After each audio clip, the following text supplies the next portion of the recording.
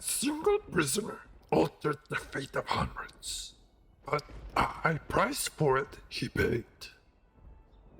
Defeated the sleeper, destroyed the barrier he has, but while all the other prisoners escaped, remained behind in the rubble he did. Xardas was who dispatched him against the sleeper.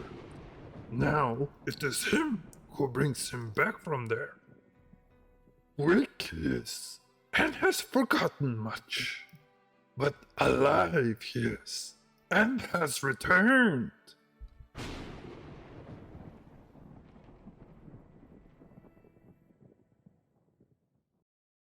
Hello fans of the best RPG game of the 21st century, this is Gothic 2, the returning mod with the new balance patch of January 2023. We are here with a actual guide, not a playthrough this time, and we are gonna skip all the unnecessary dialogues, only stopping on the ones like this one here, where you can actually get an achievement called Coward and some experience points. Now, as soon as you stop talking to Xardas, we're going to start looting his tower. There's quite a few things in it, of course. And before we turn to the dark side... What you mean, to the dark side? I mean that we are going to become a necromancer, Master Yoda. So here we are in Act 1, obviously, the hidden threat, and... there's quite a few things on the table. There's actually a hidden button that allows us to raise that little gate as well. And we're gonna push it and get the chest and a few more things behind it.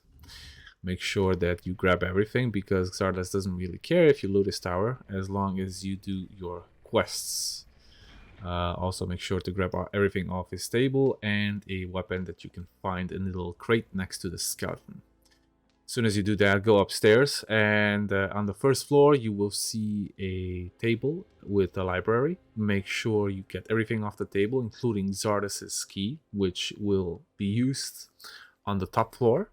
And well, that's just what it is. There's a chest up there with some extra loot. Also, there's some stuff in the bookshelves, some scrolls. Might be useful, especially at the beginning of the game, so you can actually kill some monsters or, you know, convert enemies a little easier. Alright, the library is basically done. We go to the final top floor. For those that are wondering, there is a new button since the November patch, which grants us speed up to 3 times as fast as the normal game. We're not actually making the video go faster, but the game itself. Once you press on Y on your keyboard, or Z, I think. Depends on what kind of keyboard you have, Y or Z. It will go faster. Now in this upper floor, you will grab the chest and also equip a broom, and you will get a sweeper achievement. Another 50 experience points, which will always be useful for the path ahead that we're gonna carve. Make sure you also sleep for the next 4 hours, so you have some sunrise instead of going out in the dark. Of course, and once you're done, just go downstairs and continue your path to the basement. But what will we find in the basement? What we'll find in the basement is basically some torches, some water bottles, and even weed that we can smoke on later, of course. It's not regular weed, it's swamp weed. It's what they have in the Gothic world, obviously. But there's also more. There is a note downstairs that we're gonna read in the second episode, and you will see what's it all about. Now, the basement itself, it hasn't changed much. Pretty much everything else is the same from the base game. And just make sure you get everything like before. Great at thieving, you are not, young Padawan. Well, I suppose not, but when you are without everything, you get everything that you need just for your quest to be done. Once you're outside, make sure you approach the teleportation stone, or runic stone as they call it in the quest log. Go back to Xardas, talk to him about it, and he will give you a teleportation stone. which you cannot use until you actually find ancient rune tiles and activate the runic stones themselves, so you have an option to teleport to as well. You also have some loot behind Xardas' tower. Some of you probably already know this. There's also some stuff above on the cliff, but we're not going to go there. We're just going to do the basics and grab whatever we can here that it's actually accessible. And what are the herbs that are lying on the ground?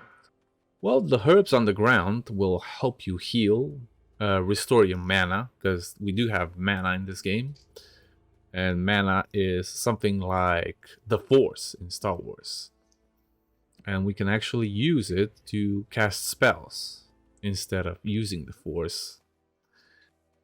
And that's pretty much it. Alright boys, we're back in business. But first of all, a little bonus from last time.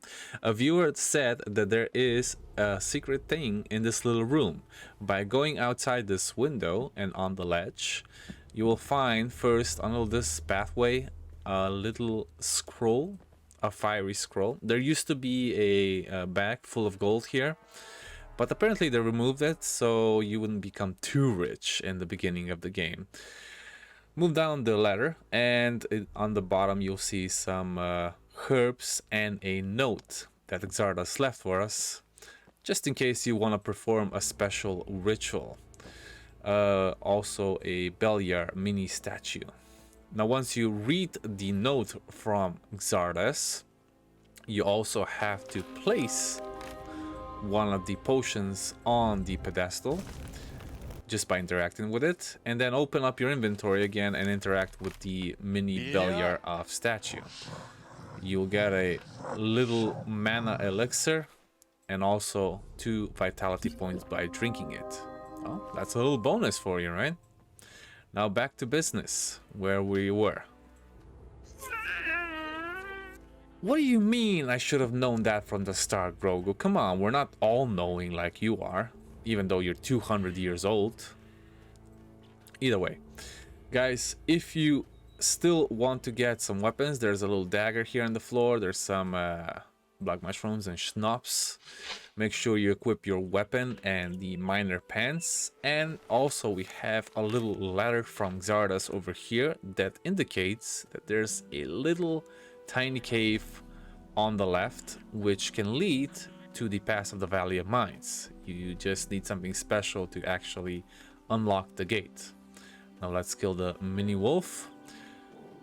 I will also make a little guide on how to use one-handed and two-handed weapons for those that actually have problems with close combat with swords and such. But you probably don't, since you've been playing Gothic forever, most likely. But with the new balance, or in returning in general, the mod has some updated mechanics for monsters, so certain ones won't work the same way as they did before. For example, the troll. Once you're done with the wolf, you'll go down this little path into the cave and start killing some goblins with a little bow. Would be nice, correct? And the longer you hold the bow in place, if you have free aim, the more damage you will do while aiming. I normally just kill the 2 next ones and kill the last one with melee, with the branch. Yes, I know, Grogu, not everybody can use the Force like yourself. We're not all Force sensitive, you know? We're just regular people trying to play regular games.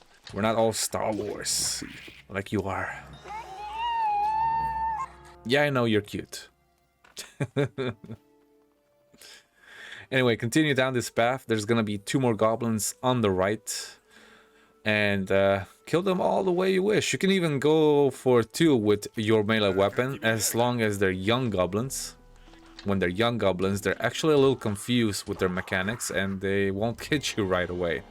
When they're adults, they'd probably kill you in 2 shots with the equipment you just have now. Anyway, grab everything you see on the floor, like you always do.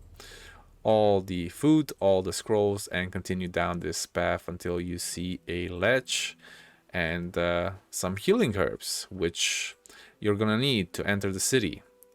You're gonna find out how to enter the city from Leicester, which we are going to at this very moment.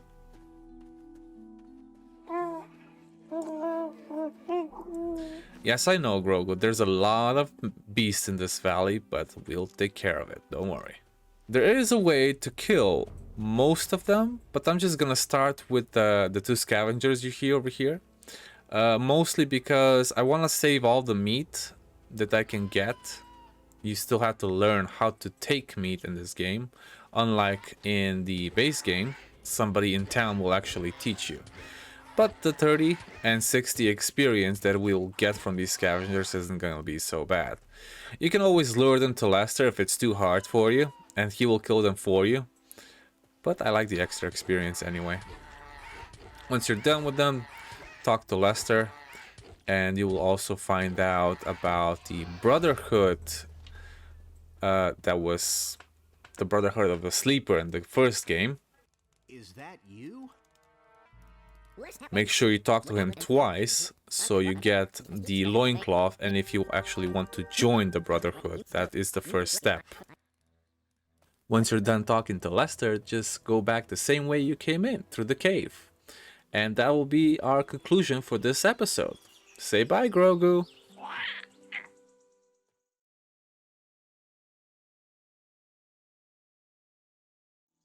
Good morning! This is the third episode of our little journey, and I'm very happy how these little videos are turning out to be. Some of you guys have expressed very nice emotions when you see them, even in the most extremes of ways. And yeah, here we go again. This is Cavalorn's camp here. We're gonna just look around first before we actually talk to him. Make sure we get everything that we can. Maybe I'll even miss some stuff. We'll see. Either way, I remember talking to this guy even before Night of the Raven came out, and I was like, where did this guy come from? He wasn't here before. And I specifically remember his voice saying, "Hello, stranger. What brings you to these parts?" And something like that.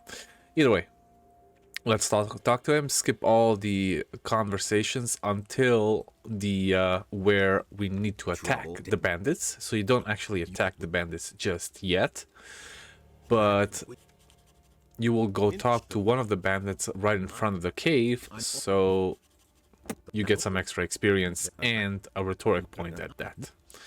This guy was one of the hunters in the Gothic 1, if anybody remembers still. He was the one that could sell you a lot of bows and arrows.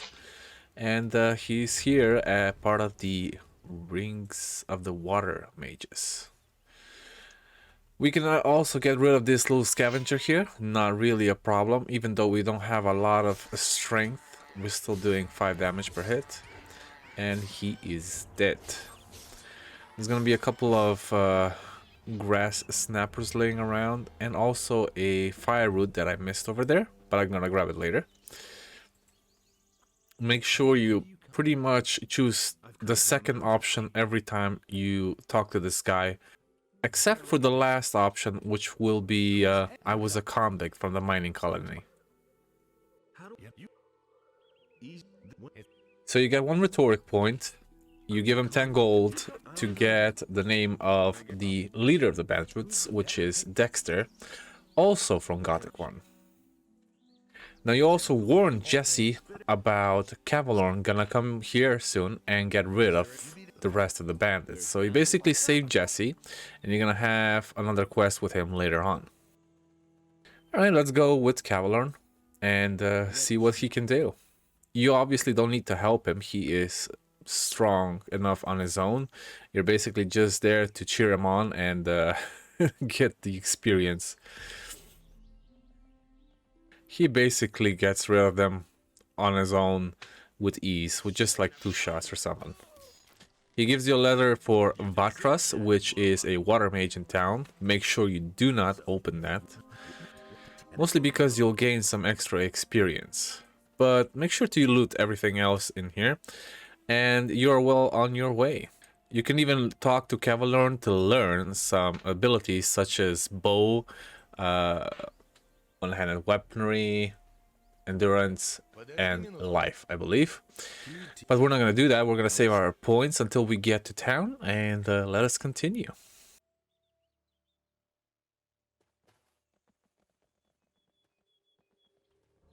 This shouldn't take too long. There's going to be a couple of stuff we still might want to pick up, such as the healing herb over there.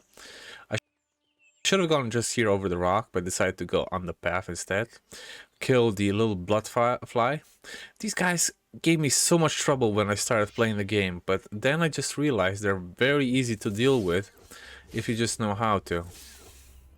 Basically same as anything else in the game. Except elite orcs are sometimes a little unpredictable for melee weaponaries. Here's 2 more healing plants, which you're gonna need to gather to enter the city. And make sure to pray to your god daily. Either it's Innos or Beliar, doesn't matter. Here, we're gonna have to say goodbye, guys, and we'll see you in Lobart's farm in the next episode.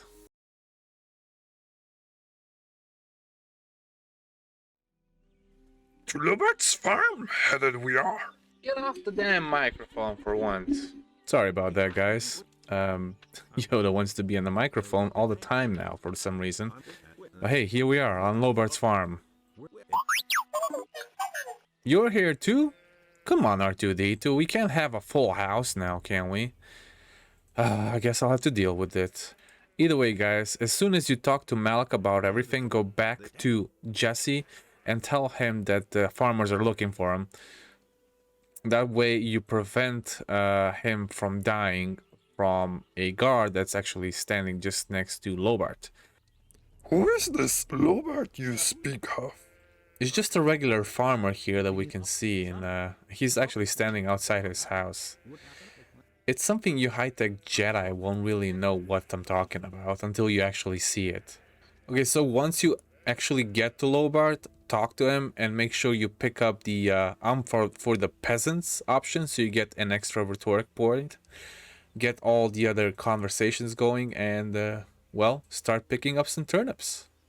And once you're done with the field work, just go back to Lobart, tell him you got all the turnips, and make sure you also get the other quest that he's gonna give to you. Afterwards, go towards the house. Don't go inside just yet. We're gonna talk to Kantar first. Probably the first out of 2 times, and the next time we're gonna talk to him, he's probably gonna die. But that's for a later episode. Why would he die, you ask, R2-D2? Well, probably because of a side quest of a side guild that we're gonna join. Anyway, we'll tell him that we don't want his paper because we gotta have an easier way to get in. And grab a frying pan from him so you can just directly give it to Hilda. Once you do that, just go inside the house and start the little quest that you already basically finished. Much time has not been wasted. Then just turn around and go into the other room, make sure she's not looking, and grab a brush. Check your inventory, of course. Brush the floor, and you get another experience called the cleaner. While you're here, might as well read the other notes that we got from the bandits and see what else they have hiding in these chests. For the first one, it's easy. For the second one, if you get in the right spot, you can just press V and loot it without actually her noticing. Make also sure you grab the rest in the back, because she won't be looking anyway, and read the book so you can get some rhetoric and intelligence. Now we're on our way to the next farmer called Vino, or wine in this case. I'm not sure why they translate it into vine. It's literally vino. And since you already got the bottle from Malik for defeating the bandits, this should be easy pickings. Next up is the little hill above, where we're gonna grab a fire arrow and kill some of the field raiders. Yes, the field raiders are actually bad, and they do want to kill you, R2-D2. Why? I don't know, because they're bigger than you and they're probably hungry. Either way, there should be 3 of them, but I messed up, so I had to go back and redo the whole thing. I didn't die, I just had to relocate them. I didn't find them. So there's gonna be a couple of things up here, among others a little purse and metal knotweed. The King Sorrel will actually appear later in chapter 2, I believe. I'm not sure if it's in chapter 2 or if it's just after a certain quest. But there are other things such as 2 healing roots, and inside the tent of the Brotherhood there's gonna be a couple of wolf skins you can also grab. Ask this guy what are they doing here and just return to Lobart afterwards. The quest always this easy will be. Not always, Yoda. Not always. There's gonna be actually quite a few hard ones as we get through the progression later in the game. For now, they're super simple, and we also know what to do. Make sure you're straight to the left here. There's gonna be also an actual purse here. They removed the one from the barn, so don't bother go looking for it. Tell Lobart what you found up there, and proceed to buy the clothes from him. Some decent farmer clothing that you're not even gonna use. Now that there's this guard, you could talk to him and choose the second option when he asks you what are you here for. Then go to Xardas and tell him we have a problem. Xardas will tell you just to bring him back to the skeletons or do whatever you wish. You have 2 options. I normally choose to bring him to the skeletons, mostly because of the loot that he gives you. Some extra gold and even a sword that you can use if you're gonna go two-handed. The skeleton will dispatch of him very easily. And now you can take the road to Khorinis. See you in the next one. Hello guys, and welcome back to another Gothic 2 returning experience with Miss Livers on Lobart's farm. We are headed to town, finally. But first, we gotta meet a very special pirate. His name is Greg. There should be a captain in there somewhere. Yeah, sorry, Captain Greg. Might as well do that right. Anyway, Greg has like 5 different dialogue options, but you just choose the first one, so you skip the rest and just give him the farmer clothing. That way, you'll get some extra experience and some extra gold from him. This only works if you're playing returning. For example, in the base game, Greg doesn't even exist. But in Gold Edition, he's still there. Once you reach the gate, the city guards will stop you and ask you how to get in the first place. The first option is to bring the herbs to Constantino the Alchemist. That's our first option. Second option, much easier. You can just basically skip everything beforehand and just give the guard 100 gold. You give him 100 gold, he lets you in. Third option. Instead of telling Kantar no to not give you the paper, you tell him yes, please give me the paper, and you will owe him a favor.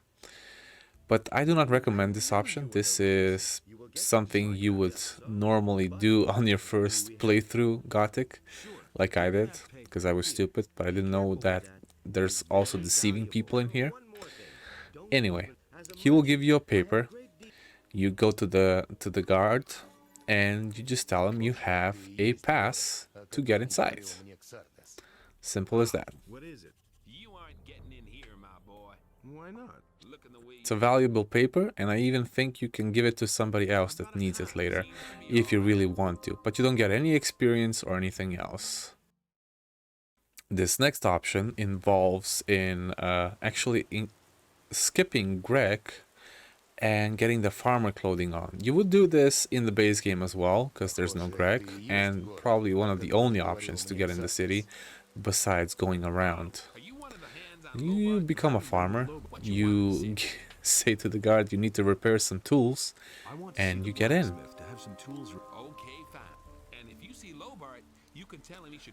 Yeah, you need to tell Lobart you need to keep the sheep well fed. Now, this option is a little bit tricky. It involves going sideways inside. In the base game, it's super simple. You just go in and nobody's gonna stop you. Here, the guard will definitely stop you. You can do it twice, and the third time the guards will attack you.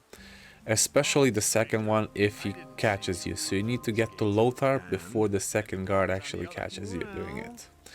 As you'll see in the bonus round of this exact same moment in a second. So this is what happens if you don't get it right.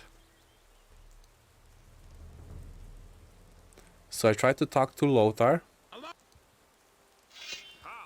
but the guard was already attacking me.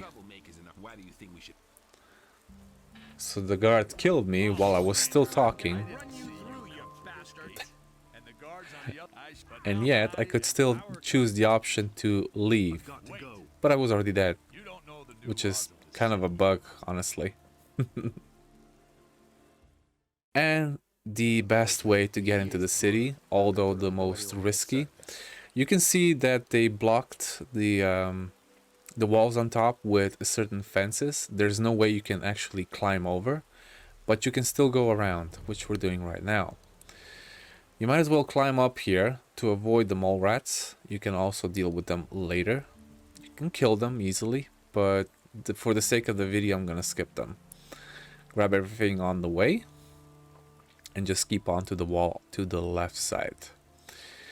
Might be a little more careful here. You can fall down on certain areas, but it shouldn't be too difficult if you already know how to play the game. I'm gonna go down here, hug the wall, and grab onto this ledge over here again. Then equip your bow, and you're gonna take down the little blood fight that's hanging around here instead of using your sword to do it. It will require 3 arrows if you have the enemies on 50%. You can do more damage if you have at least a little bit of dexterity, which you can't really get.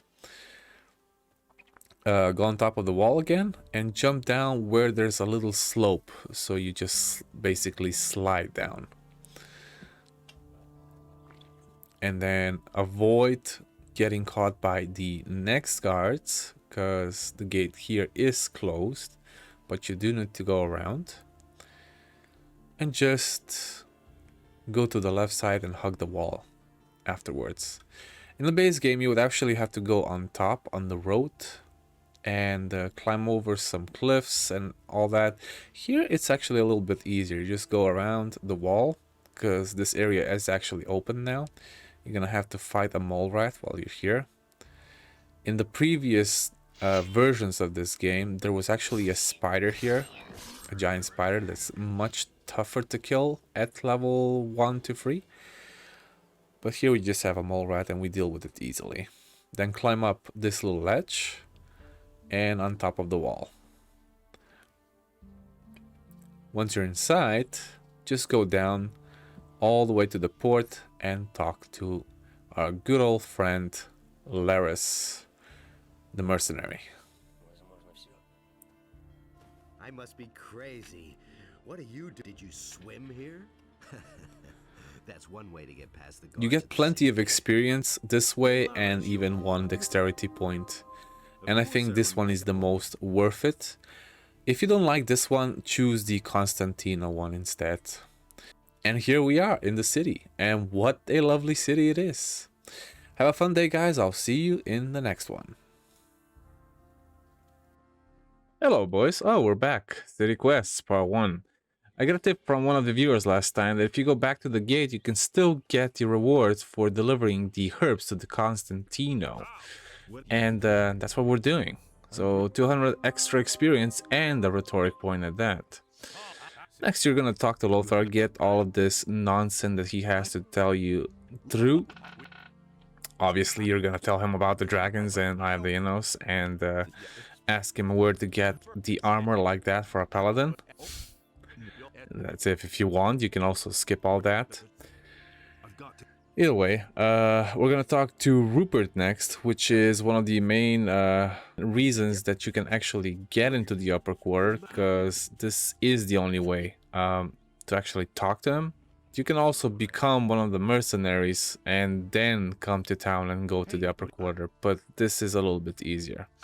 We're gonna talk to Pablo. He's gonna tell us what to do to get some influence in the city. So you have to acquire influence from 7 people, I think. I haven't really counted, but this is basically where we're gonna pick up as many quests as we can within 7.5 minutes, and then see where would that take us. We're gonna ask Vatras about the Water Mages, how to join them, how to join the other communities, and how to join the communities that came along with the returning mod as well.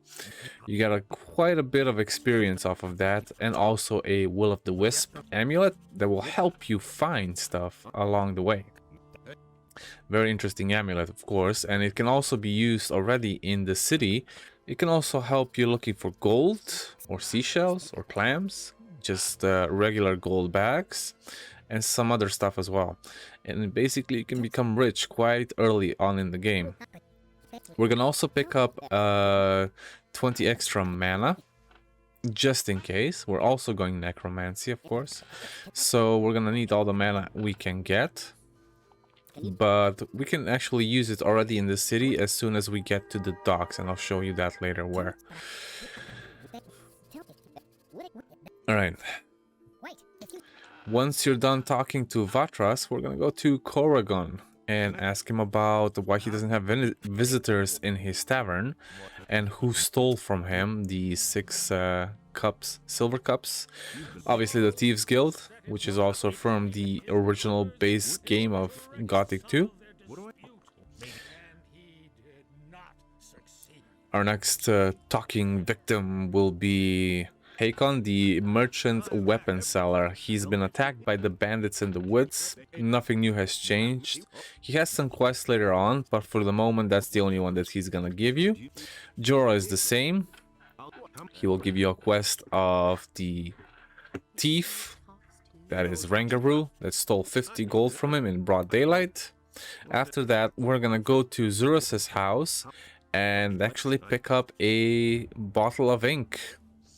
And that is gonna be for one of the people in the harbor area, Brahim. I don't think we do that in this episode, but nonetheless, you should have it as soon as possible, so you don't have to go back for it. We're gonna talk to Xuras to find out where Constantino gets his herbs, although we should already know that. Xuras gets his herbs from Constantino, the alchemist, which apparently he wanders out in the woods, but we never see him do that. Cantor's back in town and he wants a favor from us. And this time we're gonna be the bad guy and actually put Sarah in the prison. Mostly because we get some extra quests for the Merchant Guild in chapter 2 or 3. I'm not sure which one was it again. I think it's chapter 3. Chapter 3 is where the last members appear and the last quests appear for the Merchant's Guild. Baltram will also play a role in our little adventure with the pirates, when we find them, of course. But first, let's talk to little Rangaroo and catch him basically running away. He doesn't run away as far as in the base game. He stops here on top of a wall instead of going all the way down. You do the same as you would in the base game. You tell him you won't arrest him if you wanted to go the easy way instead of fighting a thief, one of the Thieves Guild members. We're gonna do it the normal way and let him go. Just take the gold back. Go to Lord Andre afterwards and tell him that you want to join the militia, and he will tell you about the Thieves Guild and all that. This is just a quest for later on when you actually kill all of the members of the Thieves Guild, so you can get some extra experience from him. The main reason we're here though is to arrest Sarah, even though she hasn't done anything wrong, but Cantor wants his ways. Next up is going to be the harbor area, and we're gonna get rid of Mills. It's a guard that's guarding the warehouse. We're just gonna equip our normal fireball. We're gonna get some manas in case one fireball is not enough. But one shot should kill him if you have this on easy mode. Otherwise, use two. You can also use your weapon if you think you're not gonna be able to kill him. But anyway, he has the key and some goodies on him. Just make sure you loot the two chests that are on the upper floor. We'll also get a statue of Innos that we can give to Edda, one of the reasons to get into the upper quarter. And just on the side note, you can activate your Will of the Wisp with Shift F5, and it will fly around and give you some company in finding gold. Next up is Jack. Jack the Sailor. Jack the... we'll see what he becomes later, but for now he's just Jack the Sailor from the lighthouse. You ask him to tell you a tale, and he'll give you 2 extra 100 experience. And with that, we conclude this short episode of Gathering Quests. I'll see you in the next one. Hello guys, and welcome back. This is Gothic 2, City Quests Part 2. We just left off Jack the Sailor in the background, and now we're going towards Laris, who is a mercenary just guarding the dock. Not actually with the mercenaries. We're going to talk to him about the Ring of Water. We're going to talk to him about getting the ornament back for Vatras to the Water Mages at the excavation. Also, we're going to ask him if he can do us a favor by joining one of the communities, and the community we're going to choose is the militia, mostly because of the extra experience we get. I think it's around 600 experience in total. And of course, ask him about where we can get either weapons, armor, or gold. We're gonna get gold from Lamar once we get beyond 10 rhetoric points. Currently we're at 7 or 8. But we're gonna get more once we are finished with the docks in the evening. After we finish talking to Laris, we're gonna head for the tavern. I even asked you guys in a poll, I think it was this week, which of the following characters in Gothic 2 would be the most, would suit most as a bully, and you guys went with Bolko instead of Mo, that's actually guarding the tavern. No matter. At the end, I also got 40 dexterity so I could equip the Falks, but right now the Falks didn't work out as a two-handed weapon because they're too slow. I still had the Wolf's Tooth to beat up Mo, because one-handed weapons here just did better. Once you beat him up, take his stuff, enter the tavern, and well, you'll see what happens after. Talk to Cardiff to see if he can give us any information about work or any special work. Make sure you get 1 rhetoric point here as well by saying you don't want any information, and then you don't want that information that much, so he can sell it to you for 5 gold instead of 10. You're gonna get 7 up to 7 rhetoric points at this point. Once you're done with all the conversations, he's also gonna ask you to get rid of Mo, which we already did. You have to go back outside and talk to the guy, and he will move on to the other part of the harbor district. You will get a few experience points for this, and also another job, which is gathering meat if you so wish. To gather meat more efficiently, we're gonna also get a knife for cutting meat. So you get, instead of 2 from a scavenger, you're gonna get 4 pieces of raw meat. Nagur will also give you a regular quest that's from the basic gold game. As you all know, you're gonna have to go to the farm and get the package. Once you're done with the tavern, we go to the right of the docks and we're going to jump into the water. We're going to visit our old friend, the pirate Skip. And on the way, we're going to pick up a chest and also ancient rune tiles. I have my Will O The Wisp active, so it just finds it on its own. And if you guys don't know what ancient rune tiles are, I already made a video in my previous playthrough. You can also just search it on YouTube. It will be the first searchable video. Anyway, we're here with Skip. The Will O The Wisp is already picking up all the clams and seashells that we're gonna need later. Skip also gives us information about the bandits and their leader. And also he needs a new sword, which we're gonna get on the southern coast or southern beach. Make sure you also grab the chest and all the stuff inside this hut and be on your way back to Baltrum. Since they're making an exchange of rum, he's gonna give you the quest for just that. And also the quest of visiting Akila's farm and getting the stuff back for Nagur. Not actually Baltrum, you have to take it to Nagur, but we'll do that in another episode. Once you're done with Baltrum, we can talk to Cantor, so he gives us a reward, which is not much, just a poker. Not much of a weapon. I just talked to Hannah here to get rid of the dialogue. And afterwards went straight for the open market beer session.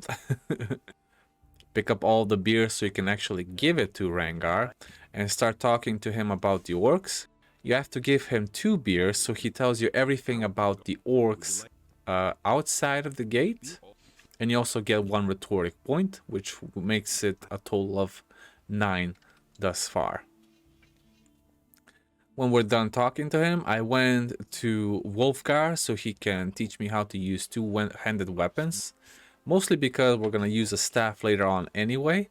But right now I'm going to need it to use Falx, which is a 40 dexterity weapon. So I made it up all the way to 30% for a new animation, a faster one.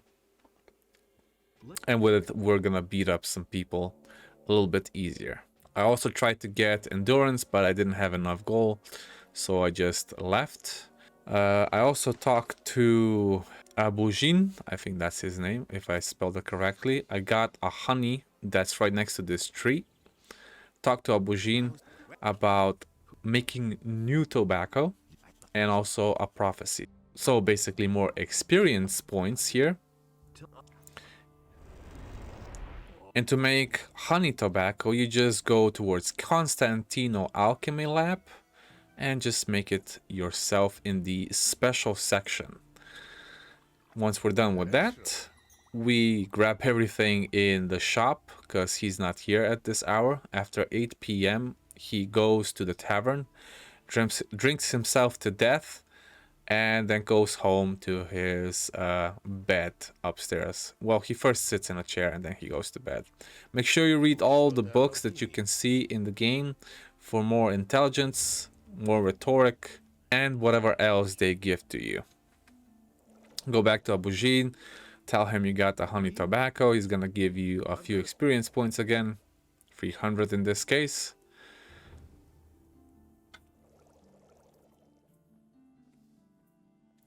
And we are well on our way back to the docks. I'm gonna talk to Alvin first and ask him about the little guy called Felon that's been hammering on his hut all day to prevent leaks and such. Since we have enough damage now, we can actually hurt him in about 3 or 4 shots. Just make sure if you're using a 2-handed weapon, you start hitting him from behind so he doesn't have enough time to react on drawing his weapon.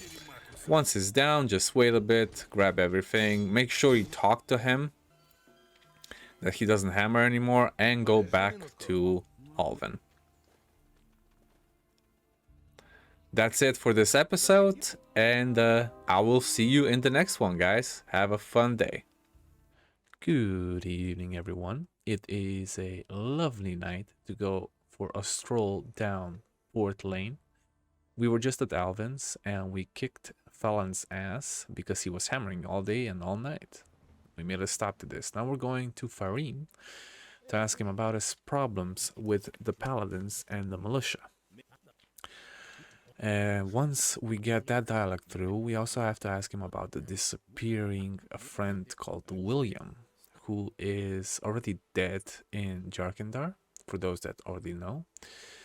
Now, we have to go see Martin that will dissolve the problem of Farim with the paladins, as well as the problem with Corrigan's visitors, and tell us all about the bandits weapon trader. As soon as you do all of that, you can go back to Farim and tell him that the problem has been solved. We had quite a bit of experience here and a few rhetoric points, but nonetheless, the more you have, the better your gameplay will feel over time. More intelligence, more rhetoric, more dexterity, whatever you prefer as your gameplay. Farim will also give us a second quest, which is Farim, Ear for Farim, but is basically just a translation soup for Farim. He's feeling a little sick. We don't have all the ingredients yet, so we'll do that later. Next up is Garvel. You can find him in the evening here at the docks, where he's just chilling, and he needs some information about the orcs. And if you have Will O The Wisp active all this time, it will pick up all the saws and hammers near Martin anyway, for you to finish the quest with him.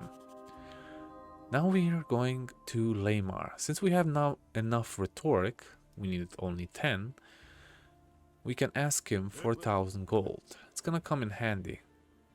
And also about his debtor, which was Mills at the warehouse where they killed him in the first city quest episode.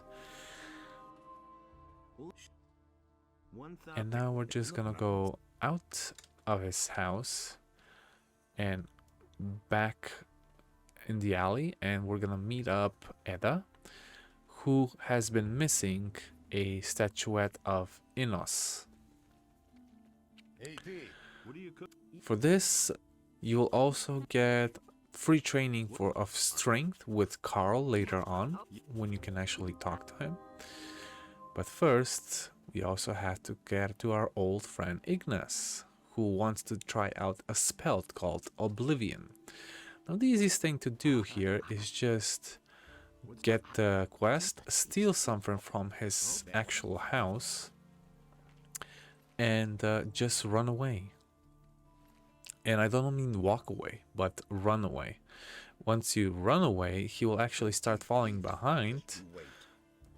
And once you hear, "Come back here, you lowlife," then you can turn around and face him with the spell.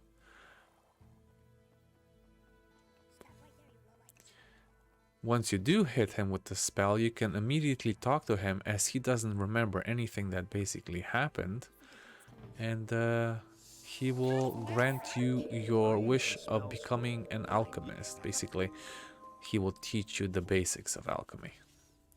In the meantime, he will also give you a quest about a man disguised as the Shadow Beast.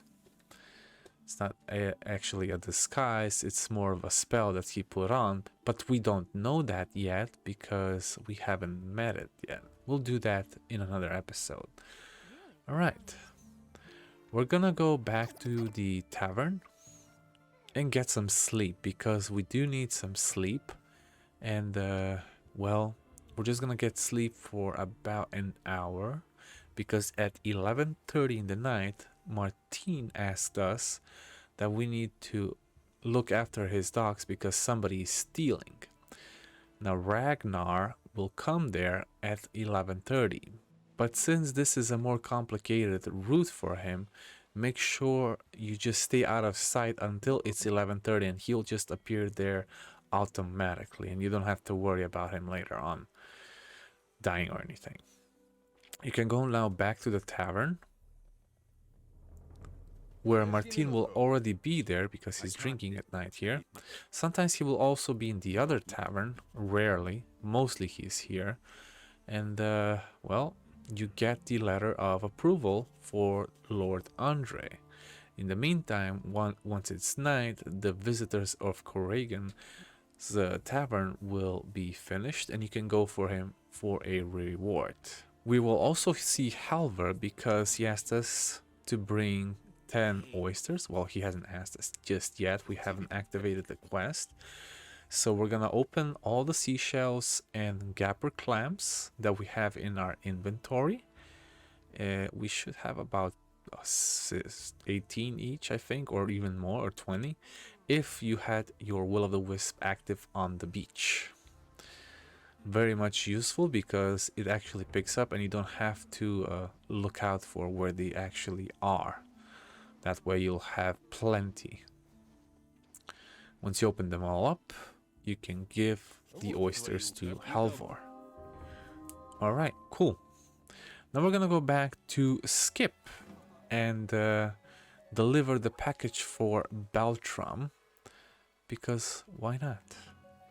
He'll also give us a quest that he wants one of the prostitutes in here just for dancing for 3 days straight. But we'll get that later because we need 1500 gold for that alone, and enough rhetoric to start it. We're gonna go back to Beltram, same way as we always did. I keep forgetting to actually activate the teleport pillar that's right in the middle of the market square, but nonetheless, might as well pick up the quest that we have here and also talk to Jorah about Rangarul if you haven't already, and give him the 50 gold back. That way you can also get Auric's sword later on for absolutely free. We're not going to talk to Hakon yet. We're going to go to Corrigan and tell him about the visitors, which is also give us a beer that increases mana and HP, plus a little bit of experience on top of that.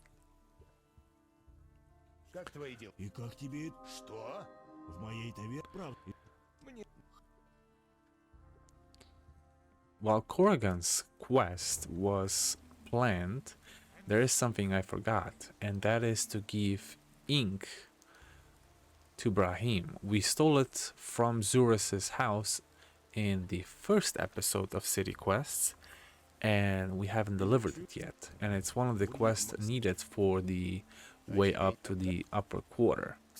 So these are the lower influential citizens that you need to impress. You have Brahim, Leymar, Alvin, Cardiff, Corrigan, and so on and so forth. Once you're actually done with them, you can get the clothing from either Hannah or if you can find them somewhere. I just came to Pablo to see if he has any more information on the bandits, as we're going to attack them and finish them off in the next episode. See you later, guys. Thanks for dropping in. Hello, boys. Welcome back.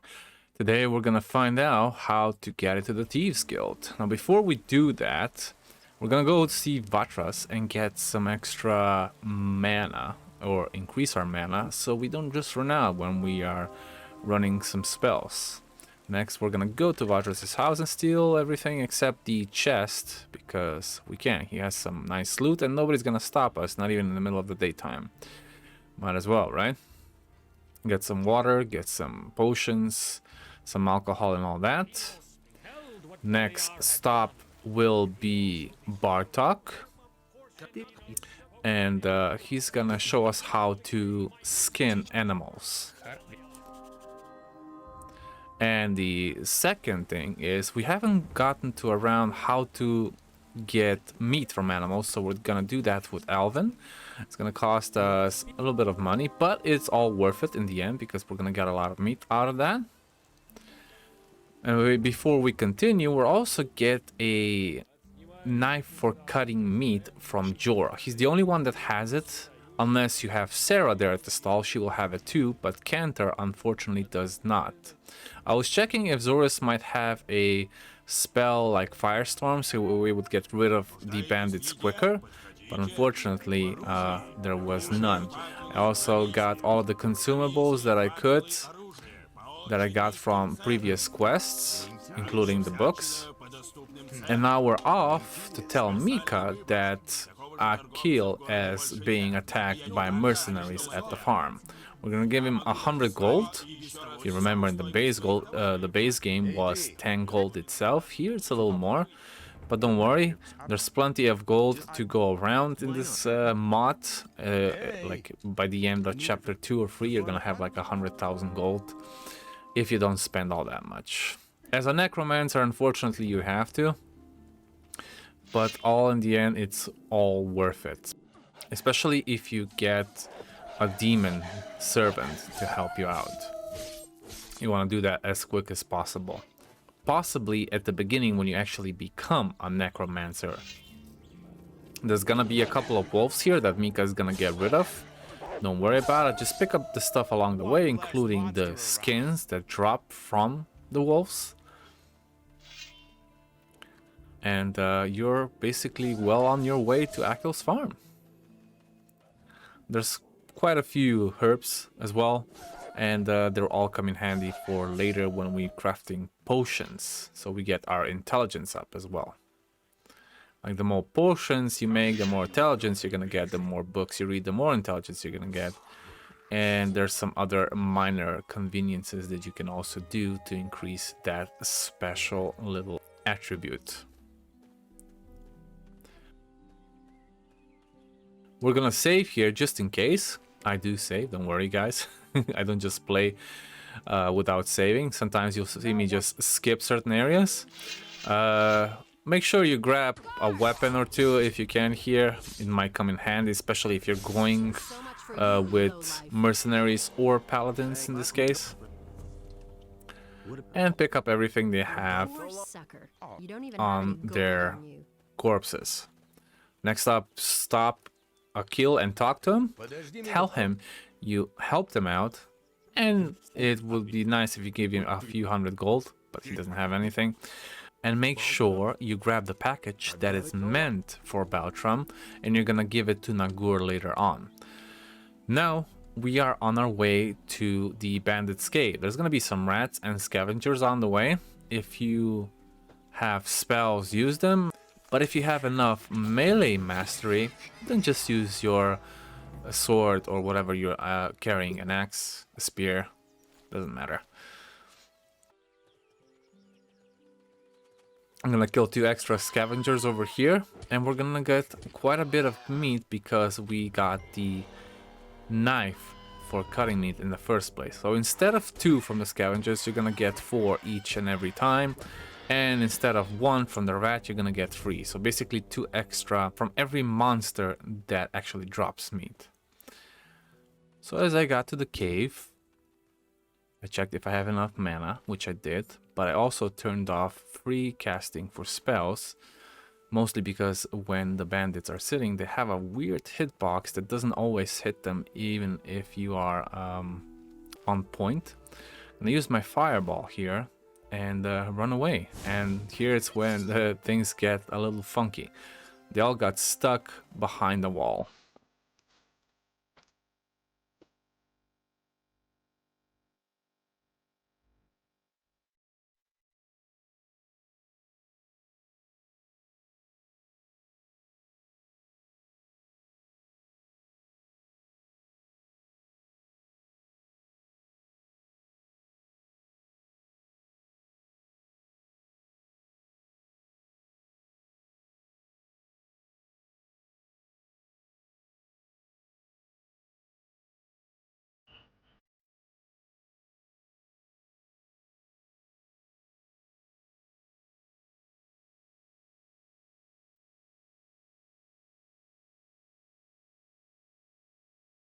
Alright, we got rid of all the bandits. Funny music at that as well. And we're also gonna get a Shadow Beast skin here, which is gonna be very well welcomed for later on when we try to enter the Hunters Guild. When we open the chest, as if you know already, from the base game, we are gonna get a smelly fish that we need to open.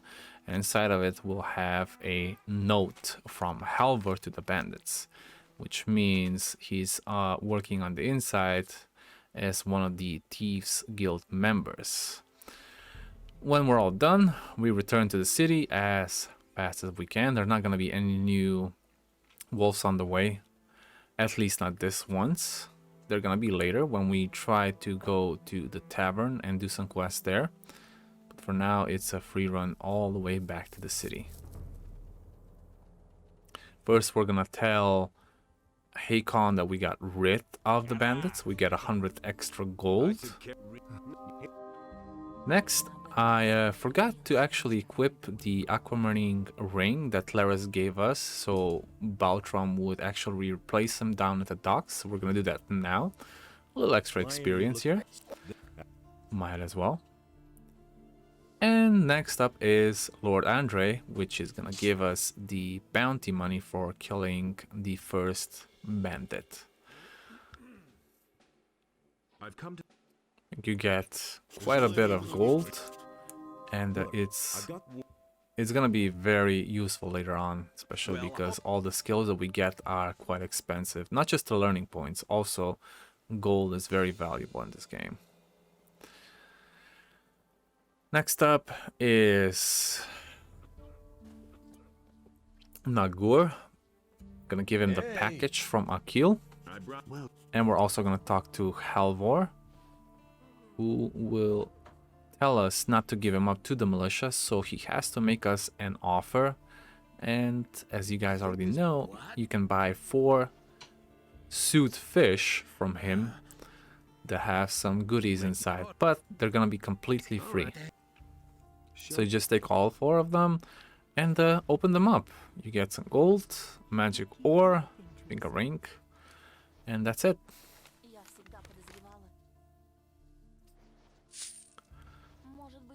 Now, we just need to wait until the next day. So we're gonna go upstairs in the tavern where we have a free bed always waiting for us.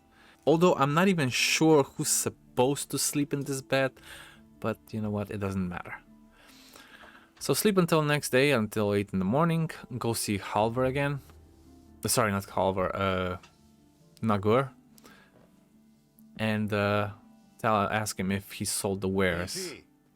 Second step, talk to Cardiff, and he will tell you that there's a guy waiting for you behind Halvor's house, which is Attila. Attila will give you a key. Now, before you actually go to the sewers and, you know, join the Thieves Guild, make sure you just go to Costantino's house and get everything inside of it, because in the daytime he's always down in his shop, and you can always take everything without anybody noticing, as long as he's not around. The chest will already be open, so you don't have to lockpick it or anything. So the ring to prove yourself to the Thieves Guild is already inside that chest. Once you're done, go on your way to the sewers, and you'll be able to join the Thieves Guild. I skipped the rats inside the sewers for a reason, because there's, I think, like 6 of them, and at the moment I cannot just handle them. I need to get some experience and some more gold, as well as join the necromancer Xardas as a guild member. There is one rat on the way, obviously, that will always be there, but one we can handle. For the rest, we'll take care of them later. Jasper will be waiting for you at the end of the sewers and ask you what are you doing here. And Cassia will just ask you some questions and then you answer them, and also bring her Constantino's ring. You can also learn pickpocketing, sneaking, lockpicking, everything for free except the learning points. You only need the learning points with the Thieves Guild, which is very valuable instead of spending like 1,000 gold for it. And that's it, guys. Have a fun day. I'll see you in the next one. Hello guys, and welcome to part 1 of becoming an apprentice, as well as a citizen of this town. But first, we need some dexterity and some skills from the Thieves Guild. So we're gonna get some pickpocketing from Cassia. We're gonna learn how to sneak from Jasper. And we're gonna ask him what's behind the door in the sewers. Next up will be Ramirez, and he's gonna teach us how to pick locks. All of this is for free. You don't have to pay any gold for it, as long as you have enough learning points. I'm also getting some of the quests involved with the Thieves Guild, so we'll do that afterwards. But for now, I just need some skills to go with it. So he's gonna teach me how to pick locks. And that's it for now. Oh yeah, and some extra dexterity like I said at the beginning. We're gonna crank it up all the way to 100 for a good reason. A lot of citizens in town will also need a lot of dexterity to be pickpocket.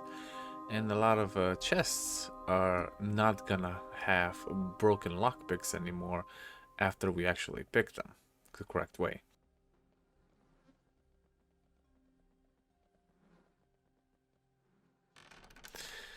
Here is the ancient chest from Fingers. 2 hours later. And he actually hid a piece of armor inside, a elixir of dexterity, and even a cloth for your head, some extra protection.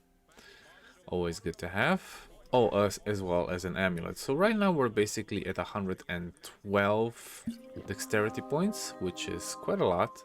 So I decided to go further down the sewers and deal with the rats I didn't do in the previous episode, because right now we actually can do that.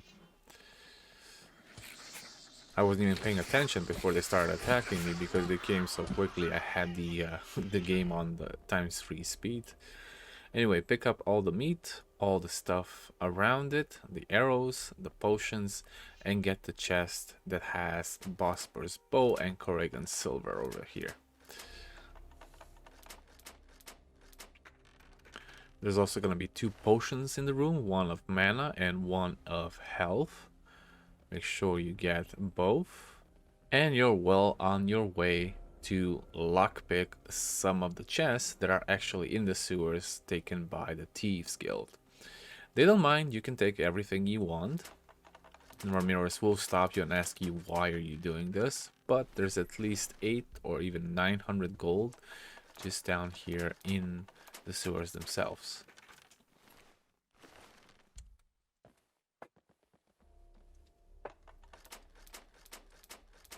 There should be 3 chests in this room and 2 extra more in the room where Cassia is. Ramirez, as I said, will stop you. But the real loot is actually on an island not far from Khorinis, but we'll go there after we actually have a key that opens everything. I managed. You tell Jasper you have actually opened the chest in the locked room and take everything else in this one as well.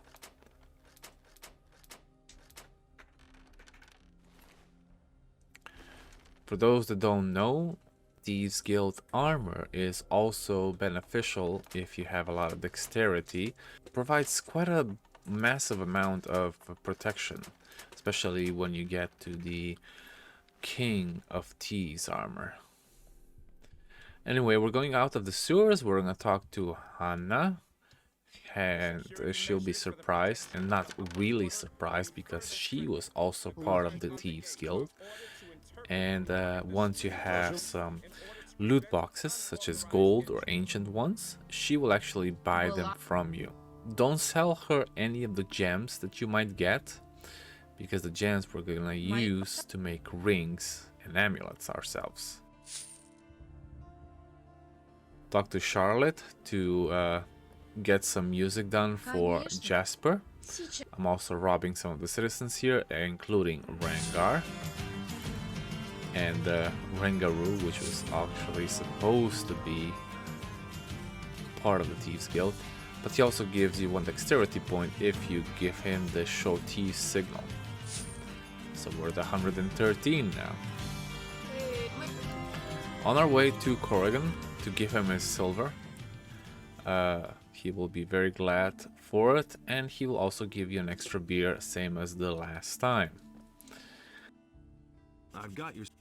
What's next? Well, we are going to try to get some clothing for the citizens. Instead of buying it from Hannah, which she would give it to us for 50 gold right now, because we are part of the Thieves Guild, instead of 100. We're just gonna get our own for absolutely no money. We're gonna sneak up in the upper quarter in the middle of the night. It's basically midnight at this point. And you can actually jump on this little, how you call that, stall over here. And once you get on the stall, you can even jump up to the upper balcony. And as long as nobody sees you, well, nobody sees you close enough, then you're fine. Might as well sneak through the house here, even though there's a lady standing right there. As long as the guard doesn't see you, you're fine. Make sure you go behind this well over here. And jump inside, jump up on the ledge. And keep moving forward until you get to the paladin's house, which has a jumpable roof right here. Once you get on top, the Will O The Wisp will actually find a leather bag, which I think has even 100 gold coins. It's right down there. And the luxury citizen clothing, which I'm going to equip. And I'm just gonna walk straight out the front gate with it. I'm not sure if this is part of the plan, but the guys in front of the gate don't even stop you unless you intentionally talk to them.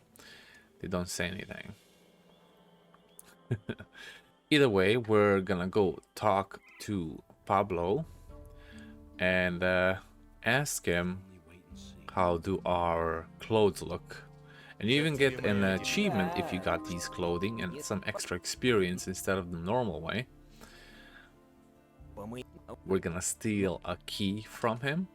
And then we're gonna be on our way to the last Harbor District citizen, as I call them, which is Carl, who didn't even want to talk to you before. But we already have the coal for him since we went to the beach with Skip. So we're gonna give him 5 pieces of coal. And that's basically it. If you've helped Era, he will also train you in strength, and he will actually do it for free, and you're gonna get 100 experience points. And he can also teach you how to break locks with brute strength force. Like the more strength you have, the more easier it's gonna be for you to break harder locks. I'm gonna sleep at Constantino's room until 8 in the morning or so, and then we're gonna be on our way to Pablo one more time. He's gonna be outside right in front of Harrod's workshop, and we're gonna ask him what do they think of us in the lower part of the city.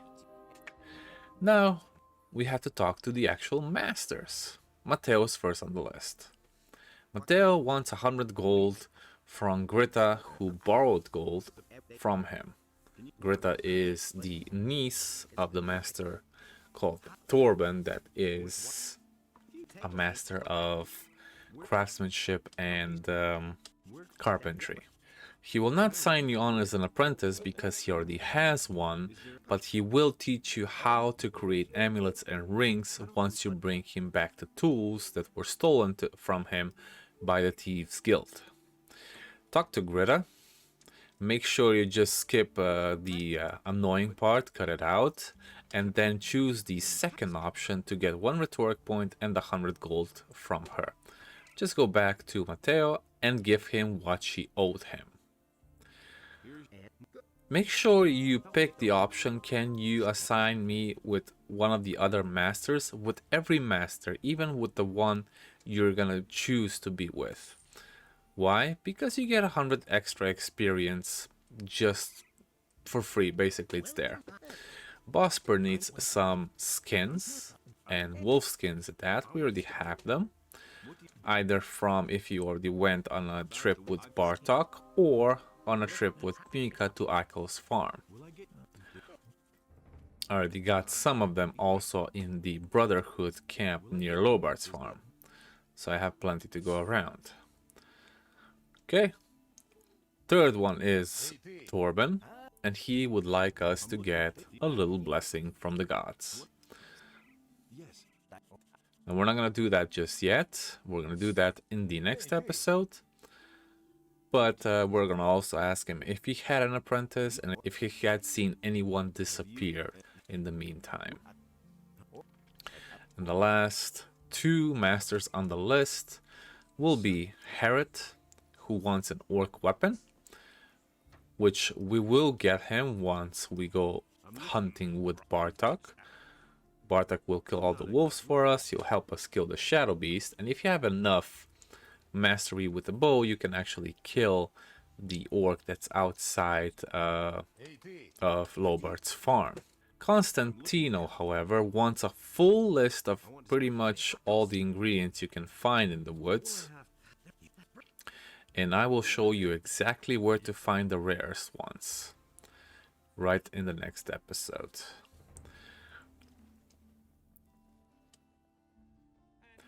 Bartok is the one that's gonna help us get the orc weapon, as I just mentioned.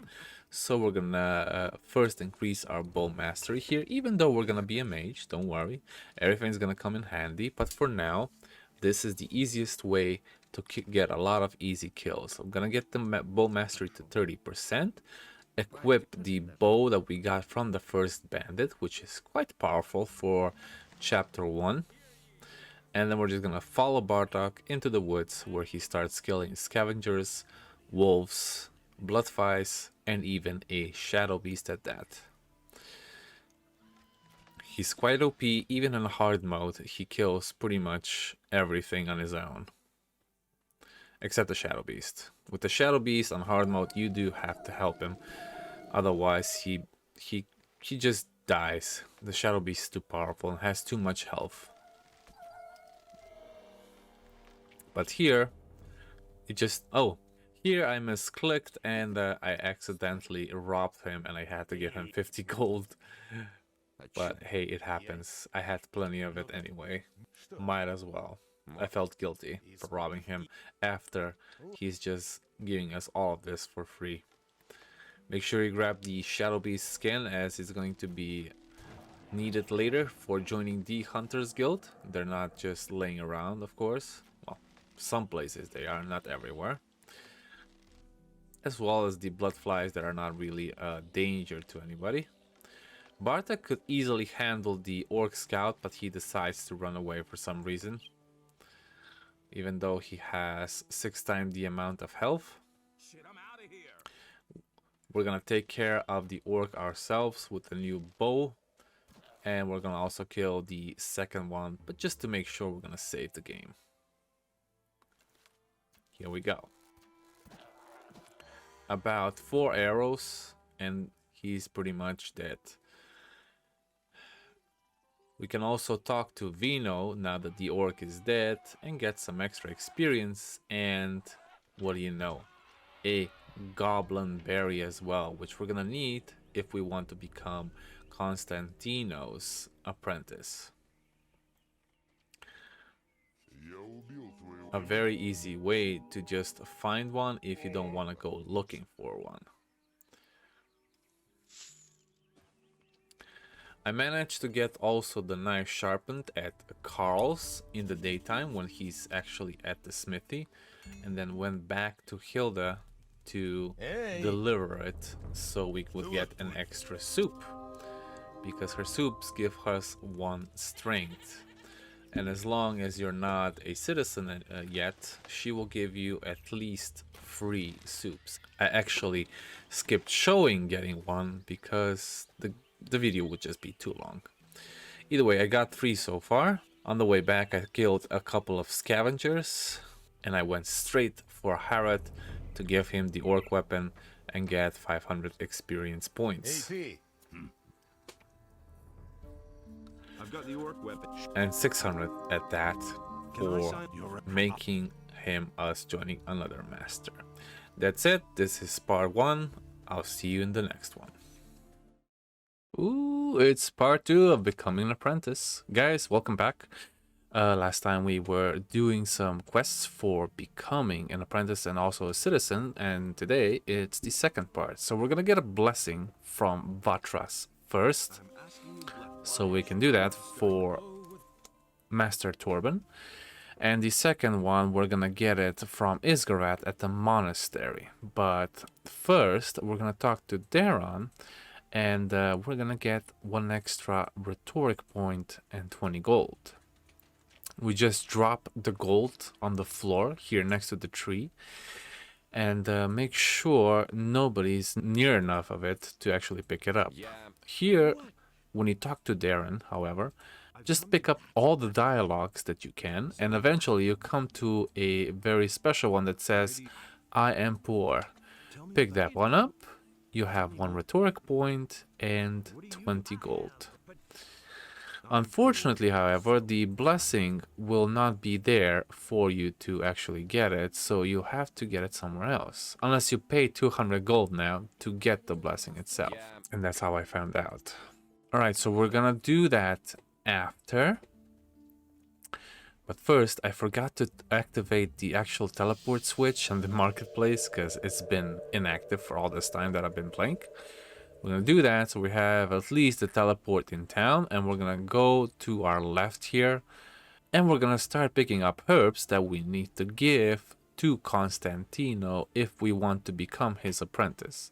It's also good if you finish the quest because he doesn't actually take your herbs.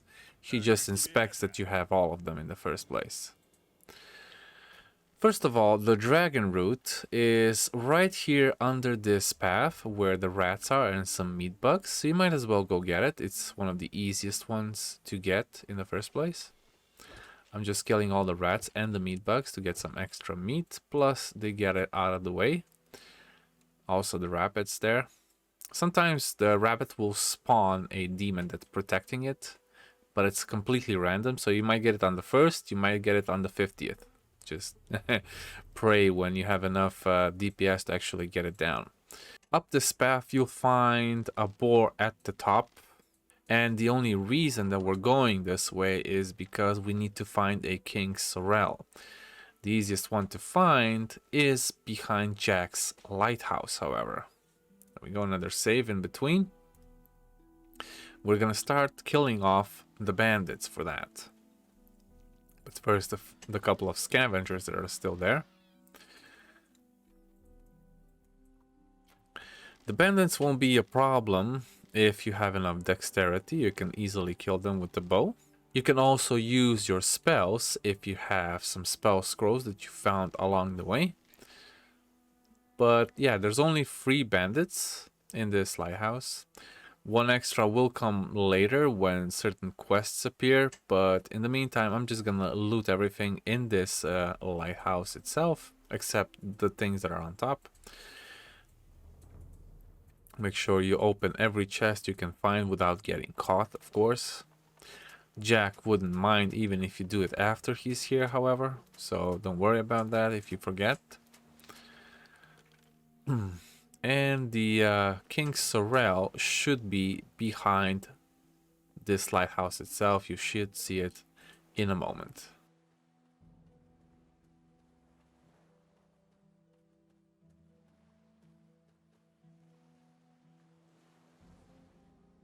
And there should be a couple of potions and even a satchel of gold up ahead if you continue further up the hill. For me, well, I'm just gonna go backwards and I'm gonna continue my path to the monastery. And until we get there, well, I just want to say a big thank you to all of you guys that have been watching this little series so far. It's been quite a pleasure, and I hope that I can make this as enjoyable to watch as I have so far. It's gonna be a long ride to the monastery, but with the right determination, you can get there with no problems. Gonna be a couple of blood flies in the way that we still haven't got rid of, and 3 mole rats at the top of this hill. with everything being ruined because the bandits attacked a merchant called Errol. We'll do that quest later on as well. If you guys have seen the new design for the Gothic remake Mole Rat, it's a little disturbing to say the least. And that one's not even the scariest. I think the scariest probably of all of them is the Bloodfly. And the Bloodfly itself shouldn't be that scary unless it's gonna be that OP to take down.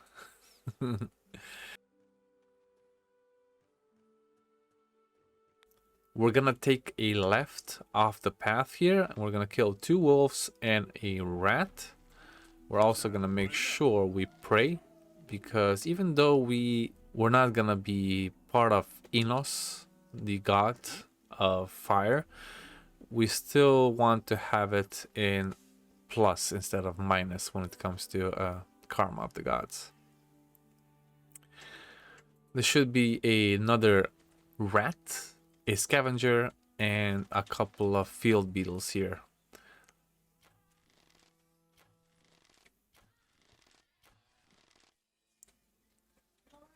Once you get rid of them, the rest is pretty self-explanatory. You just go talk to Xardas, ask him for his blessing, and you are well on your way back to town afterwards.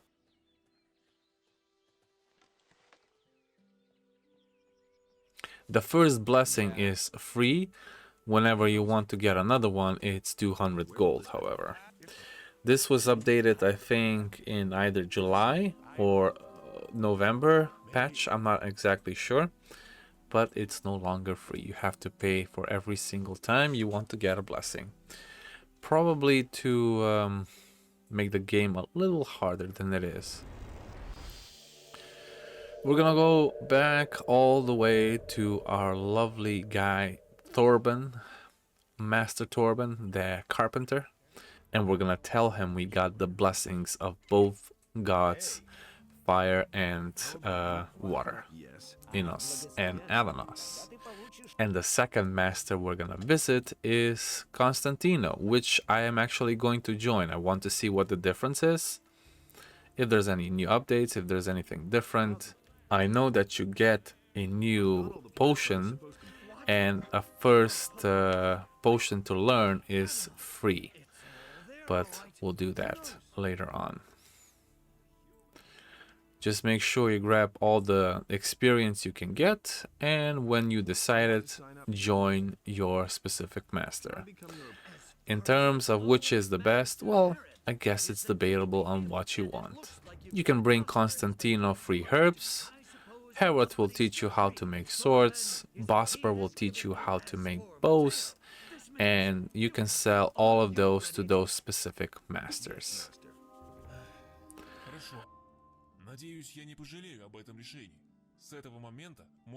Once you have become an apprentice, you also have the access to the upper quarter, which will give you another rhetoric point once you get to the guard, which leaves us now at 15. And 15 is also enough to speak to the Water Mage Xardas if you want to go to the excavation site of the Water Mages. Of course, Lothar will stop you on the way up, as always, but that's not important. What's important is that we are now officially a citizen of the town. See you in the next episode, guys. Hello, boys and girls, welcome back. Last time we became a citizen, and today we have some unfinished quests that we haven't done yet.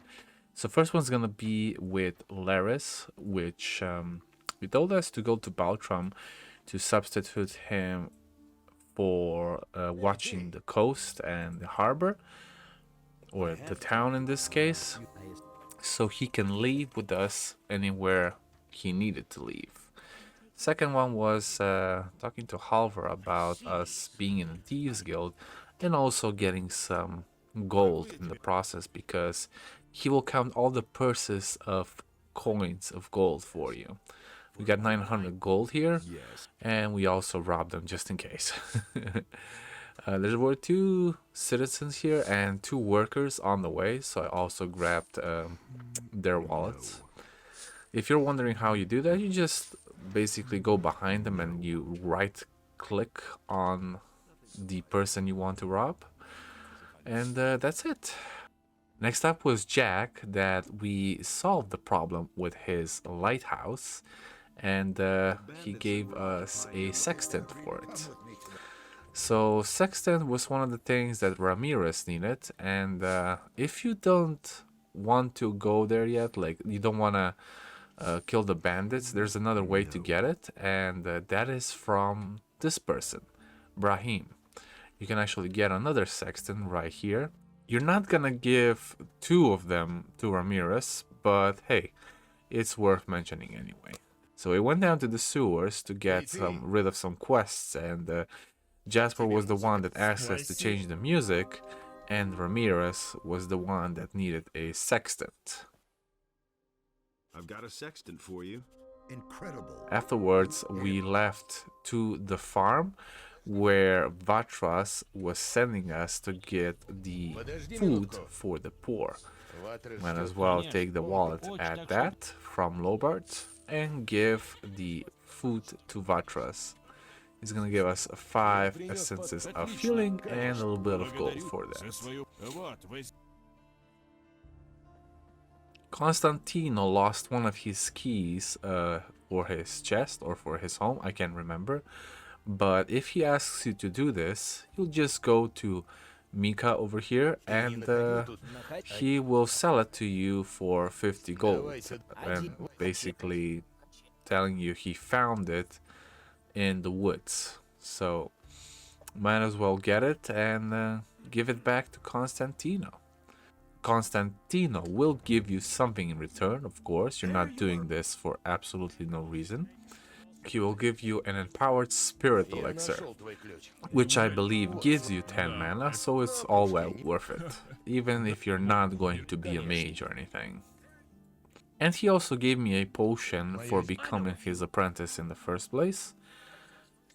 And he also teaches me the first potion for absolutely free. So I asked him what he might need, and he is going to buy the herbs from us, the ones that we don't need.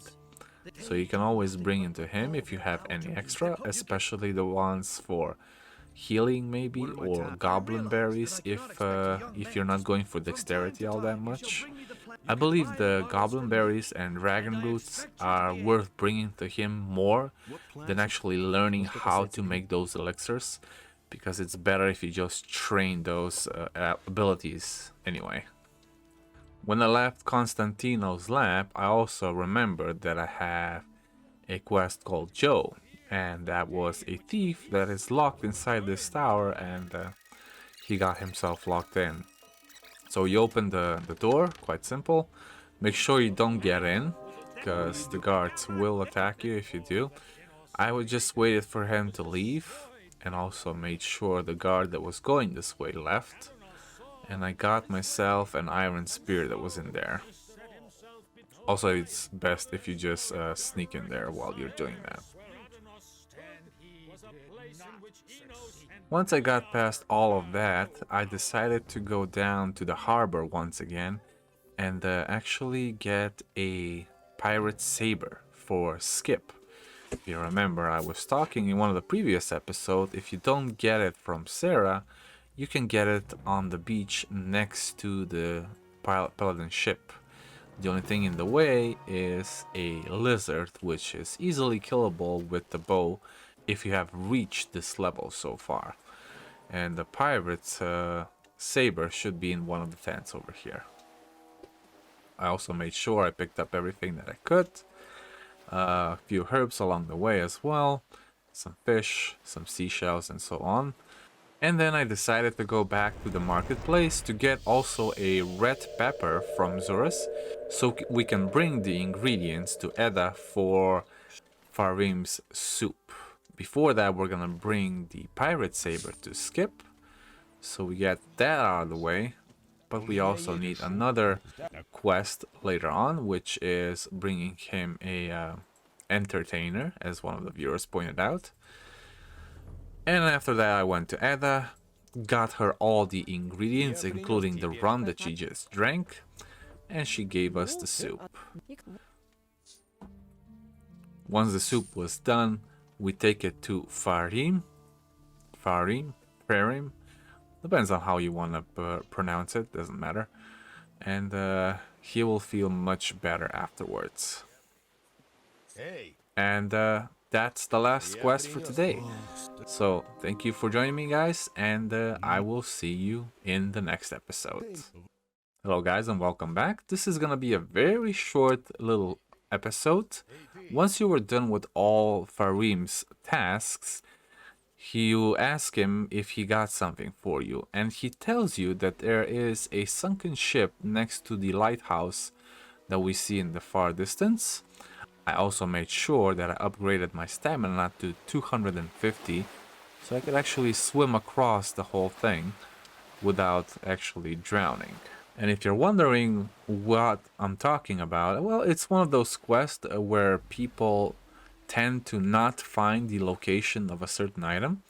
So I decided, let's make a little mini episode about it, and I will show you that there is a nice little loot chest right here at the lighthouse that you can just grab while swimming underwater.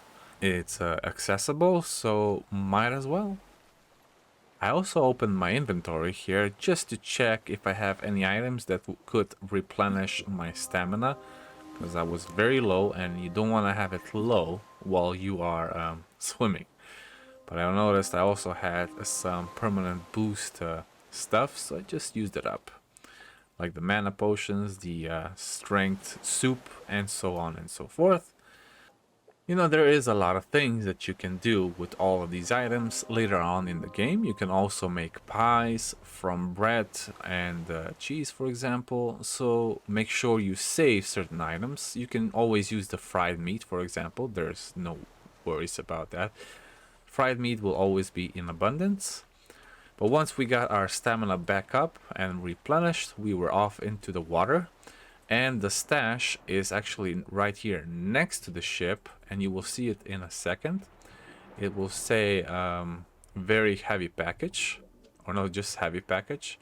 And you pick it up while you're swimming with your right mouse button. If you have a problem figuring what that was, well, now you know. And the problems with the water, I haven't been able to fix it because it's an issue with a driver. So I cannot do anything about it, but hey, as long as I can play, right? Anyway, I opened up the package, and there was, I believe, 250 gold in it, and a few minor things as well. The red pepper that we just used up in the previous episode, some silver rings, and magic ore. And that's it for this short episode, guys. I'll see you in the next one. Good evening. Today is the day that we are on a mission, or the night for a mission, and we are gonna get all the Blood Chalices from the influential citizens of this town.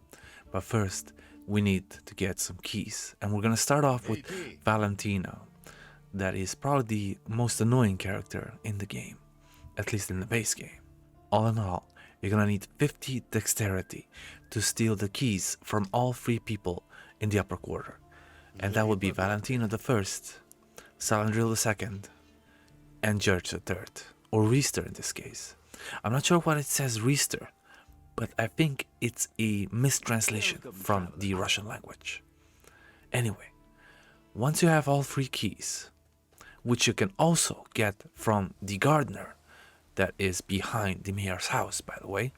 If you join the Thieves Guild, you can talk to him, and he can provide all the keys for a few gold. Once you have all 3 keys, you are bound to get at least a little bit of sleep until 11 p.m. or midnight in this case. So here we go. We are gonna get some sleep in the closest possible place, and that is actually Salandril's own shop. He will disturb you once you get to 11 p.m. or midnight by saying, get off my bed. And you will have to quickly and surely get into your sneak mode. So here we go. Sneak mode number 1. Make sure you read the book and rob everything else that is around this place. Besides, the books give you either intelligence or rhetoric, sometimes both, sometimes even something different. Anyway, the button is on the wall. It used to be next to the desk, now it's on the wall. The wall goes down, and you can quickly and simply open the chest, where you will find your first Blood Chalice. Congratulations. Once you're done with Salandro's little shop, you might as well go out. But beware, there is going to be a guard standing right outside. And to distract him, this will only work the first time, however. You can talk to him and he will turn the other way, and he will not notice you if you go into the second building with the second Blood Chalice. However, if you mess up, the second time won't work. I'm not sure if it has anything to do with the coding, but make sure you are ready and do this correctly. The key for this chest will be in the corner next to the fireplace, so you might as well take that as well. Once you have the key, just make sure the other guard is not there and nab everything from the chest. I normally find this difficult to do on the first try, but nonetheless, if there's any other way you can do this, well, you can always tell Wambo to get out of the streets in the night, and he will charge you 250 gold for it. You can also join the Assassin's Guild before you do this, and he will be killed by your hand or the leaders. And that's for another video, of course. I also grabbed a few books, in a note of the bencher, a silver plate, and a few golden coins. There's nothing else in this house with Ur-Thrall, even though he's one of the most influential citizens in this town, but he does not have a Blood Chalice. I just robbed him because I thought it would be cool. Either way, I went downstairs to see if there's anything else that I could find, but there was not much. There was just food, a book, and some minor things around the house, such as a broom and stuff. But nonetheless, pick up everything that you can see in every house, yet nobody will mind. The guard finally paid attention to me actually robbing the place, so we just got out of there and went directly to the judge's house. Now there's a trick here. Once you get into the judge's house, you can just wait on the stairs, then the judge and the citizen that are with him will go back to sleep. I'm not sure why this is the case, but it works nonetheless. Just make sure you sneak back in. I opened this first chest, and there's gonna be a lot of gold inside. So that's why it is definitely worth lockpicking. For the chest with the Blood Chalice, however, you need to move this shield right here, and the wall downstairs will move. I also grabbed some other stuff that are on this little fireplace, but I failed to get the golden box, so I returned. Here you can see I grabbed the torch because I couldn't see very well. The chest contains a Blood Chalice, some gold, and even part of an armor for your headpiece. Next up will be Valentino's little house. Make sure Lothar doesn't see you, otherwise you'll have a big problem and he will just keep an eye on you even more than before. There's a small little chest on top next to the first bed, but the Blood Chalice is not in there. So what you're gonna do is grab this little lamp and another wall will move downstairs. Once you're done with the upstairs, grab everything downstairs, where you will have a few golden candlesticks and some other nice loot. The chest is smaller than the normal ones, but it's still very valuable. The next house will be Gebrand's place, and this one is right next to the entrance, but still be sure that Lothar doesn't see you getting in. There's gonna be a couple of food on the table and a couple of food pieces on the stove as well. Just make sure you grab everything, as food is also very valuable, at least early on in the game. Gerbrand is also very rich, even though he did not get everything legally, as Diego says that in the 5th chapter. But nonetheless, whatever there is in here, we are going to grab and get on with it. This is one of the 2 chests you have to lockpick to get the 2 Blood Chalices remaining.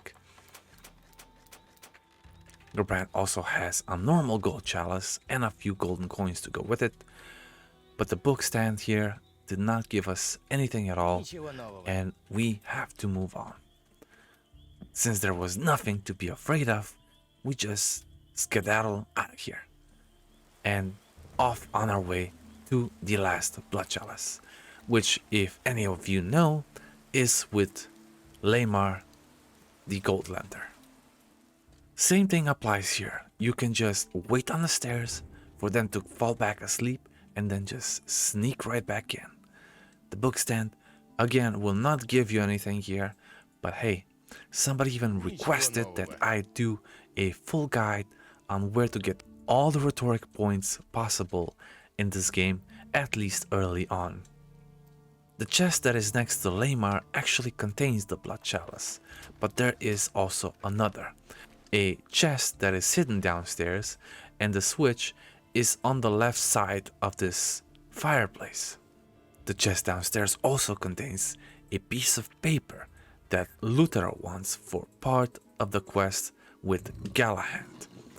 And we will include this part when we do actually start the Gallahad threat. The only reason I am looting this chest, however, is the 500 gold that is in it. It's one of the few chests that has so much gold in it by its own.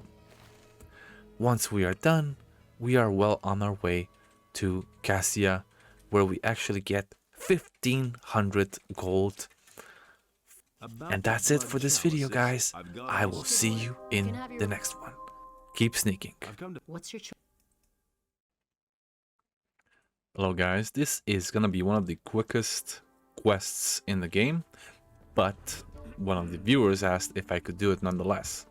So before you join any of the major guilds, especially the one with the fire mages, or if you do the Merchants Guild quest, there is a quest called Parlan's Plea, which is if you intentionally climb the wall of the monastery, get inside, and if Parlan is actually there to talk to you that you shouldn't be doing that, you remember that in the regular game, if you do that, the fire mages will just automatically start attacking you. Here it's not the case, and he will give you a chance to redeem yourself by getting one of the artifacts back that one of the novices, I believe, or was it one of the mages, left it at Lamar the moneylender. So here we are at the monastery. You just skip all the conversation that you have with Pedro and try to climb up this way. I had a little problem, but eventually I did get it. There might be another way from the back, but I tried to get up this way and eventually I did get it. So once you get over the wall, Parlan will run to you and he will say, "What are you doing? You're not supposed to be here." And you just need 10 rhetoric points to actually talk to him. And you need 1000 gold to get something from Lamar, which was an artifact. But before we do that, we also got stopped by Holger and his little quest with his father in town. We're gonna do that another time though. If you continue down to one of the quarters of the main fire mages, you can actually sneak in if nobody's there, especially in the morning, because they're all in the church part of the monastery. And I'm just gonna grab this little chest here because it contains a key to the treasury room.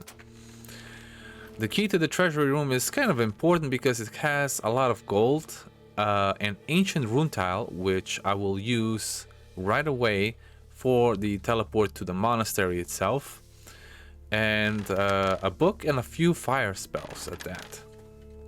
So might as well get in here while you have the chance and get everything from the chests, from the bookshelves, and well, eventually be on your way.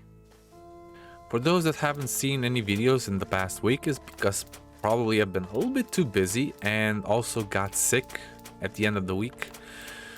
It's kind of hard doing videos when your mouth is not actually working the way you're supposed to, or your voice in this case. I grabbed all the gold chalices, the ancient rune tile, and all other stuff. So I also started opening up this chest because it contains a very valuable recipe of a magic sword that you can use as a mage, if you have enough mana, of course. I'm not gonna use it because I'm already doing the staff or double-handed weaponry. But nonetheless, if you want to go one-handed, this is your choice.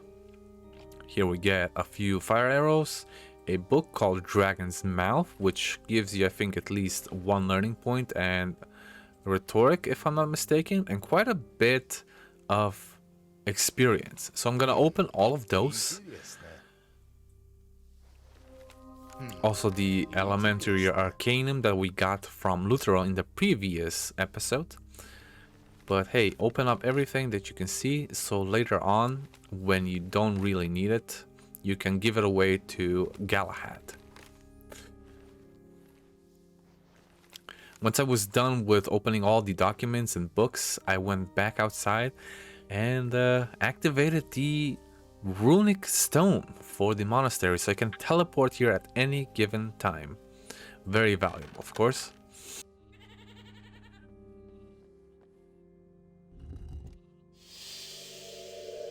Teleporting to the harbor now, since Lamar is the one that we do need to talk to.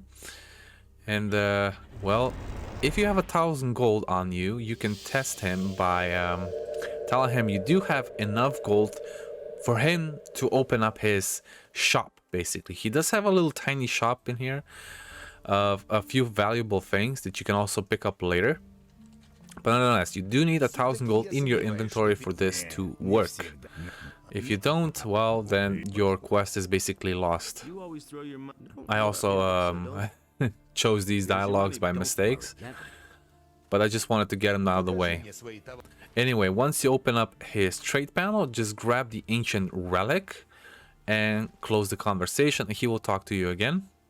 I also robbed him and I got a book that you guys already probably know about. Either way, he's gonna talk to you about the ancient relic that one of the mages left here, or the novices. And once you're done with that, just go back to the monastery and give it to Parlan. As a reward, he will give you 200 gold, a very valuable ring for at least the beginning of the game. I think it gives you 10 mana and 30 HP, and even give you a bit of karma of Innos. And now you can freely walk around the monastery. And that's it for this episode. Quick one, guys. I'll see you later. Good afternoon or good evening to everybody. This is the man disguised as the beast. And if you remember, the last time we did a quest for Ignis, he also gave us a second quest, which was him transforming one of his assistants into a shadow beast. So once you have that quest, you go to Mika, you talk to him about it, and then he will send you forward, and you have to go to Akil's farm. Akil will then tell you the same thing, that there has been no attacks in this area, but there has been something else happening, so he will send you forward to Orlan in the dead Harpy Tavern. I, in the meantime, also robbed him of his belongings, but he didn't mind, so we just moved on.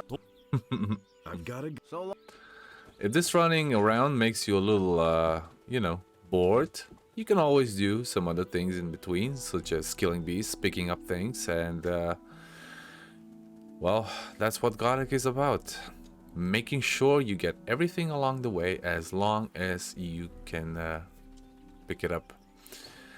Greg intercepted me here, but I just said no for now, and we'll do that quest later. Orlan tells us we need to go into the forest, so we're gonna kill a couple of scavengers here. There's also gonna be a couple of wolves up ahead. We're gonna leave the 4 wolves for now, and I'm only going to focus on the 2 that are next to the shrine. I'm trying to get the least amount of kills before I learn all the animal gutting techniques. So we're only gonna get the 2 wolves. The goblins never drop anything besides what they have in their pockets, so basically they're like humans, they're not animals. They don't have any skins, they don't have any fangs or anything, so you can kill those and move forward towards the deep forest where the herb witch lives, also known as Sagita. I also picked up a couple of mushrooms here and herbs, of course, for Constantino. Later on we can sell all the stuff that we won't need. And forgot to tell you guys, before I even started this, I picked up an ancient rune tile at Luteros, and we can actually activate one of the runic stones here, so I don't have to search for one right now. He actually has 2 saved in his inventory, so you can just buy them for 500 gold each. And well, that's 2 extra in case you need some. Sagita will tell you that there is a beast, but it lives right in her actual cave and surprises you from the back. Kind of funny on the first experience when you see him like just appearing out of nowhere. But anyway, I also robbed her. You need 100 dexterity to get the key for her chest, plus she has 100 Serapis in the chest, which is very valuable. We're gonna go now to see Vatras, where he's gonna give us a scroll, not to transform the beast back into human mode, but to at least give him the chance to speak. Once you get the actual scroll, you go back to Sagita's cave, open up your inventory and actually use it on him. Like, just click on it and it will activate as long as you're in the beast's proximity. You can also then talk to the shadow beast. We don't even know what the name of this man was, but nonetheless, it's a shadow beast Ignis now. Either way, you talk to him. You talk to Sagita afterwards. Yeah. And once you're done with all of that, you go back to Ignis, the alchemist in the port of Khorinis. And he will give you something very valuable for finishing this quest, which is a scroll of decreasing a monster of any size. We normally use these on black trolls or something, but you can use it on whatever you wish. That's it for today's video, guys. I'll see you in the next one. Hello and welcome back, guys. This is another Gothic 2 returning guide. Today we're going to be doing a quest that has a lot of connections afterwards with other quests, and that is Gallahad's Exile, I would call it. He was a magician that was exiled from the mayor's house simply because he got involved with the judge. Anyway, you go talk to him. You have to actually talk to him 3 times, I believe, before he actually interacts with you and tells you what he wants. And eventually he'll tell you that he needs help and he would like to get reinstated as a magician in the mayor's house. So what we'll have to do is get letters of approval. And to do that, we're going to have to do some extra quests for the influential citizens in the upper quarter. And those influential citizens start with Valentino, even though Valentino is just a side quest and doesn't really do anything, but you get some extra experience. But before we go up to the upper quarter, we're gonna have to get some rest. So we're gonna sleep over because I think it was too late and most people in the upper quarter get up after 8 in the morning. We're gonna talk to Fernando first, who wants a book called the Textbook of Rhetoric. That's probably one of the easiest ones to get, and it's actually laying inside Gallahad's house. Second one will be Gerbrand, and he will ask us to meet somebody at the Dead Harpy Tavern at midnight.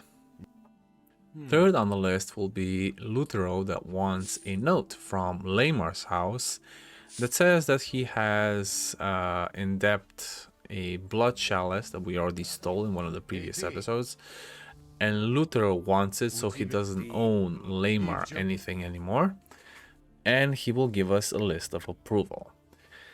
Fourth one, and the last of the actual influential citizens, will be Salandril, and he will want an orc potion. Now the orc actually spawned right outside the city gates, and we're gonna start off with getting the textbook Rhetoric, which was already mentioned. It was in Galahad's house. I couldn't get away with that.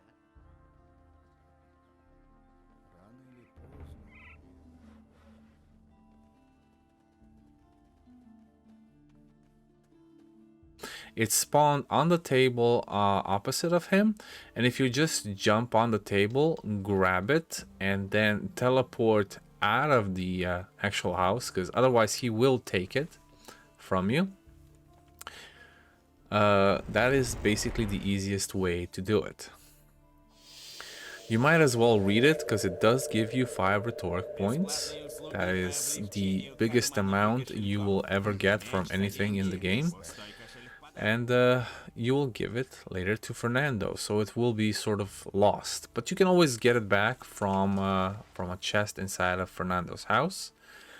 The orc that I was talking about, that one that Salandril wants a drink from, orc potion, I'm not sure what is it about though, is in hands of this little orc scout that is easily dispatched with just a few arrows.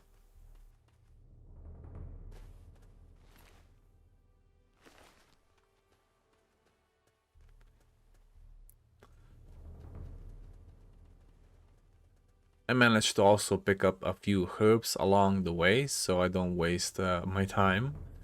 But nonetheless, we have to go to the Dead Harpy Tavern and slip over until at least midnight.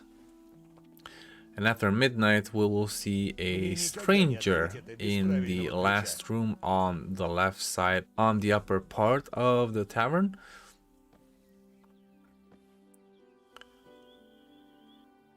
And you have to make sure that you actually get the correct dialogues from him. So you basically don't give in to him. You tell him that Gerbrand sent you. You received a pouch and a letter that you need to give him. And then you refuse to tell him who it was that actually told you about this. So what this stranger does, he is basically an assassin, and he is a gun for hire. And once you go through that, you will also gain 1 rhetoric point. It is as easy as that.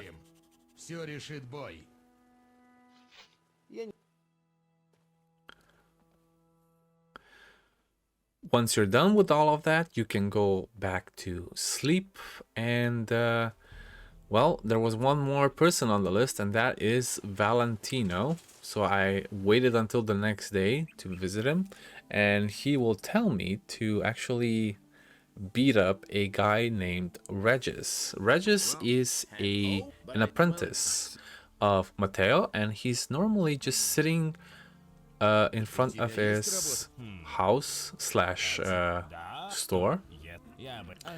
And as soon as you provoke him for him to fight you, you have to lead him outside of the city gates.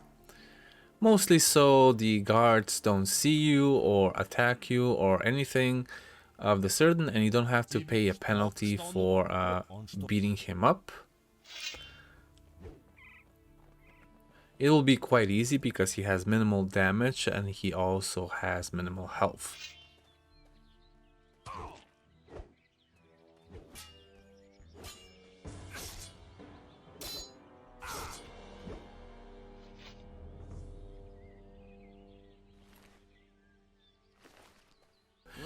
Now make sure you talk to him, or even wait for him to talk to you, like I did here.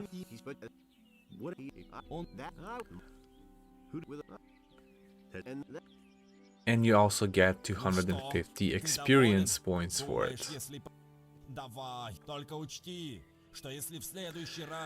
Now it's time to get our rewards. Valentino's first on the list, even though his list, a letter of recommendations, doesn't mean anything, but you still get some experience, and that is always valuable in this game when you're trying to level. Gerbrand is also giving you 1500 experience points, which is probably the most out of all of these 5 guys. Fernando will just take the book and he will give you another 500, I believe, or was it 300? I don't remember.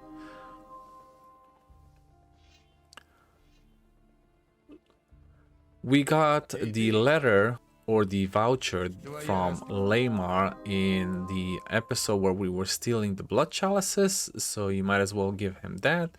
And then Salandra will also take a Orc Potion. Now we have 5 letters to give to our friend Gallahad. Now there's a shortcut of getting down the stairs instead of going around. You can always climb the wall if you want to. And Gallahad will be very happy to get all of those letters. But there's still one more thing we need to do. And that is to deliver all the letters to the mayor.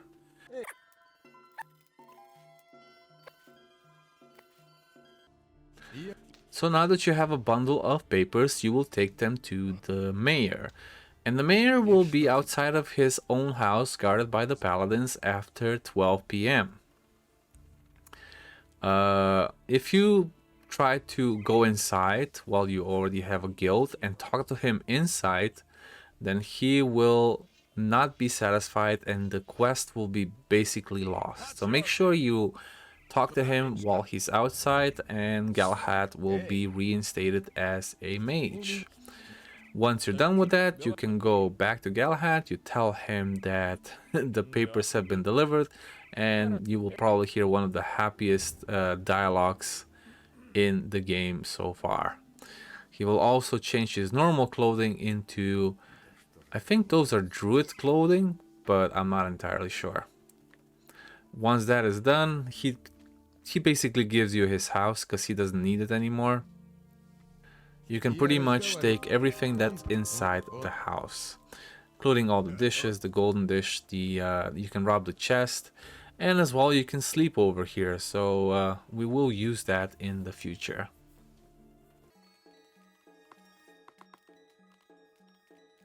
There is one last thing that we need to do, and that is to talk to Gallahad and get our reward. Now he, unlike Larius, he doesn't sit outside the house after 12 p.m, but rather after 3 p.m. in the afternoon. And he will be basically on the same bench as Larius. You can talk to him anytime you want when he's there. I think he's there for about 3 hours. And the best reward you can possibly get is to learn magic from him. You can get gold or you can get other stuff if you so wish, but it's way more worth it to get magic. Even if you're not a mage, there are some things that are more valuable than just being a mage. You can get healing, you can summon things, and so on and so forth. Either way, guys, I'll see you in the next video, and have a good one. Hello guys, and welcome back to another Gothic 2 returning guide with me, SliversFX. Today we are joining the Assassin's Guild. There's 2 ways of joining them, actually. The prerequisite, if you are not part of the militia guild, is to do the Gallahad quest and then talk to Gerbrand. If you are part of the militia guild / paladins, you can talk to Lord Andre and he will actually guide you towards what you need to do. And well, then you talk to the Thieves guild leader, and then from there you will see what you have to do. Anyway, in this case, we have to talk to Gerbrand, wait until 11:30 p.m. and then go behind the paladin's house and basically just wait for Wambo to get, well, whacked by this stranger that we met in the Dead Harpy Tavern the other time.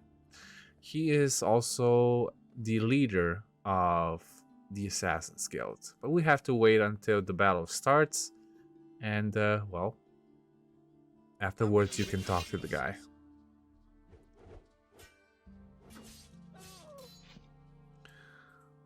He will ask you what are you doing here. Now there's something you should know. If you are already in the militia guild or with the fire mages, he will try to kill you and you will not be able to join the Assassin's Guild. However, if you join those two guilds after you already joined the Assassin's Guild, there shouldn't be a problem. So now he told you where to meet, and that is at the docks. He will already be there if you just teleport, and he will give you your first assignment. And that is to get rid of somebody named Luis.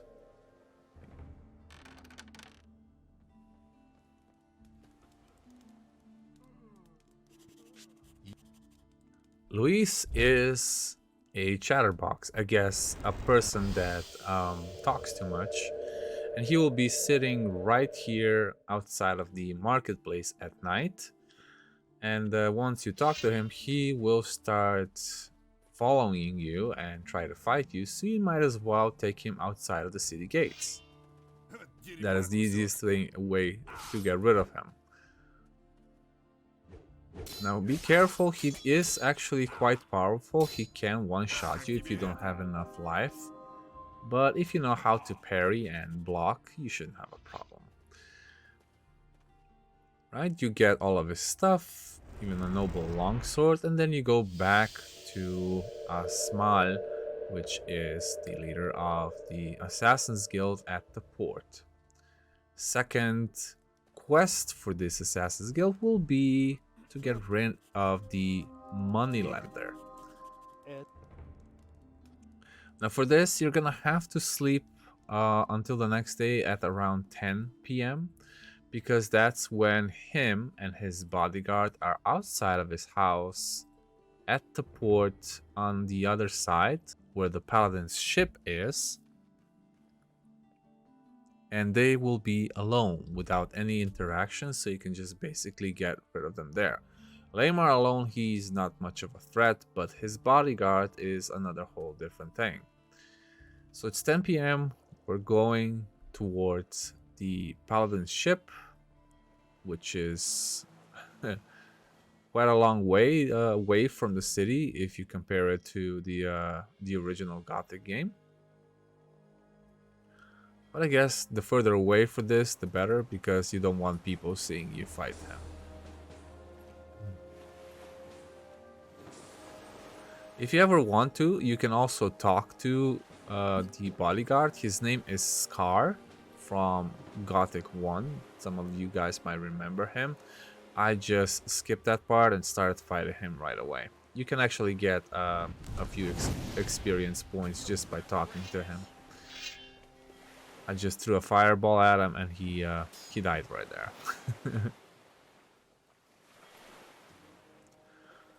And now for Lamar. You regret this. Lamar is not much of a threat because he only has the minimum life force as most of the citizens in town do. So once you get rid of him, go back to the port for your reward. And the next on the list will be one of the people that you actually helped at the start of the game, and that is Kanthar. Now, if Cantor is in the marketplace during the day, you shouldn't have a problem getting him out of town and therefore fighting him. So you do have to sleep over until 8 in the morning and then just lure him out. But if you actually put him in jail, then that's another problem. You're gonna have to go down to the jail, put a guard next to him to sleep, and then just use a fire spell or your bow to get rid of him.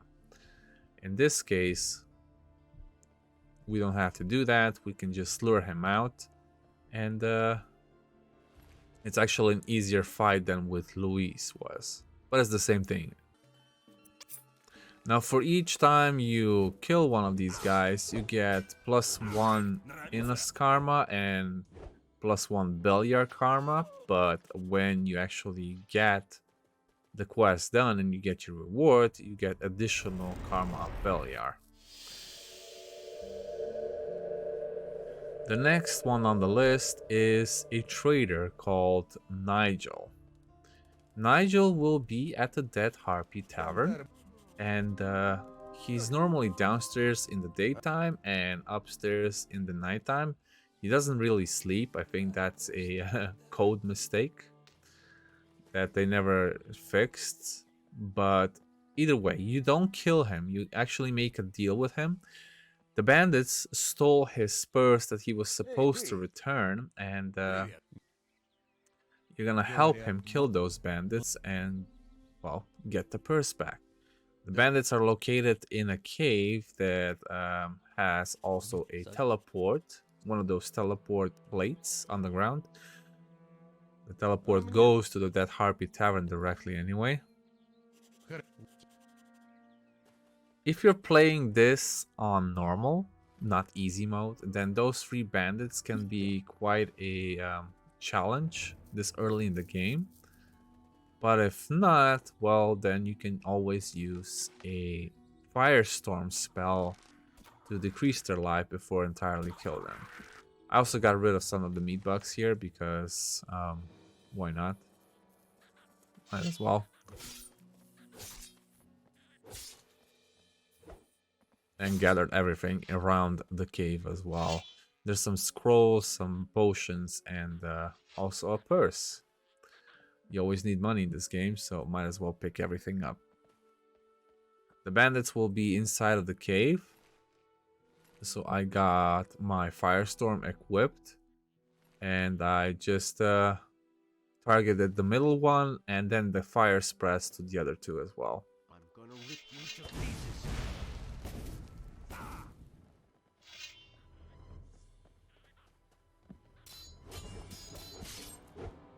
And that's how easy it was on easy mode, because they have little life. But I think they also decreased their life in general, just because this quest was a little bit too hard for this early in the game. I think they had like almost 2000 HP on normal mode. I'm playing on easy mode now. Once you're done with that, you can go back to the Dead Harpy Tavern, talk to Nigel, that will tell you that he will gather the rest of the money that he owes in 3 days. Well, in this case it's 2. But you have to meet him in Owner's Farm, which I already have the teleportation runestone to. So I'm gonna sleep over in one of the sheds and just wait an extra day there. I think I only slept for 2 straight days here, and then I went to talk to Nigel, and the quest was basically done. It wasn't actually 3 days that I needed to wait, it was 2. But then again, certain things in this game are still bugged, and well, sometimes things might get a little accelerated. You can also talk to him later about you saving his life after you deliver this, I believe. And well, he will get an extra 500 gold, I believe. You can go back to Osmal after you have received the gold from Nigel, and shouldn't be any problem. He will stay alive.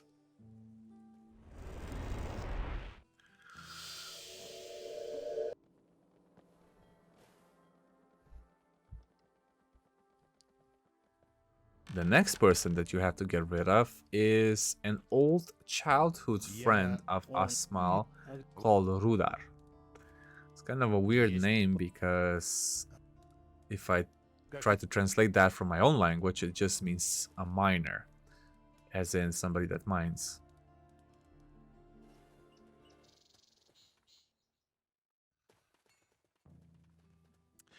He will be also in owner's farm, so you might not attack him in the daytime, but in the night he will be sitting right here by the chapel, and if you attack him, nobody will basically notice or care.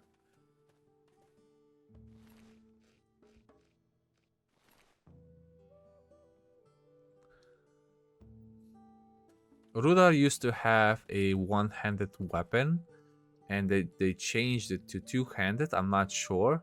Maybe it has something to do as well with what you are wielding, but I haven't noticed a pattern here. I think they just changed it to two-handed weaponry. Because with one-handed he can be very quick and he can easily kill you, but with two-handed he's a little bit slower. Okay, you get rid of him. Go back to Asmal, and then there's just one last quest that needs to be done, and that is to get rid of a whole bunch of, let's say, an opposite guild of the Assassin's Guild, and that is Hans's band, as he calls it, or gang. They're also near Owner's Farm, and the easiest way to get rid of them is actually to get a Fire Rain Scroll from Xardas. You can also find a few of them free around the island, but in this case I just rather buy it so I don't waste too much of my time. So I'm gonna go to sleep, gonna wait until 8 in the morning so Xardas actually gets up, and we can buy it for 1,000 gold directly from him. If you have 50 mana, that shouldn't be a problem, but if you don't, then you're gonna have to do it the old-fashioned way by beating everyone up separately. We have the Fire Rain Scroll. Now it's time to go to Owner's Farm and use it. The gang, the Assassin's Guild, will actually be there waiting. You can see them here. But you can bypass them and go directly to that little camp where the Wolves of Pepe are. We haven't done that quest yet because they spawn after you talk to Pepe. So we are just gonna equip our Fire Rain. We're gonna get rid of these two field beetles so they're not in the way, because I still don't have a lot of HP, even though I'm very strong at this point. But Fire Rain does the trick, and you don't have to worry about anything.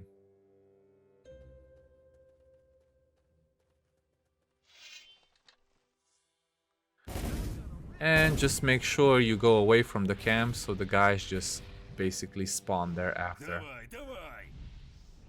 Now just pick up everything from the guys, from the bandits, I would say.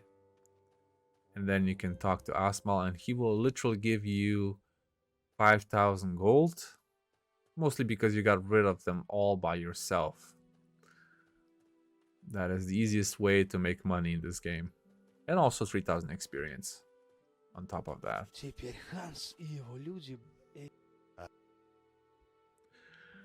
The coup de grace of quests is to actually get rid of Asmal and become the leader of the Assassin's Guild yourself.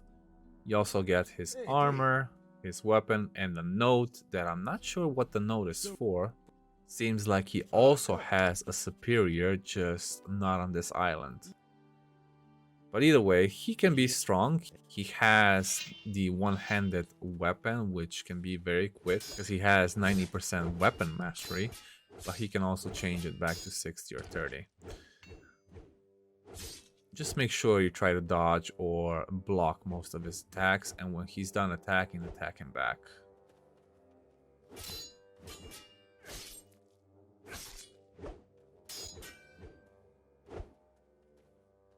I actually took a hit there, but I managed to kill him afterwards anyway. So we got an armor, we got a note. And the armor doesn't require anything, so that's basically one of the best beginner armors. It doesn't require dexterity, stamina, or strength, but it does give quite a bit of protection. So doing the Assassin's Guild early on is very well worth it. Once you're done with that, Charlotte will also give you one last quest, and that is to find a hideout for them. I haven't done this quest yet, but I might tell you in the future. For now, this is about it as far as the Assassin's Guild goes. Thank you for watching, and I'll see you in the next one, guys. Hello guys, and welcome back to another Gothic 2 returning mod with me, Slivers. This is going to be a part where we join the Hunters Guilds people. But first, let me kill a field raider that's been following me. Anyway, the Hunters Guild is between Owner's Farm and Sekop's Farm, but the easiest way to get there is actually going above to Sekop's Farm and around if you want to avoid all the unnecessary wolves and wargs, especially in this mod. They've added quite a few more enemies, and well, since we don't have any experience on how to get teeth or fangs just yet, we're gonna learn it from the Hunters Guild. And well, before we start, we do need 3 Shadow Beast skins. You can get one from going on a hunt with Bartok. The second one is probably where you killed the first bandit group for the Thieves Guild quest. And the third one is in the camp where the Assassin's Guild settled in before you actually find them a cave to settle in. Anyway, you gotta talk to Falk at least 3 times before he actually tells you what to do. And you get your first leather armor, even though you could have gotten it way earlier, and it doesn't really matter. They can actually teach you how to make better armor out of skins like wolves, wargs, shadow beasts, and so on. Either way, I'm gonna grab all the quests here so we get on our way as soon as we can. The first one, the easiest one, is probably getting wolf skins for Falk because we already have them on our inventory. And here I'm just asking him questions about what's up with the camp, who can teach me how to train certain stuff, and of course he's gonna tell me everything about hunting certain types of beasts in the woods. And for each and every one of them, you do get 100 experience, so you might as well get it. 100 experience, I think it's normal if you play this on easy mode. You probably get less if you play it on medium, or well, we don't have medium hard or easy mode. It's just the difficulty you pick before starting the game.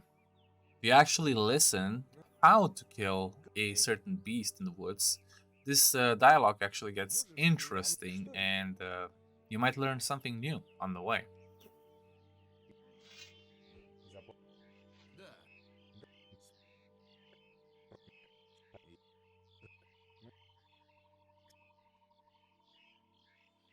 We also get a letter from Falk for Bosper, which we're gonna get into town so he can get his branded arrows.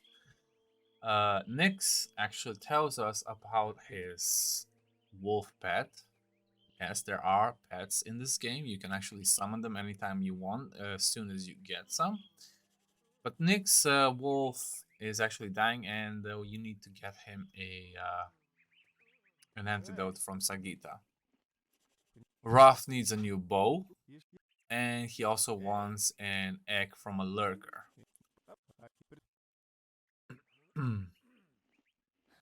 Alfred is one of those people that can teach you the most amount about getting trophies from animals, as well as Grom, which we're gonna visit afterwards. as well as the guy next to the black troll. He can also teach you some stuff.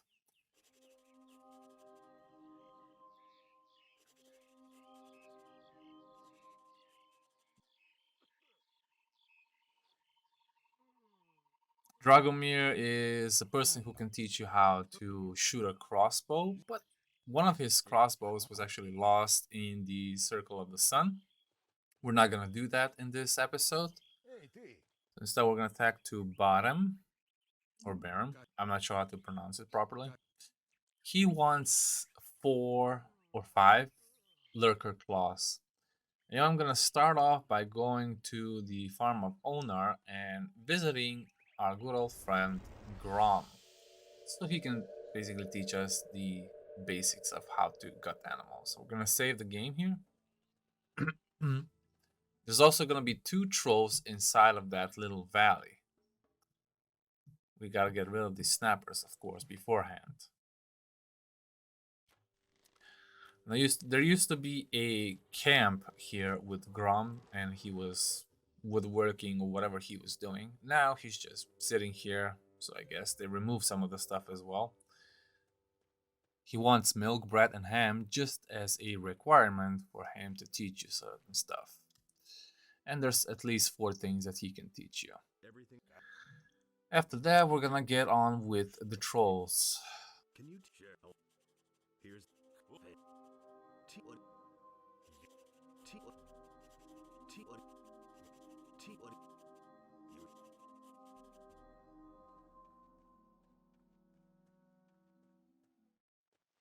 Now bows don't do any damage to these trolls, so we're gonna just use our spear.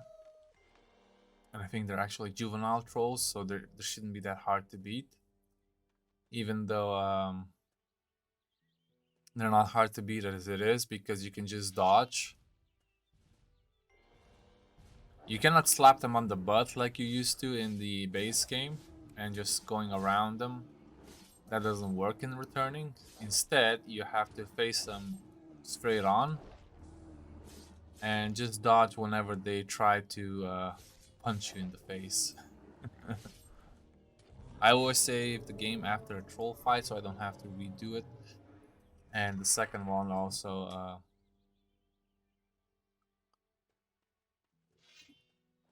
will also die quite fast. Since we do have a lot of bleeding damage, the troll dies even faster with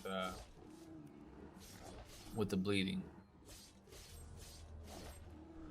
I even got hit over there, so nothing's perfect. Even though I got 550 health, I stayed alive, mostly because of the armor I got from the Assassin's Guild. If you're doing this with a regular leather armor though, that will probably kill you. If you're wondering about this little tower here, don't worry about it, that comes later. It's part of the Necromancer quest, and we'll do that much later in the game.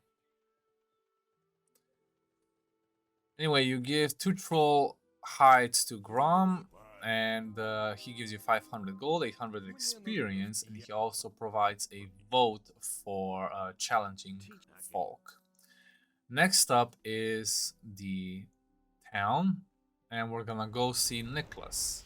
Nicholas is one of the hunters that is above Khorinis, and well, you just only need to bring him 12 pieces of raw meat for him to give you the vote for challenging folk at the end. Nicholas will also give you a piece of fried meat that gives you +1 strength.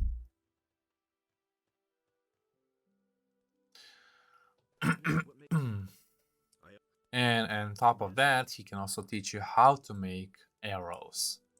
Basics, of course, but it's worth making them, especially if you're going to use your bow a lot. Arrows and bolts in this case. Sorry if I didn't add the bolts at the end. And now since we're finished with that, we're going to go to the Dead Harpy Tavern and go to our right towards one of the bandits. We're going to leave them for later, of course, but I just want to get a new bow for Raphael or Rafa. this case.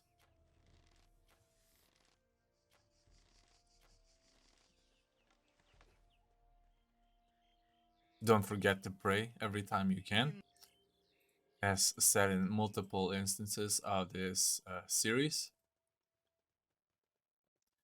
The new bow will be in one of those chests over here. But you have to kill the lizards before you even get there, though. The bow is a composite bow.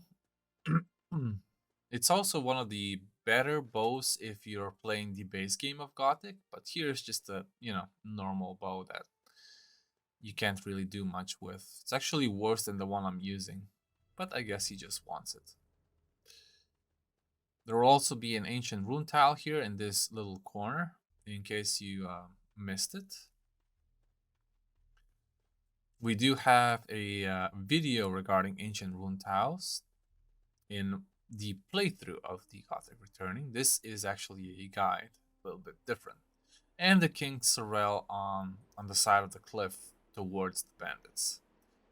You can also do a separate quest here for Ragnar. By giving him the reason to continue living as a convict, you can give him 1,000 gold and he can join the monastery. I don't know where he got the sheep though, but I guess that's how it works. You also get extra quests later on when he joins. And you can also give him certain amount of food for some extra experience. After that, we're gonna go back to the Dead Harpy Tavern and we're gonna start off by killing all of these wolves. I haven't been through here yet. There's gonna be quite a couple of them. Normally there's 4, but since the quest is added, there's now 8 of them in one place. Still quite easy to kill, especially with the bow. And we do get quite a bit of teeth and skins for it.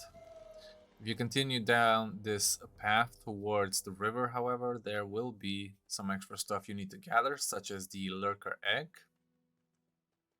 There are also lurkers there, but I forgot to get them, and I will do that after I rejoined the Hunters Guild in their camp.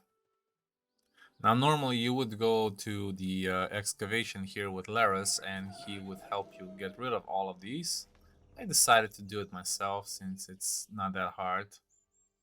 Killing all of these scavengers and well, there's a certain amount of goblins up there too, but we're not here for that. We're here for the lurker egg. Lurker egg should be across the river, which you can't even see on my screen because I have the issue of water not rendering properly.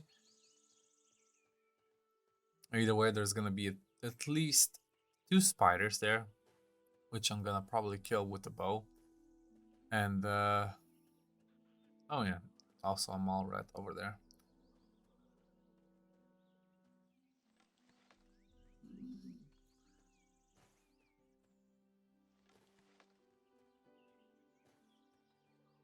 Giant spider is quite of a big threat at the beginning of the game. At this point, not so much. Because if he does get close to you, he can attack very fast.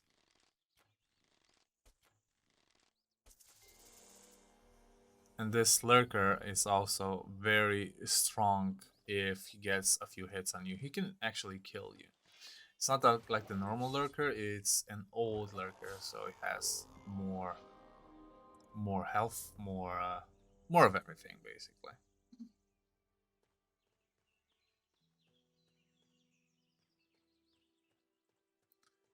I even forgot that there was a spider here, so that's why I couldn't pick up anything.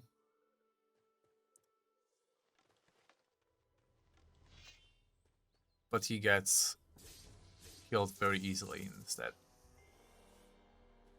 Another ancient rune tile will be right there at the end of this little ravine next to the river.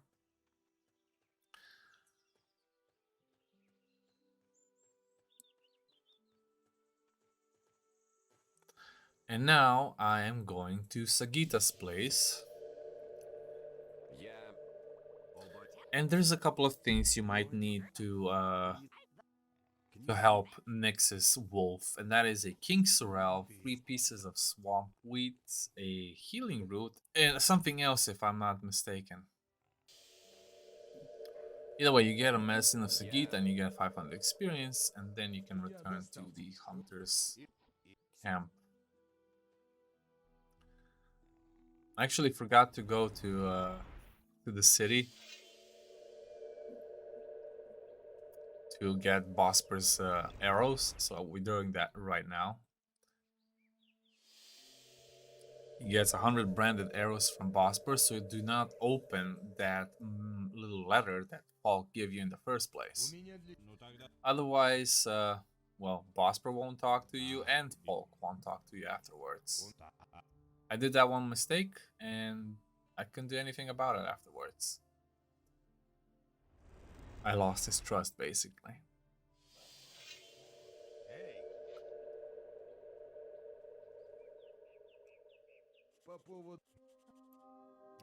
Nyx is next, getting the medicine from Sagita. Hulk's in the way, training, so we can't even see how he heals him. Either way, he doesn't get healed right away, he gets healed like a day or two afterwards, but Wolf will be just fine as long as you do this quest in the same day.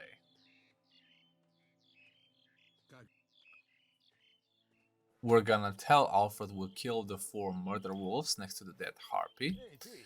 We're gonna give Roth a bow, and he gives us an elixir of life, and an egg lurker, of course.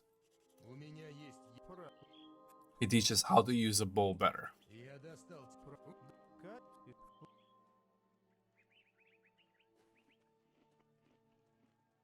Now here I'm gonna go through the area which I avoided earlier.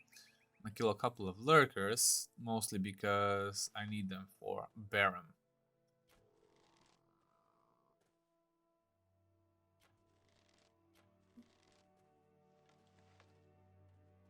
It's a good thing they added a button just to pick up stuff instantly instead of picking everything separately. It does lose a little bit of immersion.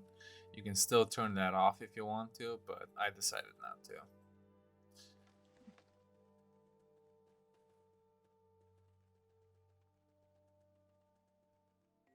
Anyway, there's gonna be a couple of more lurkers next to this swamp area.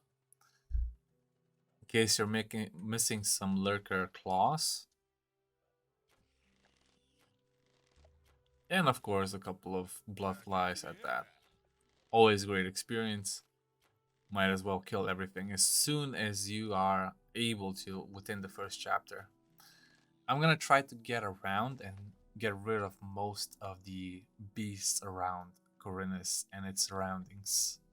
I'm gonna go back to the hunter's camp and we're gonna deliver Baram his lurker claws.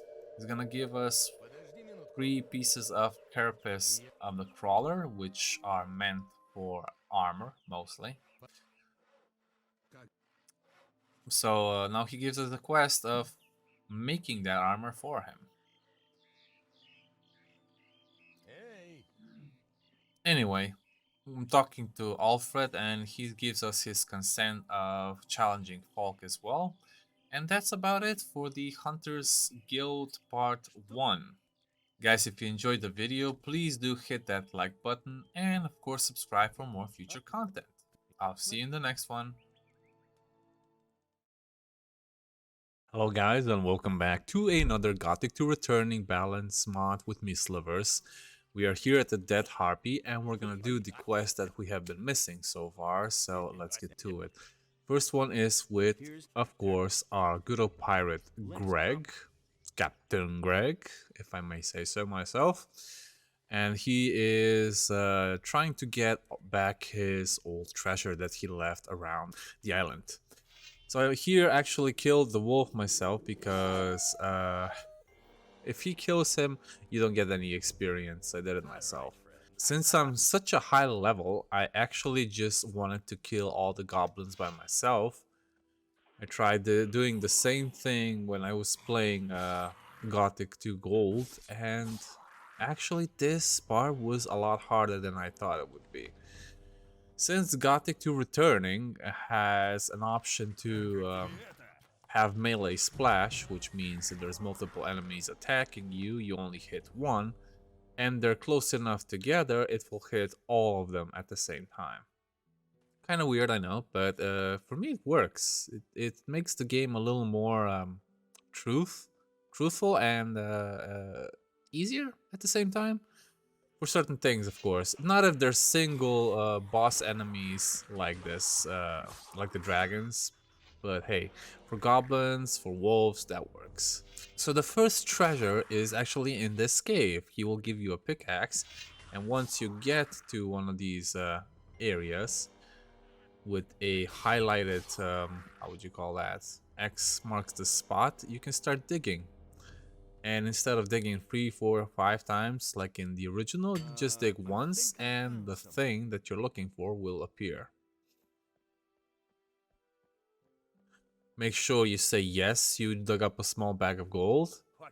So you actually continue the quest instead of saying no, because it's definitely not worth it.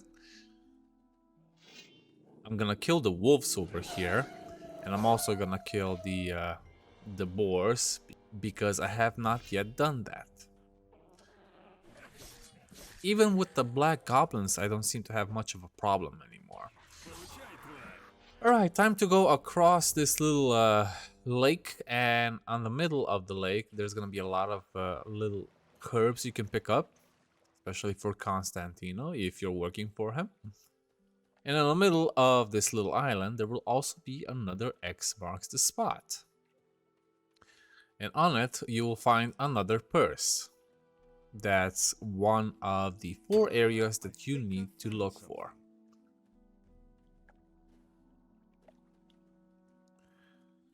Alright. Make sure you also grab all the mushrooms and everything that you see around. Later on, when we get to Jharkendar and our Will of the Wisp will be upgraded, it will probably just pick up a lot more stuff along the way. But for now, it's a good thing.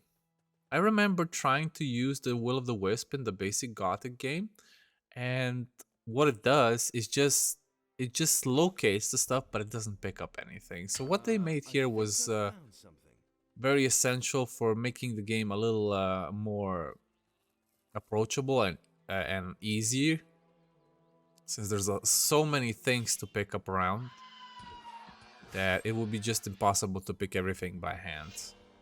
And it would take a lot longer too. A mother boar has a little more health. 800 even if you're playing this without downscaling the enemies like I did. But the third X marks the spot is right here next to these lakes. I'm also gonna kill some of these snappers and lurkers over here, just because I can. And it's fun, of course. I should probably also be saving a lot of these for when I actually get the demon to fight for me. So he also gets a lot of experience. But hey, I just wanted to do it anyway. We'll have plenty of experience to go around. Once the demon is level 70 or so, it can pretty much tank anything on its own. At least when it comes to single enemies.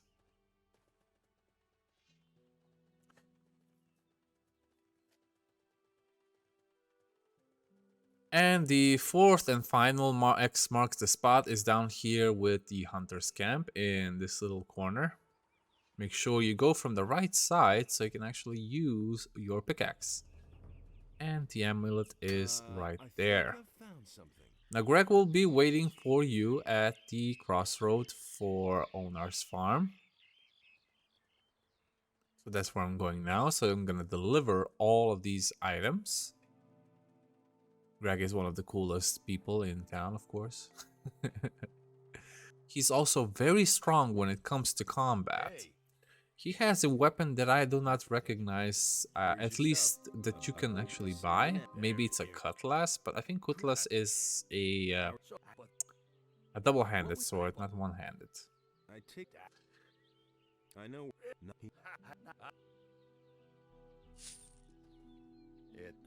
Anyway, back to that Harpy Tavern. We also have bandits that have attacked Errol and Revan.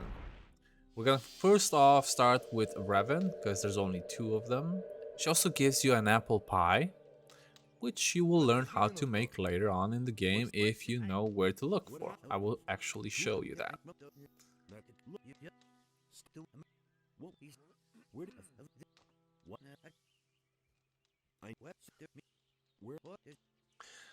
Revan will later show up in Corrigan's tavern, serving him there, serving the drinks, of course. But for now, we have to get rid of the bandits for her, since they actually took 200 gold from her. I'm surprised that the bandits take stuff from you, you know, like that, and they kidnap people, but every time they see you, the nameless hero, they just attack you, no matter what you do, unless you have the bandits' armor, of course. You can actually talk to them and see what they have for you. There's a note for this, though. If you do have bandits' armor and you do come across certain types of enemies like this, you can actually pickpocket them before you kill them. And when you kill them, you get extra loot. Normally extra gold and weapons and all of that. I almost got killed over here because I wasn't paying attention.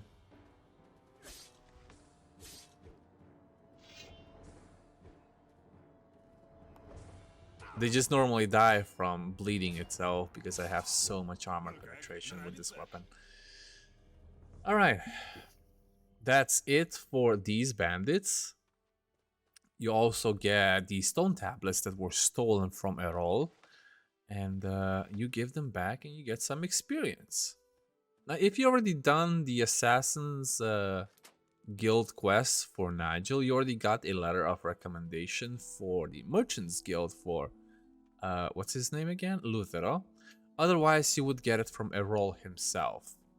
But since that's not the case, we didn't get anything besides learning the strength from him. So we're gonna return the 200 gold to Revan. She's gonna give us an apple pie and 300 experience. And Errol, well, he's gonna give us 300 experience and teach us how to hit better. I only have 14 strength at this point because I never trained strength. I'm gonna become a mage later on. And since I use a dexterity spear, that's just fine. Anyway, we do have one more quest to do, I believe. And that is the one with Rukar and the drinking game. So what you want to do is ask him what's up with this drinking game, what's who you can place a bet on, and then you're gonna go to his chest, take out whatever it's inside, and just put 1 bottle of water inside instead. And that way, Rukar will not win his next round. Who to get though? It's Randolph. If you guys played the original game, that you already probably know how this works. It hasn't changed. And, well, I just did this to get it out of the way.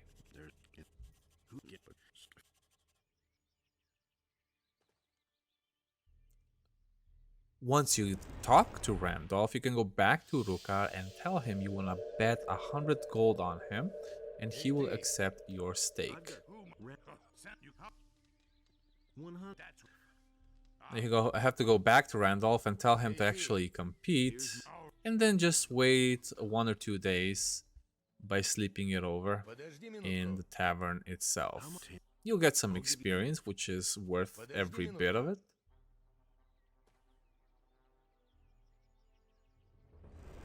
I actually went to the wrong teleport. I ended up in the Hunter's Guild.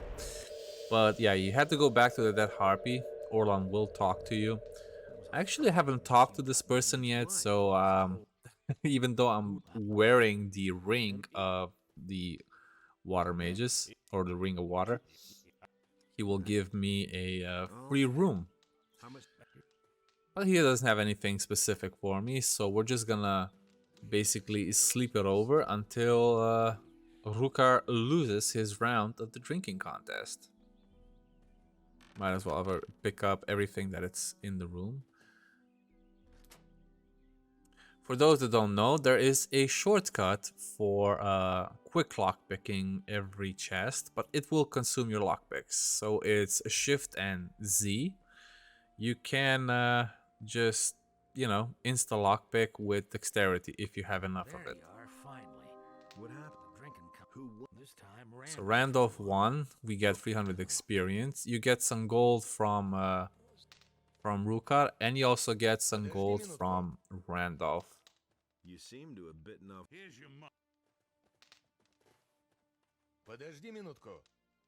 Hangover? No, it finally worked. If you enjoyed the video, please hit that like button and subscribe for more future content. And that's it for this episode, guys. Thank you so much for watching it with me, and I will see you in the next one. Hello guys, and welcome back to another Gothic 2 returning video with me, Slivers. Today we're gonna talk about the Dark Knight, and I don't mean Batman, but it is a profession that the modders added in one of the recent patches in June last year. And we're gonna show you how to get this profession, as in a main guild of the game. First, we're gonna have to get some sleep because it has something to do with the quest that was given by Lothar once you got into the upper quarter, called Nightmare Cemetery. So once you get to sleep and sleep until at least 11 PM, you can go on your way to the cemetery that's right next to the city of Khorinis. And there, first pick up everything that you can see amongst dark mushrooms and all the herbs. But once you get through that, there are gonna be 2 mole rats that are gonna spawn, and that's what's disturbing the restless citizens at night. It's just the noise of the mole rats. There's quite a few things that you can pick up here at the cemetery, honestly. I was very surprised that they added so many herbs that can help you along your journey. Next up is going back to Lothar and telling him what you found out. It's pretty straightforward from here because most of the stuff are written in the diary, so you might as well read on if you miss something. So I'm gonna sleep over until morning because we need to talk to somebody nearby this house.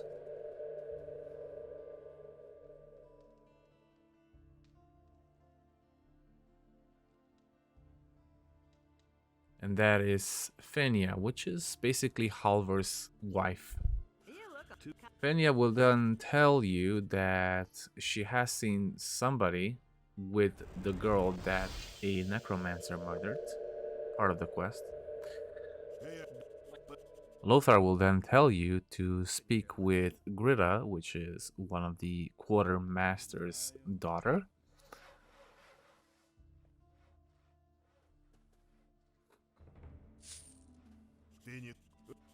Grida will then tell you to ask about the girl that was murdered down at the harbor base, so you might as well go talk to Cardiff, because he always has an eye open, and you're gonna give him 30 gold just to get something out of him.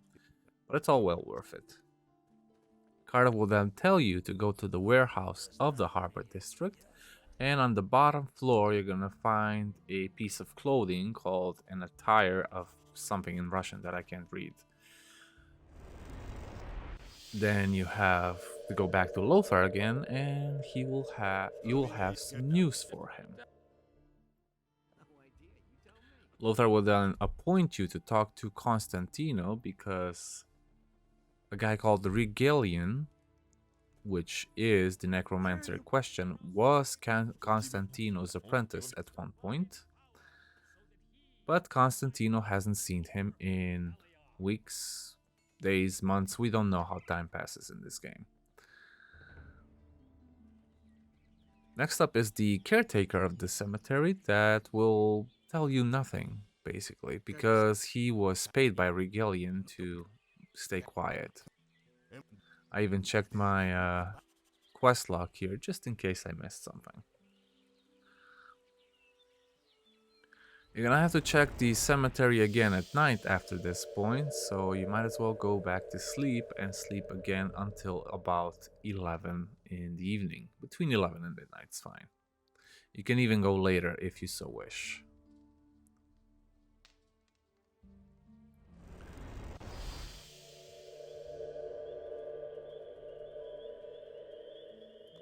Here somebody will appear called the Unknown and will immediately attack you once you stop talking. But he's not that hard to beat, so just make sure you avoid his attacks. Once you defeat him, there will be a note on him and which you need to read. It was from Regalian himself, and don't forget to pick up a strange bone that will spawn nearby as well.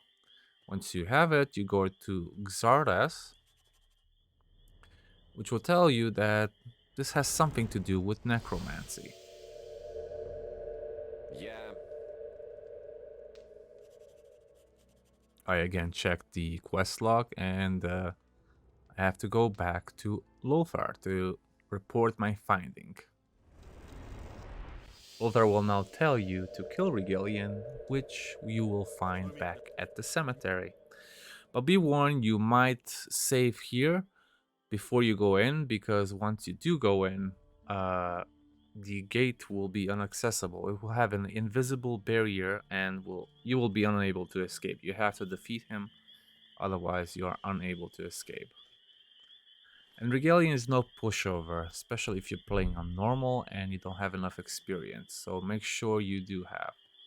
Basically has 1200 life, but I managed to defeat him quite easily. If you attack him fast enough, it shouldn't be a problem.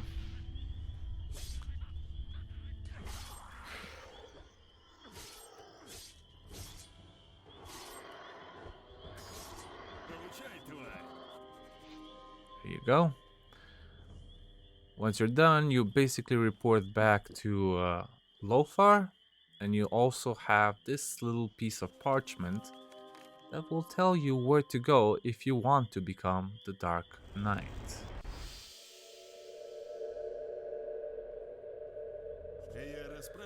Lothar gives you a book that also gives you rhetoric and intelligence, which is always valuable in this game.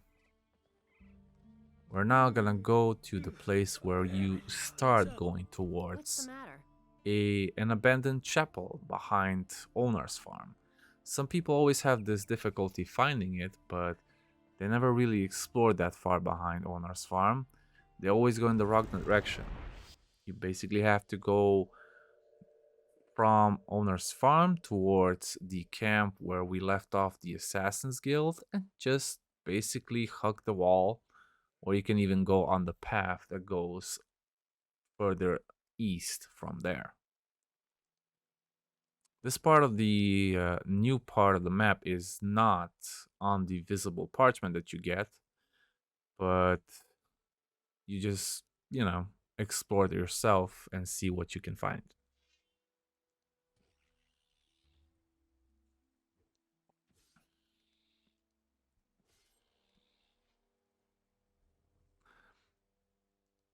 The path is probably the easiest thing to take here, since there's a lot of weird beasts along the way, even a few mini bosses and shadow beasts. But as long as you keep on the track, there will be only a few boars, scavengers, and maybe a wolf or two. Now, since we're also getting there, I might as well tell you that the Dark Knight is, in my personal opinion, one of the least interesting classes.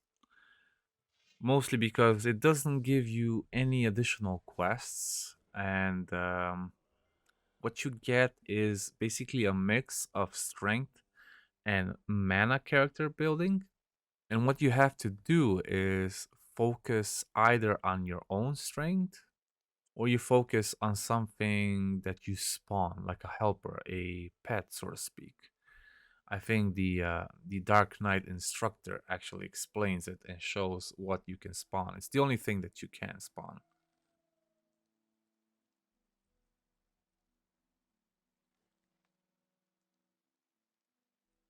I even activated one of the teleport stones here since I'm gonna be needing it for later on.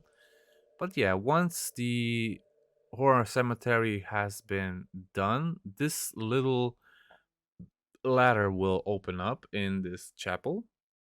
If you haven't done it yet, then this ladder won't be here just yet. It appears later on. If you do want to join the Dark Knight, you have to give him the bundle that you took from Regalian, and then you basically ask what is this Dark Knight guild that he is talking about. The Dark Mantle will now show you how to spawn a minister, or Dark Servant as he calls it, and this thing is very powerful. It can get a lot of HP and a lot of toughness, or armor in this case, for him to help you in battle whenever needed. To join the Dark Knights, however, you need to kill an actual paladin that will spawn near the Dead Harpy Tavern just for this purpose. It is a weak one, but still don't underestimate paladins, they can be quite powerful. He doesn't even have anything to pickpocket, so you just kill him quite easily and finish him off.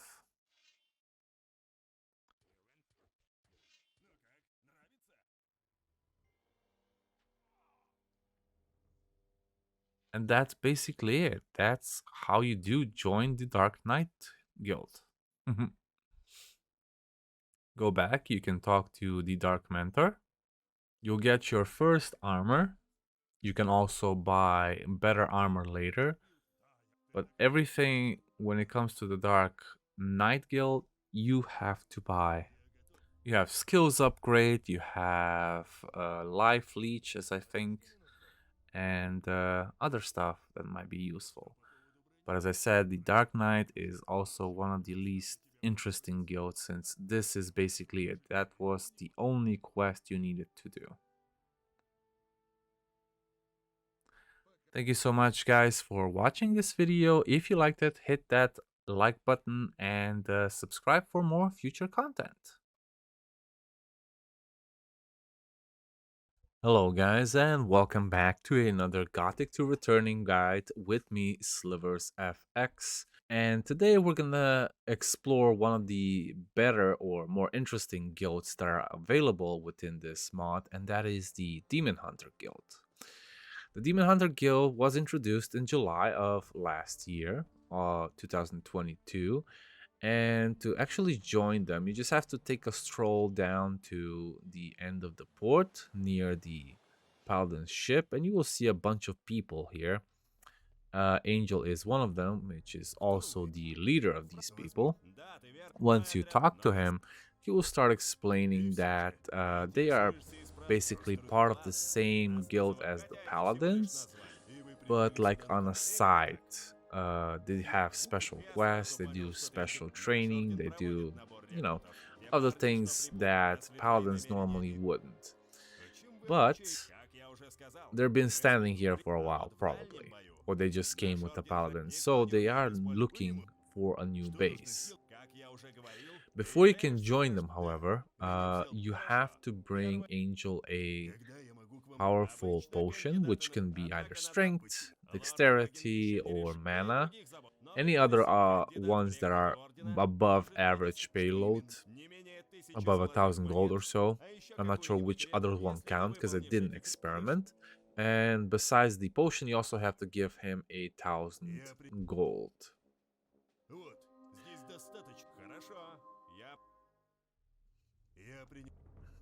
Once you do, you are basically part of their guild, and you can just accept the invitation as, well, being in. And you will get a armor of the recruit. Unlike the militia armor, this one is actually blue, so you know how to differentiate the militia ones from the demon hunter ones. And it's not bad for a star armor, but you can also upgrade it, and you will also get a better one later on while you do some quests for this guild. He will then send you to a guy that's basically second in command after him, and he will give you a starter crossbow and some bolts to go with it. They are also specialized in killing skeletons, not just demons, but also the undead, which is pretty handy because you can learn certain skills from them. You can also learn to have a chance of having a double shot from your crossbow, exploding shots, and many other stuff. And I think that the Demon Hunter Guild is probably, in my opinion, is the best way how to introduce a guild, and we'll show you in this video why. So the first task is to basically relocate these people, recruits, and the gang, and we're gonna talk to Orlan in the Dead Harpy Tavern, asking about an abandoned place, if he knows anything. And there is one far beyond Owner's Farm. There's a new manor, or a new mansion, if you want to call it like that. And what we have to do is scope it out and then tell Angel that we found it and they're gonna be there afterwards. So what we're gonna do now is we're gonna go to Owner's Farm and we're gonna locate that little mansion. For those that have already explored this part and didn't know what this was, if you already joined another guild, well, now you will know. I tried to kill some stuff here for absolute no purpose, but then I just decided to continue and be on my way because I don't want to waste anybody's time. The demon hunters alone mostly rely on their strength. They don't have any dexterity. So if I wanted to start off as a dexterity build, this would be a bad idea.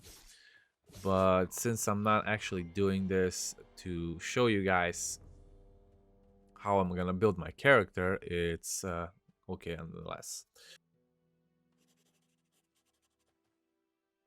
I didn't have an ancient rune tile over here, so I couldn't activate the teleport. So we're just gonna go back to the port and talk to Angel again and see what we're gonna do after getting back to the mansion one more time.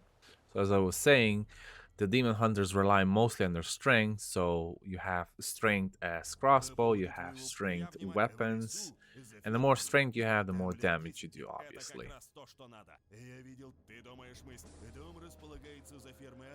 Unlike the Dark Knight, you cannot really spawn anything. I do believe you can get a pet from one of the Hunters Guild quests, the Gina, or in the Orc City later on, a Shadow Beast pet. But it wouldn't be that much good since you can tank all the damage yourself with this build.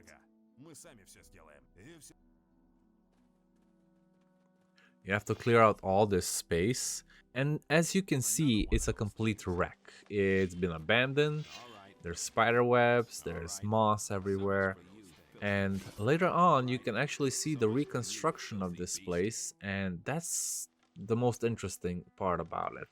Even though you don't see it doing live, but you can see the changes happening every time you come back. And you don't get that with any other guild, well, apart from the Water Mages when you go to Jharkendar, because they added that as well. You can see a palisade afterwards and other stuff. But yeah, I think that the demon hunters alone are, for me, the most interesting class, if not the most powerful, because the most powerful obviously are the necromancer, the dark magician, and the fire mage. But they're still interesting nonetheless. And these zombies can't really do much if you know how to dodge them. Once you do clear all of this, well, you can also ask Wenzel for help. But if you already cleared everything, then you don't have to ask him for help. You just have to talk to him. And since everything is cleared, then your job here is done. The undead are dead. You might as well clear the place, like get all the valuable stuff outside, get all the leather bags, the silver or gold stuff, because as Angel says, if you don't do that, they will just throw everything out. Even though it might be valuable for you, but for them it's just junk. On the upper floor of this house, you will see a note which you have to read and then report back to Angel what you found and what happened here. So apparently somebody cursed themselves, and yeah, the entire household became zombies and turned on the owner, which is kind of hilarious, honestly. Is what you would expect from a Gothic game in the first place.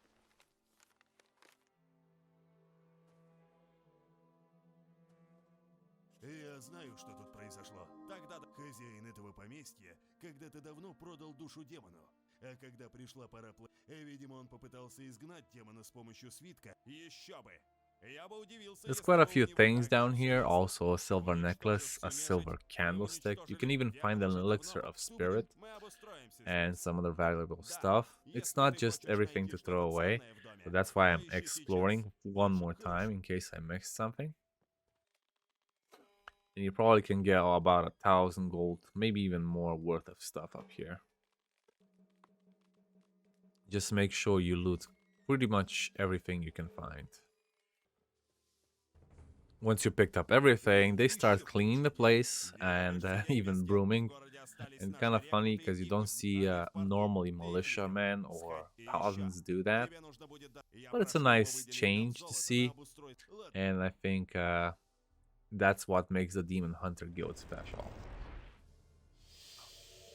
The next thing you have to do is go back to the port and tell the rest of the gang, basically some recruits and the blacksmith, to go to the actual new camp, the mansion that we just cleared. By talking to the blacksmith, everybody else will just follow on their own. 3 recruits and the blacksmith himself. Now you have to talk to Lord Hagen, and you don't have to go to Act 2 just yet if you don't want to. But you have to tell him about what is happening in the Demon Hunters Guild. So that is the Order in the City quest, and you can be well on your way back to Angel.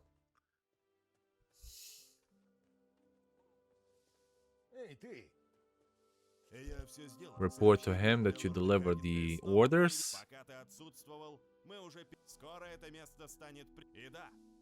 And you can already see that the mansion is already starting to take shape. There's storage stuff, the floor has been cleaned pretty much, and the next quest will be basically to clear out a cemetery near the Dead Harpy Tavern. Wenzel will meet you automatically, he will just teleport there. And you can pretty much let him do the work because he is strong enough if you don't want to get in the way. But don't bother about the shadow undead that it's in the cave, because that one will wreck both of you. It does have quite a bit of HP and you don't want to mess with it. Plus you need a special weapon to actually damage it. Either it's an ore weapon, a silver weapon, or whatever else you want. Either way I tried, but I redid it and we ended up here with just killing the normal undead. We go back to Angel. And he will probably be on the 2nd floor now. And you can also see the flags have been raised and the inside of the houses have been cleaned. Everything is just tidied up, as you can see. That's why this guild for me is one of the best introductions into this mod. Once you talk to Angel, you will officially now be part of the Demon Hunter Guild, and you will have a higher rank than the normal recruits have.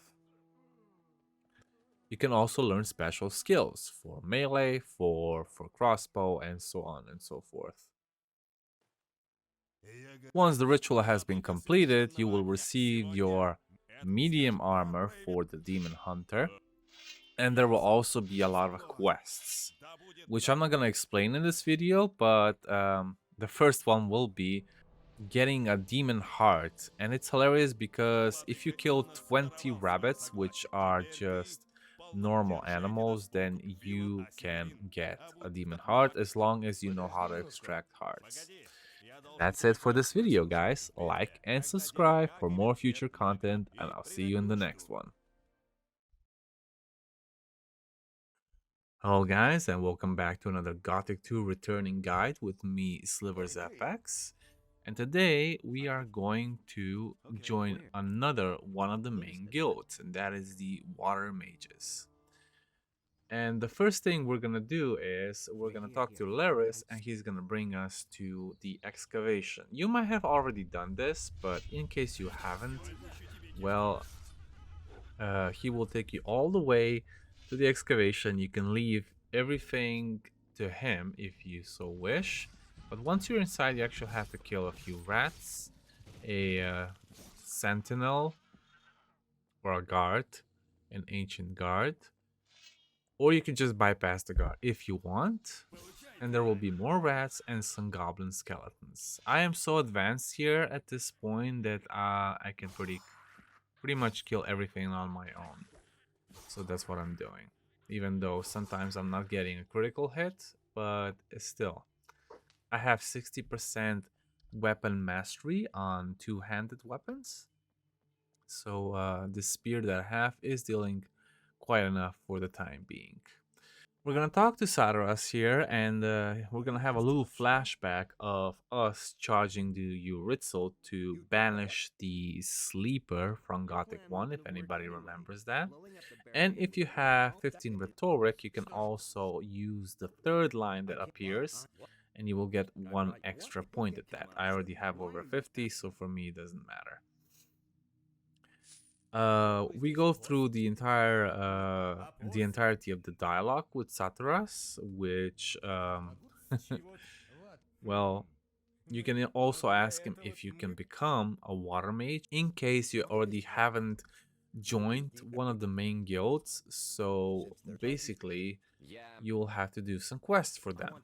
There are 3 ways to do this. You can either find out who is selling weapons to the bandits. You can recover where the missing people are by killing Dexter, or you can get the ornaments to Nefarious. But if you do all the quests, you will also get more experience. Here I'm talking to Riordan because I would like to know more about the Will O The Wisp. In case you guys don't know, the Will O The Wisp is a very handy tool, amulet, especially in this mod, because once you have everything set up and you spawn it, it will just automatically pick everything for you. In the base game, it only shows you where things are. Here, it picks it up for you, so once you have everything done, you can literally just have it spawned, and it will pick up anything and everything along the way that you might kill or it's hidden, but not open chests that you still have to do yourself.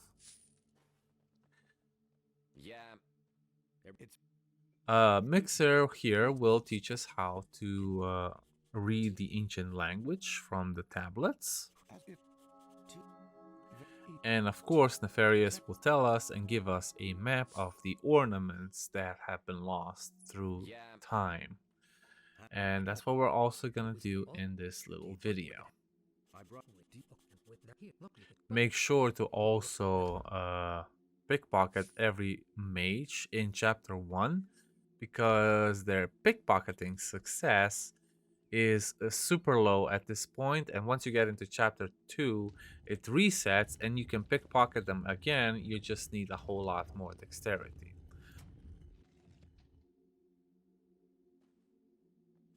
I am doing the teleports quest over here just because I wanted to get it out of the way.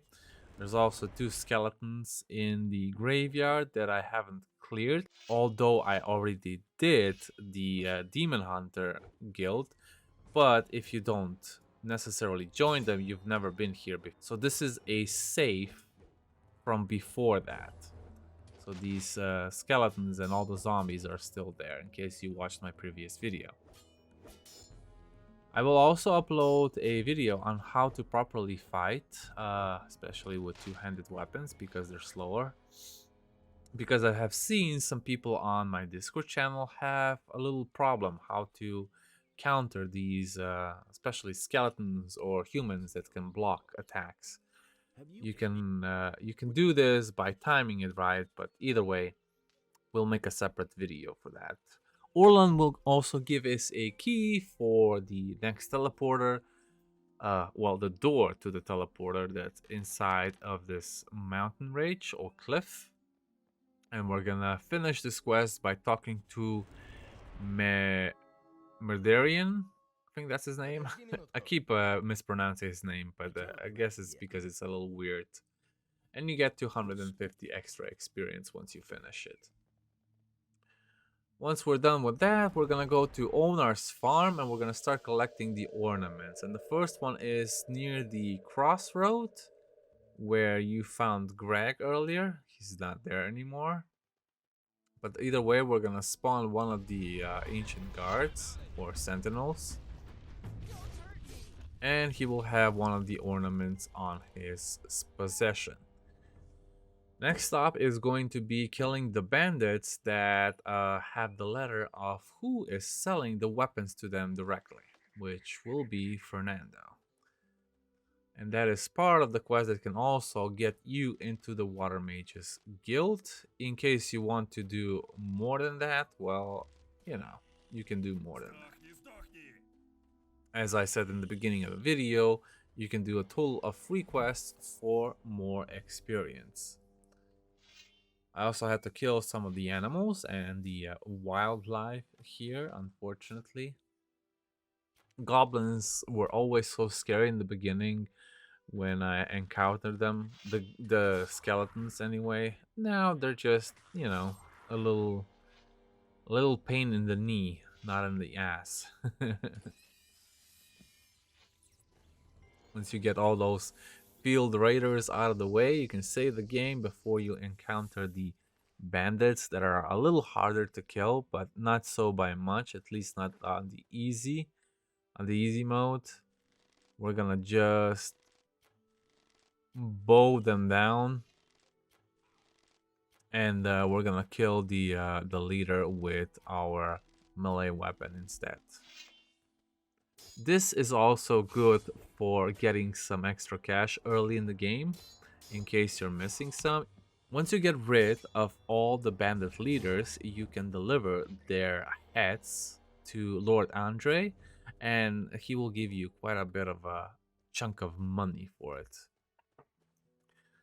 I believe there's at least 9, maybe even 10 dead or alive things. And you can get pretty much more than 10,000 gold by killing all the bandits. And some are easier than others, I have to say. And some also carry additional quests with the letters that they have on them. For example, this one here will also have Elvrich installed in his little tent. Once you talk to Elvrich, you can also open Lucia's letter, and you you will finish the quest of where Lucia is actually located, which is basically with the bandits. She abandoned Khorinis and went with the bandits for some reason. And Elvrich, of course, is heartbroken, but in chapter 2, he will actually, no spoilers, marry somebody else.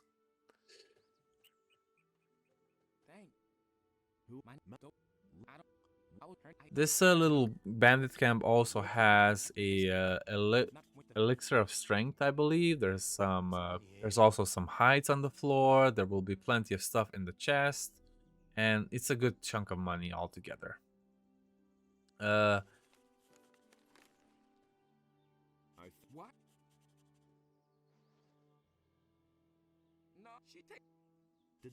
Now we're gonna ask Laris again to take us through to the dense forest in the east. And once you basically plow through everything, all the wolves, all the meat bugs and everything, you will spawn another one of these ancient sentinels. You can deal with it yourself if you want, or you can just lead it to Laris. Either ways, you'll get the same amount of experience depending on the option you put before starting the game. Laris will then leave once you talk to him, but we have also one more ornament to go, and that is going to be one near Lobart's farm, which was already taken by the paladins because they tried to engage with these little switches on the mini Stonehenge. So once you talk to Cavalorn, you also tell him that nothing happened, no sentinels spawned, and you have to go to Lothar, which will have the last ornament that you need to deliver to Nefarious.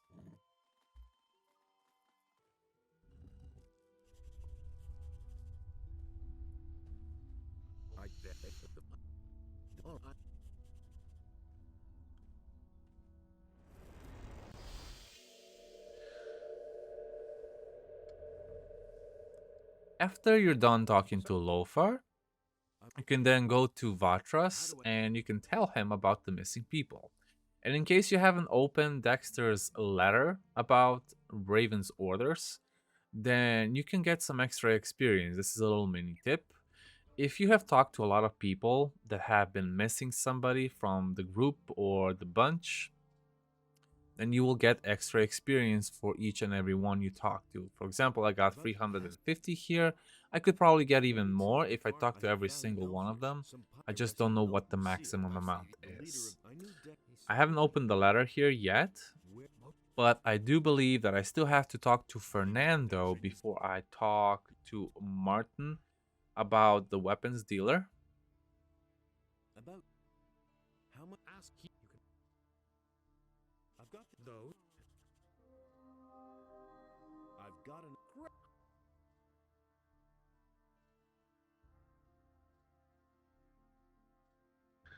Fernando is the weapons dealer that has been distributing weapons among bandits because he's been having a hard time with business, but either way, we have to put him to jail.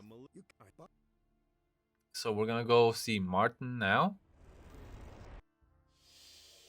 and we're gonna tell him about it, and this is gonna be also a good chunk of experience that we're gonna get, basically for arresting him and then also telling Vatras about it. Also make sure that you have read all the letters that you have in your inventory at this point. So you get extra experience, you also get some new information, and you might also get some rhetoric points in case you have missed something. Martin will then lock up Fernando. If you have found all 3 clues, then this quest is pretty much done. You just have to tell Vatras about it and you'll get another 1000 experience points just for this simple quest. Of course, I also read Dexter's letter here, so now we can tell him everything that we know. Dealer who's been selling weapons. His name. Very good. Yes. Well, does that mean that may? That's the first 2 quests that we have done that could get us into the Water Mages Guild, and the third one will also await after this. We now go to Nefarious and deliver the ornaments. He will be very happy to see them, of course, and immediately they will try to go and fuse them back together like they were supposed to.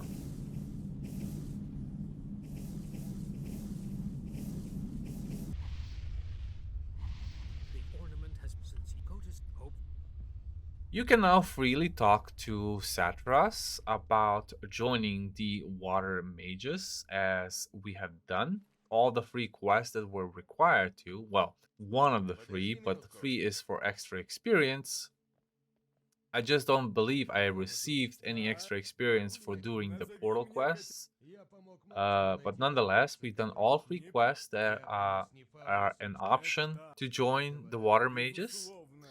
You get the novice robe, which is blue, but contrary to the fire mage's novices, you can actually start learning how to use runes as a novice here.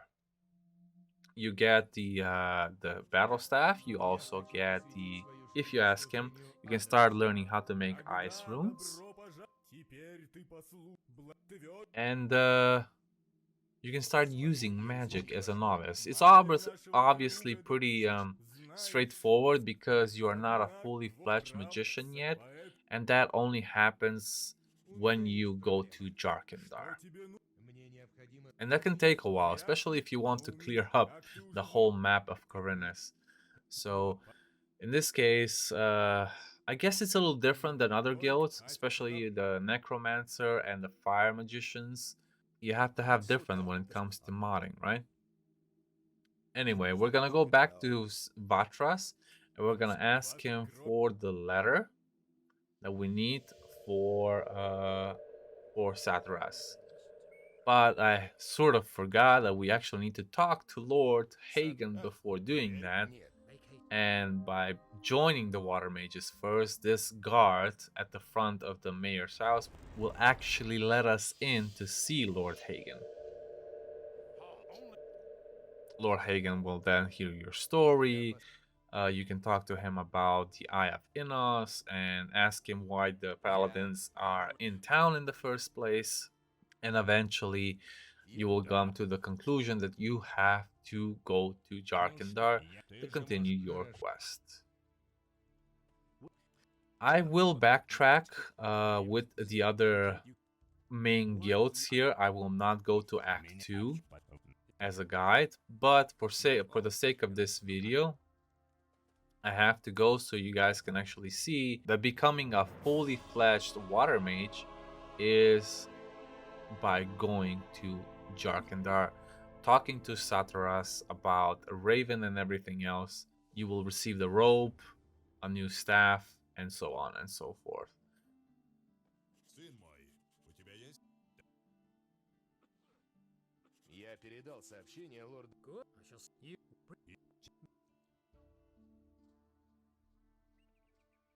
So here we are with Xardas, which we delivered the letter to. He will then give us the ornament to unlock the portal. We go through the portal to Jharkendar, obviously, and the story of the second chapter basically begins there. I always love the little mini cinematic within the game while opening the portal, and it hasn't changed ever since I started playing this game. Here we give a quick skip through of the entire dialogue that we have with him, and then we can finally ask him to become a fully fledged Water Mage, as mentioned a few times before this video. As we open our inventory, we can see that we got our rope, and we also got a new magical staff. It is not that special, but it will do for now. You can also find good stuff later on.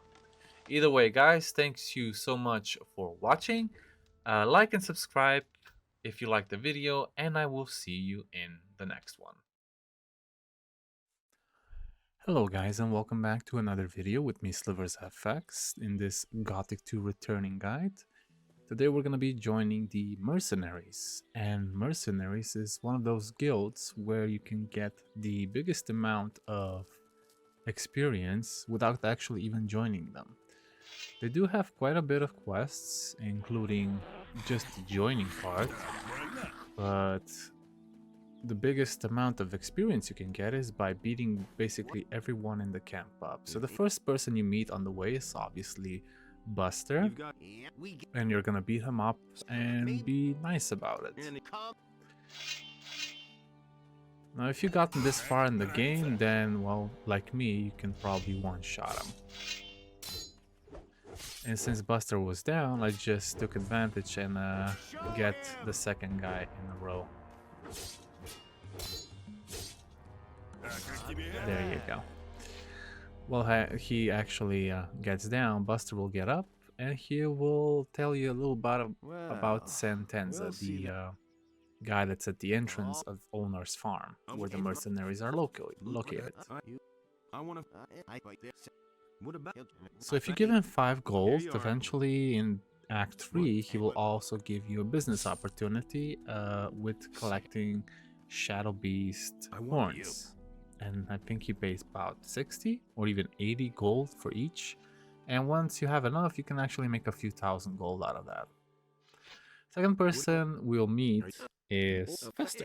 And he's one of those guys that thinks he can get up in the world by using other people. And instead of using us, we're gonna also beat him up. Smart kid.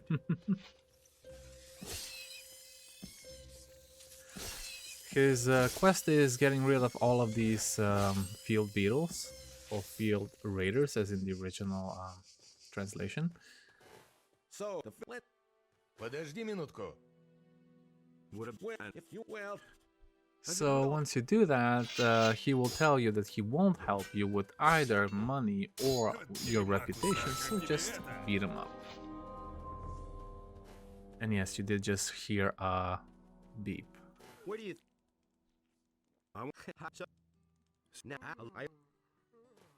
Now getting to beat up mercenaries in this little episode was very fun for me, mostly because you don't get to do that with any other guild, just this one. Every other guild will be like, you can beat people, but mercenaries actually enjoy watching this, so let's do it. That's 1, that's 2, that's 3. And you might as well keep going. Next up is Raoul.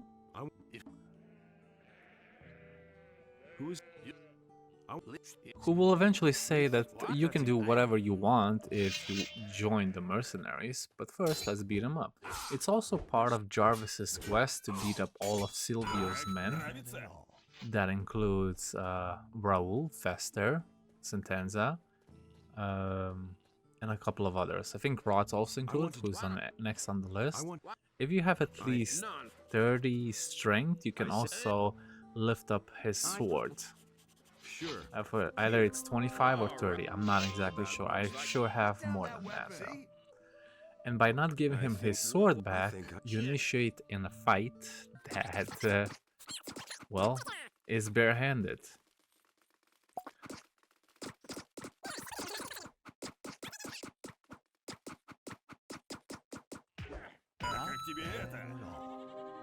I believe that at one point you actually get a ring that gives you 20 more damage for each time you punch somebody. So if you have that, might as well equip it for this fight alone.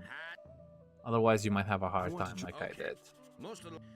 I had to actually hit him several times before he went down. Even though his health is not even that impressive. If you have a lot of strength, he will go down faster now. Here's another mercenary, and he will go down just as anybody else. And yes, that's Mario sounds that you hear in the back. That's right. Who did you hear that from? Wolf will ask you to shoot 3 arrows in 3 targeting zones. And it's the quest, I think it's called On the Bullseye or something similar. Or similarly the Bullseye, but I think that's a wrong translation from the Russian original quest line. So once you get to this little area here, you have to pull up your bow and hit 3 targets without using auto aim. And get back to Wolf and he will accept you as part of their crew and joining the mercenaries, of course. Next up, who will it be? Cypher. Cypher is missing And what do you... his swamp weight. What are you going... What? And I think I actually made a mistake here, if I'm not mistaken. Because you can actually give him the swamp wheat that you gather, as well as the package that you found in the Harbor district of Khorinis. But make sure you get through all the dialogues, get to Bodo and Dar, and tell him also that Dar stole his wheat, Here's a few... even though I don't know how that is connected. I never explored this entire quest line. Eventually he will beat up Dar, and Dar doesn't really care if you join the Mercenaries or not.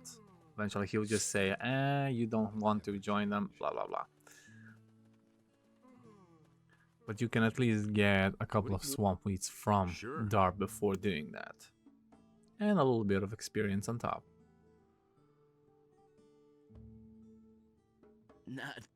For me, Dar is the most unexperienced and probably the most annoying mercenary in the camp, in Ona's farm, sure. Dude, have you ever... He has some traits that I would just rather remove from a person like that. Everybody else is sort of cool. Have you ever... He also has a quest, a mini quest, that you don't normally get, but if you made a tobacco with mushrooms, I believe, or was it with swamp wheat? Yeah, one of that, and you give him to smoke it, you will get extra experience. Cypher... Now, even though he will not tell you anything about where the package is, no matter how much rhetoric you might have, he just won't talk, even if you beat him up. I know who... But Cypher will get to know that knowledge nonetheless, so once you tell him, he will just beat him up. You poor sucker. And once he does that, you can beat him up again just for a little extra experience. You really... Not the hint. The little... Well, we'll see the next And time. by mistake, I actually tried to rob Cypher here. And it didn't work, because he only had a 38% chance of doing it. And I get 150 experience here just for beating up Dar. Would this package of swamp weed happen to be yours? Well, it's a... doesn't matter here. Now here's where I delivered the package back to Cypher, and he will definitely now be, well, rooting for us. But even though I stole from him earlier, I still have to beat him up. But it's fine. He won't mind if I beat him up anyway. It's part of a duel anyway. This is one of the most experienced mercenaries around. He will need quite a bit of more convincing to actually get him to forgive you for stealing from him. In that case, it's easier to just beat him up. Meanwhile, other mercenaries await, and from some you can get quite a bit of chunk of experience. The hardest ones will even get you 450, like this one. Может. 50. And the second time you talk to Cypher, I guess he will actually try to buy you back. So you give him 50 gold and you're home free. The only person I wouldn't suggest fighting is Court, and it's mostly because he actually helps you a lot. Hey, Everybody else, including the guys in the house, just go for it. Except Lee, of course. Yes. There's no point in actually fighting Lee. In the original Gothic 2, for example, Silvio was unbeatable because he had some magical armor in these first two chapters. But once you get to kill the dragons and you meet him there, it's not a problem beating him at all. Here, on the other hand, they removed that, and he is quite beatable and super easy, honestly. There are guys that are much harder than him. Orlov will actually send you. Once you talk to Torloff, he will send you on your way to get either rid of the mercenaries or collect rent from the other farmer. I think his name is Sekop. If you still have time and it's not nighttime yet, talk to Court, as he will give you a quest to find out about a missing mercenary, Patrick. You have to go to Dexter's bandit camp to find out. He will give you all the instructions what you need to do, including telling the guard in front that you know the boss. And for that, in exchange, he will help you get rid of the mercenaries on Bengar's farm. But before you do that, you should probably go to Bengar and get rid of the mercenaries yourself, and that way you get extra experience. How do you... Bengar will tell you, obviously, that there are mercenaries coming here often, and they demand tribute for the city. Once they arrive, you can pretty much kick their asses. In exchange for this, for helping Bengar, there's also another mini quest in between. If you ever met the farmer Balthazar on Sekop's farm,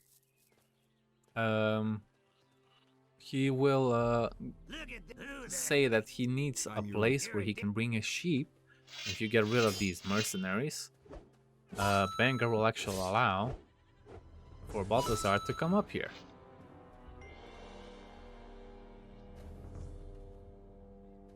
Once you get rid of the military or the militia, you should talk to Bengar again, and you can now safely return to Olma's farm and continue to Dexter's bandit camp.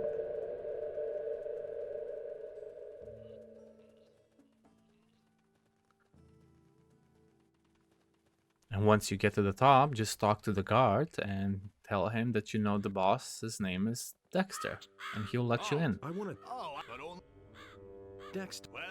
Then go directly to Dexter and you will start talking. You can mention the missing mercenary Patrick. You can also talk about the missing people and where they're taking them. He will tell you that Raven is responsible for it.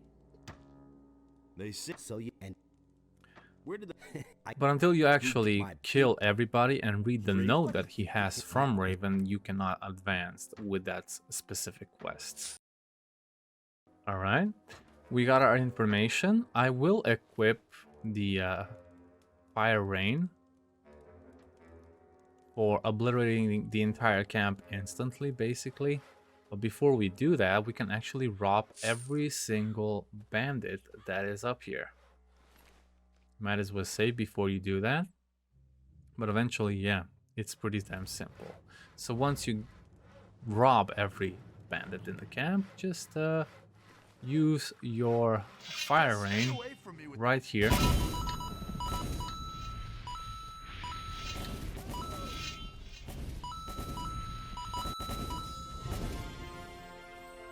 And you destroy them instantly, just more or less because they have so little amount of health, apart from Dexter and his bodyguard. But Fire Rain just does the job on its own. Also depends on how much intelligence you have. The more intelligence you have, the more damage you do with spells. Alright, that's it for here. You go back to either Court or Torloff. I went and Dex. There was no Dex. And tell him that the problems have been solved. In the meantime, just beat up more mercenaries. Especially the ones that give you the biggest amount of XP.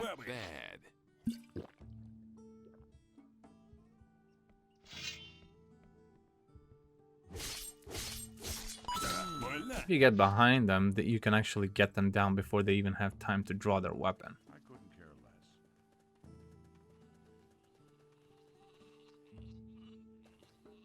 less. Pepe, on the other hand, has one of those quests where they're outside of the jurisdictions of mercenaries, where you have to kill 4 wolves. In my case, the Assassin's Guild is still here. And And Charlotte's actually trying to attack the little poor boar. Once you do that, Peppa will tell you that you also want to beat up Bulko because he was supposed to be guarding the sheep in the first place. In between, basically, you get a few more quests and a lot more experience just for doing everything on the farm. And until the very last minute of doing it, well, you don't even have to join them and you still get the experience needed. You can always join another guild. I always recommend doing this one before joining any other guild if you so wish, or just join the Mercenaries as it is. Here I am trying to get Bulko to get out, and well, by talking to Silvio twice, you trigger Bulko's response and he will start attacking you on his own. You don't even have to provoke him or anything. But if you go too far, he will draw his bow, like he did here, which is sort of cheating. But if you go behind the little tree, then he will draw his melee weapon. Because if he hits you with the bow until you run out of HP, then you will die. You will not just go down, you will definitely die. Go back to Pepe and tell him you beat up Bulko.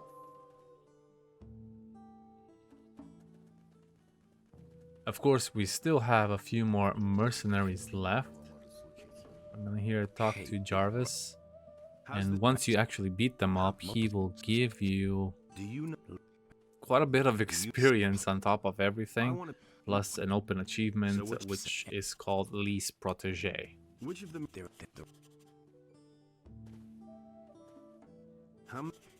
you remember Jarvis, he was actually in Gothic 1. And, well, he roots for you to beat up as many people as possible. Tekla is also one of the side quests that you can do always anytime you want. I can still beat up Bulko later if you so wish. And she will give you +2 for beating him up, +2 for bringing the package from Sagita, which we're doing now. Yeah. And the third one, I believe it is when you join the Mercenaries and you do something spectacular for her. I can't remember though, because I never joined the Mercenaries. Here's the Thanks a lot. I just do their quests because it's a lot of experience. There you go. So the Teklas 2 gives you +1 strength. And it helps you overall. If you want to beat up Silvio, just basically start attacking him, because otherwise you won't be able to provoke him.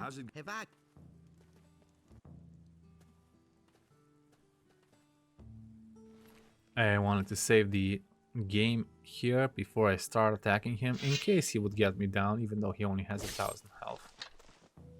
But like I said before, he doesn't have any magical armor, so he will probably bleed to death before he can even get to you.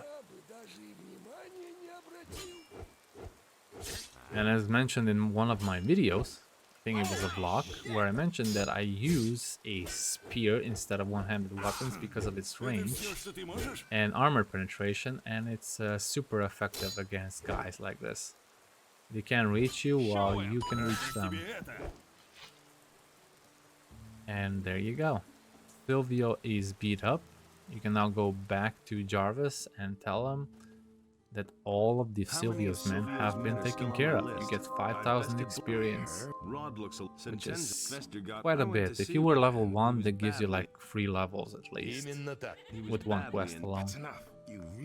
Plus the experience you get from beating them up.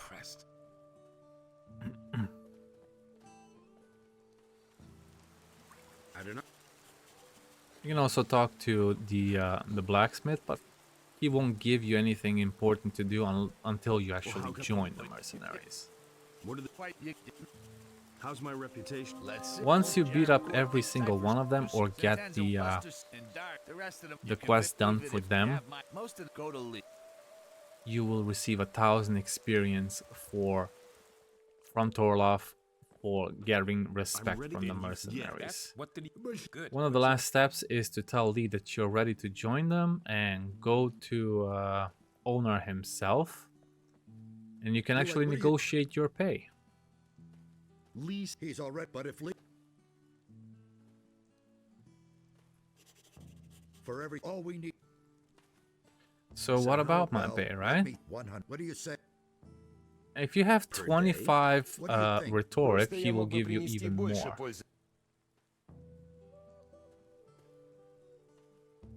And it's actually more profitable than joining the militia. Even though the militia, once you do a few quests for them, your paycheck will increase. I'm not sure if the same is with mercenaries, because I haven't tried. I've got a not quite. The last side quest is Vasily and his old coins. Now, if you gather a lot of old coins, especially from Jharkendar later on, you get quite a bit of experience and double the gold in return for each one of them you collected. And well, that's pretty much it for joining the mercenaries. I'm ready. Have you seen? Welcome here. I'm glad to. Go back to Lee and you will be one of them. You'll get your first armor and your first few tasks. You can even buy better armor, but I do not recommend it if you already done the Assassin's Guild quest line. That's it for this video, guys. Please like and subscribe for more future content, and as always, thanks for watching. Hello and welcome back again, guys, with me, SliversFX, in this Gothic 2 returning guide.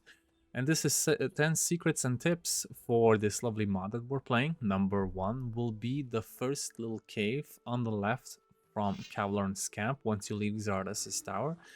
It's gonna have a few mole rats, a few goblins, and a lot of, well, goodies. A few skins, gold, and even the ancient rune tile in here. And it's quite useful if you actually pick it up early on in the game. Just make sure you have enough ability to clean all this up, like all the goblins and all of that stuff. It's not hard, but it's there just in case you want to know.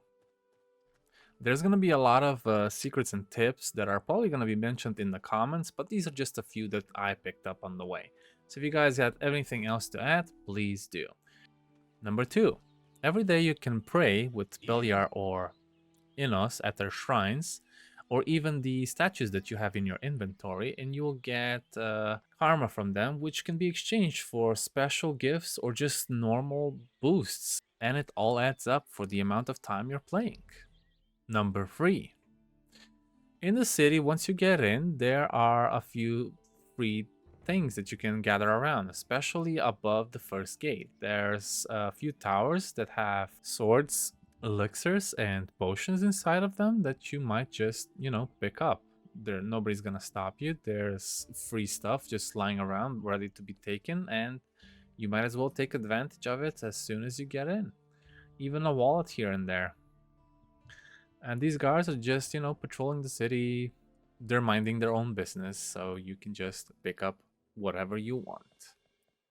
Number 4, once you talk to Vatras and get all the dialects through, he will give you an amulet called the Will O The Wisp. And to activate it, you just press Shift plus F5. This thing will follow you around, especially from the beginning, collecting gold, ancient rune tiles, and other little thingies. But you can always upgrade them once you get to Jharkendar and start collecting special items for this Will O The Wisp. Number 5, if you have unlocked the sewer gate going to the Thieves Guild, you can go to Ignas, buy yourself a transformation scroll into a meat buck, and go back to the sewers. And on the left, where you fought off 5 or 6 rats, I'm not sure how many there are, there's also a gate that is closed. Now in the base game, this doesn't exist, and I'm not sure when did they added it here. But it's there, and you can transform into a meat buck and just literally crawl under this little rail in front of that gate. Very convenient. I was expecting more of this in the original Gothic too, because, well, some places could be accessed and some others couldn't. Anyway, once you get inside, just press enter to return to your old human self. There will be a chest with 750 gold and even 2 transformation scrolls. The lever is right next to it, so you can open the door. And in the November and previous updates, the door didn't want to open, so they patched it up, and, well, with the July patch, now it does. Number 6. What are you doing? This is an obvious one.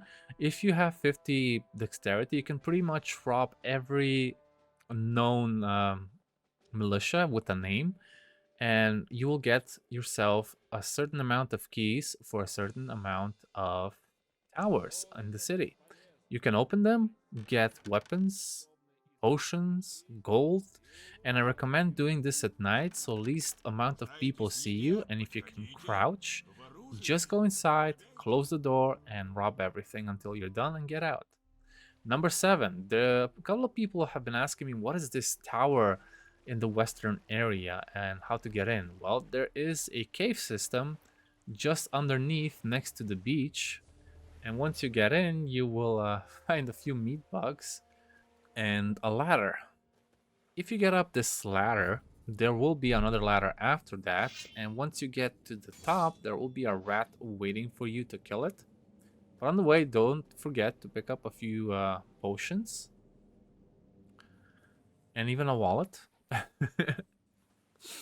And once you get to the top, you might be surprised that there is actually a few undead waiting at that tower.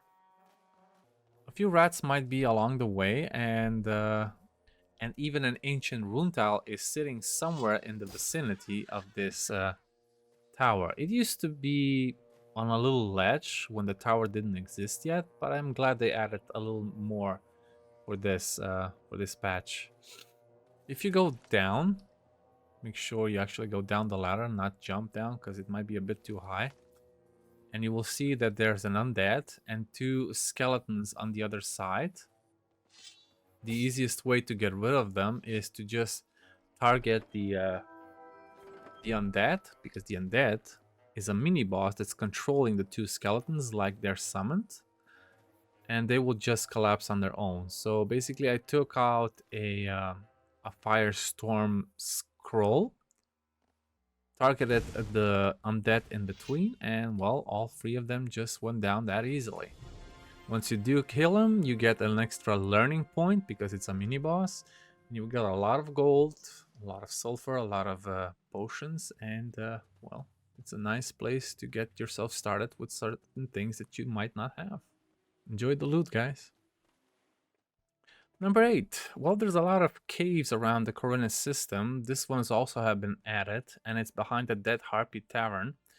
At the bottom, you will see a treasure chest, which, well, it's open. You don't even have to use a key or anything. And we'll continue a few gold and alcohol, obviously, because it's next to a tavern.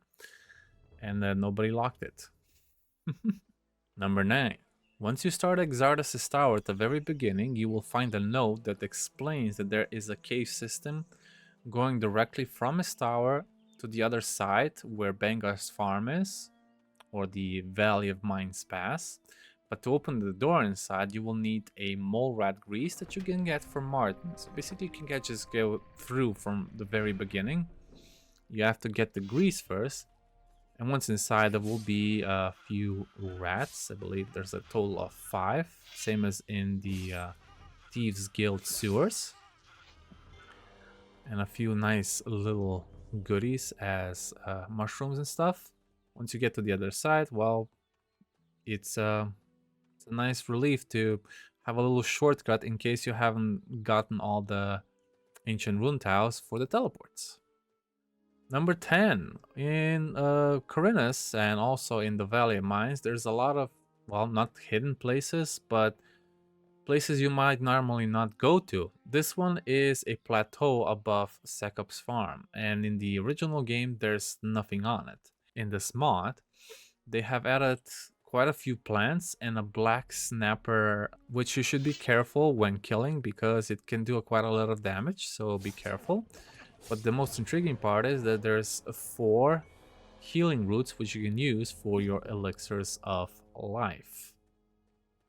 Apart from that, well, it's a very nice view from Owner's Farm to Xardas' Tower from here. So take your time, enjoy the view, and, you know, enjoy the game. There is one more thing that I have to mention as a bonus. If you've seen this guy walking around Khorinis, his name is Gravo, and if you committed a crime like stealing or hitting some people in the city, guards might not actually let you in. This guy can actually help you with that. You give him a few gold and you will be again accepted into the city. And that's it for today, guys. Hope you enjoyed the video, and as always, thanks for watching. Hello guys, and welcome back to another video with me, SliversFX, in this Gothic 2 returning new balance mod. Today we're going to be joining the Brotherhood that's situated near Bengar's farm, or the pass to the Valley of Mines. To start, you're going to need the Brotherhood loincloth armor that you get from Leicester once you meet him under Xardas' tower, and just go to the front gate of their camp. The guard will tell you that they're looking for new recruits, and he will just let you in. Just like that. Once you go in, you go talk to the guy in the hut that's uphill. His name is Bal Orun, or in this new patch it's called Oran Idol for some reason. They changed it, or the sub for English changed it. I'm not sure. Either way, the guru will tell you that they're only looking for recruits that are trustworthy, so you need to gain their trust first. But how do you do that if they're not gonna give you a quest? Well, we'll see that in a minute. The Brotherhood is a camp where they're normally practicing magic and unknown magic using marsh wheat or swamp wheat, and a lot of things come from that, as well as making their own kind of potions and stuff. But in general, this path is very different from any other that you will encounter in the game, especially if you look at paladins or mercenaries or the mages. This is like a mix of something like that, but they're also a little bit on the strange side, right? Because in Gothic 1 they were worshipping the sleeper, and here they don't have anyone to worship, so they're just following their own path and trying to relax, I suppose. So the first task that the guy gives you is to deliver a package to the mayor in town. So we're gonna go there. Make sure you go there after 3 p.m. because he's sitting on the bench right outside his mansion.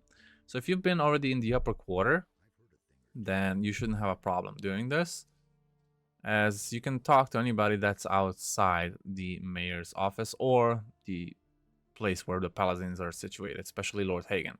So he's gonna be on the left side of the house. Let's go there and see what he has to say.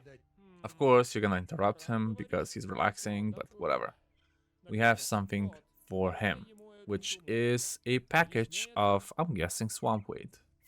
It doesn't really say, but I'm guessing it is. And you will get a big bag of gold that you probably shouldn't open.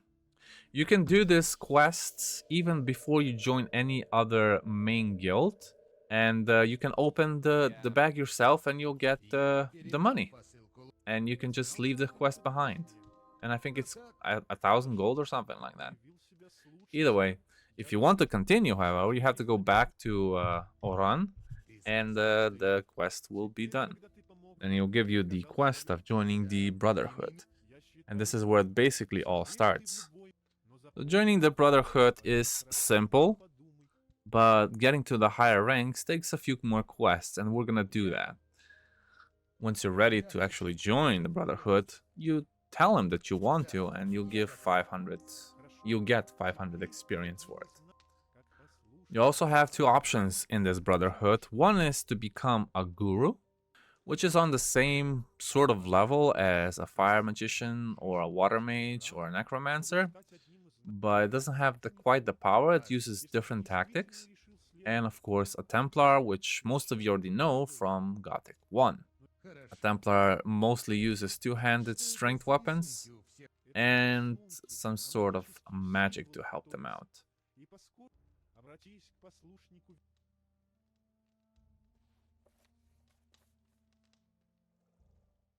You can also go to this guy to get a tattoo and shave your head. You can also do this, well, just shaving your head, without joining the Brotherhood itself. So if you like to be bald, well, go for it. But just getting the tattoos, you get 5+ magic protection. It's not a lot, but it helps in the long run, especially if you stack it up. So if you shave your head, you also lose your shirt for some reason. I'm not sure why, but I guess he shaves your shirt as well.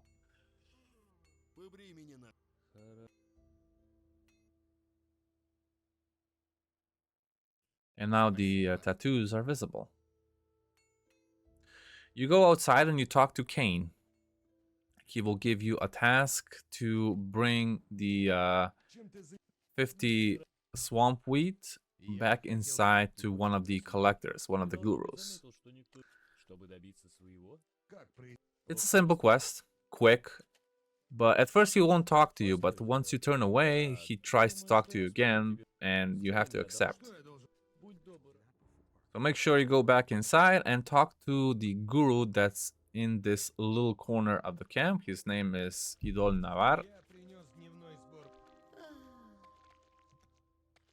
And also, once you do that, he will talk to you again, and he will give you a map of where to gather the rest of the swamp wheat that people are gathering. Well, their people are gathering. The novices, and normally there's a guard protecting them.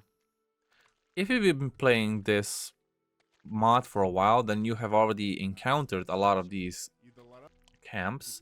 One's behind Lobart's farm, where he actually tells you to check on them to see that they're not harmful or anything. So that's the first one we're gonna go to. First one is literally behind Lobart's farm, all the way in the back where the stone circle is. Shrat will give you 50 swamp wheat, which you need to return back to their camp. Also note that once you do join one of the camps, any camp or any guild, main ones of course, then these King Sorrel will start spawning all over the place where you haven't seen them before and where they were supposed to be. So the second camp is located near the stone circle in the eastern forest, where you were going with Laris to retrieve one of the ornaments. And this is their leader, Cor Kalom. He is a Templar, and he will also give you a quest to clear a plateau that's nearby to get another camp for gathering swamp wheat going. He'll also give you quite a bit of gold for this, so you might as well do it while you're on your way. There are huge lizards on that plateau, so if you are under-leveled, then you should take care and be careful. I haven't changed my armor here, but I think you can gladly do so without worrying because you already joined the Brotherhood, so if you need better armor, put it on.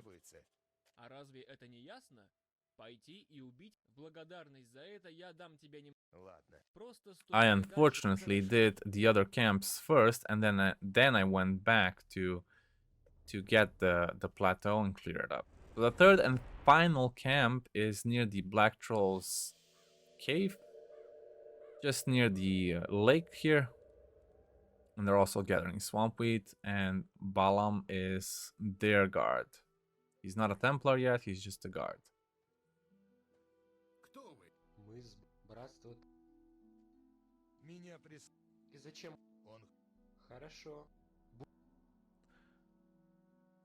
I always manage to get some pickpocketing going on these guys because they're easy to get from. And now I'm gonna go clear that plateau that I just sort of skipped.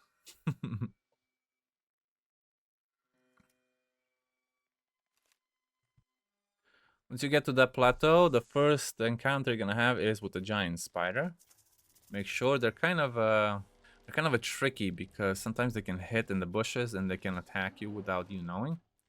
And then the giant lizards are also gonna be an easy kill for me because I have a lot of experience and a lot of health.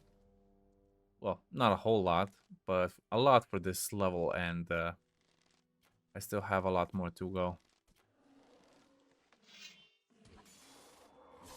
There we go. I think there's one more left. I'm not sure. We'll see in a second.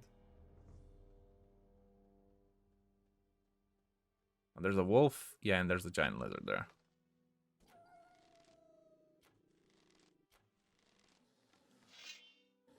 There we go. Might as well pick up the herbs while you're up here. And make sure that every time you go somewhere, you clear out the place so you don't forget something and then you have to return. Yeah, it goes for pretty much anything in this game. Especially like in the base game, sometimes you forget, sometimes you don't see it. And in the returning mod, when there's a lot of plans going on, sometimes things hit beyond your sight, so you can't see it. Go back to the guy, and you can ask for some gold. You can also ask for other things, but I think 500 gold is quite a lot, especially for this level of the game. Now let's go back to the Brotherhood and deliver the swamp wheat.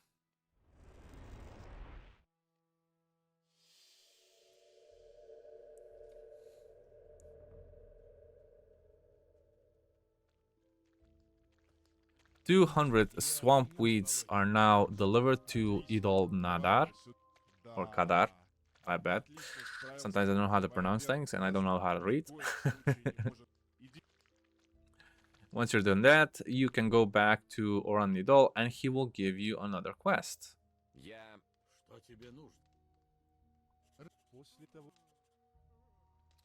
From here on out, you can decide which path you're gonna take. Are they gonna be a Templar or are you going to be a Guru? That's entirely up to you. The quests are not that hard. They're also gonna be based in the written guide that I have. And if you don't know something, go read on it or join our Discord where people are constantly asking questions and we try to answer as many as possible. If you enjoyed the video, guys, please give a like and subscribe for more future content. And as always, thanks for watching. Hello guys, and welcome back to another Gothic 2 returning balance mod with me, Slivers FX. Today we're gonna become a necromancer. The first thing you should know to do is to talk to Vatras in town, ask him about which guilds you can join, which will pop up a second window that he will tell you the new guilds that have emerged within the mod. One of them is becoming a dark magician / necromancer / sorcerer. And once you do that, you just go to Xardas and you directly ask him if you can.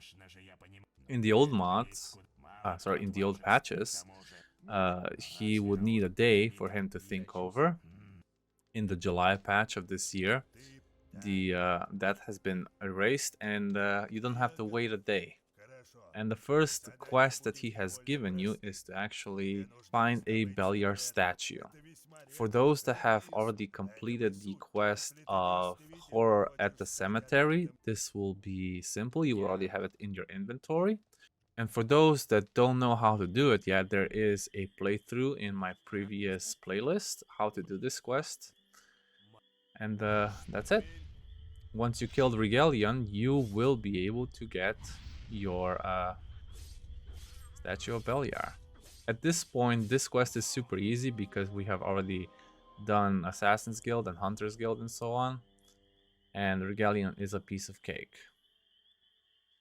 So there it is, the Beliar or the demon figurine Beliar statue. The little Beliar statuette, I suppose. Once you get it, talk to Xardas and give it to him.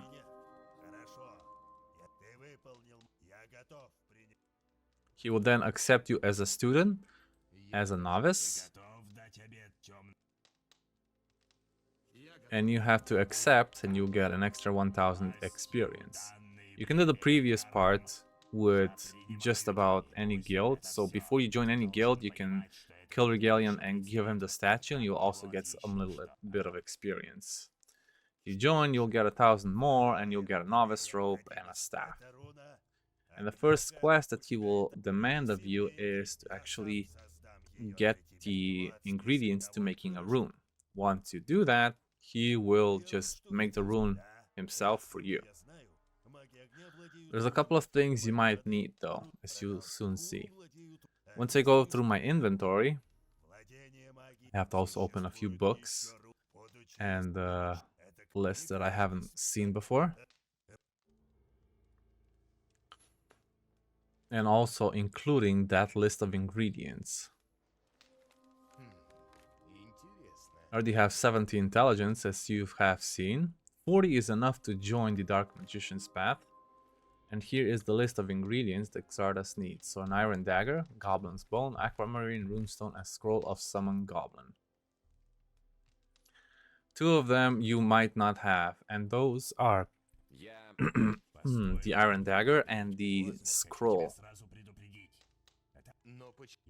And you might think like the first thing you have to do is get the scroll, obviously. But Ignis unfortunately doesn't have it. I just put this in here so you know he only has scrolls of transformation. So you might have to look somewhere else.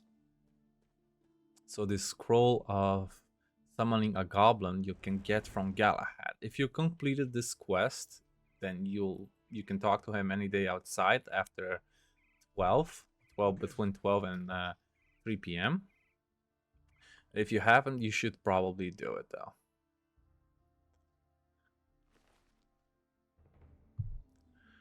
And the iron dagger, you can get it from Hakon, because they normally don't just drop, nor do any of the bandits have them. So iron dagger is one thing that you just have to buy from Hakon himself. At least I didn't find it anywhere else. For the other ingredients, you should already have them in your inventory. If not, try to search for them. Once you get all the ingredients, take them to Xardas. He will take them and he will start making a rune. Rune of summoning a goblin. Now, how can we become a true dark magician? We are just a novice so far. I'm so excited that they actually implemented a lot more quests with Xardas. It makes a lot more sense. And I hope they do the same with the Dark Knight, because the Dark Knight is, well, there's one quest and that's it. If you have, I believe, 80 magic and 40 intelligence, then you can become a dark magician at this point. But you also have to prove yourself of doing so. And he will give you a quest of actually killing one of the fire magician novices. This might be a little bit on the dark side, but you have to do it anyway.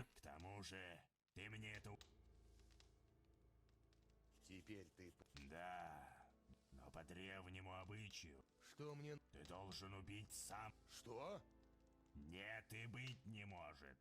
Ты сам Белер дается выполнить.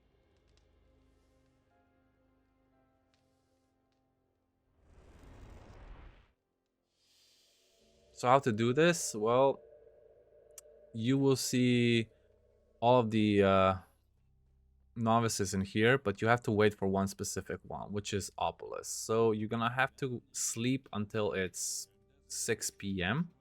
He will be waiting on the end of the bridge at the monastery.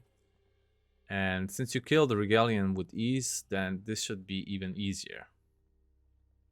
If you would kill him inside the monastery, then everybody would be, well, angry at you.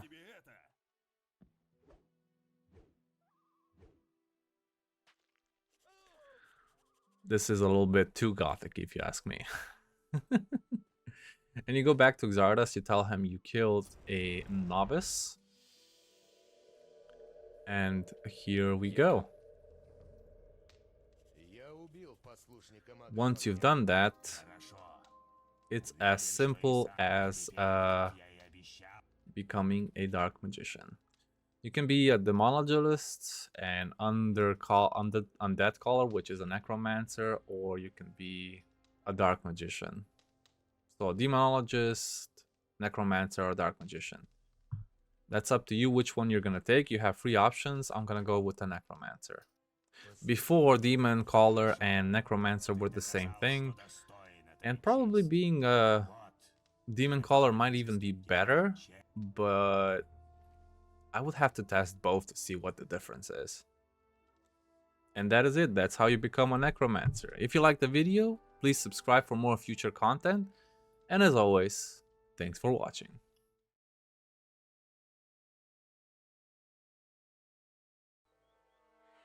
Hello guys, and welcome back to another video with me, SliversFX, in this Gothic 2 returning new balance mod.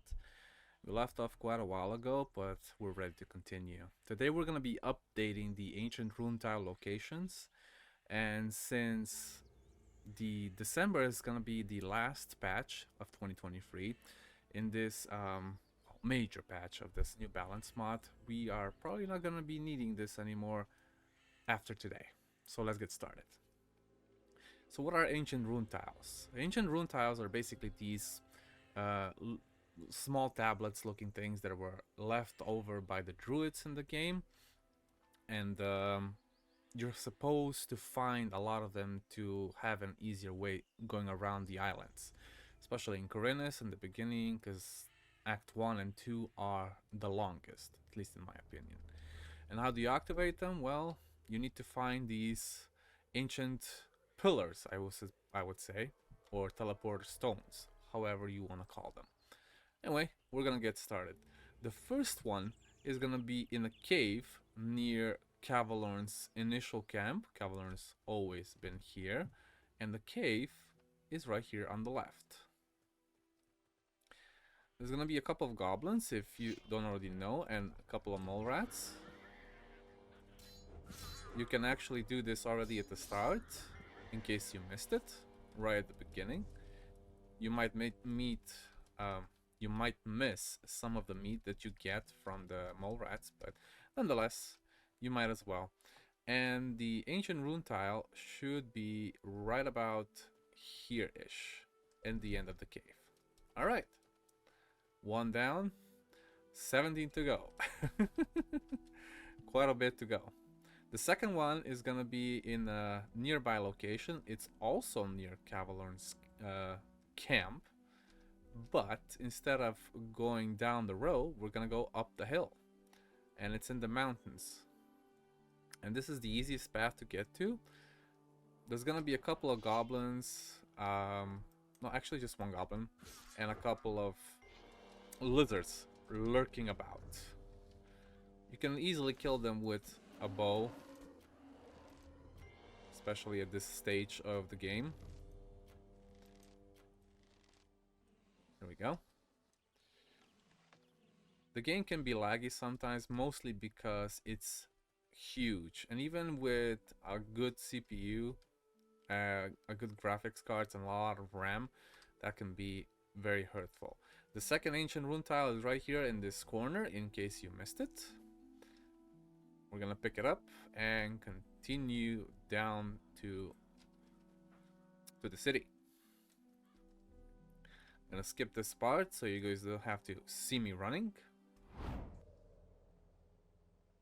Alright, now that we are in the city, in the harbor area, the third one is at the end of the beach where the Paladin's ship is located. So we're gonna go all the way here to the left.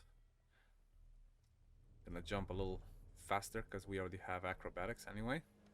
And the ancient rune tile should be sitting right on this little box over here. I actually killed the black goblin already, but I wanted you guys to see this. We're gonna go back to the harbor area and get our 4th one. 4th one is gonna be next to this tower, the broken tower near Khorinis,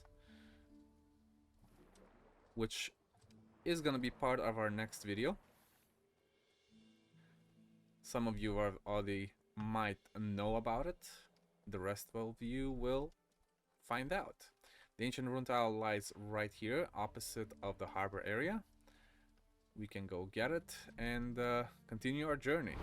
Alright, starting from the marketplace here. I'm gonna go to the left.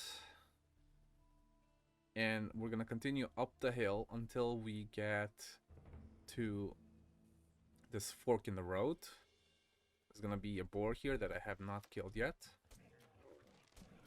Not on this playthrough anyway, because you have to restart the whole thing of all the patches that have come in the past few months.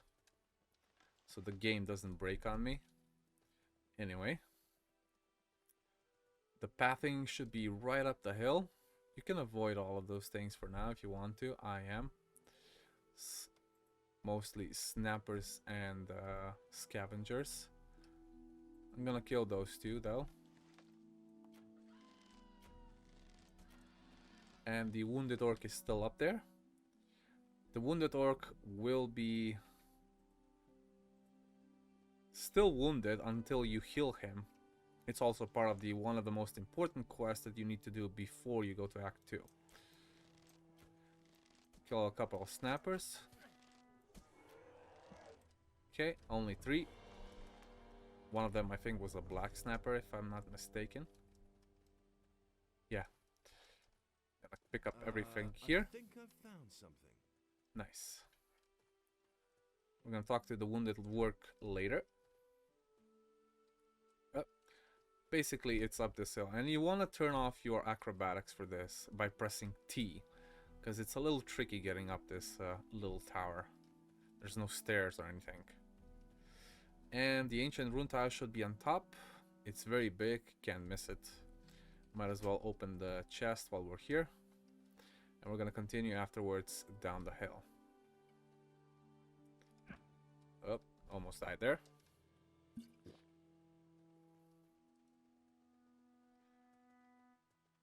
It's gonna be dark soon, so I'm gonna wait until tomorrow and then I'm gonna continue. Alright, we're back in the fork in the road, but instead of going to the bandits tower or Jack's old lighthouse, we're gonna continue this way. Gonna cross over here to avoid most of the bad stuff. We're gonna kill the wolves that are down here. Well, actually, I don't even see them. Oh, they're here.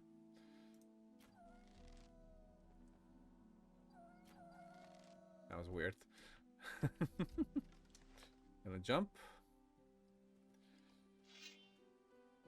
Kill these blood flies, of course. There's gonna be a couple of snappers here as well.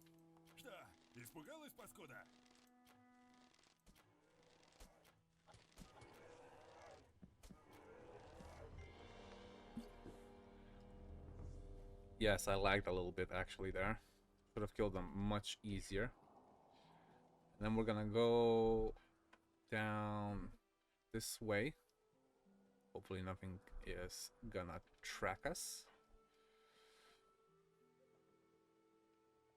And we need to get inside that tower. Now from this side, the tower is locked. It's King's Sorrel here. So we have to unlock it by pulling a wrench. But how do you get across? Well, you don't get across. You go actually under it. So what we're going to do, we're going to pass this cave. That's for later. Yep. Go all the way around where there's going to be a hole next to the seaside.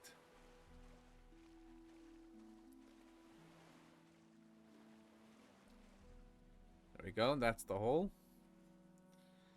You can kill all these mud bugs if you want to. Stop running away, meat bug.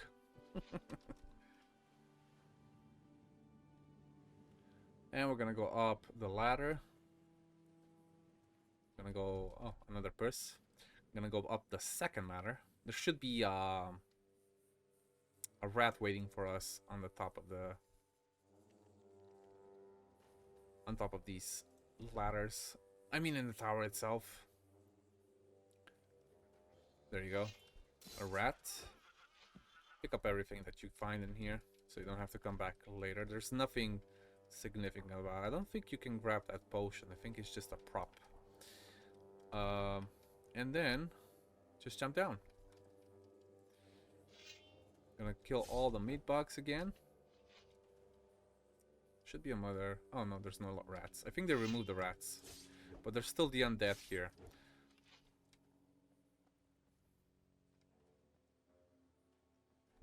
Gonna kill the undead. Just kill the Jorian one and the 2 skeletons that are next to him. I'm gonna just drop that after that. There you go. Easy. Now to find the ancient rune tile. It's supposed to be here.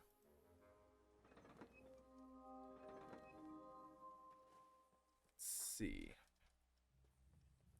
If you can't find something, there's always an easier way to do that. And that is by activating the wisp. Okay, so the ancient rune tile is right here next to the little blacksmith thingy. We pick it up. It used to be right there at the gate, but I guess they moved it so it's a little more challenging to get to it. And we're gonna grab everything else that we just got from these guys. Alright, we're gonna continue. We can go down the same way we came. We're gonna go across gonna cross the sea. We're gonna go to an island. And that's the little small island that's over there.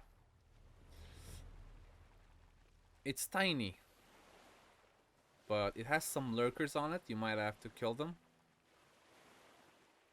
This is gonna be, I think, what, our 6th one? I stopped counting. I'll put it in the video itself. Okay, so there's gonna be a lurker here, another one there. See if there's any more. No. And the ancient rune tile is buried here in the sand. So we pick that up, we pick up the stamina, grab the chest, kill the turtle for no reason. There you go. Alright, we're here at the Dead Harpy Tavern, and from here there's gonna be at least 3 that we need to find. Ah, they're trying to kill the poor scavengers. That was my experience though, but hey, what the hell. With this one, there's gonna be a couple of lizards as well lurking about. I don't know what's up with lizards and with ancient rune tiles. They really put them like almost everywhere. You kill 3 of them, and the ancient rune tile should be in this little corner on the left. Alright. Grab a scroll of ancient arrow and a goblin berry. Okay, from the Dead Harpy Tavern, we are gonna go towards the pyramids.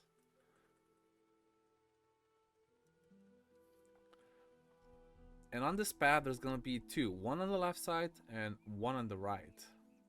I still have the scavenger meat to pick up, apparently. 4. Might as well. And a whole lot of junk that I hadn't picked up earlier here. But I'll do that later. Right now, we are focusing on ancient rune tiles. There's gonna be a giant spider, which you can kill with 1 shot if you use your bow for long enough, depending on how much dexterity you have, obviously.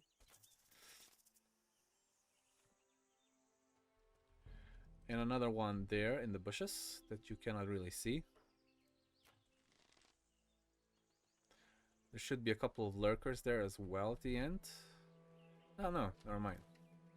There aren't. I think they spawn later. Anyway, the ancient rune tile is in one of these bushes right at the end of this little ravine. And the second one is opposite, on the opposite side, with the bandits we are going to kill. Just gonna put my health up in case I die accidentally, because I have almost no life.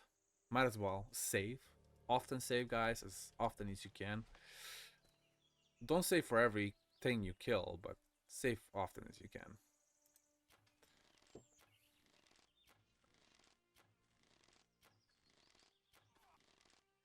So the further away you are from the bandits, the less likely they're gonna be to attack you, even if you hit them. Look, he's healing about that. Oh, that's the leader.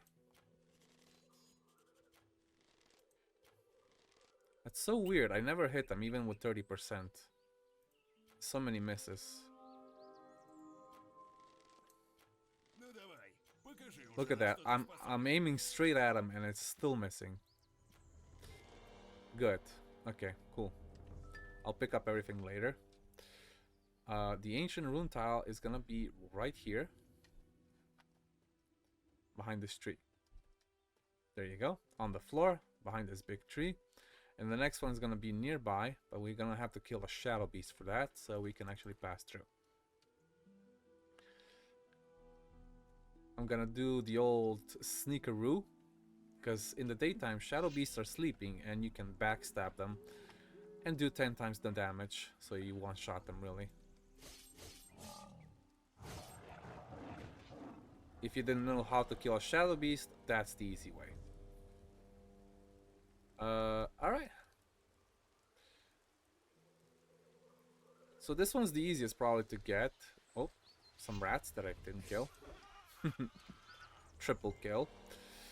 This one's the easiest to get while you're with Laris, because he stops just before the bridge, and you can turn to the left here, go up this little hill, and the ancient rune tile is going to be up on this little tiny hill opposite the the shadow beast. One of them is also going to be in the excavation under the pyramid. Just before you arrive to Xardas, there's going to be a little room. And that room is normally filled with goblin skeletons. I already killed them. I didn't pick up the rune. The rune is actually right here on the floor. There's going to be an ancient healer tablet right next to it. That's just before you get to Xardas, in case you were wondering. Alright, next. If we continue down the path from where the excavation is, we're gonna go towards the Black Troll. I killed all these scavengers, obviously. Boom, boom, boom, boom.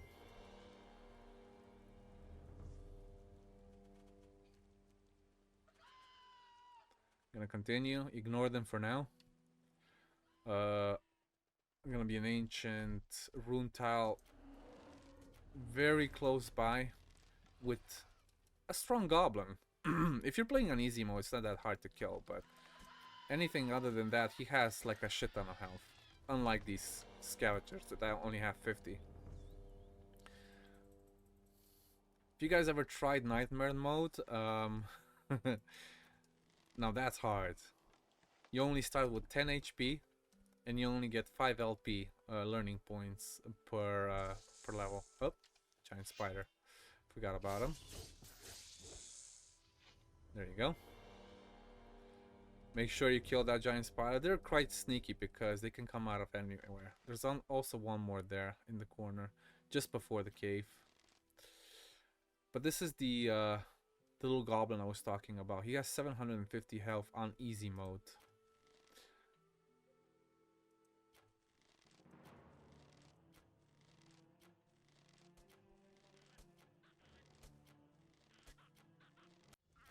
And quite a bit of armor too. He's also carrying one of the consecrated statues that are needed for the quest with Cassia. And here's the ancient rune tiles right behind the rock, which makes it, I think, number 11 or 12. Guess we'll see in the video. Next, we're gonna have to go from the Black Troll location downwards to the Eastern Forest. There's gonna be a couple of mole rats here. We go. And a couple of scavengers. You might actually even see an orc. I think there's like an orc scout roaming through these areas. I never know where he comes from, honestly. It just appears out of nowhere. And there's also a shadow beast that we can kill. Let's do the sneakeroo. The old sneakeroo behind the back. Easy.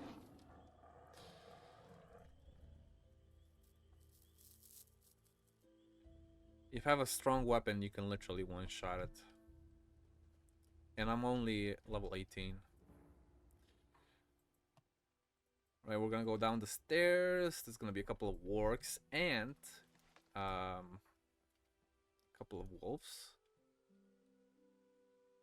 For me, wargs are harder to kill in Gold Edition than they are in New Balance.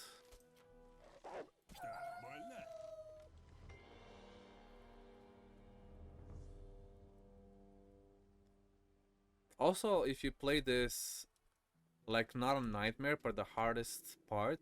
Oh, I think that's the the mini boss. There you go. I already picked up the range and rune tile. It was right here in this little bush, and that was the little mini boss that I just killed. Stonefist, I think, or Stoneclaw. And I forgot what I was talking about. The Golden Edition Gothic 2 works are as equal as here, putting everything on the hardest mode, but on normal, not nightmare. That's the comparison, I think. Alright, next up, we're gonna go to the monastery. Alright, while we're here in the monastery, the easiest way to get the ancient rune tile is actually in the daytime, which is kind of funny. We need to get a key to get into the treasury room. And the key is going to be on the right side. We're going to have to sneak in. Bobo normally doesn't see us. And Ulthar sometimes come here to make potions. We're going to make quick work of these chests.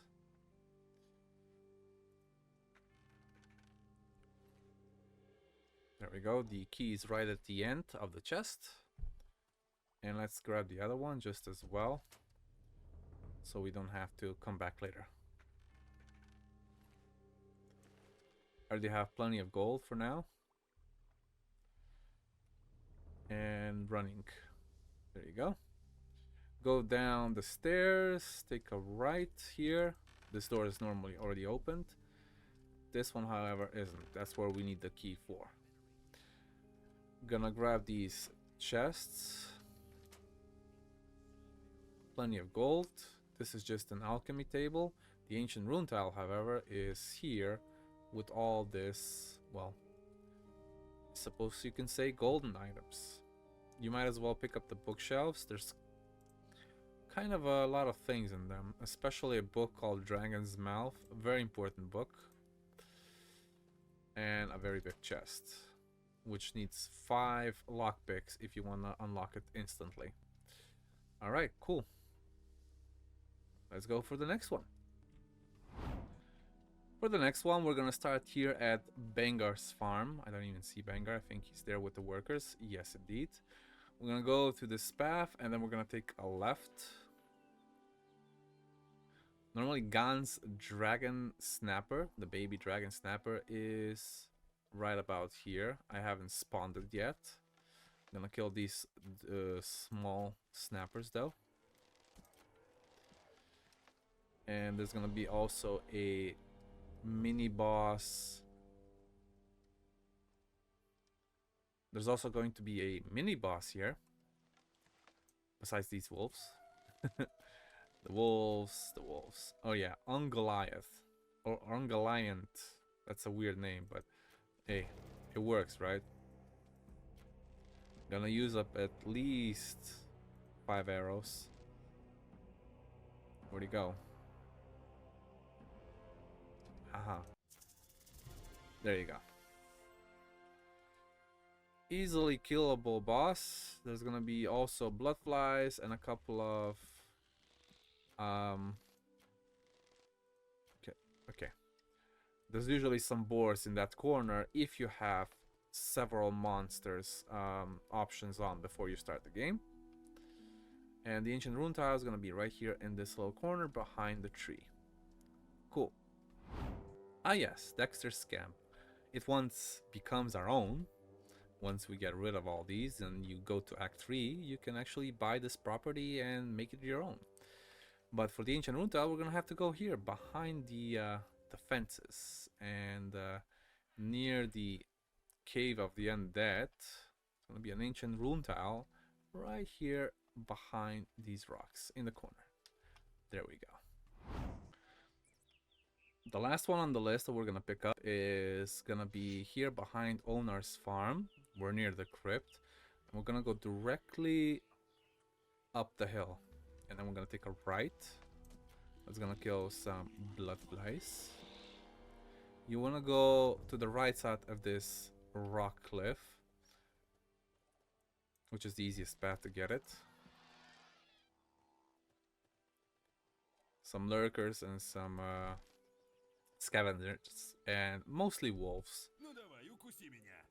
This is the Demon Hunters camp, I would say, once you actually join them. One of the coolest looking ones as well, especially once you get it up and running. Right? Wolf, wolf.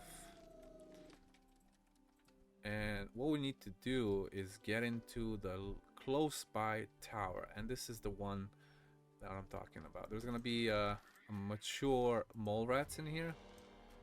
Nothing special. Boom, boom, boom, boom. And let's look for our Ancient Rune Tile. It's gonna be an experiment here. You can also read that. And the Ancient Rune Tile is right in here in the center of the tower. Cool. Now these are not all the ones you can get. You can also buy them from certain merchants. The first one I'm gonna talk about is Errol. And once you finish his quest, killing the bandits for his stone tablets that he was robbed from, we're gonna find him here in this little shack. And we can actually trade. And he has one to sell, and we're gonna buy that. The second one is going to be Lemar. Oh, I don't have any mana. Lemar is a moneylender in the Harbor District. If you haven't killed them yet with the Assassin's Guild, nor have you done the Parlan's Plea quest, which is entering the monastery before you join any guild, Parlan will give you a quest that if you have 1,000 gold or more, then you can start trading with Lemar some stuff. Leave me alone. And we're gonna see what we have. We have one more Ancient Rune Tile. We have Elixir of Dexterity, which is not worth it in my opinion, unless you're playing super hard mode. Okay, if you're playing super hard mode or Nightmare, then these are definitely the things to go for, as well as these Ancient Healer Tablets. We're gonna buy these though. Okay, cool. And in the upper quarter, we have Lutero, who sells 2. Each of them is 500 gold, but in the end, it saves you a lot of time running about everywhere. So you might as well buy them. Show me your wares. There we go. He has 2 of them. And that's it. That's all the Ancient Rune Tiles we can get in Khorinis. As for the rest, well, once you get your Will O The Wisp running in Jharkendar, it has range and it can pick up everything. You won't need it. You just activate it and it's gonna pick up everything for you as long as you pass that area. Thank you guys so much for watching this video with me, and I'll see you in the next one.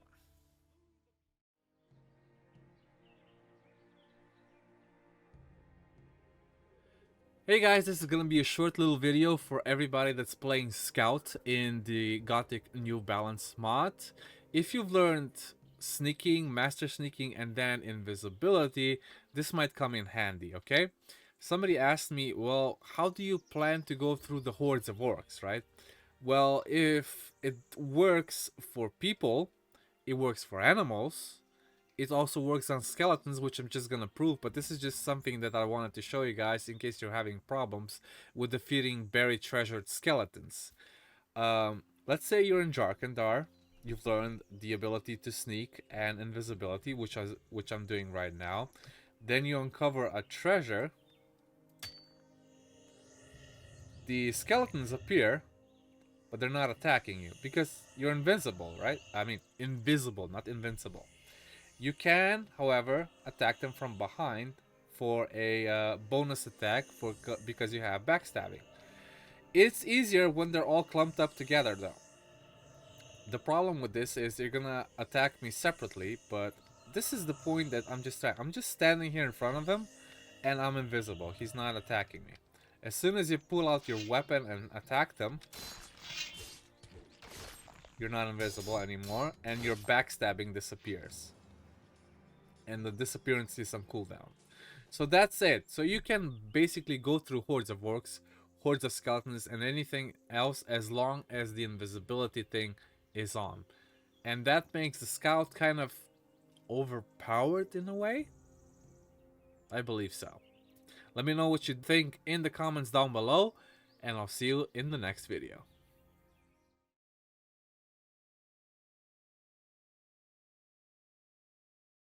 Hello guys, and welcome back to another video with me, SliversFX. This is gonna be a video about combat, and specifically how to combat different types of creatures in the world of Gothic. Now, some people have a hard time defeating trolls, shadow beasts, even wargs, but once you get the hang of it, it's actually quite simple. In a lot of ways, it's even simpler than the original Gothic because the plugins that this mod has provided is faster reaction timing, basically, for all weapons, even movement, and so on.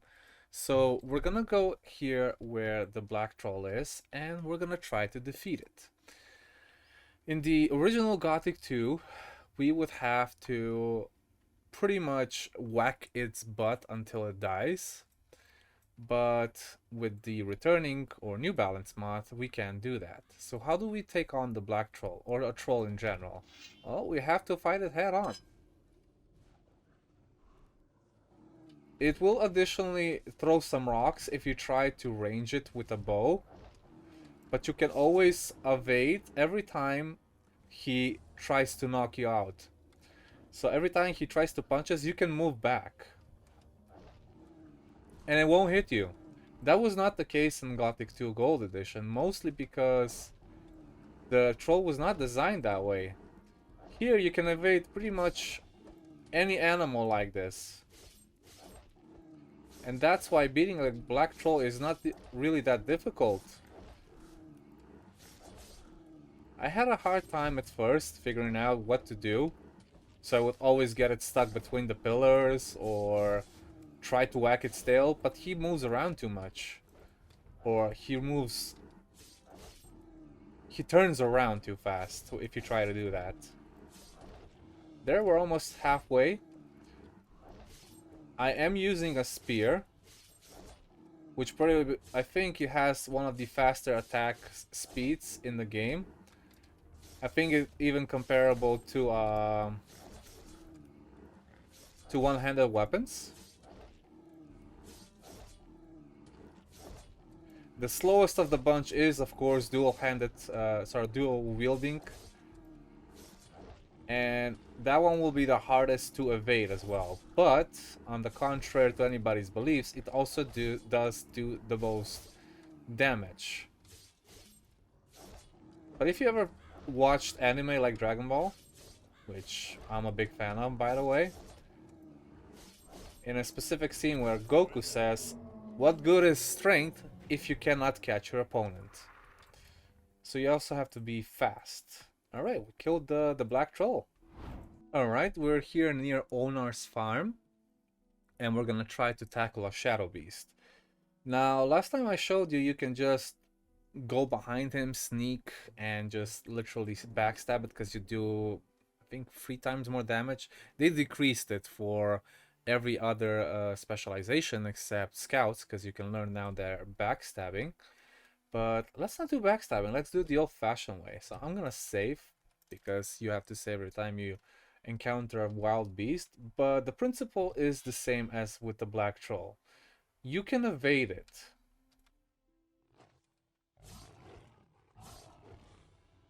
And since it has a lot lower health, you can also beat it like this.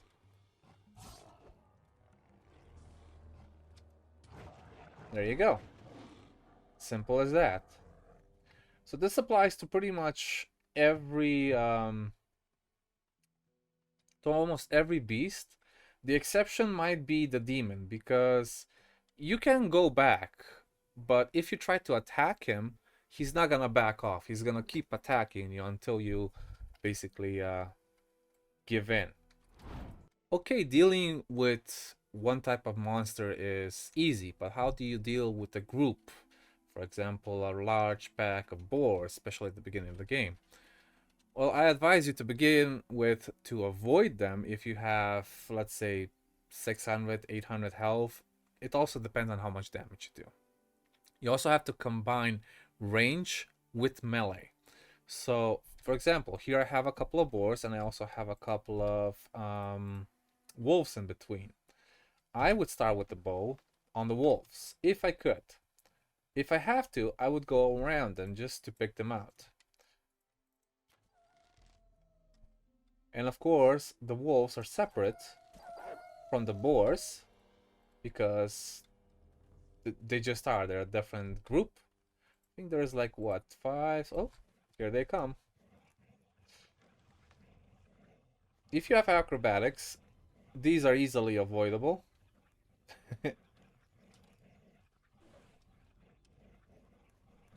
Because you run pretty much faster than most of them. Of course, if you have a hard time avoiding them, then just run away. But this is how I normally take them down.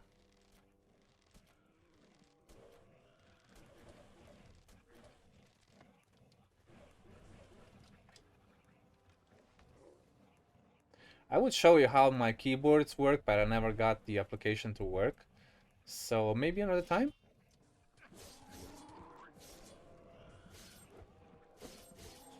There we go. Sure, I escaped with 160, 185 health, but I got them all. And to prove the point that you can fight several groups at once, you need to be very careful.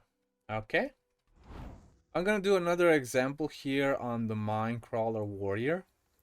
Minecrawler Warriors are pretty simple to beat, but if they get a hit on you and they start hitting you, you can die pretty fast. They have incredible attack speed. So, but they can back off easily if you just hit them. You can avoid them. You can avoid them. It's just a little harder. And the last but not least, which is also a pain in the ass to beat, are things that already have weapons. So basically creatures like the undead, even ghosts, but with ghosts we will also need a silver weapon or an ore blade that will cut through their magical abilities. So we're gonna start with these. I don't have a magical ore weapon just yet. I'm gonna show you how to defeat the basics. So we have a warrior skeleton here, I believe. Yeah. You always have to wait for him to attack first and calculate how many swings he's gonna have. If he starts doing this like sideways attacks, he's probably gonna do more than one swing. He does 1, 2, 3, and then one in the front. When he does the one in the front, he's gonna stop attacking. So that's when your chance is to actually kill it. There are different type of mobs, especially depends on which weapon they use. If they use a spear, they use a two-handed weapon or a one-handed weapon, but the principle is all the same. For the Undead Mage, well, there is one at the end of this tunnel. You would need a lot more health, because no matter how much health you do have, they will just drain your life instantly. They have an attack that you cannot block. You can evade it, and sometimes it gets glitched and it goes through you anyway. But yeah, that's it for this short little video for today. Thank you so much for joining me, and I'll see you in the next one.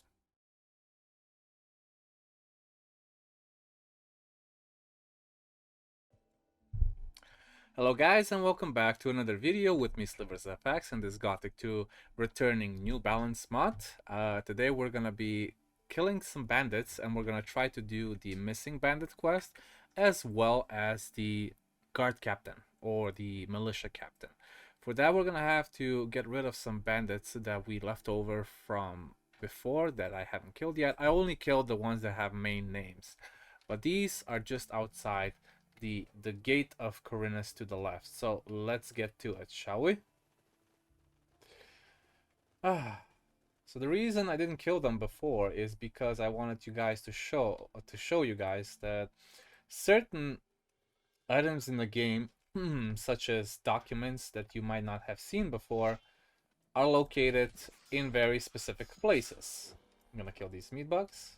Boom. And the first ones are gonna be carried by those rogues that are there. One of them is there. And where's the other one? I think there's only two. Oh no, there's three. I have the best bow in the first act that I could get. Let's see, did we pick up everything? Yeah. Wooden shield, wooden stick with the rogue, and the other one is here. And I think one of the notes is in here. Let me see. Did we get it? I'm gonna kill the rest, because why not?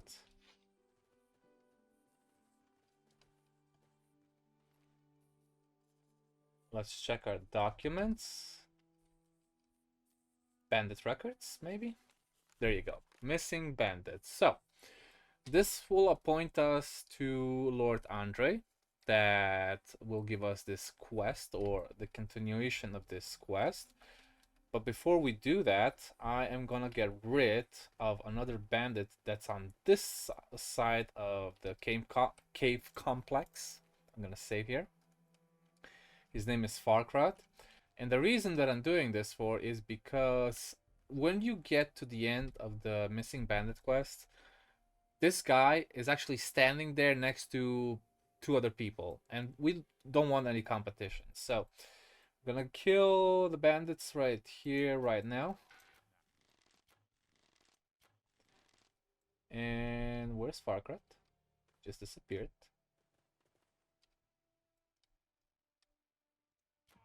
There you go. Now you normally wouldn't one-shot them because they have a lot more health, but I'm playing this on easy mode. We also get another note from him.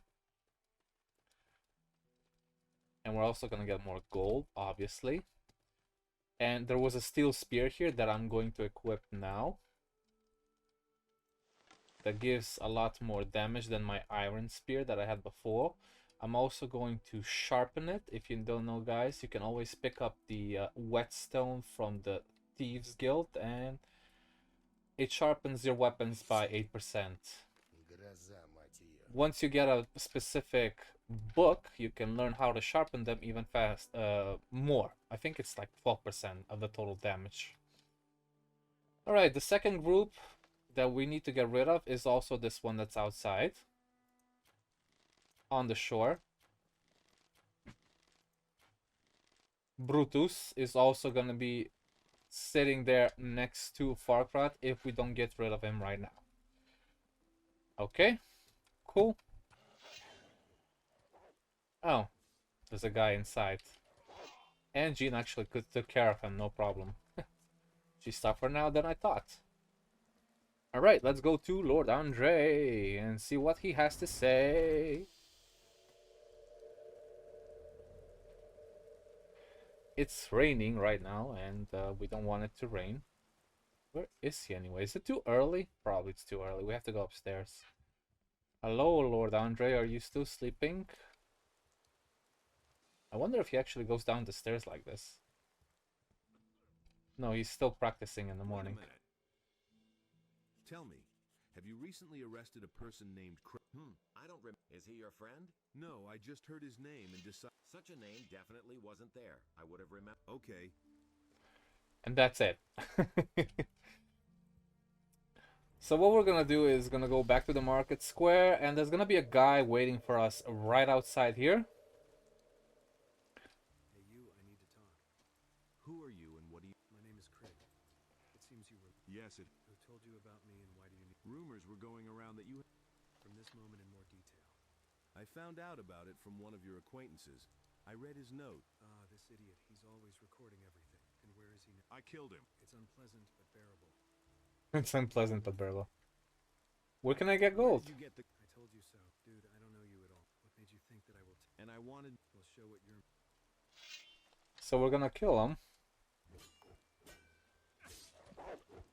Easily. Once you get to once you kill him, English is broken, you will find Orders of Craig, and the quest will proceed, obviously. So, controlling the passage between the city and the lighthouse, controlling your friends who are sitting in the cave, eliminate anyone who asks about the cave or the lighthouse. Anyway, we have to go up to the lighthouse, and there will be another bandit there. I have already cleared up the bandits that were occupying Jack's space, so there's only gonna be one more. And apparently, So much for you, lowlife. Jax was actually attacking him because he was not supposed to be here. He's supposed to be Have any gold on you? upstairs, but I guess. Hey! Nice. Thank. Alright, we'll continue with that story later.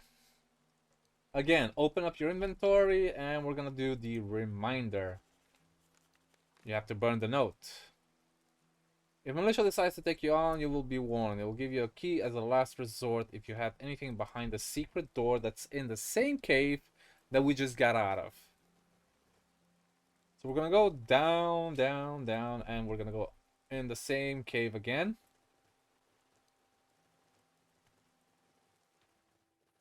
To the right, not to the left, to the right. And there's gonna be a little secret door behind this thing, which you just got the key from. And now there's gonna be a militia guard here waiting for you. Here you are. What is a militia soldier doing in... I won't beat around the bush. I have a very advantageous offer for you. You end your search and forget about everything related to the band. And what will I... 1,000 gold and one more valuable. Where did the militia soldier get such money? You see, I was sent by very influential. They are not the kind... Get out. I see you're... And we're not gonna do that because we want more than that. No, I will find out. And I thought everything... Actually, gonna rob him first. There you go. Where's my Gina when you need her? I spawned her right behind him. It was hilarious. Alright, let's see what we got here. Last decree that we got from the militia guy. After you come back from the cave, you take up near the eastern gate. Andre has already asked of you. I have no mana again. Keeps happening to me because I don't have mana regen. Alright. We're gonna go back to the market square and go talk to the guard captain. Wolfgar, I have a question for you. Question. Is it you? Yeah, it's me. What do you need? Your man in the cave tried to kill... I don't understand. What? He had a note. I bet this is your hand. All right, buddy, you've gone. Better stop. You know I could turn you into Lord On... You think you're so smart? You have nothing. You know nothing. I have the bandits' notes. My name isn't there. The moment the paladins arrived in the city, I never left it once. Andrea is more likely to throw you in jail than believe. I will not stop. Who do you think you are? Something like that. You have already killed several of... All right. You will have an appointment. Where in the same cave. And yes, don't you dare harm the person you'll meet. And what if... Then you will be declared an outlaw. I'll make sure of it. Okay.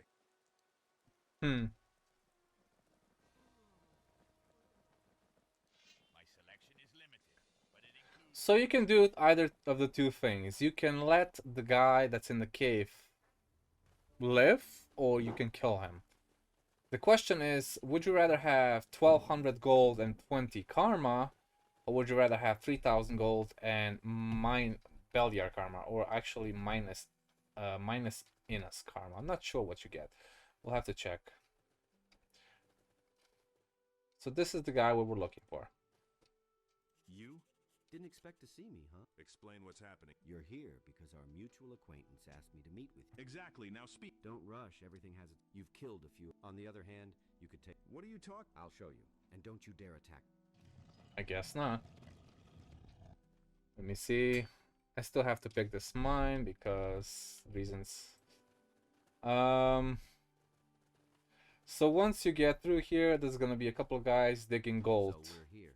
That's gold deposit. Exactly. And everything was fine until Captain Wolfgar and I have found a way to... 2 slaves mine gold for us here.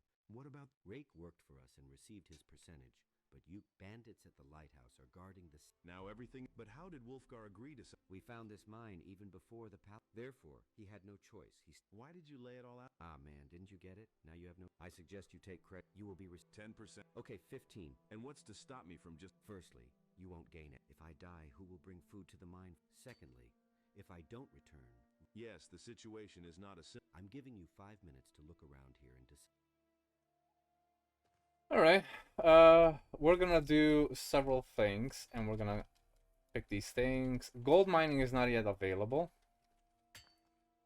We're gonna rob these guys because we're funny. But we're gonna talk to them as well. How do you like... Why are you mocking?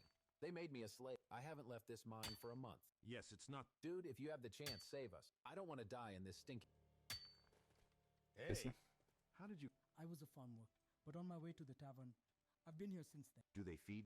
They're obliging, but I don't like being... Working in a mine is not... Alright, if you like Innos more than Beliar, then go ahead. So we saved our game, and we have 3 options. And let me show you the 3 options that you get. I have made...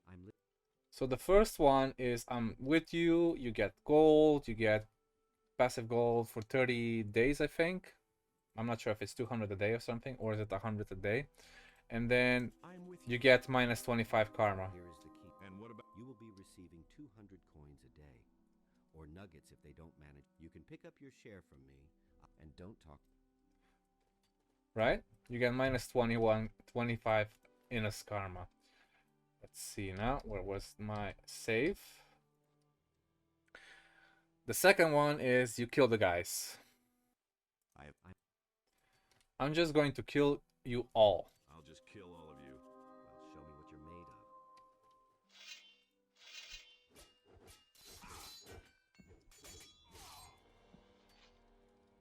of. Okay. What about the slaves? Hey! You're free. Thank you. We here. This is... Hey! So they're going back to the hideout. You get 2,000 experience. And you get 1,200 gold, of course. And now for the last one. I'm listening to you attentively. Now the last option is to let the slaves go and you brawl. Make sure your pets are not there with you. You get Karma of Innos. Free the slave! You turned out to be dumb.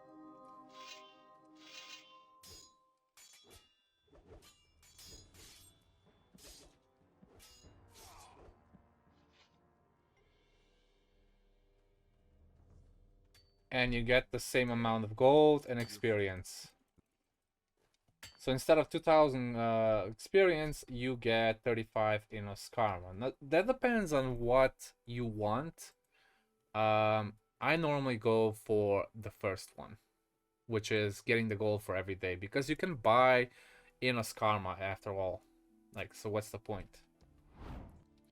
Alright, and for the second part of this quest, which is in the same cave complex with Farhart and everybody else, once you kill Farhart, you get this bandit Farhart's notes.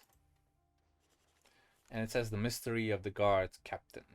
Ever since the paladins came, trade has gone to hell. The guards watch the townsfolk even more, and the pompous Wolfgar acting all holler than though and vindicating himself to Lord Andre. It is thanks to me that the bastard has made himself a great fortune. If I don't hear from a man named Larius in a few days, the man said he'll send, then to hell with the lads and I are out of here. It's a weird letter, right?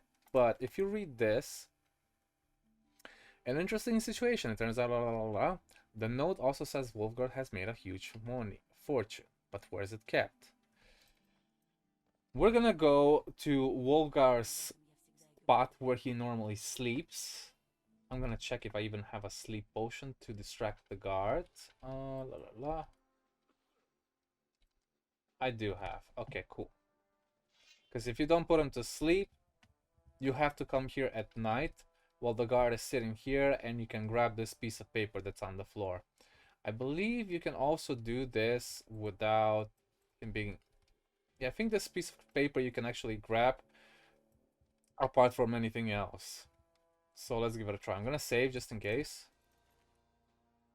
But this shouldn't be a problem. Yeah, you can grab it. Okay, cool. So let's see what it says. I did what you asked for, Captain. It wasn't easy. The cave was crawling with undead, and I could barely get out of there alive. I hope I'll get some credit for it when I get out of there. The cave is exactly as we talked about, not from the sun's circle. If we go there now, there's gonna be a couple of undead crawling about. I'm gonna call Gina again, just to have my back, because she has more health than I do. Man, that wolf was loud. Okay, there's a couple of undead in here. I'm gonna save one more time. This shouldn't be too hard.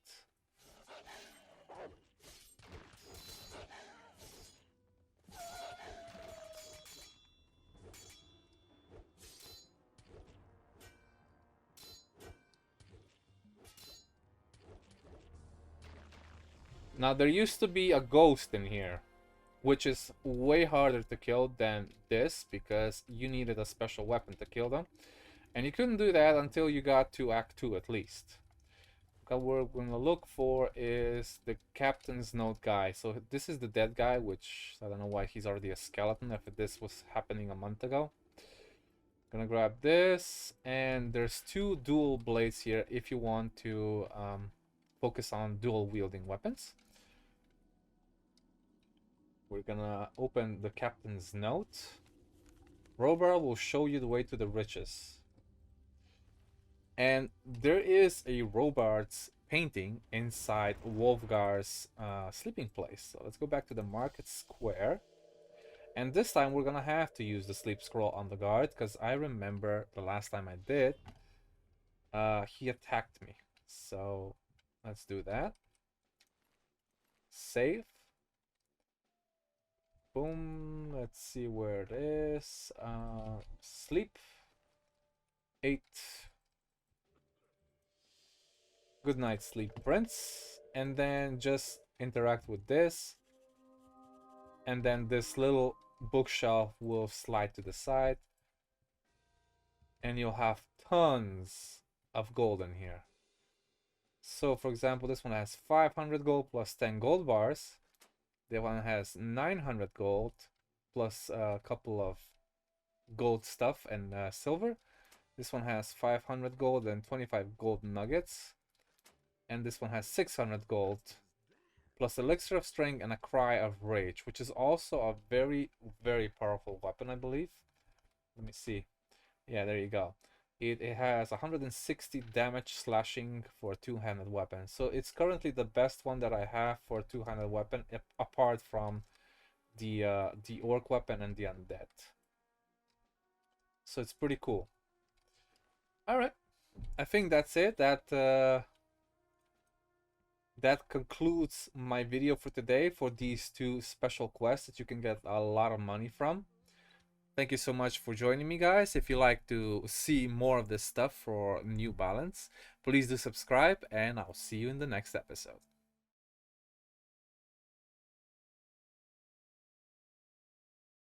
Hello guys, and welcome back to another video with me, SliversFX, and today we're going to be doing another side guild called the Merchants Guild. There's only going to be a few quests available in the first chapter, but we're going to get through with it, and then we can finally move on to chapter 2.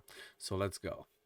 So, once you've defeated the bandits near the Dead Harpy Tavern, you can go to Ur-Thrall, who will give you one of the recommendation letters for a town. I already took it, unfortunately, so I can't show you. Then you go to Ur-Thrall in the upper quarter, and he will accept you into the Guild of Merchants. I have a letter for you. What is this letter? From the merchant Errol. From old Earl? Show me that letter. Here, take. And once you start, you have a few quests that give you a lot of experience. In this letter, he speaks very highly of you and vouches for you as a reliable person. Yeah, we are a reliable person. Anyway, let's skip that and we go with why not. Why not?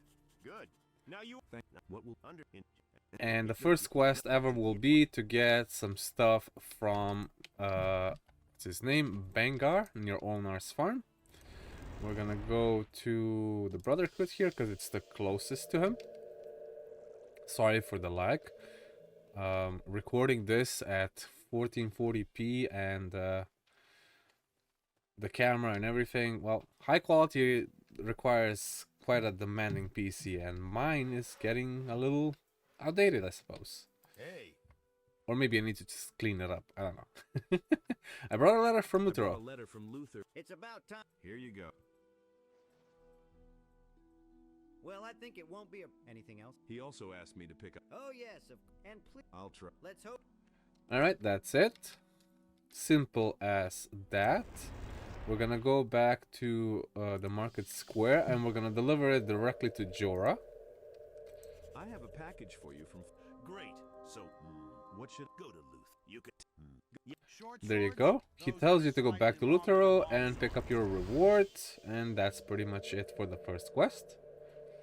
Good that you came. I've been waiting for you. I gave the pack. Yes, I know. And I have another. Alright, the second quest is going to the monastery and picking up some wine from Gorex. There's two ways of doing this. Once you get inside, of course. You can talk to Pedro, which I don't really have to talk to him because we've already been inside. In case you're wondering, I have a different armor. I actually picked up a texture pack for mods, for armors. And some of them look different, some of them look the same, but most of them are, the high level armors look different. Alright. Ur-Thrall sent me. The wine is already ready. What do you... So you can do it the old fashioned way by bargaining the price, going down and up and down and up. But if you already have 50 rhetoric, which it was in the previous video that you should be doing a lot of rhetoric, getting a lot of rhetoric points and all that, then you can just do it instantly and make it a deal for him to sell it to you for 50 gold. And now may Innos... And Gorex will give you another quest to get wine recipes. Two of them can be found in Khorinis alone, and one can be found in Jharkendar, which is mule wine. So I brought you wine recipes. Here is the. I already bought 2 books from Salandril, and I think it was Constantino that he gives you. You can read those books, of course, and once you do, you can give them away to Gorex. We go back to the upper quarter, talk to Ur-Thrall again, and we are going to give him... I want to hear this in English, because in Russian already it sounded very funny. Great, that's very good news. And where is the wine itself? By my calculations, you should have no less than 25 bottles. Here they are, every single bottle safe and sound. Ha ha! Wonderful! My intuition didn't let me down. I knew. Let's now discuss the At what price did Garrix agree? He sold me his wine for less than 50 coins. Didn't understand. Has Garrix taken up charity work? It seems the poor guy has completely lost it if he agreed to such terms. May Inna forgive me for my words. And what about my share in this matter? Your share is already in your pocket. The money that you were able to bargain from Garrix, and the guild got the opportunity to buy wine from him at a lower price. Well, there you go. Do you have any more errands for me? He's not part of. I know Zoris. Anyway, this part requires a little more finesse. So you go down to the merchant square. I have no mana again for some reason. I keep running out of mana because in first chapter you cannot get mana regeneration yet, so we'll get that later. We're gonna talk to Xardas, and we're gonna pick up particular dialogues. So they say you have a problem with Jorah, and then we're gonna say no, I don't think I had to. I've never heard it. Really? And then so it's all about the money, and we say I'm worried about Jorah. And you say, because if you don't change your mind, I'm going to kill you. No, of course not. Everybody's gonna start attacking you in the merchant square. Your revenge on Ur-Thrall won't solve your problems with him. Try to do this the old normal way. Alright? I just want to help. And once that is done, we can go back to Jorah and talk about him. Talk about it to him, what we just said to Xardas.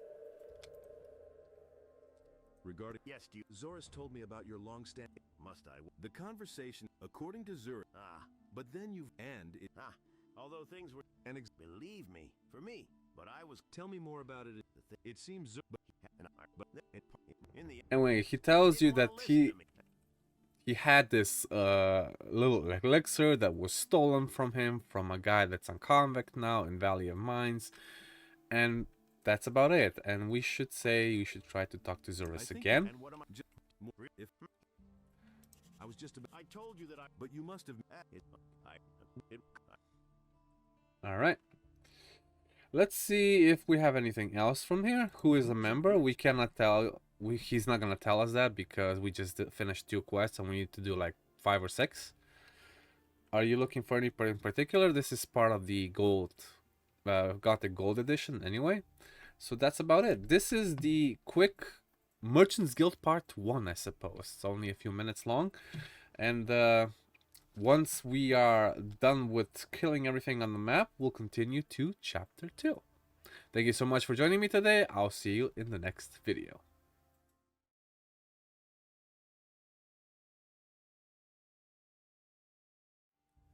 Hey guys, welcome back to another video with me, SliversFX. Today we're going to Chapter 2, and first we're gonna be doing some city quests before we leave to Jharkendar and so on, and we'll see what we can do, okay? Let's get into it. First we need to talk to Lord Hagen, of course, and see what he has in store for us. Yeah. The hosts of. This is the original Gothic 2 Gold dialogue, so we're just gonna skip through it. There we go, that's the first part.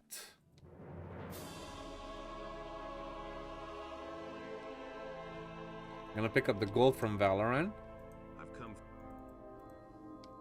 Is there any? I'm afraid there's nothing to rejoice about.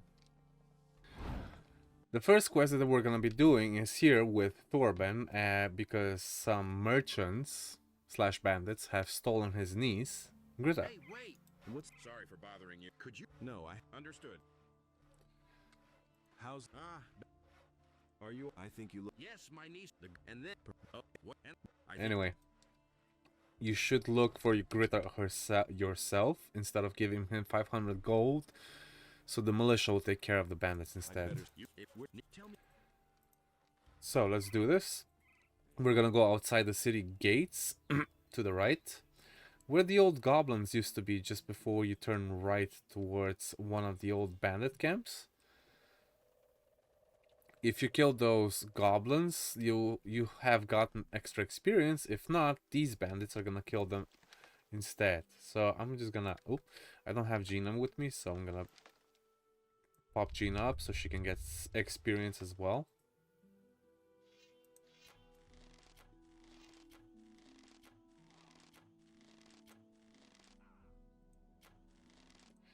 There you go. Simple as that. Of course, if you're doing this on hard mode, this can be a lot harder. You? What do you? They were going to sell. Didn't you? What band? Yes. Look. What are the? But what do you mean? You were. Oh, how is this? Oh my god. Oh look. And what do? Some of these dialogues are kind of funny, but hey, we're doing them anyway, right? So, in case you didn't know, Greta will keep up with you a little slower, so in case you lose her, you might want to turn back, because she does run a little slower than most people. So here we go and turn her back again. And while you're at the city gate right here, she will let you know that it's fine. Don't wait. It's fine, she'll go back to her uncle Thorben. Here, he's gonna give you a dexterity point, I believe. Is everything okay? Yes, praise and I thank you from the... Unfortunately, therefore, look, it's not that... I'm ready. First and... Once you've... Alright, that's it. Next quest is actually quite easy, and it's right here next with Constantino. He's gonna give you an offer you cannot refuse. Hey you, wait, I have something to discuss. I see that you're an experienced person. I'm sure you're never against earning a few extra gold. Of course, extra... Great. Then I would like to, and rest assured... Let's get down to... You see, for my experiment, so rare that sometimes it's this sounds somewhat... Do you want to... Oh, Innos, no. It just so happened that I accidentally had a certain recipe in my hands, which I myself have no idea where to look for it. But, well, do you... Sure. All right. Excellent. That's it. Just bring... Alright, so, the poison that you get is in the same cave that the Assassin's Guild is actually now situated. It's called the Foxhole, near the Circle of the Sun. What is up with Gina? So I'm just gonna give him the poison that I asked for, that he asked for. Truth. Let me take a look at it. Here you... Well then, excellent. Here. There you go. Let's see if he has anything else. What I know. I don't need to learn the elixir of strength right now. Since we've been to Lord Hagen and we know now why the paladins are in the Valley of Mines, you can also talk to Garvel for 750 experience extra. I know why the paladins are here. Really? Tell me. The paladins are here to get the magical ore from the Valley of Mines. As soon as they've got the... Thanks for the... There you go.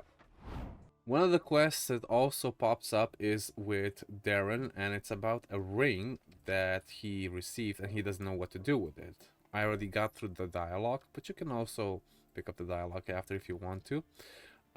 So you get the ring, you literally put it on. Let's see where it is. It teleports you to the Circle of the Sun. Make sure you've killed the stuff around it before you go there. And teleport back to the market square. And we talk to him, and we get 3 elixirs of healing. Nothing special. So it's just a teleportation ring. In any case, What should I do? You can keep it. Also, take a few. There you go. 2 quests also appear with Vatras, the Water Mage. One of them is to go to Orlan, and the other one is to deliver a message to Mercenary General Lee. My son, do you have time? Yes. Then contact or... Do you have another task? I need you to take this. This is very important. I will do every... And in the meantime, we're going to say that we passed the message on to Lord Hagen. I passed the message to... Good. I shall send you. We bring this... And that means we can now go to Jharkendar. I've got another... I also have more mana. And I'm also going to increase my... Not magic power, sorry. Special skills training. We're going to put on mana regeneration. And we're going to pickpocket him. Because now we actually can. We're going to go to Orlan.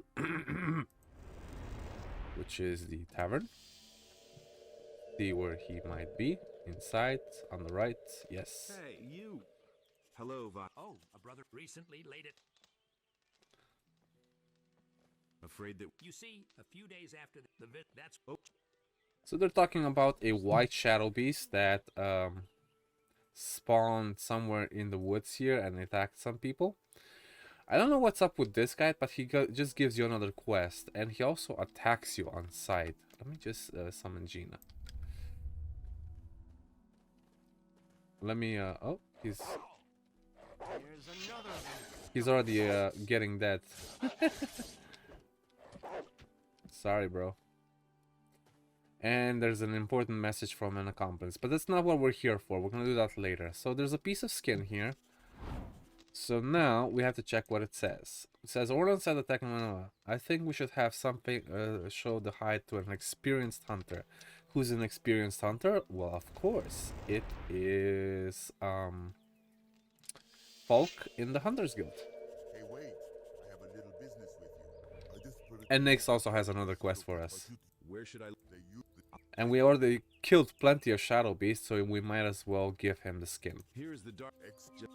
And he gives us 250 gold. There's an offer from time to time. Could you try to find the... We'll also be doing this later. Okay. About the scrap of height.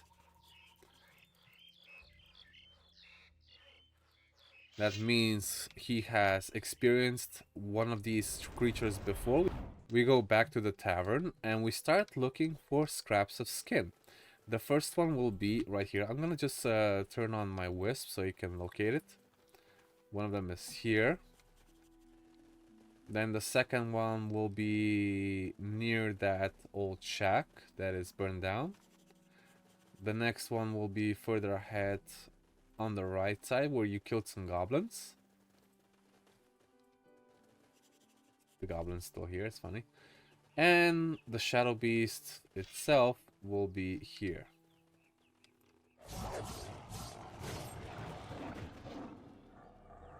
And now that it's dead, we can go back to the tavern one more time. Talk to Orlan. And it's done. The deed is done. With the white Maracor. Well, the one who... It's funny, with a white Maracor. It's actually a shadow beast, not a Maracor. We also need to go to the owner's farm and talk to Lee. Real quick. I see you can, but who knows? We'll see. I have a letter from you from Vatras. I have a letter for you from... Okay. His request is... Alright, fine. You can talk to him about it, but it's more of a chapter 3 kind of thing. So after you go to Valley of Mines, you go through the all the other little maps that occurred in this new balance mod. There's a lot to go through. We'll do that later. Let's continue. Going back to Vatras now to pick up the rewards.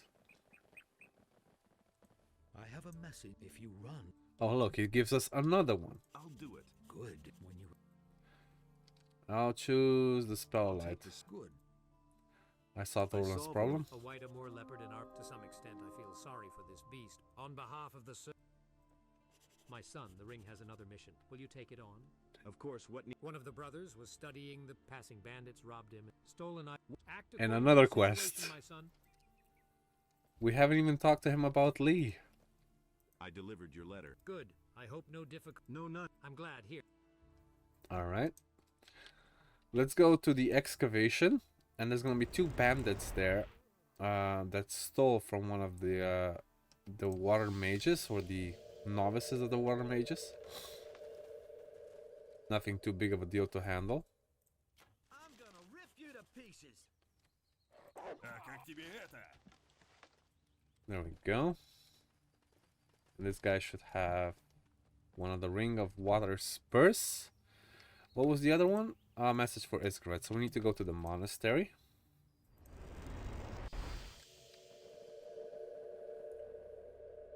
We're doing these quests super fast, so we can actually continue and going to Jharkendar itself. Yeah. And I carry a message. What is this? It's a letter. Yeah, don't open the letters, by the way. You take these Especially if they are meant from one mage to another. Do not open them or you'll get their wrath.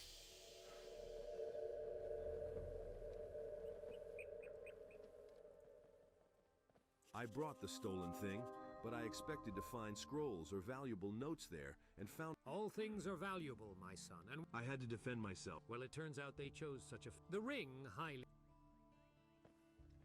I delivered your message. I delivered... Accept my thanks. And here you can actually pick a very, very good reward. Either 35 pieces magical ore, which is valued at 3,500 gold. Steel emerald ring, not really a thing because you get plenty and anyway. Or King Sorrel, no. Or for sure. I've got another... Great. I shall... Let's see what else we got. Okay, so Vatras doesn't have anything else for us at this moment. Let's search for more quests. If you're using a bow or a ranged weapon in general, something unlocks in chapter 2, and that is how to make extra types of arrows. Explosive arrows, magic arrows, piercing arrows, I think. And it's all done here with Ignis. Hey, you. If you go to him in chapter 2, and you have completed all the quests beforehand, he can teach you how to make magic bolt, explosive bolts, magic arrows, fire arrows, explosive arrows. Of course, it all costs learning points and gold. Each of these has a special ability that will make your life easier. For example, explosive arrows are for big groups. If you get a lot of enemies in one place, explosive arrows will try to damage all of them at once. Fire arrows do burning damage. Magic arrows are good against ghosts.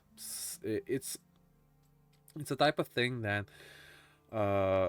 if you don't have a silver melee weapon, which you get after you go to chapter 2 in Jharkendar or Valley of Mines, then these magic arrows will do the job just as good.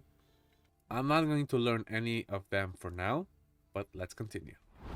Remember, one of the pointers in one of my previous videos is how you save Ragnar, the convict, and you send him to the monastery. Well, here we are, and he's gonna give us another quest. Hey, you. How did everything... Thanks to your help, the mages accepted me as a... What else is... Well, it'd be fine, but all I do all day long is sweep the floors and... Everyone around me keeps saying that, first of all, it is necessary... But it's still better than dying of hunger. Well, I can't argue with you. You just need to impress them. I've already thought about this. What are you... I heard that Master Neoris urgently needed an assistant. I also... And what exactly... A certain plant that he calls Troll's Cherry. So... Then what are you waiting... Not everything is so simple, my friend. This old geek... So I thought maybe you could get... Okay, I'll try to get... Thank you, but in the end... One of the cherry trolls can be found near the black troll, while the other one can be found near the giant meat bug, and I think there's also one near the trolls that are on top of the plateau near the black troll. So I think there's at least 3 in total in Khorinis alone, maybe more. I already have them, so I got them the plant that he needed. Wow, I would have never thought of... Instead of wagging your tongue... Yes, buddy. Alright. Let's see, he goes now to near us.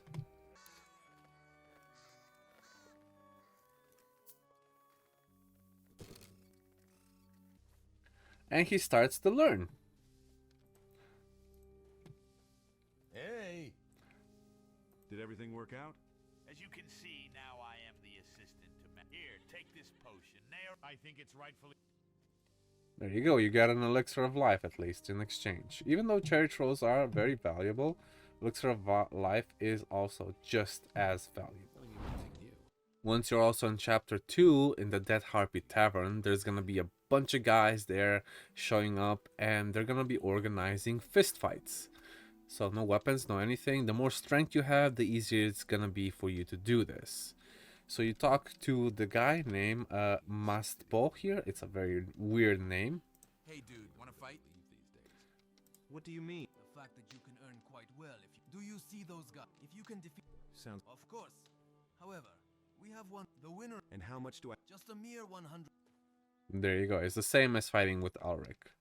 We'll do that off screen though. I think that's all the quests that are not part of any main or side guild. There will be quite a few more quests within the Hunters Guild. That's going to be part 2 video, or there's already a part 1 in existence of this guide. Please do like the video if you actually liked it. Comment if you have any question, and subscribe if you like to learn more about Gothic 2 New Balance. Take care.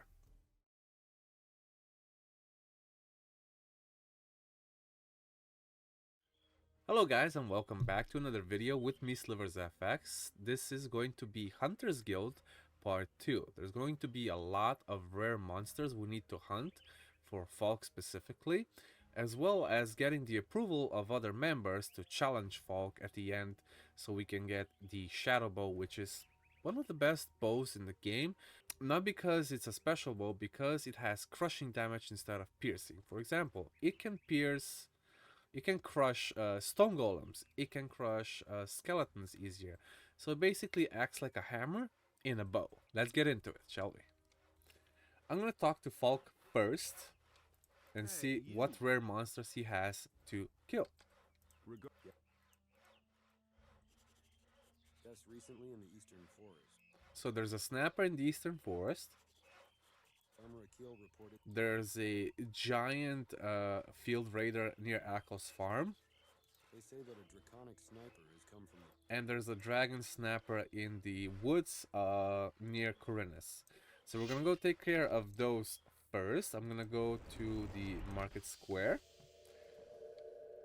This shouldn't be too difficult unless you're playing hard mode, because sometimes they can have several thousand health. In my case, not the case. This one only has, I believe,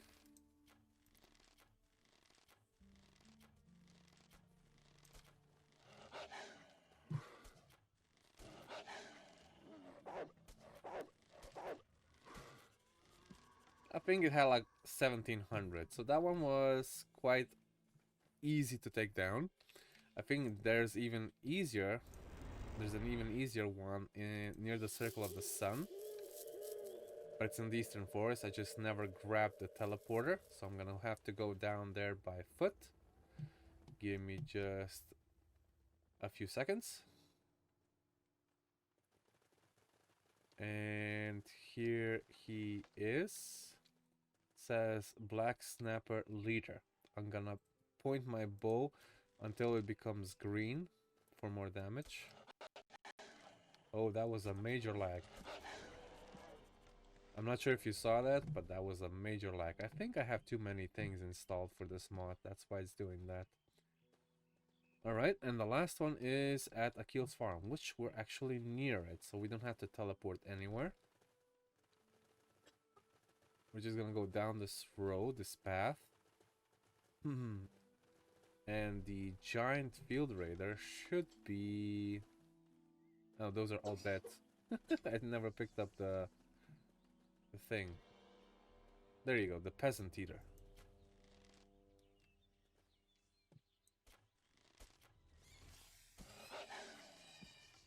Simple as that. You can attack him with a bow. It will do more damage than with a melee weapon. I'm gonna go back to Falk and tell him about the rare monsters, and he's gonna give us additional rare monsters. This is quite a few gold. And you get a drawing of the piercing steel. So if you are doing the one-handed weapon with dexterity, then you're getting a very good weapon that you can craft now. Let's see what we got now.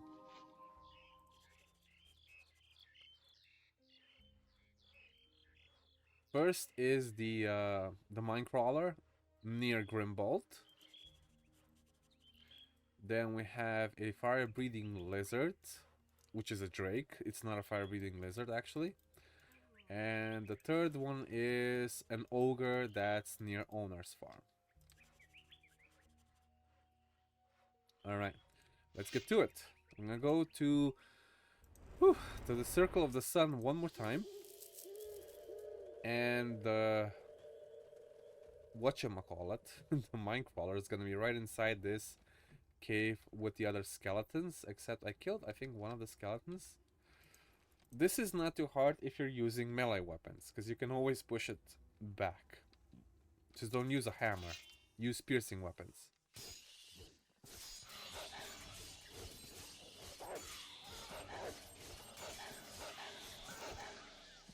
And that wasn't even on fast mode. That was me on normal mode. That's how fast spear attacks are. Next one, it's going to be near here on the beach. So we have to go down to the Eastern Forest one more time. Instead of going on the road, we're gonna go here on the side. There's still lizard corpses laying around because I killed everything. But I never picked up everything because I am waiting for the wisp to get upgraded, and then I'll pick up everything. So I don't waste too much of my time. Okay, It should be down here by the tower. I never killed these fire lizards. I'm gonna do that now. There we go. And the drake should be ahead. I'm gonna kill the fire lizard first. If you keep moving forward, he's not gonna attack you. Especially if Gina keeps interrupting him. Now, fire tongues can be very exquisite and part of a very special recipe. So do get all of these if you can. Especially once you're in the Valley of Mines, there's gonna be plenty of lizards, plenty of drakes as well, and you can upgrade your mana very fast. Oh, there's an even elixir of life here that I never picked up. Nice. And the last but not least, the ogre. The ogre is situated in the cave near Owner's farm, but there's also going to be a different type of animal in there, and we're gonna do that side by side quest. So I'm gonna talk to Pepe here. I'm gonna see. How are you? Good. Oh, never mind.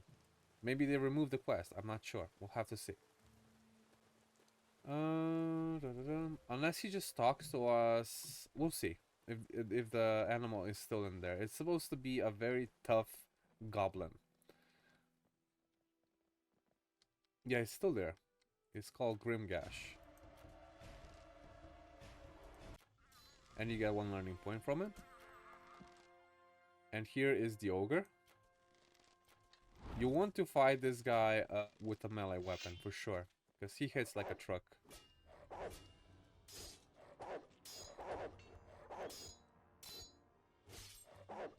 He attacks differently than anything else in the game.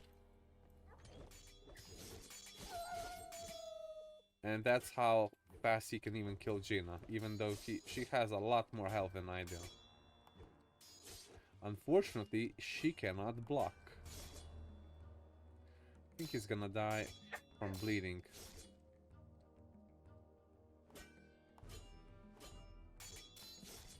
Or not. Sorry, Gina, you didn't get the experience. So, okay. Goblin Grok. That's the little goblin I killed. You can get a dragon brute and a golden coin from him. Nice. That was supposed to be triggered by Pepe, but I'm not sure why I didn't. Maybe because I talked to him from behind, and he's supposed to talk to me on his own. No? Nothing? Weird. Anytime if you. How good. Weird. I guess not. Alright, we killed all the 3 monsters. I'm gonna go back to the hunter's camp and talk to folk. And we got extra gold. And we even got a Vine Oblivion. Is there any more information about strange monsters? No, not yet. Anything else we can do?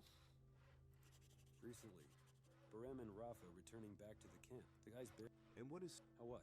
Where exactly... Seems... So, there is another pack of orcs near the Circle of the Sun. Or in the Eastern Forest. Again, I'm gonna go down here because I never picked up the teleporter stone.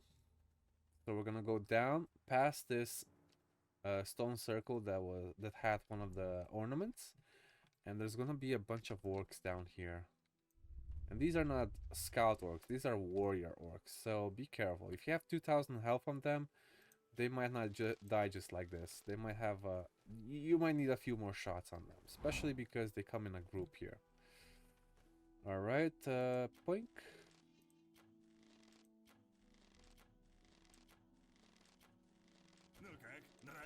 That one got stuck.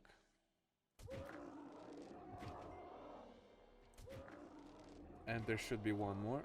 Yep. Actually, 2 more. 3 more? I didn't expect that many. Oh my goodness. Oh, these are orc bandits. Oh, there's gonna be a couple of orcs as well with them.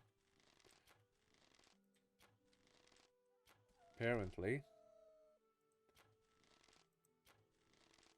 Wait, why is it not hitting it? Ah, there you go. There's another orc that I see that I did not yet kill. I think that's it. I'm gonna grab all the stuff that dropped from them. Kaboonga boonga boonga boonga. You might as well. A few gold, their weapons, which we'll be able to smelt once we get into the Valley of Mines. Let's go back to Hunter Falk and see how he says it, because he said, "Oh boy, you scare me," because we just killed a bunch of orcs. In Russian. I want to see how it's in English. I finished off the orcs that Barem and... What? Are you serious? Well, I don't even know what to say. You've impressed me, dude. We are very grateful. Oh, that's what he says. Okay, they changed it. Snoop? Nothing else. Okay, that means we have to talk to other people. Nix? All is... Well, yeah, I'll leave. Okay, he doesn't have anything. Barum, I think he has a boar to kill. Clear? Everything's fine. Not... No. That means we have to go to the Eastern Forest again. Let's do that. Ah, I just teleported back to the same one. Okay. So the boar that he's talking about is actually located just at the entrance of these stairs, if you can call them stairs. There's a boar right about there. This one has 2,500 health. Might as well be a little more careful than usual.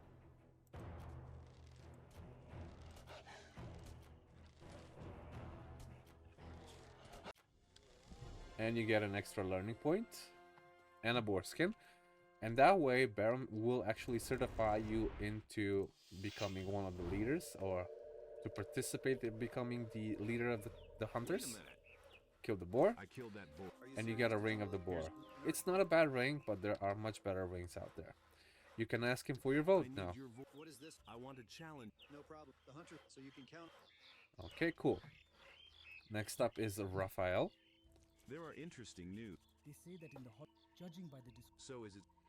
We're talking about a very large HP Shadow Beast here. I think on normal mode has like 8,000 health. It's basically almost as much as a Black Troll. Hard to kill, but it can be done.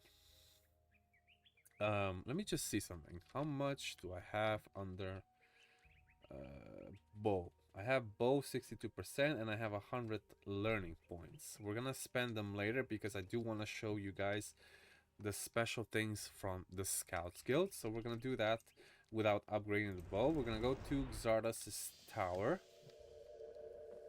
We're gonna go down. And we're gonna go to that valley where we found Lester the first time.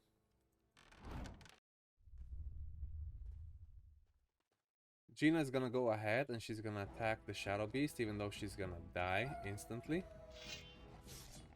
We are gonna try to time every attack it does. There's an easier way to do this. If you like, you can get it stuck on the cliff and then you can just shoot it down with your bow. Me, on the other hand, I like to time things. So I'm a more experienced player when it comes to Nightmare more afterwards. I really want to do Nightmare, but I know it's gonna be 10 times harder than this. Maybe more. Woo! I just barely escaped. Okay, but we got it. Okay, so the Ghost of Shadow Beast. Now Raphael will give us his consent to contend. Oh, I went to the tower instead of the hunters. His content to compete for the leader of the Hunters Guild. The Phantom Dark Horse is dead. What? Oh, come on, enough. Here's his hut. Incredible. Like, did you really manage to defeat the hunter at night? How did you? Your Night Hunter really turned out to be a damn strong opponent, but it still didn't say... In that case, I have only one. Even congratulations. So, what do you say now? What do you have? Now this is it. So I'm on your side. Okay, any interesting news? No. Okay, cool. Hey, Alfred? Do you have a problem? Yes. Have you ever... I got a dragon. I got you a dragon snap.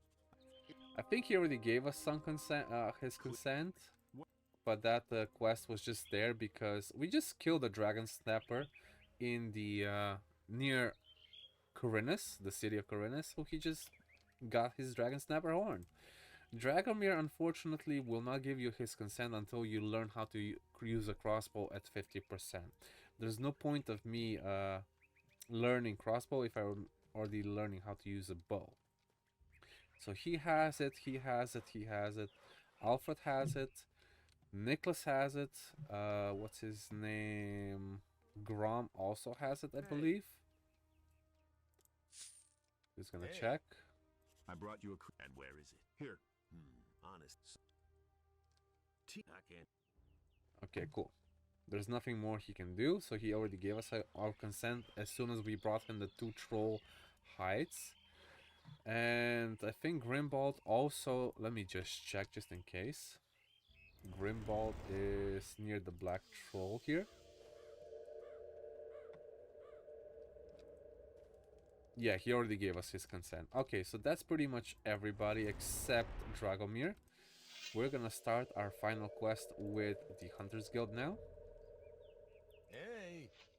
And we're gonna ask, what do they say about me in the cap? About me? But I talked to several. And? It seems many in the camp are already ready to... You have earned the... Does this mean... Yes, consider that now to resolve... And the winner can call... Listen to me carefully. Somewhere on the island there is a rather rare little animal. Hunters have... At first glance... So basically it's a very strange... I don't know, I would call it an anteater.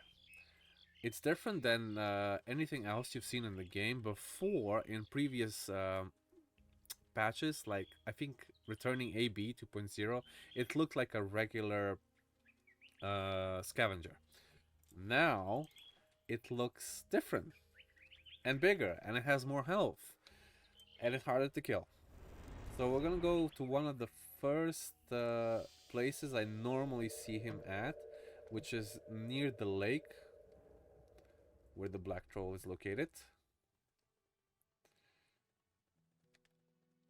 Okay, let's bring up back Gina just in case. See if he's here. Make sure you pull out your bow in case you do not see him. No, he's not here, just a bunch of rabbits. Next location, I'm gonna go to the tavern. I'm gonna see if he's near this little shack over here or behind it. Here I've seen him the least amount of times though. So, no. Let's go to the tavern again. Check the cliff where we saw the lizards. And where we told Ragnar to go to the monastery. Here I think I've seen him the most often. And yes, he's here. Look. 2,200 health.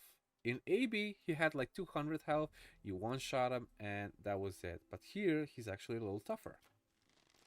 I do have a good bow, so... And look at him.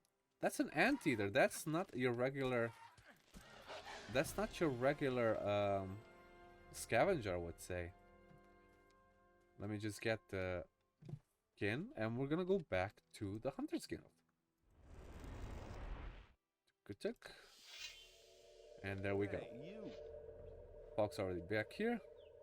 I won our bet. Come on, this just can't be credible. I can't believe my own eyes, but how... It was quite simple. Well, are you ready? Well, yes, it turns out. So accept my congratulations. What kind of I have not yet held a better weapon in my hand. It is made from the wood of a gnarled old oak, which grows... Just show him... Well then, good luck. So now you can say I'm in charge now? So now I'm the boss? Turns out that yes. What do you mean? As the senior hunter, you must now take care of all additional. For example... you know, I've been thinking, let's just leave everything as it is. And one I... That's right, buddy. Being in charge, this is also a big responsibility. By the way, for it's kind of funny, you know, because you're supposed to be in charge and then you don't want to be in charge because it's a responsibility, but you're still the best hunter. Alright, I think that is it for the Hunters Guild. One thing I forgot to mention with the Hunters Guild. So, if you complete their quest with the Hunters Guild and killing Slockers and all that, you acquire a shadow bow. You can go to town and you can ask Bosper to make arrows for you. So, are you familiar with this bow? You ask him first. The Crimson Bow is, of course, indeed. and he can make the arrows for you. If you're his apprentice, however, you can learn to make the arrows yourself. The problem is you need harpy feathers, and harpy feathers are very, very rare. There's only a dozen harpies in the entire game, but if you ask him to make the maple bow arrows for you, then you can give him 800 gold pieces, and he'll make 100 for you. 100 is not that many, you might think, but it'll serve for a bit of time. So I'm gonna make 800 for now, and I'll do the rest myself. If you guys have any more additional questions, leave them down in the comments below. I will also post a map of where Slockers can be located, the last beast that we just killed, in case you don't find him. Okay, the map will be the map of Khorinis, of course. So if you enjoyed the video, please leave a like and subscribe for more future Gothic 2 New Balance videos. I'll see you in the next one.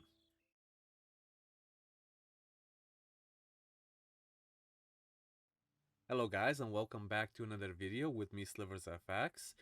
Today we're gonna be doing the Scout Guild Profession, which came out on December 17. There's quite a few new skills that you need to learn when joining this guild, including advanced sneaking and invisibility, and then you have also powders. So we're gonna cover that in this video, and let's get started. This is chapter 2, but it doesn't matter because you can learn most of these skills in chapter 1 if you have enough learning points, money, and dexterity. Okay, so if you talk to Alan, you can learn scout skills, which is masterful sneaking, gonna put that on, and disappearance. Then you have sudden strike, which is backstabbing, and you have evasion, level 1, level 2, and I think you get level 3 in Act 3. I'm not sure. That's what I've read only. So how does this sneaking work? If you go, for example, I'm just gonna go to the south gate, right? I'm gonna back off a little bit. Okay, as soon as you're out of range for anybody to see you, you can press X, and the invisibility is going to kick in. It says on top. Middle top right, and when you get close to these guards, they're not gonna say anything because you're invisible, right? They usually say, what are you doing sneaking about like that? As soon as you get out of the sneaking ability, it will have a 30-second cooldown, disappearance cooldown. You cannot reuse your invisibility sneaking. You can just use your normal sneaking, and until that disappearance is gone, well, you can just put everything on ×3, and it will go down by 3 seconds instead of 1 by 1. Okay? That's 1. Then we have the sudden strike. The sudden strike is basically a backstabbing that used to be in the game with AB, and I think later on with New Balance before Scouts Guild came out. Not only the Scouts have this ability, when you go behind an enemy, it does 10 times the damage. I think 5 or 10. I'll have to read on that, but basically it only works if you're sneaking. It goes well with invisibility, obviously, and then you just hit them from behind. Simple as that. I'm not gonna demonstrate this in town because that would be a little silly, but that's how it works. As for evading attacks, it's in your stats. If you're ever wondering where to look that up, you just press B. You go into the 4th panel, which is protection, and under slashing, crushing, piercing, fire, and magic, you have evasion in %. So we have currently 15% of evasion possibility. That's quite a lot, even though I think it can get higher with certain armors and certain equipment that you might have. Alright, and now for the powders. We're back in the Fingers Lair. We're going to talk to Alan again. Hey! And we're gonna go to study of chemical powders. Teach me how to make. We're gonna go first for basic powder creation skill, which takes 5 learning points and 500 gold. And then you need to pick up a skill. So either you create a firewall, which is basically a powder, a grenade you can throw, and it creates this wall of fire. It's not a wall of fire, more like a puddle of fire. So we're gonna do that first. because with each advancement of the powder you get more damage, more of everything, more ability to improve your skills. We're gonna go for increased range of powders, just gives you more range, more action time, which means it takes less time for you to throw it. Increased throwing range is self-explanatory, and throwing speed, same. And I'm not gonna go for advanced powder creation skills just yet, so we're gonna go here with the alchemical table, and we're gonna go under special. And here we have the firewall powder. Now for this, you do need wood harvesting. Where do you get wood harvesting? Let me show you. The easiest way to get it is going to the southern gate of Khorinis and just going where Torben works. Then go to this log and create it. You can create as many as you want. It's no limit. You can create 1,000, you can create 2,000, you can create 1,000,000 if you want. It's just gonna take forever. Anyway, we're gonna go back to the fingers layer now. And we're gonna create a powder, which is going to be a firewall. I have everything else. You need a chemical vessel, sulfur, alcohol, which is kind of funny, fire nettle, and a fire grass. Now, if you really are going into this, then be aware that you're not supposed to be a mage, right? This is for melee, scouts, whatever. No mana, nothing. This is instead of that, of those skills like fireball, whatever. Let's just create 2. Let's create 5 for now, just for demonstration. Actually, create 5 each time you make it. Okay. And then what you have to do is you have to put them in your hotbar set. Let me see where they are. They should be under weapons, no? They're not under weapons. That's so bizarre. I can't see them. Ah, here they are. Under all the books, you will see firewall protection. So, what you do is you press any of the numbers between 1 and 8, or shift 1 and 8, I think. That's how it works for all the ones from 11 to 20. I'm gonna put it under 3. Okay? So now that it's under 3, you press F3. First you press G. You have this targeting thing. You have to press G before you do that, okay? Then you press F3. And that's where it's gonna land. Automatically. You don't draw your weapon or anything. It just does it on its own. So, F3. Let's see how far I can throw it. Let's actually test it outside of here. On a plain field. Let's go to the southern gate again. And let's see how far you can throw this thing. So it says you can throw it about there-ish, right? That's not too bad. That's not too bad. So it creates this puddle of fire, and it will burn enemies, obviously. It's a lot of damage. It's not just whatever. It's like you're walking through fire, and you know how fast fire can kill you. Alright, let's remove that. We're gonna see what else we can learn from him. Advanced powder creation. Now, you have a smoke screen, and you have a poisonous decay. Self-explanatory again. Once you create a smoke screen, it's gonna be a smoke screen. It's gonna be harder for people to see you. Some might even get confused. They will stop attacking. As for poisonous, well, it's poison damage. If you know more about poisoning, which you can learn from Constantino later on, then you will also do more poison damage. Apart from that, you get increased range of powders, level 2, level 3, action time again, learning points. Then you have powder damage, which can get up to 30% more, which is a lot. 30%, let's say it's from 200 it goes to 260, right? From 300 it goes to 390.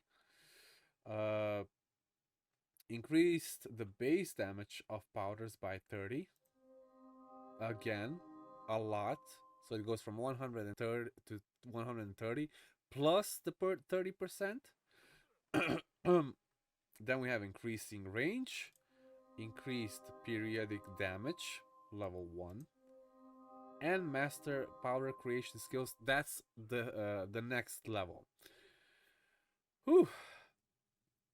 What do we get with the master powder creation skill? This is the question. These two are just another type of powders. If we go to master powder creation skills, then we get a blast wave. If you're thinking what I'm thinking, it's basically like a rune. It works almost the same way, and we're gonna try and learn. Let's see if we have enough learning points. And devour the unholy. It's like the kill the undead rune or scroll. It works basically the same way. And we're gonna go with throw range. Let me see if I even have enough learning points to use all that. Otherwise, I'll just have to reset and redo it. I'm sorry, guys. It's fine. But I just want to create one of these. You also get intelligence because you're using the alchemical bench, so you don't have to always just use and create it for potions. You can do it for other stuff. Okay. Let's see where that thing is located now. So, blast wave powder. We're gonna put it under number 4. And let's see what this thing does. I'm gonna go with G again. And this is probably gonna be insane. So the throwing range is actually a bit longer than before. Okay, so it's an explosion that it does. Aha. If I would push it here, I wonder if it's friendly fire, if I can kill myself. Let me see. No, it's not friendly fire. What about the fire burning thing? Also not. So you can basically stand in it. It doesn't have any friendly fire. I'm not sure if it works on other NPCs, friendly NPCs, but it definitely works on foes and opponents, obviously. Alright. I think that's about it. There's probably more stuff you can learn on later on when you're in chapter 3 and 4, but I think this about covers it. If you guys have any questions or you have any comments that will upgrade my information on this or explanation on this, then please do write it in the comments down below. If you like the video, give it a thumbs up. If you like it more, subscribe, and I'll see you in the next video of Gothic 2 New Balance.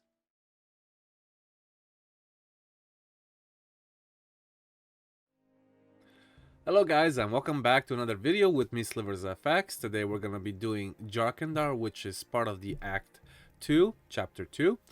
I've already talked to all the Water Mages about getting all the quests, getting bandit armor from the pirates, and now we're going to be on the way to the pirates and see what quests we get over there. First off, Alligator Jack. Right in front of the Water Mages. He's already waiting for me. And of course, What others? he always says, "Where are you? Who are you? And where are you going?" I'm gonna pickpocket him first because I can. Do you know a Let's get through all the dialogue fast.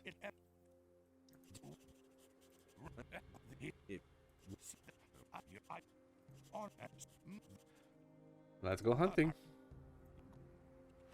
So this is pretty straightforward. You just follow him and then, you know, get what you need.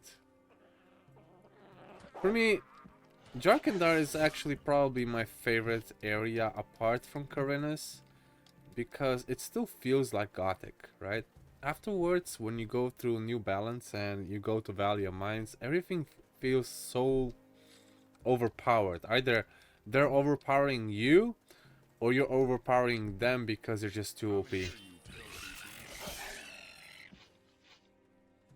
And here, if you're playing on normal, not like me when I'm playing on easy mode just to record these things as fast as I possibly can, then things are actually interesting.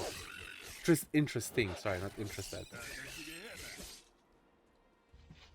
I wonder if I'm gonna get a new spear anytime soon. I think I get a spear of Ramadas as soon as I enter the Temple of Adanos. The hall. Alright, let's go.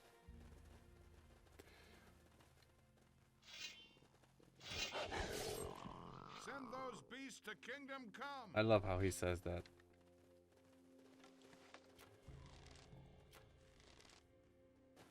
You can kill the last one. I don't want to waste my maple arrows. There you go. You're a talented hunter, he's gonna say, but this is not enough meat. I was a what? This handful of what if you fun Alright. I'm surprised that they put pirates in this that are actually willing to cooperate with people, especially the nameless, because everybody attacks the nameless. If it's bandits, if it's some weird ass people, if it's, you know, just people. Anyway, we gotta come back to this guy later. In the meantime, we have to just kill some rats, because he's not gonna wait for us. There we go. Grab all the mantis's head. In case you are a mage, grab all the mantis's head as possible, because you can make a potion that will increase your intelligence, and you get the recipe from Kronos. There we go. 10 raw meat done. Let's actually grab his why did they call you alligator? This is his quest where we have to kill an alligator in the first place. Can he teach us something? Let's see. No, nothing specific. Okay, cool. Let's go back to Malcolm, and we're gonna go back to the Hollow real quick. I could have done this earlier, but I do this everything in a specific order. Busy. Where's the camp? Henry's your leader. Pickpocket. Bye. This guy unfortunately dies for some unknown reason. They should have let him live. He sounds like a nice dude, even for a pirate. And we're gonna go down in the Hollow, where we're gonna see one specific set of alligators, including the biggest, baddest alligator out there, Jack's alligator, the one that gave him the scar. Okay, let's see if we can kill him from here. I'm gonna save just in case, you never know. His ancient Scalozoop. It does, this bow does 1200 damage. I'm gonna kill him as soon as he comes to the shore, so I don't have to like swim across the lake to get his remains. There we go. And now we're gonna go for Agnes and Hank. Gonna find a rum and a ring, I think. Yes. This is a quest where one of the bandits kills them, and then they want revenge, so we kill one of theirs, and so on and so forth, and then you bring back the ring. But you can do this first, so you don't have to look for them later. Alright. Cool. The third thing that we're gonna do is get rid of the bandits up there. Now then, Gina's gonna take care of my little goblin problem, I hope. Gina? Gina!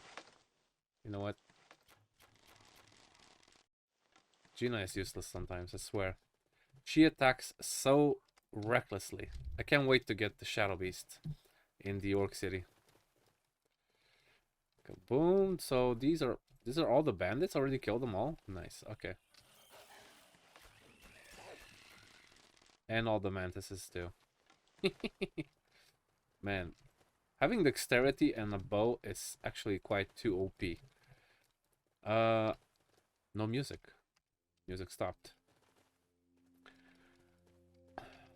There's a little bow here. If you're wondering, I think it's an ash bow, yeah. So it's not that good. It's decent if you're playing Gothic 2 base, but not for us. Not for us. We're gonna get this chest. Okay, cool. 200 golden coins, and now it's time to get in the camp. The pirates. We're a friend. We're gonna pickpocket him. And can you Wisp stop getting in the way? I want in there. Don't make this play. Nah, can we get... Come to an well, give me a good... I'm supposed to bring this... I'm supposed... Aha. And who's Alligator Jack? He says that... I see. Yeah. What does it look like? Greg's your boss? He sure is. He's not in the camp. What are you building the... We don't want to make it... Those... Some of the... About those bandits and... Yeah, they're his... Did you pull that off all by yourself? Maybe you'll leave... Why would the band... Because there's... Everybody... He's... Malcolm. Oh. Let me in. You brought me a... You want to play errand boy and best you got that... I never thought to tell you what. Alright, let's go. We're gonna rob everybody in here so we get more gold. The amount of gold as possible. Now then. No. He's gonna give us our first quest. Teach you, because I'm not bad, but don't even bother to. I'll get you some rock. Are you trying? I'm not old. Have you ever tried? No. Then have a go out. Alright, let's go to Samuel first. And we'll get the first quest out of the way. And yeah, Samuel is in this cave. What do you want? He sounds like Xardas though. What else you got? I could get... I want something. You don't here. Ooh, impressive. You wouldn't happen to know a good recipe for wanton. So we're gonna give him a hasty herring. And then we're gonna go back and give, what's his name? Hasty herring. So what the hasty herring does is gives you a boost when you're running. And the pirate chef also wants a sip of stew. Thanks, man. Actually, grog. Brandon wants the tasty herring. Anything else? Wait a moment. Not at all. Not this far. Teach me something. Let's see what he has. He has dexterity and he has strength. We don't need anything for now. Garrett will give you a quest of finding him a compass that Greg put it away. So we're gonna go through this dialogue as fast as we can. And I think it's in... Yeah, Garrett's compass is already here. Skip is also here. He came back from Khorinis. Obviously.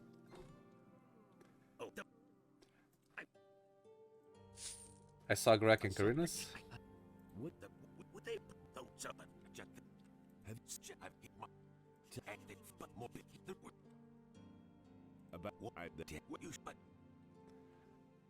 We don't have enough grog to give him what he lost, but we'll find it when we kill I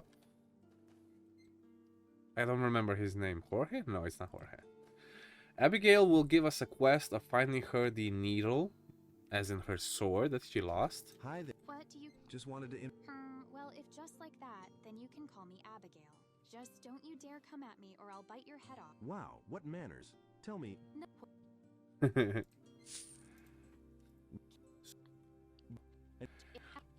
And her sword is actually on the other side of a canyon. So we're gonna go there after we clear that canyon. Let's see what else we got here. We have Bill. He can teach you sneaking as far as I remember. What can I? I found you, but that's... Can you teach me? Well, but you... There we go. We robbed him as well. We're gonna go to Morgan and deliver him the meat. We grab these grogs while we're here. Whoop, whoop, whoop, whoop. We're going through walls now. Yes, we are. There's a little chest here. Sorry, there's a little stash to a chest that is in Khorinis. We're gonna get that much later. Morgan is sleeping over here. I'm here. That's better. What do you, Greg? I'm out. Do you ever? Hey, can you shut about? But I found. So tell me out there the ring. What? We're giving him the ring from Agnes and Hank back, and he gives us an ancient stone tablet in return, and you get some experience with it. Bones, he doesn't interact with you much because he has nothing to do. But Silver here, he will, as soon as we clear this little beach, we're gonna get into a fight with him with a fist fight. Let's just clear. Yeah, okay.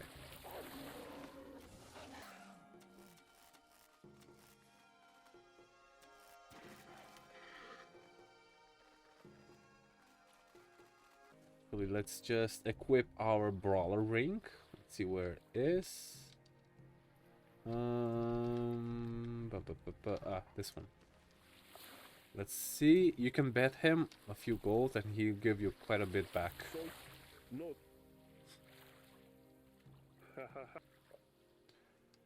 How about we play hardball? And you get a rhetoric point too. So, if you have that fist ring, fist fighter ring, then this can be easy. If you have a lot of strength, it can also be easier. Sorry for that. I haven't even noticed that that was going bad. I wonder why. I guess it happens every now and then. Let's rob him first, and then we're gonna go about the fight. Let's begin. Just you. He does have quite a bit of health, so you might have to hit him a few times. But it's not that hard. Just swing left and right.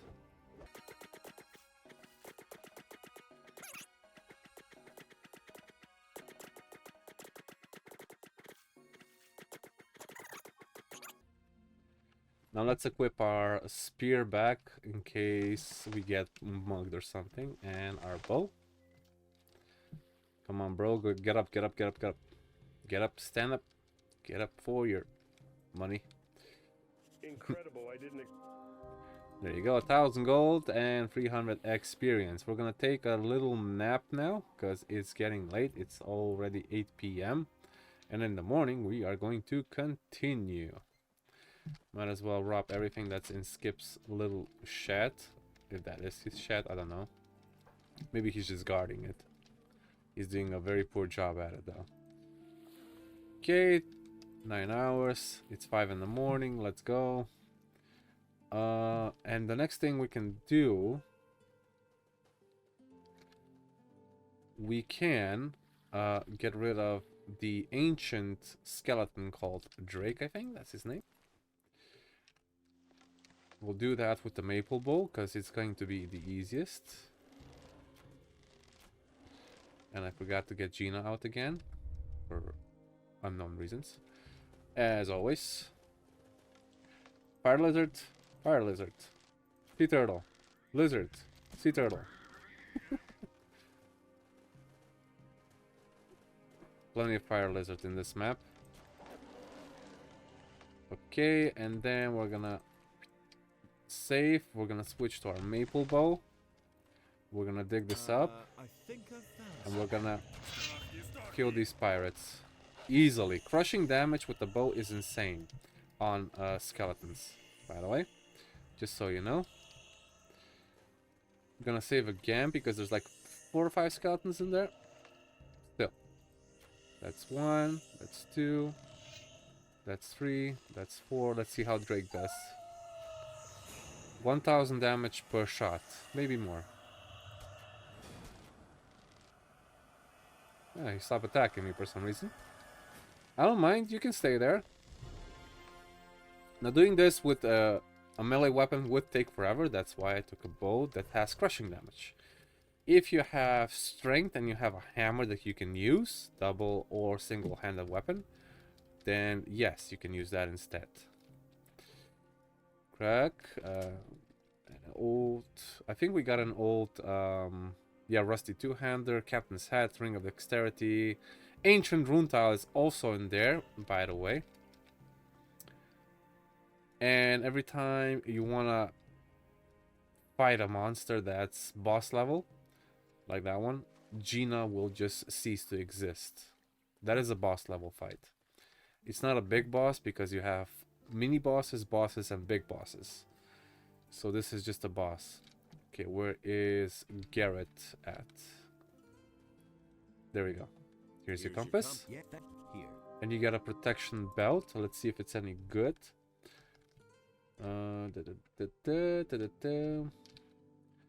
Slashing 15, crushing 15, protection 15. It's very good actually for us because we don't have anything at all.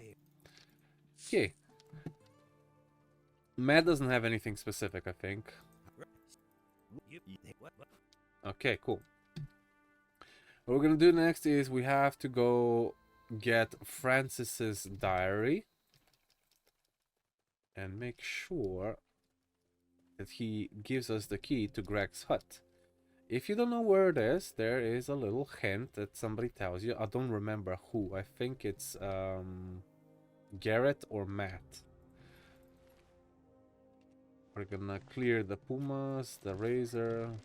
I should probably get to my normal bow right now because we need to save those arrows. Oh, hello. Wait, didn't I spawn Gina again? Apparently not. Gina, you're supposed to protect me, but you're not because you're lazy. Never mind. She's a good girl. This is it. We're in the right spot. It's the first ever cave system that you go through. Let's see who's gonna get here first.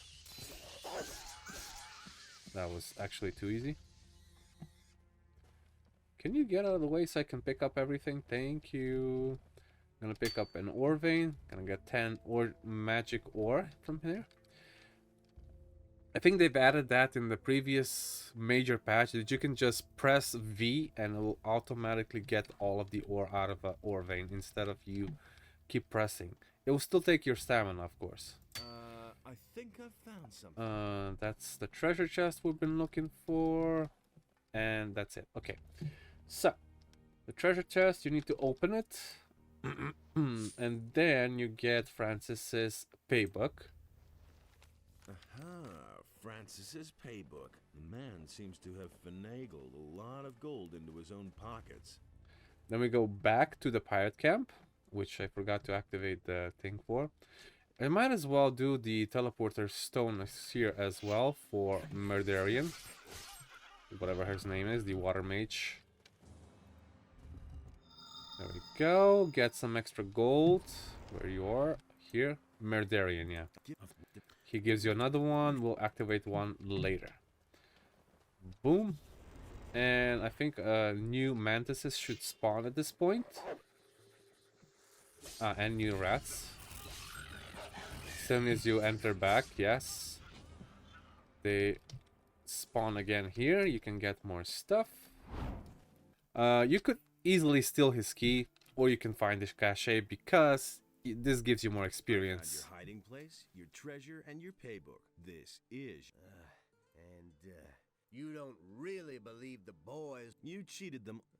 I'll get this, but. Alright, we get his thing. Let's get the wisp out of the way because it's annoying. Steel skin ring, ancient, silver douche. We can grab everything that's in here. Quite a few stuff. Cool, nice. Let's see what we got. We got the Greg's journal that says, what does this upstart think he's doing? He's ordered his servants at the gate to turn me away. He'll know me yet, and I'll feed the 6-man bloodwind to his fishes. If he doesn't pay soon, I'll find other ways. He's talking about the bandits, basically. This is a note for Greg. So the pirate cache in Khorinis, which we're gonna cover up later, is somewhere near the lighthouse of Jack. We found the key earlier that was on top of a barrel, and this is the note that gives you the actual quest. Let's see, this is the intelligent recipe that I picked up earlier from Kronos, and everything else is already been read. Greg should be waiting here, which he is. Hey, you. What? I've just been gone for a couple of days and everyone thinks they can do what the heck? The palisade still isn't finished? So this is all you've accomplished, Francis? Get off my bed. And you? I've been working. I've been working. Have you? I've done away with the. Well, I'll teach you. What is there to do? Morgan, you. Alright, I'm supposed to... Okay. There's a case for you. So basically the Water Mages want to struck a deal with Greg for the provisions that they have. And we can say, so have you decided? And we can get the half of that amount for 40 rhetoric points. So, again, emphasis on rhetoric points. Some people have a trouble getting even to 25 when they're in chapter 2. I'm already at Maybe to start 75. With, we can agree on half of this. Well, Here's your money. So we give him 2,500 gold instead of 5,000. That was the deal with the pirates. We still have from him, and then we can actually get to work. Let's see. We can grab Skip. You're supposed to help me. Oh yeah, come with me. That's one. Hey. Pirate chef. This guy. Brandon. Garrett's not gonna come because he has business to do. And this little pirate. And let's see how many we have. 1, 2, 3, 4, 5. And then there's Alligator Jack, made 6, and I am 7. I run so fast that the guys are actually too slow. So what I'm gonna do, so they don't fall behind, is I'm going to go to gameplay settings, and we're gonna put on hero NPC's companion spirit on yes. That way they're running towards me instead of just walking. Here's Alligator Jack.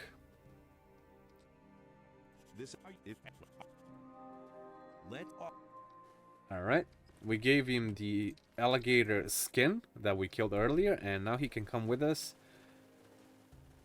And guys are actually following me like they're supposed to. Here's the waypoint in case. Let's meet up here at the Exactly. Let me turn on my Will O The Wisp again. You can take care of that guy. I mean, that thing.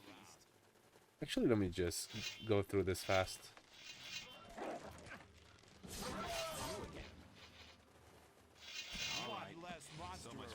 They'll take care of the big guns.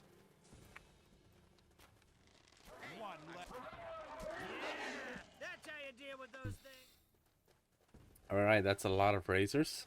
I think there's a couple of rats in here too.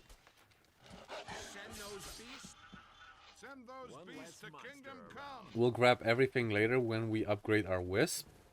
For now, we're just gonna kill stuff.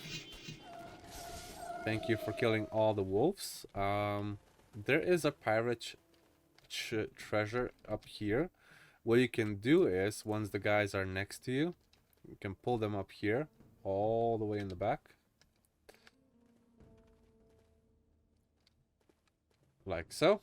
And then they're gonna turn around because... I think I found something. I'm turned around. Easy peasy, right? Alright. There's only 4 of them here, though. That's so weird. Where's Skip? I already lost Skip. Skip, come back! Bro! He's running so fast. Okay, I'm gonna go back to the watering hole and see if I can get Skip back.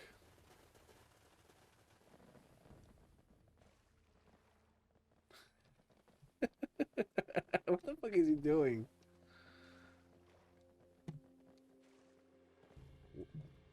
What? Oh my god, that thing is bugged. Whatever. Sometimes I don't know what these NPCs are supposed to do, but I guess they're doing what they're doing. Well, This area is not that hard to begin with, so we're just gonna get clear of this mantises, the orcs. I'm gonna grab my maple bow. I think I almost killed somebody. Oh yeah, Gina. No friendly fire here, guys. Unfortunately. Gonna kill this dude. Boom, boom, boom, boom, boom, boom, boom. And I'm gonna just kill everything on my own because it's easier this way.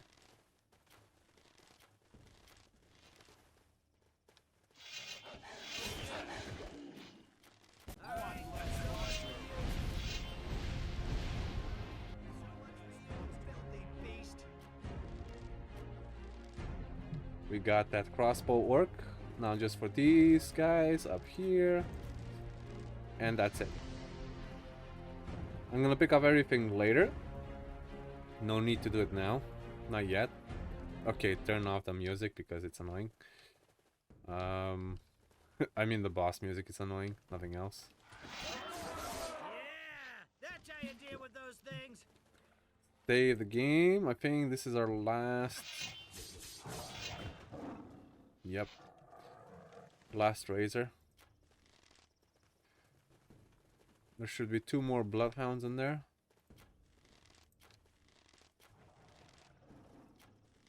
There we go. The maple thing is doing its thing. There will be 1 more skeleton treasure up here. Let's hope the guys can actually come. Oh, there's only 3 of them now. Wow, I guess I am going too fast.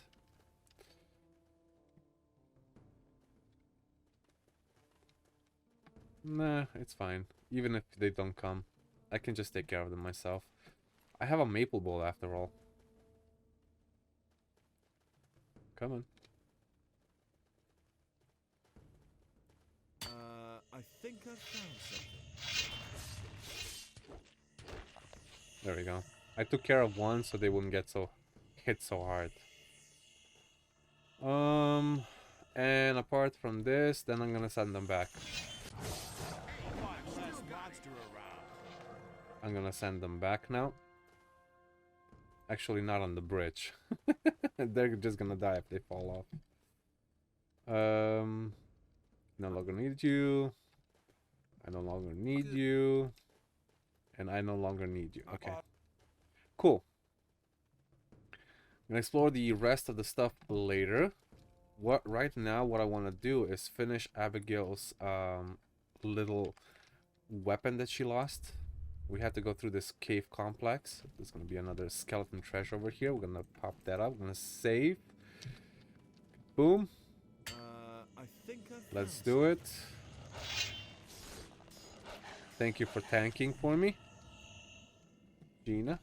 You're a nice tank. Now let's see what else we got in here. That.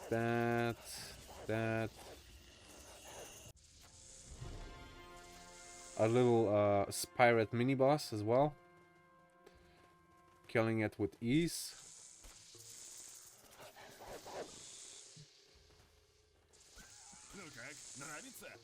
There we go. We're going through this like nobody's business. Cap this. I think there's another scroll in there that I will probably never use, but hey, it's there. I'm gonna go up there on this platform. Now that's not where the weapon is, but there is a fire rain scroll up here. So they're very useful when they need them, especially in Valley of Mines. Another mantis. I'm not gonna go in there because there is a spirit hunter in there and I need magic arrows for that, which I don't have at the moment. And I have to make some first. I just saved, right? Yeah, I saved. Okay. Save. There's gonna be another bunch of skeletons here. Thick. I think I found something. Man, that maple bow is insane how much damage it does. Okay, let's get rid of all that. Even though we could pick it up later. Do not get close to the poisonous swamp fly unless you are resistant to poisons. Cool. And here is where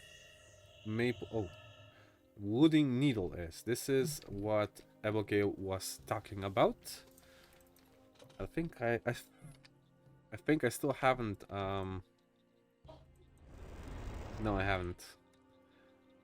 But then again, I could just go to the library. It's probably easier. Or the Water Mages. Yeah. Let's go here. We're gonna go back to the canyon.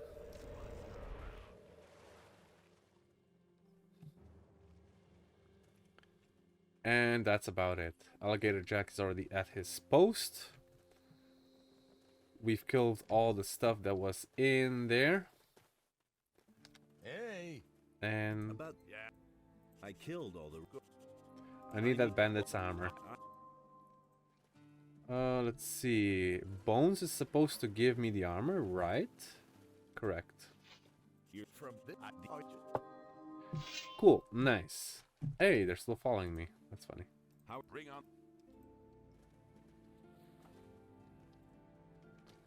They don't have to follow me anymore.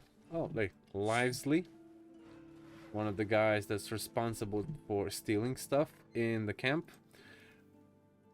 And I found your sword, Abigail. Recognize?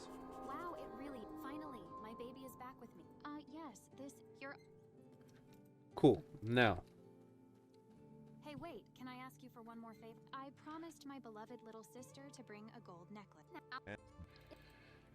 Alright, consider the deal. Great. This is a very important quest. Now, if you do this, you get the Gift of Hana, and then you get a lot of things just pile up together in from one quest alone. Okay?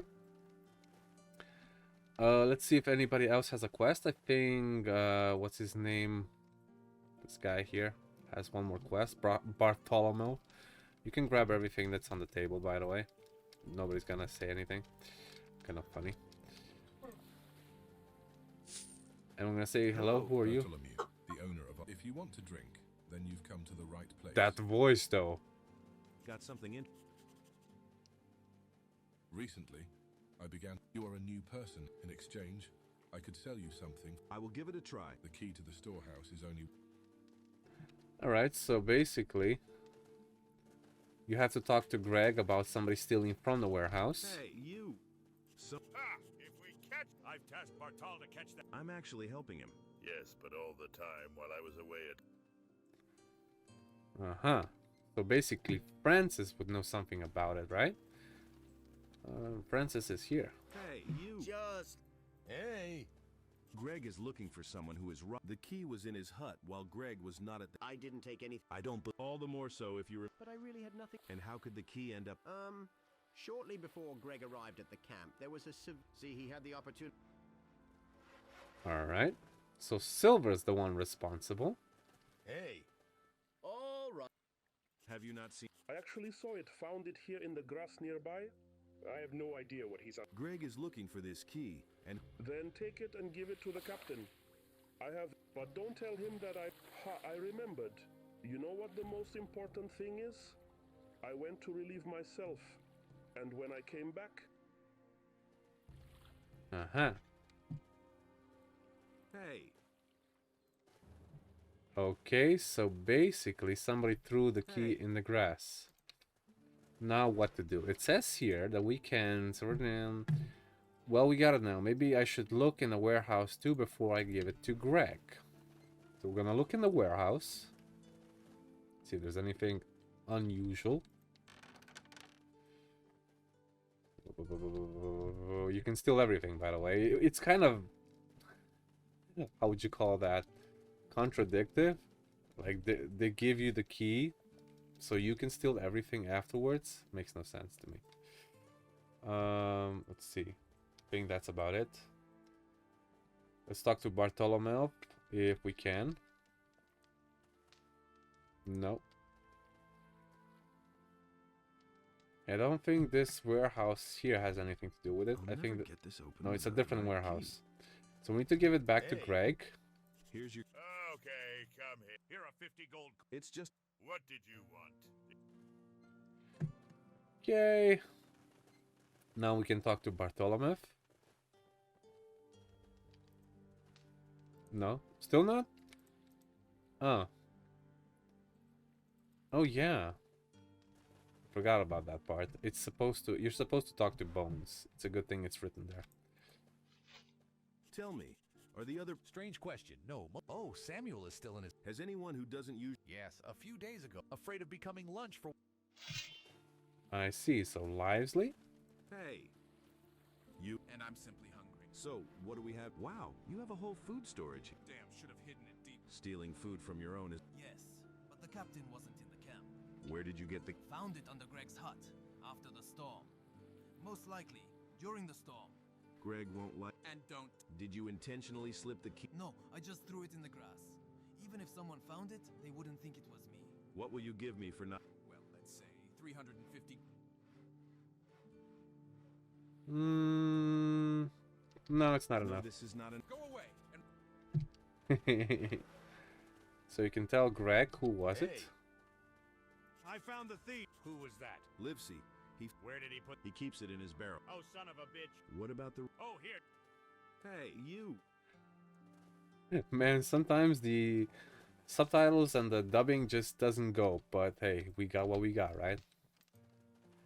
I found the. Excellent. Livesey. Everything is clear from now on. There you go. We didn't get the stash to this area Without the right key. because we turned him in, but you could have gotten it if you would have done so. Alright, we're going to do the second part where we give the gold necklace to Abigail's sister Hannah in Khorinis, and we'll see where it goes from there. This has been Pirates Quest, I suppose. If you like the video, please give it a thumbs up. If you want to see more of Gothic 2 New Balance, subscribe, and I'll see you in the next video. Take care.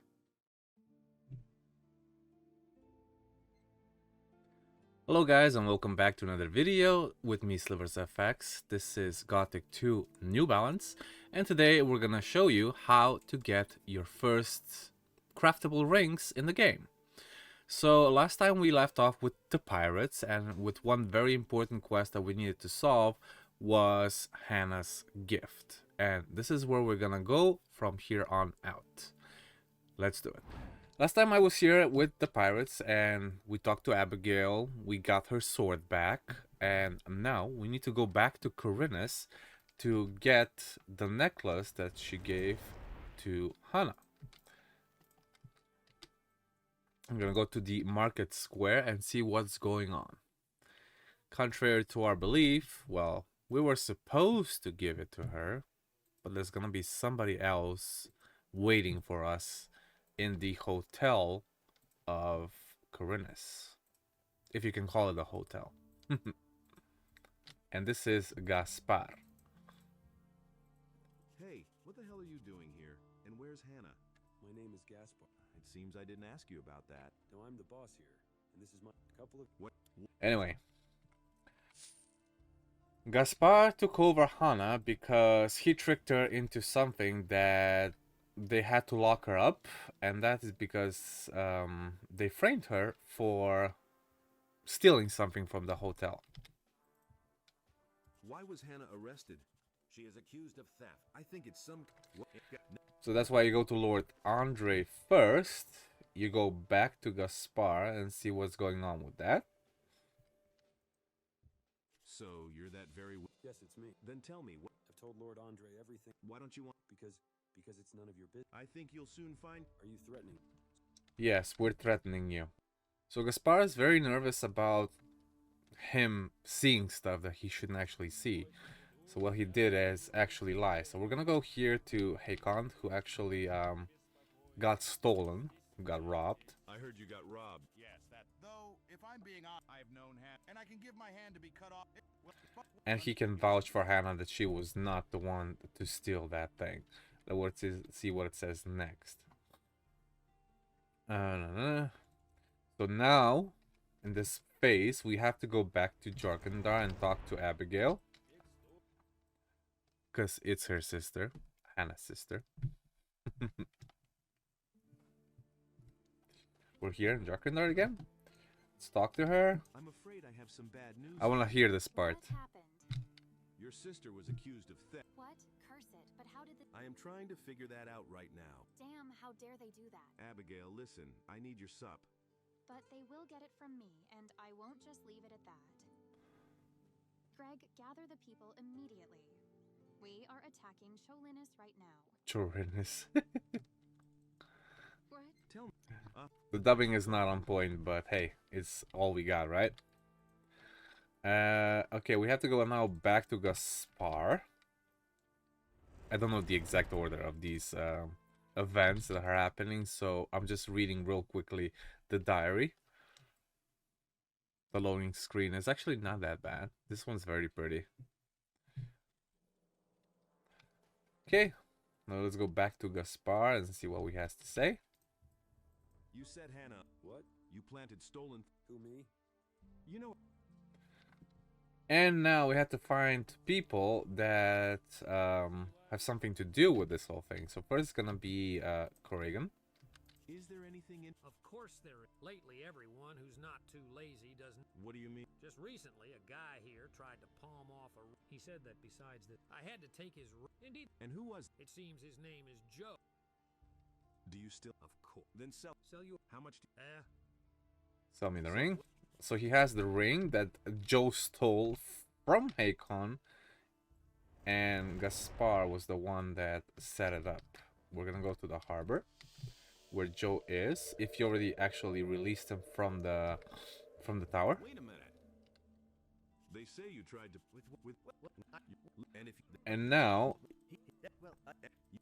since we know he's part of the Thieves Guild and we know that he stole, we come to an agreement. Oh! Wait a minute. What is it? Sorry about that. This is part of another quest. It gives us an Oswald announcement. It's part of another map. Laris himself. And he was talking about that we actually blackmail Joe into giving up the information to Lord Andre about the thing that he stole, but who set him up? It was Gaspar. I have evidence against. Here is the ring that was guess this me and Now that's done, we can go back to the hotel where Hannah was already reinstated and Gaspar is already in prison, which is kind of funny that it's all also so instant. Yeah. Thank you for helping me prove my innocence. Now I owe you. No need for thanks. I will thank you. What is this? It is a key to the gate of wealth. Your sister is giving you this. Really? Here. Ah, how sweet. If you meet Abigail again, thank. All right. Alright. So we gave her the necklace and the quest is done. But that's not all. She gave us something special. She gave us a bag where there's a we found a small key and some lockpicks, and that key is a very specific key that opens something very specific in the harbor area, and that is the old treasure that is located on an island offshore by the Thieves Guild. Now nobody knows that you're going there, that you're gonna steal from them and so on. That's why you can just do it yourself as soon as you get this key. I can't remember if I've been there before or not. I'll see in a second, I suppose.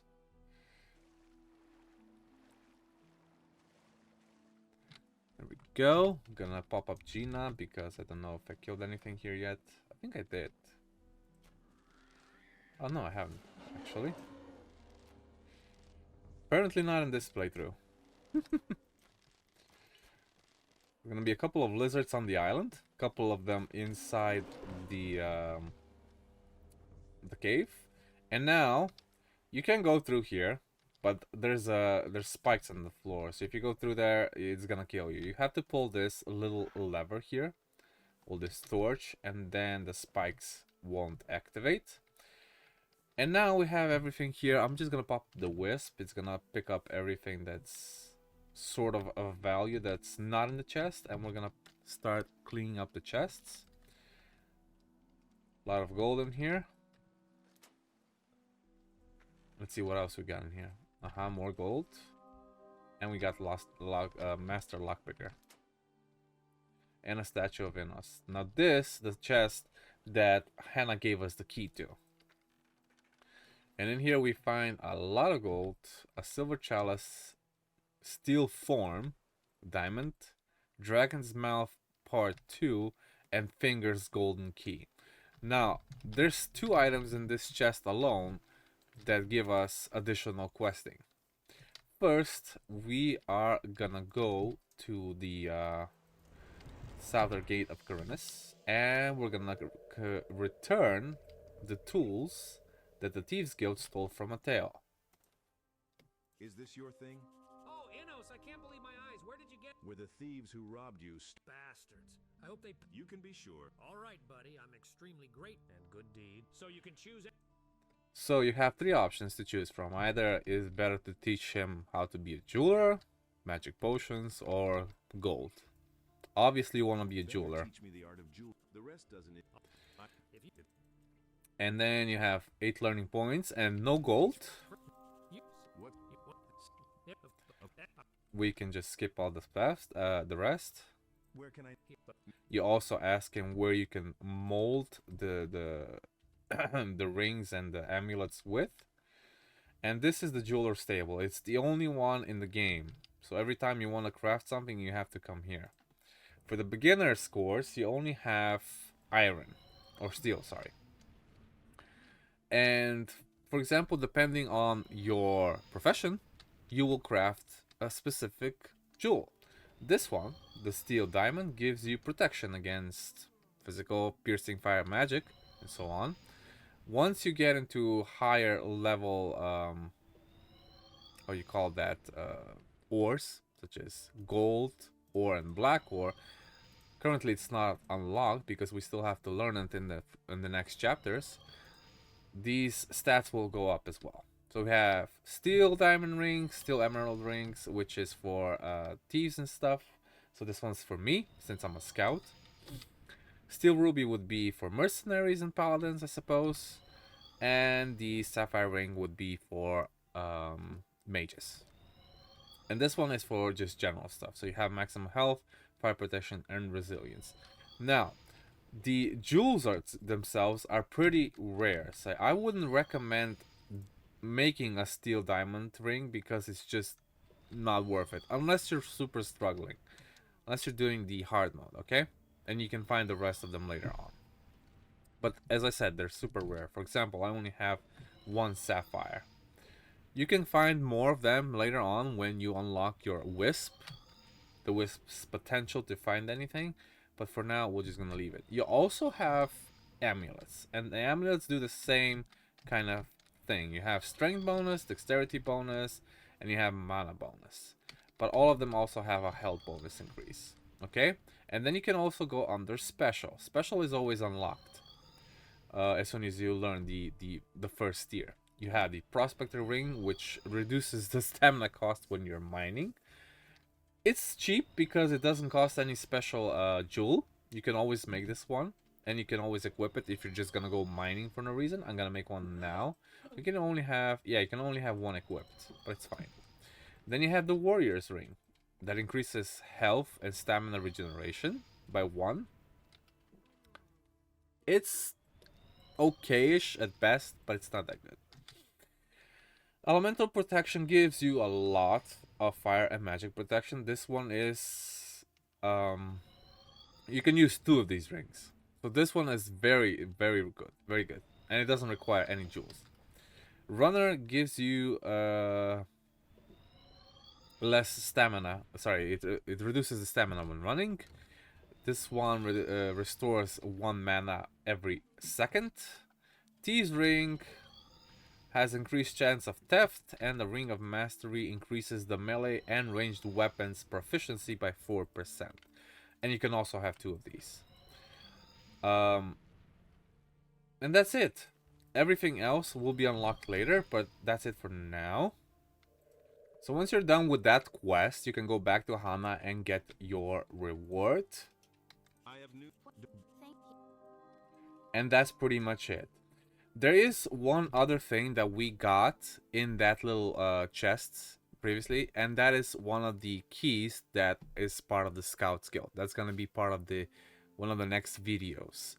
But that's it for now. Thank you guys so much for watching. If you have any comments or requests, please do comment down below. If you like the video, please do subscribe for more Gothic to New Balance videos.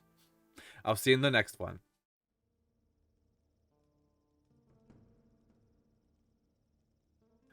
Hello guys, and welcome back to another video with me, SliversFX, and this is Gothic to New Balance mod. Today I'm going to be explaining how the Will of the Wisp works and how to get all the upgrades for it. So, once you reach City of Khorinis, you can go talk to Vatras, who will give you this special amulet that produces a light. It's called the Will of the Wisp. It's right here in front of me. And in the base game, the Will of the Wisp's job was to locate things, so you would have an easier path just to see where things are. For example, weapons, tablets, whatever, right? In the New Balance mod, however, they added the feature that the Will of the Wisp picks up everything that it sees, which is very convenient because there's a lot of stuff in the game, especially in New Balance mod. But how does it actually work? Well, in the beginning, it will only pick up golden coins, gold leather purses, I think basic stuff, not even meat or anything, so you do have to upgrade it. Where do you get those upgrades? You get them in Jharkendar, mostly in the temples of the ancients. But how does it actually work, right? So the Will of the Wisp is this little light, and it can be activated by pressing Shift and F5. And it can also be deactivated the same way. So I'm going to press Shift F5 again. It appears in front of me. And it doesn't have any special interaction visible. It doesn't have a name. It doesn't have health. You just have to stand in front of it to activate it. Sometimes it will bug, and that might happen. So the best way to avoid this is to be on a very flat surface if possible. Not anything like extruding or on a hill. And then you can have this little window pop up. So you have show information and more. You can show the locations of just the number of tablets, herbs, and special herbs in the location. And it will show you how many you have left to pick up, right? For example, I have over 1,000 normal herbs in this area alone, which is a lot of number. Then you have the search for common herbs in the current location, and every day you can spend 1 magic ore and it will search for 30 herbs automatically. They just appear in your inventory, alright? Every time you try to do it again, it will cost 2 magic ore, then 3 magic ore, and 4, and so on and so forth, if it's in the same day. If you do it the next day, it goes back to 1. But I would recommend you to save your pieces of magic ore because they're very valuable. Especially if you're doing crafting and you're either a mage or it doesn't matter which profession. There will always be some magic ore involved, right? You can start doing this when you have like, I don't know, 100, 200. There will be a lot of ore in certain mines in Valley of Mines. And you can pick up a lot of it. But for the beginning, when you have like 5 or 6, don't bother. Save it. And this is what I was talking about. You see? This is exactly what I was talking about. When you go back, sometimes it will bug. And that's what... You can't do anything about it. You have to restart the game. And that's what I'm going to have to do right now. So I'll be right back and see what happens afterwards. Alright, I loaded back, and the Will O The Wisp is here again. I don't know why it keeps bugging a lot, especially when you try to talk to it. So I just try to avoid talking to it as much as possible. If you do it by mistake sometimes, it can get very frustrating. So if you don't even like the Will O The Wisp, then just don't use it. But it's very convenient. So we're gonna go to learn how to collect items, and when you try to do this the first time, everything is gonna be in gold. It's gonna be 10,000, 3,000, 7,000, 1,500, and so on and so forth. But you can collect special items around the map, especially in temples, that will allow you to do this. For example, I have the shiny claw that increases the flight speed. Where did I get the shiny claw? From the skeleton named Drake that's on the shores near the pirates. This is the first one. We're gonna go back and see where we get the rest. This is the Library of the Ancients, and we're gonna go inside and see what's happening here. I'm gonna pop up Gina because she does a lot of damage against those the Guardians of the Ancients.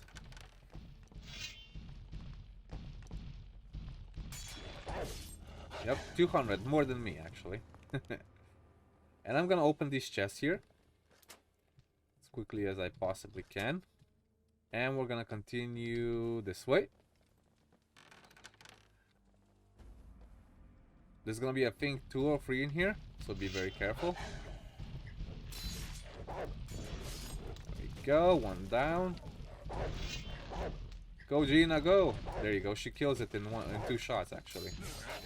She's very powerful against these things, even though I think because she has crushing damage, that's why. You get a rope of the ancient priests in here. So for those mages that are just starting out, this is a great way to get extra ropes that are better than the ones you get in the first chapter. What with? Now I can't do anything here yet because this is part of another quest. But you can talk to these smaller bookcases and it will give you rhetoric for each one of them that you talk to. Oh, did 300 damage on that one. And here we're gonna find more of these ancient book stands. And in here we get a crown of the priest of the ancients and a ring of magic. So this is the headpiece basically. I'm gonna go to the other side now.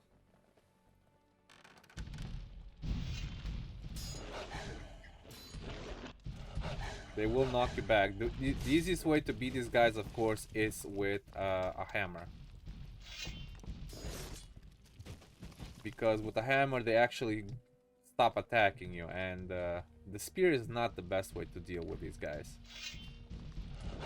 Gina is, actually. There you go. Gina will do the job for you. There is a little scroll of fire right here on one of these shelves. Oh, another stone sentinel. There we go. And this little chest here, I think it contains something very important as well. Oh yeah, ancient ring of the priests.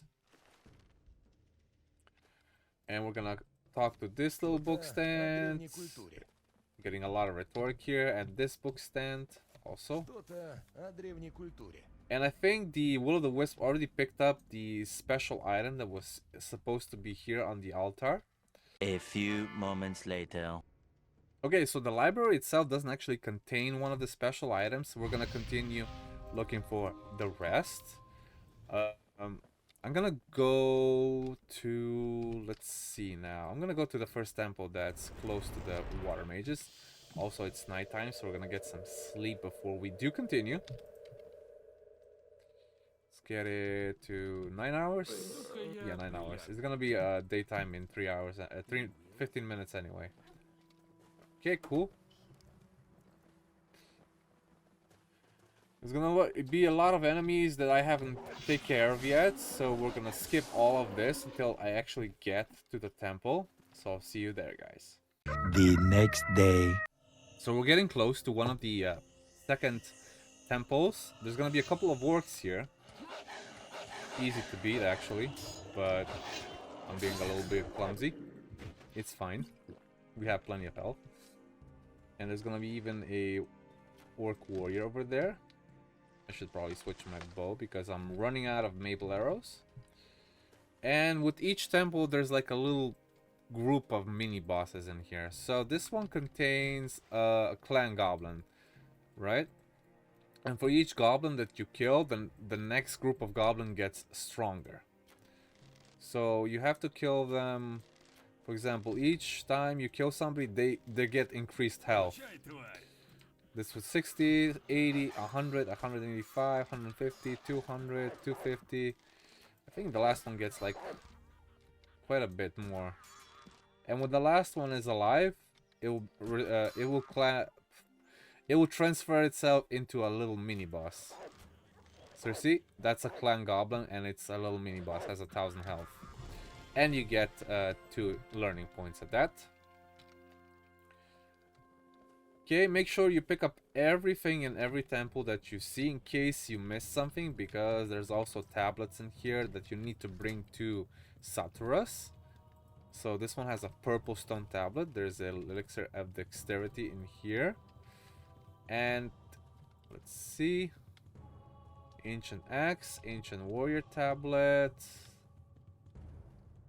This one has silver rings, and on this side we'll have glacier stuff.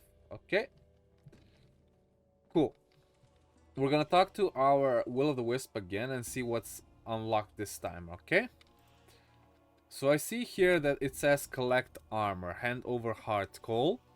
This is one of the items that was in this specific area. Alright, the next one is actually close by, but this one is tricky because you have to kill a skeleton boss. Again, same as Drake. The difference is that Drake was already spawned. This one spawns as soon as you interact with one of those buried treasure that Greg set up. I don't know why this one has a mini boss, but I guess they wanted to add something different. Gonna switch to my maple bow, because there's 2 stone sentinels in here, and this is the one I'm talking about. I'm gonna save the game, obviously. I think I've found something. And Gina just dies automatically. I don't know if I'm gonna even survive this. Might. Just. Okay, I did. Cool. He might be a bit harder, because when you are playing on normal, he gets actually like 10,000 health. But anyway, he gets you a Queen's Revenge, a Swamp Essence, and I think that's the one upgrade that we're looking for. Queen's Revenge is one of the better weapons in this mod at this point.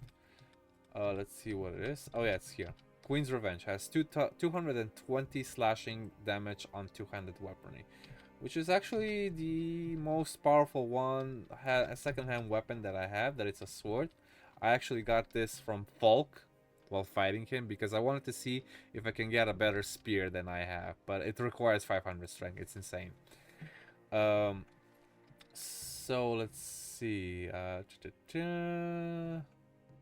yeah, well, we're gonna talk to the Wisp, right?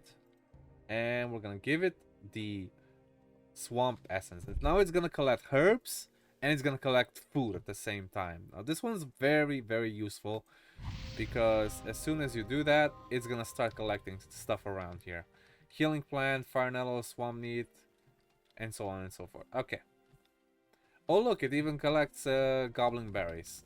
So I don't know what classifies it as a rare herb, because I thought goblin berries, dragon root, and king sorrel were rare herbs, but apparently not rare enough, because this thing is just picking it up anyway. Let's see if there's anything else behind here that it can pick up, so I don't have to return later on. Apparently not. Alright. I'm gonna go to the next one and see what the next one brings us. Alright, we're here with the Hermit. The guy that basically is a deserter, but I guess. Be careful, there is a shadow beast right there, so sometimes it will just attack you because you're getting too close. I'm gonna kill it right away. There's gonna be a pedestal here for your stone crystal, I suppose, and the next temple awaits us right there. I'm gonna kill these mantises. I'm running out of maple arrows. I should switch back to my regular bow. Gonna kill the scavengers, goblins. There's even gonna be, I think, a little orc in there. Yep. And then the little scavengers. And the harpies that we need to take the feathers from for our bow.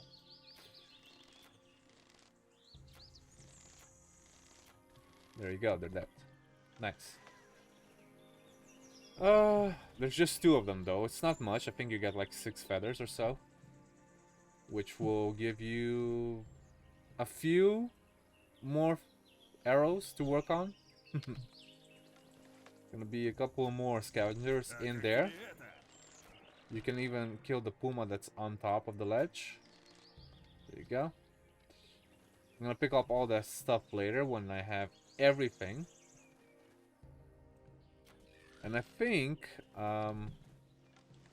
that when I said that it can pick up food, it's a bug because it's not supposed to grab rare hubs. I'll see that in a second once we kill this rat. So see, it's not picking up food unless it means food like in general basis, like soups and stuff. But it's not picking up meat. Maybe because that's a different thing. It's probably trophies from animals. Yeah. But it's picking up rare herbs for some reason. I guess. It doesn't matter. Should probably report it to the devs if it's an actual problem. So here it's the same thing as with the goblins. You have rats, except there's a big rat at the end that has more HP than all of them combined. These ones don't increase health when you kill them. There's just a rat king in between them. And again, you get one learning point for killing all of them. Okay, cool. And I think with this one, I'm not sure. I remember. I don't think it's with this one. There's one temple where a spider spawns after you open the chest, so you have to be very careful. But I think it's with the previous one. I think it already picked up the thing that it needs to upgrade itself. We're gonna get a blue stone tablet here for Xardas, and nothing else that is that special in the first place. Alright, save again in case it bugs. Talk to it, and let's see. We got a magic seal, and it's gonna collect magic items. Nice. Alright, next one is going to be in the swamp area, and that's where we're gonna go. Go directly from the Water Mages. Gonna go down the hill. I'm gonna pick up some stuff. And never mind, it picks up the herbs for us. I haven't gotten used to that yet. So we're just gonna kill the lizards, the blood flies, and everything in between.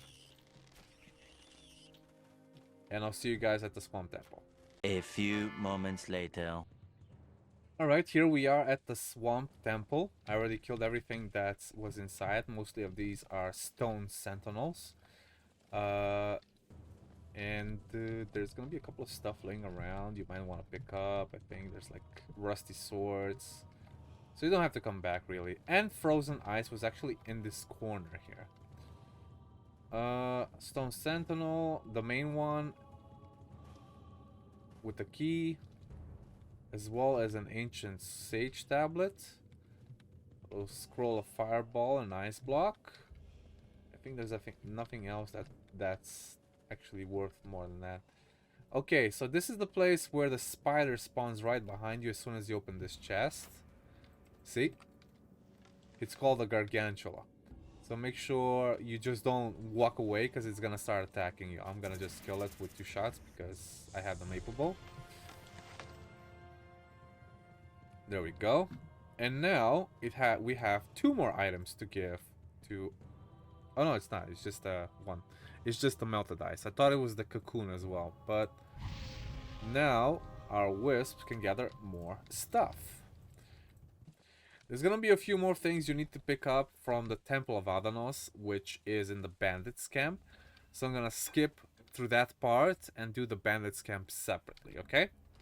Right, so one of the items is also in the Temple of Adanos, which is in the bandits camp, and it's gonna be right here on this table. I already cleared everything because I have already progressed through my story, and the other one is going to be with the demon that you can find down all the way through here in this area. And that actually closes behind us. Now, if we actually talk to the Wisp again, let's see what we actually have now. We have Giant Mandibles, and Indestructible Sapphire, and Demonic Quartz. There is one more trophies that we need to get, and that is to collect trophies from enemies. Once you have defeated Raven, collected all the items in the Temple of Innos, you go back to Xardas, and you go through all the dialogues about how Raven escaped, how you are going to go to the next stage of the story and so on. And he gives you a special item that's called the Pearl of the Abyss. And once you go to talk to your to the Will of the Wisp, the collect trophies from enemies will be left out. Now, the last one, I'm not even sure if you can actually find it because I have looked everywhere.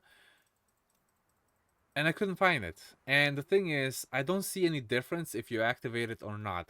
But just for the sake of this, getting this out of the way, you can activate it if you have any extra gold, which you probably should have if you've done everything correctly. So at this point, the Wisp will be collecting everything and anything that it can find anywhere you go, except for the things that are in chests. I think that covers the Will of the Wisp, and I hope you guys enjoyed the video. If you have any comments or questions regarding anything else, please do write it in the comments down below. If you like the video, subscribe, and I hope you guys enjoy more future content of Gothic to New Balance. I'll see you later.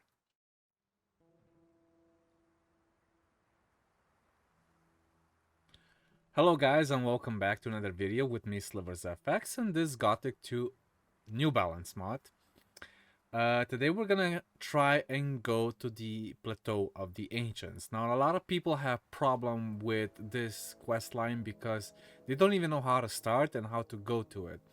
So, after you kill Raven, after you defeated him, and you've visited all the temples in Jharkendar, you talk to every person that is in the Water Mage's camp, Riordan, Kronos, Mixer, and Xardas.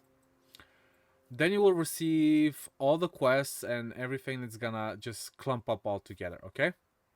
Now, then continue this quest. We start off in the Water Mage's camp, and we go to this little building over here that I don't know how to resemble to. I guess you could call it a worshipping plateau. And there's gonna be a pedestal here. Now you can just click on this pedestal, and this special little genitor or stone crystal is gonna appear here. And this stone crystal opens up a portal that's over here. And this portal goes to another area. It's still in Jharkendar because it doesn't have a loading screen. It's gonna have a black snapper over here. Let's kill it. I'm gonna summon Gina as well. And my trusty, whatchamacallit, Will of the Wisp. And there's gonna be a white cougar over here. It has a name. It's called Gate. Now you can kill it quite with ease, unless you're playing on hard mode.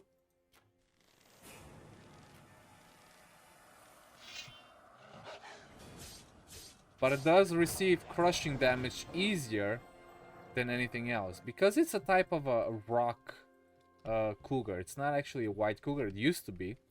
Now it's a rock one. And you're gonna find a couple of things here. And one of them is also an item for Loa, which I'm gonna do another quest in. I'm gonna do another video of in the next episode. So, what do we find here is a blue mallow, which is one of the items. You're gonna find also a, I think it used to be here. I think they moved it into the next area. It's a little bow called Yakalatov, something like that. I can't remember. Don't hold my word for it or my pronunciation because I can't remember. I will remember once I see it. And then you just click on this pedestal and it's going to teleport you to the Golden Dragon area. Now, in this area, you have 3 of these little houses. Each house has 1 chest, and you can only open 1 chest out of all 3 of them. Depending on what kind of a profession you're running, is the items you're gonna get. The first one is based on health and strength, I believe. So, but you can kill everything that's inside of them anyway, and you can read upon the little bookshelves that describe what these chests are about. So if you read upon them, if the Will O The Wisp wouldn't get out of the way, please, thank you. Then it says here, and he was a shadow, and no one could find him unless he wanted to, and he appeared only when Adanos himself called out to him. And he brought gifts on the altar of Adanos from the hunt, so that the flock would not run short. Adanos accepted the gifts and bestowed his grace upon the giver. The second one, I think, even has 2 protectors, or is it just 1? No, it's just 1.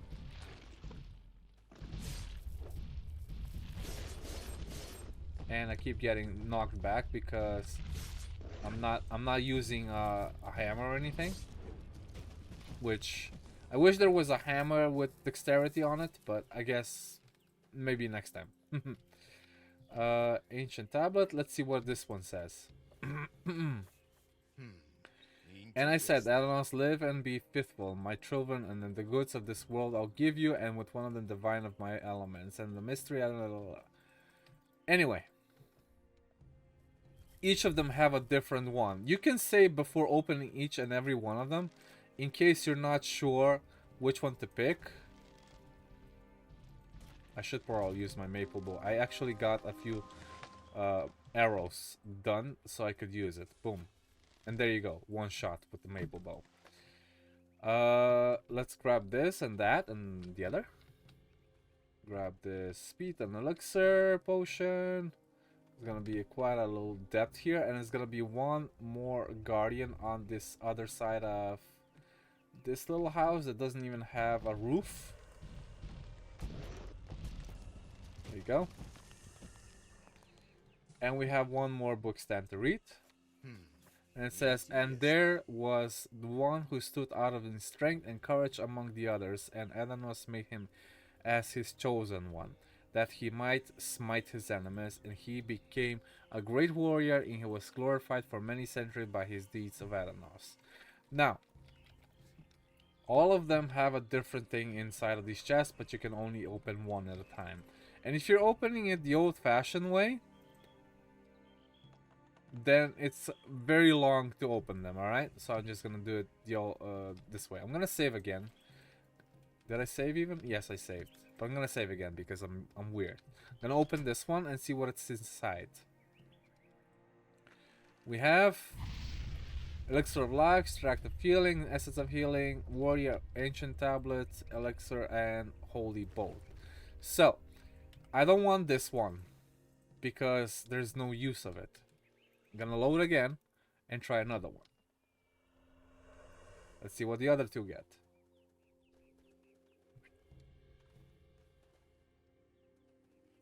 This is part of a very majestic quest that it gets very dragged out, I suppose. Okay, let's try this one.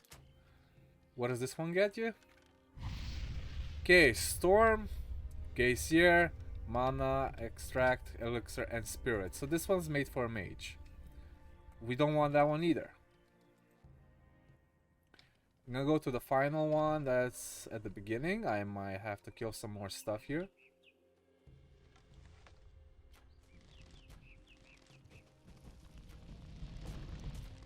Okay, cool. And let's see what this one gives us. Maybe this is the one. And this one gives us the one we need. Okay, lockpicks, strength healing, elixir of dexterity, and a master hunter helmet. Perfect. We're gonna get this one. Okay, there's gonna be a couple of stuff you can kill on this little area, including a troll. I'm gonna summon Gina. Up. Now this spear does 400 damage to trolls apparently. And let's see, we also have a couple of ancient stone sentinels up there, if I could actually get up there properly. Boom. And where's the other one? Or there's just one? I don't remember. Oh, there's two. There is two. Come on, Will O The Wisp, do your job. Do your job, come on. Pick up everything you see. Please. There you go. Thank you. Quite a few stuff in here. Might as well pick it up. Don't use your magic ward to find stuff and so on and so forth. There's two more fire lizards here. And we're gonna turn Gina off now because I don't want her to attack the dragon unnecessarily. This is the golden dragon Ashtar. Can I save? Can't even save here.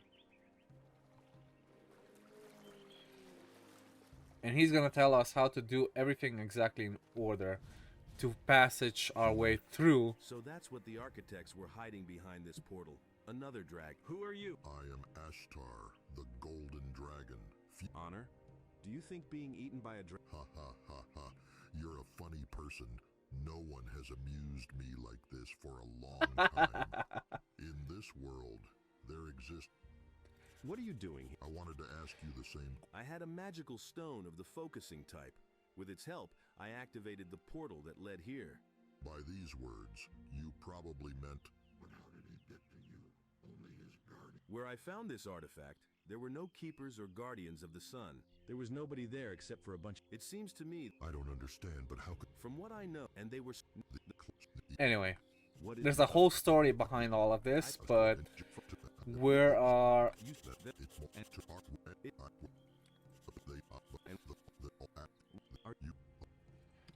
We have to go back to Jharkendar just to see how this works, okay? We're gonna go back to Jharkendar, we're gonna go to the library. And we're gonna go to the altar.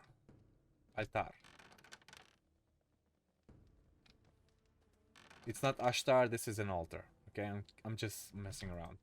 And then we're gonna activate this thing here. Okay, cool. Now let's see what it says next. Now it is necessary to summon the Guardian with the magical ancient tablet. I believe we even have a ring that we received that we can just teleport directly to Adanos. There we go.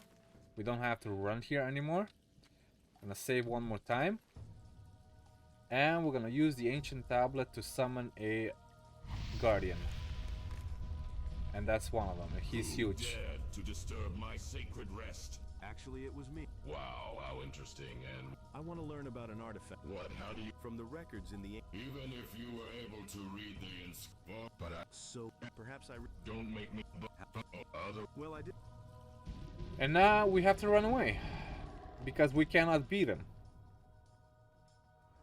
Okay, cool. Let's see what it says next. I was able to revive the ancient guy, but it did nothing for me. The Guardian refused to tell me about this mysterious artifact. Only by defeating him we will be able to focus on our quest. Let's go to the Water Mages, see what Xardas has to say. Yeah. Do you know anything about this? Ancient records say that they are very strong. However, as we were... What kind of... I don't know. Yes, where did you... In the room. And where does the... Beyond the port. There I met a dragon? Oh, then I'm afraid we are... There is no danger. Ashtar! Yes, Ashtar is... All right. Some of the dubbings are very off, but hey. I'm not complaining, really. I think that's it. And now, Xardas told me that it's worth to take another look at the temple in the bandit camp. There were more zombies that I might have missed something. So, if we go back to the bandit camp, a weapon will appear right on the what do you call this? the Altar of the Ancients. Okay, it's called the Scourge of the Sentinels. I don't know, it used to be called different, and I'm not even sure if it looks the same anymore. Let's see, it's this one. Okay, so once you equip it, it doesn't require any strength, no dexterity, nor anything else. When you go to the Temple of the Innos, you can beat this guy with one swing. And then take that, and you have a rune tablet of the Sentinel that you have received. And a heart. Now we can go to the library one more time.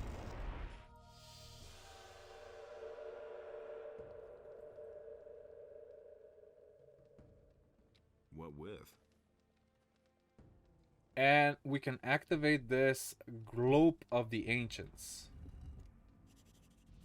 And a special portal will open in the canyon where we were fighting the Razors with the pirates.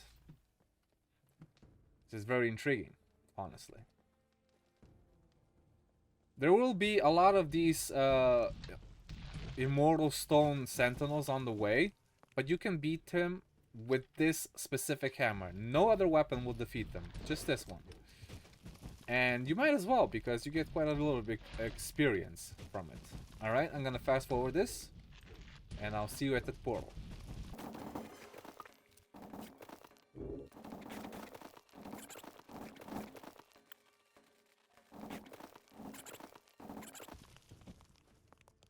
Once we're here, we can literally go in. And we're gonna arrive at the Plateau of the Ancients. So this is where I would stop coming. This is where I would stop forwarding with my quests. Ah, wow, I'm not doing any damage with this weapon. On the Orc Crawler anyway. Forgot to change it back. Anyway, let's see. Where's my weapon? Ramada's Spear, right? This one. I cannot continue through this gate, mostly because the heat in there will kill me.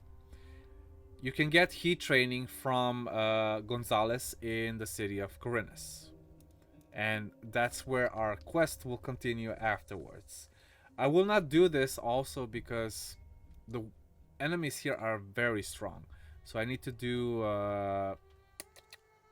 Valley of Mines first, the chapter 2 one, and then I can come back here. If you guys want to know more about Gothic New Balance, please do subscribe for more future videos, and I'll see you in the next one.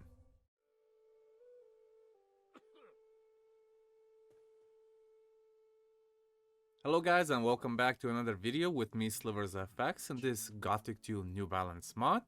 Today we're going to be doing something a little bit different, a little bit more romantic, so to speak. So if you guys don't know already, there is a female in the game. Her name is Loa. She is the only female combatant that actually has a two-handed sword on her back. And she reminds you of something that happened a long time ago, before all of this. The Khorinis, Valley Mines, everything. And after that, it gets romantic. So as soon as you get into Owner's Farm, she will perform a dance after 6 p.m. in the night. You don't have to belong to any guild. The quest can start right away. She gives you a quest to obtain 3 items. And the quest is finishable only in chapter 2 after you visit Jharkendar. So let's get into it and see what it's all about. So first of all, I'm here on Owner's Farm and I'm going to sleep until almost 7 p.m. So I'm gonna put here 9 hours. And then we're gonna go behind Tekla's kitchen in the back where you're supposed to shoot the bow for Wolf, and she will start dancing. And as soon as you approach, a cutscene will start. And you can skip with the G or R button, but music starts, she starts dancing. This can take a while. I think it can take up to 20 or 30 minutes in game, so that's why they added the skip button. I don't remember where the song is from, but it sounds very Nordish.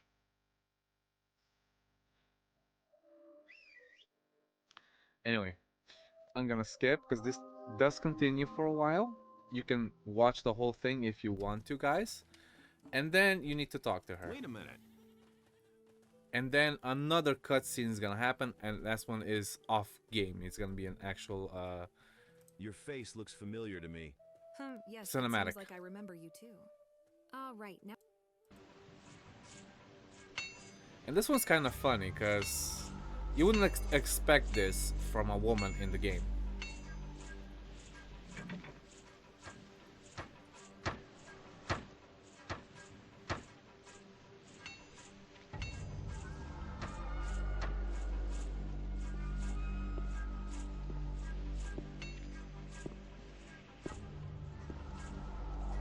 Именем короля Рабара II.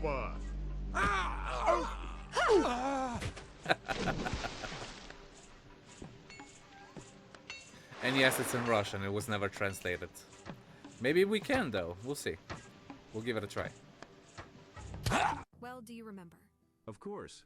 Yeah, you really gave it to me back then. It seems I was out of it for a long time, and when I came to, you were no longer by my side. Sorry, but at that time I didn't know if I could trust you. And now do you know? Now I don't know either. But perhaps this time I'll spare. Alright, so she doesn't know if she can trust you. Now she knows she can trust you, blah, blah, blah. She can't trust you yet until you proven herself to her. So, you go to the third option, because the first two don't give you anything. I really liked your dance. The third one Don't gives you a suck up. quest. And if you think so, you'd better head. What's the matter? I just wanted to. At first, everyone says that, but then they start bothering with all sorts. But I'm worried. You're on. I think that you are too harsh on men. And what else with you? What, you and these rough-hewn logs around me don't even know how to impress a decent girl? No matter who you take, everyone has only one thing on their mind and nothing more. Maybe then you'll share the secret of how to make a good. Oh, Inessa, however you like. The main thing is that the girl should like it, and that after that she feels special. Not so great. Can you? Well, maybe write a poem for her. Give her some kind of beautiful jewelry or hers. Alright. I doubt that among. So then we're gonna skip through this because there's 3 gifts that we need to bring, and she describes them in more detail. The first one, I'm gonna actually go to, yeah, it doesn't matter. We're gonna just leave it in the nighttime because it has to be nighttime by the time we finish this quest. We're gonna go to the southern gate and we're gonna ask Matteo for a book. So there's a specific book that he sells. It's called The Lyrics of Myrtana. Okay? And when you read this book, you actually get a rhetoric point. So if you already bought it, but you didn't use it, do not give it to Gallahad because it will be lost. You can still buy it from him later on, I believe. And the second thing is, if you have finished the quest with making jewelry and rings, basically amulets and rings, the previous video that I made, or one of the previous ones, then you can also ask him to make him a piece of jewelry. Can you make one decoration? And what do I need a necklace. I see. Well, and for that, he asks you to bring him 5 black pearls. Now, black pearls are not easy to get if you're trying to look for them on your own.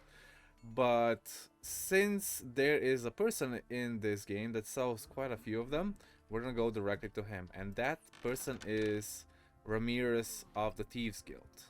In the second chapter, he already has 8 available that you can buy yourself.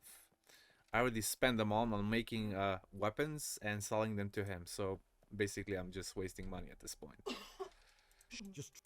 So here are pearls, and he has black pearls. And yes, all of them are 500 gold each.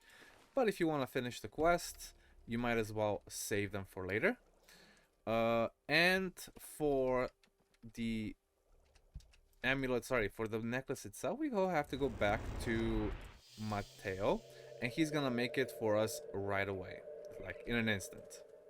I brought everything you asked for. Oh yeah, also I need a golden bar. Everything's here.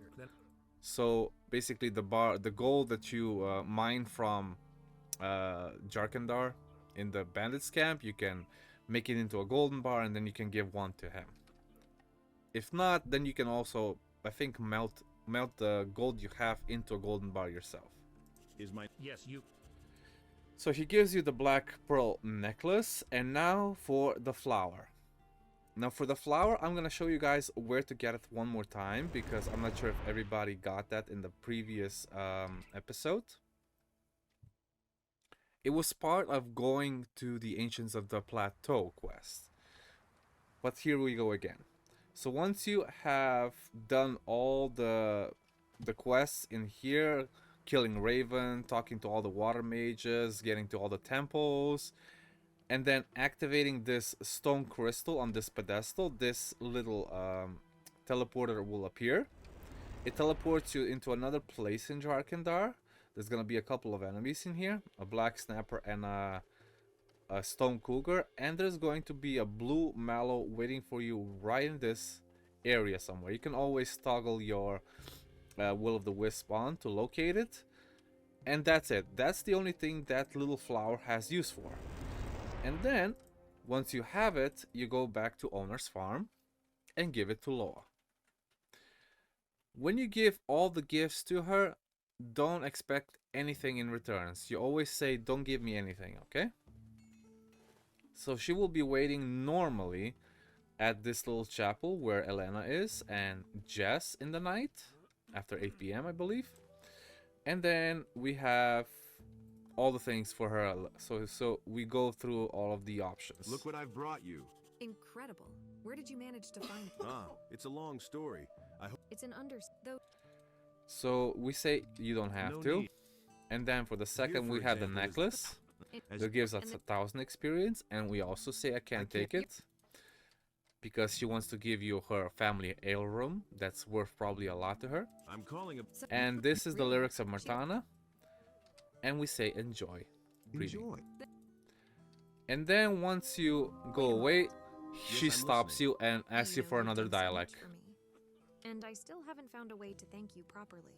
That's not at all necessary. And yet, you know, come to the lighthouse near the city at midnight today. Why? Let's say I want to show you something. But All right. Alright, and then this happens. So we're gonna go to the lighthouse where we have, what's his name, Jack. So we're gonna go to the market square. I still have my torch on so you guys can see where I'm going. Hopefully you can see where I'm going.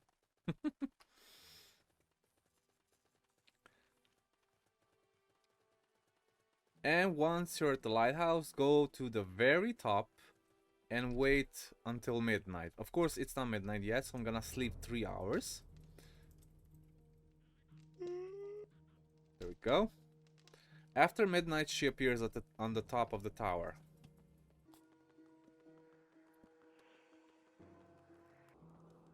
I mean, on the top of the lighthouse, not the tower. Yeah. And then you can talk to her. I came as you asked. I see, and you're not even late.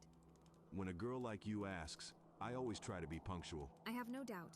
Shall I come or not? Yes, but then you would have lost a lot. For example, the opportunity. By the way, how do you... So you have always 3 options again, and you always have to choose the right one. And the first one is number 3. It makes an impression, or it's impressive. It's impressive. You're right. It's very beautiful here. I often come here to look at the stars at the sea. There is something about them that fills your inner world, and at the same time it soothes. And then you also get this the third option again. If you pick something else, you're not gonna get anything from it, so you're wasting your time and your money. About the same as you. Really? You know, sometimes you get so tired of everything that you just But want to listen. sit in silence and watch the sunset of the fading sun. At moments like these, you come to understand that life is not just a series of constant battles and a struggle for survival. It has a lot in it that instills faith in you and allows you to see much more than what meets the eye at first glance. I would have never thought you capable of such thoughts. Why is that? Because at first glance you look more like... I know he's an unpolished log, but sometimes it's nice to realize that someone has indeed seen something more in you. How do I understand you? You know, I rarely meet people like you. Most of them were interested in only one thing about me. And then you pick the option number 1. I understand them. And you get 1 rhetoric point. I understand them. What do you mean by that? I like you a lot too. True, it doesn't mean that I'm And then counting on anything. he After repeats all, most a few of the likely same you'll tell words me as to get before. Lost, but it's better for me to say it. Undoubtedly, I myself sometimes enjoy being in silence. In such moments, you realize that life is not just about. It has a lot in it but this time Those my two head are the is same filled dialogues. exclusively with thoughts of you. So sorry if I didn't live up to your expectations, but better the truth than a sweet lie. Sounds like a confession of love. It looks like this is it. You know, I really like you too. But I think that's still not a reason to take things. So perhaps it's better to end this but not now. And it's time for me to return. And then this little cutscene happens. You can't do anything about it. You can't skip. You just have to wait for a few seconds until she disappears. She doesn't disappear. She goes downstairs. And then we follow her. And then 2 more cinematics happen after that.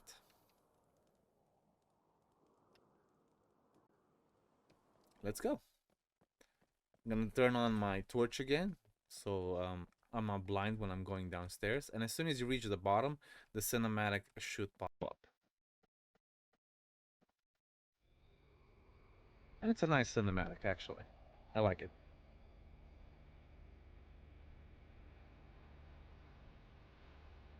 Enjoy it if you haven't seen it before, by the way.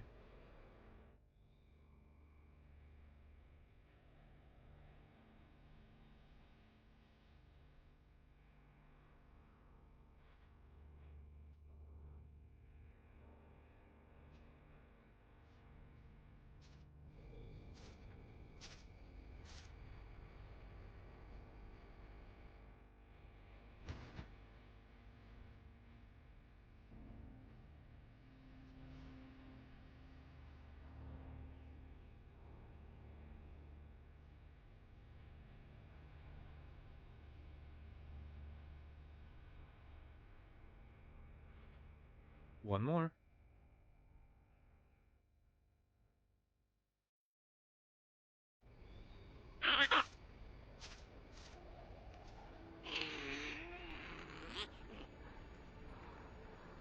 Just wonder where that goblin came from.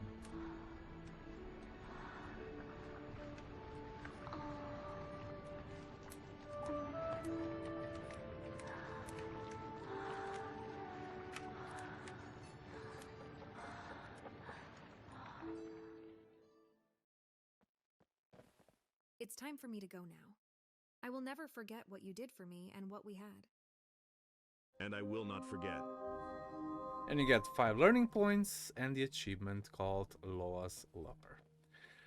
And that's it. I don't think you get any more quests for her later on. And it's a little nice side quest. A little different from anything else you've encountered so far. And I'm glad they actually put something different in the game. Hope you guys liked the video. If you have any more questions, please write in the comments down below. And if you want to see more future content, subscribe, and I'll see you in the next video.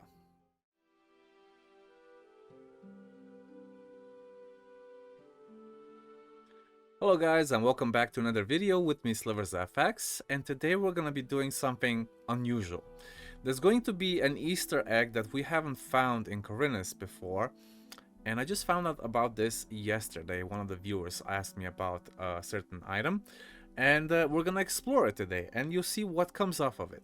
So, here I am, near Jack's lighthouse, and from here, we're gonna go to the Dark Tower of Creoli. And I've already been there, and I've already disposed of a Dark Golem. If you don't know how to do that, well, it's actually quite simple. You have to pickpocket Ingmar, so Lord Hagen's second in command in the town hall, and you get a special light scroll. With this light scroll, you activate it when you're near this golem, which is in here, in this little cave, and he will just disintegrate. You don't even have to attack him, okay? And then that door will open. I'm gonna just save because you have to use either holy arrows or a silver sword to attack the little ghost that's gonna be waiting for you in there. Let me just put on, where are you? There. Ah, holy arrows. Okay, got our holy arrows. And the ghost is waiting for us. Okay, cool. You can pick up everything that's in here, including going to the top of this tower, which is going to teleport you directly to the top. Now, there's a Necromonicon here. This is the easy way of getting it if you're doing the Xardas quest, but this is not what we came for, even though I should probably take it, but I'm gonna explore this later on, if there's a quest that's given by Xardas. Once we're up here, there's going to be a special little paper. I think it's here, yeah. Right behind this pillar, there's an interesting note. And when you open it, it says... Greetings, traveler. You have found one of my 3 notes, which I have scattered through Khorinis. If you manage to collect all 3, you'll have a great power and mountains of gold. Just know to keep all of the notes with you, or you'll never make it. Okay, so there's 3 notes that you get, and you have to find all of them to create a spell. The second one is a top of the waterfalls above the monastery. The easiest way to get there is to teleport here to the Black Troll's cave, and then go this direction, which is fairly simple. And then you're already basically near the actual waterfall. I'm still gonna go upwards instead of going down, just so I can actually reach the waterfall. Should be close. Let me see if I can actually jump from here. Probably. Yes, I can. Okay. Can go here. And then this way. And then we're actually already at the waterfall. Just make sure you come in from the right direction. You go from this waterfall directly down. Now, the Will of the Wisp will not pick up this node even if you try it. So it locates it, but it's not going to pick it up. So every time you come here, you might as well save so you don't have to return.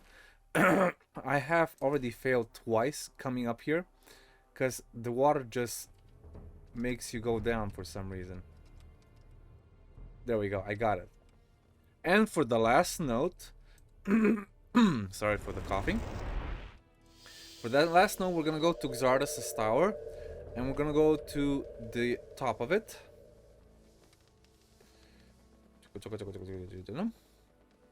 All the way to the top. Make sure you have enough health and sustainable armor so you can survive the falling damage. We're gonna go through this little area. Boom. And then we're gonna jump down there. I think there's an easier way to go there, but I normally just do it like this. Whee! And then you have to land on this ledge, which is on the 2nd level, I think. Or is it? Yeah, it's on the 2nd level. It's not on the 3rd. The easiest way to get around the whole cliff thing is going this way, because there's actually a path. There we go. And then you just go up and beyond. If you ever manage to get across this, there's a couple of herbs out there. I think there's even a elixir of life, so you can always grab that. There will also be a troll here and a King's Sorrel, which I already grabbed. There's an ancient hunter tablet that the Wisp just picked up. And we're gonna go all the way to that waterfall near the valley, the pass to the Valley of Mines. Okay, cool. And the note should be... Where's the note? Ah, yes, right here, in between the 2 waterfalls. And it says the note's turned into a spell. I'm gonna go to a more flat location, like the tavern, and go a little bit further away from it. And then we're gonna activate the spell. It says unknown spell. It activates a little skeleton known as Joker Bob. And it attacks you. It attacks the bunny first. It doesn't have a lot of health, but it contains a weapon that is far greater than anything else in the game. So, what you get is a Bob's Dragon Beater. What's so special about this weapon? Well, let me show you. It says right here on almost at the very bottom, it says it needs 10 strength, which you already have at the beginning of the game. It has 10 crushing damage, nothing special, but it says deals massive damage to dragons. Now, the story behind this Easter egg, I will post it down in the description if I can actually find it. But yeah, a lot of things in this game that needs to be discovered and published. That's why we're doing this video specifically. I hope you guys enjoyed the video. Like and subscribe for more future content, and I'll see you in the next one.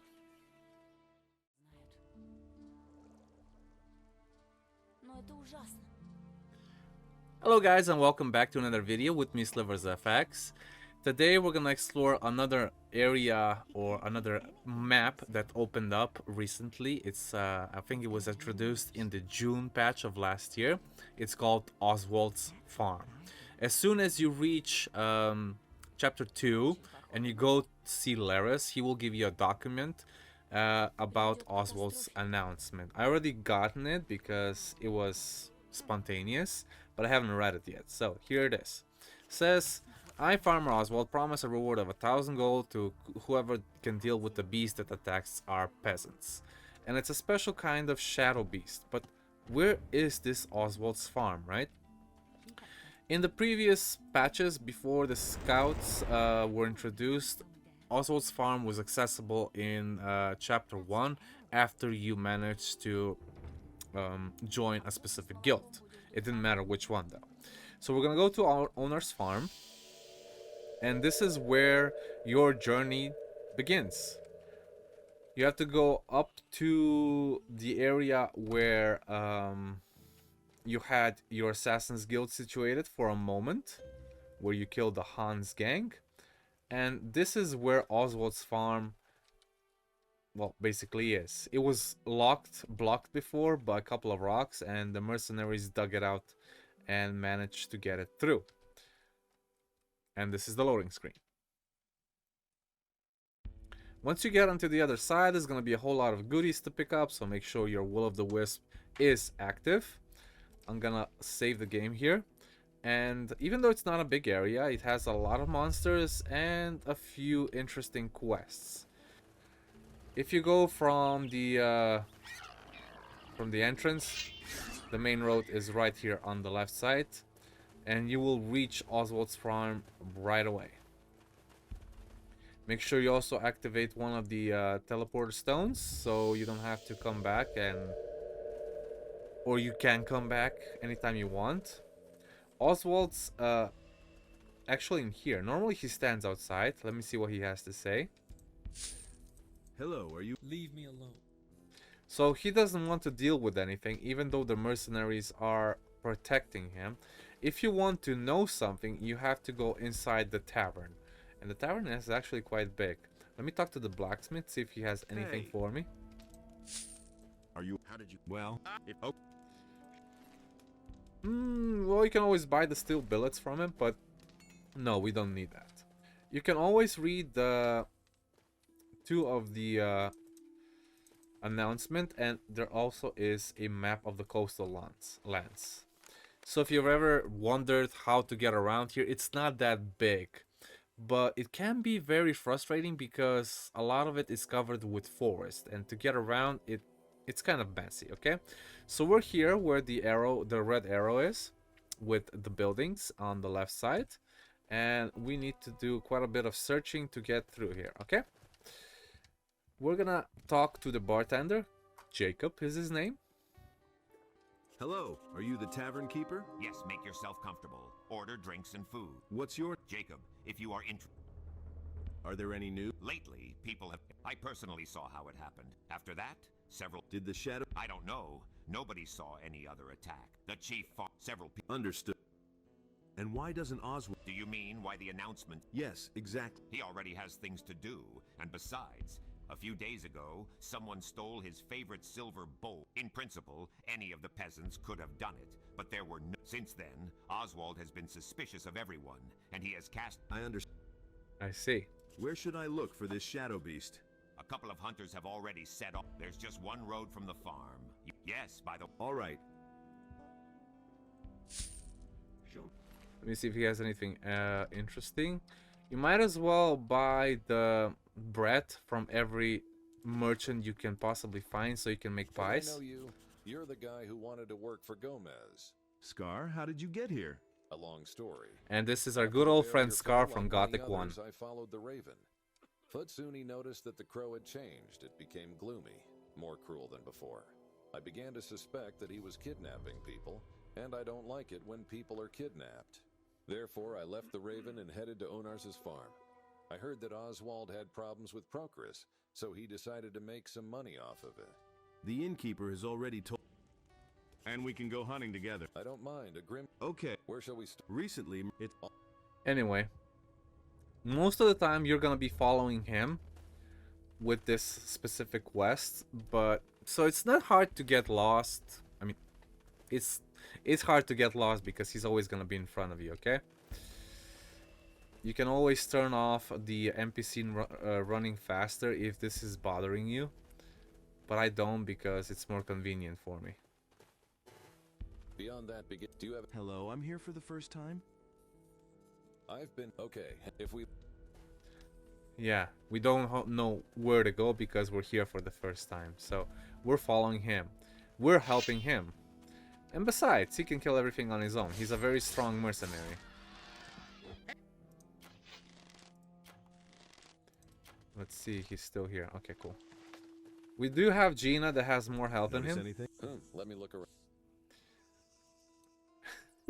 It seems there are some tracks here. Come here, damn beast. Nice. I like how the Will O The Wisp picks up everything in its path. Everything that it sees. There is a lot of herbs and a lot of animals in this place, even though the area is substantially smaller than Khorinis. And this is Johan. Beliar, we have a corpse here. We need to examine it. Well, what do you... Very clear. It seems that's Johan the hunter. The innkeeper met... Local hunter. Possibly. That's the...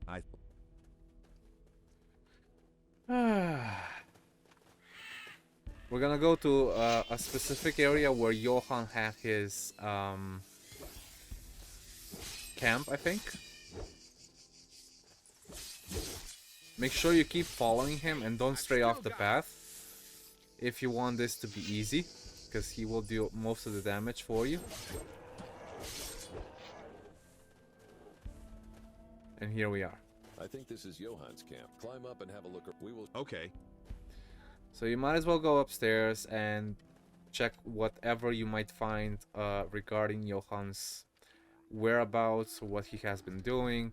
You have to climb up these stairs. They're quite tricky.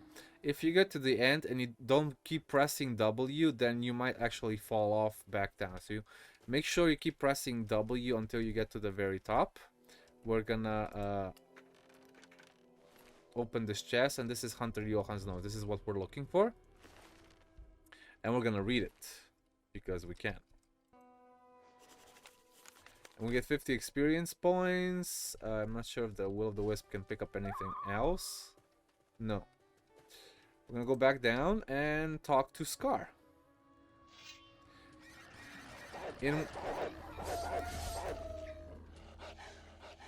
That's so weird. Where'd he go? Oh, he's still killing stuff. That's kind of funny, though. I guess he means to get himself in trouble. Now, in the previous episodes, I'm not sure if I did this before, but before, Scar was Lamar's bodyguard, and you had to kill him. Here, he's a good guy. I find a note. I found a note. Show me. Huh. I knew there was something. I don't understand what's... On Johan's body, we noticed traces from fire. The same. Know what? Let's go back. I feel that. Agreed. If you fall behind.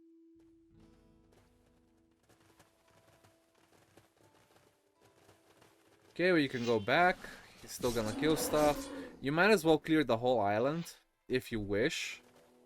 There is a lot of lizards, rats, scavengers, the works around there, and there's a couple of shadow beasts, I think, as well. So once you're here, you have to talk to the innkeeper again. Where is he? Oh, that's Vasco. Hunter Johan is dead. What? Are you not? We found his body in the forest. Did the dark artist? This is what we're trying to figure out. Has anything unusual or strange? Strange? Well, there was something, but I don't think it has anything. Tell me. A couple of weeks ago, I was leaving the tavern in the evening, and it seemed to me that a strange light was coming from one of them. This mountain is very close to our field. Okay. Well, another one of the peasants was telling stories about goblin skeletons at the Oh, yes. Someone also mentioned strange screams coming from the forest that lies, but there live different animals. In general, nothing. Thank you. So he tells us about 3 specific places that we need to visit. And they're actually quite close to this area.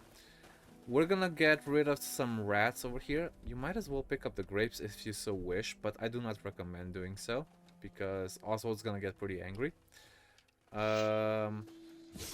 Make sure you get rid of all the field rats.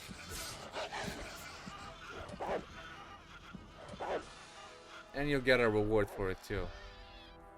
Cool? Cool. Let me see. The Will O The Wisp pick up everything? Okay, it did.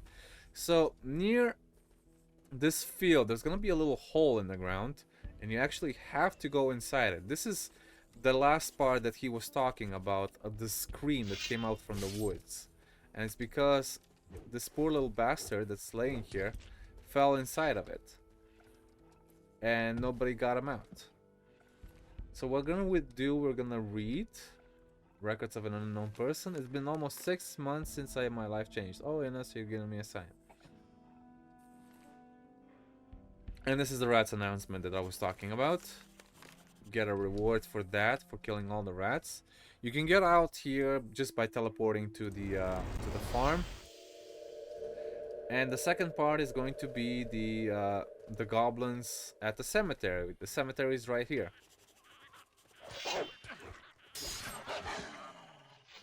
Simple as that.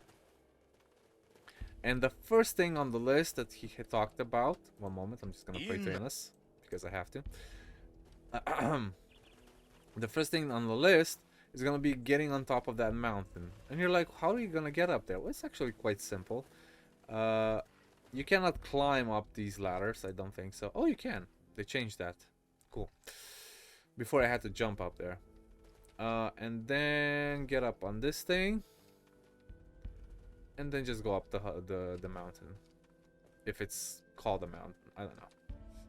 For me, it's just a little hill. And then the quest should get updated. Okay. I'm gonna teleport back to the farm. And go down to the tavern as well again. Vasco. Let's rob him. And let's see, I think I have to talk to the innkeeper or Scar. I dealt with the rat. Yes, keep it. That was the reward for dealing with the rats. And talk to Scar. Something. On the mountain by the farm, I found a scroll of light and an elixir. Skeletons of goblins and also in the forest, I found a dead zombie. And next, show me. Seems like everything. And what do you think? Someone local practices magic. Yes, it seems so. But the version with Maracoris can't be dismissed either. Maracoris killed. Correct. But first, we need to deal with. Immediately realized that something. It reminded me of a story from my youth. What's the story? One elusive animal was hiding in the forest. They nicknamed him the Beat. And how did it? You most likely won't. If you don't want to, then don't. All right, let's not waste time. Talk to the innkeeper again. Indeed. Did something significant happen on the farm, let's say? Guy, are you just going to keep asking questions? The other hunters will catch the And yet, it could be important. Well, I remember some. Hunter Johan and Fisherman Vasco were They were overtaken by a pack of wargs. They miraculously... This is exactly what I... Yes, and another question. Which of the peasants on the farm? Oswald of... Ah, yes. And there's Vasco. He said that he can read and write. Now everything is clear to me. So not everybody in the game can read and write. Because it's the Middle Ages, supposedly, right? Okay, anyway, talk to Scar again. It seems we have a suspect. And who is the fisherman Vasca? He was friend. He's... Will... Yes, And then you have to follow Scar again. And Vasco is kind of funny. He's here when he's supposed to be fishing over there. So I guess we're gonna have to wait until he comes over here.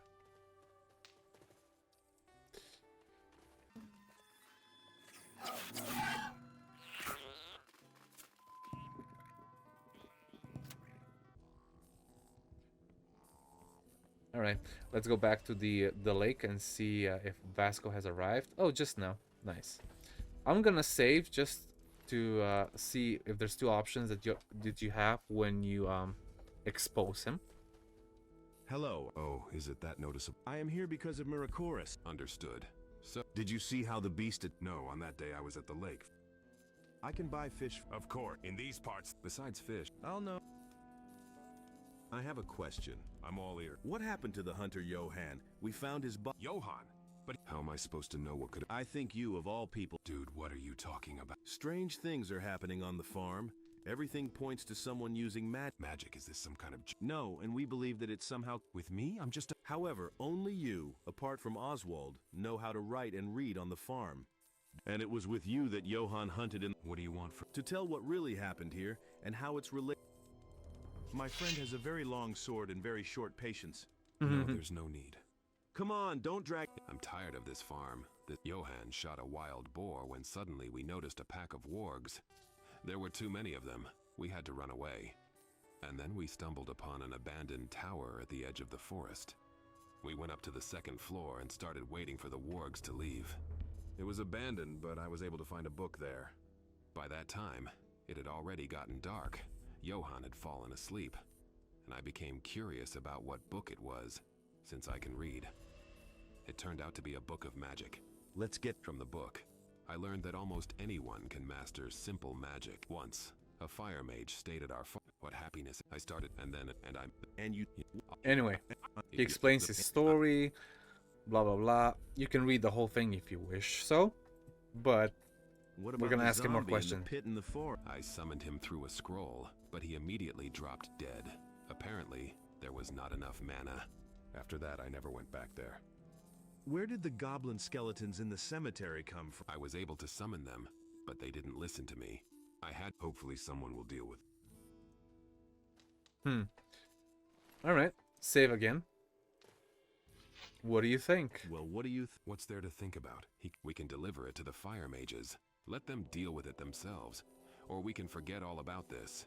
Essentially, it's not our concern. Make your own choice. Well, there's two options that we can have, and let's see what they give us. We can let you go, or we can... Please don't. I can give you a very valuable... I didn't even try to use it. It's too dangerous, and you can... If you release Vasco... This is none of our business. Now that we... Thank you. You get 500 experience and a scroll of fire rain. Let's see the other option. Real quickly. Hey, you. Talking to the Wisp again. What we please. I didn't. Take Vasco to the fire mages. You will go with us. No, anything but this. Ну давай, покажи уже, на что ты способен. So much for you. But you get Innos Karma and Belias Karma. I know the... Have you been... Yes. There. It's kind of funny though, because I thought he was gonna be going peacefully, but nah. Let's go.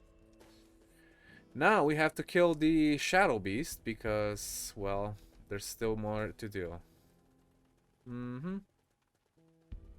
I'll be dealing with the rest of the animals and all that later, off screen.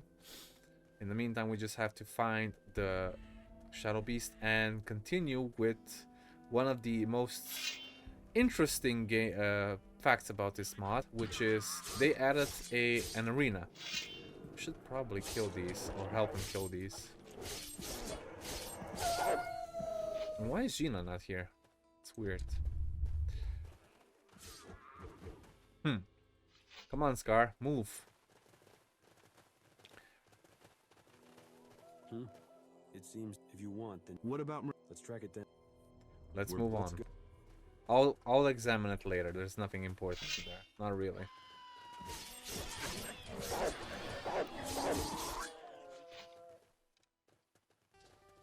You got this, Scar.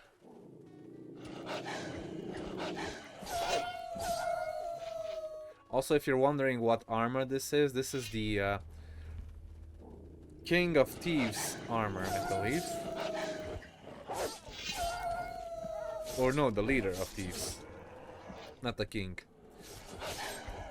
It's better than what I had before. Track is clear. Get ready, he is nearby. And the scouts don't give you any new armor until you're in chapter 3 or 4, I believe. So you have to do what you make do. Okay, so the Shadow Beast is right here. Easily killable. Doesn't even have that much health. A formidable creature. Yes, you know what? Take his hide to the. We'll split the reward in. And what do you? Meanwhile, I'll scout the situation. Make sure you grab the Man-Eater's Shadow Beast hide. And you can return to the... Oh, Oswald's announcement. And you can return to the farm. And you can get the reward from the innkeeper as well. Where is he? Jacob? It's bizarre, he's not even here. Unless he's outside. Jacob! Oh, he's here. I didn't even see him. Huh. Oh no, I have to talk to Oswald himself. Shadow Beast is his. Where is the evidence? Here is it. I see. Here is a in the list. It's sad, but there's nothing we can. Yes, here in the if you good. And now, since you've done this.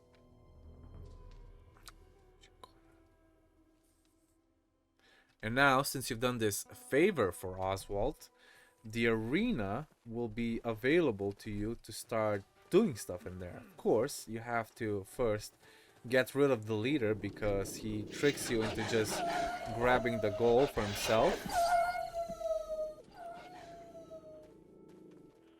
If you're wondering how to get there, this is the easiest way by not getting lost. You stick to this right hill just when you leave Oswald's farm, and there's gonna be a little door right here, and then you can enter it. There's gonna be a couple of mines in between, not a lot, but it's something.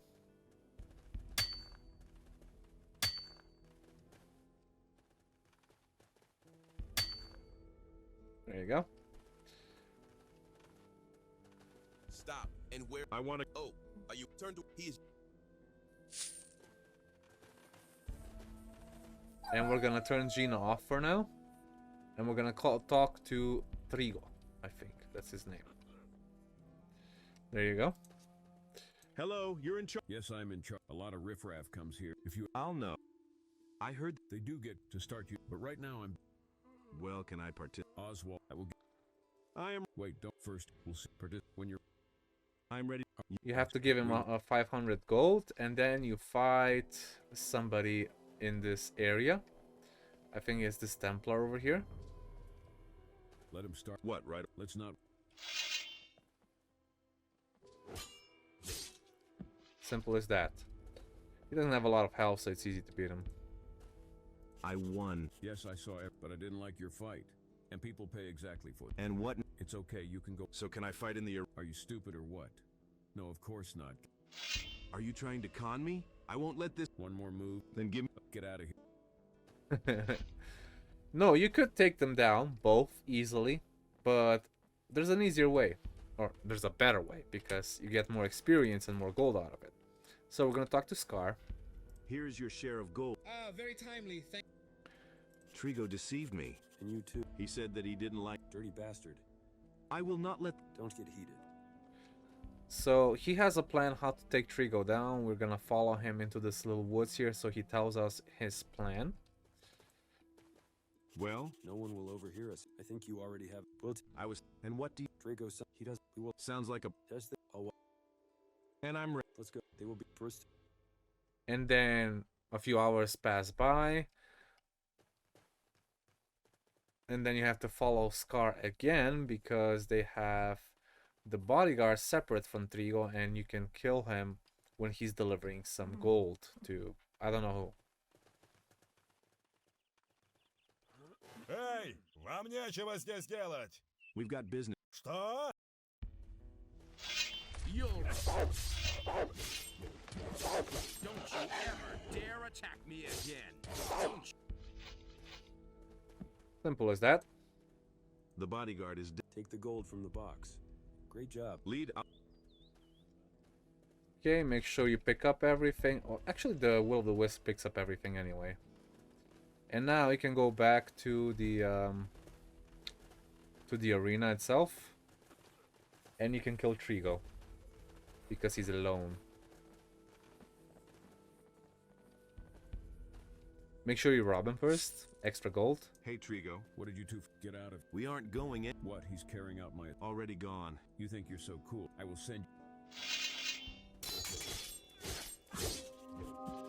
Sorry, Trigo, you're no match. Triga is dead. The bastard got what he deserved. What's next? I'll talk to the locals.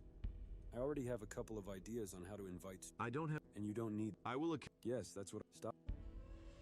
What about fighter? I will ask. Tell me. Nothing. Make sure you talk to him about everything because I'll clarify. Okay. he does. Wait a minute. He does give you the rules of the arena, which you have to read before you start fighting. Let's see, they should be here. You can also grab a chest that Trigo took the gold from you. It should be around this corner here. You get actually 250 gold more than what you put in. And now you can start your first fight in the arena. I want to. Yes. Sir. Okay. I'm just gonna give you an example of how to do it. The fight has started. Fights later on are much more difficult, by the way. You cannot use creatures in the arena. You can use skeletons though. At least I think. The first fight is super easy. This is super straightforward anyway.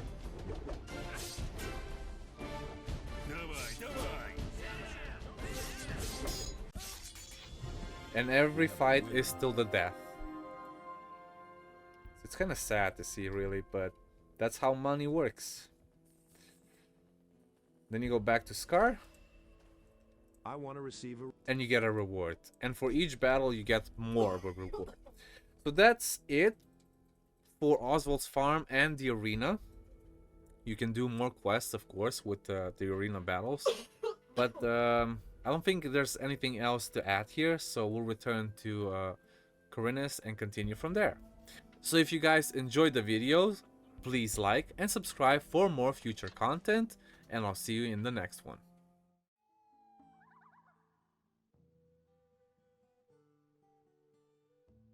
Hello guys, and welcome back to another video with me, SliversFX, and this Gothic 2 New Balance mod. Today we're gonna go and try to discover a new land. It's called the West Coast. It's northwest of the Khorinis, city of Khorinis. And for this, we need to escort a druid named Fregiel to a new place where he wants to meet an old friend if he's actually there. So first of all, we are here on Onar's farm, and we are going to make our way towards the east, so where the extended area of this map is supposed to be. First of all, last time we were going to Oswald's farm, which is in this direction. To go to Fregiel, we have to go a little bit further, and it's not that much far, but once you're hitting this cliff on the right side, you're gonna approach a little stone teleporter here and a cave with two shadow beasts inside that you don't have to fear because they are actually Fregiels. Yeah, yes, he's not commanding him, he's in spirit tune with them. So once we're here, he's gonna start talking to you, and he's gonna talk to you about how the druids are, where they came from, what they are, and so on and so forth. But first he has a problem, and that problem is we need to get rid of a little black snapper that is poisonous and also how you call this, wounded. Yes, it's easy, we one-shot it just now, but I guess that was not in his intent because he doesn't like to hurt animals, so he says sends someone else to do it, in that case us. Now we're gonna have a whole lot of dialogue that we need to pay attention to, and basically accept everything, that you understand everything. Just pay attention if you can, go slowly if you need to, and for this we'll see how it goes, okay? We kill the snapper first.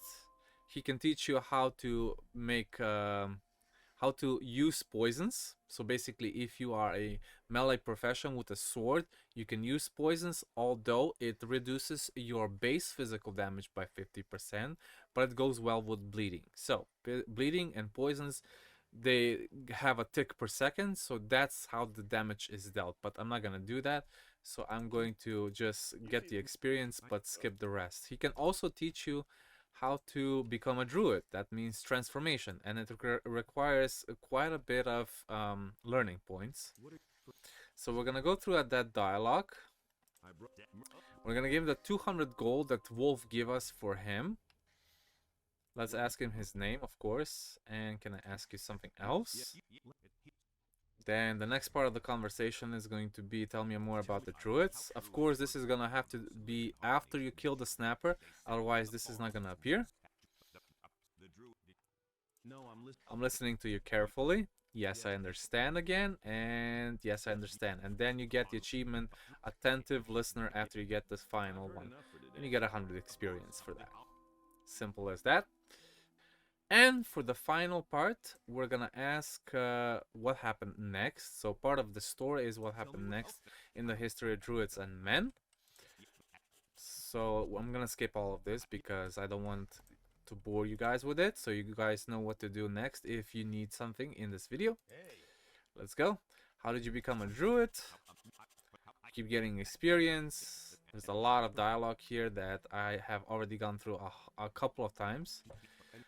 Then we ask where Cormac has been headed, and he says he's probably went to the west coast, and we say we want to explore the west coast. For this, we're gonna need to buy or bring him some provisions, bread, wine, alcohol, I don't know what else, and oh yeah, and water and raw meat. Okay, cool. And of course, oh, I'm talking to the Wisp instead of Regil.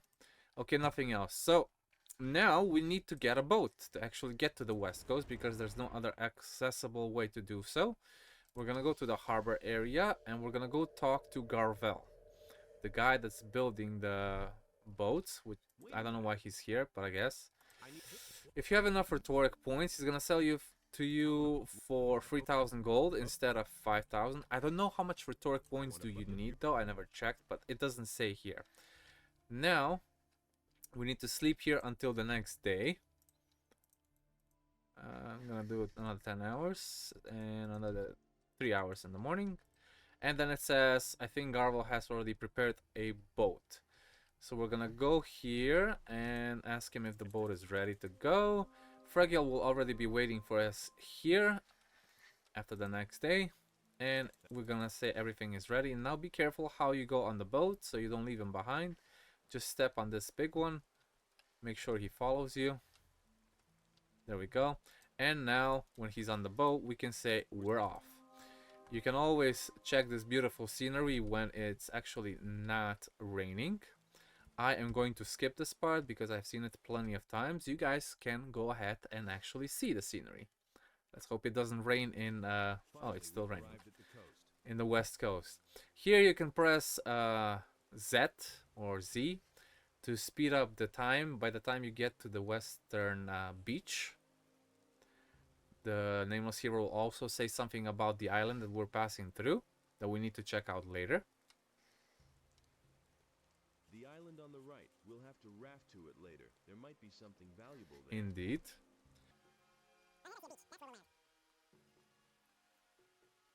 Beach. Alright, we're almost there. Now, as soon as we get to the beach, we're gonna meet some pirates. And those pirates are actually Greg's pirates from Jharkendar. I'm gonna talk to Flint over here. And I'm gonna ask him how is he doing, what are they doing here. We're gonna get a few experience points for that. Ask if the Greg is their captain. We're gonna get him 2 pirate sabers because their weapons are blunt as well. And we get a little bit of a reward for that, a black pearl and an aquamarine. And we also can get him some meat. And you get 4 items, water. I'm not sure why he gives you that, but okay. And we can also ask him about the animals that we need to get rid of that are close to the entrance of the forest that's nearby. We're gonna also talk to Edward.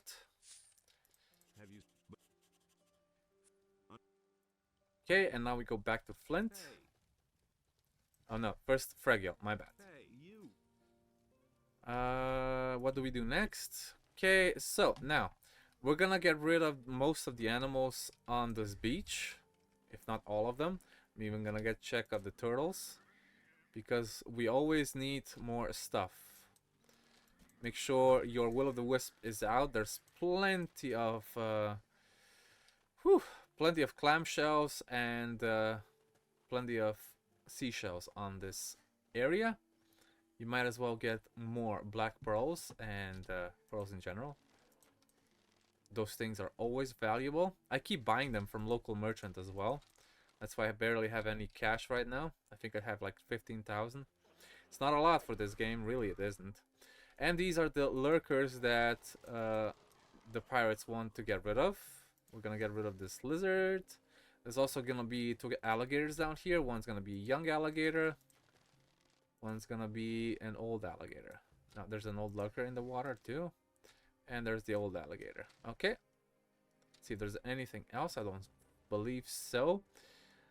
Except an old lurker and another old lurker and another old lurker. Oh, one more. Cool. Fast pacing this. Okay, cool. I think we got the beach cleared. Let's talk to Flint again. Nice. We will go on to the woods now. So now I think we don't have to talk to Edward. No. But there's also a teleporter stone, so we're gonna activate it. If you don't have an ancient rune tile, you can go inside this ship and there will be a little chest here on the left that we can break. And we're gonna get an ancient rune tile in here, and you also have a pirate map of this west coast that looks like this. We're down at the bottom on this little yellow thingy. That's where we're heading. No, that's where we are, and then we have to go inside the island. So now we're gonna go talk to Fregiel, and we're gonna head off into the center of the island. If we're falling behind, we're just gonna jump a few times because we have acrobatics. He is not the fastest type because he hasn't trained any dexterity, I suppose. There's gonna be a lot of animals here, but we're gonna ignore them for now if we can. Toodaloo. And this is the red, very creepy. The red fog that passes through every now and then, that's actually the soul of the ancient shaman lizard that we have to kill later on. And that's probably going to be in episode 2. We'll see how far we get in episode 1 of West Coast. Currently we are on 11 minutes, but no fear, because Slivers is here. Okay, once we get to this place, Cormac will be standing outside, and he's going to talk to us. And he's gonna ask us to give him a couple of stuff, bring him a couple of things, because we can actually teleport from here to there. We're gonna also activate the teleporter stone in here, because we can. Then we ask him how did he end up here. Skip all the dialogue as usual. And then we're gonna talk to Fregiel. And then we're gonna go talk to Cormac again. He wants some food from us. There we go. Is there anything I can do for you? Where did you get the sheep? What about the tower? So there's a tower nearby. We can give him some food, bread and wine. And of course, we have to pick up some turnips, which is a Easter egg from what you call that, from Lobart's farm. And the thing is, you can only pick these by hand. So each one individually, the Wisp will not pick them up, and you can also not quick pick them. So right click or V does not help. You have to do it side by side, one by one. And you have to do all of them. But at least here, they're all visible. They're not in a tall wheat farm or something. Okay. Let me get this over with fast and faster.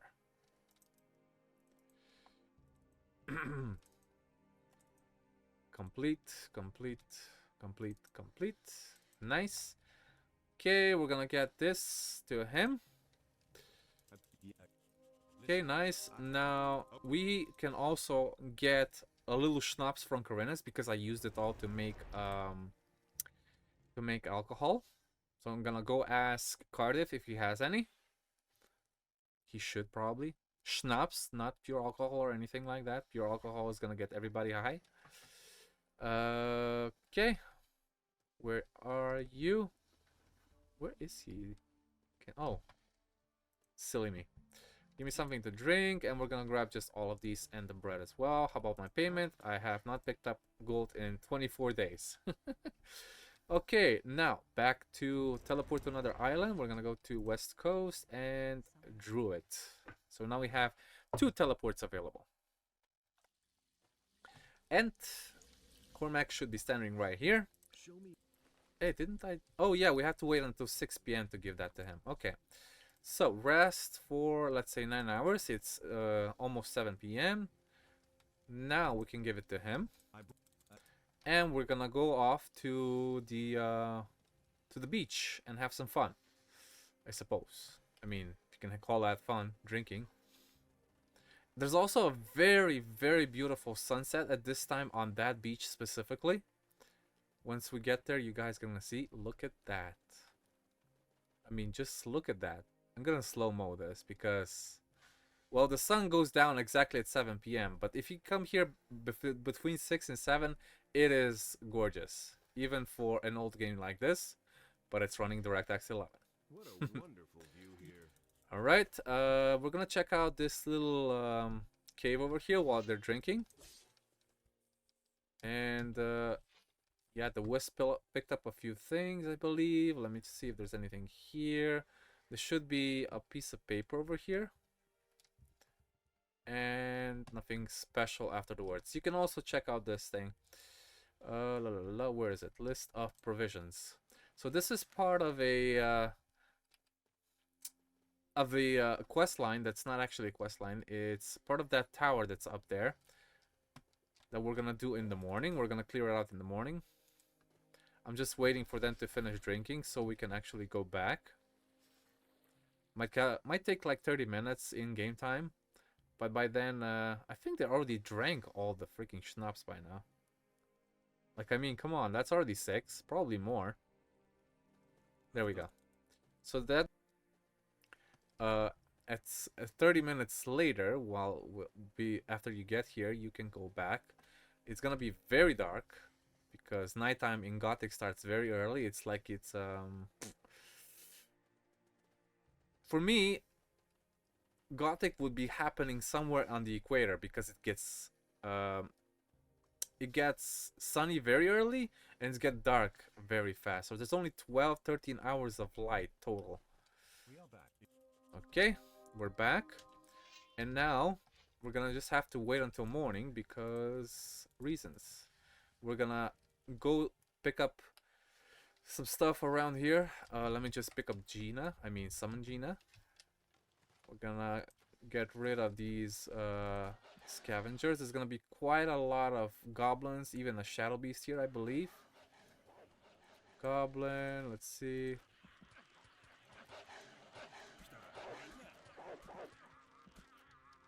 There we Go.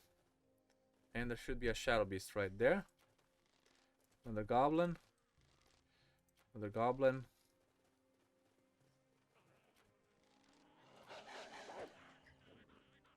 Okay, nice. I think that's all of them. And then there's gonna be a guard. I'm gonna put Gina on passive mode because she's gonna die instantly. That's like a boss that she cannot apparently tank, and she just dies right away. Even though we can take care of him in a few shots because we have a very good bow. What an ugly creature. And this is a militia soldier? And oh, these things are still alive. Okay, my bad. Once you get rid of them, there will be a couple of stuff you need to pick up. There's a chest inside of this place, and there will be one chest on top. You also get a King Sorrel outside that the Will O The Wisp picked up already. Gonna be a nice little chest over here, and you get a Royal Archer helmet on the chest that's on this one, this other tower.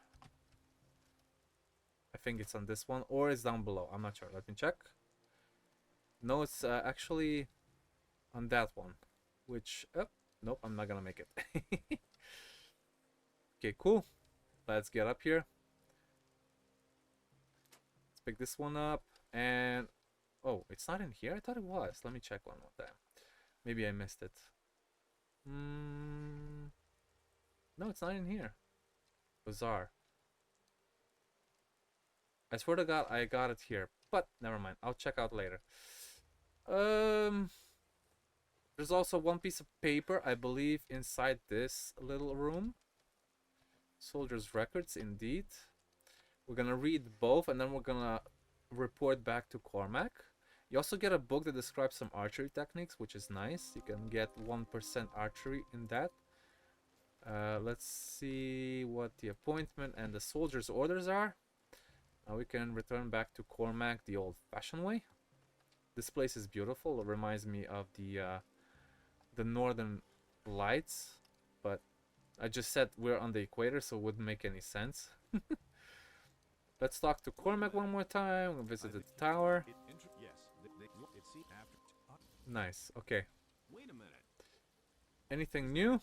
Then he gives you 3 tablets that you need to read, but you cannot read them unless you spend 3 learning points on learning how to read them in the first place. So, 3 ancient druid tablets that we need to pick up, and the next ones are gonna be in a very narrow passageway, and that's gonna be the next episode. So this has been West Coast Part 1. We got Druid Fregiel to meet his old friend Cormac. We got to the western coast, we killed a bunch of stuff, and now it's time for the next episode. Please like if you actually enjoyed the video, and subscribe for more future content on the Gothic 2 New Balance patch. I'll see you in the next one.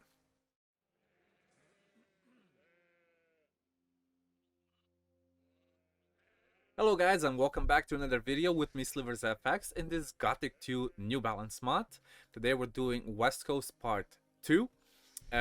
Last time we got to the western coast, met Cormac, got the celebration on the beach, and after you read the 3 tablets that Cormac gives you, you have to talk to him again. And he's gonna give you some pointers to where to go. Also talk to Fregiel, and then we have to search for the other tablets that are on the island. Now I already cleared some of the way here. We're just gonna go cross the bridge that we got to here in the first place. Oh, there are some boars following me sometimes, so I have to get clear of those. Once you get across the bridge, you have to take a left. I've already been here. I already cleared some of the animals. Didn't pick up anything specific though. This is the temple that we're gonna have to come back to later. The hero, once he passes, he said that this is an old ancient temple, and there's an old ancient lizard shaman statue on top of it. There's gonna be a shadow beast right here. A couple of wild animals such as mantises, poisonous bloodflies, and so on right here. So you have to get rid of them just so you don't have anything coming in your way. Then this little passageway should be open. It was closed before if you haven't talked to Fragile yet. We're gonna put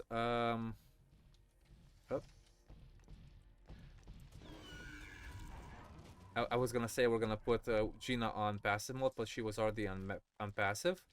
I'm gonna kill that ancient guard with my maple bow since it has crushing damage, and this little passageway also opens, so you cannot really skip. I'm gonna kill those two stone sentinels as well. There's one also here on the left, and the shadow fog, the red shadow fog comes through here blazing. There's gonna be more stone tablets where we are standing right now, and then you have to follow this blood trail before we go any further. So we have to go outside, follow this blood trail wherever it might lead to, kill everything on the way, of course. Let's just be sure nothing's following us. And the blood trail goes, let's see now, can't even see anymore. Oh, Goblin Warrior. Aha, here's the blood trail, and it should be going towards this black snapper over here, indeed. And then there's gonna be like a little group of goblins in here, including a goblin boss. It's called a Magi. I don't know how you want to pronounce that. It is a shaman. It's a very rare goblin, probably the only one of its kind that I've seen in the game. And it uses totems, okay? And it gives you a Spellweaver, Elixir of Dexterity, and a Keystone. And that's what we're here for. We're gonna clear out the rest here. Ah, there's two more. Nice. And we're gonna come back to this cave later on, not now. So you guys have an exact thing, an exact order of how to do things. I'm still clearing out the mess. I'm gonna use the teleporter stone for the plains. This is the area we got out of just a minute ago. We're following back the blood trail here, and we're gonna use this pedestal with the stone key that we just got from the goblin. Okay, the passageway opens, and we're gonna find another ancient druid tablet and a temple key. The temple key, you guessed it, is from the temple that we passed on about 5 minutes ago, maybe less. I don't even count the minutes or seconds. I'm just exploring the world as we go. So now we have to go back. This was the fork in the road, as we mentioned earlier. The left one goes to to the swamp, and we need to go to the temple. Now don't be afraid, there's nothing inside the temple. You can just open it and pick up everything. Oh, you need to read the tablets first, my bad. Read the tablets first, the fourth one, the fifth one, and the sixth one. And now you can open it. Okay, now we go inside. There's nothing special here, nothing to kill, but a lot of stuff to pick up, especially this ancient druid tablet, and an ancient power tablet, and a King Sorrel. Make sure you read the ancient druid tablet. So this is part 7. We're gonna go back to the druid. This is going very fast, I know. Back to Cormac, and we say I looked around the ruins. Okay, cool. Let's see what we have to do next. Now I can go about my business. So now an earthquake is about to happen. I am expecting it. Unless, oh yeah, an earthquake just there. Now he's gonna talk to us again. Okay, and now we're gonna go to the swamp area. The easiest way to do that is actually to go to the plains where we just used our teleporter stone, and we're gonna go the easy way because it's quicker. It's a little bit quicker, I do believe. You don't have to go across the bridge and any of that stuff. Take a right here instead of going to the left to the temple, and we're gonna have to clear out more stuff around here. So make sure you kill everything. Let's put Gina back on active so she can kill stuff with this. There's gonna be quite a few alligators around here because it's a swamp. Also the hero that just said he doesn't like the swamp, he hates it. Probably from Gothic 1, it's a little reminder. Okay, kill everything that you see on your way. I'm using the left cliff to hug it, to hug the wall. And we're gonna clear out later everything that we need to clear. Okay, nice. even a swamp shark here. Be careful how you pass through here, because sometimes they can surprise you, especially swamp sharks. Gonna be even a swamp golem in here. There's a pirate records that we need to check out later on. Poisonous blood flies. Make sure you kill the swamp lurkers as well. There's another swamp golem, another swamp lurker. Should be another swamp shark over there, if I can actually hit it. There you go. Cool. Now once you're in here, there's gonna be some stone tomb sentinels that you can kill with your maple bow easily if you have it and if you're using it, or use something like crushing damage, a hammer or something like that. Now if you've been here before, this area was not open. Now it is. I'm gonna save just now because I should. And once you get in here, it's a resemblance of the Test of Fire Mage's cave, I suppose. It's basically the same copy paste, and the ancient shaman lizard is gonna be waiting for you to fight him. Don't worry, you have to fight him. Even though it might seem invincible at first, he's gonna go away on his own.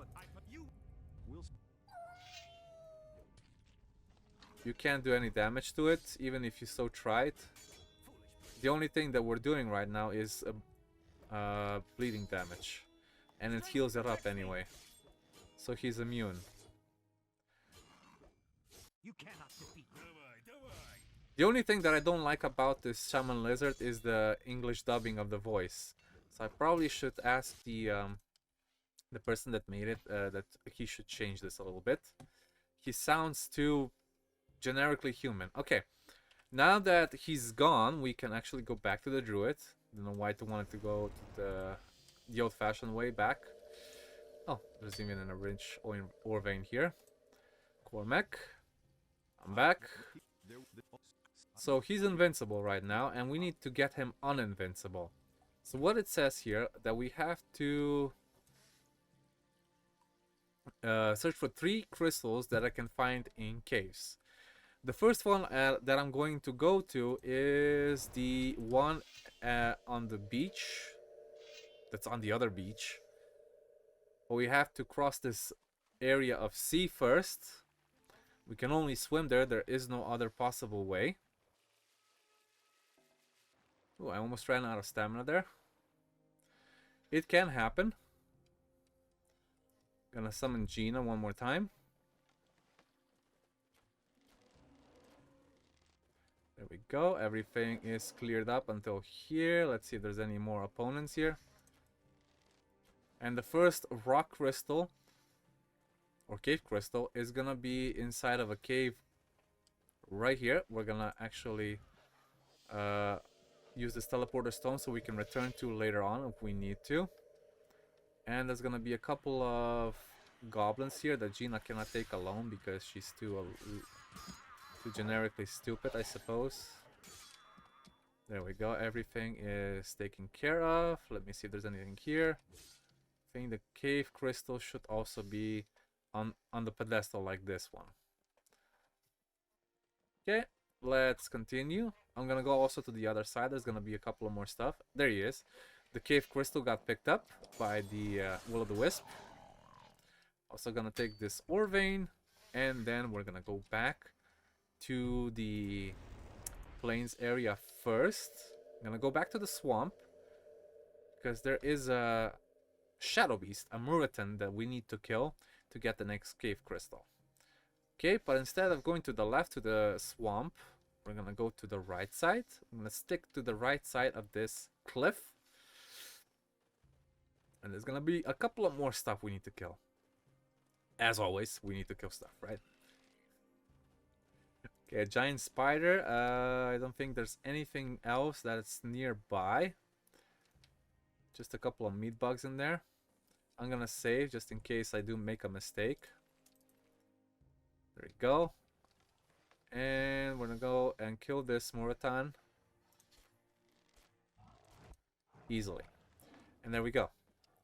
The second cave crystal is ours. And now for the last one. And go back to the plains one more time. And remember that blood trail that we were following earlier?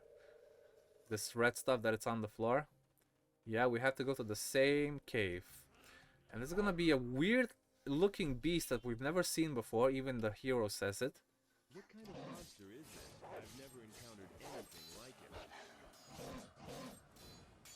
But it doesn't do much. It acts like a, I don't know, a weird monkey sort of stuff. Thing. Not stuff.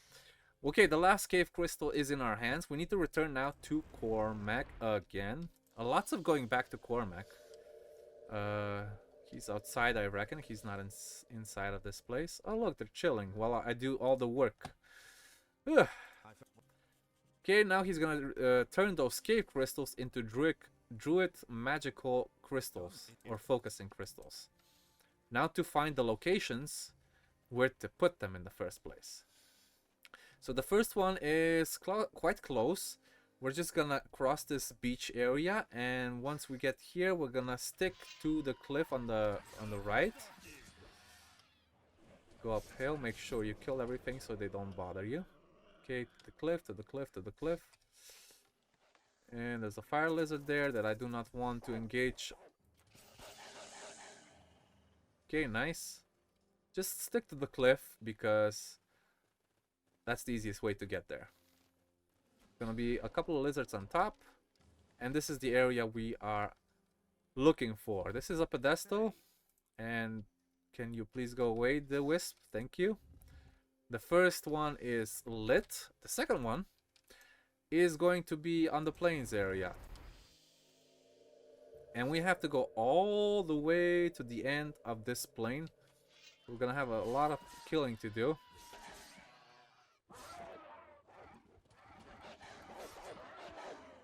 Nice, cool.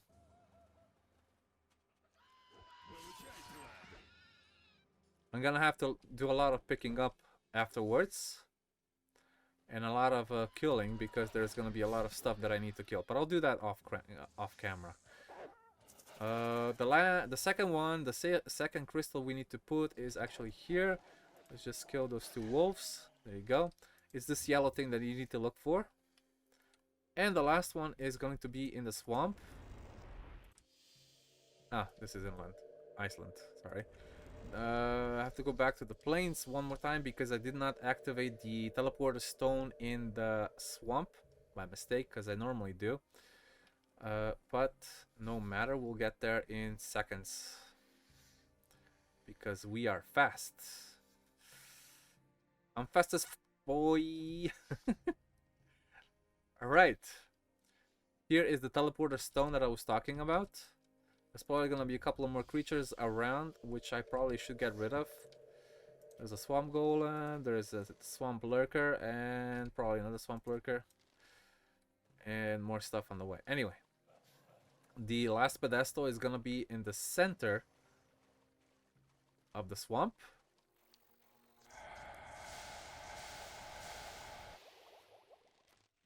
There we go. Coming right at you. Alright, we're almost there. And there's the pedestal. Okay, nice. All units are installed. We're gonna go back to the druid and talk to Cormac one more time. He's outside again, apparently. Still chilling. Focus stones are active. And then... Wait a minute.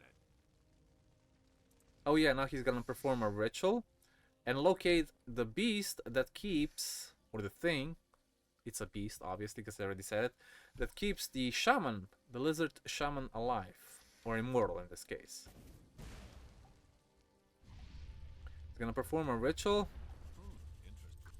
and now we have to bring him something to make that beast lose the connection to the shaman, and we can actually kill the lizard shaman and the beast as well.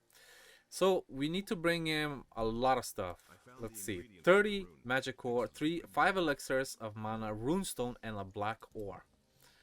Those are all very expensive, but in the end it's actually well worth it. Nice. Okay, cool. Now that we have it, we're gonna equip it. Let's see where it is. Right here. Gonna put it on number 4. I'm gonna go to the plains one more time, because this is the closest way to get it. Actually, let me sleep first so I don't do this at night. It's very dark already, as it is. Cool, now it's 5 in the morning. Can't believe how time passes fast in this game sometimes. Even though I'm just doing everything on speed mode. Alright, and the rune is equipped and the monster is right there. It's called Grandosh.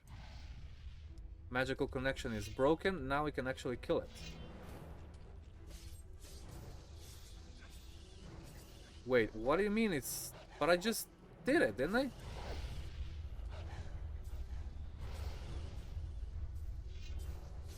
Oh, now it is. Okay, now cool. I think because I didn't target it properly. So, one more lesson learned is that you actually have to target it properly before you attack it. Otherwise, the spell is not going to work. I did not know that. But hey, everything has its purpose. And now we have to go back to the druid again. Talk to Cormac. And now we can actually go and kill the shaman itself.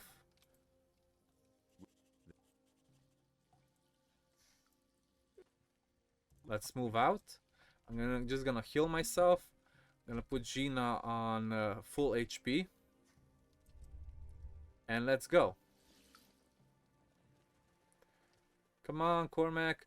The only thing you need to worry about here is Cormac. If you see Fregiel falling behind, don't worry about it. Because Fregiel will just somehow appear there. Because he's the slowest of the bunch. But even though I think I see him behind sometimes. Oh, he is still here, yeah.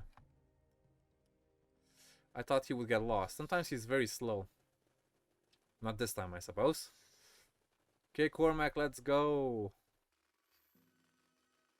We're going back to the plains where we were before. And we're gonna get in war, the three of us, against one lizard shaman that has 8,000 HP. Now, the way to do this is completely your own. For me, the easiest way is to do it with this bow that I have. There is no better way. If I do it with a melee weapon, it takes forever. I get killed quite a lot. But with the bow and 90% of bow accuracy, that changes a lot of stuff. So Gina is still fighting stuff. Let's redo this. Give me 1 second so I get in shape for this battle. Gonna save. You don't have to talk to any of the druids, you just talk to the lizard shaman and the battle starts. I'm gonna put Gina on passive. Yeah. We're gonna skip this part because he performs a ritual. And we're gonna tap back so we can start fighting him with a bow. Now the more time passes, the more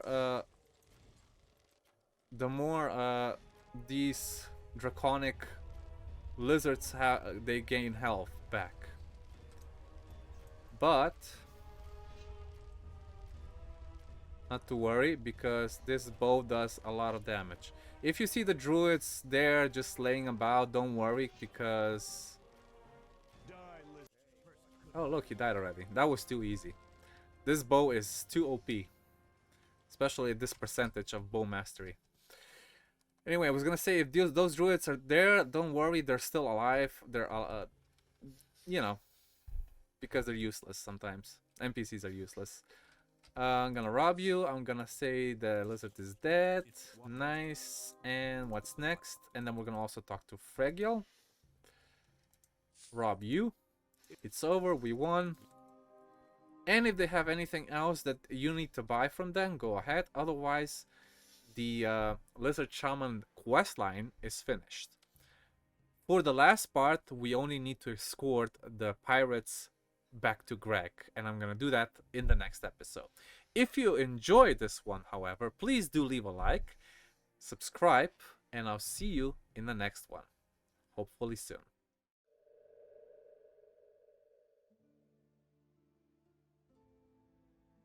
Hello guys and welcome back to another video with me, SliversFX, in this Gothic 2 New Balance mod. Last time we finished West Coast and the history of the Druids and the Lizard Shaman. And now it's time to escort the pirates back to Greg. So a lot of people are confused where to go, and I'm gonna show you where to go. First, of course, you need to read one of the tablets that was given to you as a drop by the Lizard Shaman, which is Raptor Records. Okay, I also picked up these two Adventurer Farewell Letters and Pirate Records earlier. Okay, nice. And now we're gonna talk to Flint. And we tell him that there is a there's a cave in the swamplands. We have to go through there, and we're gonna have to fight all the way through the monsters, mostly mine crawlers and mostly mountains and mountain spiders, of course. I haven't cleared out this area yet because I want them to have some fun too. Come on, guys, you got this. We're passing now the temple, and we're gonna go through the area on the left side of the swamp. Basically, stick to the left side. Make sure your NPCs have toggle on to run as fast as they can towards the hero. The nameless hero, obviously. And the cave opened up at the end of this cliff on the left side. Before that, there's nothing. There's just rocks. And that's been done quite a few times in this mod, and I really appreciate the effort that's going into this. So people don't just like, oh, you can skip this and you can skip that. No, in this game, basically nothing you can skip. You can't even skip going to the Valley of Mines, because if you try to, it's gonna crash the game and tell you you're cheating. It's kind of hilarious, actually. Okay, there's gonna be a couple of mountain spiders, mine crawlers, the works, desert rats even. Here I'm gonna go on this little tiny ledge, see if there's anything else. There's gonna be a couple of minecrawler warriors every now and then, and the minecrawler queen is right there, and she is a tougher opponent than the actual lizard shaman. So I'm gonna save here just in case, because the only person that can die is you. The pirates are gonna be alive, but they're gonna take care of the minecrawler warriors for us. So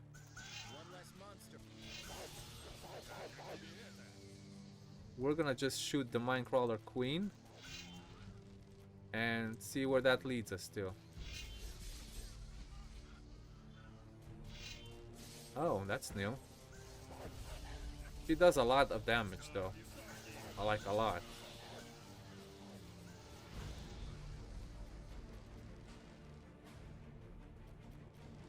Come on. Can we please get the damage back on? Thank you. And I'm doing this on fast-paced, and I know it's gonna be kind of weird. Edward is still alive, so don't worry about that. There's gonna be a couple of ore veins here. Make sure you grab everything, because you need all the magic ore you can get. Even Gina is still alive, which I'm surprised. And the minecrawler warrior, I think that's the last one. And now you can safely go through this passage over here, and you're gonna arrive in Jharkendar, actually. Let me see if there's anything else to pick up. I don't think so. There you go. Now he's gonna thank us that we're here, and then we're gonna rob them again, because we already did it once. We're gonna go to the Water Mages real quick, go to the bandits area, and then teleport back to the pirates. Now what this does, oh, my bad.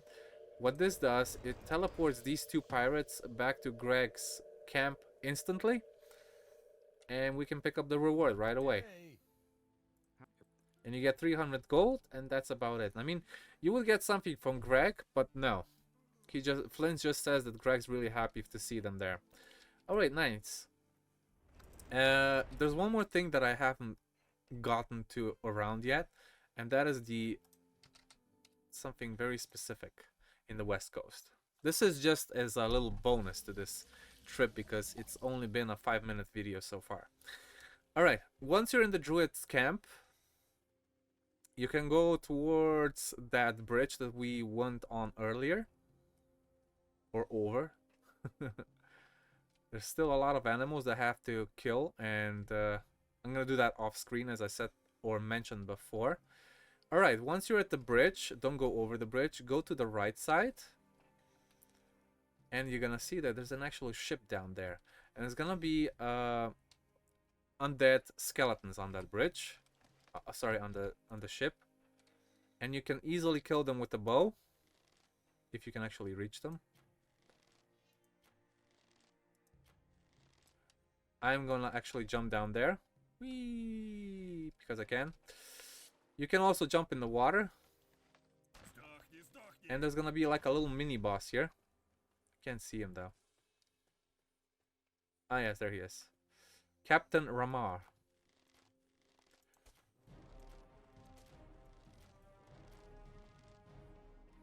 If only I could target him properly. There we go. And you got 600 experience point and 1 learning point. There you go. You get the ship's logbook diaries or entries. You can take care of that. And there's also another little area that we need to explore later, but let's see what we're looking for. Oh yes, we need to go down here, and there's gonna be a little chest here on the left or on the right. Oh yeah, on here. If you killed the captain, then this chest becomes unlockable. And you get a Royal Archer's Helmet. Now this is the one I was looking for in the tower in the first video of the western of the West Coast. It gives you more protection, more crushing protection, more piercing protection. And I'm gonna equip it right away. And that's it. One more pirate treasure is on the island. And this is where the next quest is also going to be with this old hunter.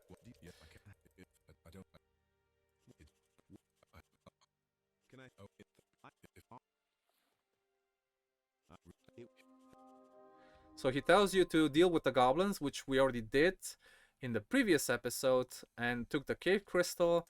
And now we ask him if there's anything interesting on the island. He tells you that there's a wreckage of a ship or a pirate ship here nearby. There's gonna be quite a few more fire lizards and normal lizards around here, so I'm gonna take care of those. And then you can go and approach this little island, sorry, this little ship that's near the island. And there's gonna be a strange box in here that we used to have to find a key for, but now that's unnecessary. And there's gonna be also an old chest. And let's see what's inside the chest. Some gold, some rum, and a scroll of transformation into a meat bug. I don't think there's anything else here besides this purse. If you go down under, I think there's only like 2 meat bugs there. Okay, let's open up the strange box. See what's that all about.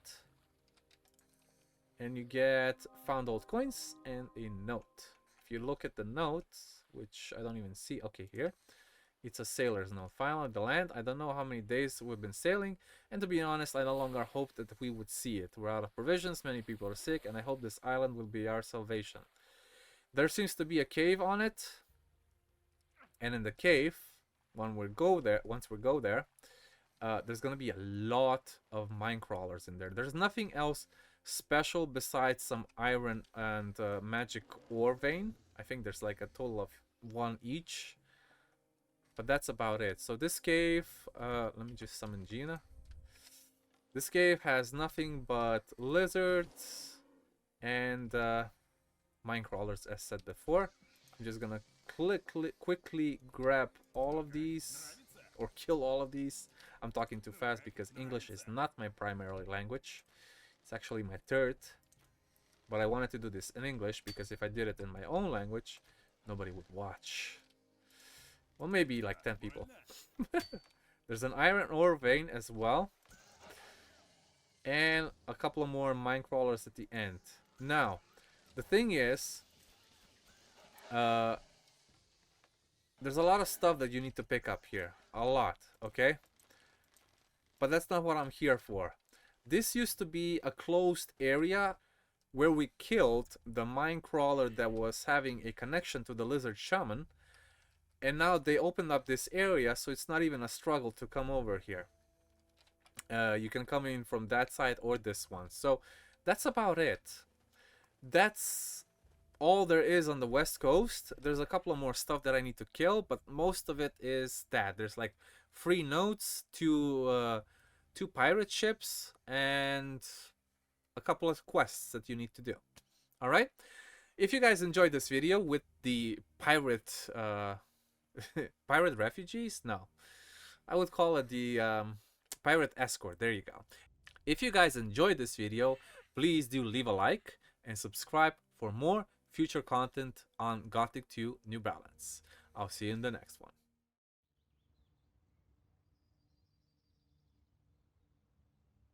Hello guys, and welcome back to another video with me, SliversFX, and this Gothic 2 New Balance mod. Today we're gonna be looking for Falk's grandfather, and his name is Ben. And to start off with, we have to be here in the excavation, which you probably already have been, and there will be a shadow beast here, and right next to it there will be a leather purse with a letter B written on it. So we have to search for that specific purse. It will have an exclamation mark, says old purse, and then it will say Hunter's Band first note and 50 gold received, and we're gonna look for it, the first note. So what we have to do first is go to the Hunters. Wrong one, my bad. Hunters, and talk to Falk. And we say, I found out a very interesting thing. And then we say, maybe I can help you in some way. And once you do that, you can now go to Jharkendar. And there will be a specific order of notes that you can find. The first one's gonna be in the Pirates camp. And it's gonna be in the northern beach where you killed the shadow beast inside the cave. Of course, the note hasn't spawned yet because every time you grab one note, the next one will spawn. So let's see where this empty bottle is. It should be about here-ish. And then you read the second note. And we're going to continue on the third one. The third one is actually down in the hollow, as Alligator Jack said it once. It's right at the end of that hollow. So we're gonna go there as fast as we possibly can. I can just drop down here because I have enough health. And the Will O The Wisp already picked it up because it's near this camp that used to be a fire. Now we open up this fish and the third note should appear. And when we're done with the third note, we go to the fourth one, which is actually in the canyon with the orcs and all the riffraff, I would say it. And there's another little camp and the empty bottle's right next to it. Also the wisp picked that up. This bottle looks like a jar from compotes. And we're gonna open up the fourth note. Now for the fifth note, we have to go this way. We're gonna go through a system of caves. I'm also gonna have to equip my hammer because I haven't get rid of these immortal what you call those, ancient guards. So I haven't been to the plateau of the ancients yet. Oh wow, he just knocked me off. Now I have to go back up there. Impressive that Gina can actually hit him.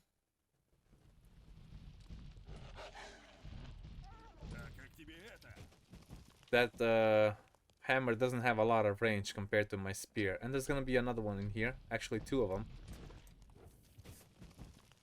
There you go. Yep. Excuse me, sir. I'm trying to pass through here. Oh wow, I'm gonna die if I keep doing this. Okay, let me grab a quick potion so I actually don't die. Man, these ones have a very good timing to be hit on. or you need to have a good timing to hit them. Alright, from here I don't think there's any more ancient immortal stone guards, so we're gonna equip our spear back, and we're gonna find our final node near these stairs. It's gonna be here on the right side, and the node's gonna be separate without any fish or bottles or anything like that. And then it says here that he has found a very specific animal he wants to hunt. Hunter Ben, of course. And we're gonna have to find it. And Gina just killed Miguel. I guess. And while we're at it, there's probably gonna be a lot of swamp golems, swamp sharks, poisonous bloodflies along the way. I already cleared all of that for ease of gameplay, basically. And the last camp is right here, and says acquired Hunter Ben's last note, which says he has found the said beast and he wants to now kill it. Oh shit. Apparently there is one more. Come on. Man, those things can hit like a rock. Well, they are a rock. Like a stone? Nah, like a truck. There you go, that's the expression I'm looking for. Anyway, we were supposed to hunt this female praying mantis that's a little tougher than the normal mantis. So we're just gonna hit it twice and be done with it with our maple bow. And then we have the Amulet of the Hunter, which we need to bring back to Folk. We're gonna go back to Khorinis real quickly. And everybody's gonna assume that Ben's dead, that the mantis ate him because, you know, the amulet was inside the freaking mantis. So we talk to Folk, and he gives you 1,000 gold and quite a bit of experience. Now we go back to where we were in the west coast, and we're gonna go to the island. We already talked to the old hunter on that island, but the little that we know, that old hunter's name is actually Ben Kenobi. Can I ask you something? Dude, you help. So you want to go home? How were you able to get here in the first place? Okay. Now we go back to Folk one more time. Let's do this very quickly. Here we are in the hunter's camp one more time. If it doesn't crash. Okay. And we talk about his grandfather being alive.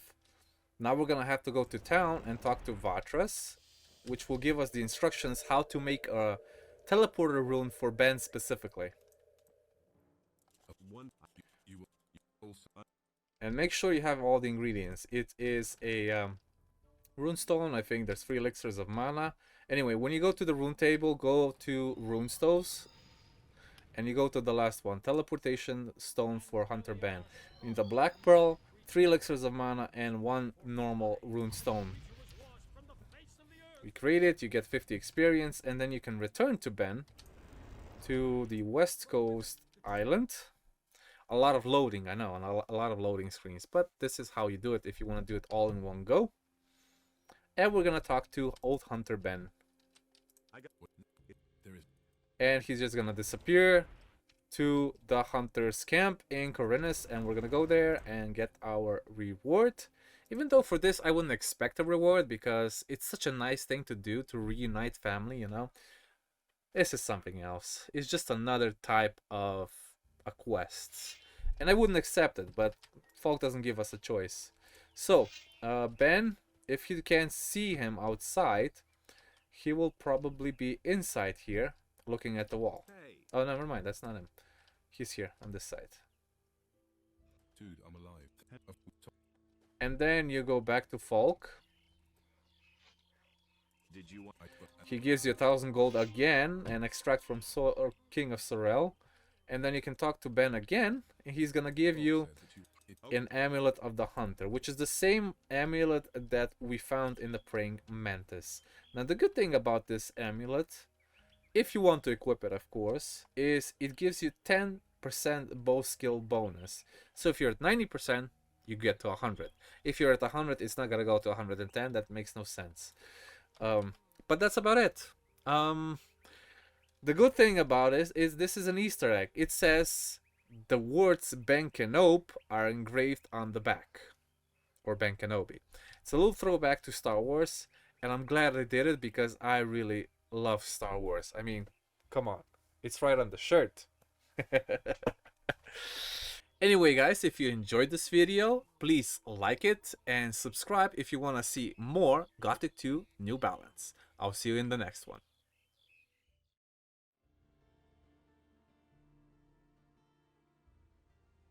Hello guys, and welcome back to another video with me, SliversFX, in this Gothic 2 New Balance mod. Today we are going to be exploring what is called the Cursed Lighthouse. Now the quest was given to us by Jack as soon as we strolled into town and got into the harbor area, but we never got to explore it because this needs to be Act 2 to be actually finishable. So the Cursed Lighthouse is actually the one right there in the middle of the ocean. It's not the one that Jack is the caretaker of, so we're gonna have to go directly to the lighthouse and see what is up with that. So the easiest way to just do it is by swimming, obviously. Now make sure you do have enough stamina and health in case you if you don't have enough stamina, you will make it across, but you can always unequip your armor and weapons and you'll have an easier way getting across. Now this used to be a pain in the ass to get on. They fixed it, thank the Lord. And now you can just easily get in here. If you have extra enemies, there will be 2 bandits here, just, I don't know, protecting this old lighthouse. Make sure you have the Will O The Wisp on, so he picks up everything. We're gonna go to the very top in the meantime. And this is a little tricky jump right here, because if you have acrobatics, it's gonna just bring you back down to the bottom of the lighthouse. Okay, so first of all, there's this lighthouse lamp. There's gonna be a dead body up here, and then there's gonna be this little thing, a pentagram. I think we can actually see it from our own eyes. It's a pentagram, or it's a sextagram, probably one of those hellish memes. Anyway, you have to click on it and then the quest continues. Let's see what it says. On the walls of the lighthouse I found a strange and almost impeccable magic sign. I thought I'd remember what it looked like and then ask one of the mages about it. Now, the only mage that knows something about it is Xardas. But before we do that, I think, yes, there's a silver ring right here on this level that the Will O The Wisp will pick up. But first, let's go see all the citizens that this ring is associated to. So there's a little... Yeah. Okay. There's a little engraving on the ring that says HA. So starter name of HA. It's gonna be Halvar. And you can ask him, do you know a man named Stefan? And he says no. Then we go to the craftsman area and we talk to Harriet. Hey, you. This, and then we go to Hakon.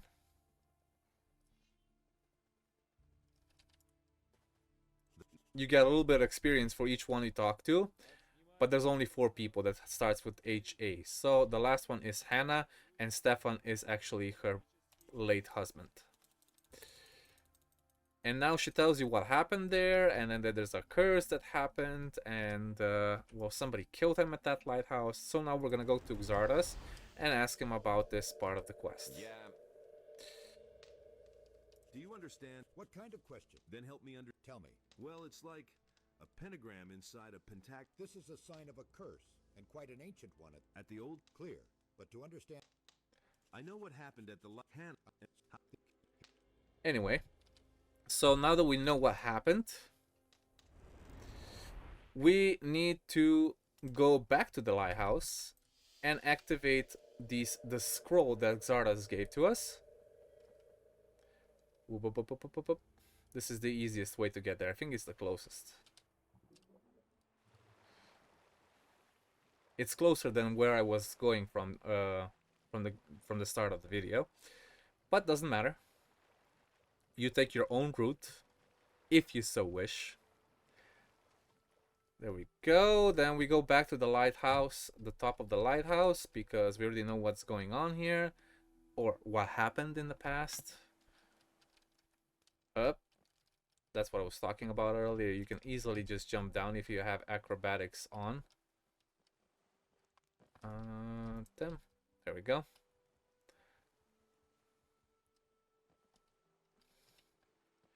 Okay, now let's search for the scroll, the magic scroll of Xardas.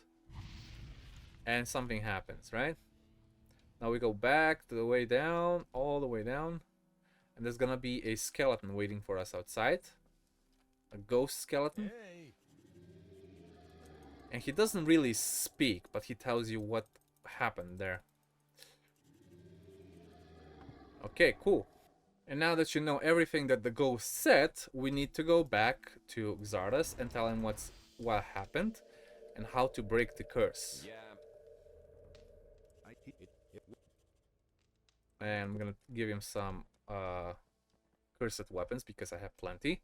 I'm gonna go back to the Harbor District now, and I'm gonna ask around who knows what might have happened over there. Okay, I'm gonna go to Cardiff, and I need your advice. And we say thank you for the advice. And then it says here, Cardiff said that if anyone knows about the pirates, it would be Lighthouse Keeper Jack. And for this, I'm gonna wait until the next morning because it's gonna be dark soon. There we go. It's day 44. I'm level 43, so I'm on track with 1 level per day, basically. Even though when I get to the Valley Mines, that will escalate a lot. You're gonna kill a lot of orcs and enemies there. So once we get to Jack's lighthouse, we talk to him about, well, if he knows any pirates, or a pirate named Kelevra.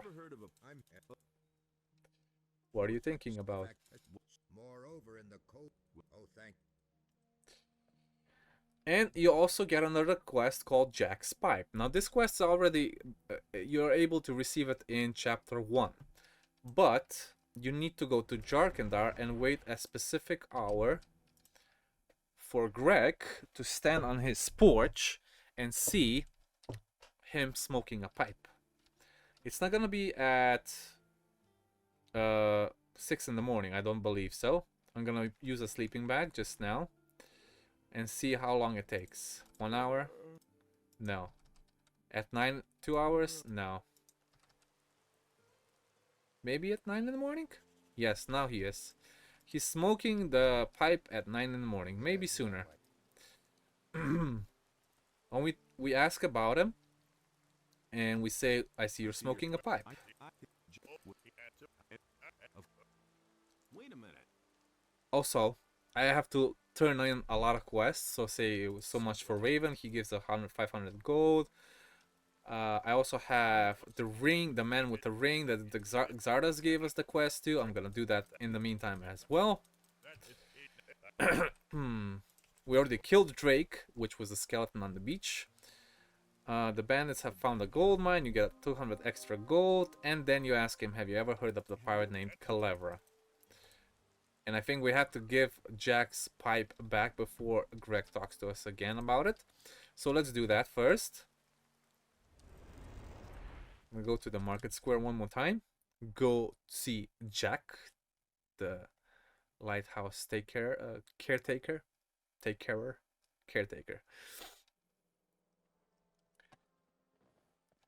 Let's do this fast. Must go faster, must go faster. Come on, Sonic, you got this. I'm gonna go speed mode because I actually have Scout's running speed now.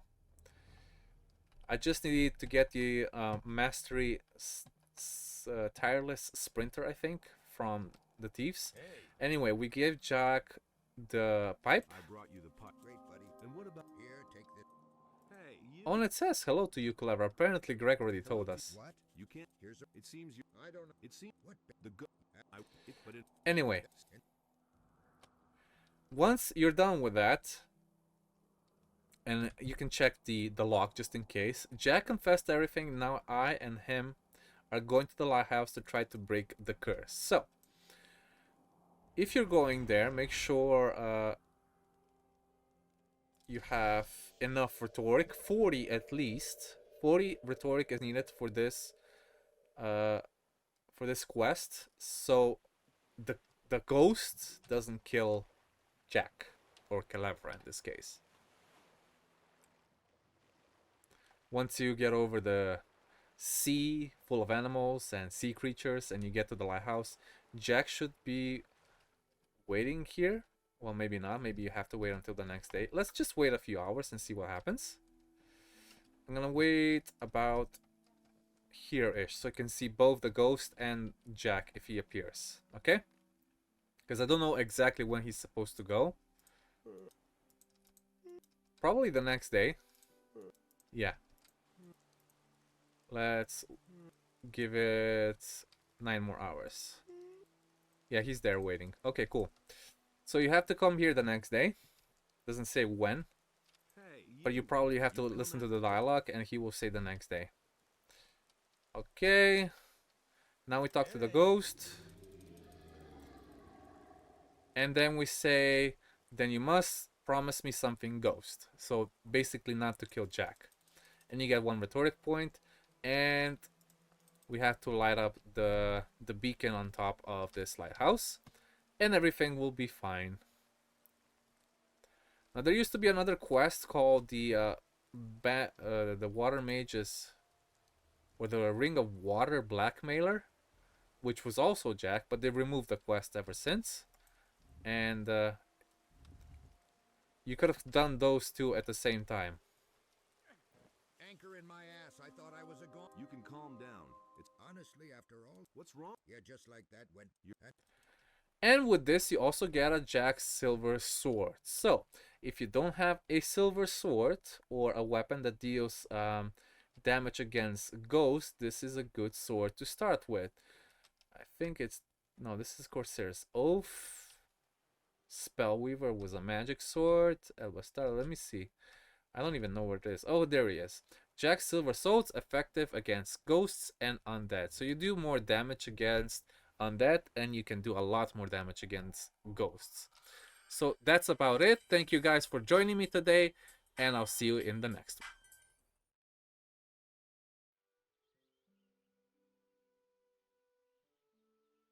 Hello guys, and welcome back to another video with me, SliversFX, on this Gothic 2 New Balance mod. Today we're gonna finally go to the Valley of Mines and see what awaits us there. So I already talked to Lord Hagen, and he gave me the key to open this winch. And the guard's gonna tell us, are you sure if you want to go there? Yes, we want to go in there. So I'm gonna pop up Gina, we're gonna kill a couple of orcs, maybe kill some orcs, we'll see. And on the way, of course, we have to go through the entire gold mine that's stored between the Valley of Mines and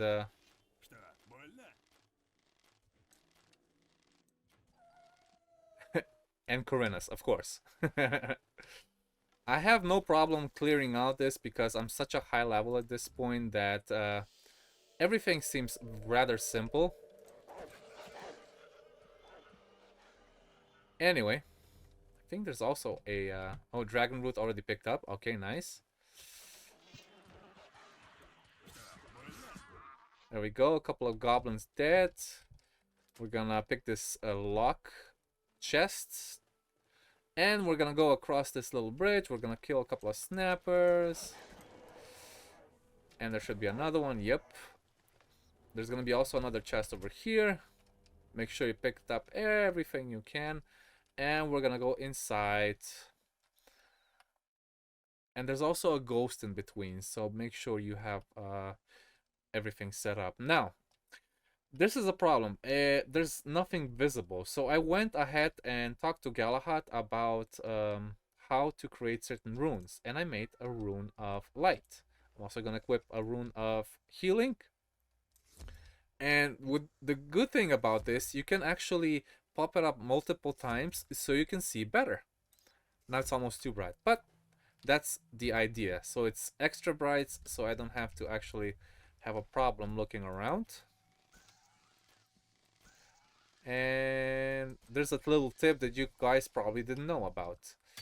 So, let's get all the gold out of here because we can.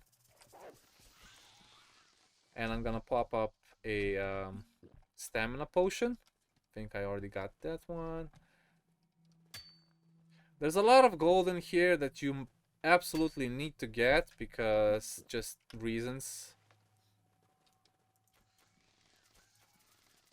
There we go. Another one here, and I think that's the last of them in this area. Now we can continue back from on the main path. They blocked up a lot of ways. Like before, there was a lot of ways to get in. This was one, and then one on the left. There was one. I think this is also blocked now, and you can just literally go straight where you're supposed to go. So it's not a maze anymore like it used to be. There we go. Okay, nice. There's a couple of more golden ores up here. Let me just grab another stamina potion. This is also now blocked. It wasn't before. And there should be more skeletons down here.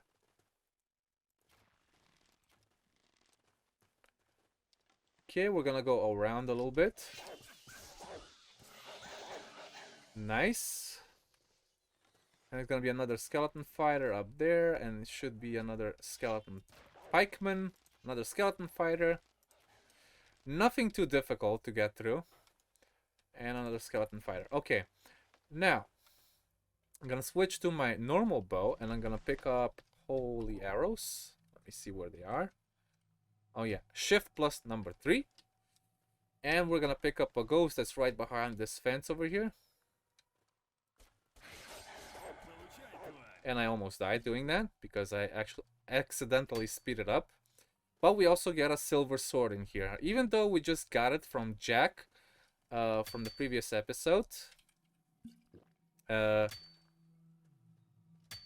You still get better stuff later on, obviously. It's not the only silver sword out there. And there's also, I think, a two-handed sword once you get into the Valley of Mines. And I ran out of stamina again. Oh. Let me actually equip my other bow back, because holy arrows are actually hard to find. Or make. So we're gonna save them. Maple arrows are easier to make. If I can say so myself. Okay, let's see if there's anything out here that we need to kill right away, just in case, so we don't get hopped on in the middle of the night. Otherwise, we're gonna press Shift V. And we're gonna use a sleeping bag until morning, because as soon as you get to the Valley of Mines, it is dark as balls. And I can't see anything. Even at 6 in the morning, it's still barely visible. Let me put another 2 hours on that. Probably also because it's raining. That doesn't help. There we go, a little better. Alright, we're gonna pop up Gina again. And we're gonna go towards this area first. Just to pick up this thing. The teleporter. There's gonna be a lot of leader works and mother works, which are much tougher than normal works. So yeah, make sure you get rid of all of them. We're gonna find our new way into the castle. It's not the old typical way, getting into through the catapult and all that. It's actually a bit more tough. A bit more tough, and well, maybe not so difficult, because there's a lot more orcs now down around the castle. A lot more orcs than in the base game. So we're gonna talk here to Jürgen. He's gonna tell us the way into the castle. He also seems to be part of the scouts. The scout group. And he asks us to get a report on one of the paladins that was killed here by this orc, Farnatar. And apparently this guy is alive. Even though this is so weird and creepy. He's alive, but he's not supposed to be. He's standing upright. Man, that is so weird. I guess a bug. Anyway, you need to get the ring from him and give it to Ulrich in the castle. Yeah. Now he tells you how to actually get inside it. There is no easy way to get in. I'm gonna get rid of these dragon snappers first because I don't want them to be in the way later on. I think there's one more here. Yep. Cool. Now the way to the castle is going down here, and it's not directly at it. Don't worry. We're gonna have to actually go under here. Up. I thought Gina would take care of that, but I guess I was mistaken. You have to go under here and swim under this little rock, and it's gonna be a cave entrance right here. And there's gonna be a skeleton waiting for you, so be careful. Okay, cool, nice. This is also where another part of another quest is going to be, so make sure you have that in mind. And now, go right here in about, not exactly in the middle, press click with the mouse and just go directly down. And we're gonna go all the way down as it goes. Don't worry, you do have enough breathing air to get across this. And then we land up here. Inside a cave. Gonna bring Gina with me. I'm gonna save because saving is very important. And we're gonna go, first we're gonna go to the left and we're gonna clear out some spiders. Now if you have spider phobia, this area is definitely something you do want to avoid. Arachnophobia is the one called. I believe there was one of the one of my Discord members that really doesn't like spiders, so for him this is extra hard, even if it's just a video game.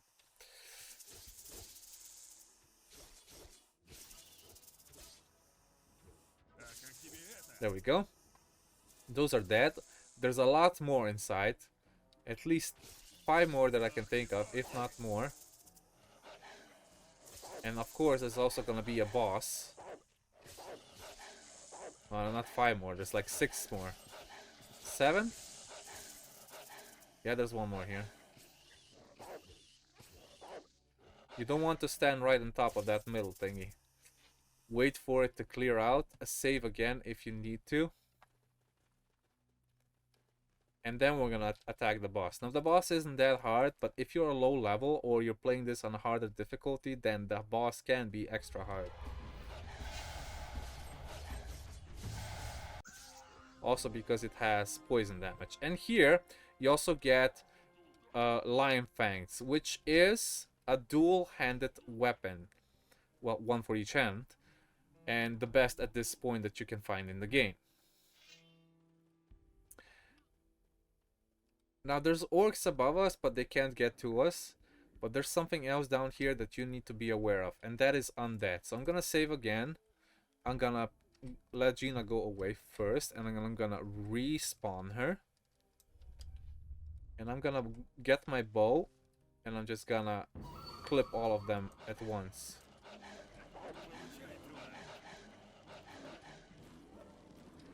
Because with the bow, with a maple blow, I do more damage than I do with my spear. Because I haven't found a good spear yet. Even though it's not bad damage, actually. I think because I actually raised a lot my my dexterity. It's over 340 now, I think. Let me check. K? No. H? No. B. My bad. Yeah, it's 337 at the moment. And that's because also of the bonus from the Jharkendar set that I have right now equipped. Okay, let's go up here. There used to be a guy here waiting to go up in the castle, but I think they removed them ever since. I don't know why they keep removing quests that, you know, they're maybe they get bugged or something. I don't know. Okay, this is a lockable door which we need to unlock with the lockpick. Make sure you grab everything inside. And that's it. This one is unlocked already. And we're gonna be inside the castle in 2 seconds. There we go, we're here. Pickpocket everybody.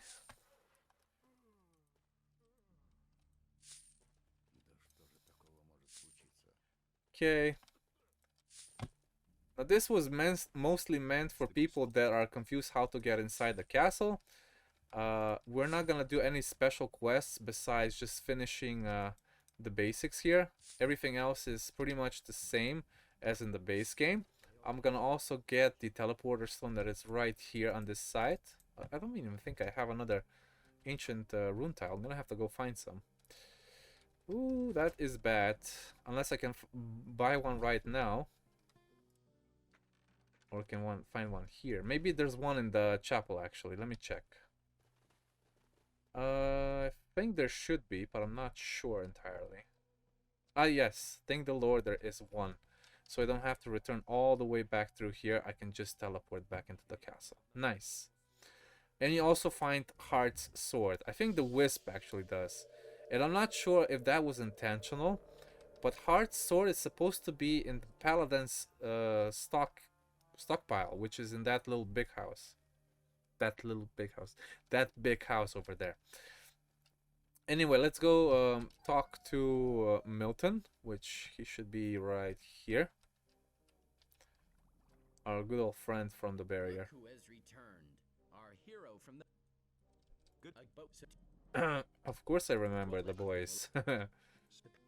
Anyway, we're gonna pass through this little detailing dialogue. We're gonna grab this chest. We're gonna go talk to Garand. And this little guard's gonna get us in. He's not even saying anything. Unless he did already. Never mind. I'm gonna rob Cliff. And we're gonna talk to Garand. We're gonna also pickpocket him. For later, you'll see why. I'll let you know why.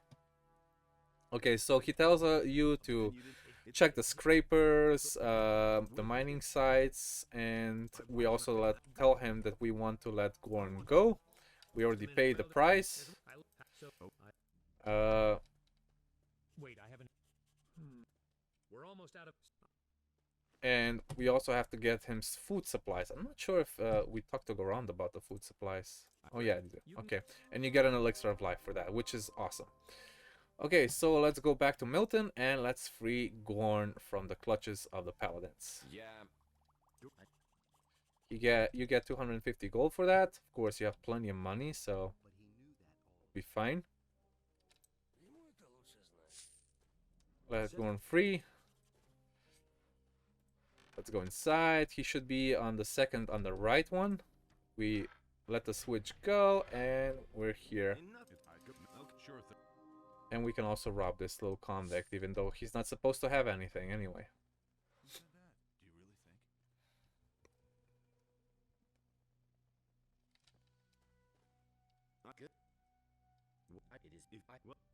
And that's it. This is how you get into the castle in the Valley of Mines in New Balance. So if you like this video, guys, please leave a like and subscribe for more future content of Gothic 2 New Balance. I'll see you in the next one.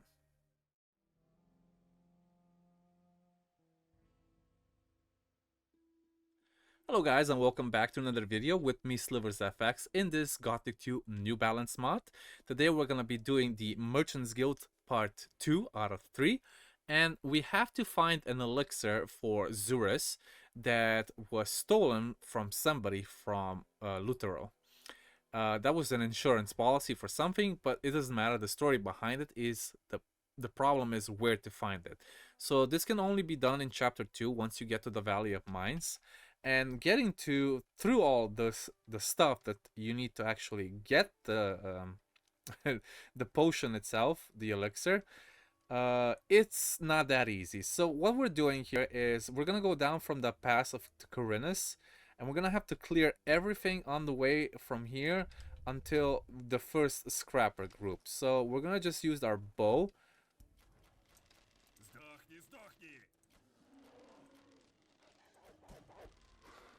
And it's a good thing I have a bow. Oh, look. Den.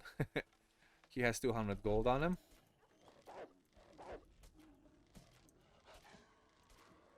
I might actually have to make more maple arrows. Or order them from, what's his name? From Ben Bosper. So we have to go through all of this. Pick everything in this cave that you can. You can also kill the orcs if you so wish. I am. Because I just need to. And for me, it's actually quite easy with this bow. The more dexterity I have, the easier this gets. Same for strength, obviously, but there isn't a bow of this strength with strength. If you want to go strength, definitely use a crossbow, okay? Don't use strength bows. I'm gonna also get rid of these black snappers.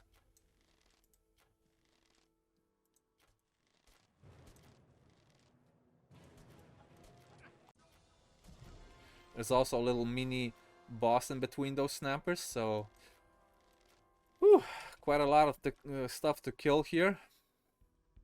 Make sure you also visit this little cave here. I think there's something valuable inside, the Northman Warhammer.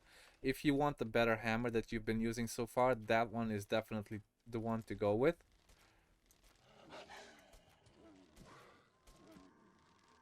Yes, I'm definitely losing my arrows very quickly because I'm trying to get everything done as fast as possible. Even though the wisp is picking up the arrows that you missed, which is great. Nice. I'm gonna use my elixir here. I'm gonna rob this knight because probably he's gonna get killed anyway. As soon as we get this done, I hope I also have the scrolls that I need to get this quest done.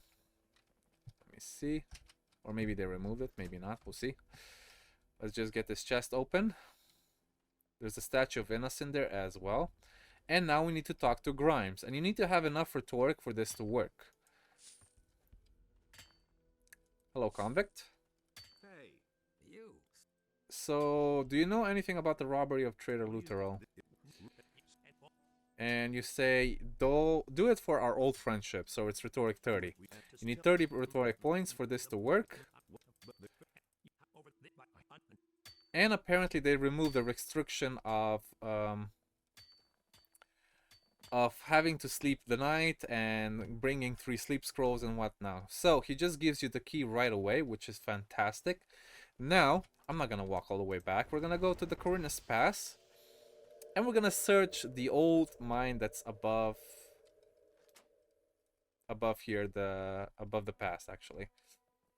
Now there's gonna be a troll here that you can kill right away. You can leave it for later, up to you. I'm gonna kill it now. Wow. Hey, I didn't do anything for you. Nothing. And there's gonna be 2 skeleton warriors. Easily killable. And there's gonna be something very specific in this area, and that is, if it's still here, yeah, drawing of the crossbow for the undead.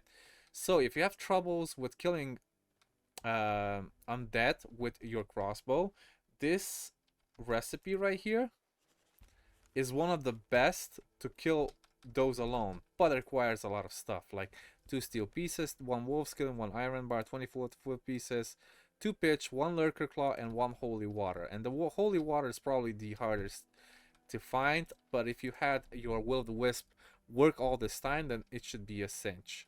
And after you're done killing, just go this way and you are entering the old mine. Supposedly? Or is it this way? Oh, it's this way. My bad. There's 2 holes and none of them look like an entrance. Okay. Let's get our Gina back online. She has way more health than I do. And we're gonna clear everything that is in here. Almost everything anyway. Trying to get rid of the skeletons as fast as possible. There's one up there. We're gonna come back to this later. There's some gold mines down here that we're gonna also mine on. bunch of skeletons, obvious, and an undead mage that I just got rid of instantly.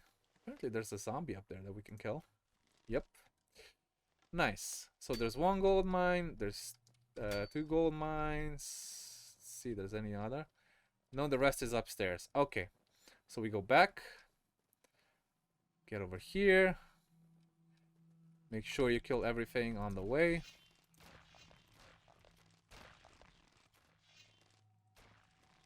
Cool.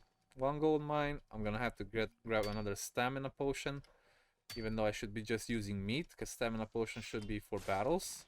But I can make plenty more, so I'm not worried about that. I'm also gonna kill everything that's down here, apart from the skeleton, ghost. And this is the chest where you get the set elixir. And you also get a reinforced leather helmet, but I don't think it's as good as the one we already have. Let's check out. Oh no, it actually is better. Reinforced leather helmet, and it needs dexterity as well, which is awesome.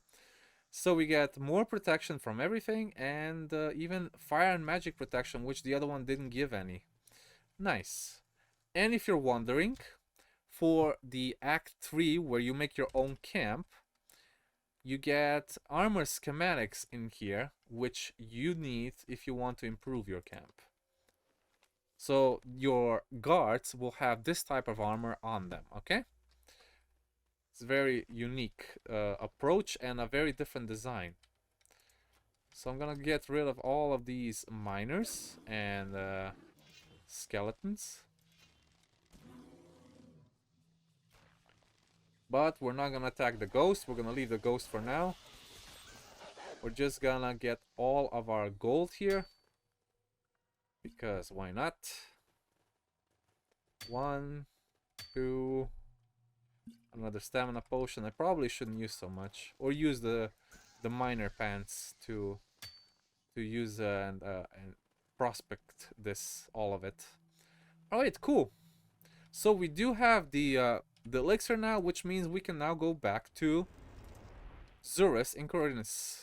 So we're gonna go to the market square and give him his elixir back. Also make sure you use up the right dialogue to get the proper reward. Now this elixir, by the way, which is worth a lot of money. Let's see where it is. There you go. Eligor's Flame. It says the magical essence of a red dragon gland. It's 7,000 gold. And it gives you 15 fire protection. I believe that there's a recipe somewhere that you can also make this for yourself, but it's probably either very expensive or hard to make after you actually make the recipe. So, I found your lost elixir. Incredible. Oh, Innos, finally this treasure is in my hand. You made me a truly... So, does this mean... You don't have to worry. In your absence, I've given it some thought and concluded that your help was motivated than those you spoke. Moreover, Luther recently paid me a visit, and we talked with him for a long time, and in the end, we came to a unanimous... Well, you know what I'm talking... Yes, I'm aware of that.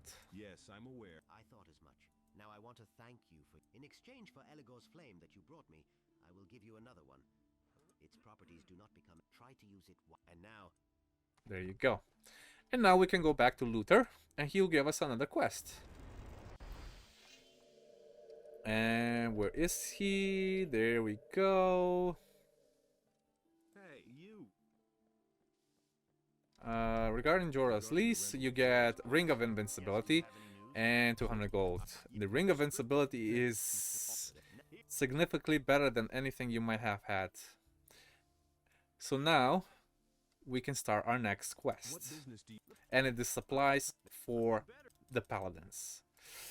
All right, cool. Now the supplies for paladins is a quest that requires us to go to another map, and that is the fort something. I can't remember. Guess we'll see in a minute. Okay, I agree. And then we just have to go to where we're supposed to go, which is Owner's Farm, and then we're gonna go to the gate to Fort Asgar. There you go.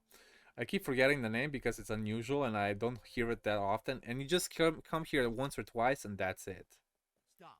Only people. And then you give him the Lord Hagen's orders. And he will raise the gate. Now, if you do this without getting this quest, then those people will think you're an outlaw and they will start attacking you.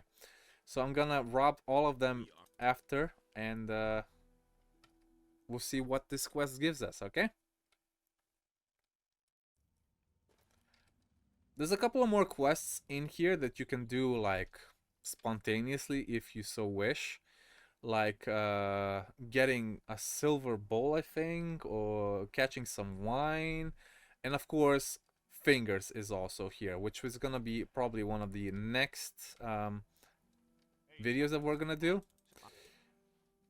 And this guy wants to go hunting, and the Lord here in this fort doesn't allow him to. So we're gonna go through the dialogue and see what we can do for him.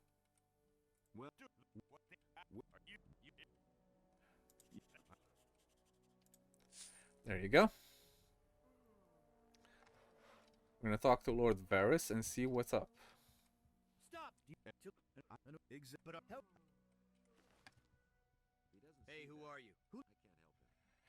I'm here on behalf of Lord Hagen, and you get the teleport of Asgard for free. So he gives you a list, and you also tell him about the paladin Orto that he wants to go hunting.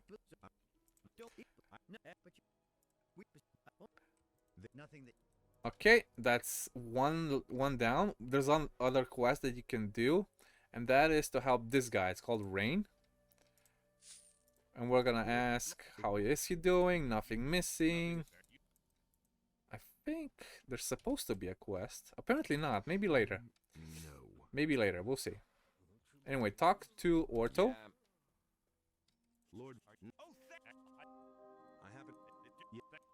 Nice. Now he can go hunting. And now since we have the list, we can go now back to Lord Hagen. Let's see where he is in the upper quarter. Woo! It's been a very productive day, by the way. I've been doing a lot of stuff. And yeah, I'm getting actually a little bit tired of just playing around and explaining stuff.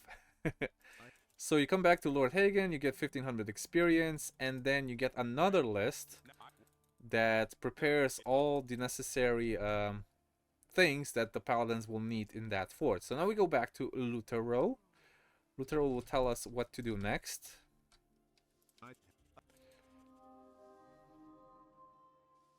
It seems to me we need to come. And apparently there's not enough food supplies that he can get on his own. So what we're gonna do is something very drastic, and we're gonna go to Onar's farm and ask the stuff from Onar himself. And we're gonna have a proposition for him. A merchant offer. What? His name is Luther. And you have to use a specific set of dialogues for this to work. So, what do you say? We say, aren't you interested in extra gold? No. Literally needs this deal? No. Your terms? No. Okay, forget it. Forget about. Wait, we haven't finished. Answer me. Why did? Because his warehouse is empty. He just wants to make more money on the city's needs, which owner wants to do the same. He just wants to. Looks. Does that? Not at all. Okay. And one last question. Tell me. That's none of your business. None of your business. And stop asking me all these leading questions. Just tell me, do you agree? All right. You want? Okay. I think. There you go. That's it for that part. And now we can go back to Ur-Thrall and see what he has to say about that. He will give him all the food that he needs. Regarding this idea, what? Any news? He agreed to, although Great. I really didn't think here. And he gives us a very special book that we can read now. It says Magical Knowledge. Gives you 3 extra mana, 1 rhetoric, and 1 intelligent point, which is spectacular. And I think, yeah, that's it. I think we need to get another quest in the next episode. Sorry, in the next chapter. That's it for today, I believe, from the Merchants Guild Part 2. I hope you guys enjoyed the video. As always, if you have any questions, write them down in the comments below. And subscribe for more future content. I'll see you in the next video.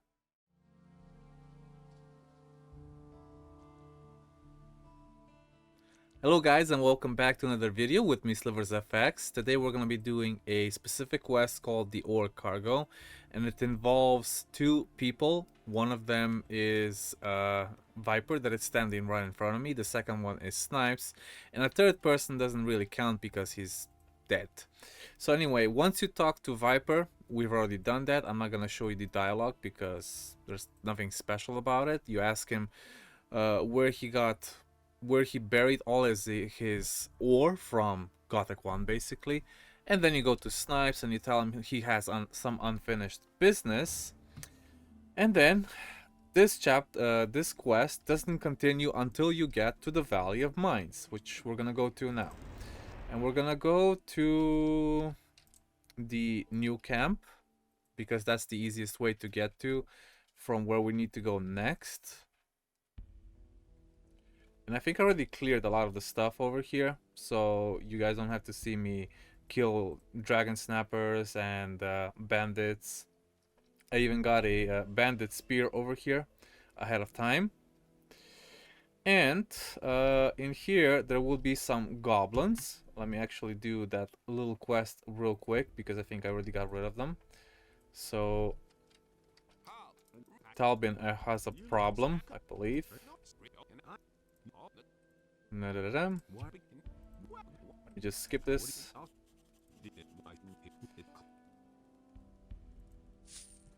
I think Engram has a problem with the goblins.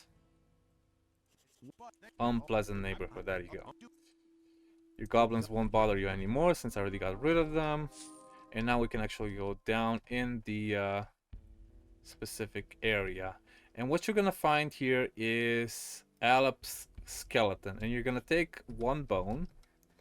It's kind of funny, and the quest will update. Oh, there you go. I still have an ore vein here, and it's gonna say, let me go to the very top, that I'm afraid no one will know where Alaf buried his ore, but we can go to our friend Xardas back in Khorinis, and he's gonna find out through necromancing by bringing Alaf back to life for like a minute. It's kind of weird from one bone that he can make a whole body, right? But I guess that's how it works. Necromancy is weird. Yeah. I have one question. All questions tomorrow. All questions tomorrow. Alright, then I guess we'll just wait. Maybe just wait 12 hours or something. I don't know.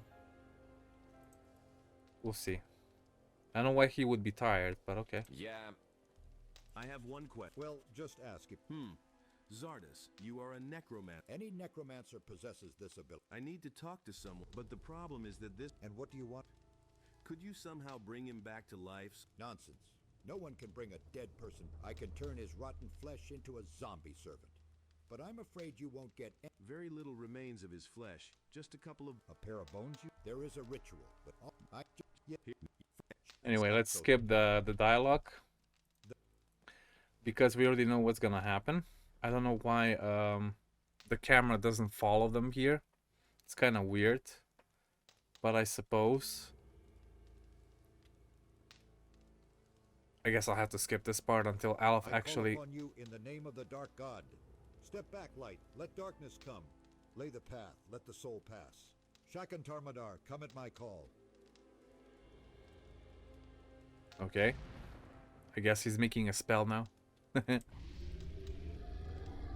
just weird. The camera should follow them, but it just gets stuck over here. That's all. Remember what I told. Okay. Hurry up. What's wrong? He doesn't feel well. Why did you disturb the soul of the... I need to find the dead. Anyway, that's supposed to be a ghost, but it's actually like a zombie. and then Xardas comes back from the unconsciousness. Okay, that's it. So now we actually found out where the treasure is buried, the ore. And it's basically in the same area where the entrance to the castle is. So we're gonna go there to the Khorinis pass in this time, because this one's the closest now. And we're gonna go down here. I'm just gonna jump. Whee! And all the way down, we're gonna meet nobody because everybody here is gone. It's not even the Dragon's Hunter time yet to appear. And as I said before, we're gonna go here where the entrance to the castle is now. Like so.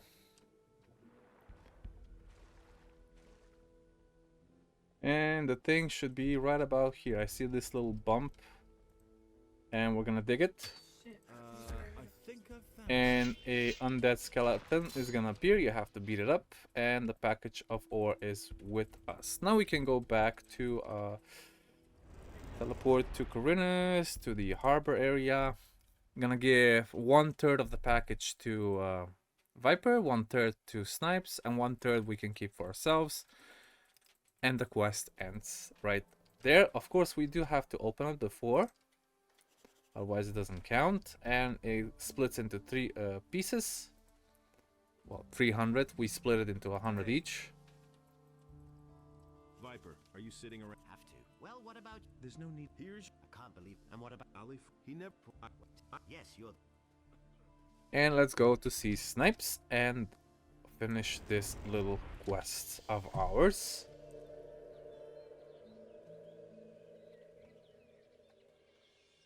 Wait a minute. Here he is. Hey, Snipe. And he gives us also an elixir of stamina, which can also be useful. Now, if you're gonna want to find Snipes again, he is going to be in the Dead Harpy Tavern. That's where we're gonna find him next time when we are doing our own camp. And that's about it. This is gonna be a short little quest video. I hope you guys enjoyed it, and I'll see you in the next one.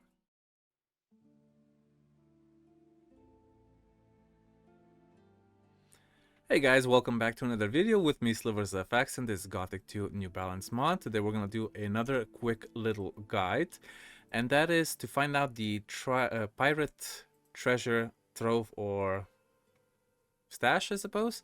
Anyway, once you were in Jharkendar and you were running around and you found a little key over here and you didn't know what it was for. And then in Greg's hut, you find a note that says the pirate treasure stash.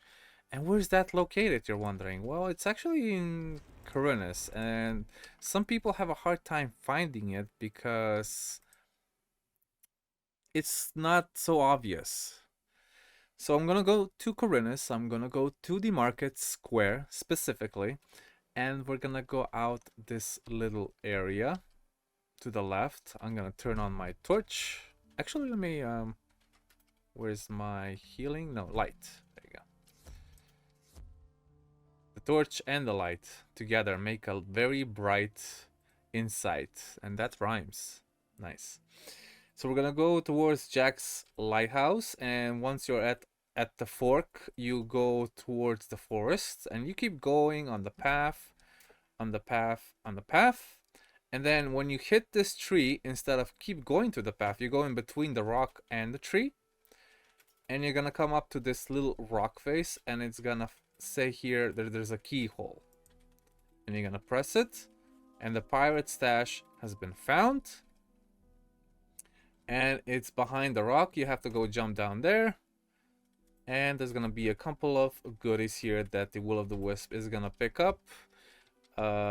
We're gonna also open up this chest as well as the other chests,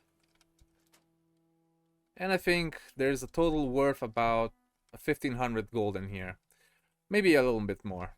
I mean, it's not a whole damn lot, but it's a little pirate stash. Anyway, this has been a very short video guide for you guys. I'll see you in the next one.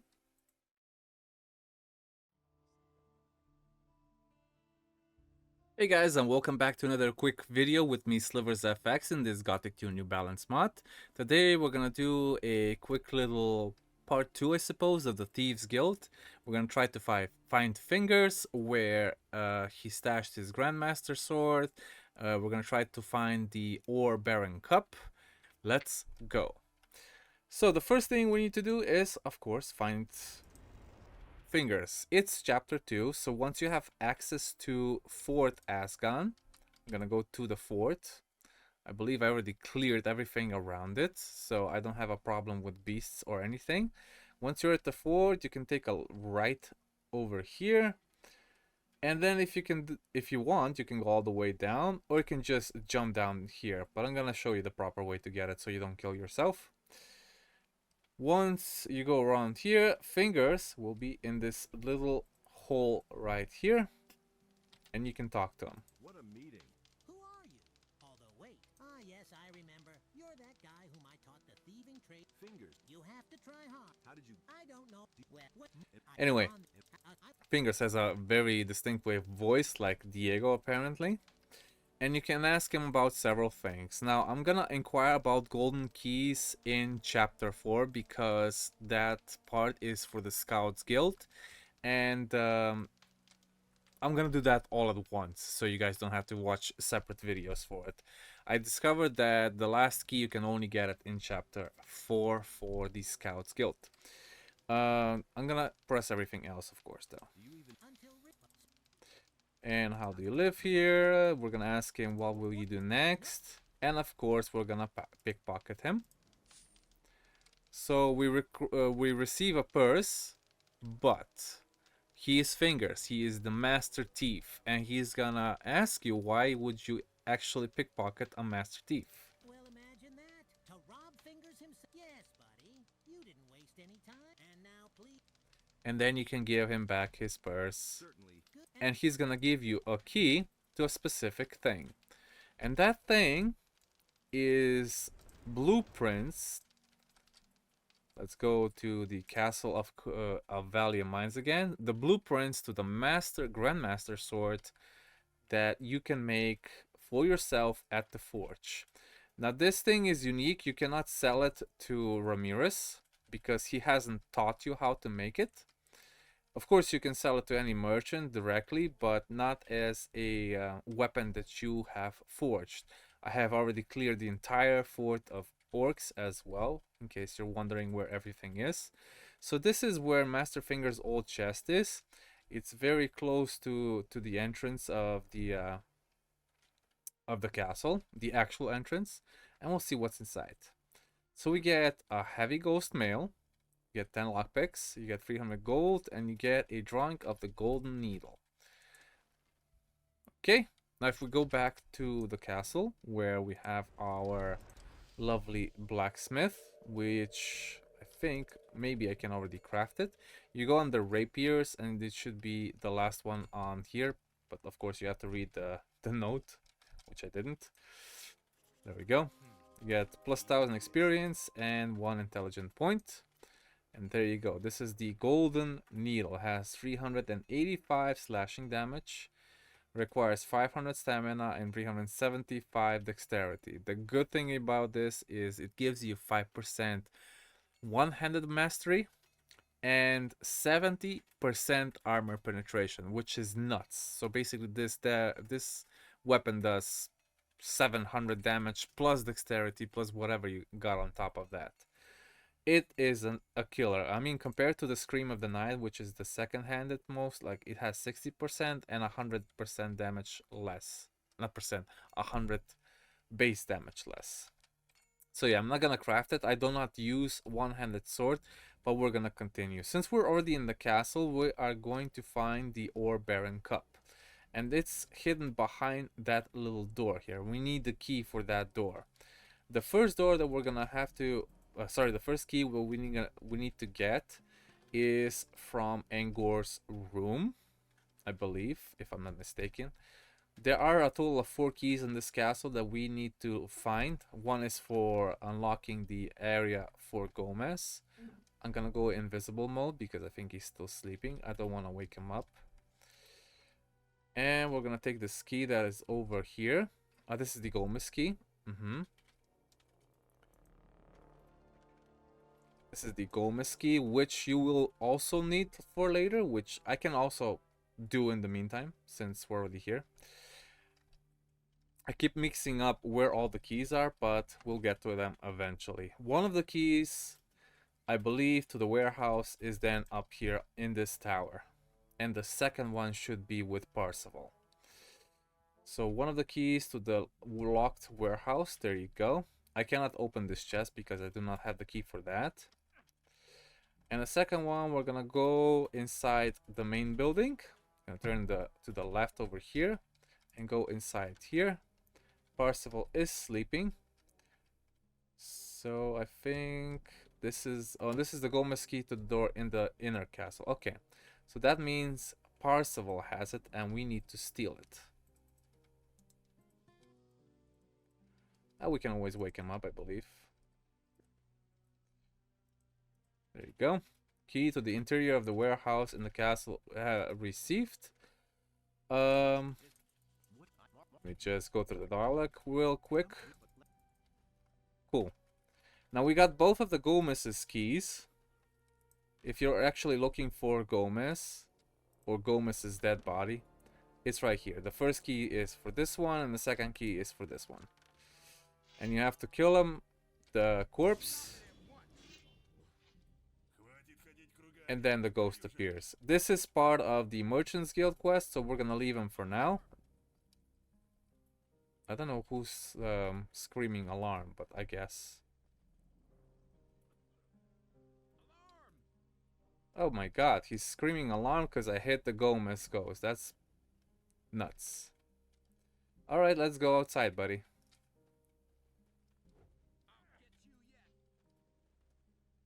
I guess not. Go back inside. And since we got both of the keys to the warehouse, we're gonna go directly to the warehouse and we're gonna locate all the stuff we need. So there's one chest here. Plenty of stuff that you can get from this warehouse. You might as well steal everything anyway. But what we're looking for is very specific, and that's the inner warehouse, which is through this door. And the Ore Baron Cup is in this chest. Okay. Ore Baron Cup, Elixir of Healing, Essence, Rune Hammer, and Magic Ore. A few potions here. And another Gomez key to the chest in the tower as well. You can actually go outside of this door now, since you don't need to be careful anymore. And we're gonna return to Khorinis to give Cassia her golden Ore Baron Cup. And then she's gonna send us to do another little quest afterwards. Market Square. Let's go to the hotel, see Hannah. Hello, Hannah. And we're gonna go down to the sewers where Cassia is located. Found your mentor, which is Fingers. Is it true? He's all right. And that's good news. I hope that someday he will come back and everything will be just as. And I found the Ore Baron Cup. But for that, I must admit thank you. Now you. Well, what do you want? 1,500 gold, right? Wait, there's a little job here for and she gives us another job. Recently we received a very lucrative. I need musical Okay, cool. So she needs 4 instruments: a bagpipe, a harp, a lute, and a citharon. And where do you get those? Well, when I was doing this the first time, and I didn't join the Assassin's Guild, I was looking everywhere, and it was impossible to find because they're super rare. But if you join the Assassin's Guild, this makes it super easy because all of them are in one place, and that is in the foxhole in the Eastern Forest, which means we just have to ask everybody in the former Assassin's Guild to give us their instruments back. We get a guitar, we get a harp, we get a bagpipe or bagpipes, and we get a lute. And those are the 4 things we need, and we need to go back to Cassia now. If you're wondering where to get these if you don't join the Assassin's Guild, don't ask me because I only know where you can get the loot. The rest, no idea. I brought you all the tools. So we get her all the tools, so this is done. I think we also get another quest, but I think it's in chapter 3. Yes. In chapter 3 you get the quest for getting the giant ruby off the chest that is in the mayor's house, and that's it. Okay. So this has been Thieves Guild part 2. Maybe there will be a part 3. Please do subscribe and maybe you'll find out. See you in the next video.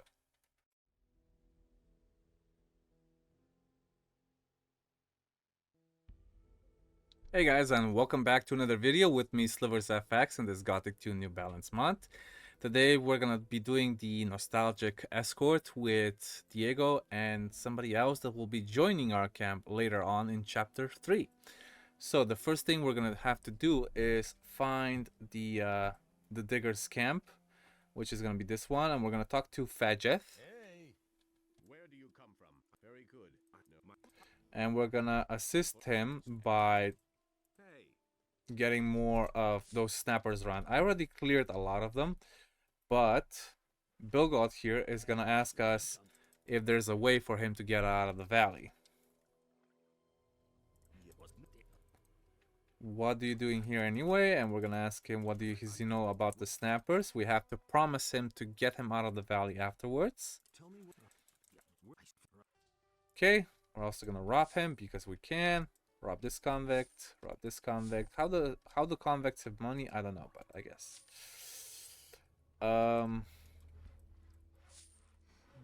we're gonna also talk to Tengron.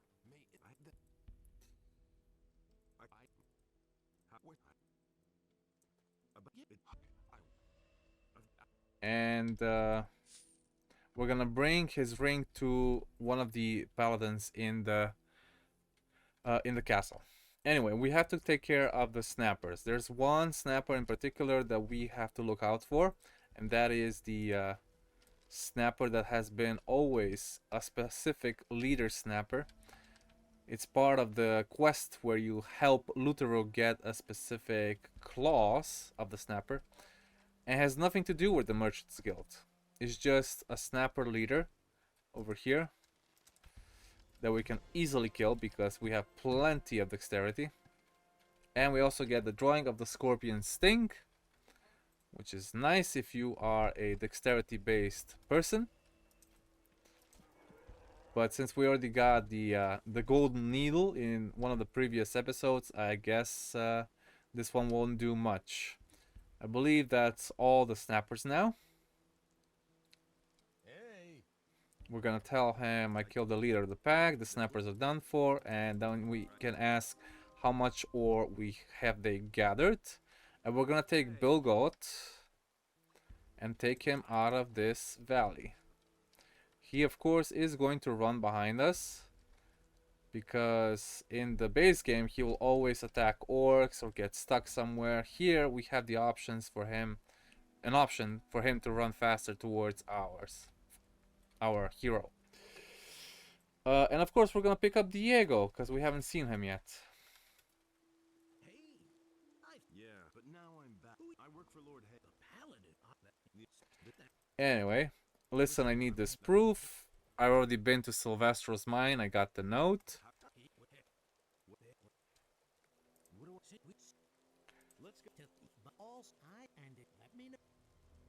Come with me. Alright. Now, for those that don't know, you can always kill all the orcs that are around the castle, but there's also an easier way to go around if you so wish. I think I already have a video on that, but oh, there's one orc here that we haven't killed yet. There's a way to get around. Hey, where's Diego? Diego just got lost. Oh no, he got stuck. Oh, that's wonderful. Hello. Let me just sleep and see if it gets him unstuck. Sleep 2 hours. Nope. I think they just went back this time. Oh, Diego's here.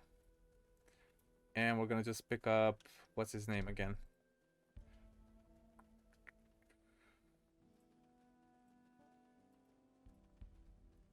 Bilgot. That's for if you want to go. There we go. Now we got them both back on track. It can happen whenever they want to fight. Sometimes Diego, especially Diego, for some unknown reason, he just gets stuck, and we have to retrieve him from where he was. Yeah, what's up? Suicidal, are you? All right. We are suicidal. If you don't want to follow me, I guess we'll go around. I guess we do have to go around. There is only one way in that case, even though I cleared everything around the castle. So we're gonna do it the old-fashioned way. We're gonna go through this area. We're gonna take a right here. Go down. Usually there's some works here. There would be a troll right here as well. Then you have to go to the icy area, swim across this lake. Kill this lurker, because I haven't killed him. And then we're gonna go through the new camp teleporter, which is right here. And we're gonna slowly jerk our way through the other mining site, which is Marcos's. There were some orcs around here. We already cleared everything. The only thing that I haven't cleared is going towards the dragon area. That's gonna be in the next chapter, obviously. Well, actually in the 4th. Not even close to there yet. We still have a lot of stuff to do before we continue. And we go all the way up to the Pass of Khorinis, just because there is no other way to for them to get through. Of course, Bilgot will go through here. And Diego has to go all the way back to where Gothic 1 started. And it's a nice nostalgic event, I suppose you could call it that way. Where is he now? Oh my god, he keeps getting stuck. Come on, Diego. Where it all began. Remember back then, when we met here for the first time? It's been ages. There was something else in this place. Whatever. I shall go the rest of... I have a few things to take care of, but thank you, my friend. Okay, but he's not gonna leave until you get to chapter 3. So he's gonna stay right there. And that can be complicated for certain quests, especially with the City of Orcs ones. But I think it shouldn't be a problem. He is very well known for defending himself, and I also think he cannot be killed. I think he's immortal. If he has this green tag and he's one of the friends of the Nameless, he's pretty much immortal. Gorn is immortal. Milton, Diego, and Lester, they're all immortal, basically. They go into downstate, of course, but they never get killed. Alright, I think that is it for the nostalgic event. If you guys haven't heard of this before or don't know what to do, you can bring 2 people at once to the Pass of Khorinis and get a huge chunk of experience out of it as well. Diego will then ask you to get him some gold, which is in the same location with the lake. An orc will spawn and you can bring it back to him. Alright, that's it for this video, guys. I hope you enjoyed it, and I'll see you in the next one.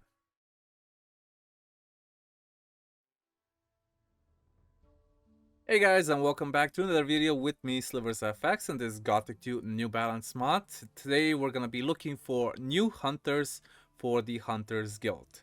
And this exactly can also be done after chapter 2 when you go to the Valley of Mines. Of course, the first one that you can grab, he already lives in Khorinis, and that is Bartok, which he's normally in the tavern. and you ask him if he really wants to be a real hunter. And it's as simple as that. He goes on his way, and then we have to look for the second one. The second one is, well, probably the most OP hunter besides Folk, and that's just because of the knowledge that he has. Okay, so we're gonna go to the Valley of Mines. I'm gonna go to the castle, so we start from fresh, and you guys know where to go. I'm gonna have to kill some orcs on between, but it shouldn't be a problem because I have cleared the majority of the surroundings of the castle already. So there are no orcs around here. I am gonna pop up Gina just because she needs experience too. And then once we go to the Orc City and find ourselves a Shadow Beast, that will be much easier to deal with everything. Okay, it's almost evening, so we're gonna have to hurry up. We're gonna cross this little lake. Let me see if there's any more orcs that I need to kill here. Or have I already done everything? I think so. Apparently I did. Never mind. There's gonna be orcs at this camp over here. There's gonna be a lot of drakes and fire lizards, and even one of those lizard people. I think there's also an ore mine that I haven't checked yet. There you go. And the second hunter is, well, if you haven't guessed at this point, it's Gustav. And he has a new location. It's not like where he used to be there where we would turn on the right. It's right here in this little corner of the valley. And we're gonna ask him about how's it going? What are you doing? I'm here to make here, and I'm a hunter. Fire. That's some. Yeah. Where's this wolf now? What is this to see here? Let's go. Teach me how to guard animals. Wait, what? What do you want to know? There's nothing for him to teach us. That's oh, can you got dragons too? What do you? So we can collect dragon blood, remove dragon scales. And that's how you also get one of the best armors in the game after you ask Bennett to join you on the cruise for the Halls of Irdorath. There's nothing else for him to teach us, so we're gonna see. This is where it gets pretty dangerous. Aren't you afraid that orcs? Haven't really thought. I wonder. The whole valley is. Well, it's hard to say. I can certainly handle one on my own, but it's rare to encounter the. You know, to tell the truth, I've already been thinking. What is there to do with it? I'm sure it won't be a problem. What do you mean? In Khorinis, there is a hunter's camp. You could join them, and then you won't have to rack your brain. That sounds like Lobart. Money anymore. Oh, so they suddenly need. Falk will be. Well, then, if that's the case, it's in the end. Then we'll, of course. And then he leaves to the Hunter's Guild, of course. Damn it. Let's see, what else are you here for? What are you standing here for? The Harpy, Queen of Hearts, and I think there's something else. I have one. They say that if a hunter has obtained the shell. Yes, it's true. I don't know for sure why, but the main thing is. And of course, did you see a squad of paladins here? Yes. And where did they? Across the bridge towards the large palisade of orcs. Thank you. And that's about it. And we're gonna go just kill the Harpy Queen so you guys know what we were just talking about. He wants to kill a mini boss. I'm gonna put Gina on passive. I think I already cleared pretty much everything here. There were only lizard people. I wanted to mostly because I needed Harpy feathers. Oh, never mind. I haven't been here. That was in my other playthrough that I tried earlier today. And we're gonna have a stone golem here, which can be easily dealt with the maple bow. Another one up there on top. This is where the stone dragon lives as well. You want to call him the stone dragon? Gonna kill these draconians. There's always gonna be a stone golem as well. And a draconian that just spawned behind us. And a couple of harpies up there, which are gonna be very well needed if we want to get maple bow more arrows, which is fantastic. There's also an armor here of the Ore Barons if you guys want to see how to get it. You also need strength for that, unfortunately. I'm gonna clear the Draconian, the Stone Golem, another Draconian. And it's gonna be a demon in here as well. There's a little chest here that you can grab. You can read the left book stand. I think it gives you something. Or the right one. I'm not sure. Or neither of them. Nope. They don't give you anything. But you can always grab this little lever over here. And we're gonna open the demon hunters. Sorry, the demon hunters. The demon's cabin.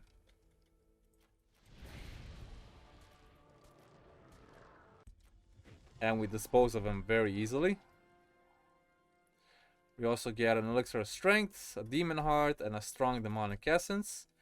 I believe there's also a very specific key here, or Baron Malbar's key.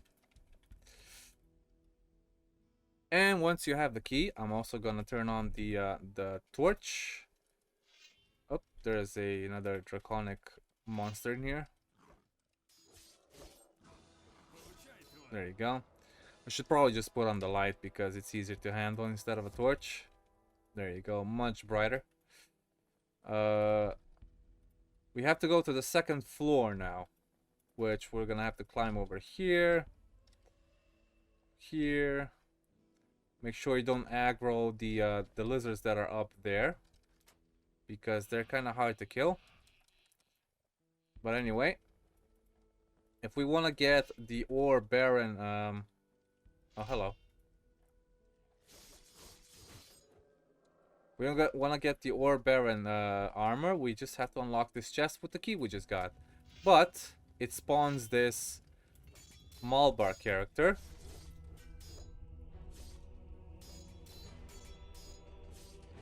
Which is also going to be a part of the Guardian's quest that we have to do later. I'm going to include this as well. I will include this as well.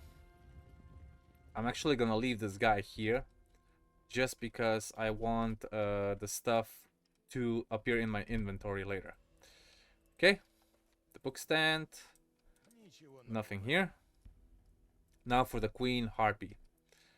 The Queen Harpy is basically located here. It says Rukawaya. Rukawaya, yes. I don't know why she's so weak, but the only advantage she has is that she can kill you because of the height difference. And we get the heart. I'm gonna get the other harpies in the meantime. So I get more harpy feathers.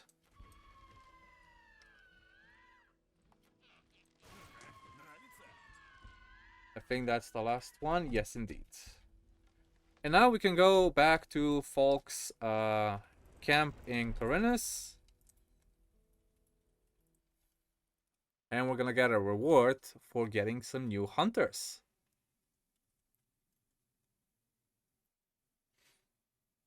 I cannot equip the Ore Baron armor because I do not have the strength for it, but okay. New hunters have appeared at the camp. Who exactly? Hunter Gestad. I know that. Having such a master of hunting. I'm glad that he... His name is Bartok. Though, of course, he is a bit coward, but it is fixable. And for now, let him keep himself busy. Is that it? So far, yeah. You've done... Here, take... Thank you very much. I'm also gonna ask him about the rare troll hide that I got, and he's gonna teach me how to make troll hide armor. Okay. I don't think it's better than the one I have at the moment, but there is one more upgrade that I can get from the Hunters Guild, and I will do that as soon as I get to the Plateau of the Ancients.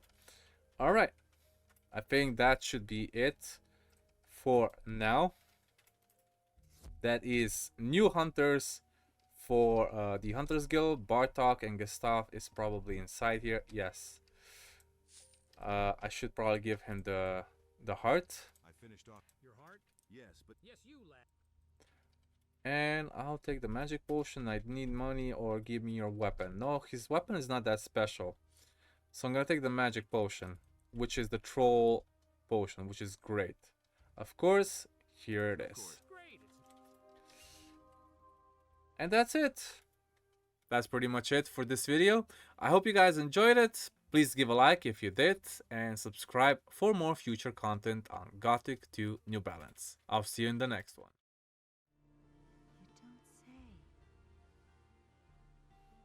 Hello guys, and welcome back to another quick video with me, SliversFX, in this Gothic 2 New Balance mod.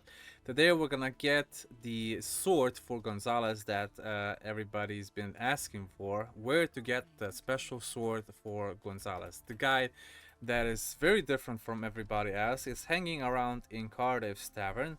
This is the guy. He looks different, he acts different, he talks different.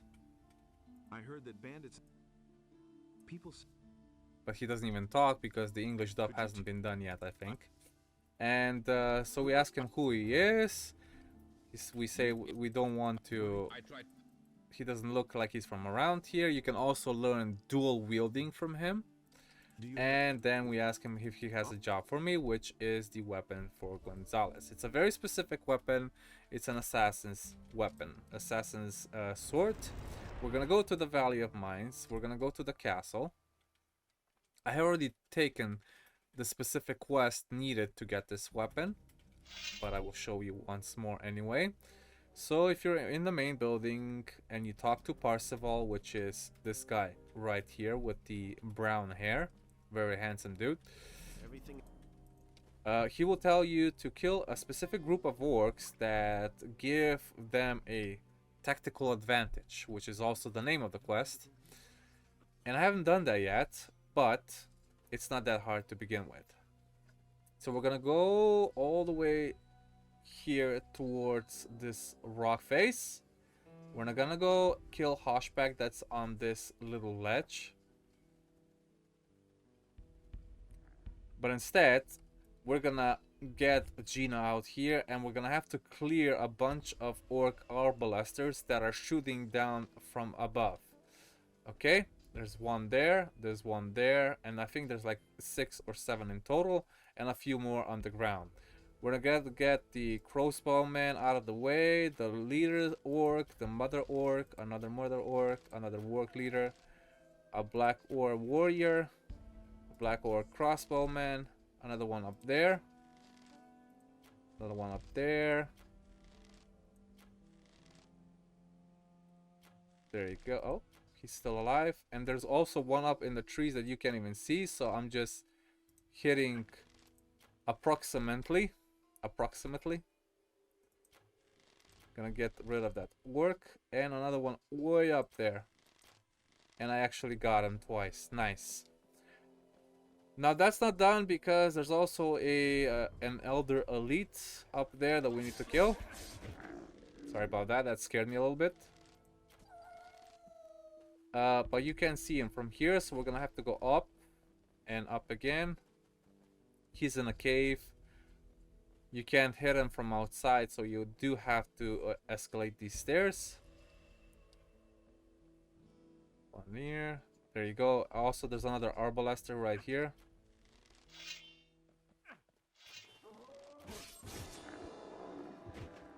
And another black orc warrior.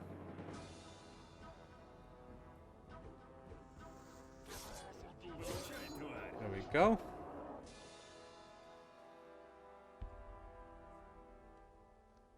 I think there's also a little mountain spider in here. Oh, just a giant spider. Okay. But yeah, you have to get rid of this orc elder for this to work. There you go. And I think there's also a chest in here that you can get an ancient crossbow tablet, some arrows, and an elm bow that's not worth all that much. But it's something, right, to begin with. Okay, now we have to go back to Parzival and get our rewards.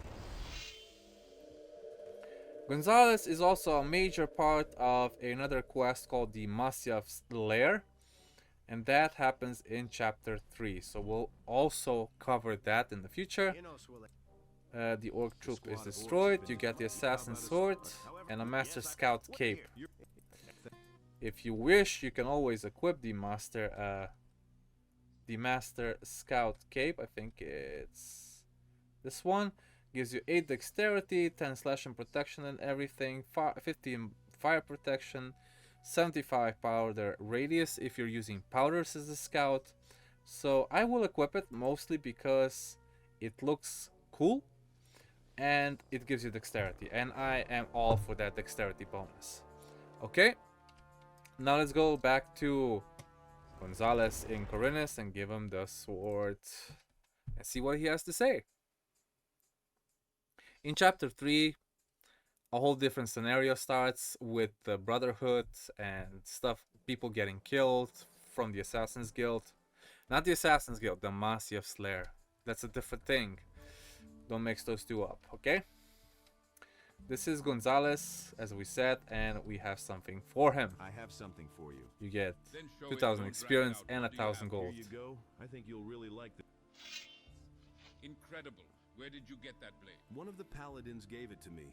This sword was one of his military trophies that he brought back from Varan. A paladin. As for the sword, I think you won't mind if I... And what about the... Just as we agreed. Here, Yosui, downtown. Alright, cool. We can also ask him about Varant. Tell me about... First there to think... And he can also teach you how to withstand heat. So, when we go to the the Plateau of the Ancients, this is the guy you need to talk to. You need to do this quest before you can actually go there. Otherwise, you're just gonna die from exhaustion. Basically, you have no stamina once you're running through the heat of the Plateau of the Ancients. Well, I'm gonna leave that for the next video.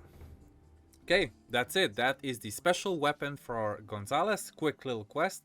Hope you guys learned something new, and I'll see you in the next video.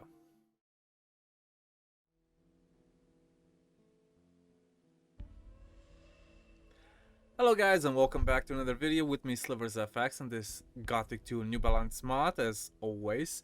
Today we're gonna be teaching you how to get the Ulu Mulu. That is the weapon that makes you walk freely among the orcs as long as you wear it. Some people have a very confused... Let's try that again. Hello guys, and welcome back to another video with me, SliversFX, and this Gothic 2 New Balance mod as always. Today we're gonna be doing something radical, and that is walk among the orcs. But for that, we need a very special weapon called the Ulu Mulu. Now, for those that have played Gothic 1 know what I'm talking about. For those that don't, well, here we are. New Balance has actually introduced this little weapon back, so they get us a few extra quests within the Orc City. Alright? Not just a few, actually a whole ton. Anyway, we are here with the old Xardas' tower. I already have my teleporter ready and ready to go. I'm gonna pop up Gina, as I always do. We are gonna replace you as soon as we get to the Orc City, Gina. And then I can give you back to Nyx, because I cannot use you if you keep dying on bosses. Anyway, down here there's gonna be two fire lizards, one up here, one down here, one up here. Make sure you don't shoot the orc that is up here. That is our good old friend Urshak, and he's gonna tell us how to get the Ulu Mulu. I'm gonna skip all the dialogue because I already know. I probably missed like 300 experience there because I didn't say I already know him. But it doesn't matter. Part of this is also the Temple of the Sleeper, but as you go along and you get to know this guide so far, then you'll also follow me into the Temple of the Sleeper. Anyway, Urshak says to get the Ulu Mulu, you need to prove yourself to the Mercenaries of the Orcs. For that, we're gonna go to the fort. I already have also my teleporter here. This is near the Stone Dragon, if you guys are confused where this is. And across this bridge used to be the Fire Breathing Dragon, and it's now been turned into an old fort, collapsed fort, for the Mercenaries of the Orcs. These are a very special bunch of group. And we need to talk to this guy first before we can actually talk to the leader. The leader is, I think, this guy, Brogar. There you go. And Brogar will send you on a mission to to find this other guy that's hunting some old convicts and old guards from the castle that have escaped when the paladins arrived. If you want to find them, just go down the path that you would normally take to the fire dragon in the base game, and we're gonna find this guy standing right here. His name is Arok. I'm going to save right here and see what happens. Hey, Fulton is broke. Okay, and he's gonna follow us. Okay, so once you get him, stay to the path and just hug the wall of this cliff. Once you get to this little area that's a cave, you're gonna see some old guards from the castle inside, including the raven ones. That's who I did not expect. Bullet? Who is that?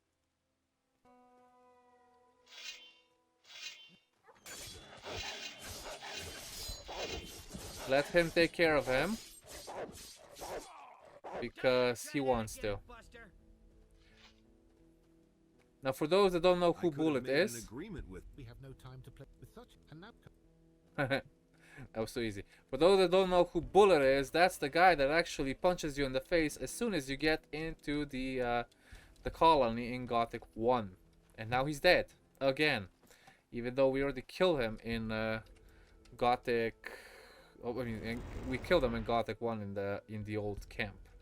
I'm gonna go back to the fort by teleporting, and we're gonna talk to Brogar again, and we're gonna get our Ulu Mulu, and then it's time to go to the Orc City. A long-awaited journey. Ulu Mulu received. Now, save as often as you possibly can. I'm gonna go here to the castle. Okay, we're gonna find the Ulu Mulu, which is a low-end weapon. Shouldn't be hard to find. Let's see where it is. I can't find it. Oh, here it is. And I'm gonna put it on. Let me see. I'm just gonna save one more time. See if it appears this time. I don't know why my bar up there it's not working. Sometimes it's working, sometimes it's not working. It's very strange. Ah, there you go. Now it's working. I'm gonna put it on F2. I pressed F2 by a mistake. I should have pressed just 2. There you go. 2, right? Yeah, it's on F2 now. So if I switch to F2, that's how it works. And it looks the same as in Gothic 1 with a few extra lovely textures on it. So once you have it equipped, you can freely walk among the orcs, and they're not gonna brutalize you. You can go directly to towards the Orc City. If anybody's confused where the Orc City is, it used to be where near the Fire Dragon was. I mean, is now up in the mountains near the pass, and now they moved it, well, quite a while ago, to the area where the Swamp Dragon used to be. So the Will O The Wisp already picks up everything in here. For me, it already did because I made a mistake while filming, but doesn't matter.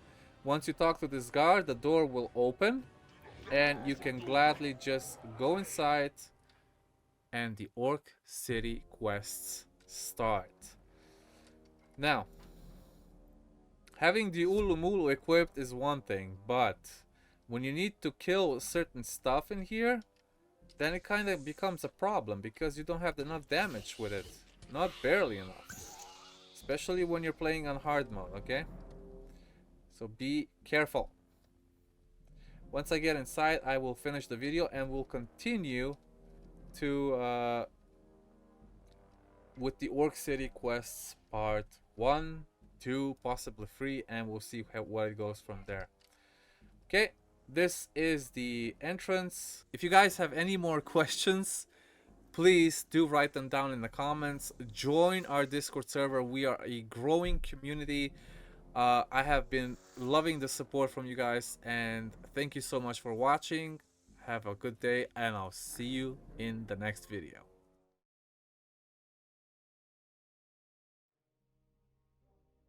Good afternoon, everybody, and welcome back to another video with me, SliversFX, and this is Gothic 2 New Balance mod. Last time we tried to get into the Orc City, we accomplished that, but I said that there were gonna be some intertwining quests that we need to do before actually doing the Orc City quest, so we're gonna do that now. First of all, I'm here at the castle. I'm gonna jump down, and I'm gonna go towards the wall, the palisade.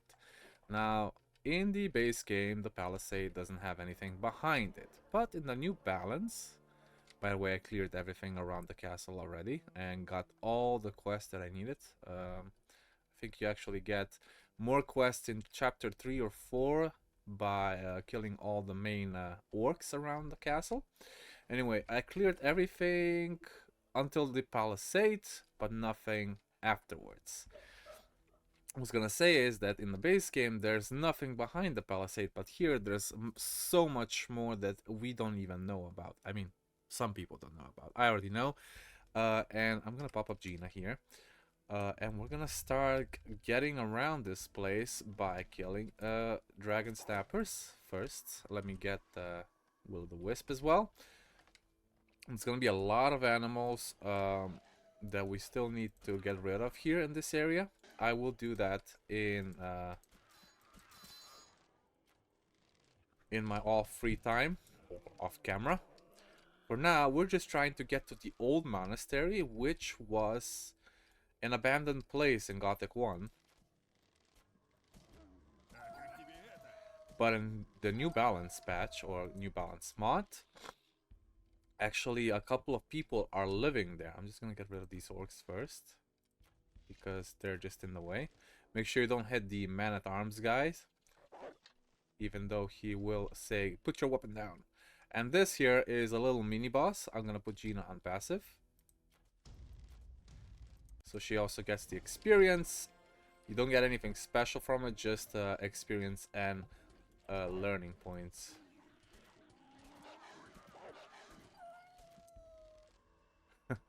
Gina almost died, so let's make a new one. Cool. Okay, so once you get across this pass level here, you might want to turn your attention to the right after killing these dragon snappers, of course. Let me see what else is in here. I think there's a couple of goblins and so on. But yeah, most of the stuff you're gonna kill is before getting to the monastery.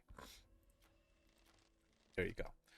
In the old patches, in the old versions of this mod, there only used to be this little bridge and you had to cross it, and then later they realized they needed to put this little thing because there's no point having it so narrow in the first place.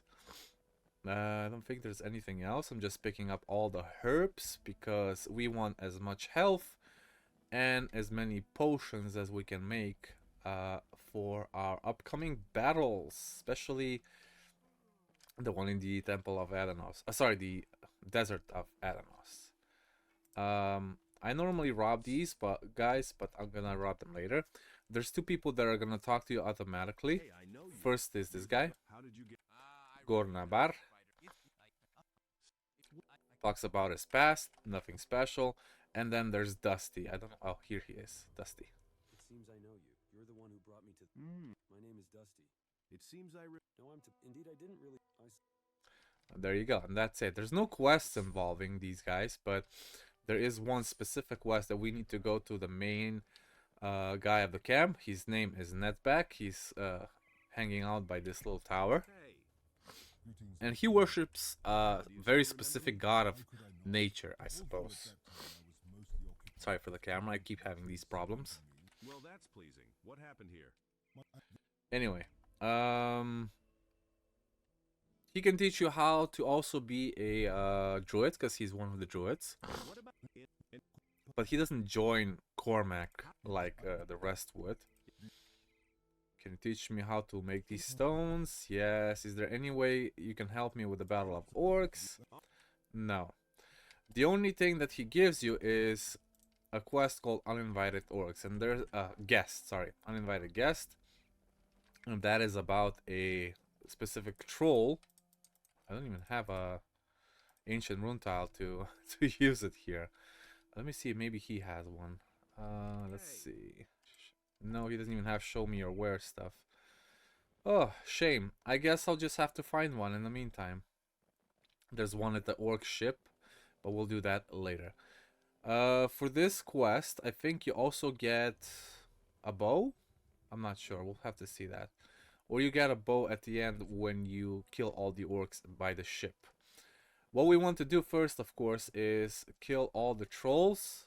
And then I'm gonna go down there and kill all the trolls, yeah, and then go down this way to kill the orcs instead. Okay, cool. There's gonna be a lot of wargs and drakes around here, so make sure you're careful, because drakes can do a bit of damage with their fire. Unless you don't have a lot of fire resistance. If I sound a little weird, it's because I'm still a little sick. I was sick the whole week because of my little child, my little 2-year-old. Going to kindergarten, sick every month, I swear, or every 2 months. And the people say that that's normal. But hey, what are you gonna do, right? They have to learn new stuff. That's why I'm all like that. I should probably put the light more direction in me. Maybe that'll help. There we go. Alright, more works. Obviously, more work leaders, more dragon snappers, more ferocious. Jesus Christ, there's so many. Stop attacking everything, Gina. I'm doing so much damage with this bow. It's quite insane. I can't wait to get the Khazir from the Temple of Adanos. I do have plenty of these arrows for now. Maple ball arrows. And then there's gonna be these trolls, which we're gonna put Gina on passive again, and we're gonna fight them with our spear. Oh, that was not planned, but okay.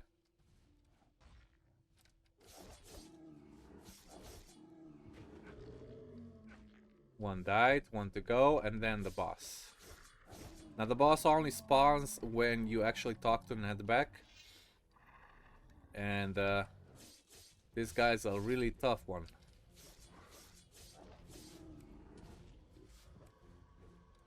But he's slow, so... As always, all trolls are easy to beat once you know the technique. We're gonna also get rid of these shamans here. Sorry, goblins. Goblin shaman. And forest goblins. Gonna be a couple more dragon snappers here. And more works, obviously. There you go.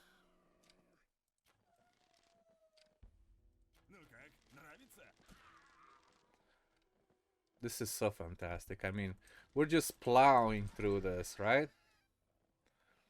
Okay, let's go to... Oh, one more work. Let's go kill the orcs. And that's also going to be part of the quest with the paladins that are under the monastery.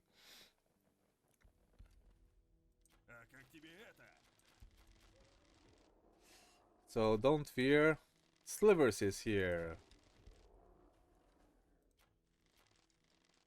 Make sure you get the shamans as quickly as possible, since they have the most damage ranged.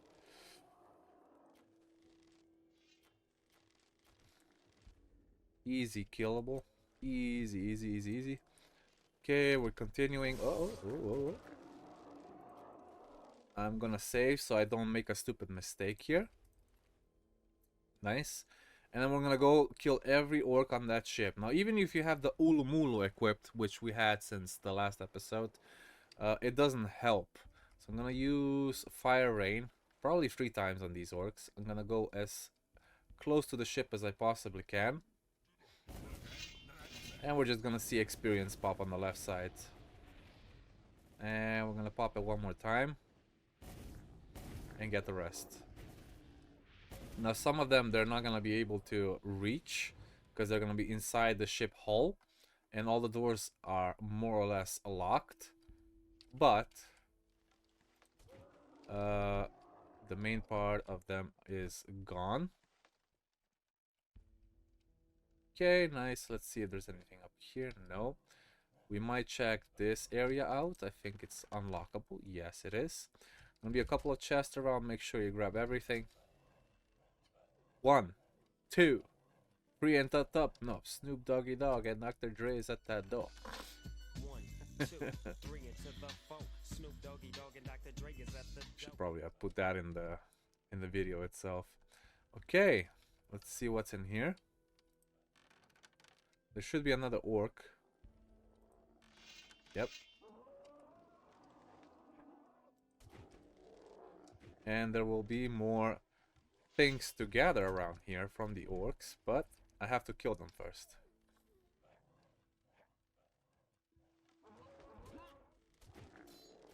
Some orcs that are still up there. Let's see, there's one up there as well. And some of them that are down here. Now what I could do is pop up another firestorm. I think I have one more. No? No, I don't. I used all of them. So we're gonna do it the melee way. I mean the bow way. Okay, I think there's more. There should be more. No? Maybe here? I think I killed all of them that are inside here. So I'm gonna go back to the armory. Actually, no. Let's just get rid of all of them first. Save here. Because I think there's an orc right at the door here. So I don't want to get pummeled right as I enter.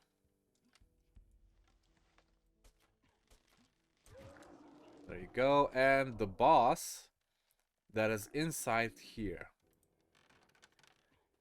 Now please, if you will. Yes, I'm here. It's okay. You can come now.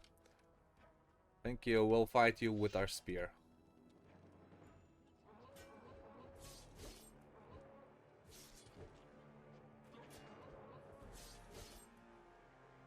Can't believe I'm still not doing full damage all the time. I think I have it at 100% two-handed weapons. Unless it's like at 97 or something. I don't think he has even hit me once yet.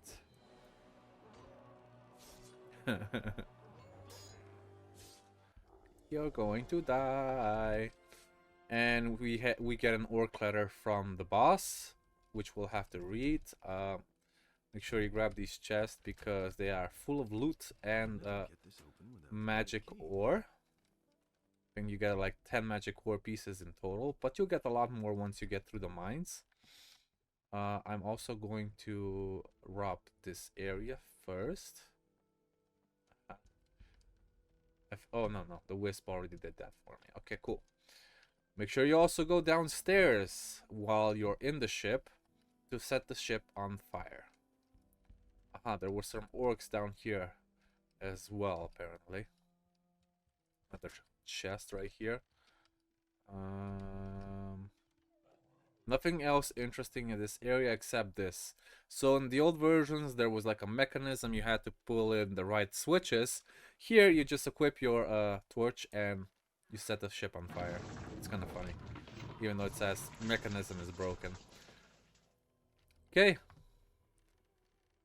Nice. Now I do have to go back on foot because I don't have an ancient rune tile to equip to activate the teleporter stone. So I'll skip and I'll see you at Netback.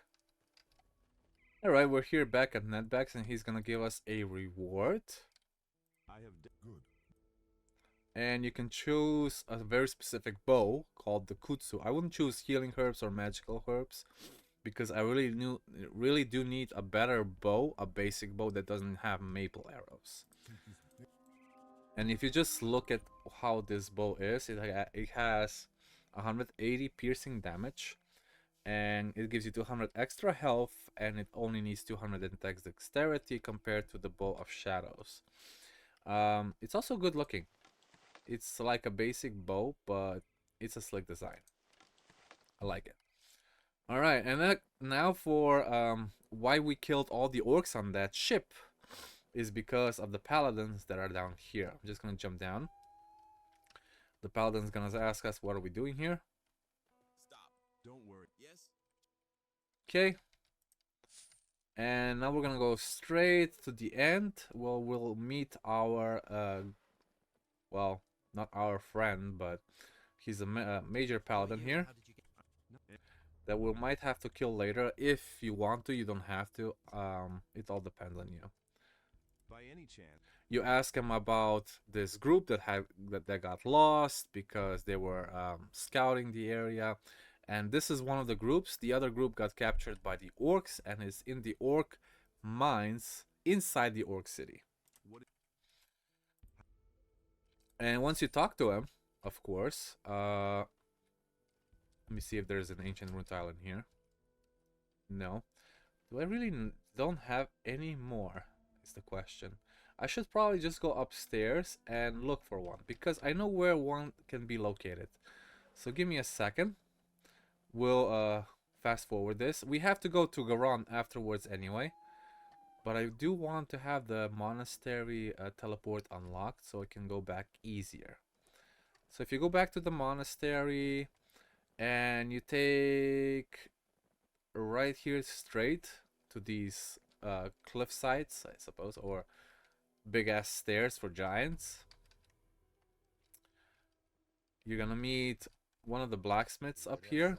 His name is what's his name again? Oh, Darian. I was gonna say Darren, but it's Darian. And you get magic tongs, which we'll also use for this magic forge later on for one of the quests. But for the ancient rune tiles, if you're missing one, there's actually one up here,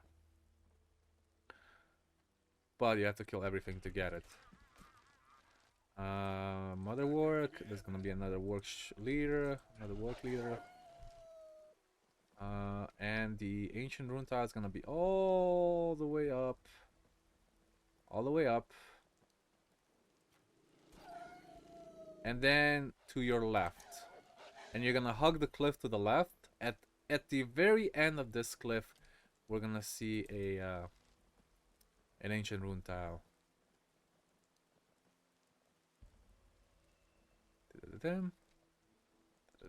Where are you? There you go. I think you just picked it up. Yeah, ancient rune tile right behind this tree, right at the very end.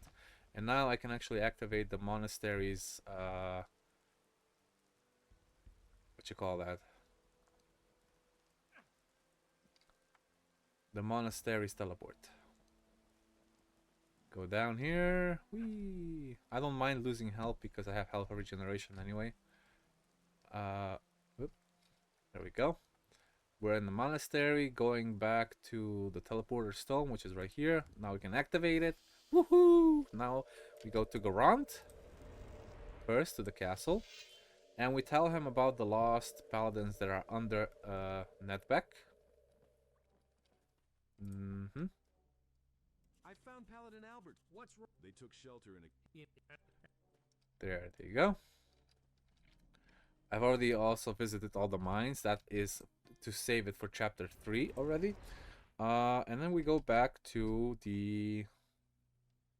That's weird. Old Tower? I guess it's Old Tower. No, it's not. Didn't I just activated it?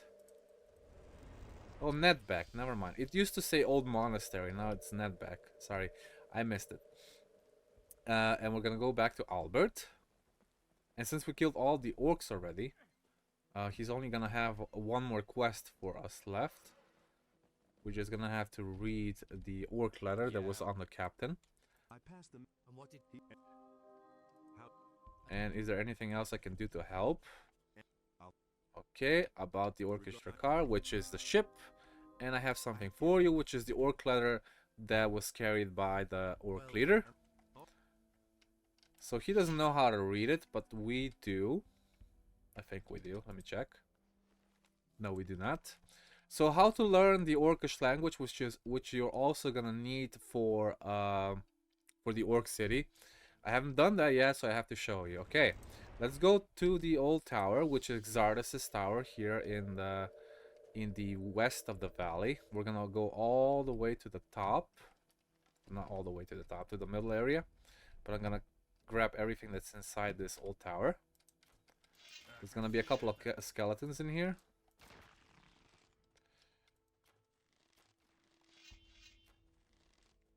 are you? Okay, there should be one more. Nice. Now, let me just put my second bow, which is the Kutsu bow, on number 5. There you go. Gonna equip it. Boom. And what I'm gonna do with this is when I open this chest here, which is also contains the Orcish language, how you learn it, a ghost will spawn. I just need to make sure I get holy arrows. When you get holy arrows, then you can do a lot more damage to ghosts and skeletons alike, of course. There you go, 500 damage. Make sure you pick up everything. There's gonna be a couple of potions here, a Thieves Fine Sword, a Fire Rain Scroll, and a couple more things on these shelves. And a very important book that we're gonna need later on for excuse me, we're gonna need it for the Orc City, so I'm gonna grab it now. It's called Find It, the Book Defense of the Southern Lands. And I'm also gonna go upstairs where we're gonna find a little scroll of the Exile, which is, I'm just gonna do this mini quest as I'm here. We're also gonna read this little book stand because can the freaking wisp get out of the way? Thank you. For Christ's sake. The book stand gives you 1 rhetoric point and 1 intelligent point, and also the Orc language gives you where is it? This is the scroll of the Exile. This is the Orcish language. So it says Orcish language learned because Xardas actually studied the Orcs and learned how to read it. This is the defense of the Southern Lands, which we're also going to give to one of the Orc shamans in the Orc City. And the Orc scroll of the Exile, sorry, the scroll of Exile, we're going to use it right down here. Oh my god, it's night again. It's going so fast. Make sure you switch to regular arrows. Actually, I'm gonna just switch to my maple bow instead. And the scroll of Exile, we're gonna use it up here with a talking goblin.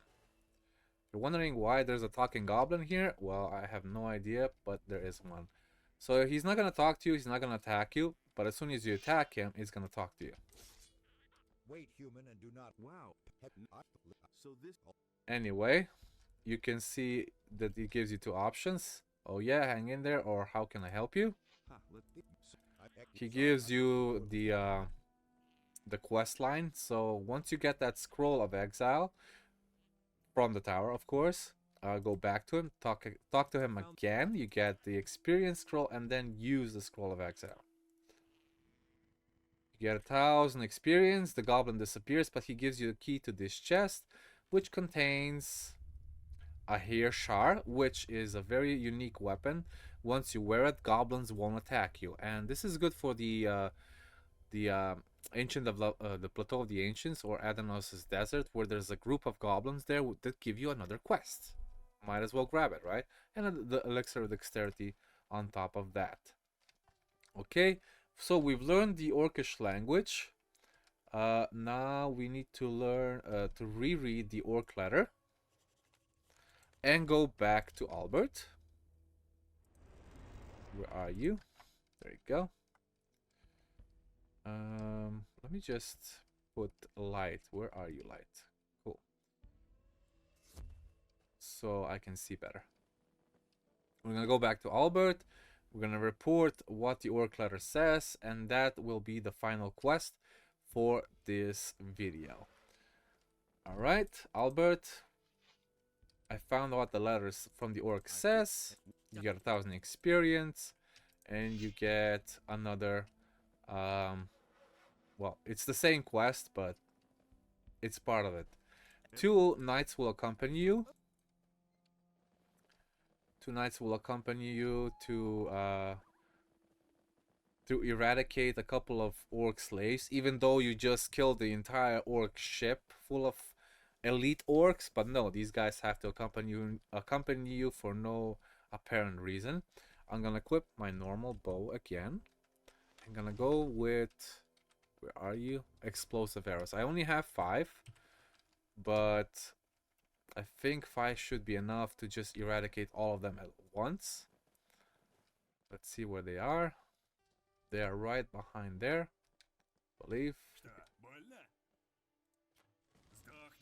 There you go. There's another scum.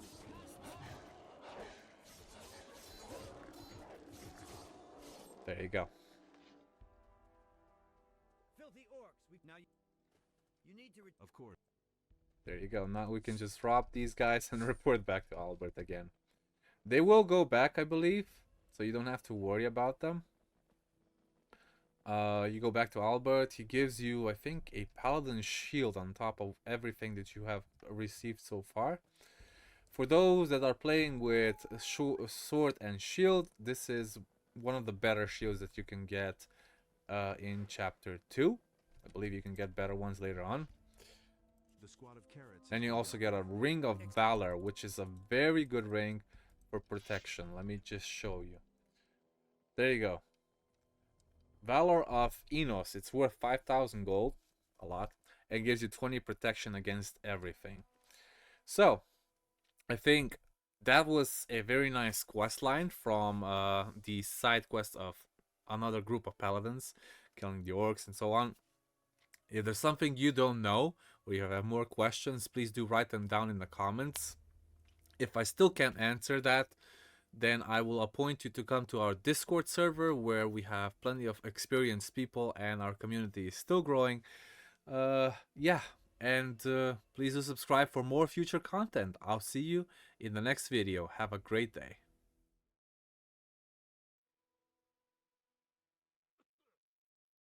Hello guys, welcome back to another video with me, SliversFX, and this Gothic 2 New Balance mod. Today we're gonna finally get into the Orc City and do some quests there. Not all of them, because some are reserved for chapter 3, probably even chapter 4 if you guys are struggling too much, especially since some of the quests are actually hard and well, you just have to do it later in the game. But first we actually need to get to the Temple of the Sleeper to unlock a specific quest to see why would the orc leader even want to see us. Okay, so I'm here with Fajeth, and I'm gonna go towards the Temple of the Sleeper, same as in Gothic 1. We're gonna cross this bridge that in the original Gothic 2 is destroyed, and there will be ghost orc warriors. Now there won't be any reason for you to attack these guys, because until you clear the Temple of the Sleeper, they will always remain ghosts. Okay, and if you attack them, you won't be able to damage them, even with your holy arrows, I believe. But I haven't tested it, I just have a theory. I'm gonna save here because I haven't saved in a while, and I'm gonna equip my maple bow because it's better against the undead. And there you have the demon skeleton knight that we need to kill. It's got quite a couple of these undead servants here, and even orc undead.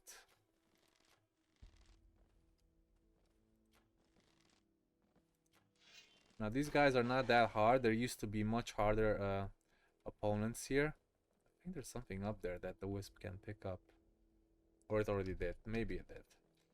And this is the Temple of the Sleeper. You cannot pass through it until the leader of the orcs gives you permission. I'm just gonna get rid of these guys first.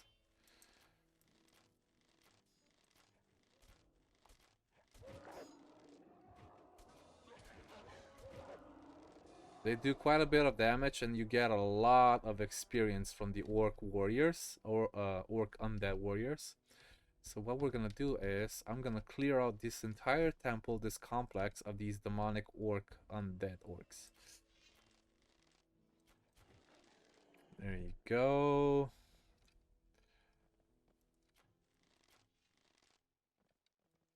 Get 1,000 experience for each and every one of them. That is probably a lot for just a basic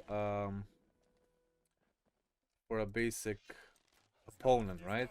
Because even with some mini bosses, well, most of mini bosses, you don't get that much. And there will also be some chests around here. we can get. You might be careful going around the corner. Sometimes they might surprise you and you might not even see it, especially here. Okay, you see that there are 2 protruding walls and they go inwards, and there's gonna be an orc on each side of these.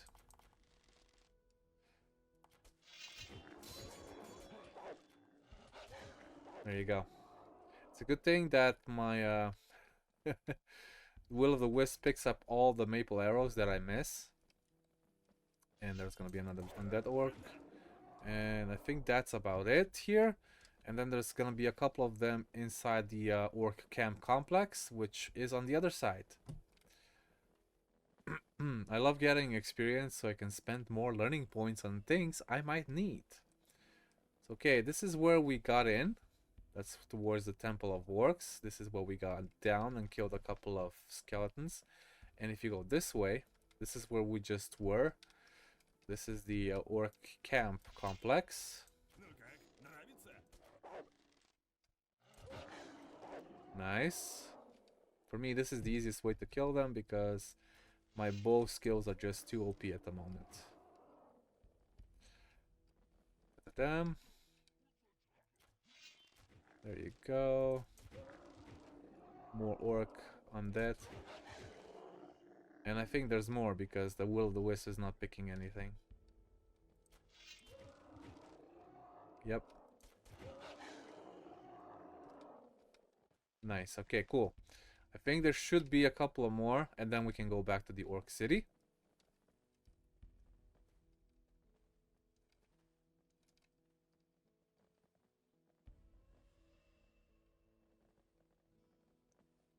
No, I think that was the last one, actually.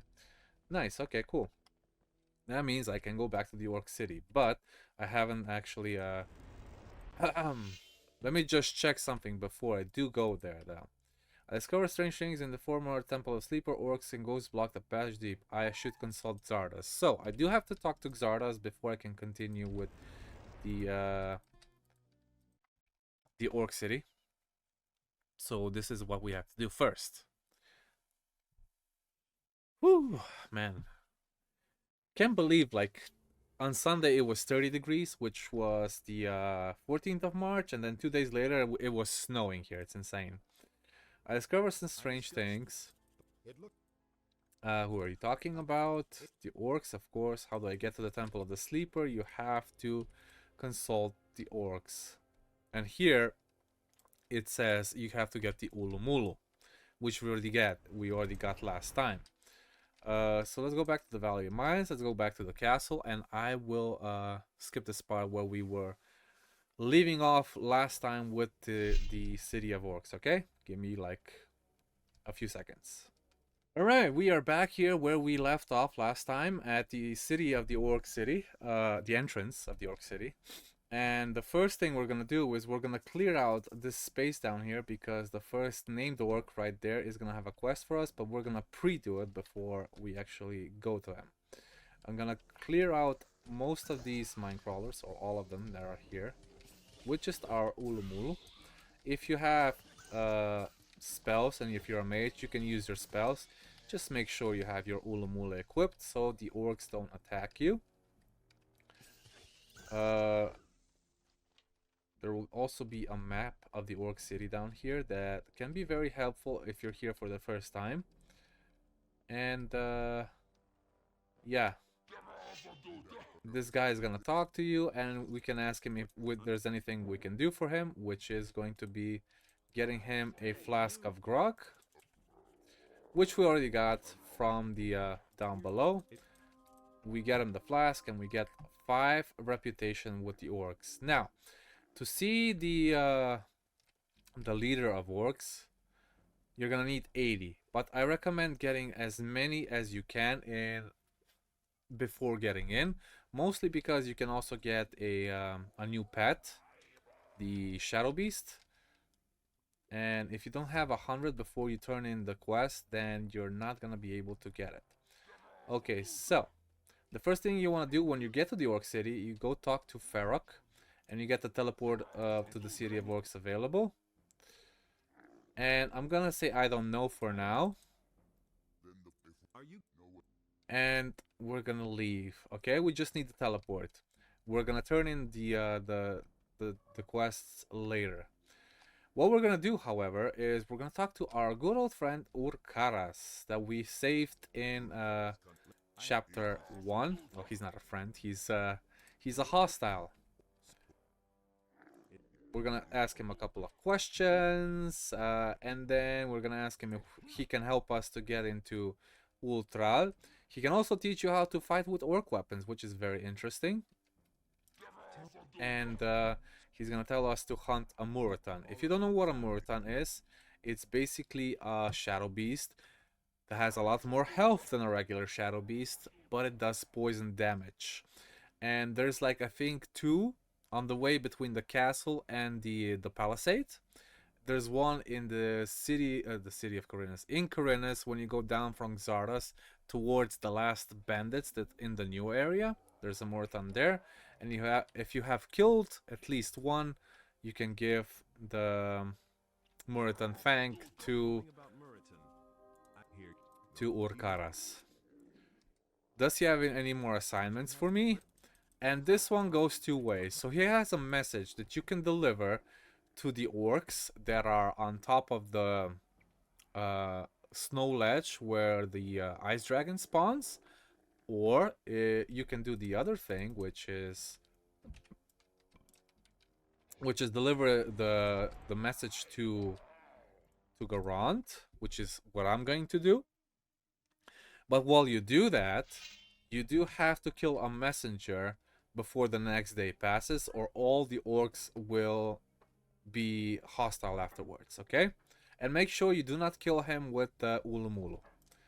Okay, I've got something for you here. You get an elixir of life, you get Eye of Innos karma, and you report to Garon that the castle is being threatened by the orcs and they want to attack it, so he's going to put extra defense on top of the walls. I'm gonna equip my normal spear now, and I'm gonna just go to the new mine because it's closer. Sorry, the new camp.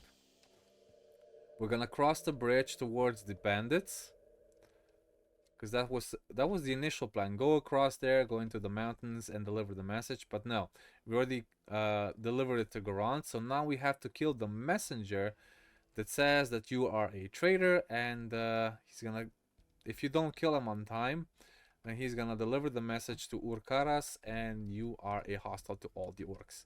The messenger is right here. It says Black Orc Messenger, in case you're wondering. You just have to kill him with 1 shot. Boom, dead. Now equip back your Ulu Mulu. The Will O The Wisp is going to pick up a Orc Messenger key, which is a strange key. It says, I found a very strange looking key, blah blah blah. Anyway, Ur-Karas is not going to attack us now, so we can go back straight to the Orc City. Go to the center. You can go to the entrance shaman mine. We're gonna go to the center, and we're gonna see where this strange key applies. Okay, we're gonna go all again back around this lovely cliff. If you're always wondering where Ur-Karas is, from this entrance and you go to this cliffside, he's on the left here. Okay, now the strange key, however, we're gonna have to jump up here, and there's going to be a chest that you can just loot, and there's gonna be elixir strength and some firegrass inside, and the quest ends right there, which is nice. And we can talk to Ur-Karas and we tell him that we have lost his message. Regarding your I accidentally, but you no. Now if Ur-Karas needs him again, then I get. And then, will there be more errands for me? All right, I'll do it. This is how you get more experience. It's kind of a double agent thing, or more of a triple agent, because you only work towards your own goal. So you go back to the Valley of Mines in the castle, and you're gonna torch the paladin's food. You can decline it, of course, but you won't get as many orc reputation, being the good guy and all. So if you've ever wondered, it's inside here. If you already have your torch equipped like I do, you just pull in on the paladin stocks, and all of the things go on fire. It's kind of a Kind of a funny thing to do. First we report to Garant, and then we torch their place. This is min-maxing basically, but you know, you're a triple agent at this point. Go back to the center of orcs and tell him that we torched the place. Right, so we have torched the paladins' food, so they won't have anything to eat. And for the last quest, Ur-Thrall wants you to get rid of a few orcs, a few paladins that are situated below Netbacks, the one that we did the quest for in the previous episode. And I normally don't deal with them, mostly because it's a waste of Innos karma. Now, if you're a servant of the Dark Lord, Beliar, as a Dark Knight or a Necromancer or whatever, then this is completely usable and you can do whatever you want. I won't do it because for each paladin you kill, you lose 20 Innos karma, and that's quite a lot. I don't want to just waste basically 20,000 gold on getting the karma back, so I'm gonna decline his offer. No, this all right. But we can also ask him why does he want the Moritan, and he appoints you to a hunter called Nor Tag, I think, or Tag Nor. That's near the mines of the Orc City. And now for the last quests of this lovely episode, we're gonna go towards the arena of the orcs. Here is the orc merchant in case you wanted to buy the shadow beast later. The arena, however, is in this direction. As soon as you see these big gates, then you know that you are in the arena. Make sure you have the Ulu Mulu equipped at all times. So after every battle, you need to re-equip Ulu Mulu. The first battle, you have to do it with Ulu Mulu itself. And make sure you have the Orcish language unlocked, otherwise this guy's not even gonna talk to you. We're gonna fight every single one of these orcs.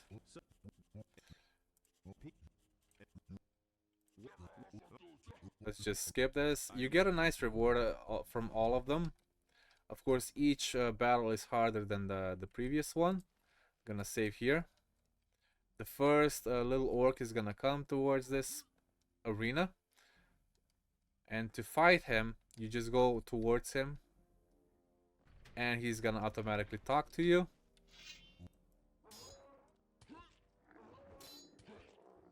And of course, Ulu Mulu is not that strong, so it takes a few shots to actually get him down. You got 1,000 experience, of course, and then you get the second orc. And we're gonna equip our spear this time and see what the difference is.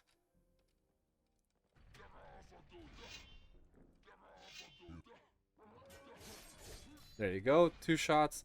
Equip Ulu Mulu one more time. Talk to Urkan. You get 2 elixirs of healing.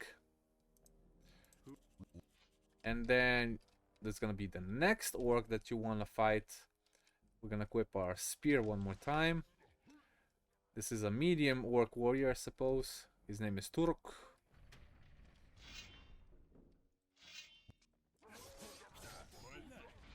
And we re-equip our Ulu Mulu and talk to Urkan again. And we keep doing this until we get to the last one.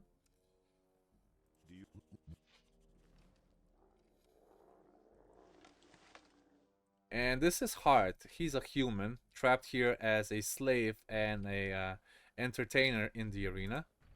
Well, buddy, show me what you're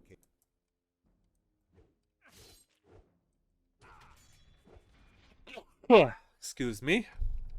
Okay, Hart is defeated. We also have a little sword for him that we found in the Paladin's warehouse. And you get a black troll hide from that. Okay, nice. Let's see who's next. It looks like a medium orc elite or a crossbowman, maybe. I'm gonna equip my spear again. This name is Ur-Thrall.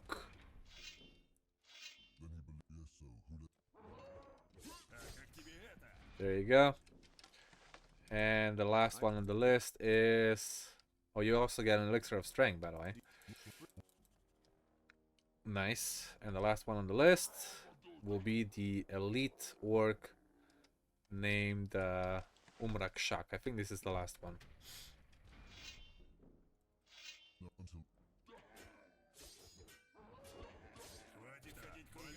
There you go. Equip your Ulu Mulu for one last time, and let's go see what our reward is. You get a Graksha, which is basically a belt.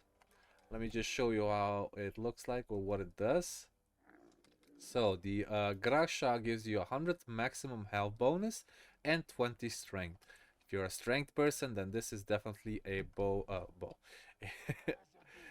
a belt for you. Let's talk to Hard real quick. Hey, buddy. He explains why he's here, of course, and why he got captured. Is there anything I can do to help you? Yes. And we have his sword, and he gives you, well, you get 700 experience. And he teaches you how to do one-handed weapons better. Deal with one-handed weapons better. Okay, this is it for the Orc Arena. There's gonna be more Orc quests later on. As I said, you need 100 experience to get the Shadow Beast, and you only need 80 to get inside with the Orc Leader. If we just check here on the third tab in our achievements bar and go way down, I think it's right here. You see experience and learning points. I already have 105 Orcish respect, but I will do a few more quests before I get in through the leader. Okay. If you guys have any more questions, as always, please write them down in the comments below. And if you have any other questions that I cannot answer, there's always a Discord server that we're on. Our community is still growing. I'll see you in the next video, so please stay tuned. Have a great day.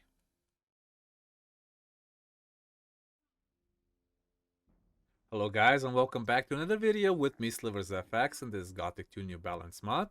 Today we're going to be doing a specific quest called the Great Hunter's Crossbow, and it requires quite a few things, so I decided to make this a separate video. It's not going to be that long, but if you guys want a very, very good crossbow for your playthrough, then this is one way to get it. Okay, so we are here at the main entrance of the Orc City. And we're gonna go here to the left, and we're gonna go towards the mine. You can always teleport here as well.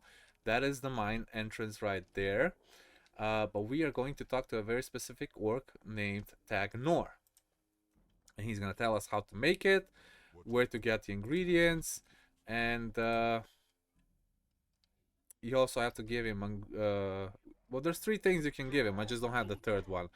For the Muritan Fang, I think you even get 10 hunter, 10 or 15 orc reputation. If you want to learn to carve your prey or skin animals, whatever, this guy can also teach you stuff if you haven't learned yet. Then you ask him, why don't you use crossbow? Why don't you use normal bows? They use crossbows instead. And okay. Then he says all the stuff that he needs for the crossbow to be done. Let me just check my current quests. There you go. So you need 30 pieces of magic ore, a solid block of beechwood, the horn of a black cave troll, the tendons of a giant black puma, and finally a symbol that once belonged to a great orc hunter. Where to start, right? Well, the magic ore, you're already supposed to have it. I'm just gonna quickly save this game before I continue. But for the rest, well, I'll show you. I'm first gonna go get the black cave troll horn. So I need to go to Khorinis. I'm gonna go to the harbor area. I'm gonna talk to Gonzalez because we do need to go to the plateau of the ancients for this. There's only 2 black cave trolls in existence in this game. They're black cave trolls. They're not normal trolls. They're not black trolls. They're not black war trolls. They're just cave trolls. Okay, so I need to learn how to resist heat. I haven't actually done I haven't give him the things to Gonzalez yet, the weapon, even though I already played through this, but I had to restart at some point. So I'm gonna give it to him now, and he's gonna tell me about Varant. He's gonna teach me how to withstand heat. Okay, cool. Now I'm gonna go to the Jharkendar, and we're gonna go to the library. From the library, we're gonna go to the teleport that goes to the Plateau of the Ancients, and we're gonna go straight towards the Black Cave Troll. Now I have already received a let me see. I think I already gained the summon for the there you go, the summon for the Shadow Beast. Now you cannot feed him like you feed Gina, but this thing is much stronger than Gina is once you level it. Mine is only level 2 so far, so we're gonna put it on passive mode, and it's just gonna receive experience from the start. We're gonna go through this passage, and we're trying to get out into the open. There we go. And I know it's late, so I'm gonna get some sleep first before I continue, because it's already day 55. Gonna go for 10 hours. Gonna go at 5 in the morning, should be fine. What a cutie pie, aren't you, little shadow beast? Anyway, let's equip our normal spear. We're gonna get our bow, and we're gonna start killing things. It's already level 3. That's fantastic.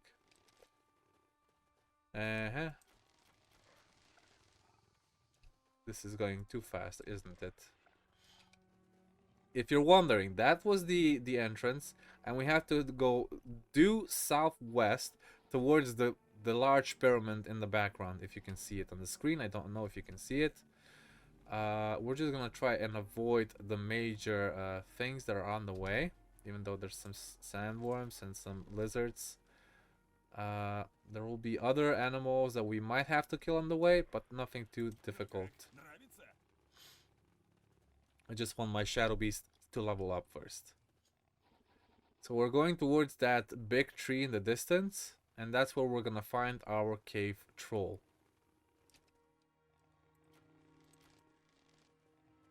The the shadow beast is already level 5. I don't know why it says crate.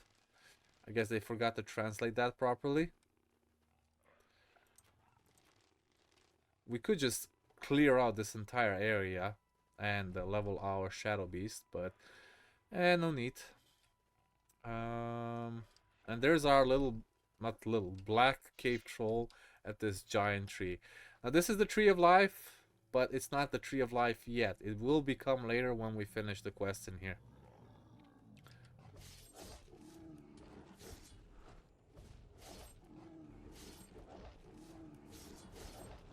I thought I put it on passive, but it's attacking with me. It's fine. I don't win. There we go. The shadow beast is already level 6. Nice. So we got the black cave troll horn. Now we just need to go back to Jharkendar, and I'm gonna show you where you get the special beech wood. Now if you go from the Water Mages towards the pirate camp, the beech wood should be lying right amongst here somewhere.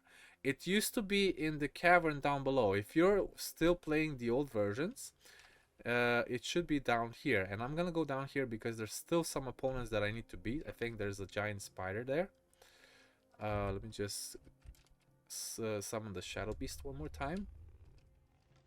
We can call it crate. I guess we'll call it crate. This is the thing that was guarding that special piece of wood. But it's not here anymore, because I already have it in my inventory. Okay? And now we have to go to the Valley of Mines. We're gonna go towards the castle. Now the last thing on the list is the Great Talisman, Hunter's Talisman, and we need to go towards the cemetery of the orcs to get it. I do not think there is any drawbacks on killing every orc in the cemetery, because they are separate from the orc city itself, so you might as well get some more experience here, and I will do that. I will kill every orc on the way. There will be quite a couple of them. And our Shadow Beast does need more experience, so...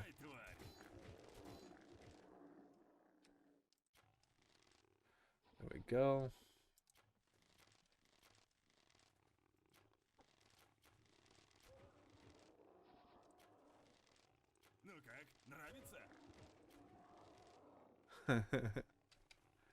You can't touch this, you can't touch this, you can't touch this, this.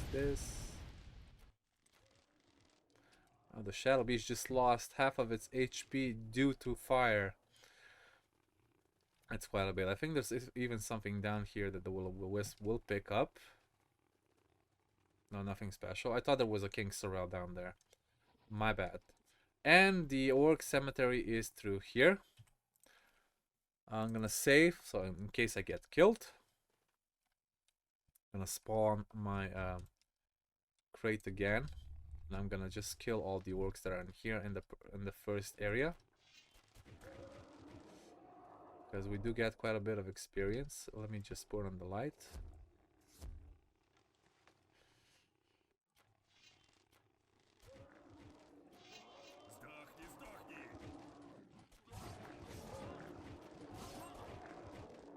There you go. We don't have to kill anything else, I think. Let me just see if there's anything. Oh, there's a couple more there. That's fine. In this area alone, you don't have to kill anything else if you don't want to. So this was the entrance, and now we have to look for specific switches. I think the first one is up here, indeed. And then things will start to open up, okay? I think the next one is in this area. Let me check. No, it's not in this area. This one, maybe? I don't think so. Oh, it's in this one, I believe. Yeah. But I don't want to talk to the Wisp. I want to get the switch. So I think this is where it opens this area here. And this is where you're going to find your Talisman of the Great Hunter. You can also take everything else, of course. I'm gonna also open up the rest because there's some goodies in here. Boom, speed potion and elixir of healing. I don't think there's a switch here though. It's bizarre. There should be more switches. I just don't remember where. Okay, I'm gonna equip my Ulu Mulu again, and I'm gonna go towards the Orc City and going to the mine. And this is where we're gonna land, in front of the mine. And Tagnor should be right here. And we're gonna deliver everything that we have. There we go. Black magic ore. Hunter symbol, which is 2000 experience. Puma tendrils. If you don't know where to get pumas, they're in the canyon next to the pirates. Plenty of them there. The black troll cave. Black troll horn. A beach billet, which is a piece of tropical beach. It's a piece of wood basically, and magic ore, 30 pieces. Now you have everything. And now you need to learn how to make it a crossbow yourself. But we don't know how to make crossbows, so we're gonna go to Khorinis. We're gonna go to Southgate. And we're gonna first ask a blacksmith, which is Herod. Oof. Herod will say that he does not know how to make crossbows. He's a blacksmith. He makes melee weapons. So instead, we have to go see our carpenter, and this is Torben. And he requires a 1500 gold for you to get that done. I believe now we can go back to, yeah, we can now go back to Tagnor. Mine. Let's see where this takes us. And Tagnor will say, I know how to make crossbow rests. Now, he gives us a note with instructions. Of course, we can't really see what it says because it's in the orc language. But we don't know how to make magic or billets. So, for that, we have to go back to Khorinis. We're going to go to the harbor area. And we're going to ask Viper about a certain thing called the magic ore billets. We only know how to melt magic ore, but this is different. This is a little more complicated. Hey, you. How do I make clean bar from magic ore? He tells you, of course, and then you have to find a magic furnace. We're gonna have to go back to the Valley of Mines and net back. Go on top of the cliff where we met Darion, the blacksmith magician, I would say, because he makes stuff that nobody else does. My god, my nose is getting worse. I have to clean it probably after this. And once you get up here, Darion will be here. He can even teach you how to make better armor smith. I already learned that. He can exchange unworn armor for sorry, not unworn, worn armor, unused armor for magic ore. And you can ask him how he got here, and I think he can trade a couple of things. Magic tongs, pickaxe, steel billet, forging tongs, and so on. And now that we know how to make the magic ore billet, we're just gonna start. It's gonna take a while though. And make sure you always get the one that with the star. And you might have to wait a couple of seconds for this to kick in. One eternity later, we gotta very slowly evaporate the impurities. 2 hours later. No, it's not stuck. It's just processing, by the way. There you go. Add 4 pieces of black ore for an excellent quality bar. And pour the alloy into the casting mold. And then we gotta go cool the blank for a good quality. Just make sure you always pick the one with the star. And that you also have enough materials. Now, we need to go to the alchemy table first. Go under special and click on Puma Trenchants. You also need mole rat fat, which you also should have. And go to the carpentry workbench. Go to other and go to the crossbow stopper. And last but not least, the magic anvil, and craft the crossbow of the great hunter. And you get 3000 experience, and on top of that as well as a great freaking crossbow. It gets 450 damage at this point, which is quite a lot, and it's a legendary orc weapon. Now I do not need it, so I'm going back to teleport to, oh, do I have the Ulu Mulu equipped? I do. Okay, I'm gonna go back to the Orc City, and I'm gonna talk to Tagnor one more time. We're gonna give him the crossbow actually, because I really do not need it. I created the crossbow. He actually wants it because he would be the best hunter anyway. You got 1000 experience, and he can teach you how to be more resilient, which gives you more health, dexterous, stronger, or invisible. Now they've added the invisible part with the December patch when the scouts came out. This wasn't here before, and basically this makes the scouts a little less OP than I thought it would be, because now everybody can learn it as long as you have enough dexterity. But yeah, I'm just gonna go for more dexterous because I need more dexterity, even though probably health would have been a better choice for me. Doesn't matter. Here we are done with this quest, and the next time we're gonna be doing is shaman quests, even though I don't think we can do anything until we go to chapter 3. So I'm probably gonna have to go to chapter 3, come back and continue with this. So for any questions, as always, write it in the comments down below. If you have any suggestions, of course, for the future videos, you can also write that. And please do like and subscribe for more future content. I'll see you in the next video. Have a wonderful, wonderful day.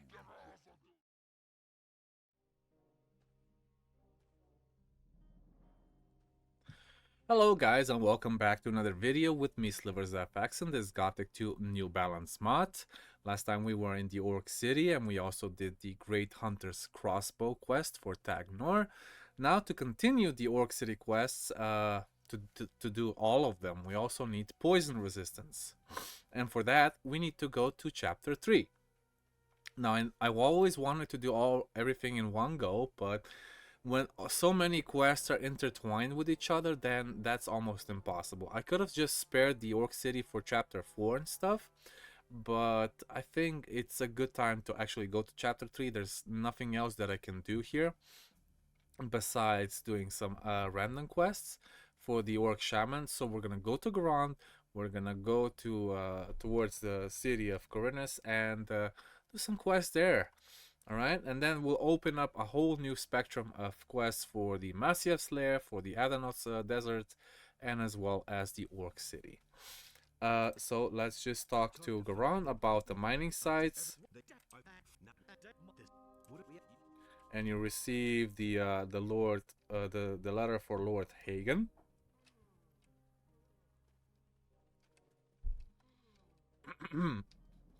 And of course you can just walk there like I did because I'm stupid, or we can just go to the pass of Khorinis. And I'm not sure if the Ulu Mulu works with the orcs on the Khorinis side, but we'll see. Diego is still waiting at the Khorinis pass because he's waiting for us to trigger chapter 3. I'm going to save here just in case.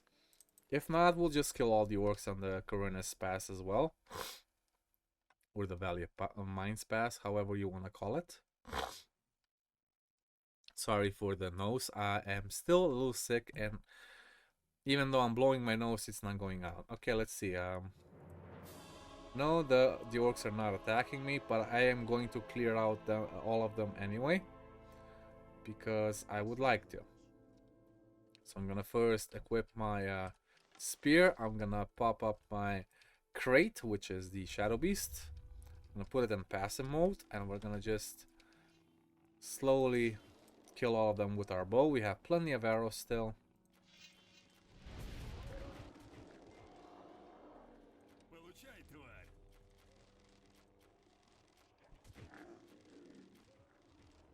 Any more around here? No. There we go. I think all of them are gone. There you go. Level up even. How about that? We're getting plenty of experience at this point. And once you get into chapter 3 and you go to Khorinis, of course, there is going to be a crazy little devil here with a better spear than we already have. I'm going to save one more time. I think he has a better spear.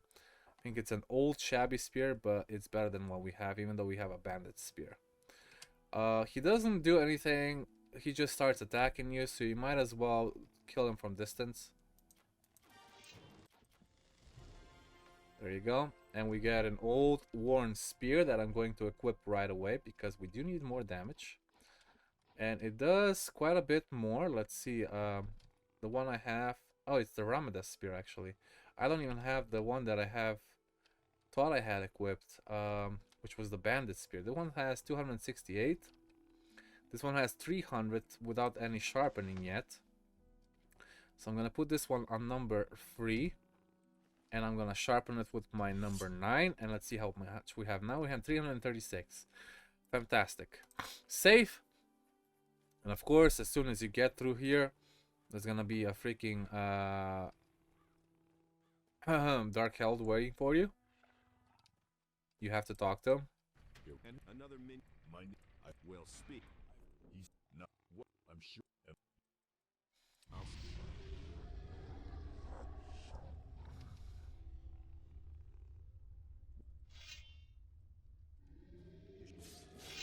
And you kill him easily, easily.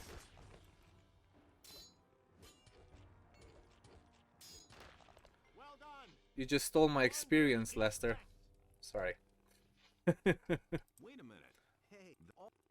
Okay, now we have to go talk to Xardas if you want to continue. There's 2 dead knights here, of course. I'm gonna start clearing out this area of beasts and dark seekers, because most of them are just gonna be in the way. And the first thing we're gonna do, actually, we're gonna go to the monastery and talk to, I think, Parlan. He's gonna give you the key to the library, and then we're gonna talk to Karas, and so on and so forth. And you see where we're gonna go with all of that. I'm just killing all the unnecessary things. We're also gonna have our own camp later on. Probably gonna have a separate video on that alone.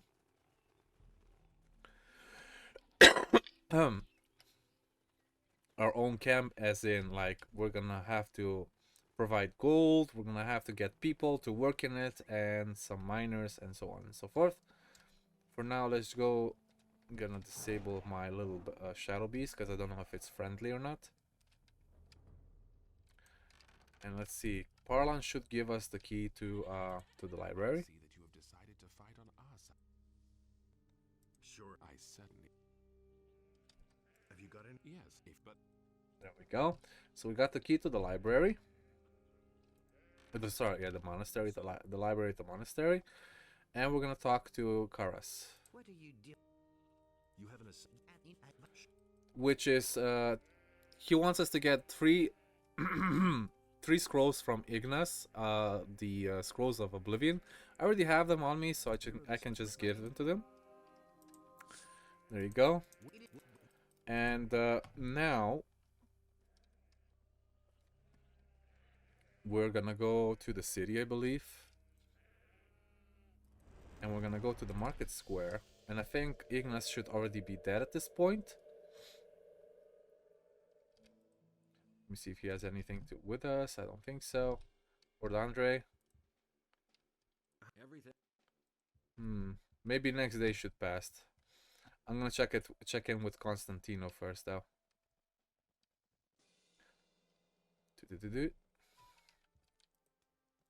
Hey, hello.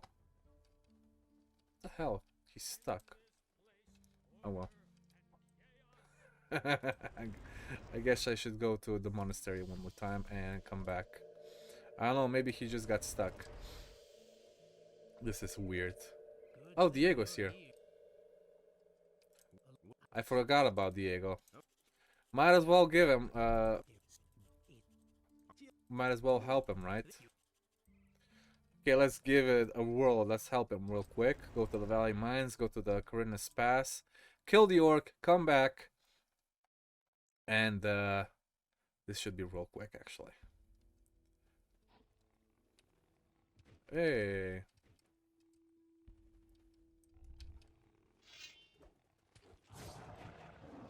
Apparently I got a Shadow Beast horn from that guy.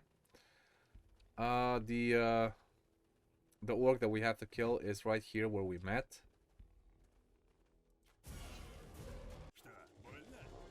Boom, done. He's dead.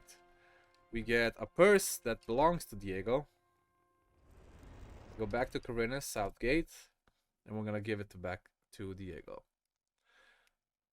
It's just weird that I already got the quest done for Karas, but the quest for Ignis's death hasn't popped up yet. Alright, let's go to Gerbrand and give him the letter. Hey. That can't be. He's gonna come up, he's gonna go down. It's kind of funny, they have the same outfit as well. And Diego coming here from the Valley of Mines is kind of a throwback.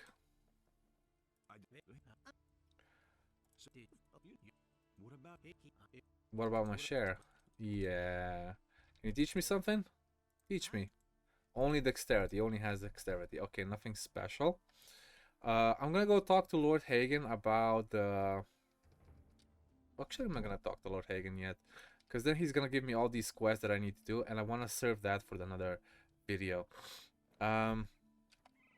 We should talk to Matteo, and he's gonna give us the next step in jewel crafting. Let's talk to Constantino again, or try to. I'm an alchemist. What recipes can you make? Okay, elixir strength, show me your wares. I don't think he has anything special. I need to take this to High Glass. And take this. I don't have a lot of gold, honestly.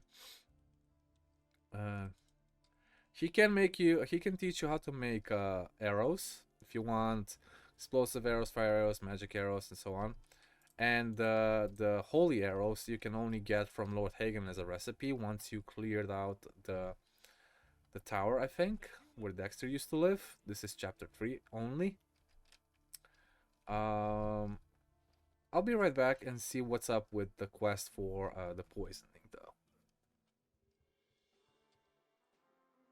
Wait, There you go. need to talk to you under circumstances that are still unclear. Ignatz, and what do you want from me? Walk. There you go. The quest just popped. I don't know why 2 hours had to pass, but I guess. So, what we have to do with the mysterious murder is we have to talk to some merchants first in the square here. We're gonna talk to Baltram, which probably he doesn't know anything. No. Zurus knows a few things, I know for certain.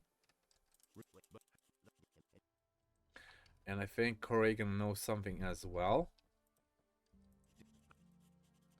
And then we're gonna go talk to Constantino, see what he thinks.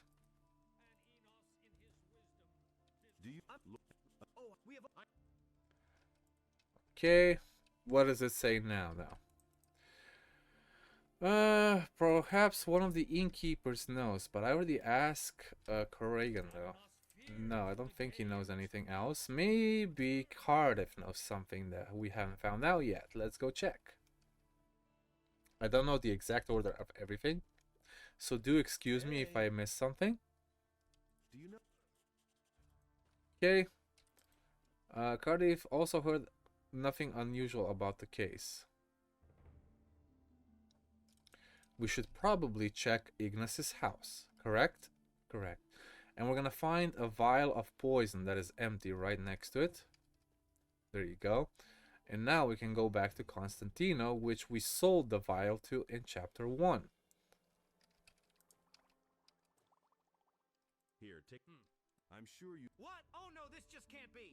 And it seems to me. But do you really think it was I who poisoned? I'm sure it was you. No, please. And what can you prove it with? Think better. I'll try to help you. Okay? So he's gonna be the one that teaches you poisons, because it's very important that we know. What do we do next? It says here, said to help Constantino. I suppose I should look for the mysterious man the alchemist was talking about. Perhaps one of the city guards remember him. Now we're gonna have to go see Mika. Mika has some knowledge about this. And he points us in the direction of one of the... I should probably summon the crate again. Call the Seeker. There you go.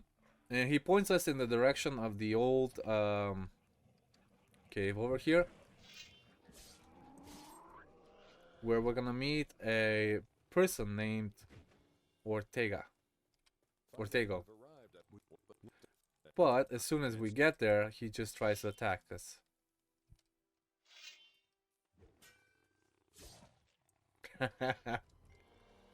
And once you get to kill him, you have to read the note that he left behind. Let me see where it is. And Karas is gonna actually come down here. The guy we talked to about just earlier before we came here. Now it's up to you whether you want to report Karas to Andre or not. I don't recommend it because once you don't, you just tell that Ortega was the one that killed him. Karas will give you a reward for not telling on it.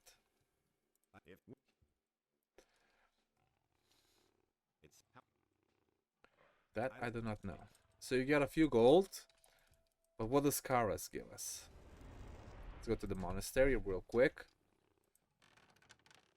So you decide not to tell Extract from the King Sorrel, which is worth a lot more than what Andre would give us.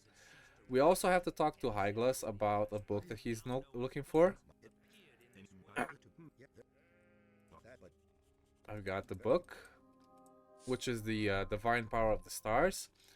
I should probably also read these books to get a bit of intelligence, even though I'm only here for the experience, not the intelligence itself.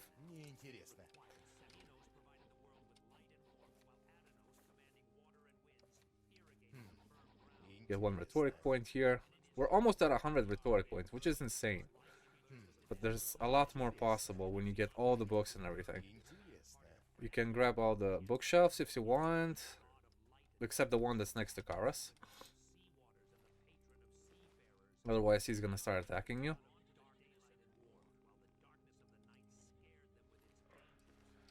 And that's it. Okay, so that is the murder mystery quest. And let's see if we can now talk to Constantino about teaching us poisons, so we can continue with the Orc City quests.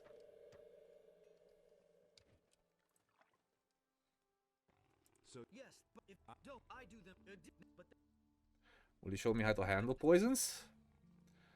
Teach me how to handle poisons, and you get the teach me poison resistance, which is more than teach me how to make the antidote. This is like forever. You don't get poisoned by anything after a while, so this is worth it more than teaching how to make an antidote. Teach me and it's permanent, okay? And now we can actually continue with the City of Orc quests, because we have to go to the swamp area where poison is always persistent. Okay? This has been the Murder Mystery and Chapter 3. I will continue with the Orc City quests in the next video. Thank you so much for watching. Please do subscribe for more future content, and I'll see you in the next one. Have a great, wonderful day.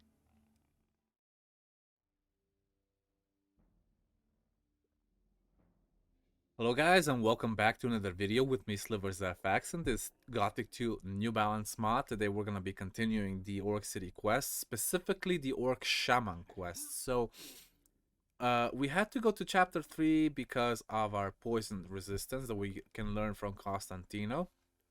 And the shaman in the Orc City also sends us to the swamp area, where all the undead reside, and also where the swamp dragon is.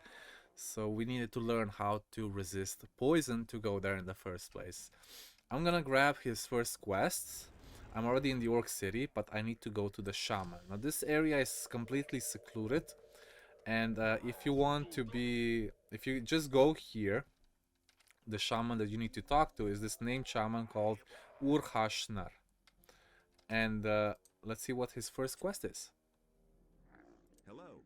I see that the person Hushnar does not know that there are such. Who are you? Hushnar, to be a son of spirits, to be a great summon the spirits of the ancestors to. What kind of perfume? Man is no brother. Ah, well. You shamans are the wisest. Hooray!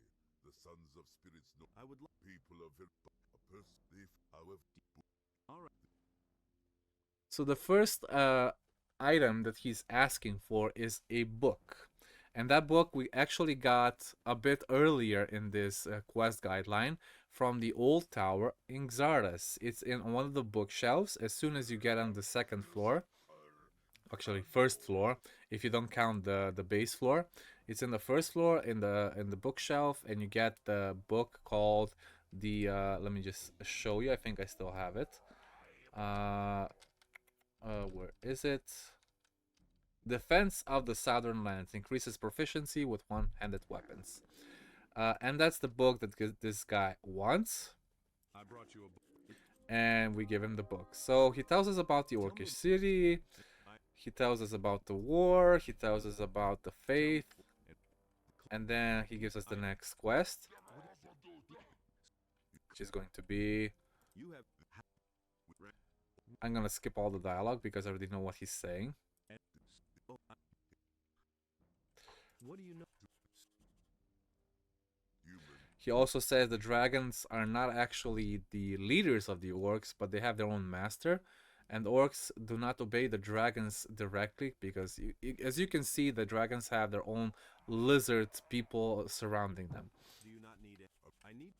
Now, the second quest is going to be praying at the orc sanctuaries. So, the first one is going to be right outside the city gate. So I'm gonna go to the entrance. And we're gonna go outside the city orc gates first. And then we'll see where the other ones are. Oop, I think I have to go down here. It's kind of a weird situation kind of thing.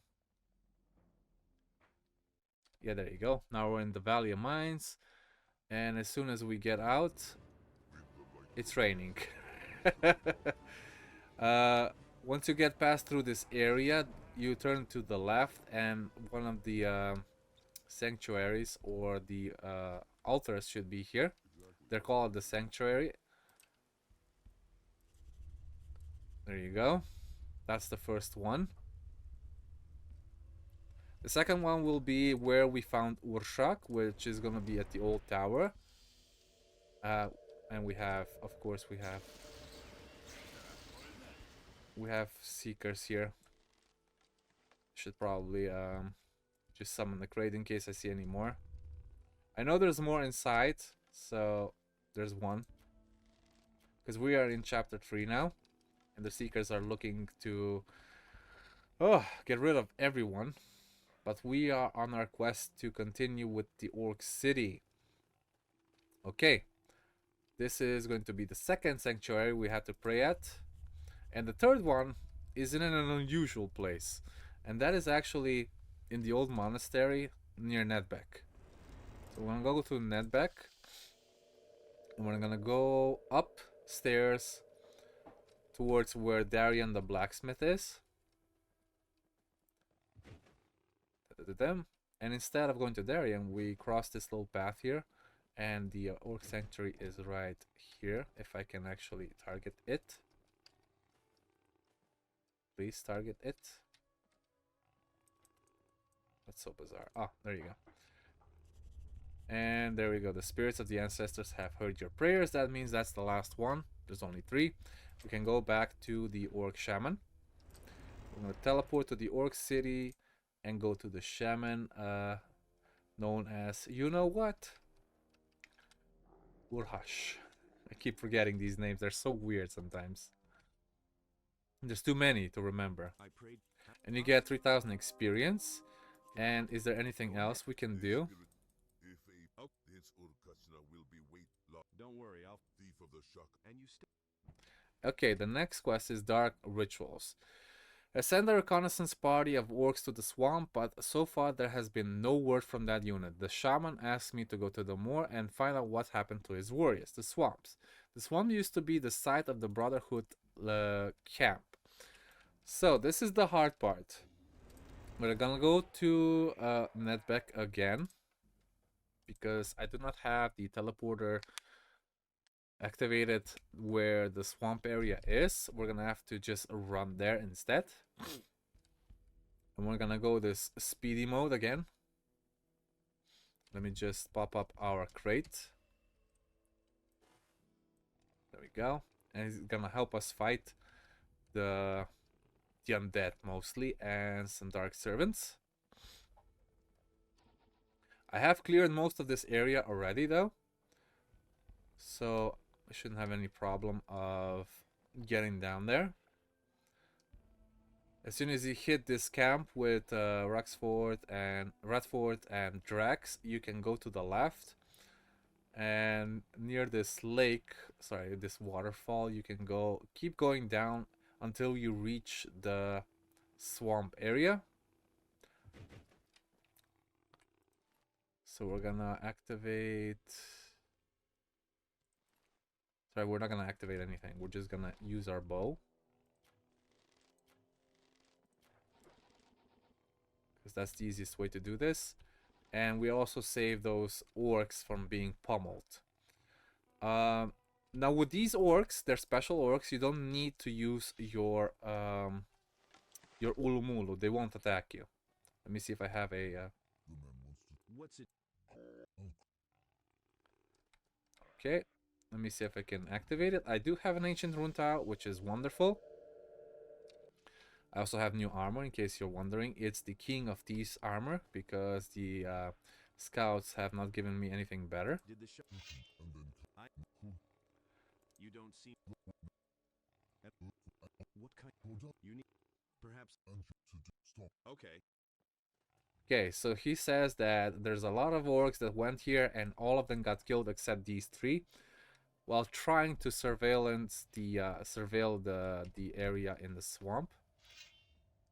So we're just gonna kill all of these zombies, all the seekers, all of the stuff that's inside here. It's gonna take quite a while. But the main thing is that we have poison resistance, because as soon as we get in here, poison starts kicking in, and you cannot just keep using the antidotes that you gathered around. We cannot read these because we haven't learned the demon language, by the way. But we will, and we're gonna come back to it. We're gonna kill a lot of zombies and a lot of spearmen. A lot of undead skeletons, I mean. If you're a demon hunter, this is the perfect area for you to strike it rich, because you're gonna get double of everything. Of course, we also have some swamp sharks. Oh my goodness, there's so many of these guys. Where'd he go? There he is. And I'm doing this on fast-paced mode because... Well, first of all, I don't want to get bored. And second, I have finished this entire Gothic New Balance mod in 7 or 8 hours. It could be done even faster if I really want to speedrun it. But the fact remains is that there's just too many things to do here. If you want to actually complete it without any issues at the end, because the opponents are so strong that you do need at least a sort of a bit of health. I will clear the rest later. What we need to do is go to the center of the worshipping area and start clearing those undead first. There you go. We're almost there. Let's see how fast... Oh well. I was gonna say how fast the Shadow Beast can kill an undead, but apparently it still has issues. Still better than Gina though, but nevertheless. I am going to save here. And I'm gonna re-pop our crate. Summon crate. There you go. Shadow Beast.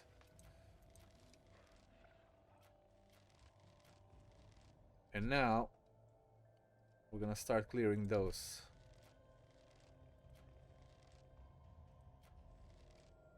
And this, the first Guardian of Brotherhood, is one of the toughest opponents you're gonna face at this point. Apparently, even the Shadow Beast dies when you don't put it on passive. Should have done that. Didn't know. I thought the Shadow Beast will not die, but apparently it does die as well. Let's put it on passive one more time. It's gonna clear out all the seekers and zombie enemies.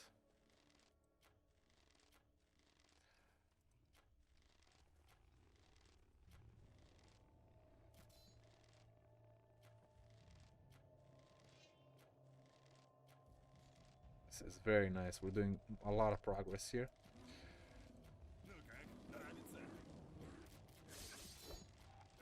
The warlords are probably the hardest to kill,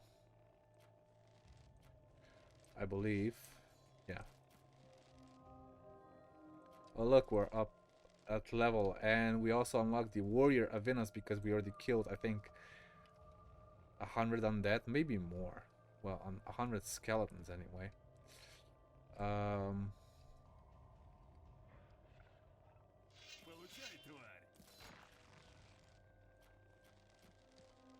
There we go.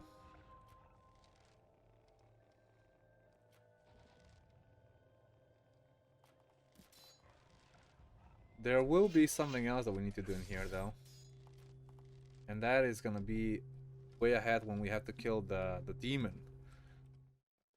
I'm gonna have to clear all the skeletons before we try to attack the main guy. I think we can. I'm not sure. No, he starts attacking us right away anyway. So we're gonna try to lure him out. Oh wow, he died in one shot. That poor crate. Let me try that again. He wasn't even attacking him, he just blew. Nope.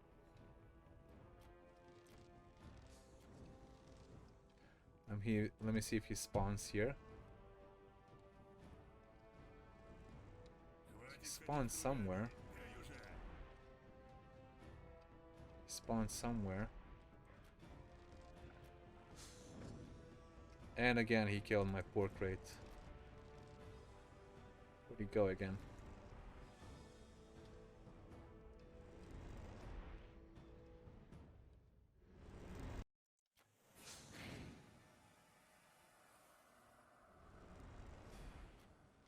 This is a tough bastard, even for me.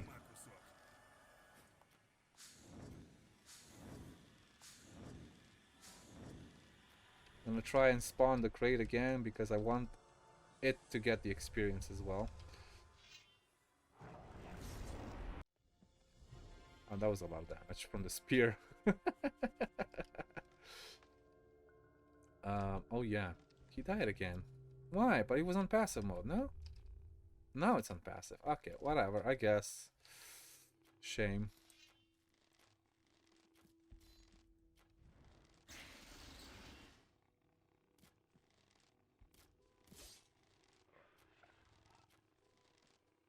Okay, nice.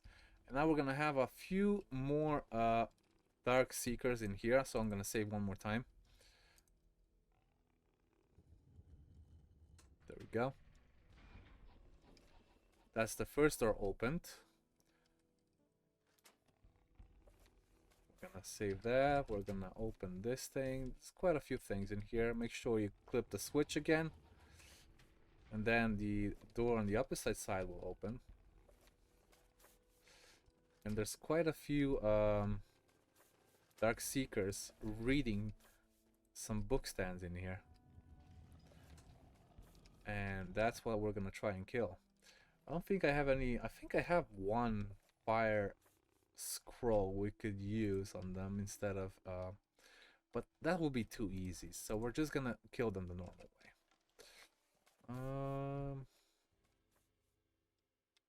It's one. It's two. Where's the other two though? One's here. And one's on the other side, I'm guessing. Or there's only 4 of them. Oh, no, there are only 4 of them. There's 5 book stands, but there's only 4 of them. Unless one teleported outside. I don't think so.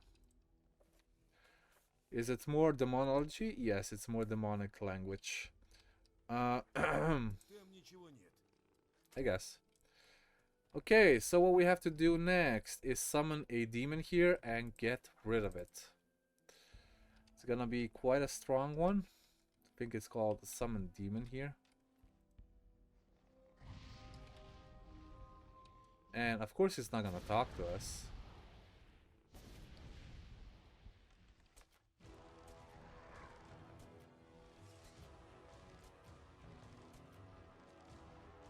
If you know acrobatics, this is the easiest way to avoid his attacks. Because demons are generally very slow. Very powerful, but very slow. Okay, we got a silver star. a scroll of the earthquake, Iberion's diary, a demon's skull, a demon hark, and archdemon essence. Let's see what it says here. Iberion.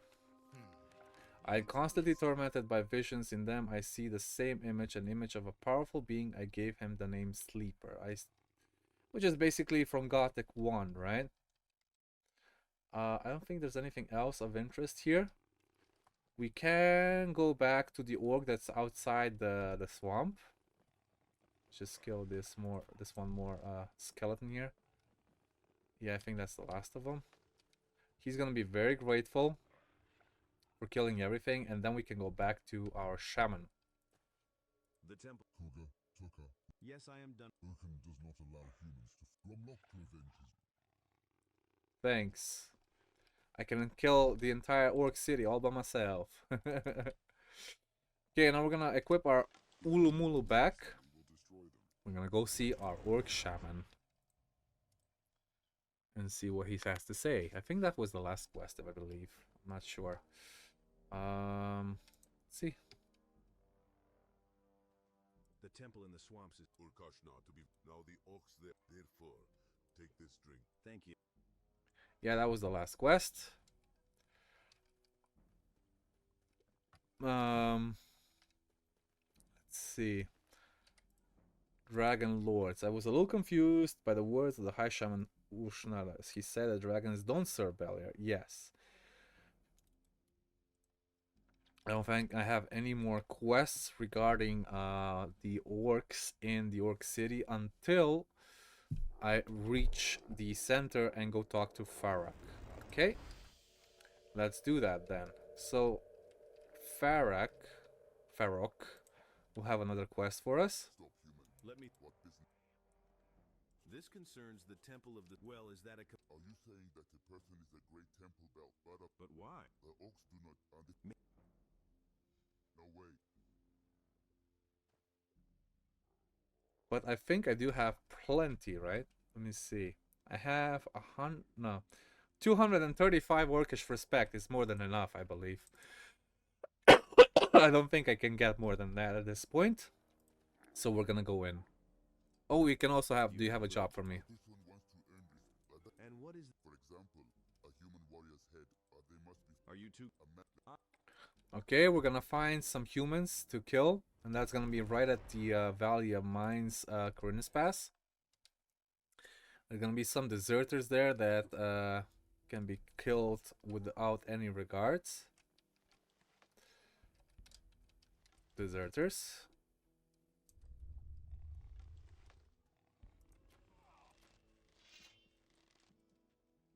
There you go. We got the heads. Now we can go back to the center of the Orc City. I think you got like 10 more points with this. And I think he also has another quest for us. Here's your trophy. It's good to be fresh head. Will this? Yes. Fat sees that he doesn't like people. How much respect do I have among the orcs? 245. Thinks that the person deserves. Now will you let me? Alright, and this is where our video ends because well, it's been quite a long one, and I think Ur-Thrall deserves a second and separate video. If you guys have any more questions, as usual, write them down in the comments below. Like the video if you enjoyed it, and subscribe for more future content. I'll see you in the next video. Have a wonderful, wonderful day.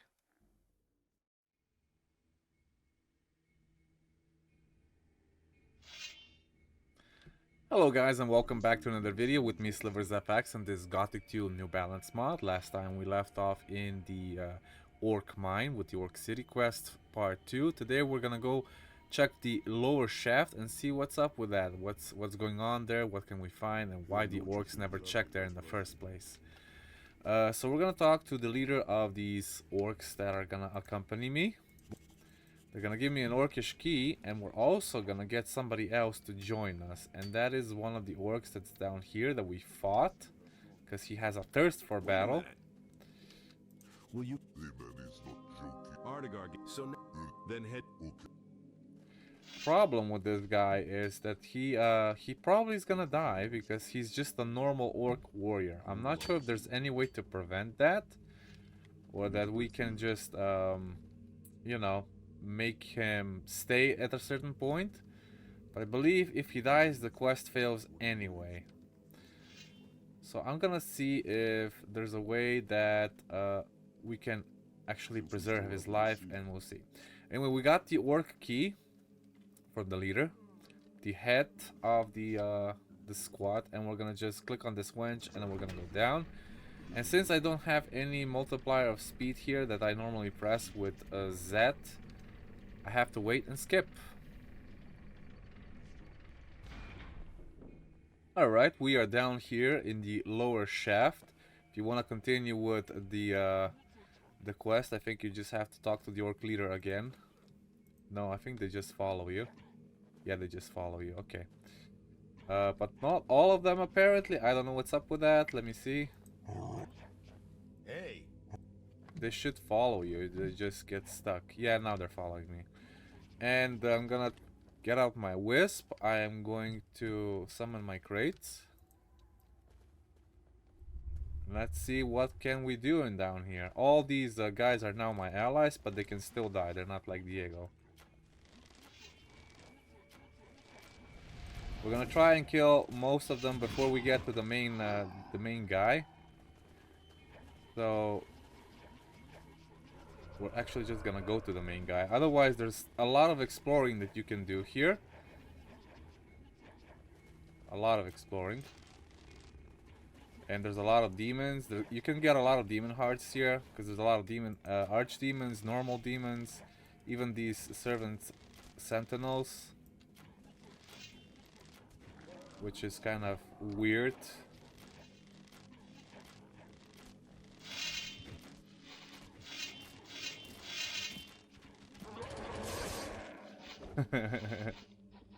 The only thing that I'm worried about is the ghosts, because ghosts are pretty much invulnerable. These guys don't have the weapons to kill them. So I'm probably just gonna go directly towards where we need to go, and I'm gonna kill the rest myself. If these guys die during the boss fight, then that can lead to other problems. But I think we can do most of it. They're clearing out some... I don't know what the fuck they're clearing. There's supposed to be a zombie that spawns here. I guess not, they're stuck now. Maybe that's for the better. I can just clear everything on my own now. You guys stay here, I'll be back, okay?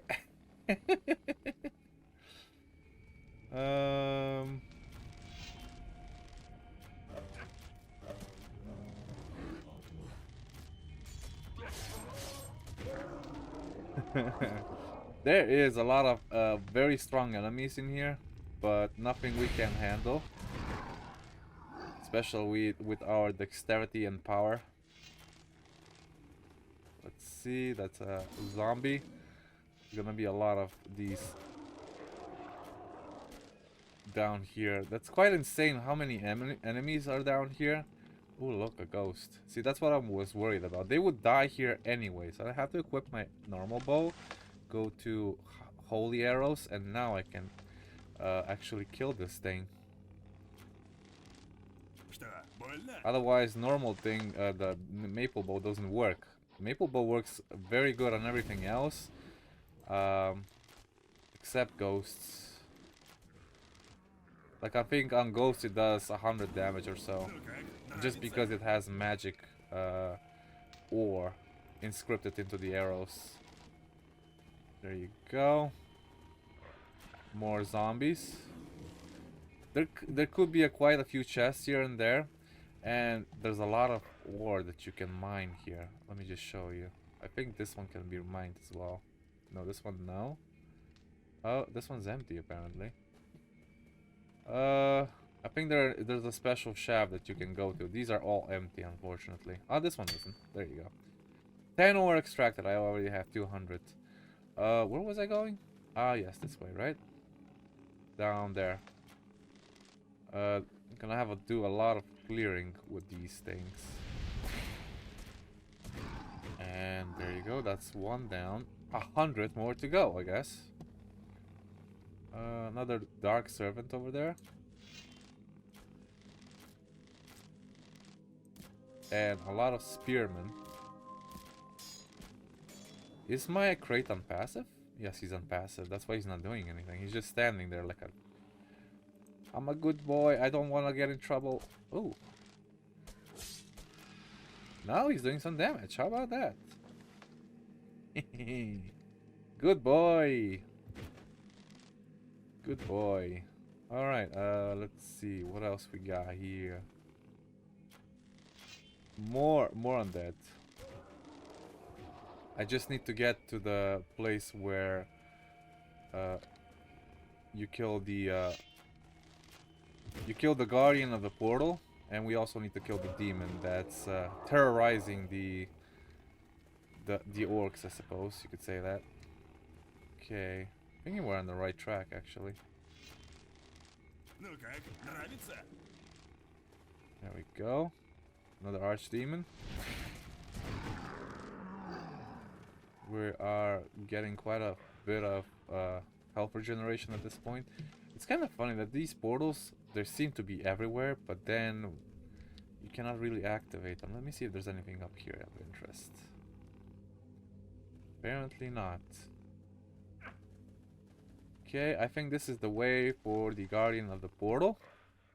His name is Ituset, which is gonna be an interesting thing to see. How much damage can we do to it?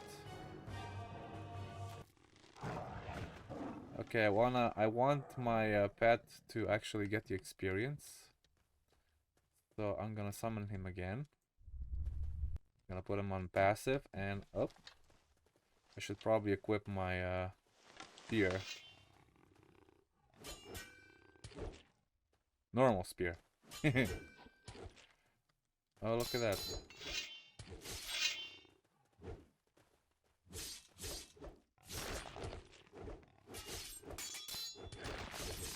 Well, at least he's acting like a meat shield, right?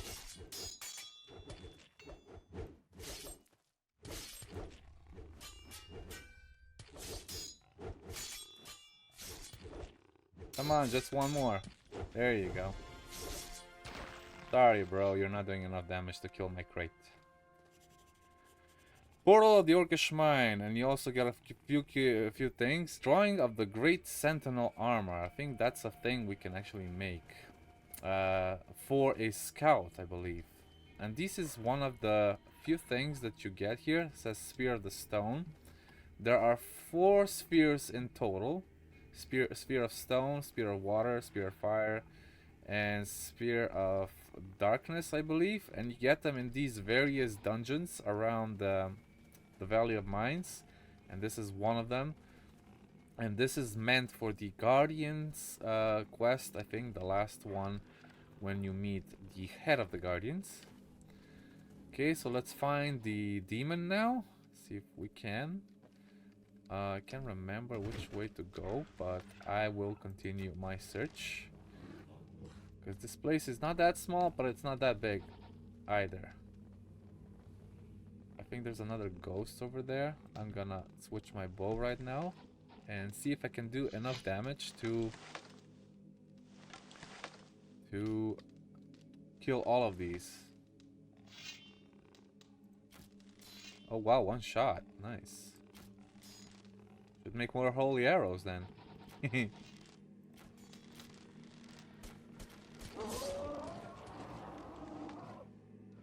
Okay, okay. You guys are awesome. But not as awesome as this. Yeep. Maybe not. I need help. I need help. Run away.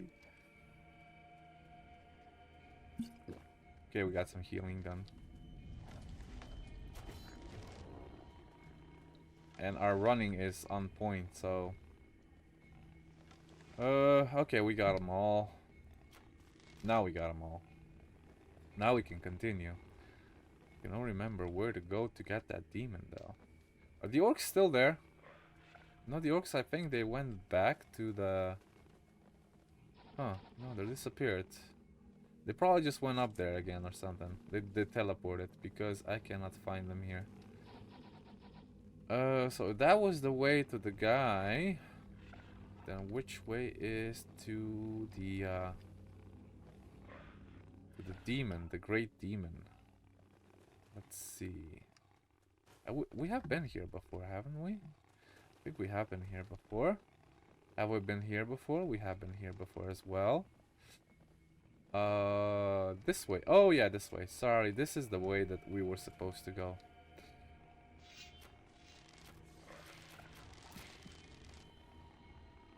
I think the orcs are already here and they're dead or something. Well, yep. They were already fighting the freaking thing. The archdemon that everybody is so afraid of. Let me put him on passive again.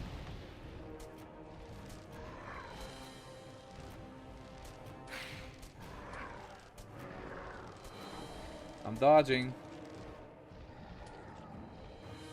Where'd you go now? Disappeared! Why does he disappear?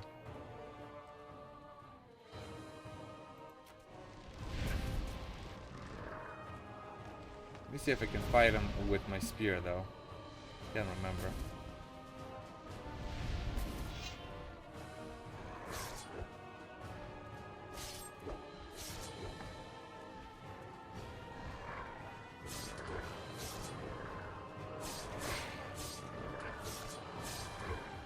He's attacking the shadow beast. Sorry bro, you did. Unfortunately you are. And there you go, that's the come on bro, move. Thank you.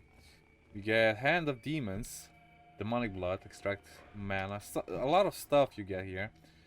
And unfortunately all of our orc friends are dead. Even Urtak that was here. Oh man, what a shame. There's nothing more to mine here, huh? So that's basically it. Let me check my log. I have destroyed the ancient evil. It's time to go back to Aldagar. So there's no teleport, so I have to go there the old-fashioned way. And that's by going up here. It probably might be faster if... Wait, that's weird. Alright, there you go. It would probably be faster if I went up there through teleport from the Orc Mine, from the Orc City. But it's fine too. Make sure you unequip your Summoning Beast and equip also your Ulu Mulu. Otherwise, the Orcs will attack you as soon as you get up there. If you're wondering why the Orcs didn't attack you when you were down there, it's because those were specific orders from the Orc leader. Probably, what's his name? I can't remember right now. I have my head everywhere. Alright, we're here. We go talk to Aldagar, which is on a lower level than this. And we should get quite a bit of chunk of experience. The misery in the deep mine. Amen. If you don't believe it, There's no need. He just doesn't. it's nice. Now the orcs will once again. But why? And that's it. You can also go talk to not Ur-Karas, the leader of orcs. I keep Ur-Thrall, and he will give you the next step, I think, to going to the either Shadow Realm or opening the Temple of the Sleeper. I think that's enough for this little short video. I hope you guys understood what needs to be done in this place. You can also explore the lower shaft a bit more, which I'm going to do. But there's nothing much more down there than a lot of enemies, a lot of magic ore, and a lot of loot. That's it. Hope you guys enjoyed the video. Have a wonderful, wonderful day, and I'll see you in the next one.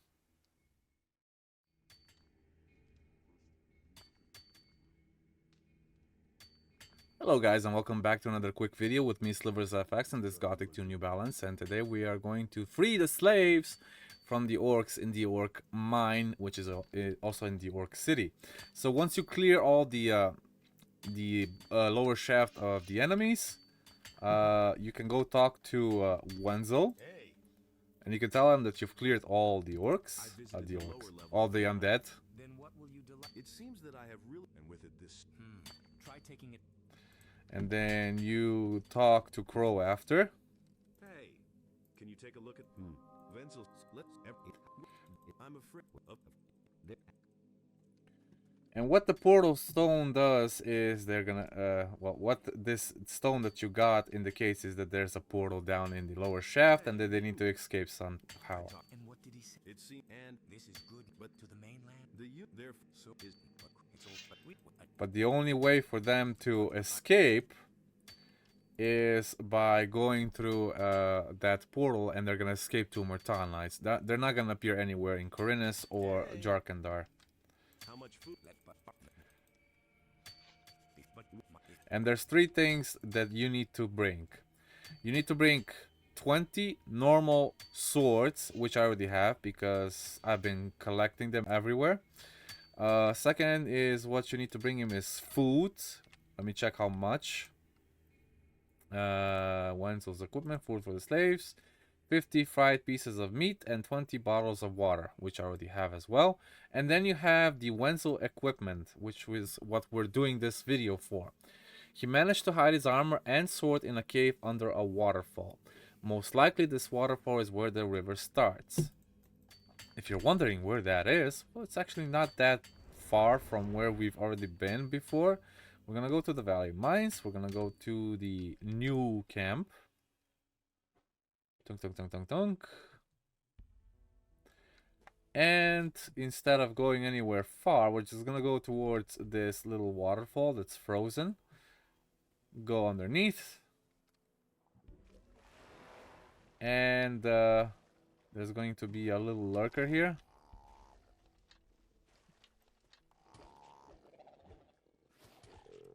There you go. This should be the chest. That you should probably have that open. And Wenzel's armor and weapon is laying here on the ground that the Wisp already picked up. That just means we have to go back to Wenzel in the Orc City. Let's go to the Orc Mine. There's a shame there's no direct teleport to the Orc Mine itself, but I guess probably because there would be too many things to look for. And I just jump down here because I can. Go to Wenzel. We give him everything. I brought you. Here are your armor. To tell the truth, it wasn't difficult. Then it turns out that Do you need anything else? Probably not. All right. Now we just have to wait for. You know, I've been thinking. Therefore, here and for all of us, it's not. Tell him I will go up there. You know, it's a nice little sacrifice. I think that's it. And now that we've done that, we can go to Garant in Valley Mines and tell him about the missing in action paladins and the slaves that are also there. And he's gonna give you a little reward for it, of course. I think it's a potion, if I remember correctly. I found out what happened to Wenzel. Tell me everything you know. Alive, but captured by orcs. Praise to Innos. It means not all is. There is no longer any need for that. In the Orc Mine, Wenzel, along with the rest of the slaves, will use it. However, there's a suspicion that the portal leads. Therefore, Wenzel asked me to tell you that he most likely... Well, let it be so. The main thing is that everything will be fine. He said he would return to Mirtana, and apparently he was right when he said that the king's affairs are no better than yours. These damned orcs. They've overrun the whole country, but we will fight it. The king is Alright, and that's it. It's as simple as that. So we finished the missing in action. We finished the runaway slaves, Wenzel's equipment, food for slaves, weapon bundles, and portal into the Orcish mine as well as the lower shaft quests. And that's it for the Orc Mine. The next time you're gonna see me is probably when we do the Shadow Valley or the Temple of the Sleeper, or both. We'll see which one's first, okay? I hope you guys enjoyed this very short video. Please like and subscribe for more future content, and I'll see you in the next one. Have a great day.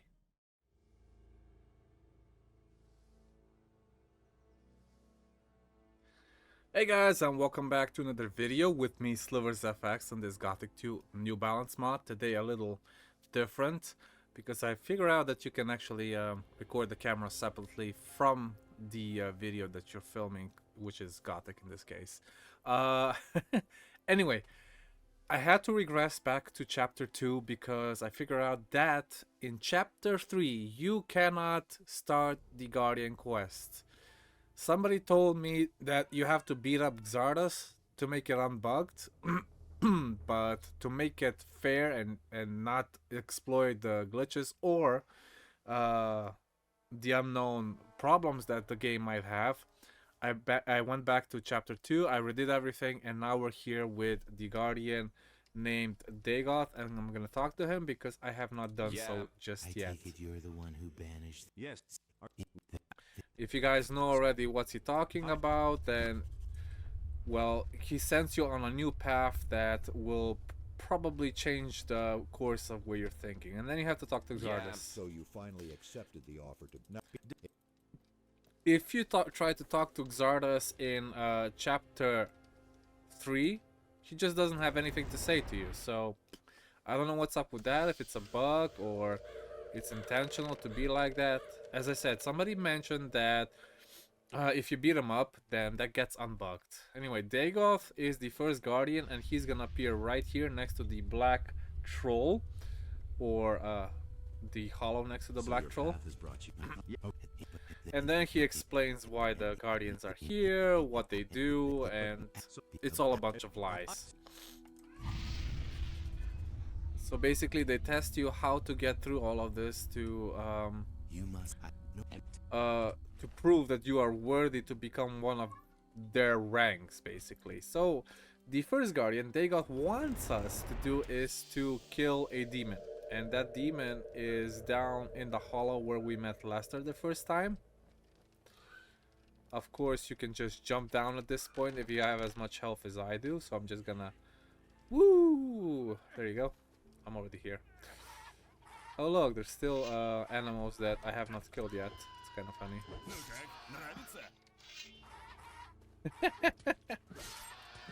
And I'm a little laggy because I am recording on 2 things at once. But I hope this is gonna be okay, at least to be watchable. There we go.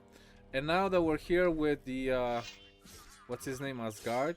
I think that's his name. Yeah, Asgard. We have to equip a specific ring that he'll actually talk to us. Otherwise, well, it just won't. You're experiencing a strange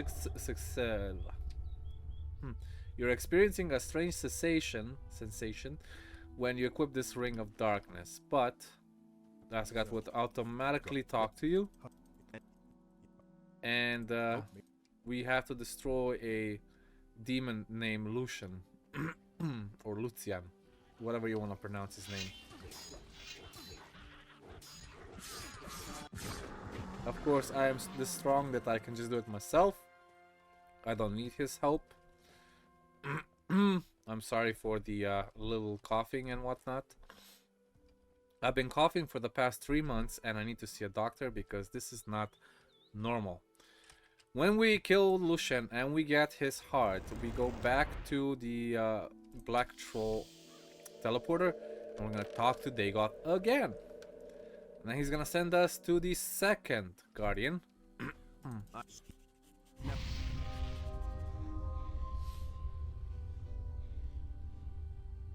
You have... Doesn't work. Doesn't work. That's a new one. And we have to go to Xardas, and the next Guardian is gonna stand right in front of his door. Well, he's not there at the moment, but the Wisp is. His name is Morius. So Lucian's heart needs to be served on a platter to Beliar, basically. But we don't know how to do that ourselves, so we need to go to the monastery. We're gonna ask Parlan if there's a specific book that we can get. Yeah. I heard that it... But he's not gonna tell you. even though it's downstairs in the library where you can find most of the stuff anyway. And the book should be right about here-ish. Sacrificed souls. You need to read it. Let's see. You get 1 intelligent point.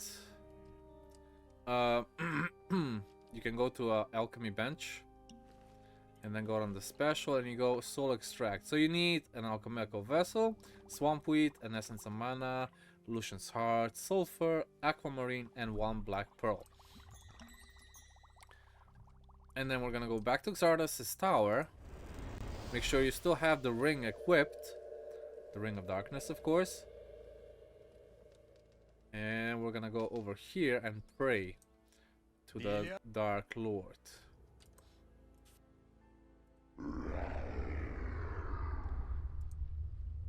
There we go. And the power of the Guardian's ring protects us from the Dark Lord's oblivious power. And we go back to Morius and we finish our quest.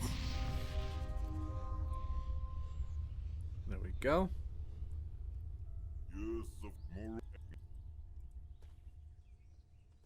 He just keeps running around.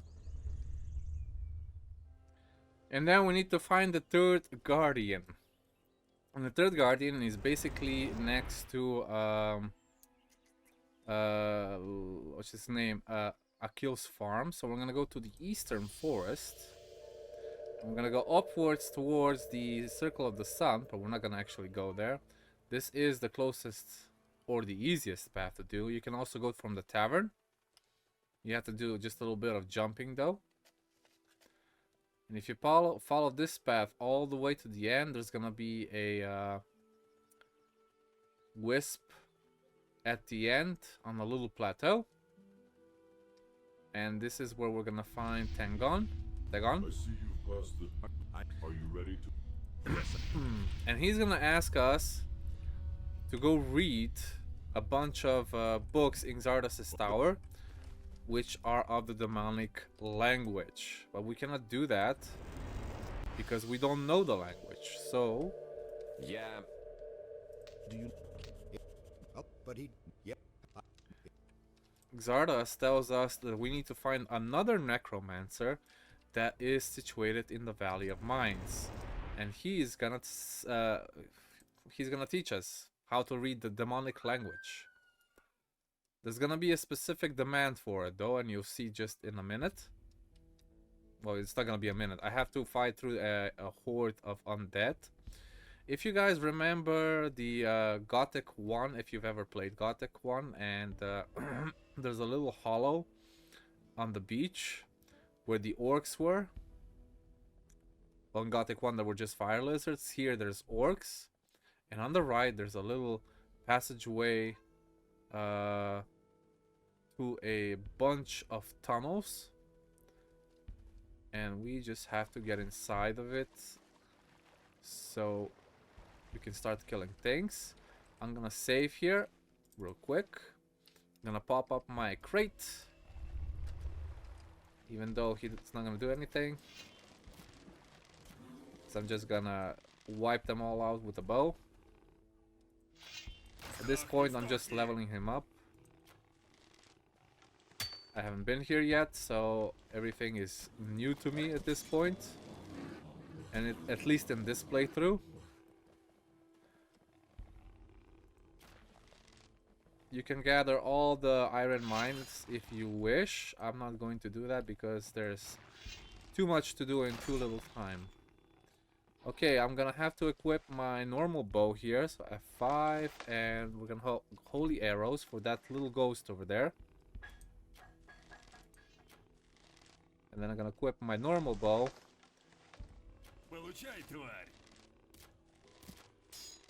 And we're gonna continue fighting stuff. There we go. There's a chest here, 2 chests, not too bad. The ghost is the same as in in Gothic 1, except the difference is that there were not ghosts, there were mage skeletons or skeleton mages. And they look pretty much the same except with a little twist. The mages in Gothic 1 didn't have this bluish thing around them. And they looked a little more... Well, when you first play the game, they looked a little more intimidating. That's the word I'm looking for. Alright, we're almost at Creolis. Make sure you save here because Creoli doesn't like it when you don't talk to him the right way. So I don't remember exactly the lines I need to say. I'm just gonna go here and see what I need to say. Who dared to distract me from my... How did you manage? I won't say it was easy. This place was... Those were my servants. Are you a next? Yes, what do you need? I think our meeting is no coincidence. Our meeting is... Who told Xardas? Xardas? I remember it. But enough. No more. Tell me what you need from me. What is fighting who?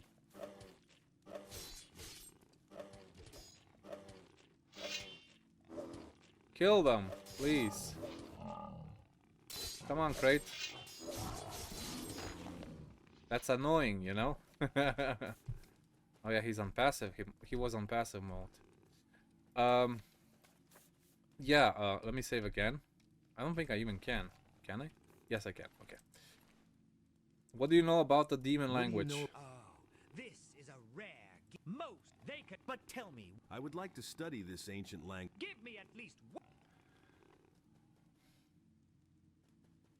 Let's see. If you don't do it, I'll kill you. No. Xardas said you would help me with this. No. Without it, I can't pass the Guardian's test. No. I want to see how powerful you are. I want to be assured of your power. Was Xardas right when he said that only a very powerful magician like... Pathetic worm. How... I was chosen by Savindella, the power of the god... These are just words. What? You still doubt it? Just a bit more. So you will teach me... All right. Okay, so what do we need to do to learn it? There's 3 possible choices, I believe.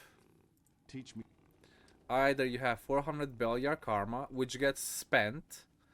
You learn with 20,000 gold, which will also be spent. Or learn from the achievement Hand of Beliar. Now, if you killed 100 people, 100 bandits normally, this shouldn't be too much of a problem. Everything else is a waste of money, or in this case, karma. Realize then the power draw. So be it. Tell me about the language of lands. It's... Okay, cool. Now, we need to go back. I'm gonna just see if there's anything valuable in this chest here. Oh, a little bit of gold. Nice. And this one too. There's another chest that I will not yet open for a good reason. Let me see if there's anything in this book. You get intelligence. Good. Okay, we're gonna go back to Xardas now so we don't waste too much time with this video.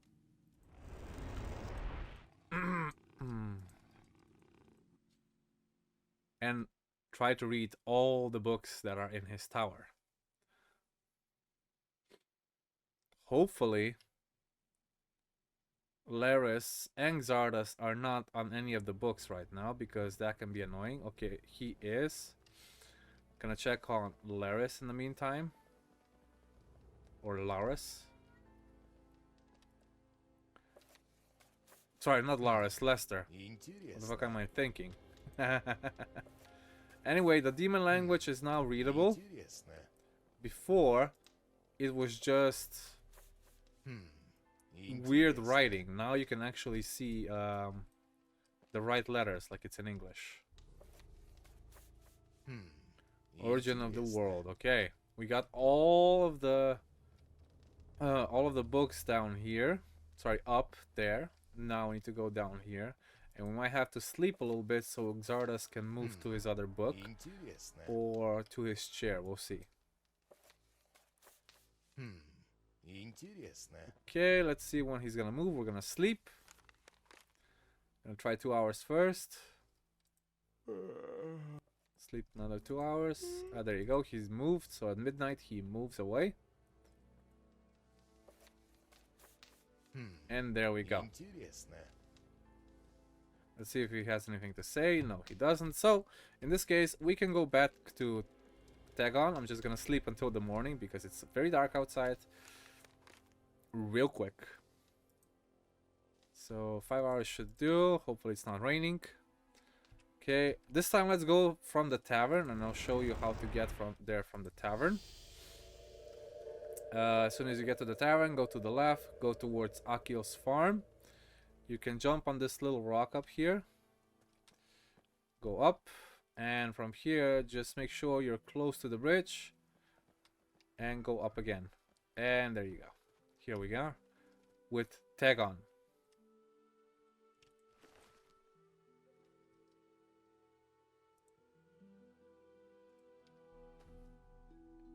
And Tagon has a few questions for us that we need to answer in the right order.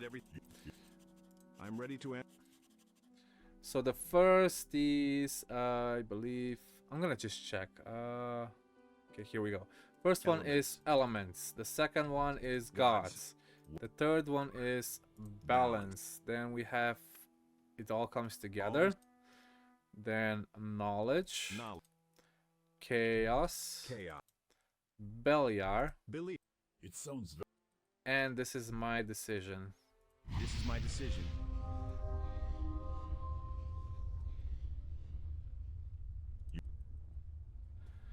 And that's it. That is the last guardian for its respected power. So all of the guardians have its respected power. Fire, water, and necromancy, or whatever you want to call that. And of course, the last guardian that's stood above them all is the guardian of Earth. But that will have to wait for another episode, or in this case, video. Thank you so much for watching this lovely video with me. I hope it helped you guys. If you have any questions, just leave them down in the comments. Join our Discord server if you have any more questions, or if you like to meet other people with the Gothic community of New Balance and others. And I'll see you in the next video. Have a lovely, lovely day.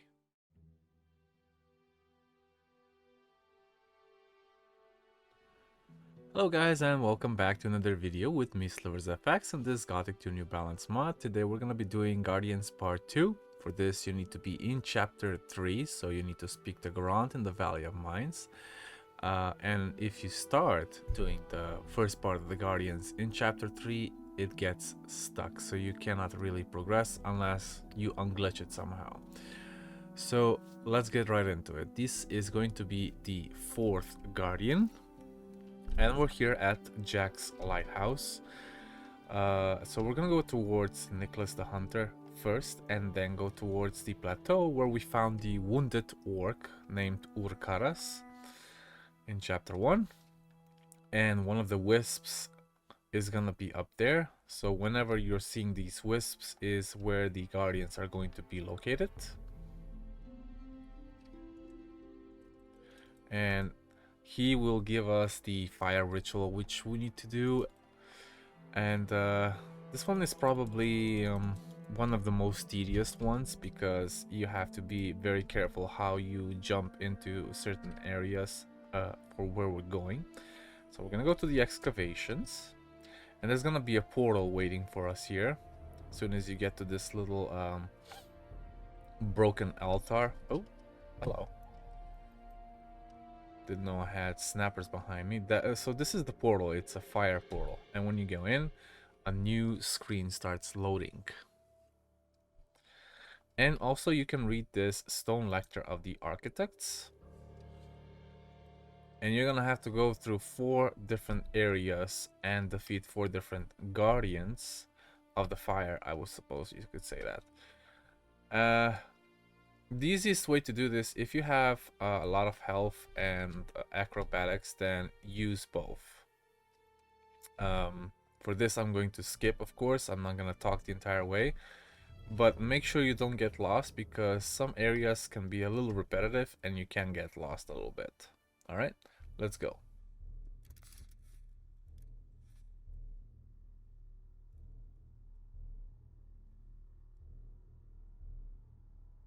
Here we are at the first altar, and what you do is just click on this little crystal that's on here, and one of the first guardians is gonna appear. The first one is a wolf, a fire spirit, and that's basically it. You need to do this 4 times, I think, if not 5. I think it's 4. We'll see. Let's go to the next one.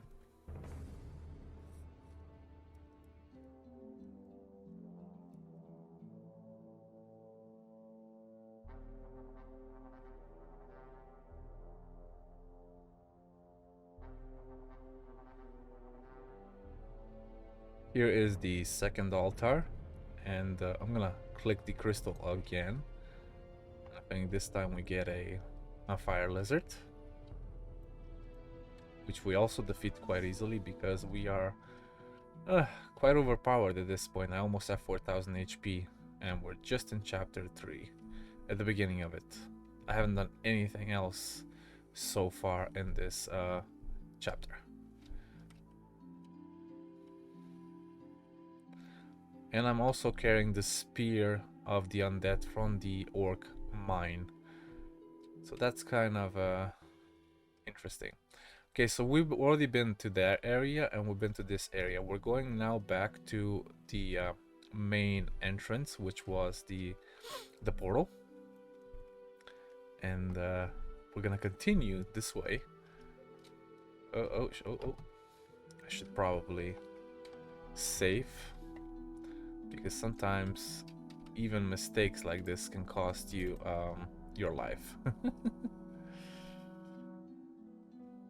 That's why I said it's good to have a lot of health here, because the fire damage is kind of fast if you're not careful. Okay, that's the main entrance. Now we have one split here and one there, and I think that splits also into 2. We're gonna go this way first.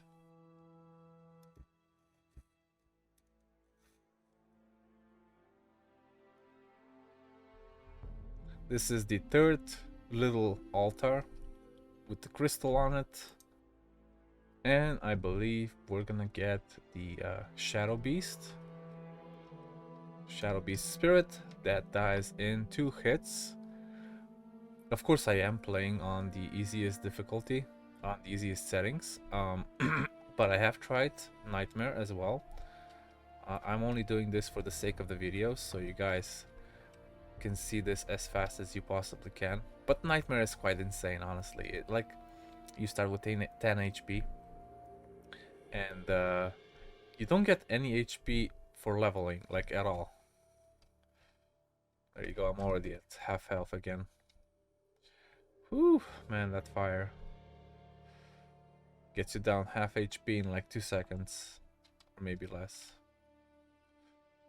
450 damage each time I am hit with the fire.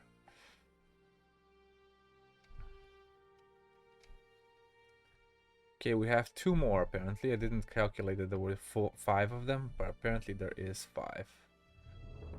I think there is a skeleton spirit, and the last one should be a fire golem spirit. Makes sense, in a way.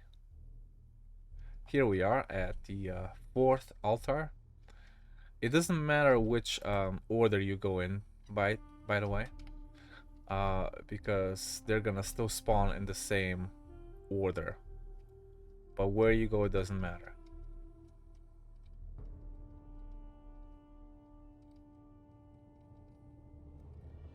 There you go. Another one down, and then the last one is a fire golem, which will be actually easier to kill than the skeleton, because skeleton can actually block. The fire golem cannot block your attacks.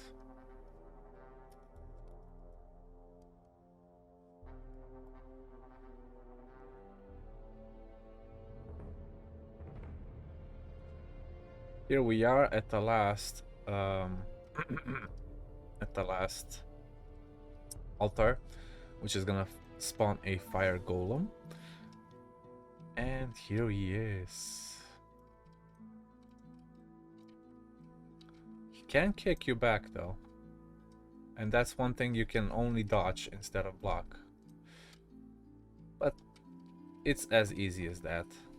And there's also a magic forge over here in case you still want to forge something made out of magic ore instead of normal iron ore. And once you're done with all 5 spirits, you have to go back on foot, obviously, to the teleporter, the fire teleporter.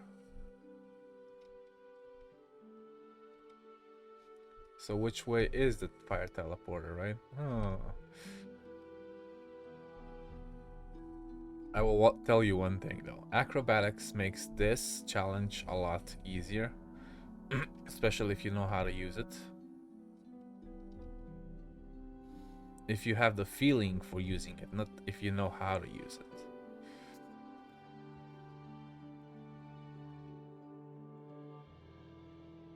And we're back here at the teleporter. We're gonna go back to Khorinis and talk to what's his name again? Kyrian? I'll have to check. So we're gonna go to the market square because it's the closest to where he spawned. I have to go all the way up there and see how it does. Ooh. Speed Force, let's go. The Flash is coming your way. Just a little bit of joking, of course. I have to. Here we are with Kelios. And you get quite a bit of experience and fire protection at that. So the next Guardian is going to be here near the pass to the Valley of Mines where Lester's standing. And you can already see the Wisp. And Demos is gonna spawn right here. It's gonna ask us to get an artifact of Hades. And we're gonna find in the Orc Cemetery. Now for this, it doesn't matter if you've done the Orc City quests or not. It does make it maybe a little easier if you think it's gonna make a difference, but for me it doesn't because I am going to kill all of them anyway.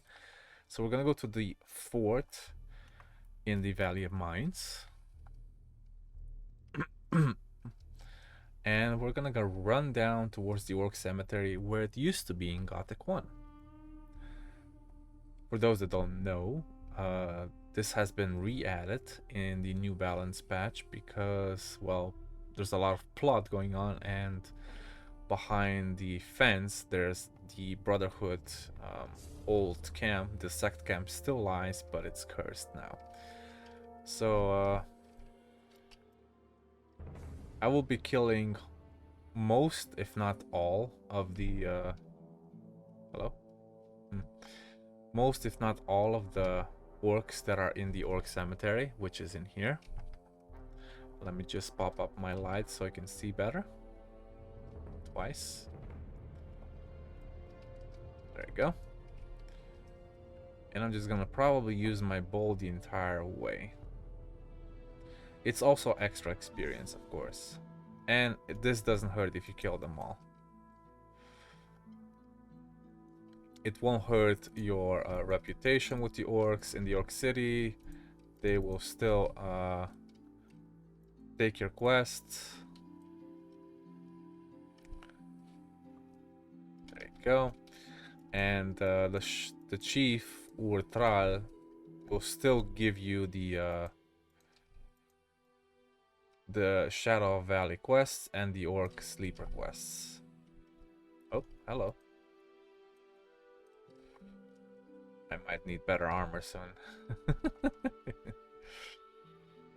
Okay, we're going down here first just to clear the area. Nothing too special in here.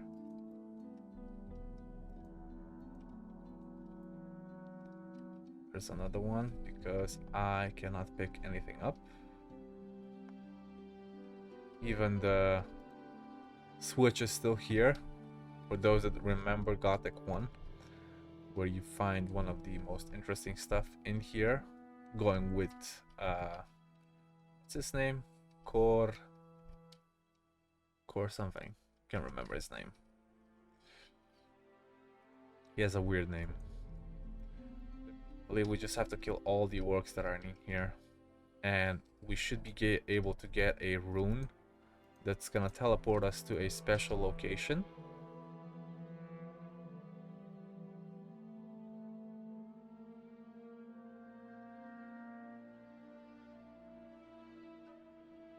Demonic orcs.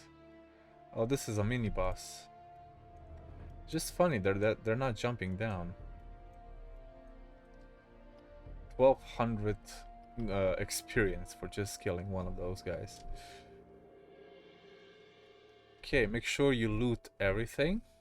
Oh, there's still enemies around that I cannot see. Oh, this guy. Okay. Let's try to go back downstairs and see what else we got here around.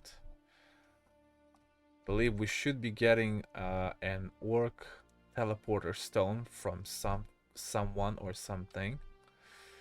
I just am not entirely sure which orc was it from.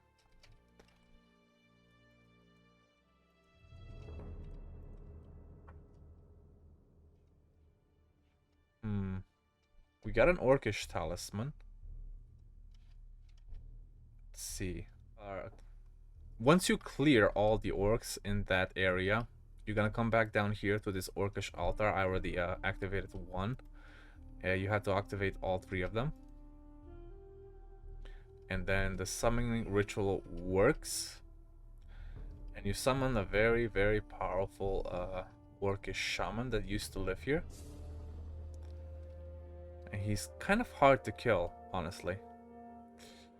He is kind of hard to kill. And the thing is, you have to talk to him, okay? So make sure you save before you do anything else. I might get killed here, but I'll try not to. He has a lot of HP. I'll be using my bow, obviously.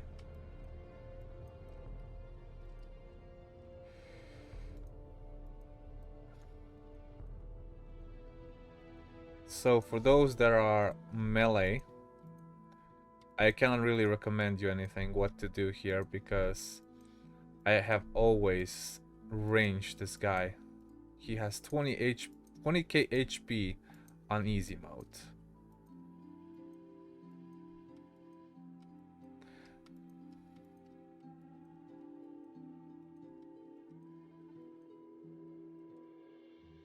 There you go.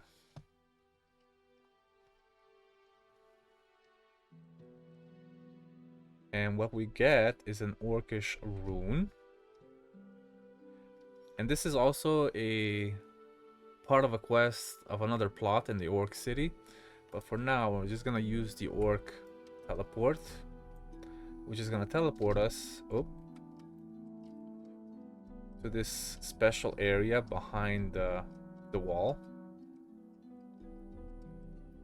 And the undead orcs are gonna spawn here, obviously. There used to be a winch here in Gothic 1, but now they disabled it, I guess.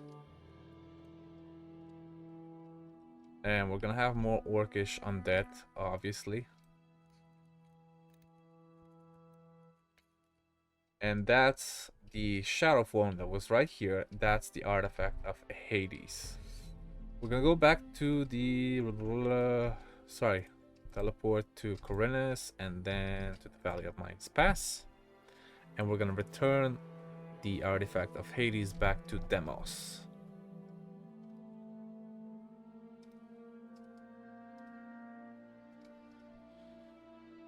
Here we go.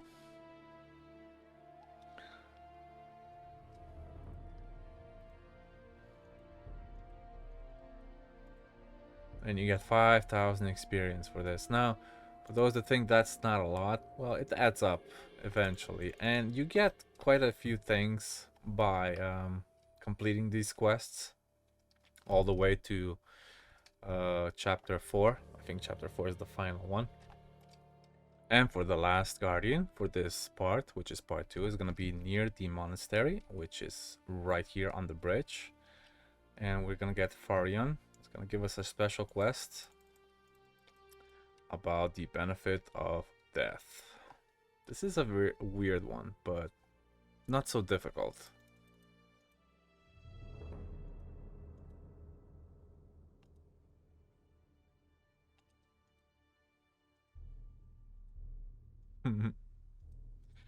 You have to kill a paladin. Now, where is this paladin located? It's apparently Guardian Ferian. Sergio spends his time praying to Innos, trying to save his soul. We must seek him in the monastery of the Fire Mages.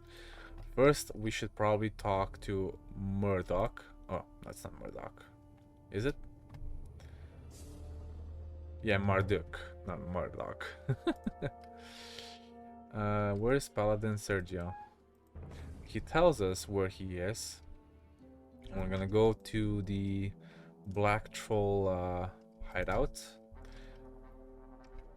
Oh, hello, more black goblins over here. Might as well get rid of them. And he's gonna be hiding in the Test of Faith cave. So if anybody has been doing the Fire Mages quests, then you know this is the area where you have to go to get your first rune. And Sergio is gonna be here trying to save his own soul. But it's too late. It's been corrupted, and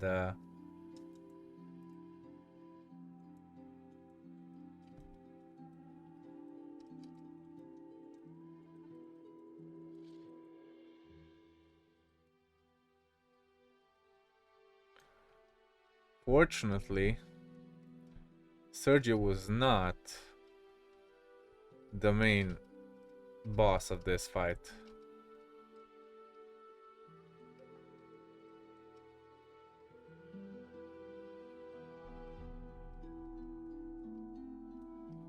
He was Lord Sengath.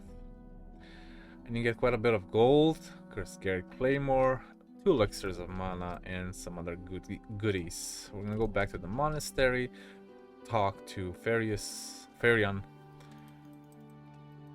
And this is basically it for part 2 of the Guardians.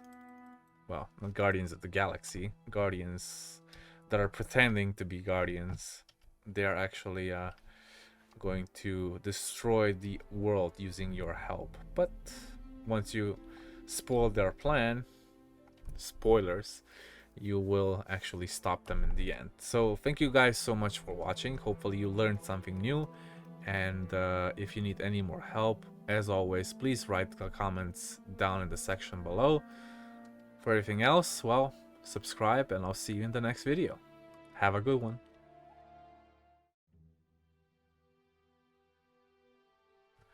Hello guys, and welcome back to another video with me, SliversFX, on this Gothic 2 New Balance mod. Today we're gonna be doing the By Fire and Sword quest, which also gives you the opportunity to make your own camp. So we're gonna call this My Camp. And if you already talked to Lord Hagen, you can start with this quest. And if you're here on Owner's Farm like I am, let's get into it. You can also talk to Torloff, and he's gonna give you a quest. I already took it. That you can clear Dexter's Tower of those ungrateful seekers. Well, I wouldn't say ungrateful, but they are definitely not trustworthy. So try to range most of them if you can, because I definitely will. And that way you don't even have to get the possessed potion from Pyrocar, and make things easier on yourself. Okay, and I think there's one more in here, which is kind of in a bad spot, so we're gonna try and kill him from behind. There we go. And then you have a couple of more in the other tower with undead skeletons guarding it. There we go. And there should be 2 more skeletons on top and 1 dark master on top of it. And once you clear this area,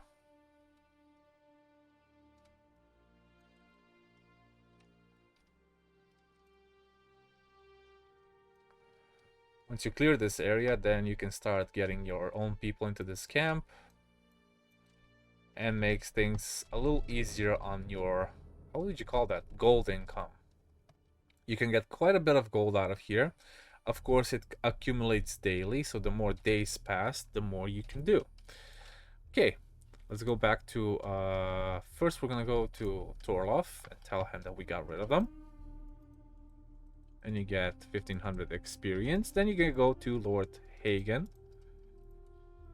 Tell them you also got rid of them, and he will give you an option to take the tower for yourself. So after you talk to Lord Hagen, let's see what it says. My new property. Owner wouldn't like that, so I thought I'd myself things with him first. We're gonna go to the owner's farm again. We're gonna talk to owner to give us the tower without paying any rent. Hello, law. The south of your farm is an old tower. Gives you 25 gold. Wow, a whole damn lot.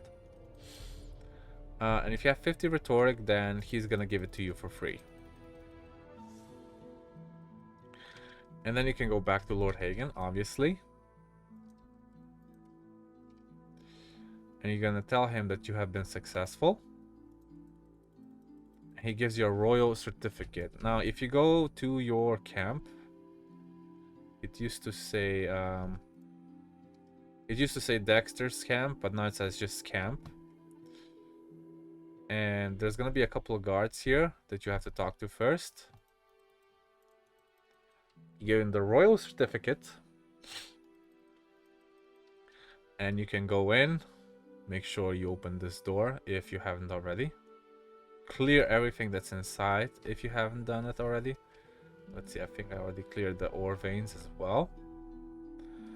And now the first thing we want to do is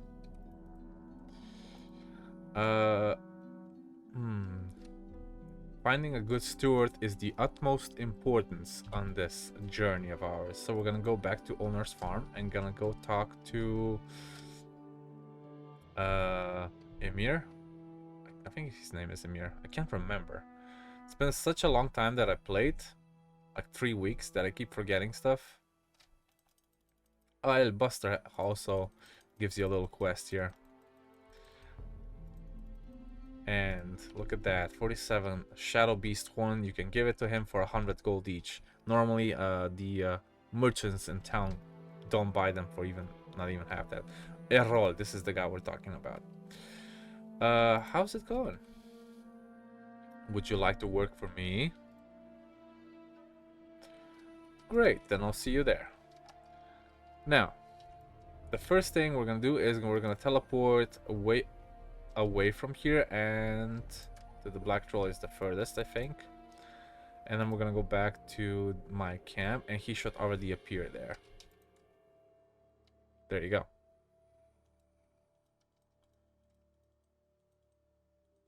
Here's the 5,000 gold.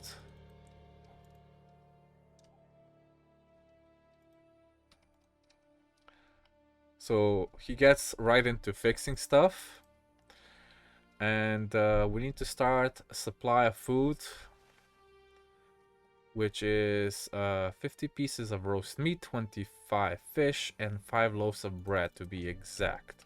Now the bread is hardest to get if you have used it already on your pies, but I think I still need to make fried meat. We're gonna make 250, nah, just 100.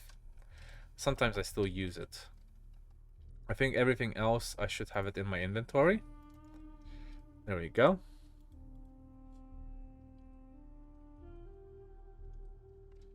All right, cool. Now he says we need to start looking for people. We're gonna go talk to Farim, the fisherman in the harbor area. Now, since he cannot sell any fish anyway, he might as well work for us. Might as well fish in the meantime. There you go. Few fish caught. How are the fish biting? Can I buy your fish? And there he goes. He's off to our camp. We're gonna pay him for it, of course. Then we're gonna go to the market square and we're gonna talk to Nicholas the Hunter.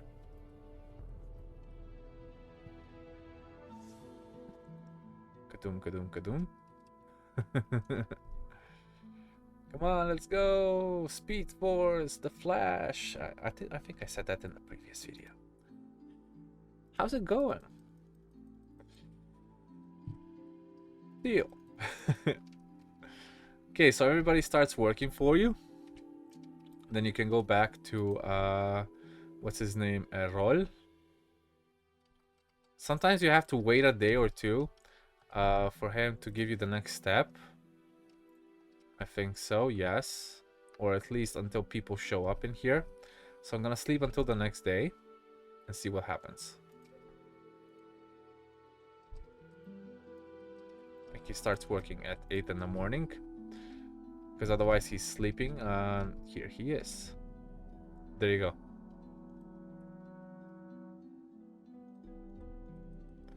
Okay, we're gonna have to get ourselves a cook. And who do you think the cook is gonna be? It's gonna be our good old cook lady Edda. Because she lives in the slums anyway.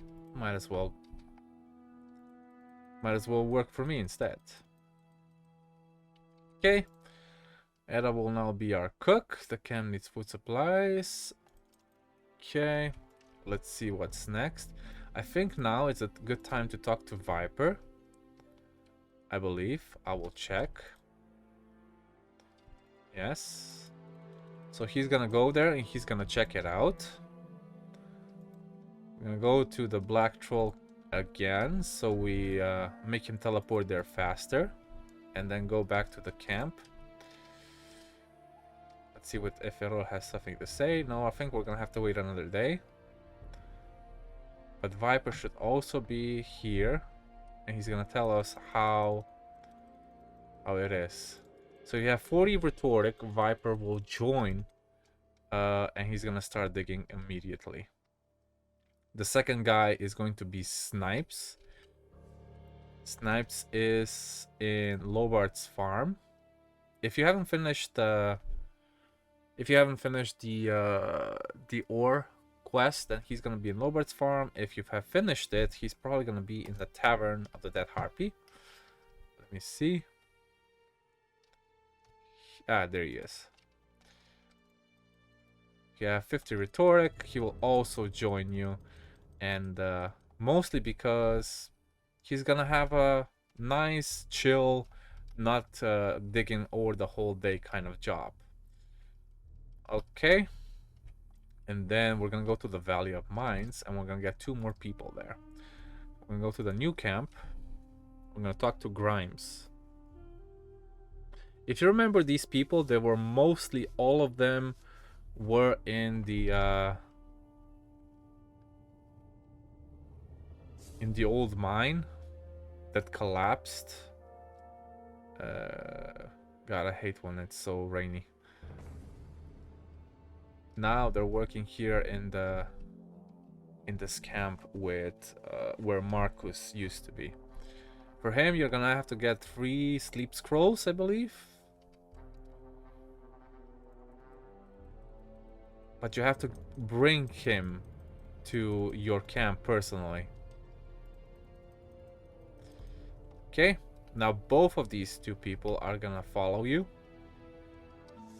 And make sure you have the run that NPCs run to you faster on, so they don't get lost on the way. I'm gonna take this route down under, and make sure they keep following you. I'm gonna check if yeah, I have it off. So this option has to be on, and then both of them are gonna sprint to you, I believe. Yeah. So you can actually go faster, or you can sprint, and they will actually follow you. Where do you have to take them? To the Khorinis Pass. And once you're there, you tell them that you will see them on the other side, and then you have to go to the Valley of Mines Pass in Khorinis. They're still both behind me, which is great. Also, the other convict receives a name after he joins you in the camp, which is nice that they changed that. Here we are. Now, go back to Khorinis and go to the Valley of Mines Pass. If you haven't activated that teleporter stone, then just go to the Brotherhood or whatever's closer, and they will wait for you at the Valley of Mines Pass gate where the 2 paladins were dead. So we're gonna go towards here, and there they are. Okay. And I'm gonna go towards where, for me, it's the easiest, and I have killed pretty much everything on the way.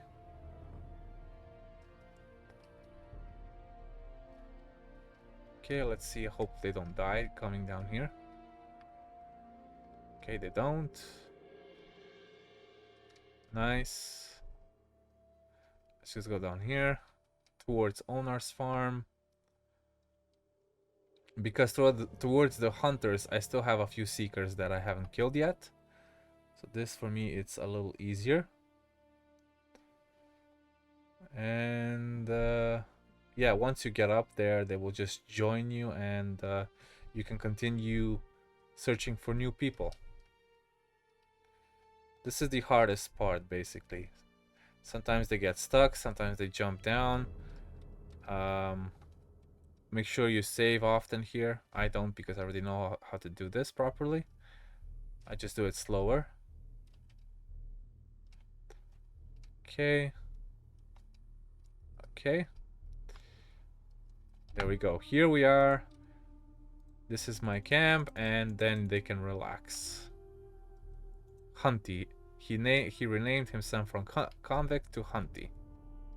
Let's see if Everall has anything to say. No, I think I have to wait for another day. We're gonna go and start waiting another day.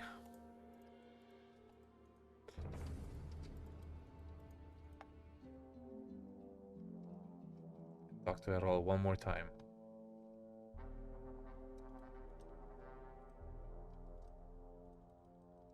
You can get a blacksmith if you so wish. You don't have to, but I do recommend it because they have changed quite a few things since this has been implemented. And the only blacksmith that can work for you is actually Carl, that's down here in Khorinis.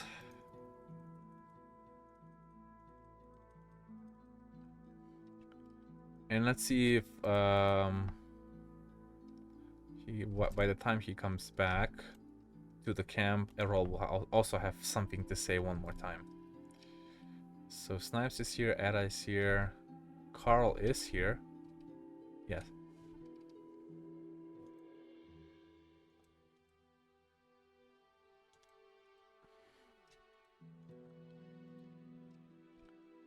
Okay, so what are we gonna do?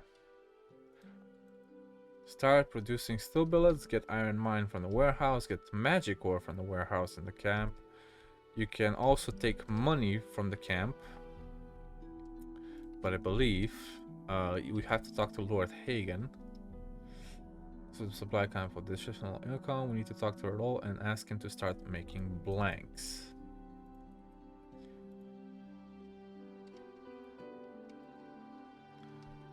And then for the next step, we're gonna have to do something else, I believe. I finished this off screen. Before you actually get the armor for the guards, you actually have to get a few people to guard your camp in the first place. For example, Bilgot, if you saved him from the Valley of Mines, will be standing near the Tavern of the Dead Harpy, which he's gonna talk to me. Then you have Gavern, which is in Cardiff's Tavern. You can also convince him. And you also have Ulrich that I cannot see here. I think he's on the other side in this area, I'm not sure. Yeah, he's here. And once you get all these 3 people to join your camp, Errol will ask you to bring him the blueprints that are located in the in the abandoned mine above the Khorinis Pass, the same place that we found the elixir for Xurus. After that, you also can get Sagita if you saved her by getting her some mercenaries with the help of Lee in Owner's Farm. And once all of that is done, there's no more people that you can get. If you check your logbook, the completed quest is done with the people from the camp. And that is it. That's all there is. And if you have any other questions, as always, please write them in the comments down below. Well, I hope to see you in the next video, and have a good day.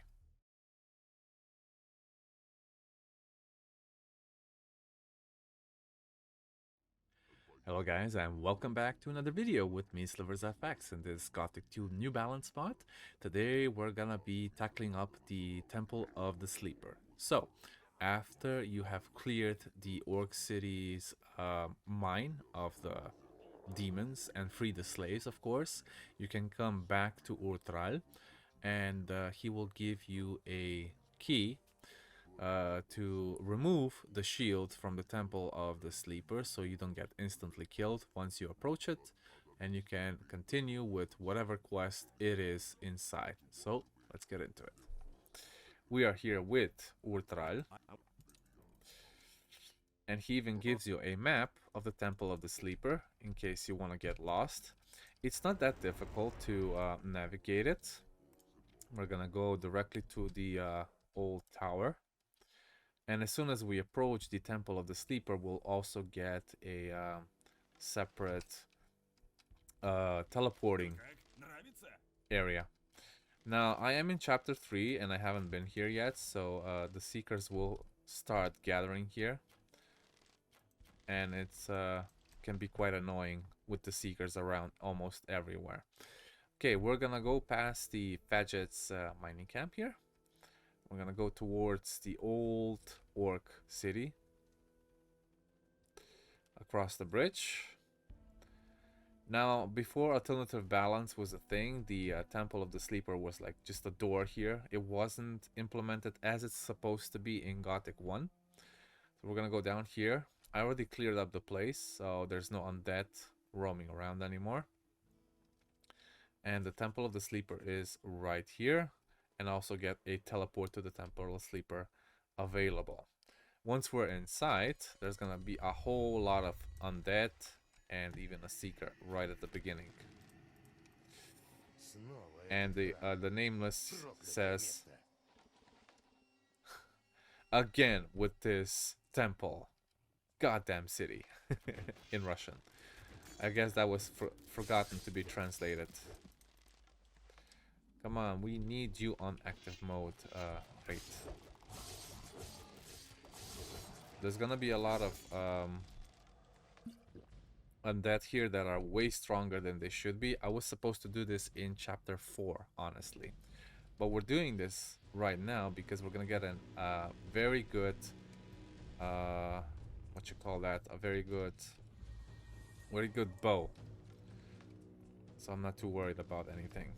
Okay, let's see, yeah, okay. Go attack them.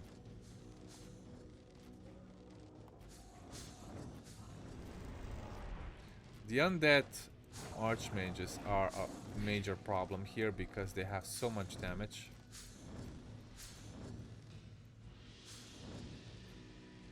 Mostly the crate cannot handle all the damage, and if I tank everything as well, I will die very fast. Oh yeah, I was supposed to use my shadow bow here because it does more damage to the undead. Way more damage. Kills them in 3 shots instead of, I don't know, 10. There we go. We're gonna go this way. We're not gonna go under just yet. I will clear the rest once we are done with the quest. I just want to show you guys what's the fastest way to do this in the first place. We're gonna have a couple of skeletons here and undead orcs. There we go. There will also be some documents here that I will leave for another time. For the next quest, actually. Oh. He, hits like a truck, huh? Alright, time to run away a little bit.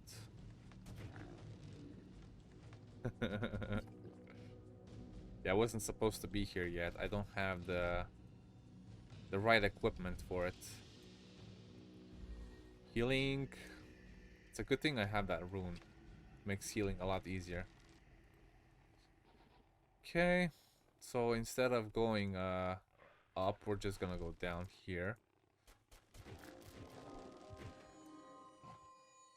Where are you? Where'd you go? There you go. Dead. We're gonna go under this tunnel. I should probably put up the light because I can't see. Go, crate, go! That spear does quite a lot of damage, but sometimes I feel it's not enough. It should be more.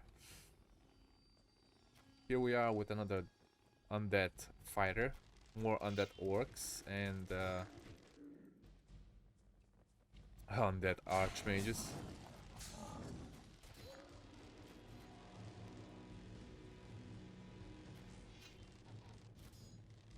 Now, if you played Gothic 1 and you know where to go, then you know that this area here leads to the inner chamber of the sleeper, but we're gonna have to unlock it first.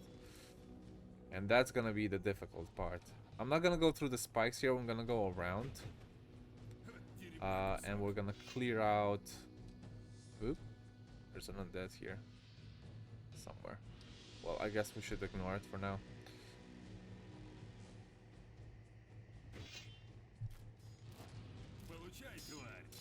And if you're wondering how I just spawned the crate in front of me, I just pressed Shift plus E. For this gate to open, we're gonna have to clear out the outer circle here. And one of the harder mini-bosses is gonna be right in there at the last gate. And it's actually quite annoying to kill it because I do not have the proper equipment for it right now. But we'll deal with what we have.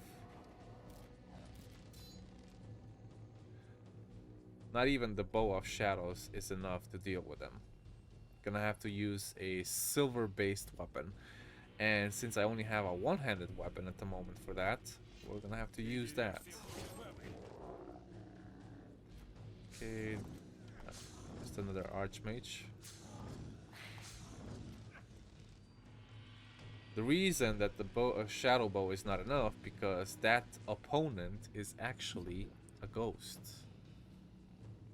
And ghosts only take damage from silver-based weapons or magic arrows. Or, sorry, holy arrows. Here we are. Here is where I need to save. I'm gonna save right there. I'm gonna whip this silver star that I have. It's only a one-handed weapon. I only have one-handed weapon at 15% weapon efficiency, but it's gonna have to do. It's a good thing I have a lot of dexterity. I'm gonna put crate on passive, so he's a so he's just a meat shield basically.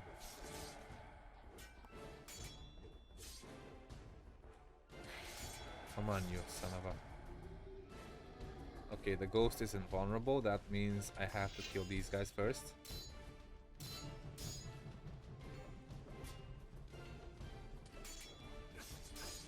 They're still undead, and one is already attacking me from the side, so I have to move.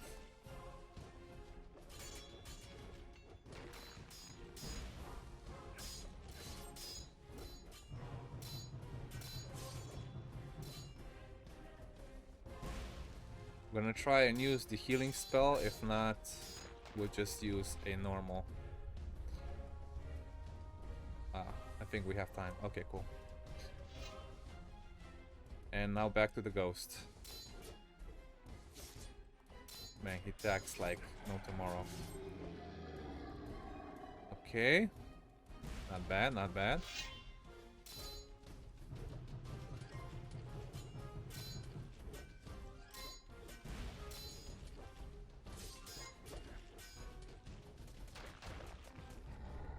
Nice. We didn't lose that much health that time. And he's invulnerable again.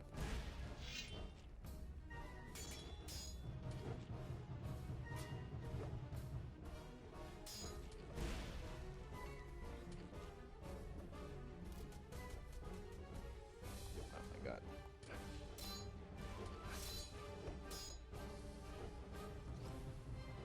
Stay away from the ghost a little further so I can heal up.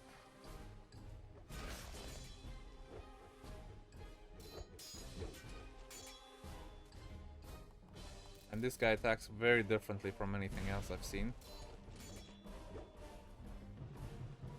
Might die here. I hope I don't.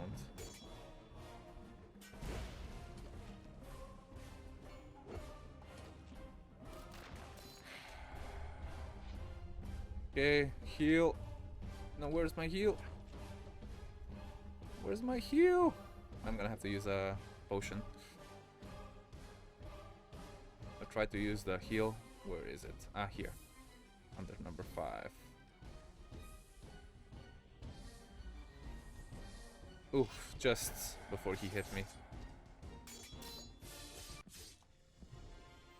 And we got him. And on the first try too. My goodness. So you get a key from him, which makes you turn this thing around. And then we can go to the center chamber. And we're just gonna range this mini little boss. Because otherwise he just spawns these spikes. And he's also easy to kill. There we go. And once you kill him, the spikes go away. You can also grab the elixir of dexterity over here. And a few goodies inside. Oh yeah, and you have to turn this thing around so you can actually gain access to the inner chamber of the Temple of the Sleeper. Okay, we're gonna also go the normal way. We're not gonna go through the spikes, because the spikes there never seem to let up. And yeah, now this gate that was closed, now it's open. Is now opened.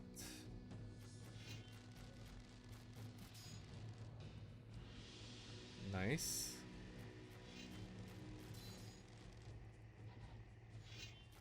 See what we got here. A few more undead, obviously, and more undead archers and archmages.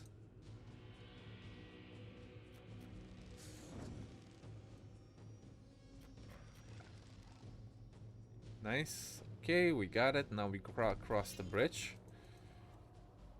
And this is gonna be the second hardest part of this encounter, where we're gonna have to get another mini boss. The difference is that this mini boss has like 4 undead shamans next to him. I'll show you when we get there.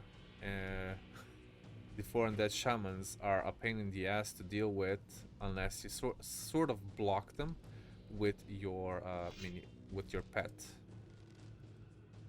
Wow, I just killed him with 1 shot. Another mini boss right here.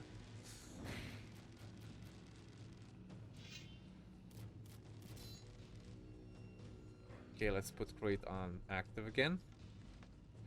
I'm gonna put light so I can see what I'm doing here.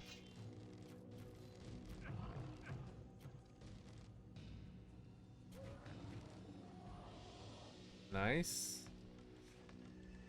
Let's put up our elixir, and we're gonna get rid of some undead orcs here. Just 3 of them. And we're gonna have to go to the sides. Now the area that's glowing red you have to avoid for now, otherwise you're just gonna die. And we're gonna go to the sides first, clear out the area. Some undead orcs and archmages. The archmages are a bigger pain in the ass than the orcs themselves. But if you aim your bow long enough, then you just kill them in 2 shots or something like that. Very quickly. Then we go to the other side. And we do the same thing here. We kill the undead.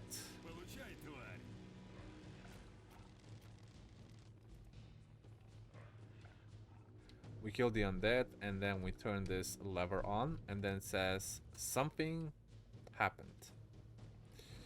And here is where you want to save. Okay, I'm gonna save real quick, and we're gonna put up some potions to help us in this fight. So I'm gonna just use up whatever we got so far.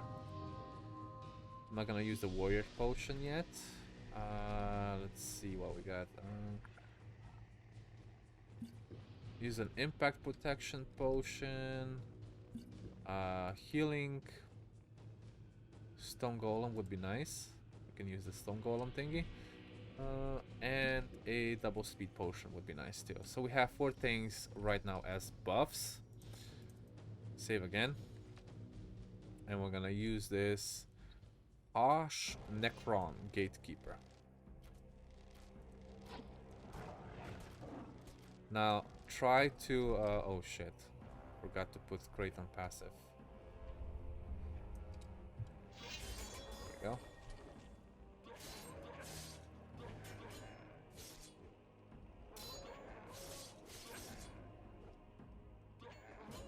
Also, I forgot to switch my weapon.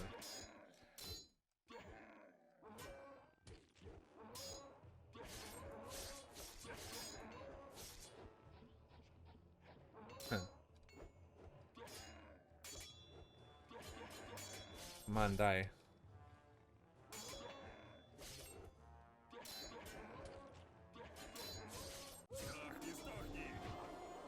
There we go, let's heal. Because the shamans are already waiting for us. And let's switch our weapon because that's a little bit annoying. So now, right now, that shaman was just hitting the... Oh well, no, he's not hitting. Let's do that. Put him in front. He's hitting the crate and not me with the fireballs. So he's taking all the damage for me. And there's supposed to be 4 of them. I don't see the other 2. They still might be in the base chamber. Oh yeah, one's right there. Hosh Mach. Where are you? Now at this distance I can just avoid the damage, but it's harder to hit him too, because he keeps moving left and right. Okay, that's 1 down, and then 1 more to go.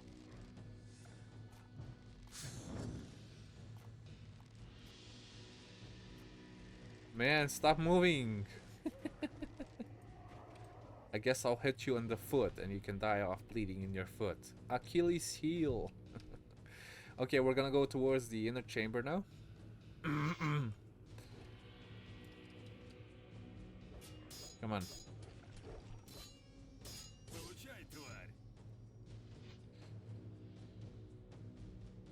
And we're gonna have a few more undead to get rid of.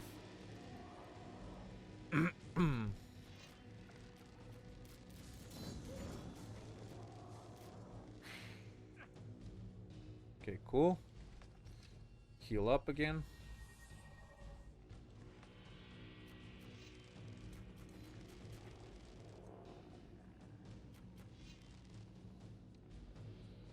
Nice. And then we're gonna have one of the Brotherhood's undead that was raised from with the Necromancer's help. And he's one tough bastard, and he hits like a truck as well for like 1,000 times. For 1,000 HP almost every time. And he has this very unusual animation I have not seen in any other fighter before. It's like he's using a one-handed dexterity animation, but he's using a two-handed weapon, which makes no sense to me. Come on, bastard. You know, the bad thing about this guy is he doesn't bleed, so You cannot rely on your bleeding damage here. Come on, just one more hit. There we go. Okay, now we have the Necromancer. And we should probably save one more time because of reasons. So don't just attack him right away. Talk to him. Otherwise you won't be able to deal any damage.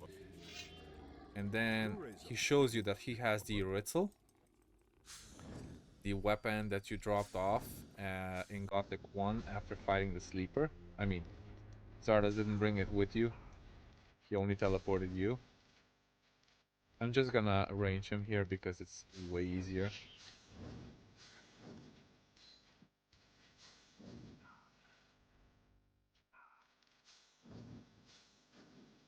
And it's not that it's easier, it's more like you're not supposed to even do close combat with him. Otherwise, unless you have like knockdown damage. And I unfortunately don't. That makes things a lot harder. And he's just gonna kill me in like 3 or 4 shots anyway. If I do that. He has a lot of HP and I don't.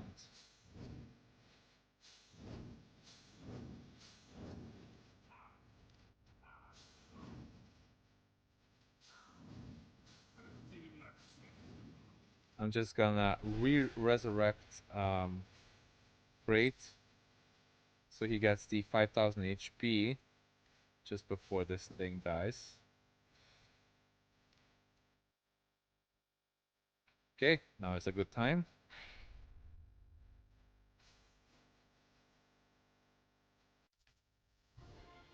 There we go.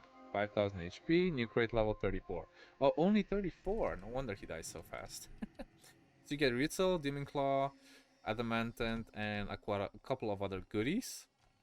For example, the Soul Champion, the Ur-Thrall, all good weapons. I am only interested in the bow, however, and the Demon Claw. So the Demon Claw, it is indeed better than the Hand of E2 set, especially after you sharpen it. And then we have the Spinner of Pain, which is one of the best bows in the game, especially in Chapter 3. I mean, if you get it in Chapter 2, is even better, right? But then you're overpowered. And I think that's it for now. You also get a Sleeper's Mask, which you can use as a mage. But that's it for now. We will return to the Sleeper Temple in Chapter 7. So this is not technically part 1. This is just an extension, okay? So this has been the Sleeper Temple part 1, technically. If you guys enjoyed the video, please like and subscribe for more future content, and I'll see you in the next one. Have a wonderful day.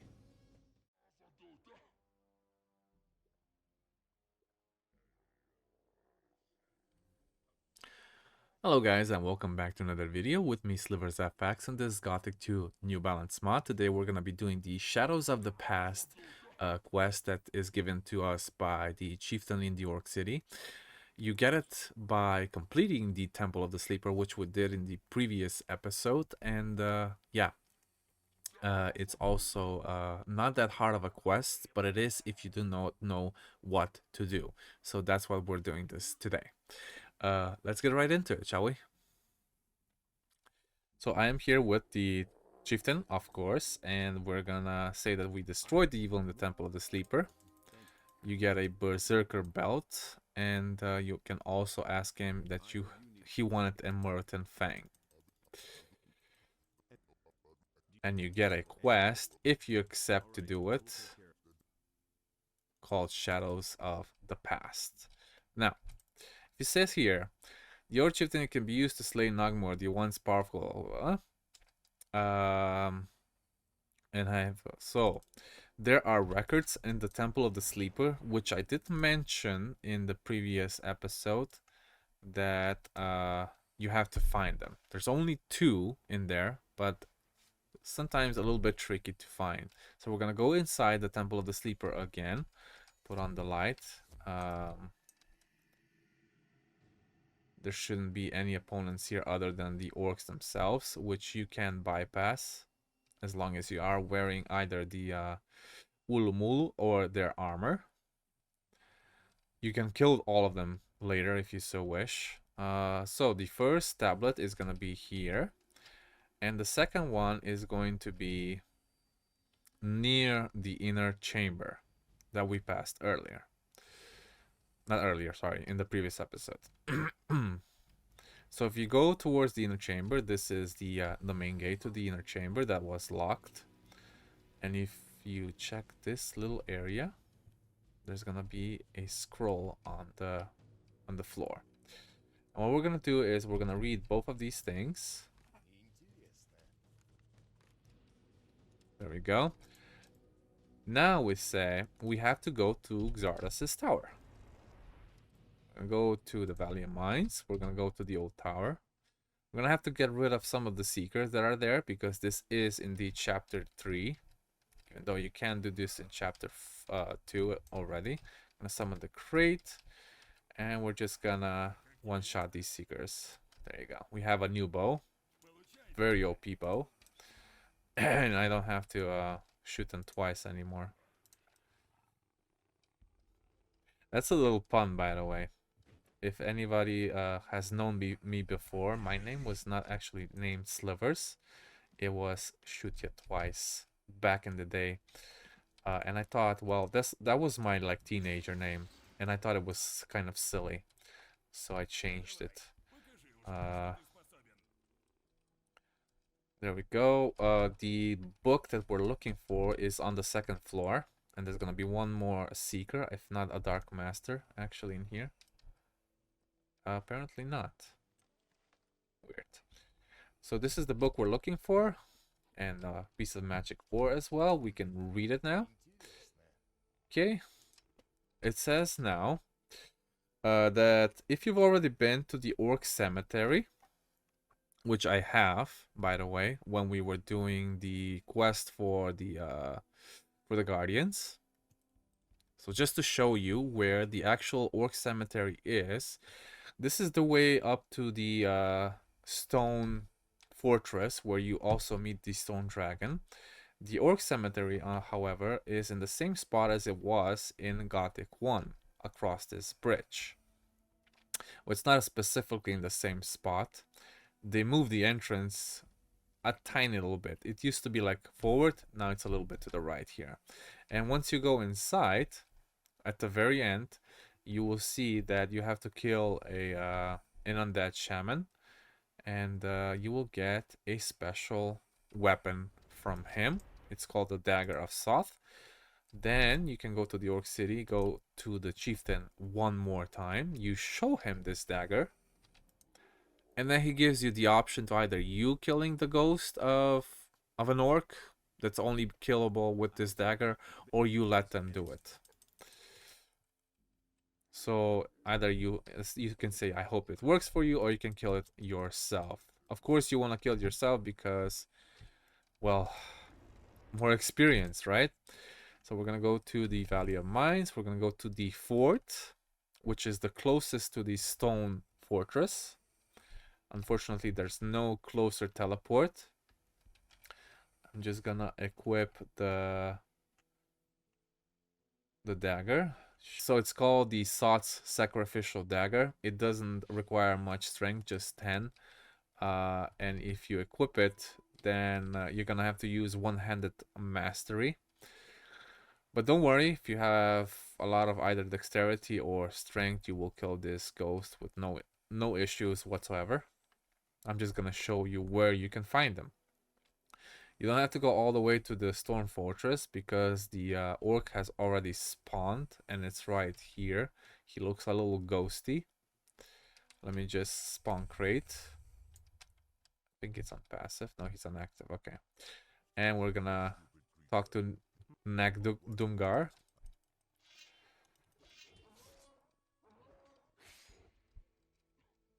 And you can only kill him with this weapon.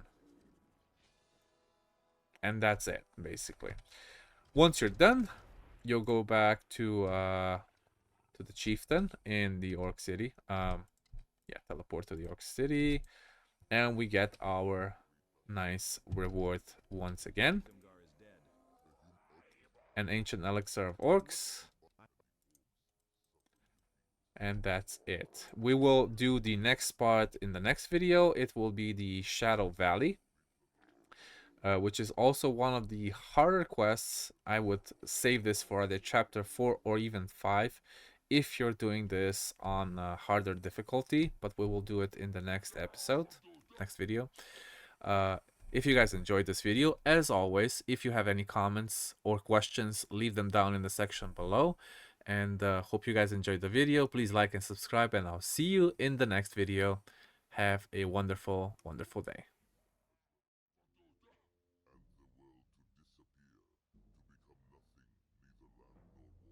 Hello guys, and welcome back to another video with me, SliversFX, on this Gothic 2 New Balance mod. Today we're going to be doing a special quest called Ur-Thrall's Revenge, where we're going to have to go to the Shadow Valley and destroy a very difficult enemy called Asgalor. He is a shadow dragon, and there you're going to receive a lot of nice items. So this is the last major quest that is within the Orc City, where you can basically move on from there or even kill all the orcs afterwards if you so wish. So let's get into it. Here we are with the chieftain again, and we're gonna ask him if there's any more errands for him, and he's gonna give you 2 magical crystals which you will have to use to gain access to the Shadow Valley. Now, as soon as you leave Ur-Thrall's inner chamber, and you're already at the center of the Orc City, which is here, you will then turn to the left, and you're gonna go in between these 2 pillars down below. Once you're in here, and you're in the centerpiece right here, you can then turn to your right and you will see a gate and an orc guarding that gate. Now you don't have to talk to them or whatever. There will be 2 pedestals here. You can put the crystals that you just received from the chieftain on them, and you'll have access to the Shadow Valley. It will be a separate location, so you will get teleported and there will be a loading screen. There we go. It's a good thing that it's a good thing we got here in the daytime. Make sure you save, because there will be enemies everywhere around. Okay. First off, you might as well clear the whole valley if that's to your desire. I do recommend it, mostly because everything that you kill has a potential to drop something. Also, in this area, there will be the biggest amounts of black ore. Now, if you can find a merchant that will also sell black ore, which is within this cave, then make sure you buy all of it, because you will need it in the future. I will talk to all of these people later, of course. I am just gonna activate this teleporter stone, and we're gonna go talk to the druid that's inside. The other guys don't really matter, because they can only teach you stuff like hunting, wielding your weapons better, and so on and so forth. But there's no quests other than talking to Elvais over here.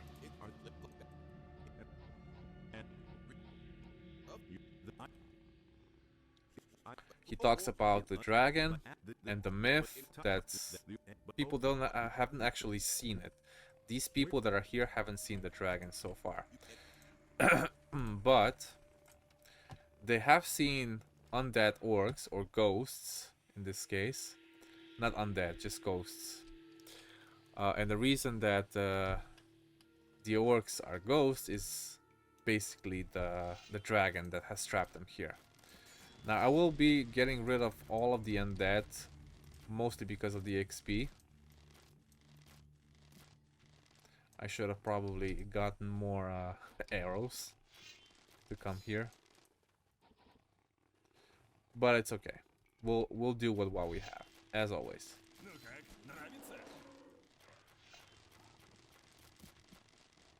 There will be quite a few bosses here that you'll have to get rid of. quite a few hard bosses at that. Gonna get rid of everything that's surrounding this area first. I think there's even like some yep, reconnaissance here. But these guys hit hard as a truck, so you might have got rid of them before they reach you, unless you are only focused on melee, of course. Of course, of course, of course. I don't know why I keep saying of course, but it's part of my vocabulary. What can we do? It's gonna be oh, an undead demonic skeleton knight. Nice. And a chest. Some magic ore inside as well. Normal magic ore, it's not black ore, but it'll do. Next we're gonna go over here. Now if you realize, this is a copy paste of Khorinis excavation area.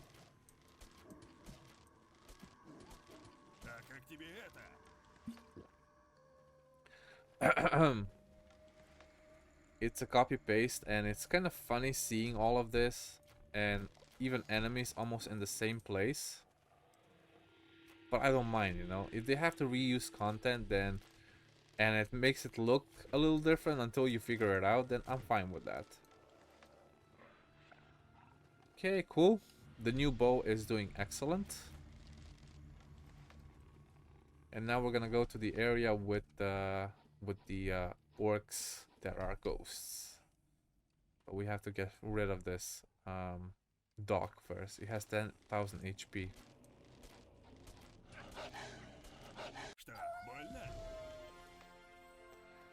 Gives you quite a bit of HP and sorry, experience, as well as a learning point.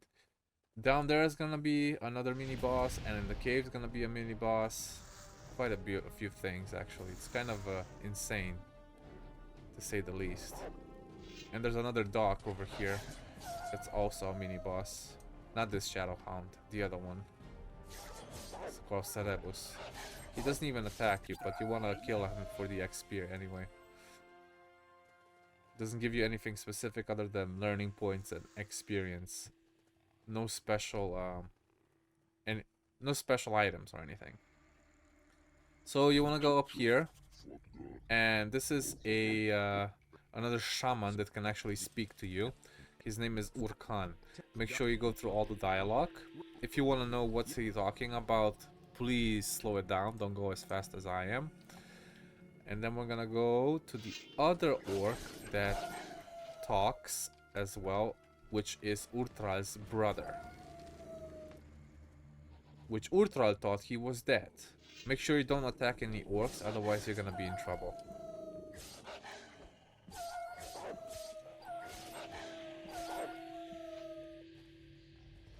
Okay, cool.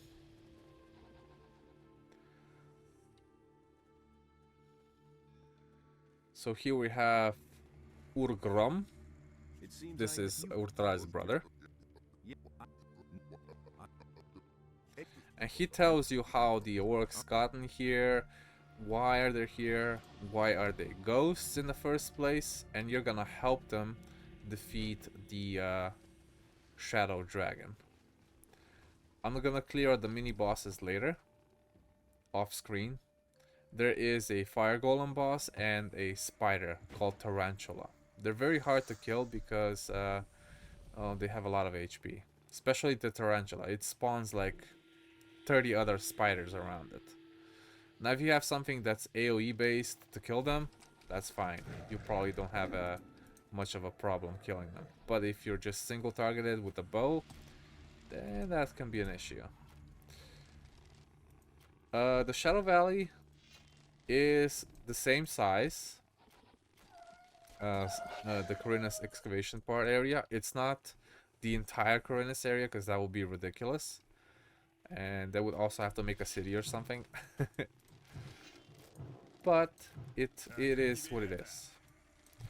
We're gonna put what's his name, Crate on active mode because he's been lazy and has been just laying around and doing nothing while I kill everything around them.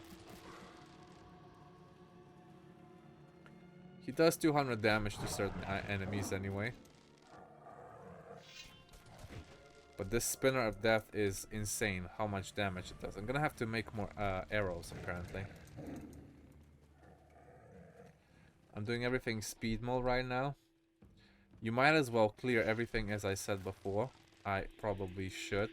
Except for the mini bosses that I mentioned earlier. Don't want to bother you with that.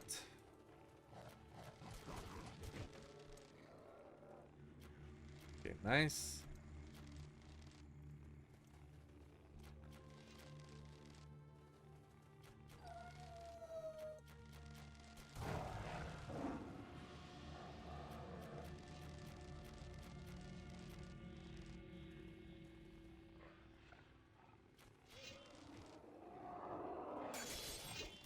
There's quite a few enemies in here that can give you some problems, but not so much if you have your HP high enough and your damage is good. Okay, apparently there's a chest in here. Yeah, and elixirs are alive at that. How about that? It's just weird that the elixirs of life that you find give you 15 HP, but the ones you make give you 20 most of the time.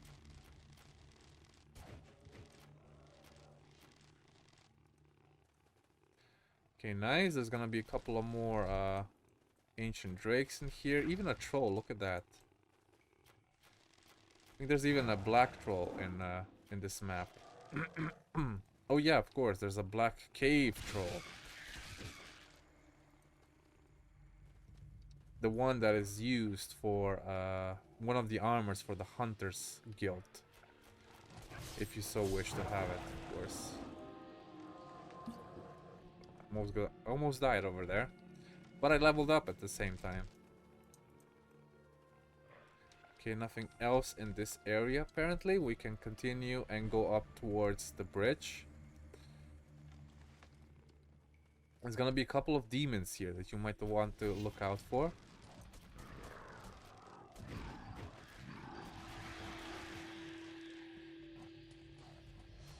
Okay. A couple of more demons on this area. No, I think they're further ahead. Here's the black cave troll. We're gonna get rid of the ancient lizards first, and the archdemon over there. And then we're gonna just kill it with the spear instead. Because if you range it, he's gonna start throwing rocks at you.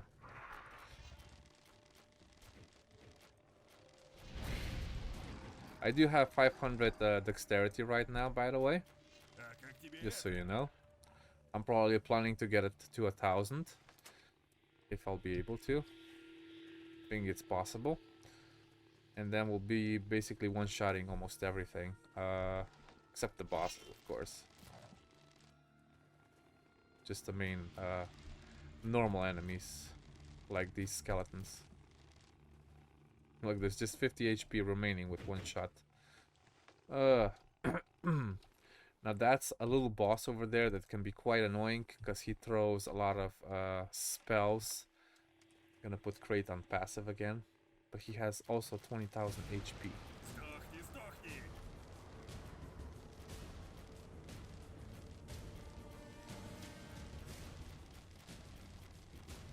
Well, I'm at that distance that I can just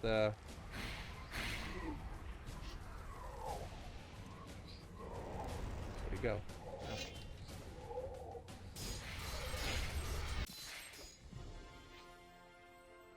It's a good thing I have a very powerful spear. Man, my voice is crackling sometimes.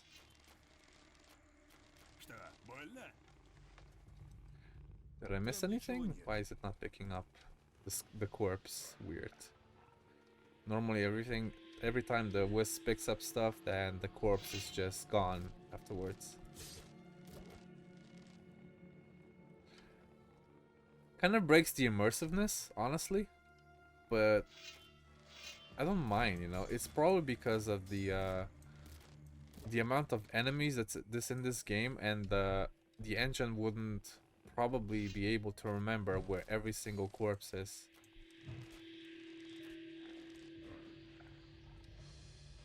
Okay, now these chests I cannot open them yet until I get rid of the boss that's down here. We came from this direction. This is like the fire of cave of faith or cave of fire for the for the fire mage's test in Khorinis. This is a copy paste of it as well, as you can see. But instead of innocent statues here, you have demon statues instead. Okay, now as soon as you turn on the switch, you're gonna spawn a very powerful Shadow Lord with a lot of servants.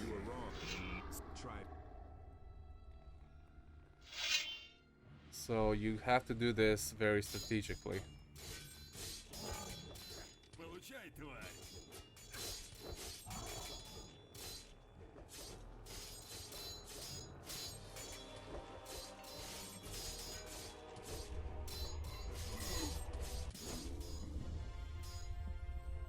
Okay, nice. All of them died. That's a good damn spear that I have, honestly. Oh, now we get a very powerful weapon called the Elior in here. As you can see, it requires 800 stamina and 400 strength, but it has 475 damage and it's 50% armor penetration. You also get a piece of stone that's basically the Eye of Wrath, which is needed to spawn the legendary dragon. And you also have Urkan's Orcish Talisman, which we need to return to him. But we're not gonna do that just yet. I'm gonna sleep until the next day so we don't have to deal with this, the midnight. Or the night. 10 hours should be enough until morning. 5:30 in the morning is fine. Sun normally rises at around 5, unless it's raining.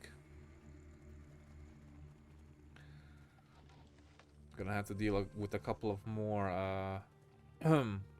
things up ahead. Did we clear this area already? I think we did, yeah. Okay. Now make sure you activate this teleporter so you don't have to struggle with coming back and forth all the time. And now we're just getting rid of archdemons and undead servants. And there's gonna be another boss up ahead. And the cave to the right.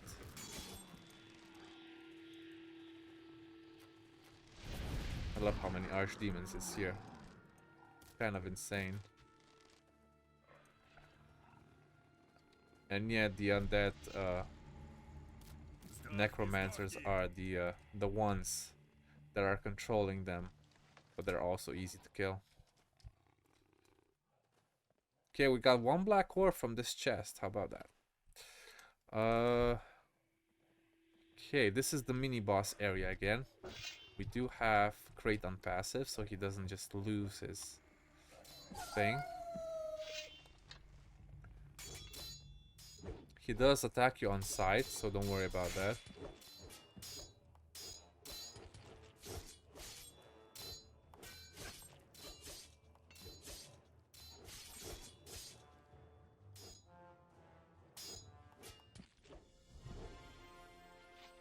Go, he's dead. Make sure you pick up everything and you also read the book that's on the book stand. Otherwise you won't be able to continue and you'll be missing something like I always do. There's a chest here, sapphire and demon blood, which is very important. And another chest that gives you what exactly? Amulet of the Spiritual Strength, which is for you. And just a fire arrow scroll, which is not that important, but this is important. I don't think you can actually read this if you don't know how to read demon language though, so make sure you do that quest before you do this one. Next up we're gonna go towards the ritual area where we're gonna spawn the dragon the dragon afterwards. We're just gonna clear out the place. Quite a few enemies here. especially ancient lizards.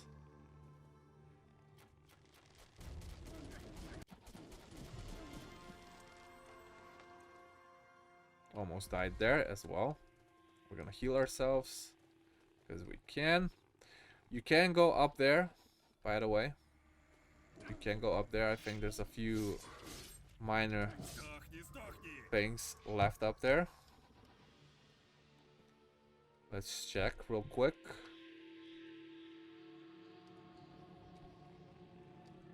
But otherwise, you see the world end at a certain point. Let me see. Apparently, there isn't anything else. Never mind. Let's just go down. Towards the... Well, this is where the stairs would be in Khorinis. Wow.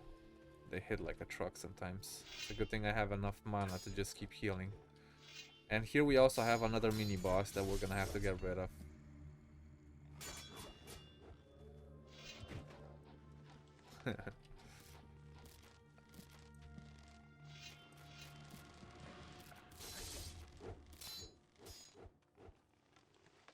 And I almost died from it too.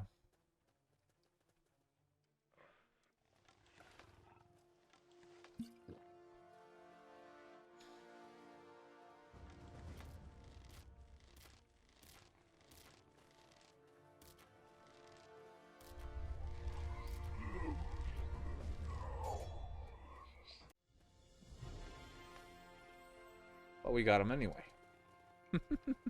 3 learning points. Now, every time you kill these undead bosses, you also get a shit ton of Innos karma. Especially the undead knights. This is also a cave that you want to explore. There's no more mini bosses in here, I do not believe. There was just the one in front.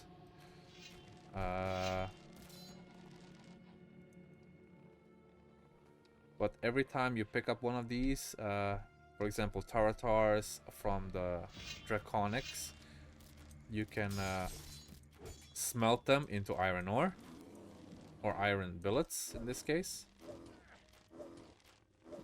Wow, ancient zombies are very persistent. As well as giving the undead weapons to Xardas or Creole. Creole, I don't know how to pronounce that properly. Creole, the other necromancer that lives in the Valley of Mines. Okay, we cleared out the place. Now it's time to go to the actual cave. This looks like a orc cemetery entrance, which it probably is taken from there. Whew. This place gives me the creeps sometimes, though. Especially with the music. Okay. Summon Crate. Put him on active. Hope he helps us out this time a little bit.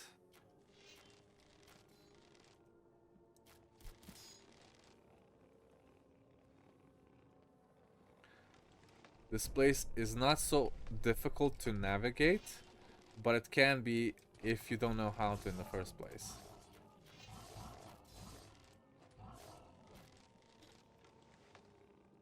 Jesus, Crate. Almost died just with one spear skeleton or something. Anyway, this is the first switch. And it's not gonna open the door in front of us, but both doors on the side. So we're gonna have to go to the sides first.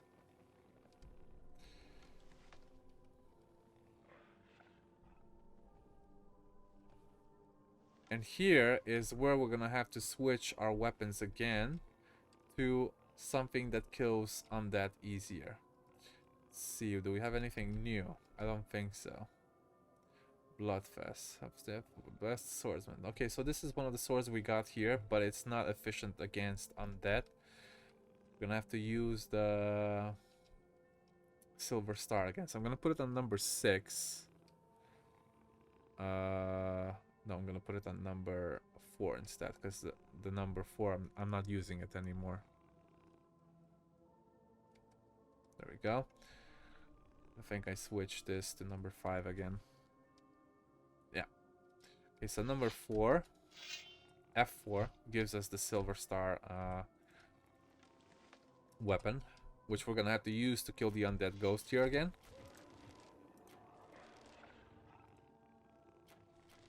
It's just an Archmage, by the way. There's another Archmage over there. No, it's not. There's the ghost, by the way. Which is the same kind as it was. Oh, there is a fucking Archmage that I didn't kill. I didn't see it before.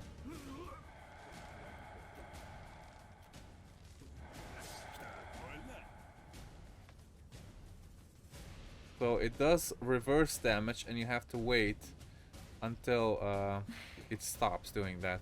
I'm just gonna grab a quickness potion because I want to run, and a healing potion, and hopefully the ghost stops dealing reverse damage. It's not reverse damage, it's more like counter damage. Every time you hit it, it's gonna hit you back. And I cannot even save here.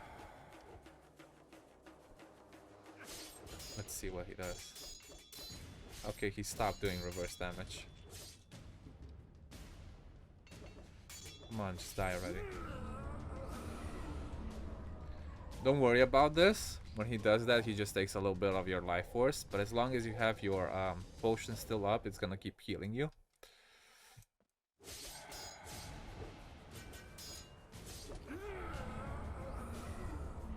And again, he does that. I don't know why. It's just a waste of time, if you ask me. Maybe it does something more on Nightmare. I haven't even tried yet.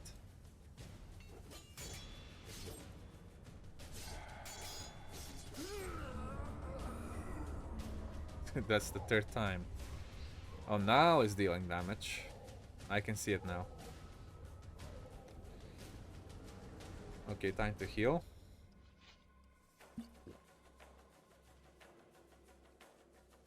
We even have a healing spell, so we're gonna use it.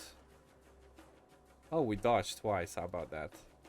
See, that's the good thing about being a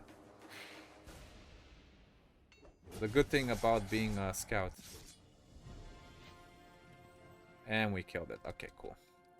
Now I can switch back to my normal spear. Ah, I haven't actually equipped the the Demon's Claw under number 3, so we're gonna do that, and then we have the Demon Claw. Nice.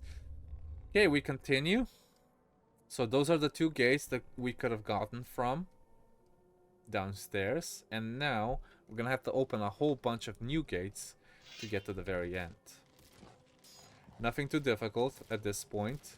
Everything else besides that one boss there is easy. Okay, first we have to go down here. And then just get rid of this skeleton spearman if I can.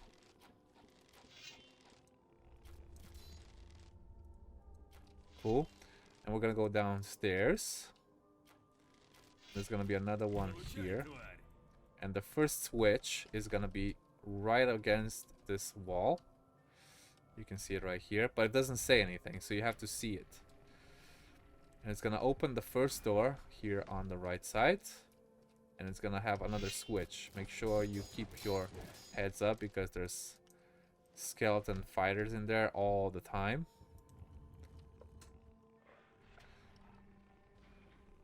There we go. That opens another gate. We're gonna grab this chest while we're here. That opens the gate to the right side. I'm gonna open my light because I can't see anything. Another spearman. Nice. Okay. 2 more chests in here. And another switch, as always. And again, you have to pick up everything so you don't miss anything. Okay. This is the main entrance. This is where we went down. This is the gate that just opened again. Cool. There should be another guy. No, just one. Oh yeah, we killed the other one. Right? chests and another chest over here. Make sure you loot them because you will need all the black ore you can find. And a lot of old coins which you can give to Vasily on Honor's farm. Okay. So what opened this time? Okay, we're back in the main hall and this area opened now. And I think I can already shoot some of these guys from down here.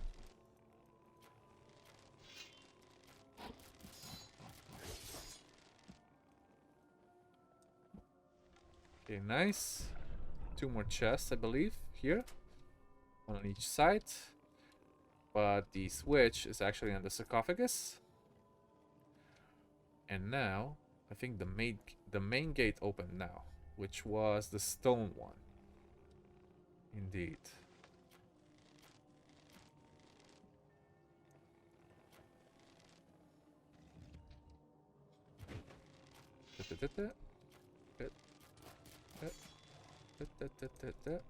Where's the other guy?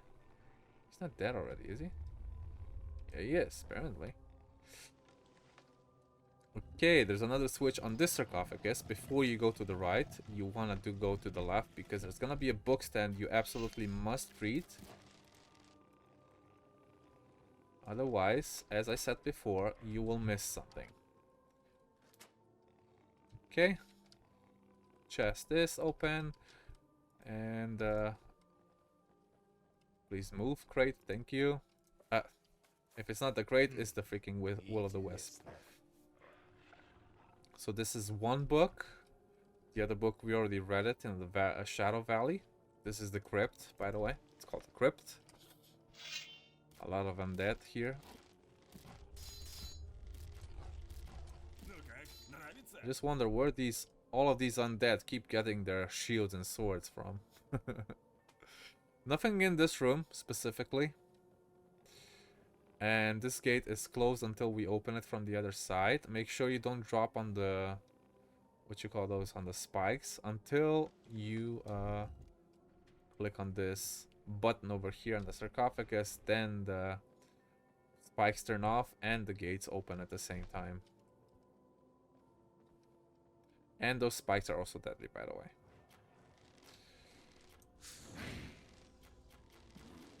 Okay.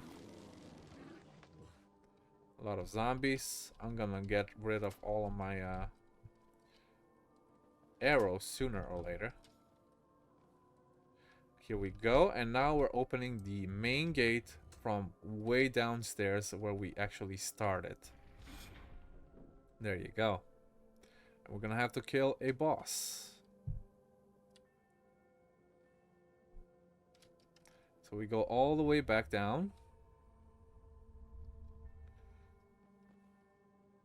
Ah, that's the wrong way.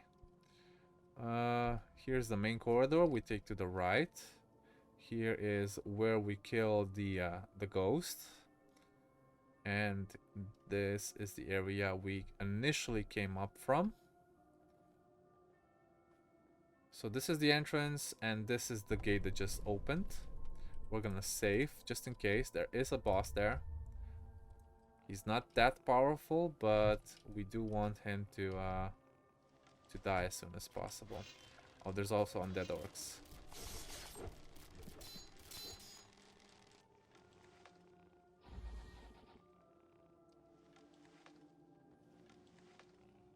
And as soon as you open this switch, he's gonna start attacking you.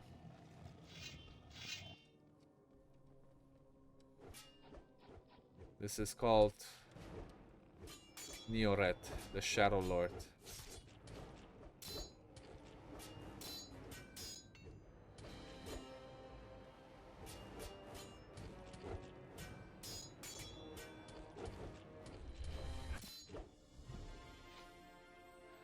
And we got him. Got a few golden coins. The Arbiter is already sitting on this sarcophagus, which is the weapon that is supposed to be for the Shadow Dragon. It does more damage to it, but you can always use your own weapons if you so wish. Okay, that is basically it. We're gonna go... Oh yeah, it doesn't work here. We have to go out. Doesn't work. I love it. We're gonna go directly to the Cave of People.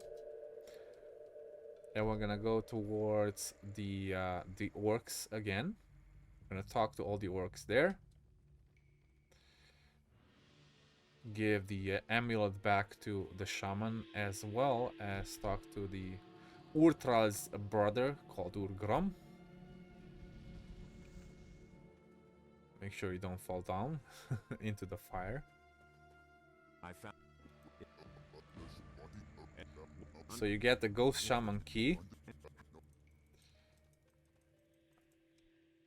which is required for you to actually open a chest that's behind Ur-Grom, and you'll get Orcish blood that is meant for restoring the Eye of Wrath, which is meant to summon the undead dragon, which is this Orcish blood and an Orcish potion. The Orcish blood is more important. And now that you've talked to Ur-Grom, then you can go back to the Cave of People.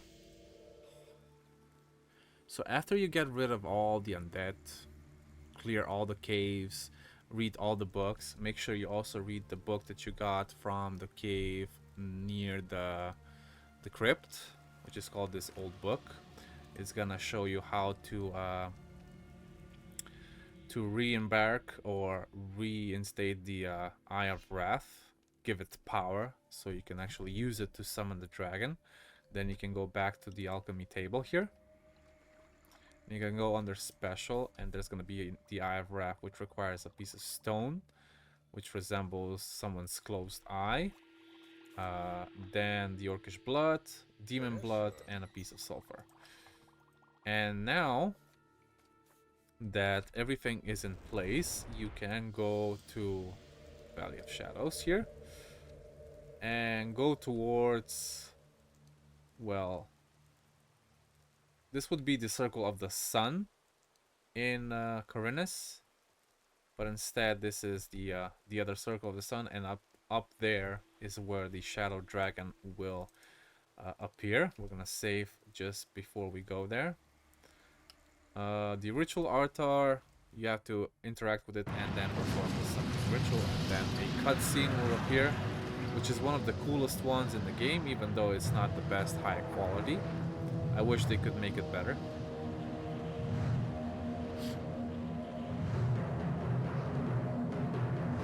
But it's close enough.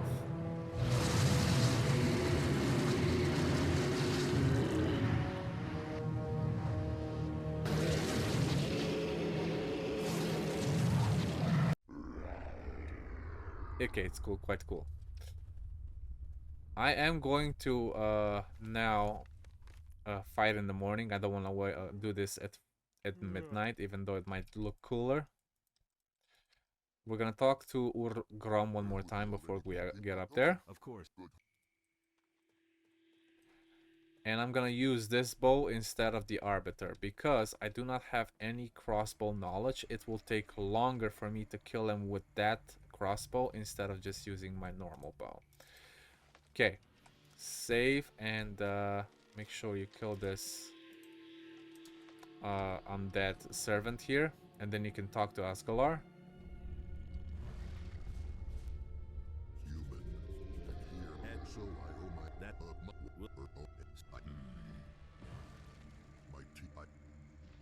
And the easiest way to do that is, of course, with a bow and long range. If you stand right here, he's not even gonna be able to hit you. He's gonna hit the floor every damn time. But you can hit him every single time. Or if you can save some of your arrows, make sure you aim for longer, and it'll do more damage, and that way you can save some arrows. I'm gonna heal myself up here because he took half of my health with just one spell, and he healed himself up with that spell.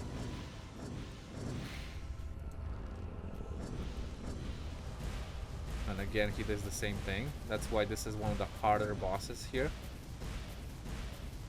even though when you're doing this hacks like this, it's super easy, right? But you do get 100 Innos karma, you get a very special armor, and you get a lot of other things that are necessary for your progress, for your story to progress. And also unlock this chest. Bada bing, bada boom. We're gonna go talk to Ur-Thrall now. The demon is dead. Now, it's all right. And there's one more thing that you have to do is talk to the cave people and tell him that they can leave peacefully with the orcs that are here. I could have arranged. I think you can kill them without any problem. The orcs, don't kill the humans because humans are good. But this is just for some extra experience. I'm gonna go talk to Ur-Thrall again. He should be back in his base, but he's not. He's back still here with the Shadow Dragon. Okay, nice. Go back to Elvais again. Tell him that you have an agreement with the orcs so they won't attack the humans. And you get a troll potion. And once that is done, you can go back to the orc city, to the chieftain, and make sure you talk to him.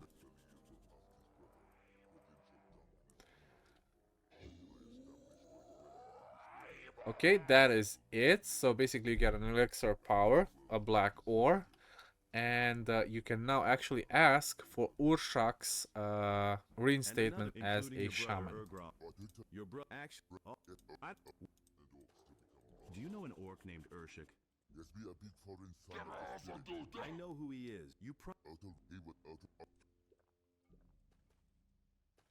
And that is it. You can now go to Urshak and tell him that he is one of them again. Let's go to Valley of Mines. Let's go to the fort. Sorry, Old Tower. I keep mixing up those two. Yeah. Let's go to the Old Tower. And tell him the good news. Even though we're gonna kill all of them later in chapter 7, but that doesn't matter.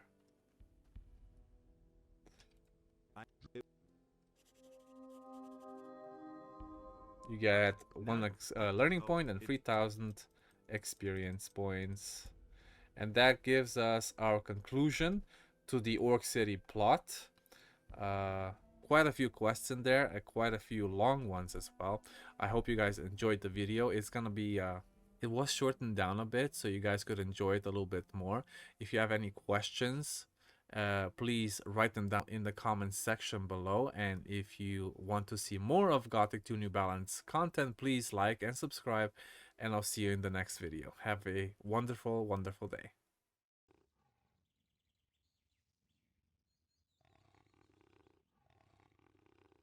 Hello guys, and welcome back to another video with me, SliversFX, in this Gothic 2 New Balance mod. Today we're gonna be doing the next Merchants Guild quest, and let's see what it is. Here we are with Lutero, and we're gonna ask him if there's another errand. Yes, I really do need and this your one help is with a called one of my regular Antiques. customers has placed an order to be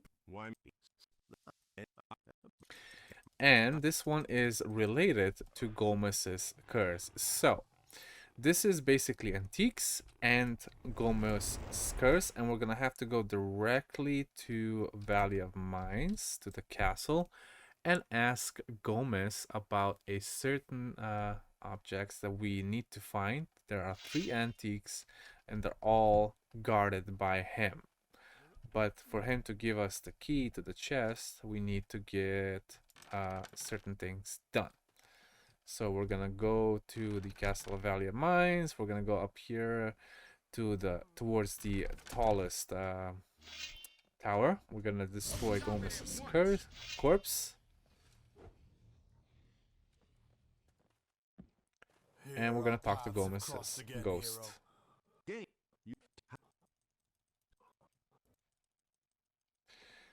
So what do you know about marble figurines and antiques? Of course, what we need to do Yes, it is release him from his curse. So Gomez gives us this note which we need to read, but it doesn't do anything. Why? Because there is a certain procedure that we need to do.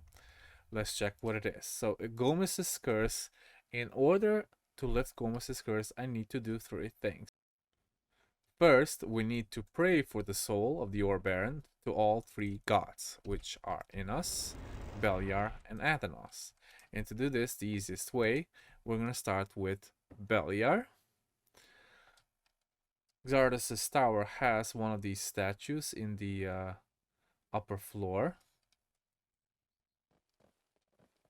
Once we get there, we just go upstairs.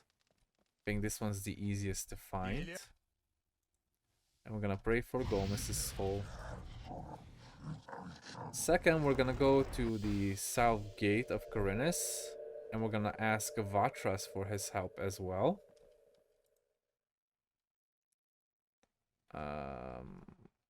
I need the blessing of Adonais. I wanted Adinus to grant forgiveness to one of the rest. Adinus. Changes things. Does Yes. So Vatras gives a prayer for Gomez's soul through Adanos because they do not have their own shrine. That's And the last shrine is right here. It's Innos' shrine. You need 100 karma for that as well. But it doesn't take it away, apparently. Okay. Next, we have to go to the old mine. In the Valley of Mines, we're going to go to New Camp, which is the closest to the old mine. We're going to have to get rid of a lot of undead.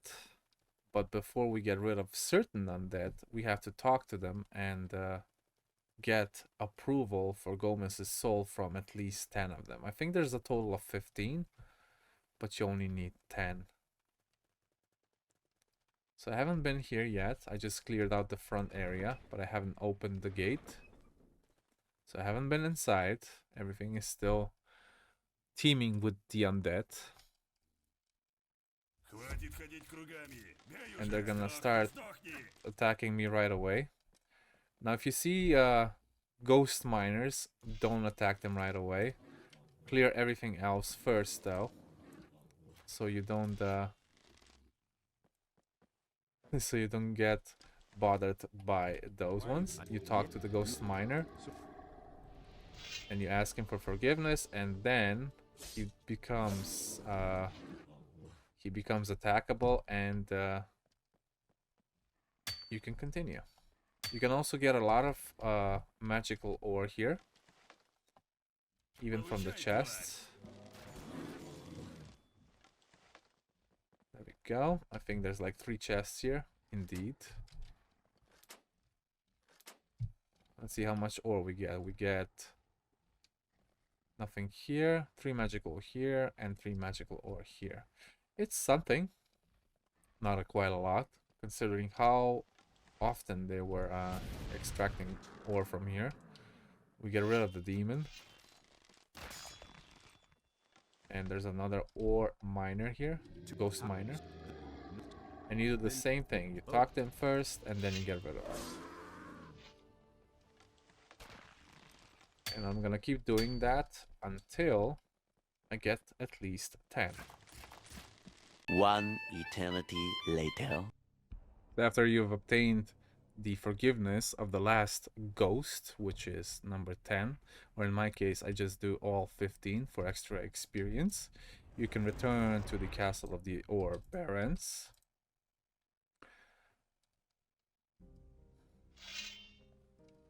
You summon the ghosts of the killed fire mages by Gomez in the chapel right here on the pentagram.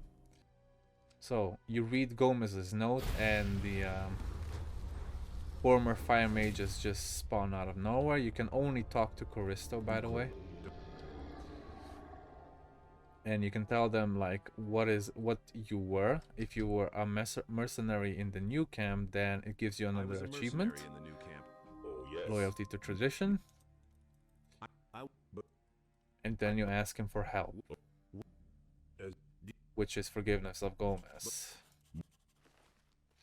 And for this, you're gonna have to clear out a cave that's near Xardas' tower. So I'm gonna go to the old tower. I'm gonna cross this bridge. We're gonna have to come back here again once we are doing the unlimited power quest, but for now, we're just doing this one. We're gonna have to clear out the cave of all undead. Just putting up lights so I can see better. Gonna get our crate out, and we're just gonna stroll down this crypt. There's nothing special about it really when you're doing this quest, but when you're doing the unlimited power quest, there will be a special someone waiting for you at the end. Let me see how many of them are here. Quite a bit actually. Quite a few zombies. And I think there's even a mini boss before the main gate.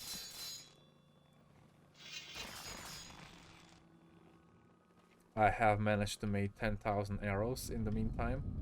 And that's the Dark Reaper that we're gonna put our crate on passive mode. And we're just gonna kill him from distance. And he will carry the key to that big gate behind us. Even though we just have to use a winch to use it. There's gonna be 2 more skeleton servants guarding it. And we can open it.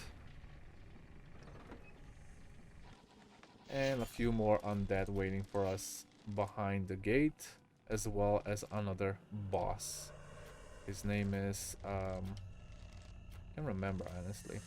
Oh yeah, and of course there's gonna be a ghost. I'm gonna just switch to my maple bow, because maple bow does damage to ghosts. Not a lot, but it's better than nothing.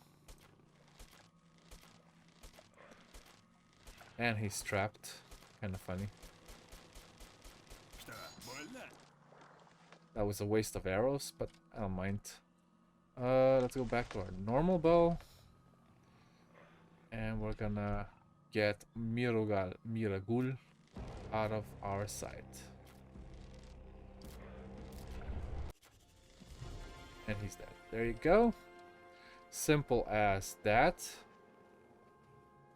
You can also check out the rest, but I'm gonna save that for another time. I think this is what the fire mages wanted. Let's just check. It's time to go back to Coristo. Indeed. Doesn't work when the undead is attacking you. Of course not. Let's go to the Valley of Mines again. Here we are going to Coristo on top of the chapel. The crypt is cleared and Gomez's curse is now left. Gomez go. Even though I would never forgive him.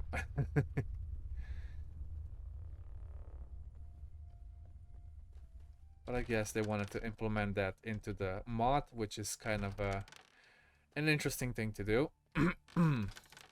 So we tell Gomez now that his curse has been lifted. And he gives us a key to this chest. We're gonna find the 3 marble statues of Innos. Once you're done with that, you can return to Ur-Thrall in Khorinis and receive your reward.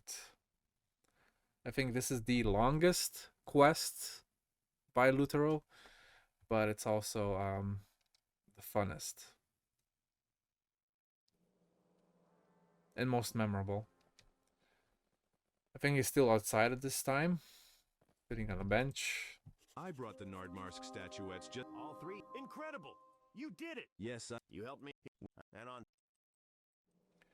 All right. And then there's gonna be one more quest, which we're gonna do in another video. That's it for today. If you guys enjoyed the content, please like and subscribe, and I'll see you in the next one. Have a wonderful, wonderful day.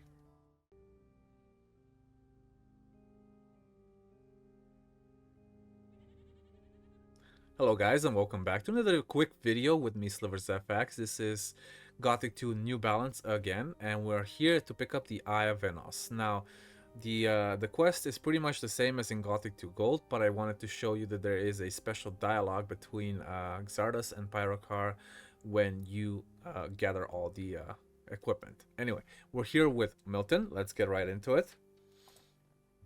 And we can actually get in, even though we have already gotten in before. So we're gonna go in and we're gonna talk to Pyrocar about the Eye of Innos.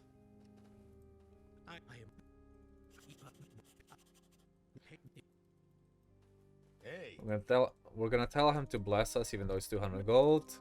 I love the blessing of health regen, and we're gonna get on our way. And Jorgen's here.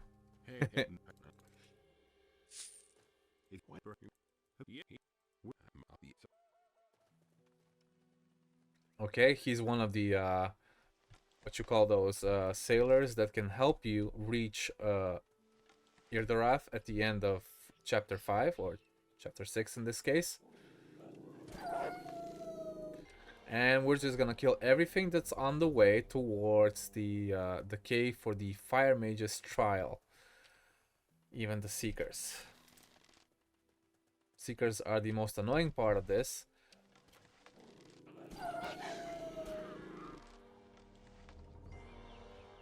And we're gonna do this speed mode as fast as we possibly can.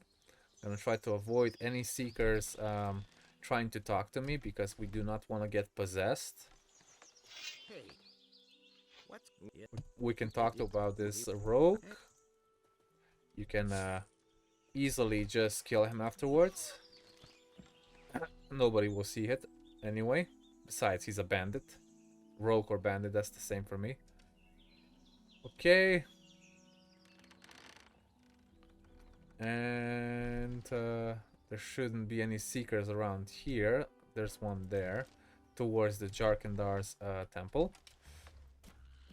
Or the excavation in this case. Okay. We keep going. We keep going. You guys already know the drill. Woo! A lot of new animals spawn every time you enter a new chapter, by the way. Oh yeah, we're not supposed to go that way. We just keep going this way. And there's a novice right there. There's a lurker right there. There's another lurker right there. A new one. Grimbald will tell you that he has seen another novice come by. This rogue will ask you if they're looking for someone. You might as well rob them.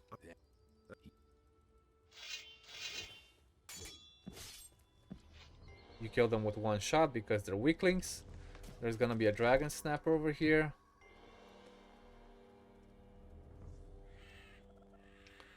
As well as the Seekers that are still guarding the Eye of Innos that I haven't cleared out yet. As well as a Dark Master. Yep, lizards, everything's here.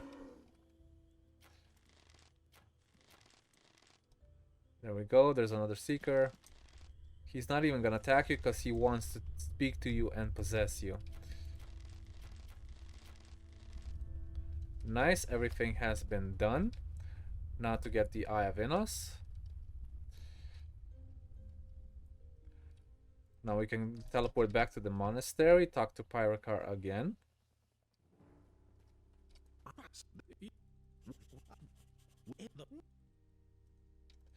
Okay, we're gonna talk to Vartras.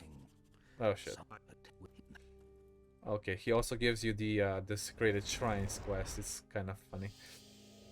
Even though you're not a paladin or anything, you're just a scout. Okay, Vartras will tell you. relief for Vatras. So we do need to go to the excavation site again, or in this case Jharkendar, and ask the Water Mages to make a replacement for Vatras. In this case it's gonna be Mixer, I believe.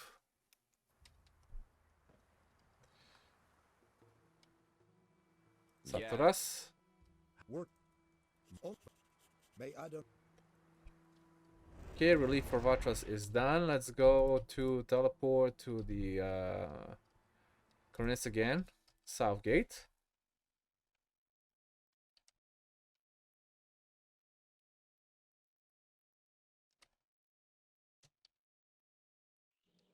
Wish it could load a little faster, but at this point the mod is so huge it's quite insane. Oh, hello, that's Mixer. You can rob him again. Yeah. The Eye of Innos is broken. News spread fast, okay.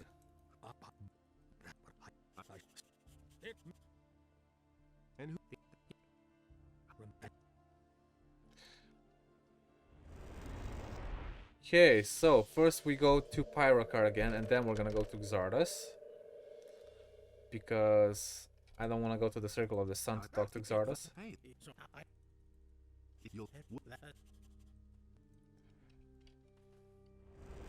Now we can go to Xardas and talk to him about the book, that the Halls of Irdorath book.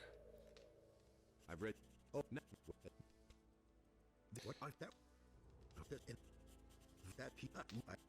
Wait a minute. Make sure you talk to him twice about the key that he gives you to the Sekop's farm. There's a chest there, and the book is gonna be inside of it. Now, even though Pyrokar cannot open it, oh look, Sekop's here, and the Seekers are always also here. Let's actually talk to him first. And we're gonna just get rid of these 4 Seekers that are inside. I think 4 of them, if there's not 5. Yeah, and 1 on this side. There we go, that's done. I'm gonna open this. Make sure you grab all the Seekers before they return to their houses. You get 1500 experience and a little bit of gold. We got the book. Now we can go back to the monastery and give Pyrokar the book as well.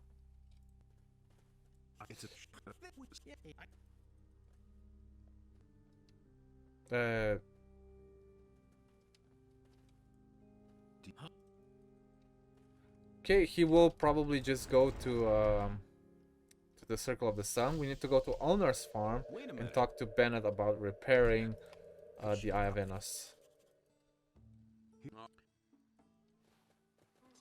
Now you do have to wait a day for this. This is still like it was in the base game. So he's still sleeping here. What's up? And now we can go back to the Circle of the Sun, and this is where the conversation triggers. Hello, Mac. You still had the audacity to I was show up invited here. here. It is my duty to be present here, and I had the audacity to show up in such places where you wouldn't even dream of being in your worst nightmares. Your primary duty was once to serve the holy fire, but for some reason you decided that you could neglect it. You shamelessly left the Circle of Fire, and for what?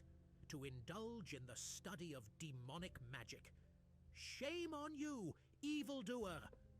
Today, Innos subjected me to the heavy suffering of meeting with you, and I swear by his name, I would prefer to be cast into the abyss, rather than experience what I am experiencing now, rather than see your shameless eyes boldly staring into mine, rather than witness what the servant of Innos has quickly become.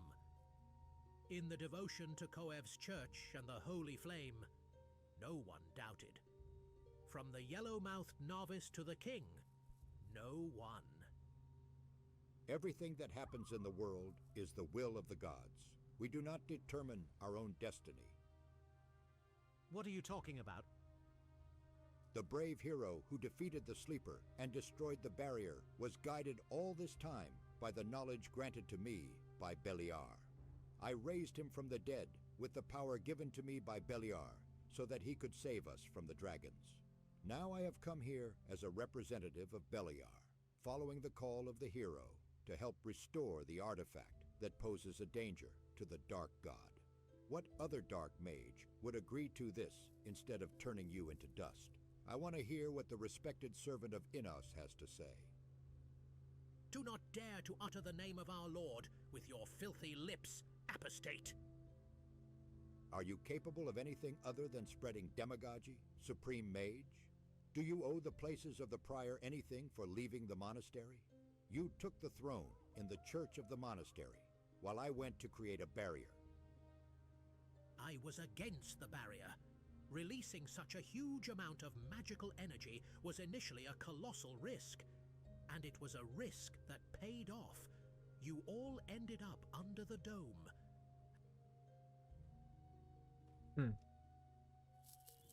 Alright, so that was the conversation between Xardas and Pyrokar. And now we have everything. Then we can begin. Restoring the Eye of Innos. Now Vatras here asked for 3 stalks of swamp wheat. But in all honesty, he just wanted the wheat. Even if you don't bring in anything, he's okay with that.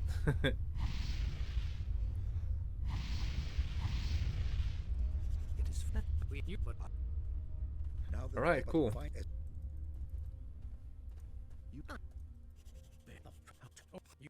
So now we are entering chapter 4.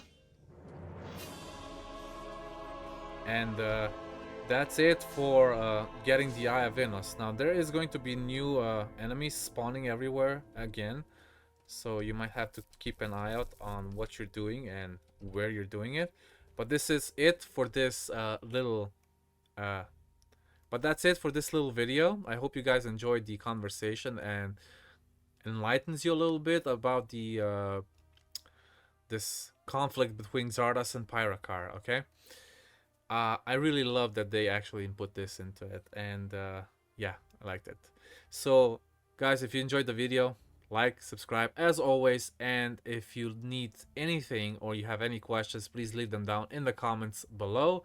We also have a Discord channel, and if you have any questions that I cannot answer, maybe people there will, okay? Have a fun day, and I'll see you in the next video.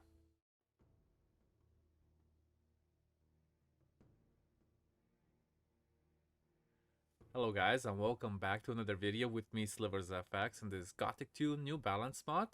Today we're gonna be tackling the very big plateau of the Ancients that is near the library in Jharkendar, if you know where that is.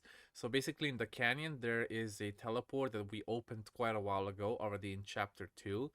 Currently I'm in chapter 4, but that's mostly because I still need to do the unlimited quest, and I cannot proceed if I don't do this first.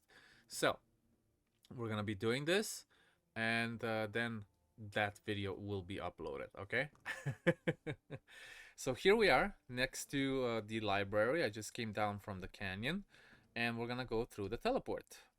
And this is the Plateau of the Ancients, one of the biggest maps in the game. If you don't count Khorinis, it might actually be bigger in some cases. It's just so vast, it's quite insane. So as soon as you get out, of course you have learned heat resistance from Gonzalez, I hope. If you haven't, then you need to do that first, otherwise your stamina here will run out, and then I think it starts on your health bar as well, so you cannot really fight. But I think it's just on stamina. The first thing what we're gonna do is we're gonna have to find a map. It's gonna make things easier, and the map is in this building. The Will O The Wisp is not gonna pick it up. We have to pick it up ourselves, and it's gonna tell us where to go from here. So if we just look at our inventory, have to scroll down a bit. The ancient map shows us where we are. We are right at the very top in the north. with the red arrow. And then you have these 4 different oases, which are green trees with palms. 2 different pyramids. There's an altar and a stone golem and the tree of life, and so on and so forth. We are going to tackle all of that in a very mannerly fashion. First, we're gonna visit all the different oases, which we have to do first anyway.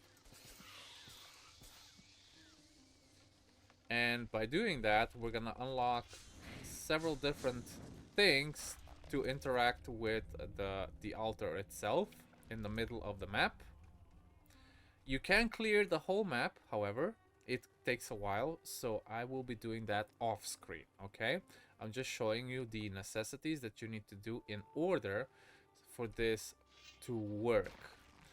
And each of these oases is gonna have a guardian that you probably should put your pet on passive, and he's gonna carry a key that opens a very specific chest that's right next to it. Okay, gonna get rid of all of these undead, and then just open the chest, and it contains how you call that, a stone shard that is interactable with one of the altars in the middle. Then this place is for something very specific as well. We will come back here later. Let's first try to get all of the oases. Now I believe the next one is in that direction. You normally see it when you come close, that it's like a borealis effect, like in the Northern Lights. But from far you only see a lot of trees in that direction. But when you come closer, you'll see in a minute that this area is sort of special. And that's what happens, this borealis effect. Okay, another guardian here. And we're gonna have another key and another chest that we need to open.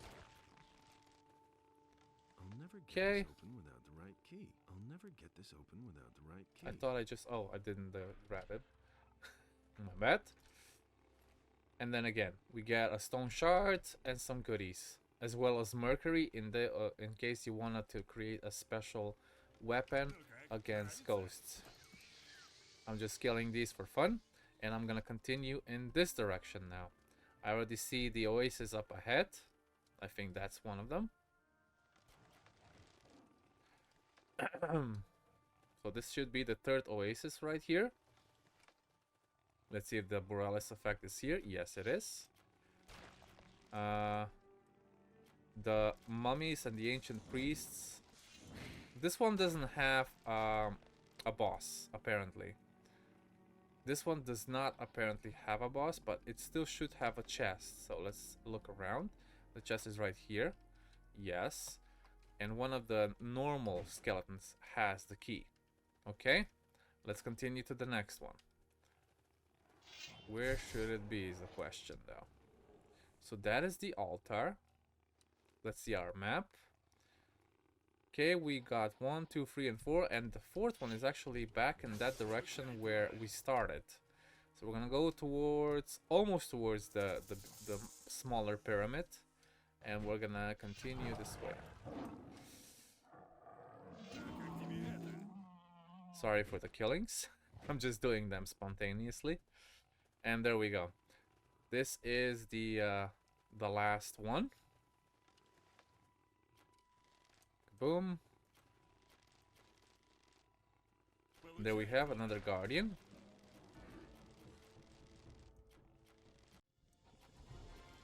And the guardian is dead. This one was indeed one of the skeletons. You also get a messenger, which is a weapon, by the way. I think it's a bow, if I'm not mistaken. And there we go. This is the 4th and last piece. And the quest also updates. That means we can go to the center where the altar is. And start inserting all of these stone shards into the special area. apparently that was a mini-boss. Okay, cool. So on each side you have one of these book stands that will be interactable with. That's why it's good to clear out the entire map first before you continue. But I'm just giving you this in a fashionably ordered, so it's easier for you to understand where to go. This is the small pyramid in the northeast that just opened up. So we're gonna go to that area. Where is it? Over there. See, I still have a lot of enemies everywhere. But it's a good thing that I have my crate with me. Sometimes he just kills everything that he sees. And now more enemies are gonna spawn in this area, because we have just unlocked the pyramid. I don't know why that happens, but I suppose. Boom.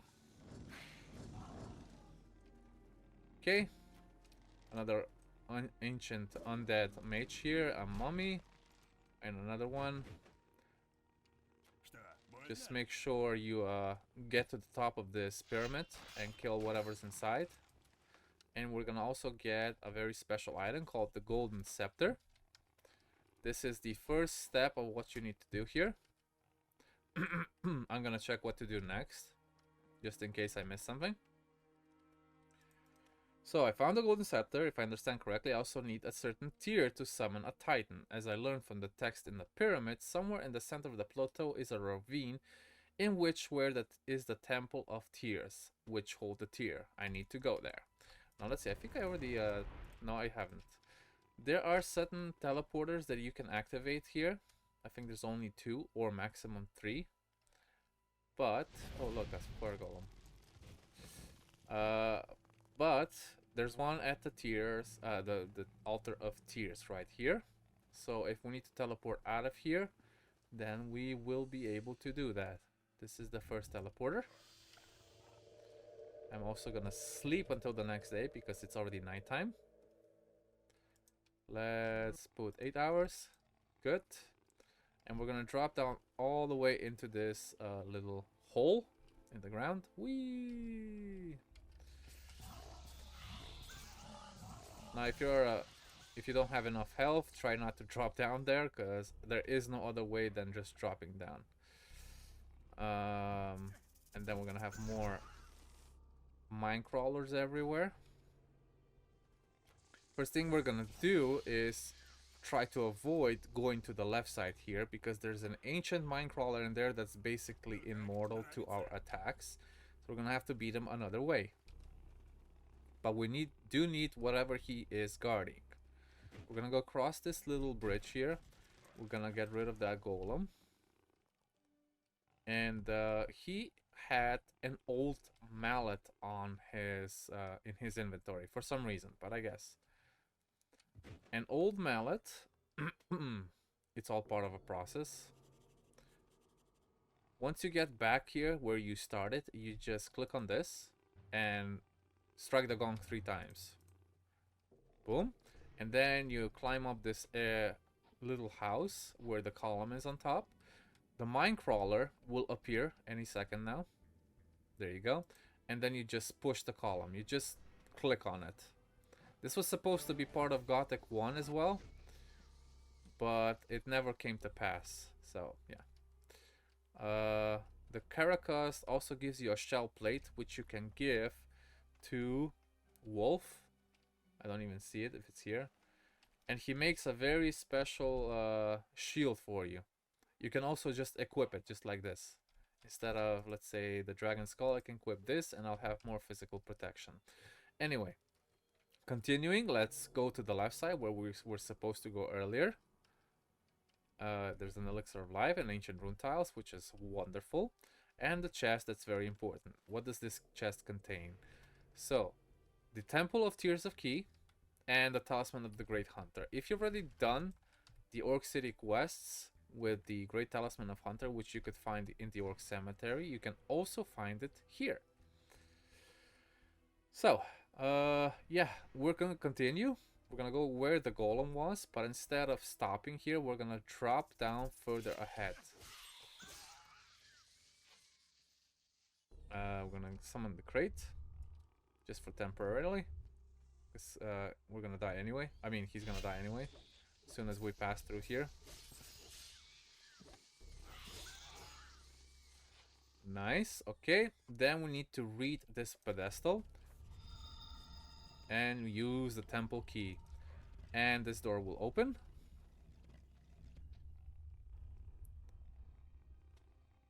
Any moment now. Okay, and what we can do now is basically move through it, and we're gonna get teleported to the Temple of Innos.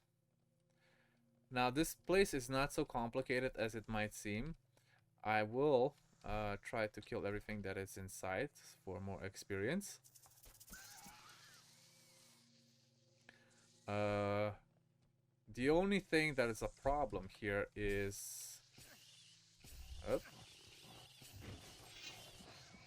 knowing what to do, because it can be very confusing. Okay, as soon as you get down here, you can kill everything you want, but you'll have to return back up because there's a door that doesn't allow you to pass through, not on your 2 feet anyway. So if you go through here, right? Oh, you say, oh, this is the way, right? But apparently, when you go through to the very top,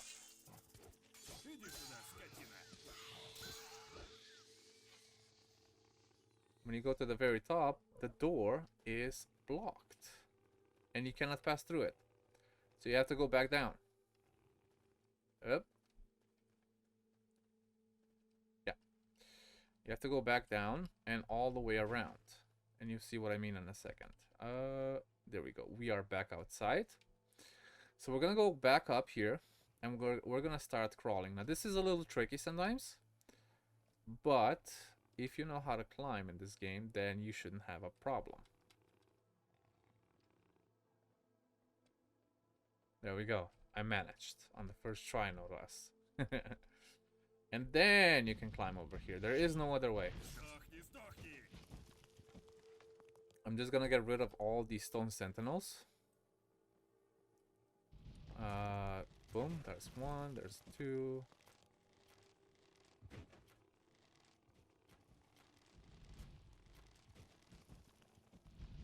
Because I love killing stuff, but these guys are just so satisfying to kill for some reason. Because they're like... Okay, what to do next, right? The gate's closed. What do? We have to find a button. And the button is right here. And there's a big key on it, okay? You cannot really miss it unless you're not looking for it. So as soon as you press it, the gate opens. And you can go inside. And you can kill the guard. And I would recommend you to stay on the side, because I don't remember if they actually removed the traps that were here. But I'm not going to take any risks. Well, apparently the crate just passed through, so they have removed the traps. Yeah, they removed them. Okay. Shame. It was fun. There used to be traps here. There should be a few more guardians here. Yep. So which side do we take? So one is for strength and dexterity, and the other one is for the mages, right? You can see that with the... This is a staff, so to speak, and these are shields and swords. So we're gonna take to the left. Even though I think that one gives you elixir of life, and this one just gives you elixir of strength. So elixir of strength doesn't do anything for me. I'm gonna just risk it, okay? You can only take one, by the way, just saying.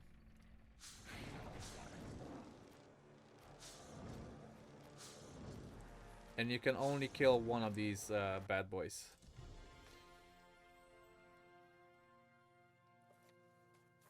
You can read one of these, and the next door opens.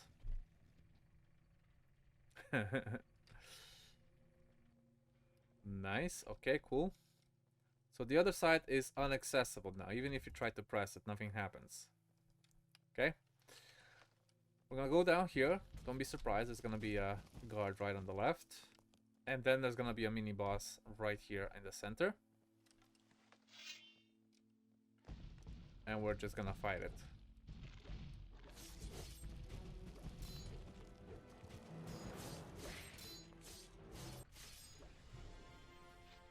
Not much of a mini boss, was he?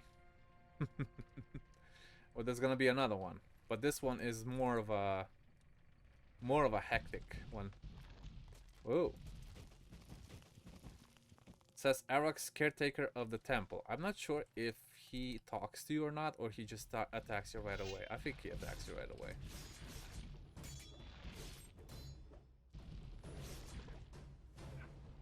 And he attacks you with such might that he throws you back a lot. So you can dodge. You can dodge his attacks, by the way. But try just not to get hit at all. He gives you 30 pieces of runestones and 100 gold coins, old coins. And here is where we're gonna find the one of the very important books. It's called the Chronicles of Stonos. This is part 3. I'm gonna also show it to you in the next video. And the Tear of Adanos was right here. And then says, I found the Tear of Adanos. It's time to go back through the portal in the center of the temple. In one of its rooms. So when you go back, you cannot teleport back. You have to go through here to teleport all the way up. This is the teleporter. And you get teleported right next to the Altar of Tears. Next up is we have to combine the Scepter and the Tear, and we're gonna spawn a Titan. Okay, so let's see where they are. Let me just read this. Fire Mage Expedition is updated, which we're gonna do in the next video. Where are you? The Scepter. Scepter was here, wasn't it? God damn it, I keep missing it. Unless it's on the way, all the way to the bottom. No, it's right here, okay. So a Titan appears, but it's not much of a challenge. So he gives you a rune tile. He gives you a special rune tile, and you have to combine it with another piece of rune tile. Okay, so there's 2 of these. What to do next? After I got both pyramids of the parts of the tablet, I need to combine them on the table in the building next to the small pyramid. So where's the other piece? Well, the other piece is guarded by a very ancient and powerful, I think, necromancer. I'm not sure if he's a necromancer. He's probably just a very powerful mage turned into a skeleton now. Let me summon Crate. Is he unpassive? He's unpassive now. Okay. The skeleton is in this big dome. You really cannot miss it. And he has about 20,000 HP, I believe, which the easiest way to do it again is with the bow. It's 12,000. Never mind. Wow, he went up there. He barely does any damage, though, to me. Probably because I have the Grand Scouts. Where are you? Stop running around like an asshole. Stay still. There we go. He is dead. You even get 5,000 experience, and he is guarding the next part of the rune tile. Might as well grab everything that's in his tower, because there's a lot of stuff. Don't think there's anything down there, but there is a chest in this area. Sorry, next here. There's a chest right here, and in the upper floor as well. I think you get like an elixir of dexterity, elixir of life, and other stuff. Quite a lot of things. And you also have to read this. Makes things a lot easier for later on. Okay. Now we have to go back to the pyramid, the small pyramid. If Drakes wouldn't keep interrupting me. So now we're going back to the small pyramid that is, I think, in this direction. I'm going to the right direction. Okay, yeah, I am. going speed mode, but even then it's sort of slow.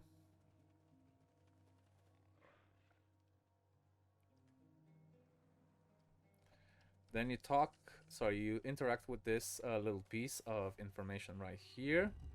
Insert the left and the right piece and take away the whole thing. Now we have to go to the big pyramid. So we're gonna go first to the Altar of Tears, and we're gonna go directly towards the Sanctuary. It's called the Sanctuary, I just call it the Big Pyramid. You can also do a little quest here with the goblins, which I will do in a separate video maybe. Oh no, I'll do just after. Just a little bonus, okay? Okay. Servant dead. Quite a few enemies in here. There's even gonna be two of these, Amun Sah, and the other one is, I don't remember his name. Another. There we go. Those were the guardians of the sanctuary. Make sure you also get the teleporter that's right here. Let's see. Should be on the other side of this little thing. Yep. Of this giant boulder. That means we have now 2 teleporters around this place. And now you can interact with this door. And the door opens.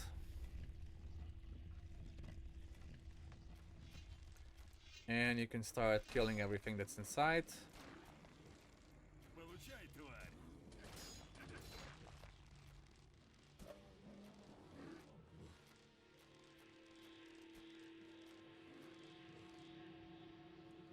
Okay, cool, nice. The thing is, the Will O The Wisp doesn't work here. This used to be a lot harder. There used to be like steps up here, everything was a puzzle. Now they made it almost too easy. So everything's about killing. There's no puzzles anymore. I used to like that, you know. So we're gonna interact with these book stands first.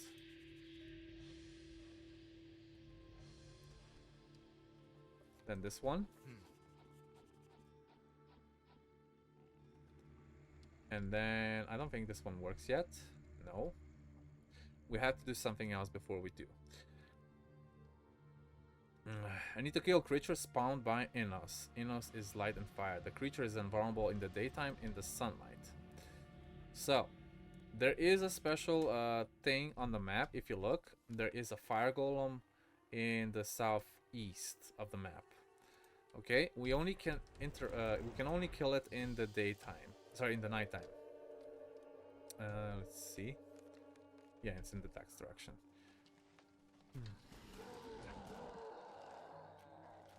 We can only kill it in the nighttime because in the daytime it gets stronger by the sun. Or with the sun.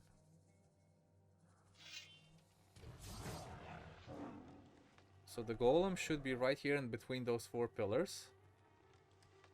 And we're gonna wait until it's nighttime so we can actually attack it.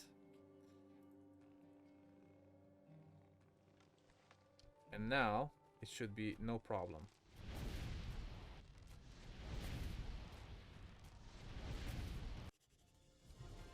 There we go. That's the first part of that quest. Then it says it remains to find the dragon egg and bring it to the gift of Adanos. Again, it's on the map and it's very close. The dragon egg should be next to that oasis, but it's in the corner. And it should be in the end of a tunnel, I believe? Oh no. I think we need a transform into a meat bug here. Let us check. No, it's not this one. It's not this one that you need to transform into a meat bug. That's another area. But the Undead Mage is indeed guarding a dragon head, the dragon egg that the Will O The Wisp already picked up. So now we have to donate it, or not donate it.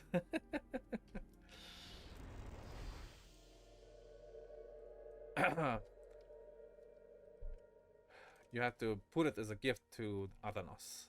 We are back here at the Altar of Tears, and we need to go to the west, and it's not that far away. If we just go in this direction, we should be heading in the right spot. Let me see, I don't think there's any more enemies here. And this is the area where you can see dragon heads. And you just click on this pedestal and you put the dragon egg on top of it. Okay, the gift is given. And now we need to return to the big pyramid, the Sanctuary of Truth, and read the last entry that's on the center.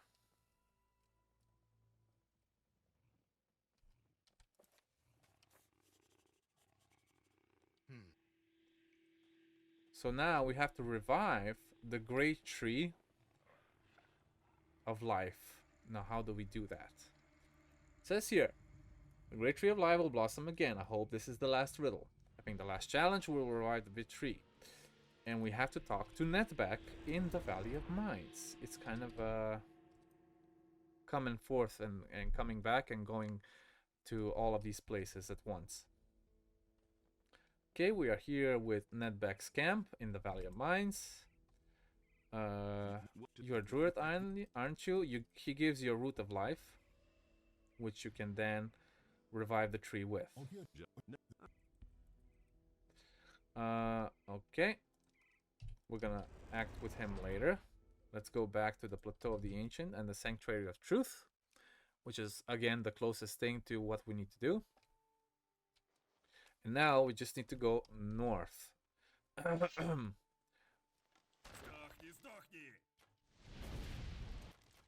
There's a lot of fire stuff around. That's why I said try to clear everything. It's a lot of experience here. Anyway, that is the giant tree of life, but at the moment it's lifeless.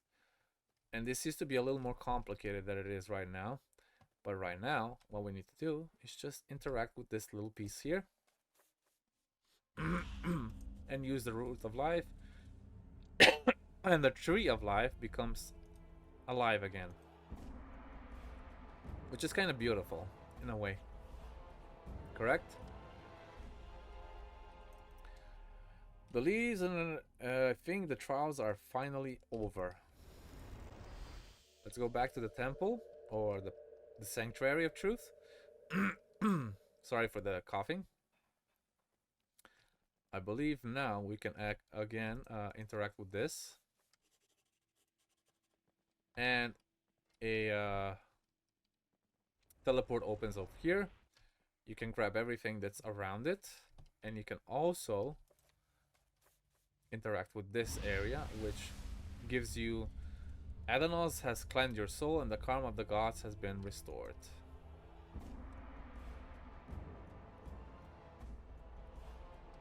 Right? But that's not all. That is not all. When you come back, this little area will open.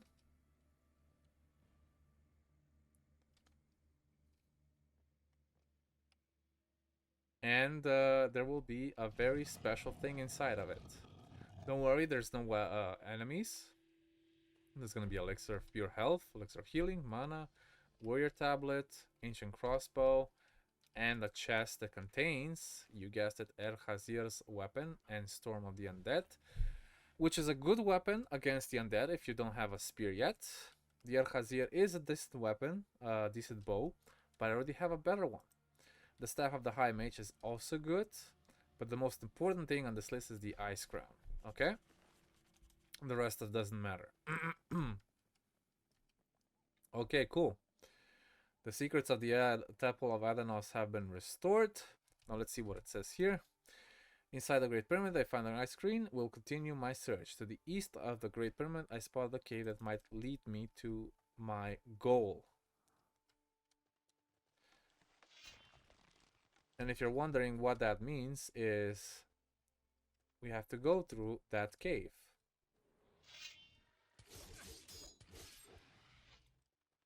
Here is the cave. I don't think there's any enemies on this side. Oh, there is actually.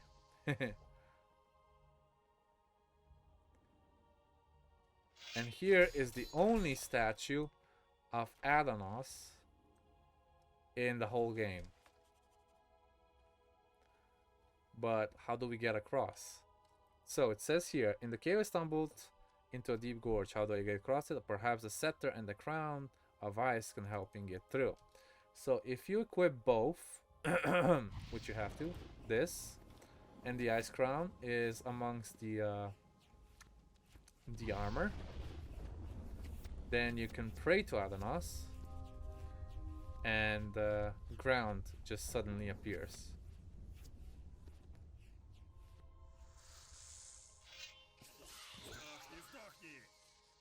There you go. And once you have that, these guys won't even attack you. But of course, you can get rid of them, of course. Of course you can get rid of them. It's extra experience after all. It's entirely up to you. I normally do. But I just leave them for later.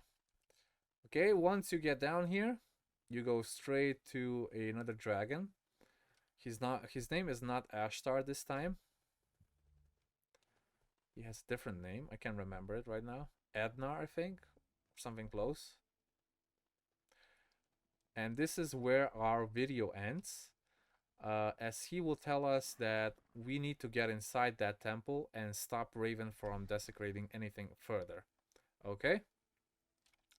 That's it for this video. I hope you guys enjoyed the secrets of the Plateau of the Ancients.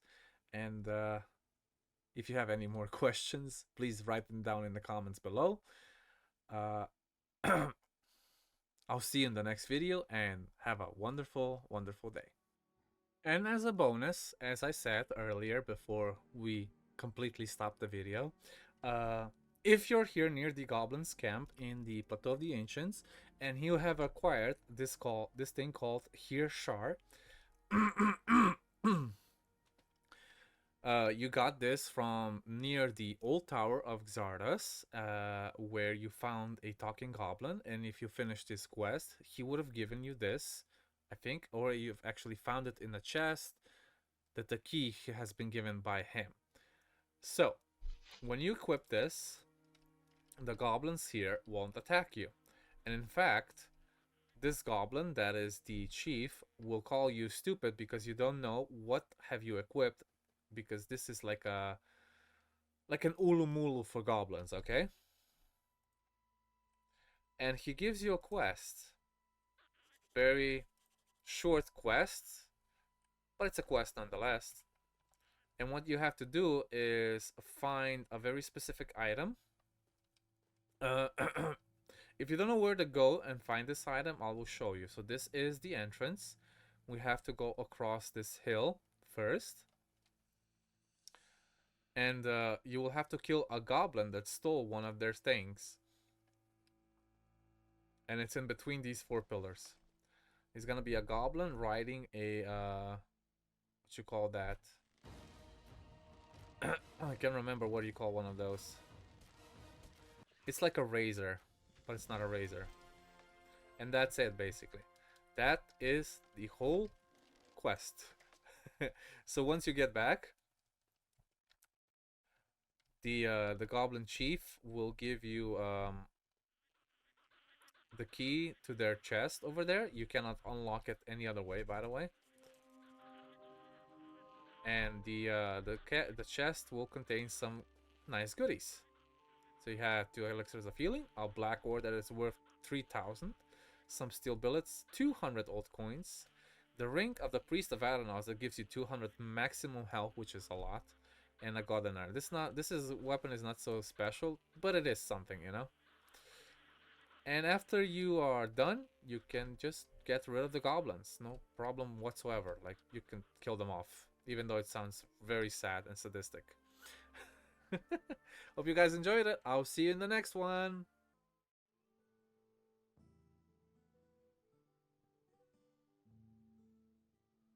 Hello guys, and welcome back to another video with me, SliversFX. Today we're doing Unlimited.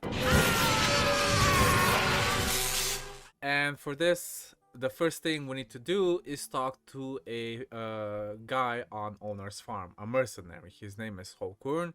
Normally in Gothic 2 Gold you would start meeting him in the Valley of Mines just as the dragon hunt begins, but here they actually added him on owner's farm.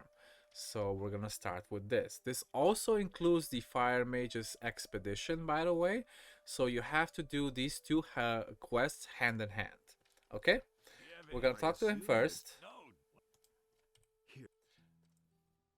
and you give him first a little snaps, and you get his first quest. It's called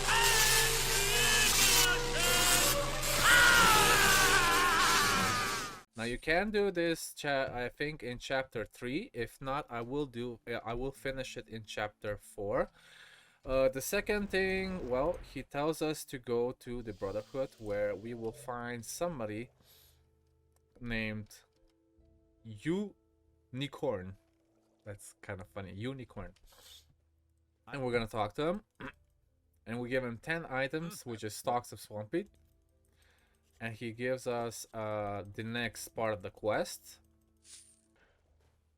Okay, and since we're still in Khorinis, we're gonna go to the monastery. And we're gonna go to the basement where the library is. Oh, Milton's wanna stop us. I'm not gonna talk to him, no need. So, we're gonna go to the basement to the library. And we're gonna read one of these book stands, this one specifically, and it's gonna say we're gonna get another quest called the Fire Mage Expedition. And we're gonna talk to what's his name, Pyrakar,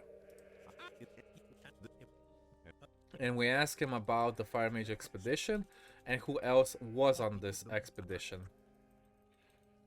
And we're gonna go talk to Xardas now, that is in the his tower, of course. And you ask him about the stone giant.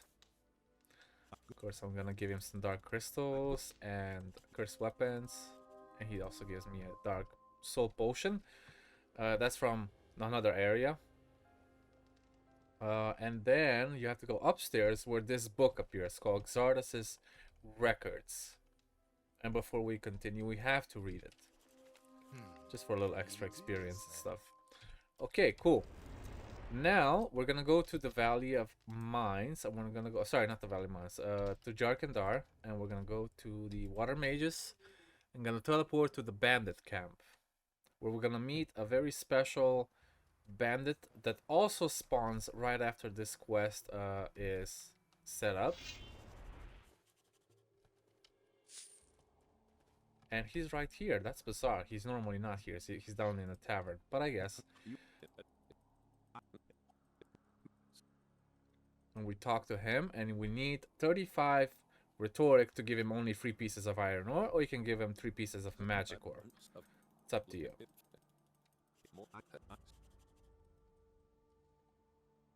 Very interesting. One of the brothers from... He somehow overheard a... Well, yes. What do you mean? I want to say that... Oh, really? Do I look like... I wouldn't... Then believe... Then Scorpio... But so the art... Listen to me. However, at the time... Alright. Now we have to go back to Khorinis and talk to Milton. Or to the Valley of Mines, if he's still in the Valley of Mines at this point for you. If you're in chapter 2.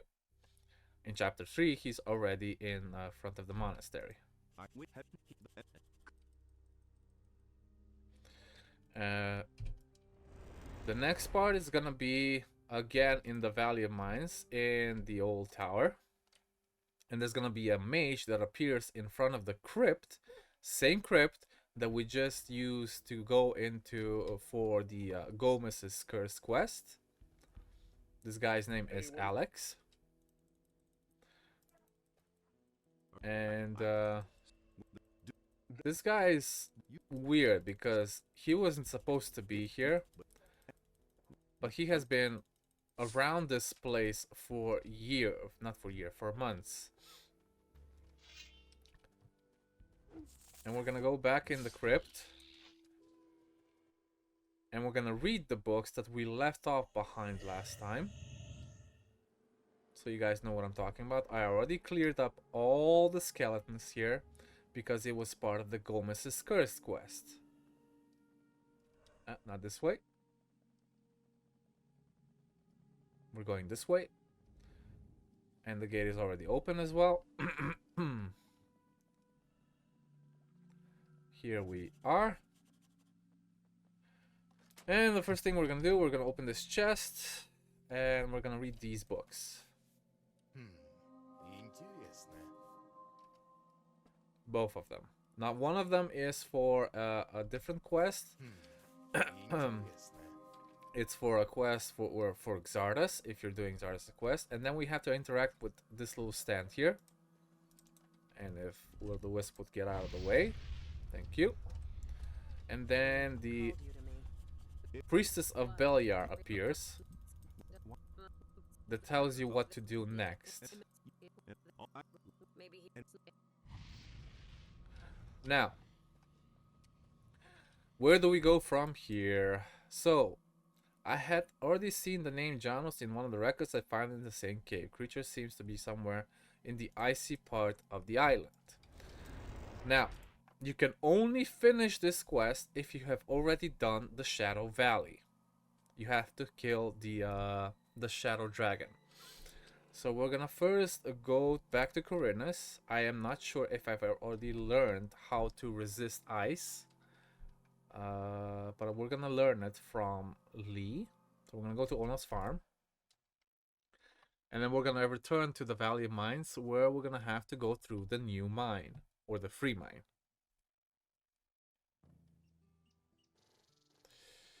So let's see if Lee can teach us anything new. I think I haven't talked to him about this yet. So what's this business with your Vatras? I'm just gonna go through all of this real quick.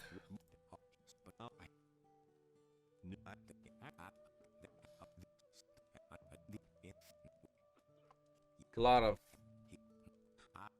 of things going on, as well as Lee's old friend. Now, Lee's old friend is going to be a separate video, but I will include this conversation into it. Teach me how to endure cold. You need to get 4 learning points, and you get also 5 magic protection. And now we're going to go to the Valley of Mines new camp. A lot of traveling here and there for this quest, but I'm doing this all in one go. Normally I don't. I just do things spontaneously and whatever I'm closer to. But this is so you guys know step by step what to do with the unlimited.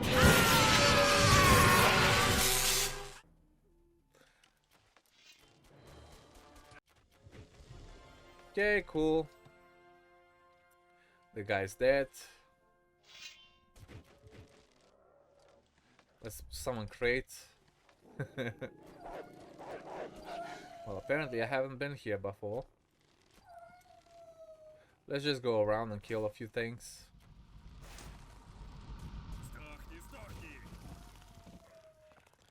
Might as well kill the icy golems.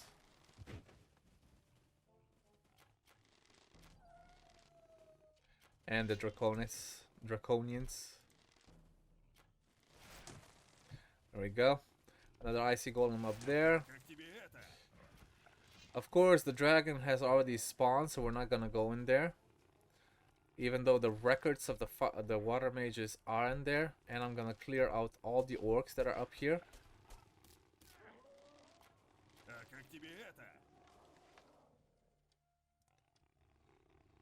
Because at this point they are just in the way.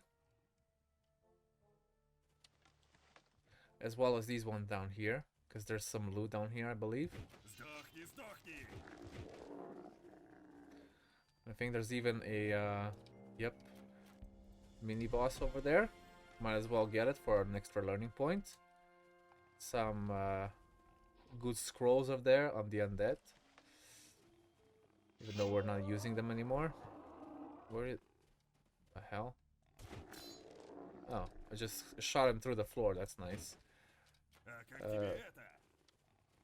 More orcs here that I'm gonna get rid of all of them. This is also part of the exploration mine free for Garant, by the way, so you might as well clear all of these orcs.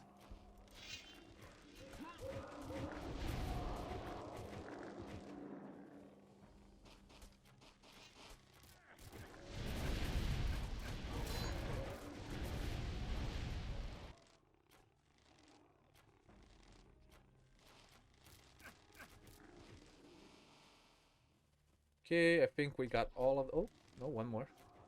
One more there. And another one there. Anyone more? Nope. This camp is clear. And now for the other part of the free mine.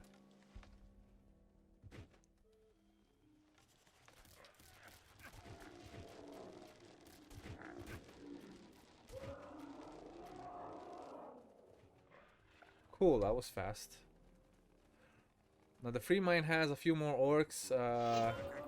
Nothing we cannot handle, of course. We're doing this on speed mode.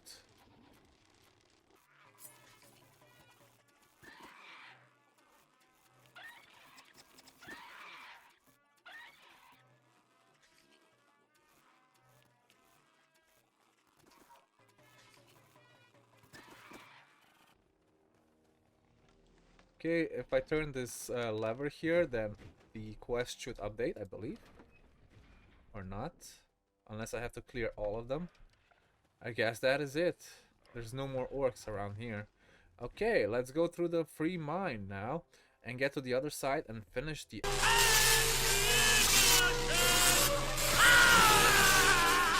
quest. Well, we still have to go through here.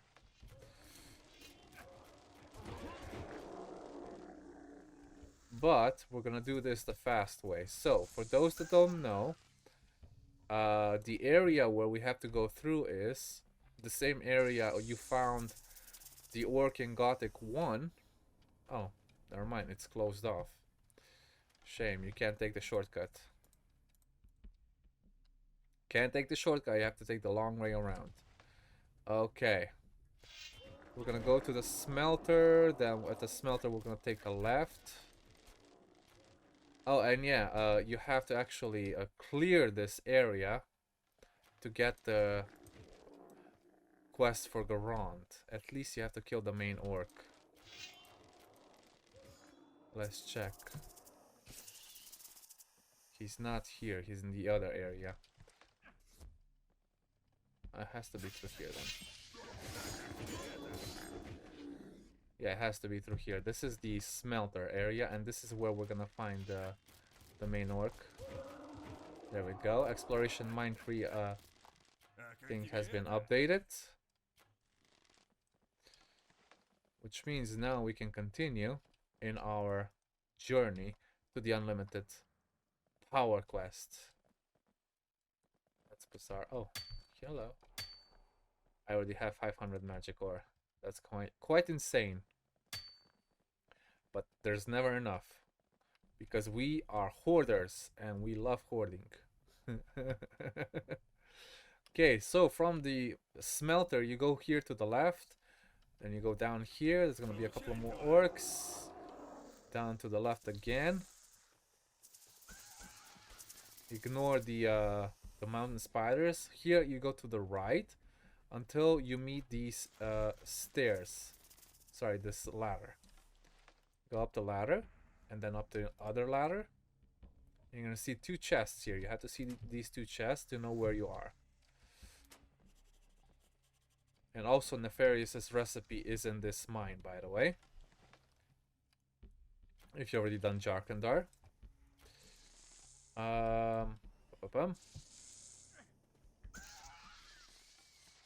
There you go. Once you're down here, climb up again, but to the other side. And this was normally a dead end, right, in Gothic 1. Here, it's actually a pass through the icy region, and you get to the next part. And Lee's old friend also updates, but this will be a separate video. We're just here to get the unlimited. Then I'm gonna sleep until morning because it's kind of late. I think it does that every time you pass through somewhere specific. So there's gonna be two ways of this, okay? Once you get through here, there's one way to go left and one way to go right. We're just gonna stick to the right for now. Let's put crate into work. Thank you. You're gonna see some orcs, some icy animals around. Just kill everything on the way. And just for this specific quest, stick to your right, okay? Stick to your right as much as you can, and eventually you'll come across an orc camp. The only thing you want to avoid for now is that orc camp specifically. So we're here, still to the right. Now this is a dead end, but we're gonna still stick to the right area. Okay, we're going this way now. And we can go through here. We could go through here. We don't have to go through here, because we're gonna mess up the other quest then, okay? So we're just gonna go this way instead.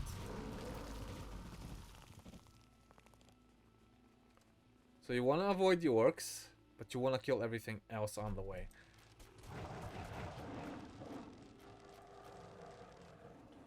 Nice. We're getting close to the other part of the orc camp. The mean orc camp.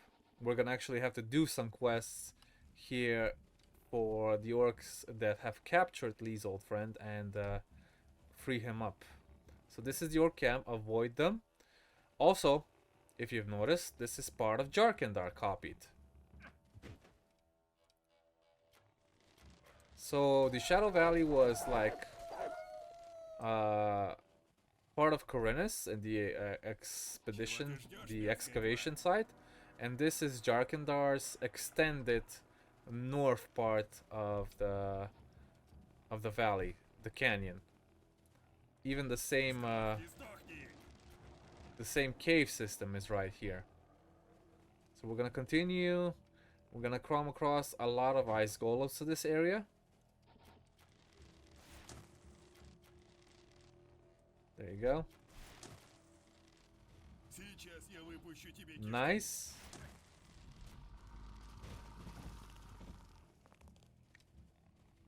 We're almost there. There's gonna be one more ice golem here. And the rest, I think, is just undead orcs or skeleton orcs. Pretty much. Orc skeleton, yep.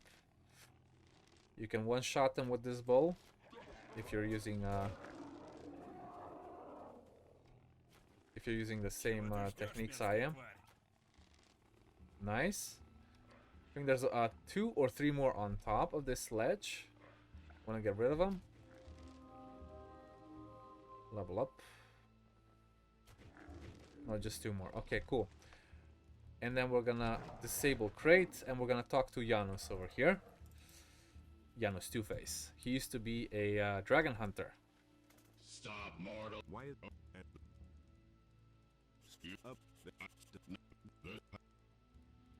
So, what do I have to do to convince you? Why they call you Two-Face? What were you when you were alive? You don't think I can handle you? And then conversation. So, what do we have to do? I have to get the Soul of Belia, and I have to first I must deal with the Eye of Innos. So, after you deal with the Eye of Innos in chapter 4, you come back here. So that's what I'm gonna do right now.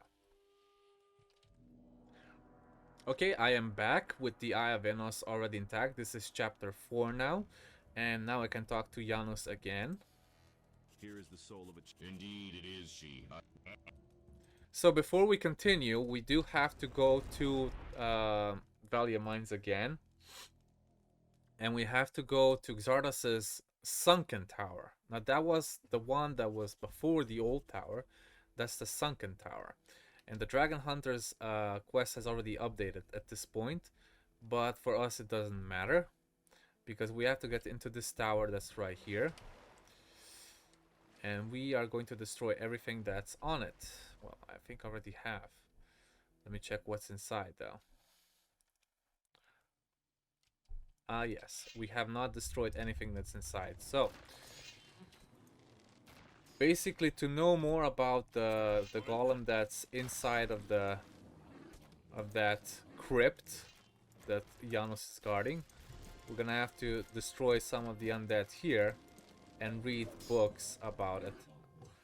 Well, we'll see what else we got here. So this is a special place. A very special place. This is Xardas' very old tower. And if you remember from Gothic 1, you also had to get here to get the... what's it called? The ore armor. No, you won't get the ore armor here, but you'll get other stuff instead.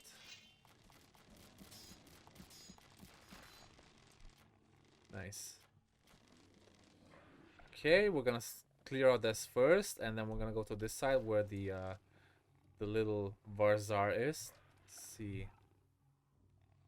Active, passive. Okay, put it in passive.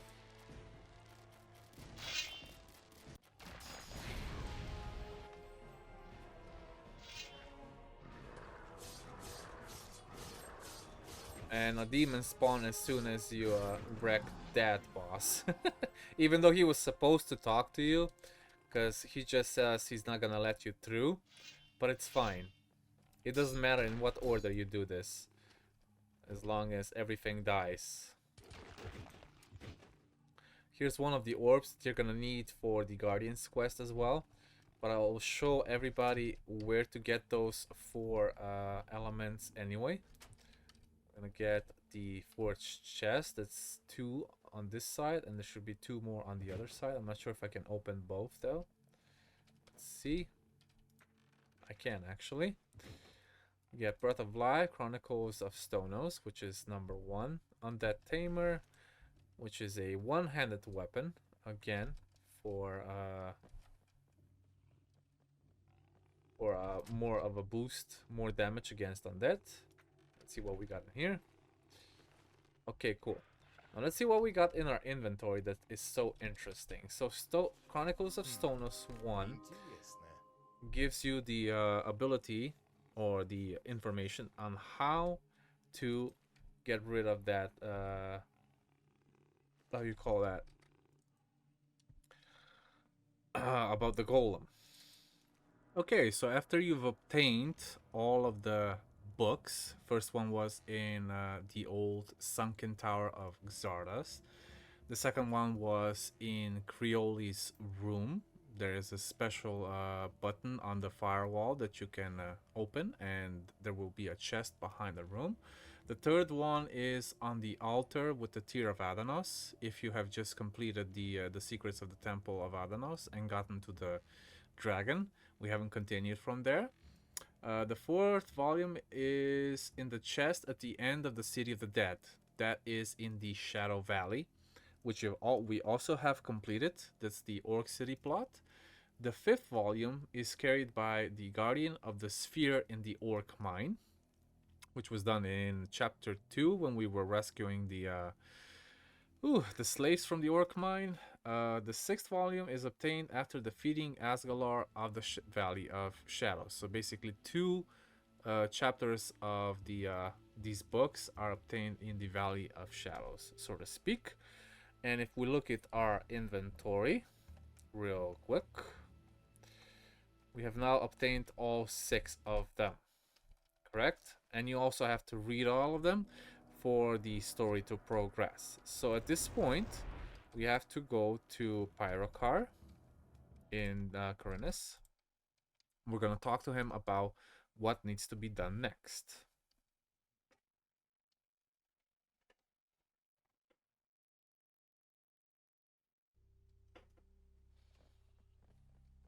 Are you going to play? Milton tells you about the dragon hunt, and he gives you a key to the Valley of Mines.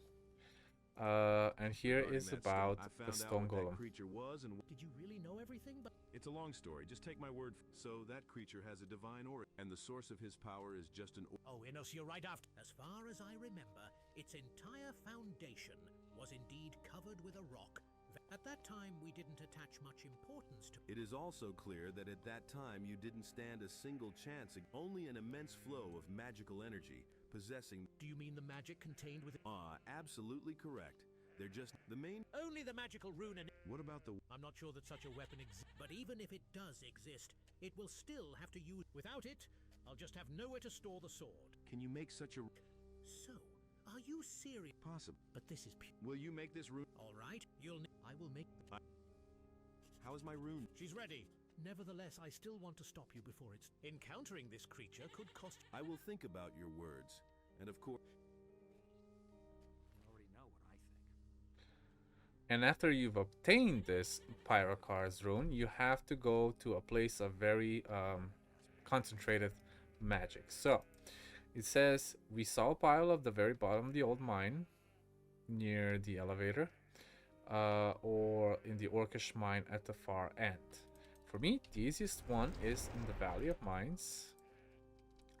Let's go to the new camp, and we're gonna drop down all the way to the end. And we'll see what to do with this. Na zdrowie. So we are here with the new mine. Sorry, with the new camp. Teleport, and we're gonna go to the old mine, and we're gonna go to the very bottom where there's a big pile of ore.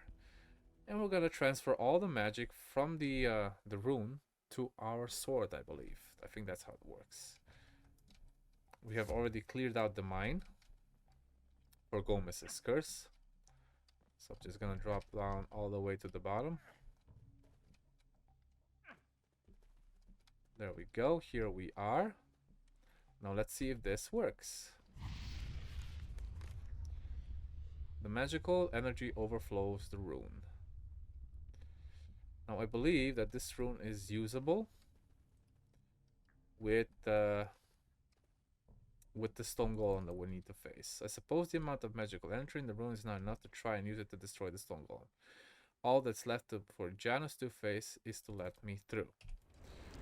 So we're gonna go to back to the icy mountain of orcs. So after you've obtained the magical rune that will destroy the stone sentinel, you have to come back to Janus, right? And the way to open the door is to interact with this little cauldron here in front of him, and the door will open.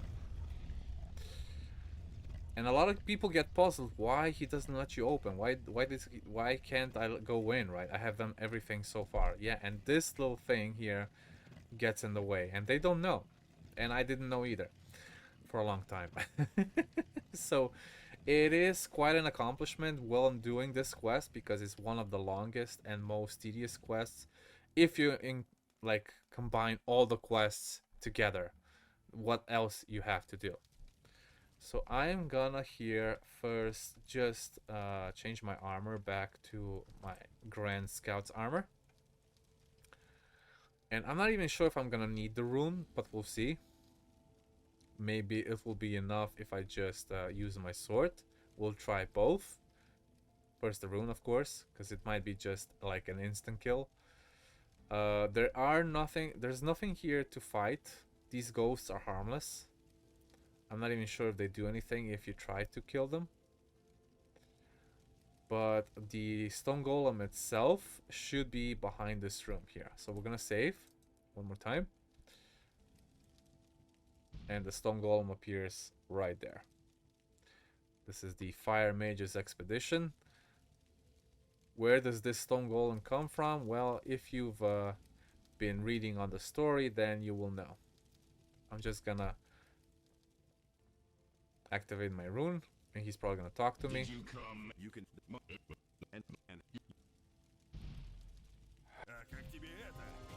And he dies in one shot.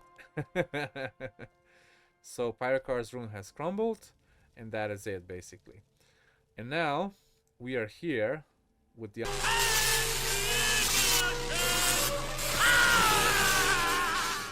Now this is probably the most powerful artifact in the world, and there is nothing you can do about getting it or not getting it, okay? You'll see why. What do you want here? And how did you even get here? Through the magical portal. I've already figured that out myself, smarty pants. If you can see, the image inside that sphere is actually taken from the I completed his trials, from one of the wallpapers for Gothic. Anyway,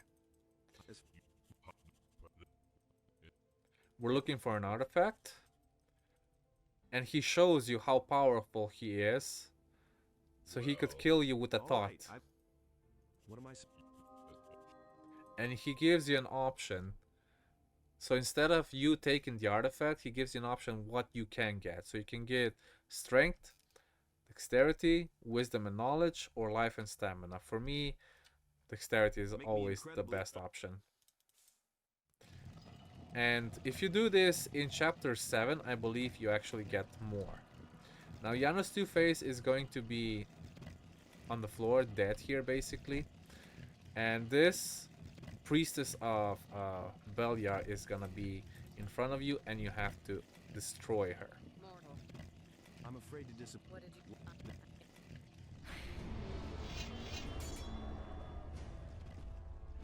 She is very fast.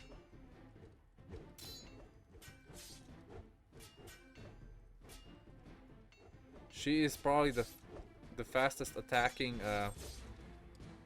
humanoid that I have ever seen.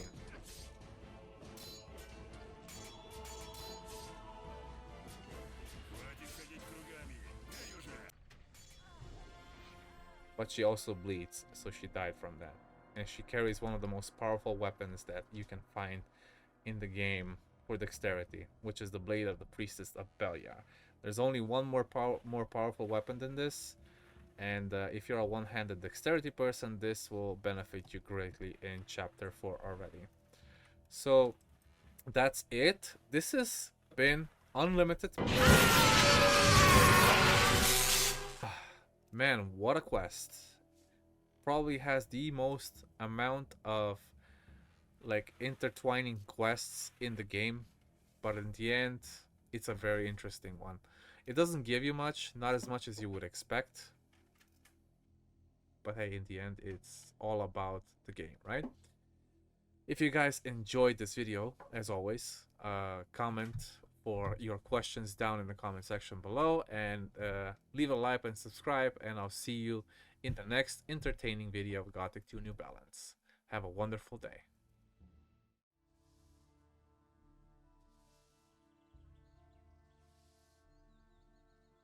Hello guys, and welcome back to another video with me, SliversFX, and this Gothic 2 New Balance mod. Today we're going to be continuing with the Merchants Guild quests, which is going to be the last ones. So I'm in chapter 4.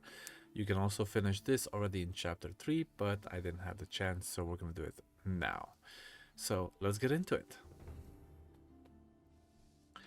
Here I am with Ur-Thrall again, and I'm going to ask him if there's any more errands. There's still work. And he asks that there was a person that was supposed to bring him some black brandy, but he never showed up, and that's because some bandits stopped him on the way here. We're gonna go to the tavern, and we're gonna turn to the right, and we're gonna get rid of all those bandits.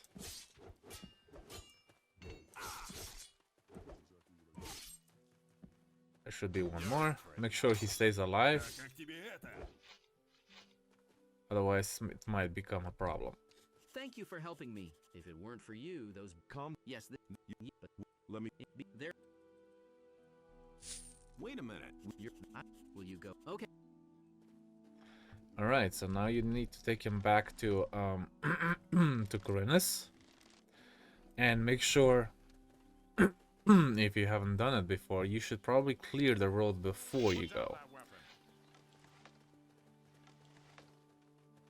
Sometimes he will run away if the road is not cleared, so I will try to clear these orcs as fast as I can. Hopefully there won't be any hard ones on the way.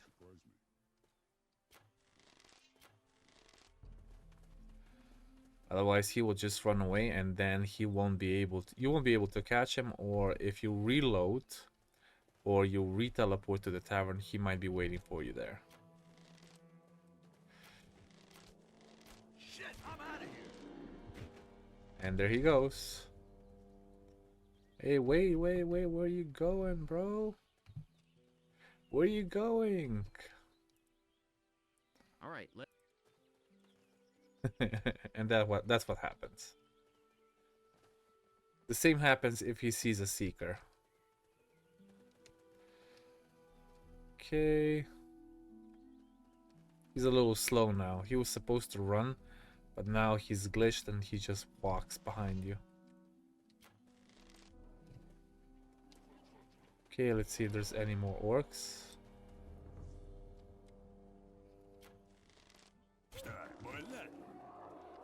Okay, that didn't phase him. Apparently, he didn't see it. His eyes were forward, but I guess. Wait, I think I can manage. Here we are. Yeah, and I decided that. What do you mean? So basically, this guy quits his job, and we're gonna have to find Luther, another errand boy. So you have two choices to do that after, I believe. Or is it 3? Anyway, you bring him Black the Black Brandy, and he's gonna give you another job. So we're gonna just talk to Cavalorn here. The second option is also Maxi, that's down next to Vatras, where he's preaching. But we're gonna go with Cavalorn. I still haven't picked up my share from chapter 2. So we're just gonna bring him to Lutero. And that's the end of the quest right there. Pretty simple, right? I found a person. Yeah. And he gives you 1,000 gold for it as well. Next up is freeing up Sarah. So we put Sarah in chapter 1 into prison, and now we're gonna free her. Now if you put Cantor in prison, this quest is not available. So we're gonna go to the merchant's quarter or square, and we're gonna talk to Lord Andre, and we're gonna release Sarah. Here's the 500 gold, and now we can go talk to her. Now she's not in the same spot as she was before, nor she will be after. She's actually going to be in the upper quarter after this. So we have a few quests regarding Sarah, and she's gonna be sitting right here in front of now because if for start in front of the tavern. And I had no choice then. I apologize for the incident. I have nothing to say to you. Now there's 3 options. If you choose the last one, the quest ends and you get nothing. I apologize for that incident is probably the best way to go. Or you had no choice then. I apologize for. Believe me, I'm very sorry that this happened. I'm surprised you had the courage. This time I will believe you, but nothing more. You don't. I haven't eaten any, but I don't. So you get her some food. I guess some meat, some milk. And then you ask her if something is bothering her. It seems that the guard who took. And then the second quest that she gives you is that the guard that was taking care of her prisonage took one of her family rings. And that guard is this guy, Bolton.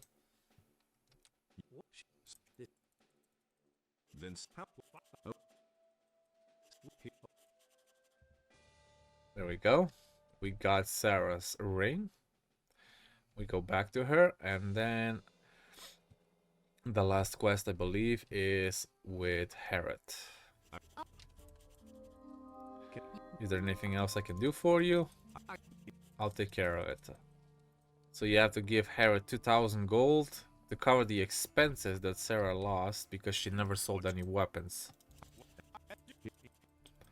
And you also get a noble longsword. I suppose. I mean, it's worth like what, 300 gold if you buy it. And Innos, I paid off your. Thank you. Thank you. You know, you are a good... Alright, then we're gonna save right here and see what is the last absolute quest. I believe it's something to do with Ur-Thrall. And what does it... Do you know a merchant named? Of course. Who doesn't know him? He is offering you a job Really? Many merchants dream of... And there you go. And now we go back to Ur-Thrall and tell him the good news. That Sarah will be joining his team of professional merchants. I talked with Sarah. Yes. She agrees with your... Excellent. Now you no longer need to worry. As for you, here's the thing. Accept it. Here, I think it... Alright. What is this? So what is this ring that he gives? So give you a pilgrim's ring, and every time you wear it and you go to one of the members of the Merchants Guild, they will sell you another King Sorrel or two. And that's it. Who is a member of the Since you are now also a master of our guild, you are already acquainted with some of them. This is Jorah and Sarah. Additionally, our guild includes others. Mateo, Salandril, Errol, and Nigel. They will all, as I already mentioned, be happy to offer you the very best. Just don't forget to put on the ring. As I said. And that is it for the last of the Merchants Guild quest. Sarah should appear in this stall up here, by the way. I just don't know where she is right now. Probably still walking up or something. Yep, there she comes. And that's it for the Merchants Guild. Thank you guys so much for watching. I'll see you in the next video.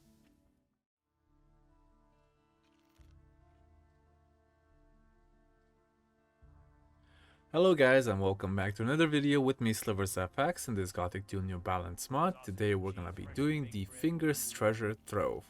Basically, it's a quest, a main quest within the Scouts Guild, and it's also one of the most interesting ones when it comes to finding things. So, let's get into it, shall we? I'm here in Khorinis, and the first thing we're gonna do is we're gonna go find fingers. So we're gonna go to the was it Fort Asgan, and we're gonna go to the fort. Now I haven't seen fingers yet because well, I just haven't. And we're gonna go down here where his camp is, and he's gonna drop down. He's gonna be here to the left. What a meeting. Who are you? And then he remembers who you are. Then you ask him about the the golden keys. You convince him, so he will basically give you all the information on the golden keys, and they wouldn't pursue him for his crimes.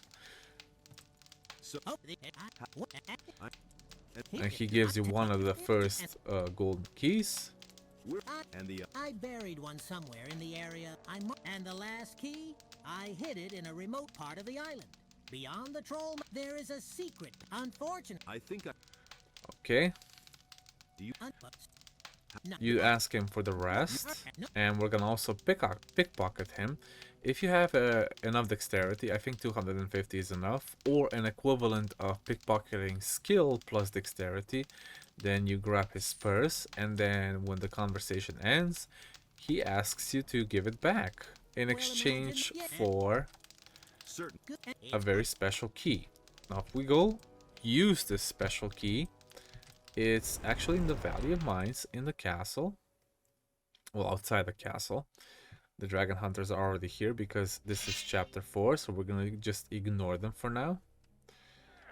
And if you remember Gothic 1, then you know that Finger's house was right here, and he was standing in that direction, teaching you the ways of the thief. And when we open his chest, we get a drawing of the golden needle, which is a good sword for chapter 2. 300 gold, 10 lockpicks, and a very decent armor. Gives you 100 protection overall. And that's it for his Grandmaster sword. We can also make one for the quest to be completed. I'll do that later. So we're gonna go to Khorinis, and we're gonna go to, let's see, I think the Circle of the Sun will be a good start. He said that there is a next key in the remote part of the island in Silver Bay. Now I'm not sure if it's gonna be opened, because the last time I checked, it just didn't go through. So we'll try our luck this time. Let's just get rid of the orcs. It could be the problem that the orcs are already here, and this was supposed to be done in chapter 3 or even 2. Okay.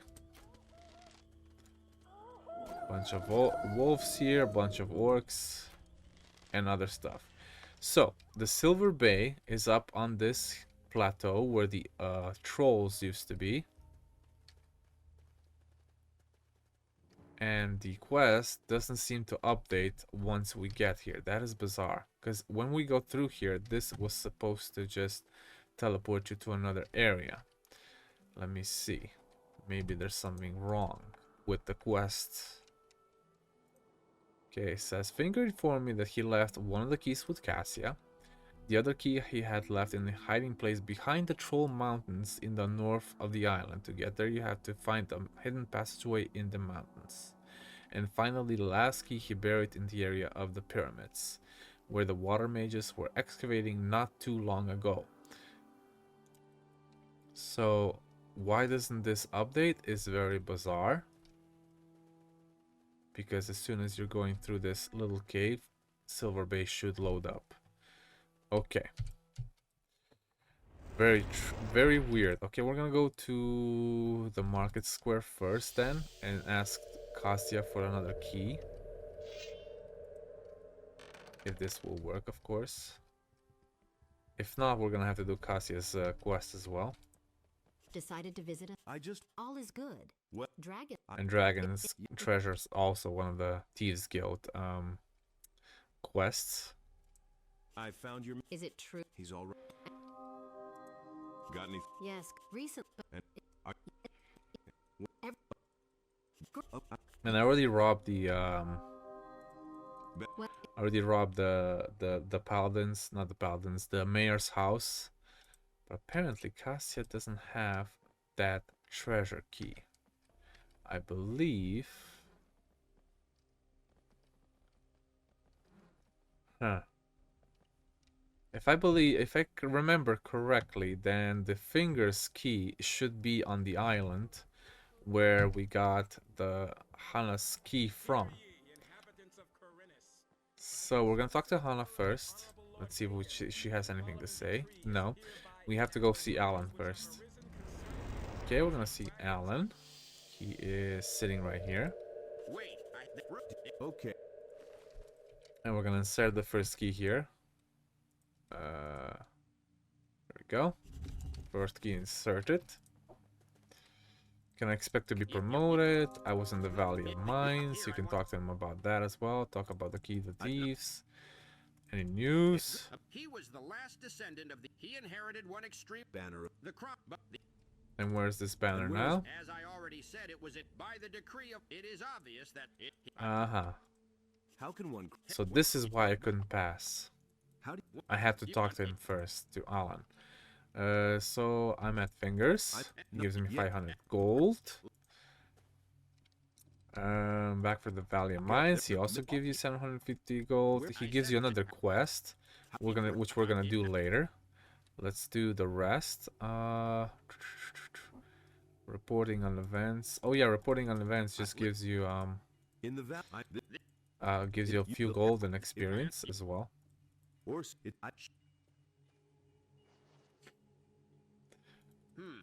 gives you a lot of stuff. Okay, let's go see the the Banner of Fire. Alan told me about an artifact of the Banner of Fire. The army of paladins that carries this banner is under the protection of Innos himself. It was last held by the former guard named Elren. So now we can go to that area, which is in the Circle of the Sun. And we can go up here, and then it's going to load into the next area. And there you go, that's how it updated. And now instead of a blank rock, the cave actually opens and it goes into darkness. And now we are in the Silver Bay. Okay. Just gonna summon Crate for this because why not? You can get quite a few things here, especially a lot of sulfur, by the way. There's a few sulfur mines, same as in the Massif's lair. We're just gonna clear out this area first, which you should do probably as well.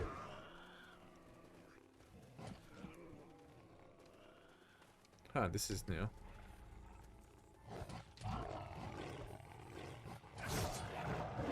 I didn't see that Shadow Beast before ever. They must have added him later. I think one of the sulfur veins is right here, indeed. You have to gather them each by one, because they haven't added the option to just press V and get all of them at once. Even though it works with gold and iron. Sulfur not yet, I suppose. I'm gonna go up here in this direction first to activate the teleporter stone. And we're gonna talk to Irvin later. We're gonna go down here first so that we don't waste too much time. We're gonna do everything all at once. Make sure you go up here. There's also a few nice things here. I think even King Sorrel, if I'm not mistaken. Goblin Berry, Wild Berry, Metal Knotweed, Healing Plants. A lot of stuff you might find useful. It's a good thing I have Crate with me, because I can't even hit anything. Ooh, that was quite a jump.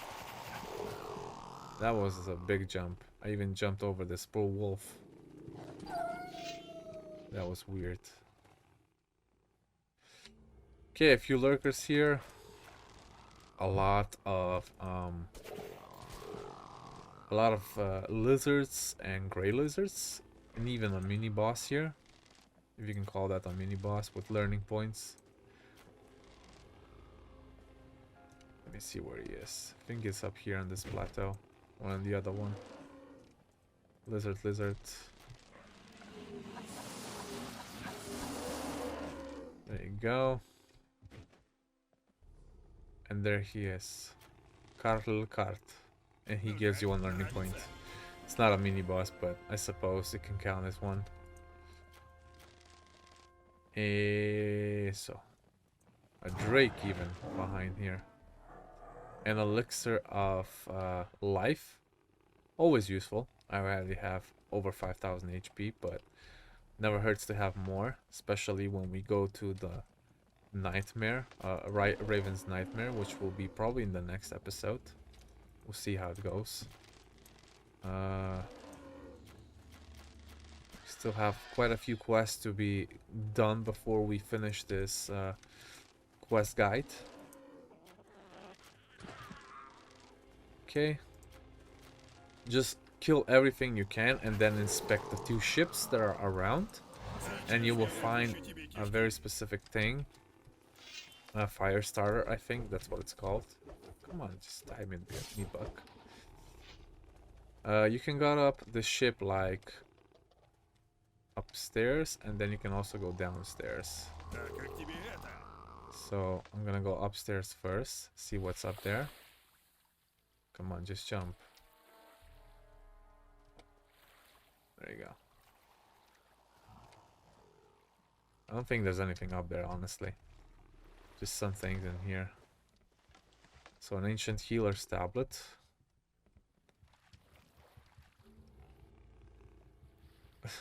Now he's jumping up when I don't need him to. It's bizarre. Yeah, there's nothing up on that ship. We have to search the second one. The second one is the more important one. Something that Irvin will want that it's on this ship. It's called a fire starter. And I think the Will O The Wisp will pick it up on its own. So just grab this rock and go up the ledge. And I think it's either inside or it's downstairs. I can't remember. Or it's in here. No, definitely not in here. I think it's on the first floor. Let's go see. It's the same ship as the Paladin's ship, basically, just a little different. Okay. I think it already picked it up. Oh no, here it is. Surprised it didn't pick it up. It's right here, where the bed in the Paladin's ship would normally be. Okay, and there should be just a lizard up there. And now I can teleport to Irvin, to the Hermit. And the Will O The Wisp is gonna pick up a few things here. There's a few things inside as well. Not much, but it's something. And now we can talk to him. Hello, Oh, Innos, you know what? Yeah.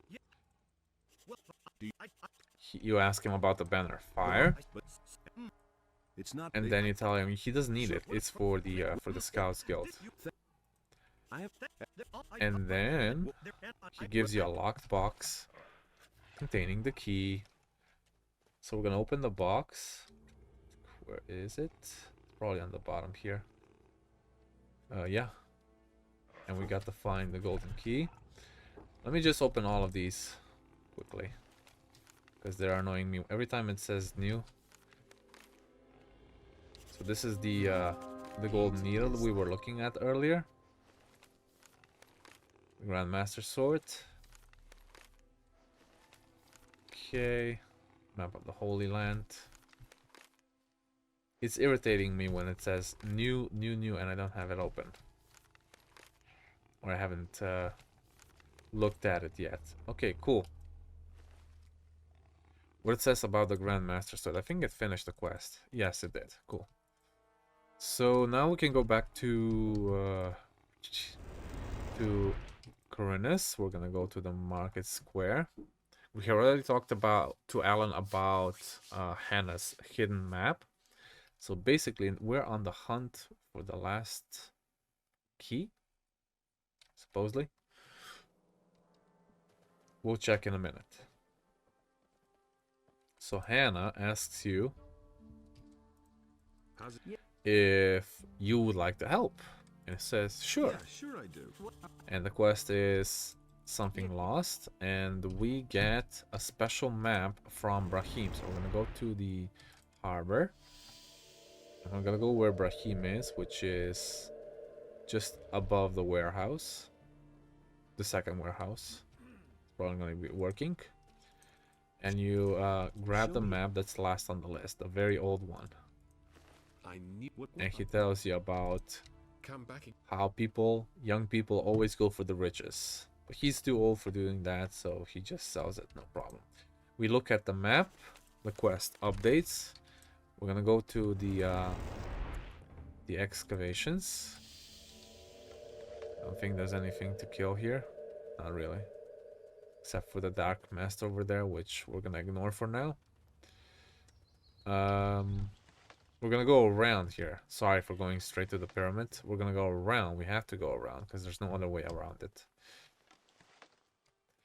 And between the pyramid and the lake, there's gonna be a ledge here, which you need to drop down to. And there's gonna be an X marks the spot. We're gonna find another finger's golden key, which means we can go back to the market square and we can give Hannah her map back. And she gives you 200 gold. Now we can go to Alan one more time. And we tell him about Hannah's map. We say we crossed the paths with Irvin. And we're gonna start inserting keys. I think the first one is here. The third one is here, and we're still missing the second one. And it says I have other things to do at the moment. So, where is the second key? It says it's with Cassia. But put the key in. We will if I find out any. It's time to open the vault. It's time. First, carry out the... We need to figure out the rumors about the... Ah. Apparently, we need to do the other quest first. Just don't think there's anything to do with the quest itself. So we asked him about the Orcish galley earlier. I'll go to the harbor. And I'm gonna go to the old lighthouse. There's that sea. I jumped in the sea too early, but whatever. I have enough stamina to go across. Shouldn't be a problem. We have to go to the top and then use the spyglass to look at the Orcish ship, and then we're gonna have to go destroy it.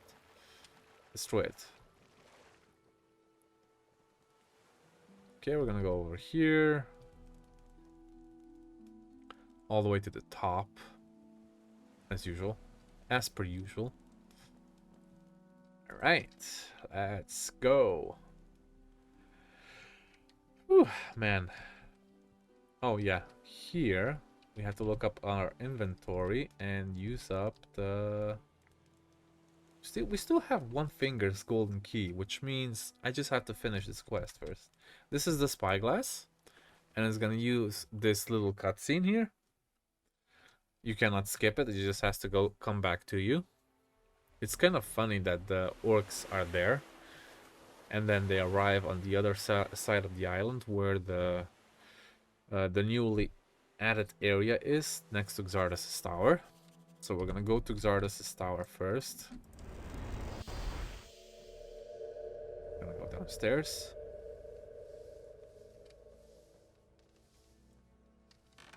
And we're gonna go in this direction. Remember where we were when we were looking for the last of the bandits? It's basically in the same direction here. I think there's even a Muraton down here. Let me check. Unless we killed it. Yeah, we already killed it. Never mind.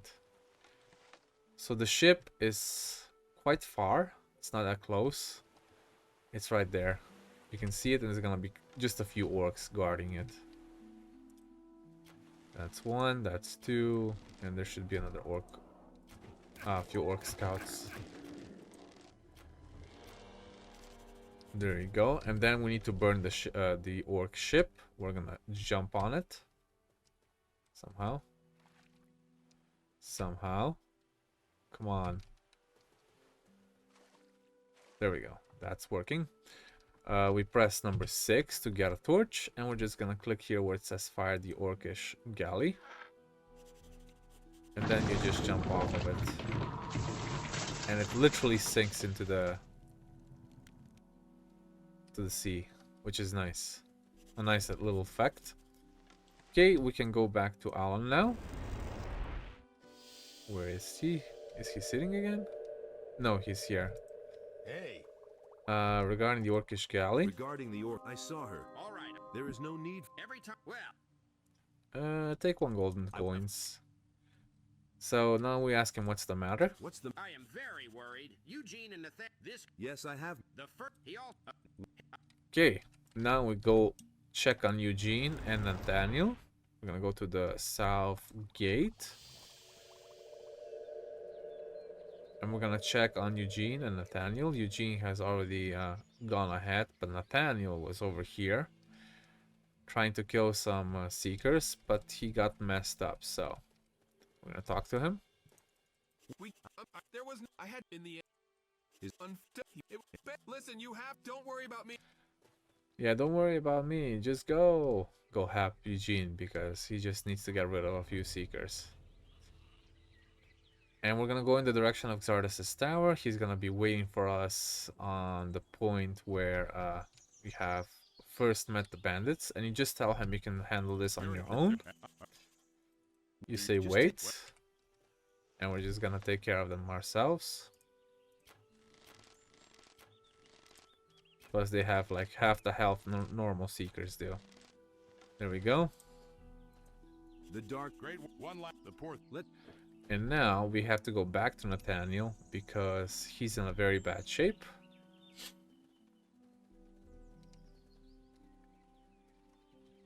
Come on, Nathaniel. Come on, Eugene. Eugene's a badass, and Nathaniel's a rookie. So that's why he got hurt in the process. There we go, he's still here. You are here? The Dark Wanderers have been... How are you? My body is... When you... He spoke that the world... And I live... And then he just... It was hard. Let's go. Alan? Who is he to resist the fate... The servant... And then he just attacks you. You don't kill him, though. What curse has... Okay. So now we have to... There's something strange with Nathaniel. You have to go to Pyrocar. And see what's up with that. I came to one of our people. He attacked me when I... You are just... I will give you the medicine. How much? 300. It's funny because you get 5 potions for 300 gold if you're buying them for yourself. Okay, we're gonna go back to the Finger's Lair. And we're gonna go talk to Alan again. Hey, you. Regarding you. Yes, you. But we need. I was in the. He gave me. Then quick. And now we're gonna give Nathaniel the potion from Pyrocar. Here, drink. Thank you. All the... Yes. And now I think it's time to open the vault. No? Still have something to do? I gave the medicine to Nathan. Excellent. Let's hope your help in this matter. What are we going after all? I have informed, but unfortunate. I understand. It's time to open the vault. It's time to. All right. As soon as you find all the. Okay. Now we got all the keys. Now we can open the vault. And the vault is opened. Now there's a lot of goodies in here. Quite a lot. But you have to pick them all by yourself because the Will O The Wisp doesn't work. So there's quite a few golden boxes. An elixir of life even. Golden base. Another gold box. Gold box. You get the banner of fire here. And as well as the other thing. The horn that they were looking for. A few golden bars. And 2 chests. With a lot of... quite a few gold inside. Let's see what else. Gold. I'm surprised Fingers were such a good thief. An elixir of dexterity, pitch, golden chalice, gold box, jewel box, gold, more gold. Another pitch, another golden box. There we go. And by the time you're back the second time, then everything here is gone. Gonna save. This has been the Fingers Treasure Trove. The treasury is open. And all thanks to you. The horn and the banner are here. You have done a huge... I think it will be fair if you take some of the gold and... What will happen? I will hand over the banner to Lord Hagen. However, Gorn is a completely Gorn. different matter. It is an artifact of dark magic. Therefore, I will send a message to the fire. If they... Take this gold. You can rest. And for now... Hey! Let's see what you got. What else we got here? We got capes. We got a scout's cape, but I think we're gonna get a better headpiece when we go to kill Raven and afterwards. What about my salary? How about after that? But you can still Apparently we don't get anything after this anymore. There we go. Hey, you. There we go. Let's see what it says here. Oh, we are eliminating the Orc Mercenaries as well for this quest. So this is the last of the Orc, of the Scouts quests, I believe. So we're going to go to the Valley of Mines. We're going to go to the fort. And we're going to eliminate the Orc Mercenaries. Even though there's just a few of them. The first one will be right at the gate. But we're going to kill that one second to last. We're going to go for these guys first. Boom, boom, and Brogar. There you go. These are the easiest to kill. We don't need them anymore. Austin is here. You get plus Innos karma, but you get minus Beliar karma. It's okay, we're here just for Innos Karma anyway. I wonder what a dead dragon hunter's doing there. They forgot to remove it or something. Oh yeah, and this guy's too. This is the last one. Boink, boink. He did. Okay, that's the Orc Mercenaries. And now we go back to Alan. I think this is where the things get stolen. We're gonna see in a second. It's quite a long quest at this point, right? Come on, load already. Oh, not yet. Everything's still there. Hey, you. The Orc Mercenary. This is great news. Please accept. Hey. What else we got here? Huh. Apparently nothing else. Alright. I think that's it then for this episode. So this has been the Fingers Treasure Trove. You now know where to get all the keys. If you have any more questions, as always, please write them down in the comments below. If you have anything that I cannot answer, then go join our Discord server. We're still growing. We're over 200 members now. And hope you guys enjoyed the video. I'll see you in the next one. Have a great, wonderful day.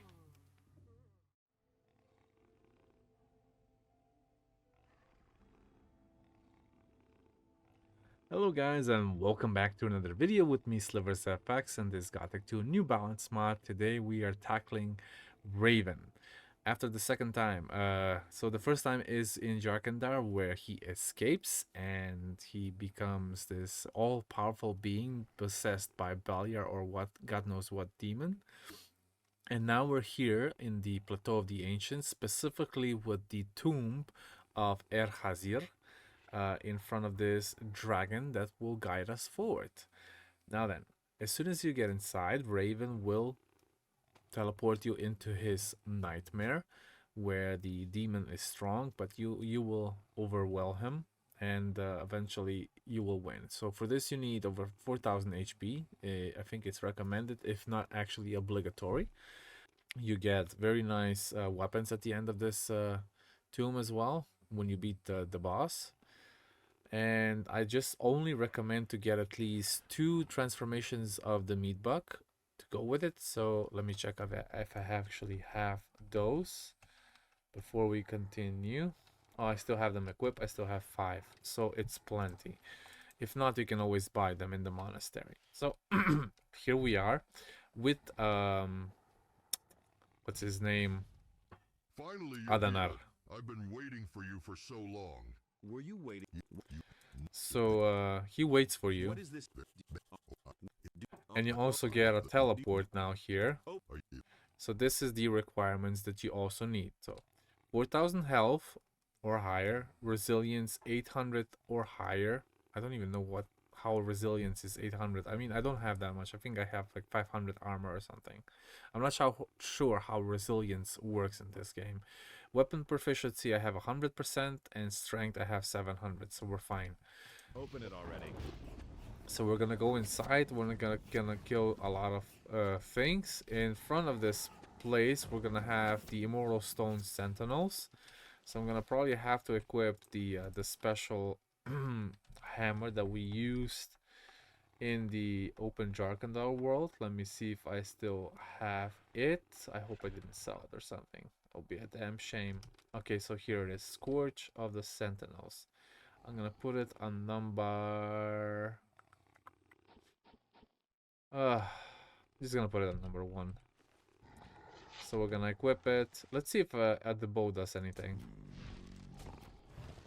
Oh my god. Am I attacking the Guardian? Yes, I'm attacking the fucking dragon. No, that doesn't do anything. So we do have to use this hammer. And yes, I was attacking the poor dragon and I didn't even realize it because the hitbox was so weird. Anyway, only the hammer works on this Immortal Stone Sentinel, same as they were in the Jharkendar area. There we go, we got everything here. There's gonna be plenty more inside. It's a good thing that this hammer doesn't require anything to wield it. But it's a good chunk of experience that you're gonna get by defeating these guys. But of course, as always, they hit as hard as a truck. There we go. This looks very similar to the Temple of Innos in Jharkendar.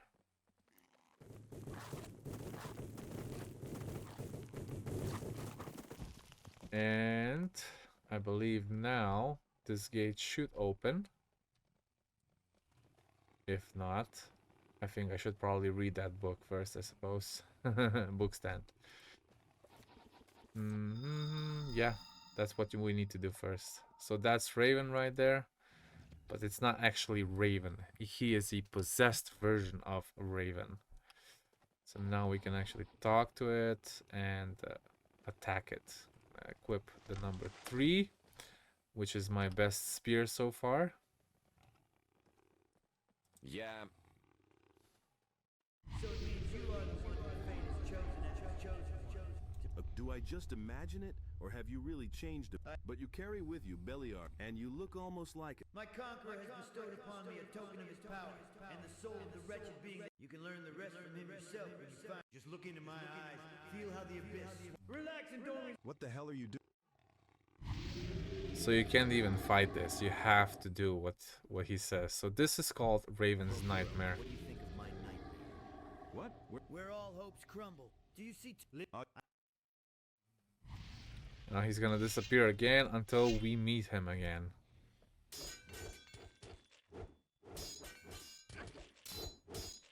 Now the sad part about this area is that you cannot use your pet crate.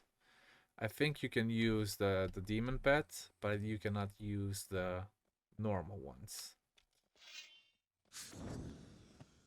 Let's see.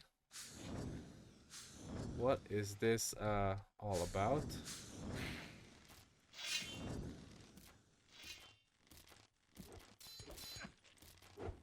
These guys hit hard as a truck, by the way, and there's a lot of them as well.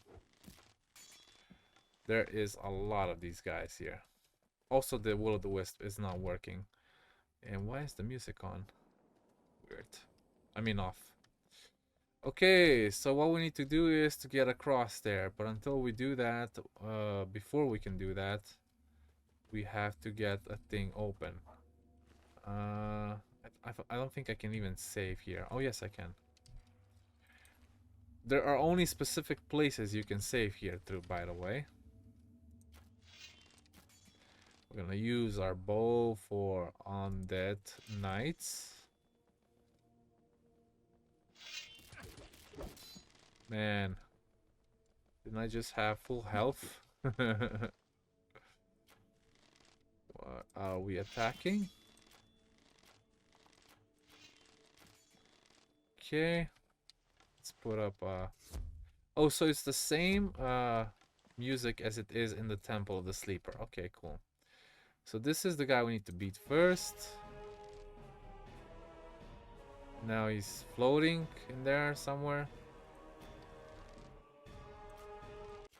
And he's dead.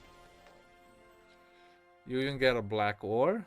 I don't think there's anything to actually open here. You can pray to Beliar if you want. And then this opens with the lever. And then you have another key here. I mean another lever.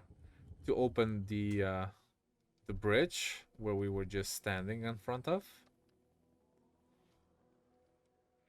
Raven's Nightmare is one of the coolest things I have seen in the game. And then you have this guy called Baldar, Ghost. Wait, don't pass me by.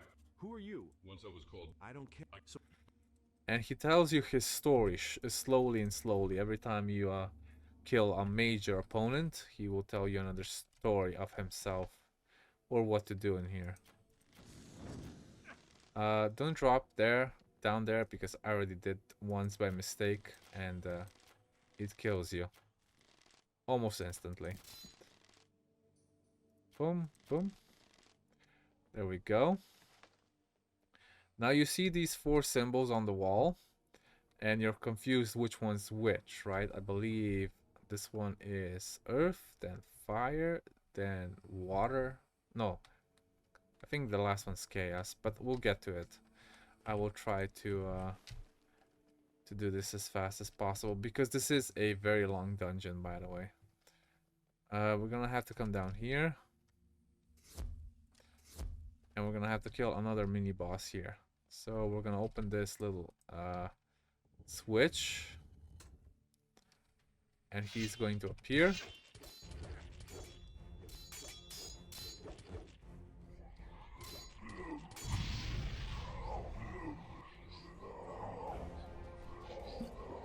And then he disappears. And then he reappears at a certain point.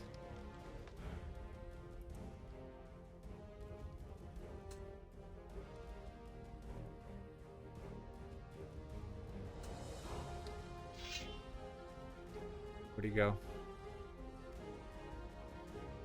The enemy is furious. The enemy taking your strength. Oh no, we're going to die. Not.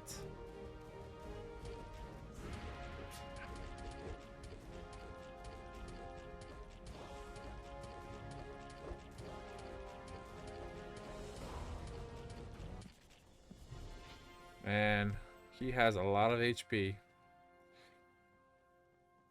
And I'll be honest with you, having a one-handed sword here would be very helpful because you can kill it a lot faster with one-handed than this spear.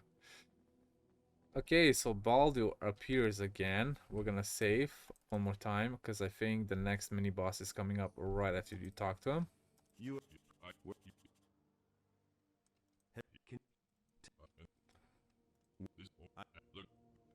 There we go. This is the guy we need to kill next, and this is the more complicated one.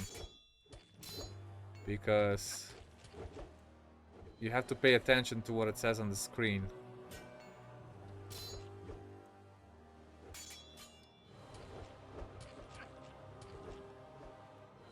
So it's fire and water. So it's this one and the left one. This is water.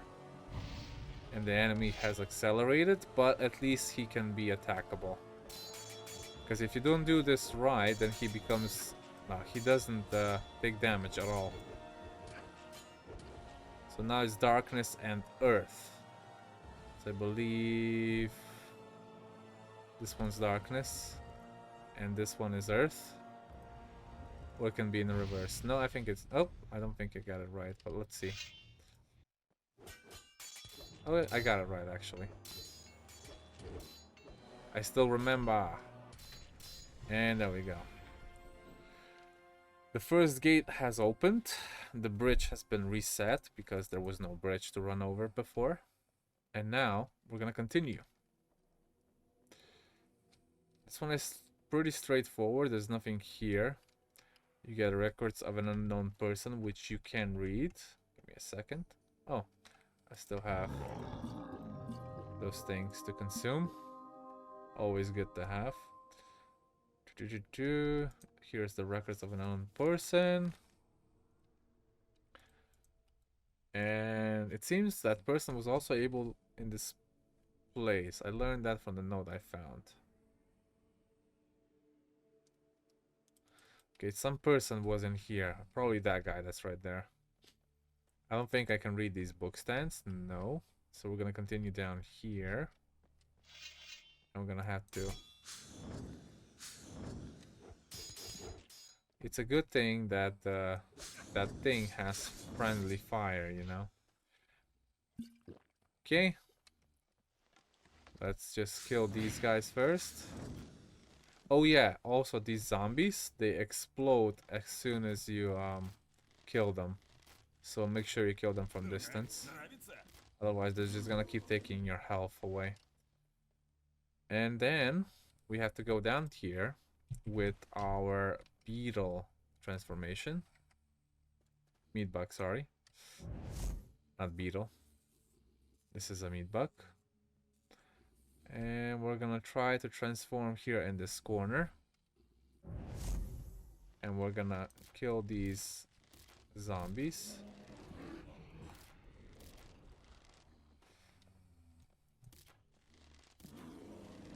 The zombie has exploded in my face and it took like half of my health. It's kind of insane.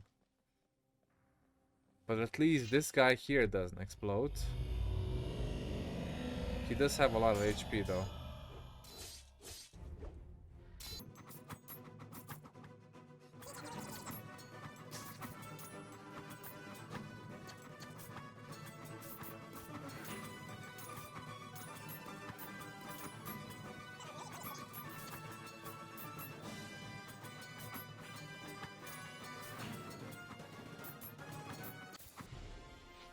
Man, I took some really bad hits, but hey, we survived. And then inside we're gonna find another switch to open. Okay. And now we can go back through the tunnel. Need bug transformation again. It's a good thing they implemented some of these, you know, that's very useful. And I'm very glad that they did. Oh, hello.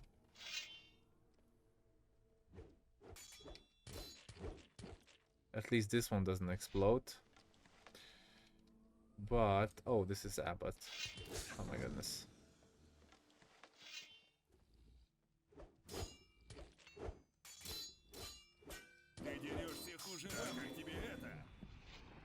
The zombie exploded again.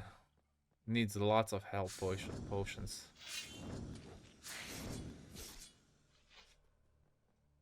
Okay. What do we do now? Oh, we are poisoned as well. So we need to use a antidote. I don't know how, cause I already used the potion resistance skill, so that doesn't make any sense. Saving. This abbot here looks like Xardas, but it's not actually Xardas. And here you are.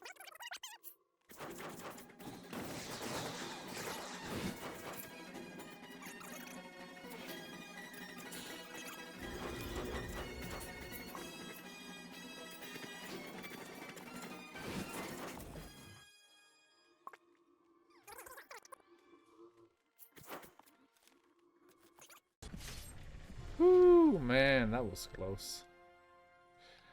Alright. Here is Baldar again. Baldar's Gate, by the way. And once again, victory is yours. Something like... Okay, what do we need to do next is get rid of all of these henchmen here. Oh my god, another one of those.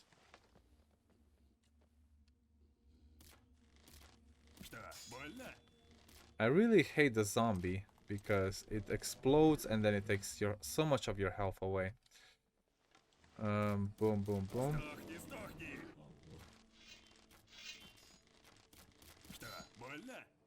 One even fell down, which is kind of hilarious.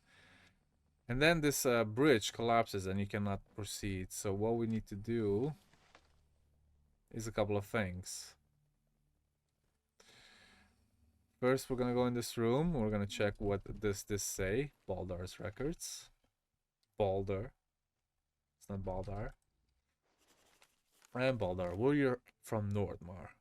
For many years, I have defended the common people against the oppression of orcs and creatures in the very north of Mertana.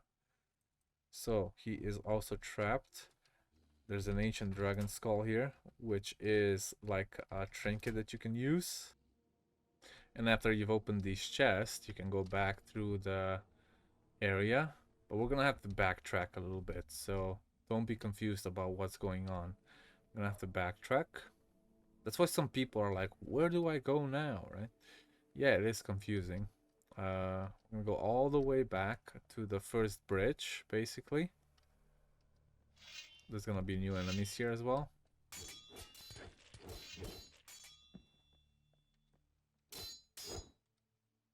Come on.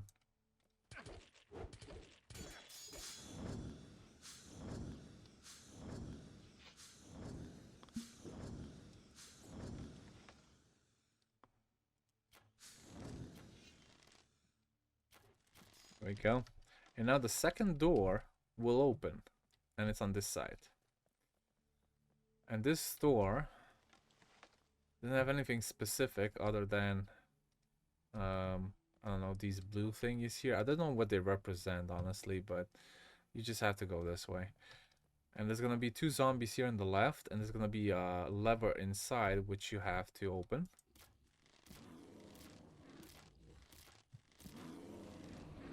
There you go. And the lever is right here. And it opens a gate. There's gonna be more guardians here.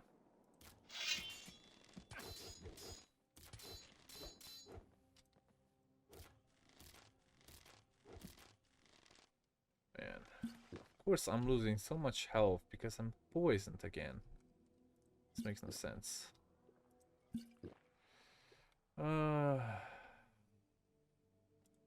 Guess I'll use that instead. Okay. Where'd he go? I guess he's just behind there. It's weird. I didn't even see him and I hit him in his hitbox.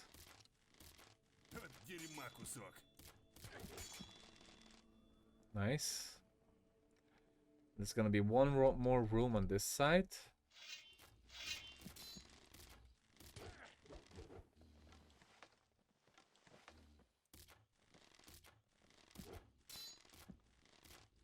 More rooms everywhere. Indeed. There we go. Another Pray to Beliar statue. And this is the door that opened with the special switch over there. We're gonna go inside. I'm gonna stick to the left. And then we're gonna open this switch up. And what this is gonna do is it's gonna open that gate on the other side. So now we have to go back inside here. You can just jump down from here basically. You don't have to go around again. And we're gonna go up here. Because this was closed before. Now we have another boss to take care of. First, take care of the zombies.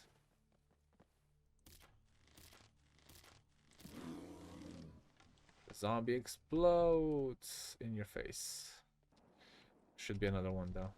Why does this keep happening? Like every time I equip my bow, not equip it, unsheath it, I just jump down for some reason. Okay.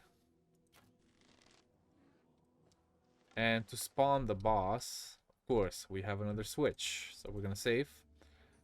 And this boss is a little tricky. Well, it's not tricky, it's more like annoying. He keeps transforming into different animals. He's even named Thousand-Faced. He has more HP than a freaking dragon.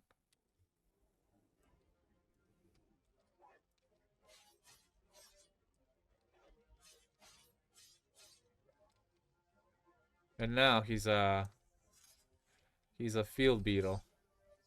Or field raider. But as a field raider, he doesn't do any damage. Now he's a dragon snapper.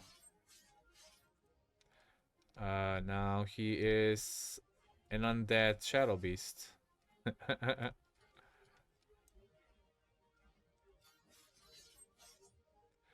And now he's a... what you call this again? Keep forgetting how these are called. Anyway, once you beat him, the teleporter room will open and you just have to go inside. Make sure the elixir, sorry, the Will O The Wisp picks up everything that's inside here. There's just one thing. And you're gonna teleport to the other side of where the bridge collapsed. Now you can take care of these beforehand by with the bow, because it can reach from that side. I just forgot how to do that. I mean that I had to do that. There he is. Oof, more of these guys. Possessed sorcerers. And now, when we get rid of these guys, finally, another mini boss. It's a good thing I made a lot of arrows. Once we get rid of these 3 guys, 3 new ghosts will appear. You can save here, and you're gonna have to answer 3 of their questions. So we're gonna go with the first one, Mysterious Ghost. Oh no. Probably have to talk to Baldar first.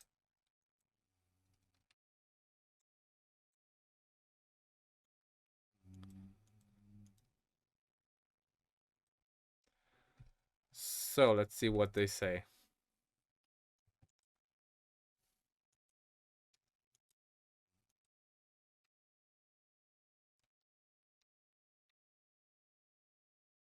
Who defeats all their enemies? Who believes that he is worthy to rule? Who only loves slaves?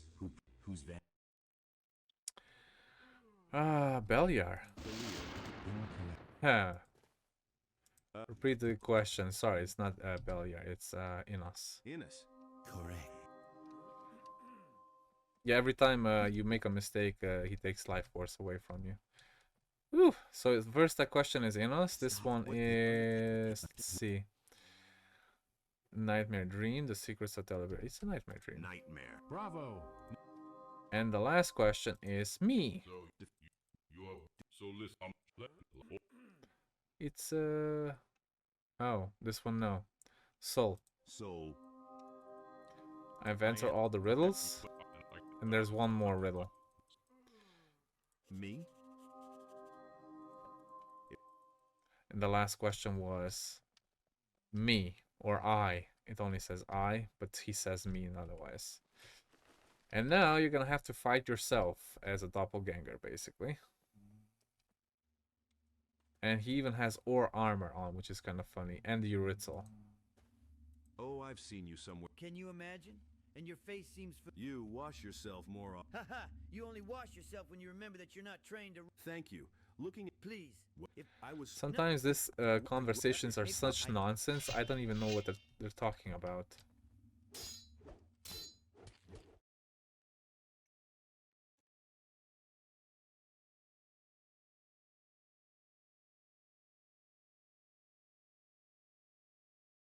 It's funny how he teleports away, you know? And you can actually, if you go in that direction with cheats, you can actually find them, but you cannot destroy him.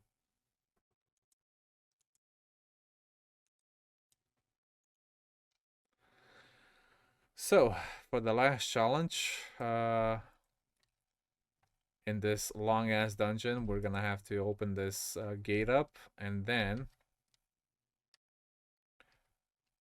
we're gonna have to beat the demon that has been causing all of these problems. He looks like Raven, but it's not Raven.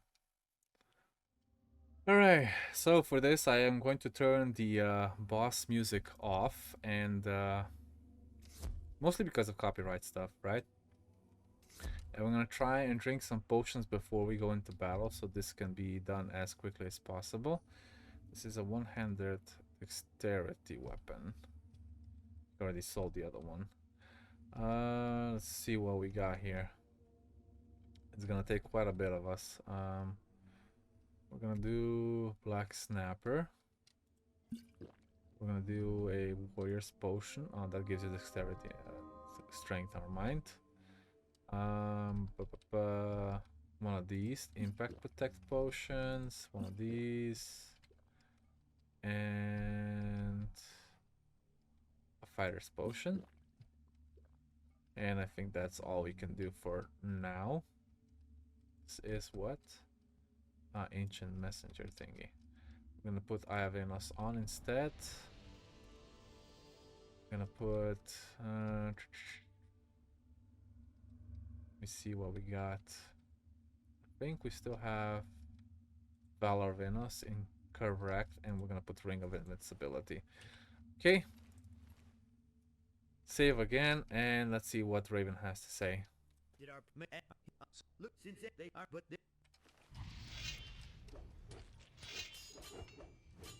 Ну давай, покажи уже, на что ты способен.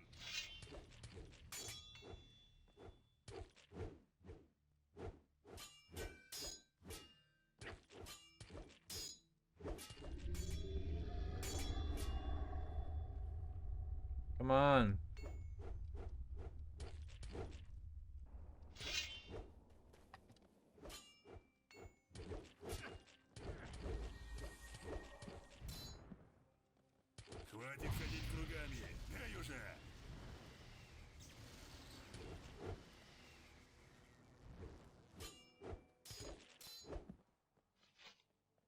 Okay. We still have quite a few more enemies to beat.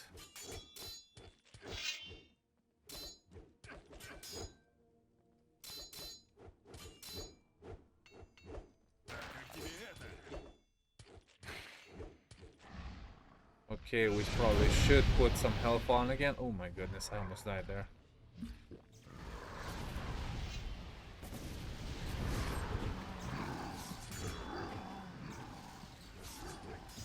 It's just funny how he kills his own demons and everything.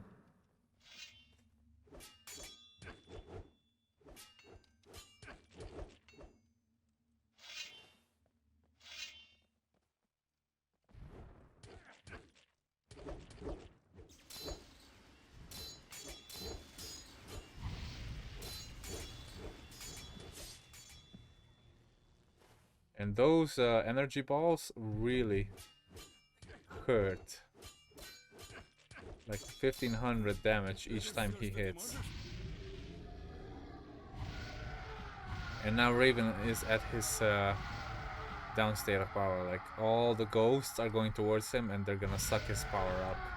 And we're only gonna have 20,000 HP of his to take care of.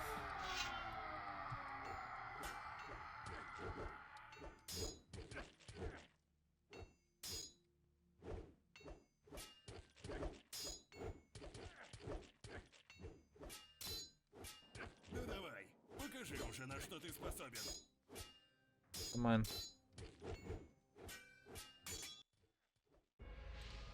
And we beat him. And this is the same cinematic as it is in the original. There you go. And now we can actually grab everything from here.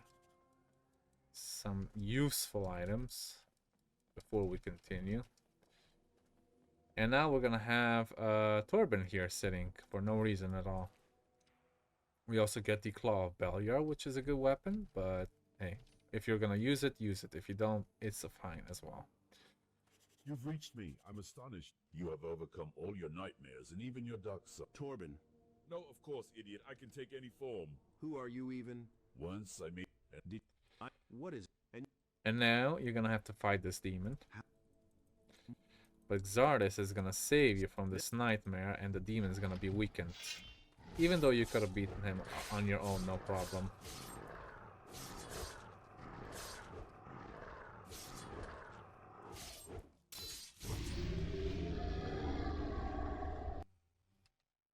And you're back at Ur-Hazir's tomb.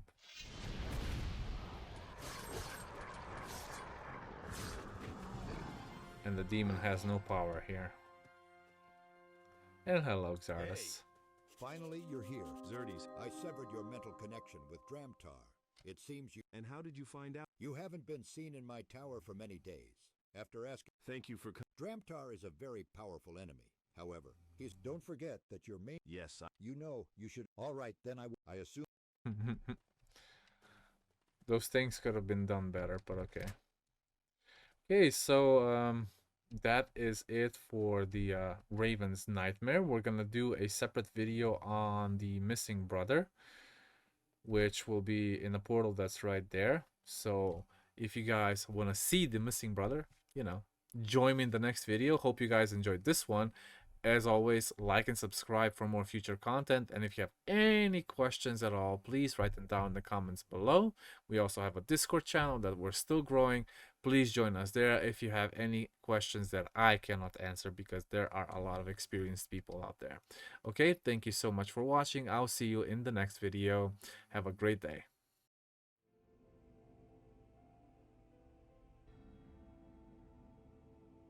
Hello guys, and welcome back to another video with me, SliversFX, and this Gothic 2 New Balance mod. Today we're going to do the Missing Brother quest. This quest is basically available after you do the Raven's Nightmare in the Plateau of the Ancients, specifically in the Tomb of Ur-Hazir, and we're gonna get right into it. So, this is the place where we met Raven, and then we got into the Raven's Nightmare and we defeated him, as well as the demon that possessed him. And in this direction, this portal opened, and we're gonna get to another place again out of this reach, and it's gonna be the Erhazir's brothers, I suppose.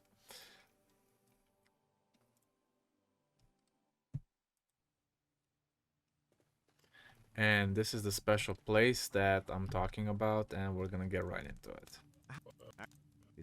So this skeleton over here requires your help to get to his brother, as he is weak right now and he doesn't know what to do. He requires somebody else's help, and we are that help. This is the first thing that we need to kill. And we have to come back to him now. It looks like I understand. Okay, go back through the cave. Let me just I think it's better if we actually sleep until morning, because here there's actually daylight. Yep, there's daylight, even though it's supposed to be an enclosed area. We're gonna have a lot of weird animals here, like this ancient thornback that you don't normally see anywhere else except here. We're gonna have a lot of undead, mostly undead, as enemies, and those are the ones you need to get rid of. Ancient lizards, of course. There's not gonna be anything much in this direction for now. We're gonna have to come back to this little altar later. So this is an altar we're gonna have to come back to. Let's go down here. We're gonna have to get rid of all these skeletons here. Okay, nice. Get rid of all of these ancient thornbacks as well as the drakes. You're gonna need all the help you can get against the dragons, so might as well get the recipe for fire protection. And this way, by killing all of these, you're gonna get a lot more fire tongues, which is necessary for that recipe specifically. Okay, we killed all of them here. I'm doing this just once because you cannot actually come back after this, so you have to kill everything here while you can.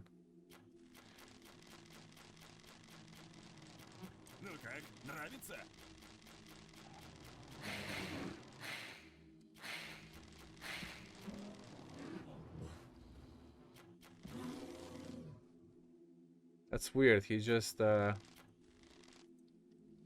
guess we'll just have to kill him like this.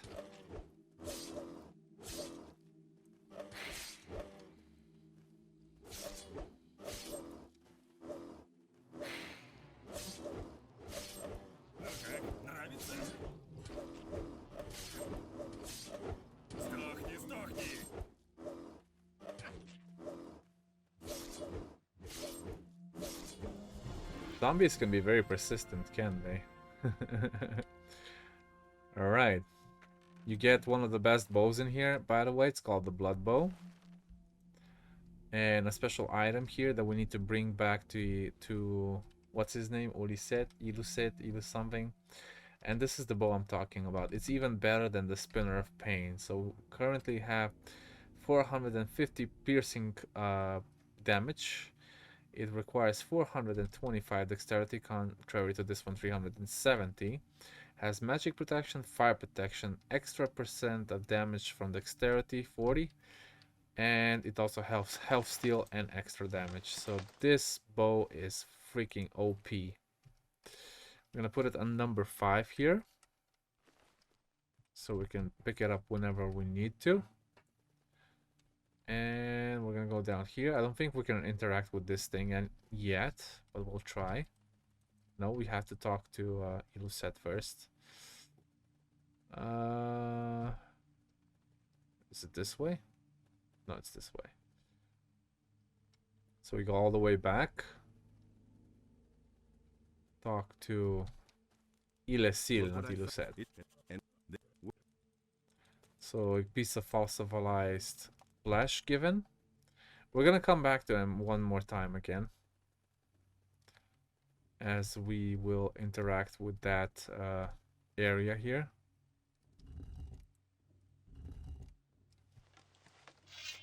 And we're gonna kill these guys. Oh yeah, the sun and moon. So basically what's gonna happen here is you're gonna attack the sun in the daylight and you're gonna attack the moon in the nighttime. Like, there you go. It keeps changing on the spot. He becomes stronger in the daylight and the other guy becomes stronger in the nighttime. And so on. And I think they're gonna change again. Switch. Come on, where are you? They're gonna switch when they feel like it. Okay, now it's his turn again.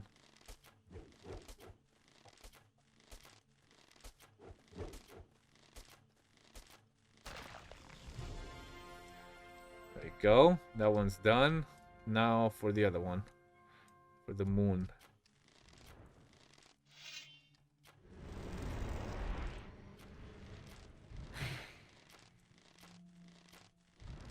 You know, it would be nice if you didn't keep moving.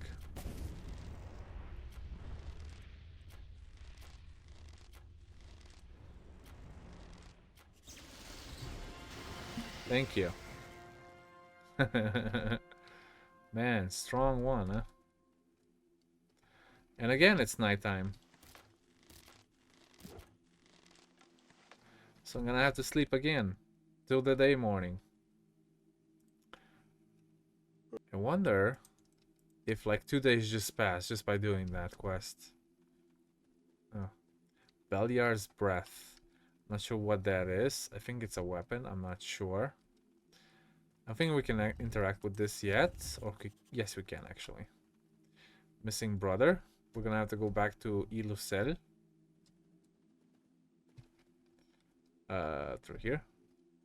And then he's gonna give us the fossilized item that we just gave him earlier, which is called the Ara's Eye. And we're gonna interact with that altar one more time, and then we can proceed.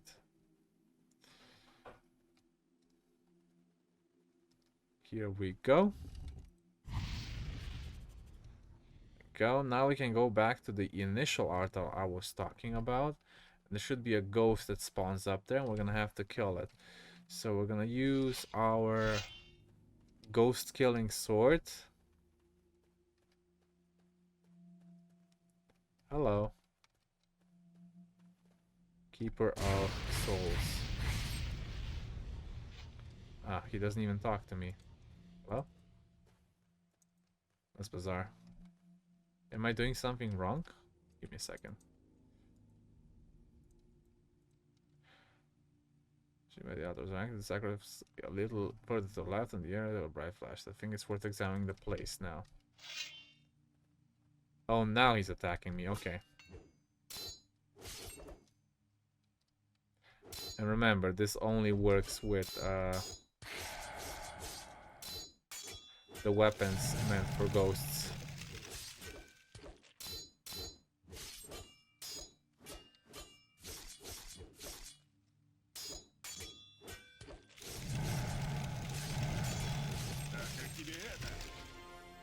There you go. Too easy, actually.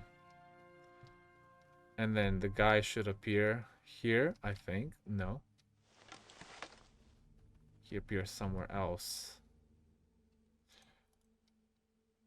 I think I should use the power of this place to free it. Oh, yeah.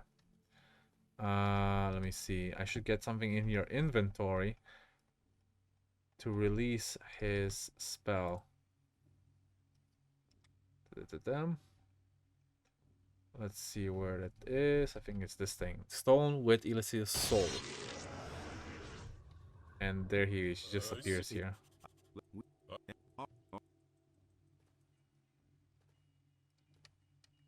And now we have to now move around the island in peace. Now we must decide what to do next. Yes, I'd ask for some time to look around. And then he's gonna talk to us again. Eventually. Wait a minute. Still no?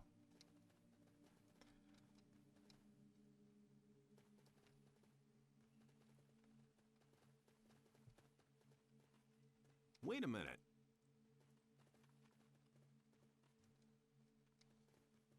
Wait a minute. Well, did you find anything? Do you see that temple? Now he talks to us. Man, it's just funny how they do that. I wouldn't recommend them for doing that, like, because sometimes it can bug, you know, and then you're waiting for like there for an hour and nothing happens. Just like an idiot. Oh. Just what I think. My personal thoughts.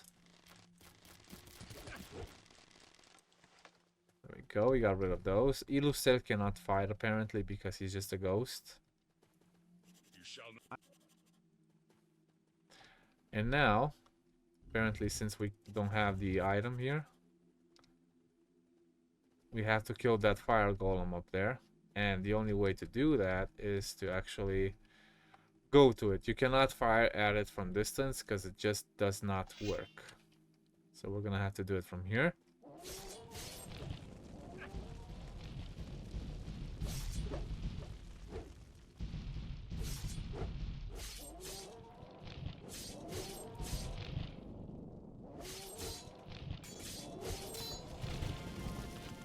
Go, we get the Eternal Flame and the Essence of Fire or Flara's Heart,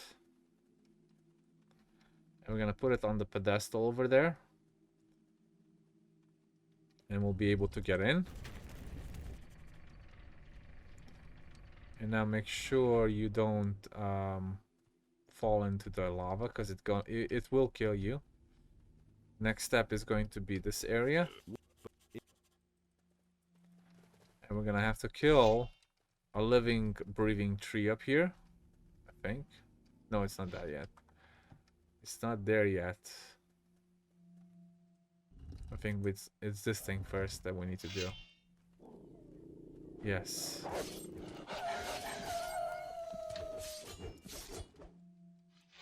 There we go, that's one. Root of Curse. And then there's the second one.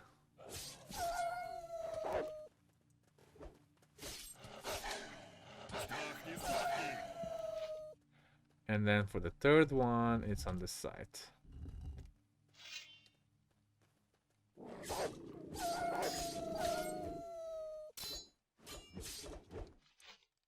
There we go. Wait a minute. I think that's it. Unless we have to interact with this thing. Altar of Doom, yeah. And now we can talk to Ilasil again. Well, at least we should be able to. No, still no? No, the tree appears now. The ancient tree.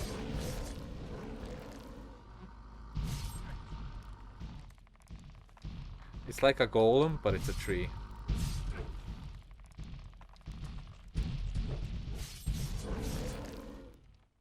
And how the hell do you get rid of a tree if you don't have a chainsaw?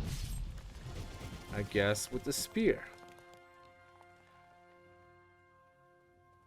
Oh yeah, Ilusel already went ahead again. Because this thing opened, this portal that was closed here. Missing Brother quests updates. And we have to go further. We're gonna have to kill 3 different types of enemies here. Let me see if I can save. I don't think so. Nope. We're gonna have to kill one by one. He doesn't even do anything until he becomes red and attacks us first. There you go. So he has 20,000 HP.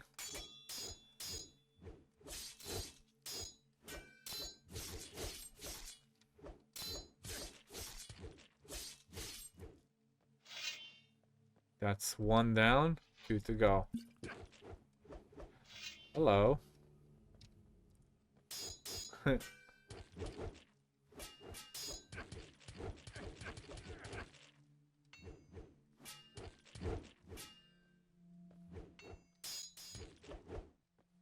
And then when we had to fight 3 at once, that's gonna be a difficult challenge. Let me see if I can just activate this little potion elixir. Now this guy attacks the fastest, which is kind of funny.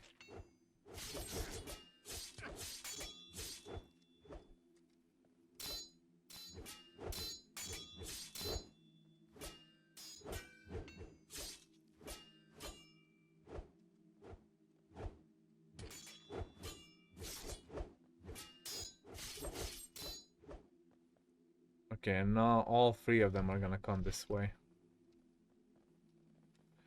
And I have to fight all 3 of them at once, which is difficult, to say the least. Oh yeah, they have less health though.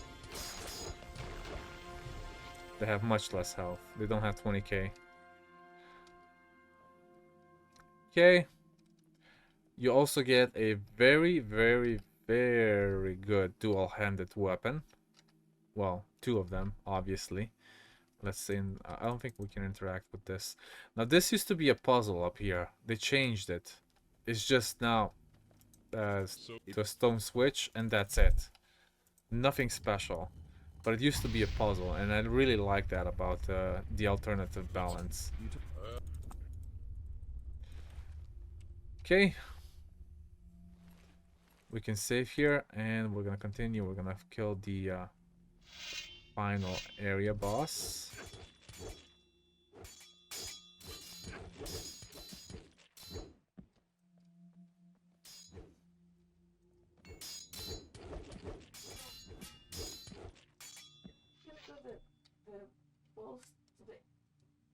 Because you're waiting for me.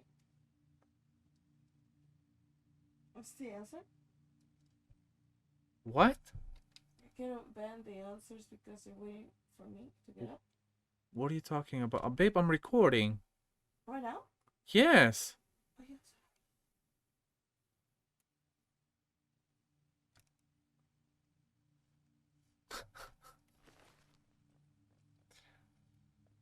And we're almost at the end with this dungeon as well.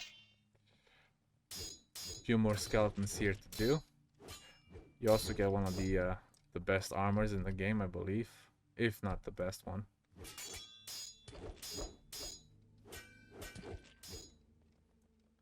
There we go. And last but not least, the king himself.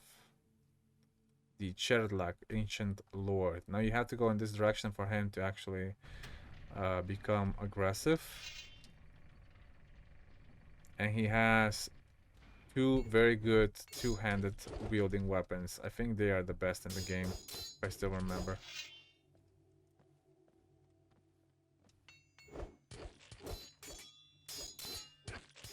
Ну давай, покажи уже, на что ты способен.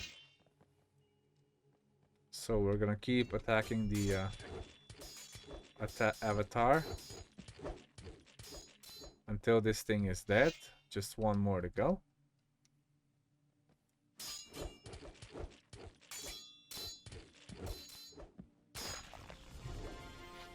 And there you go. He is dead. That means just one more thing.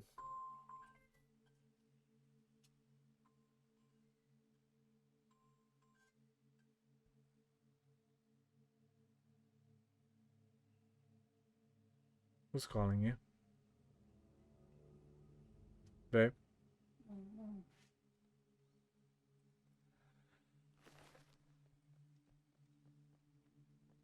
Once we go in through this gate, the Ulu cell will appear. And now with all his power, he thinks he can take us on after we just killed everybody on this island. Are you here? It was dangerous.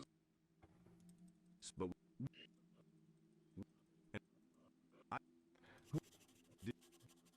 And the missing brother that he's talking about was actually in the embrace of Beliar himself right here. Хватит ходить кругами. Эй уже!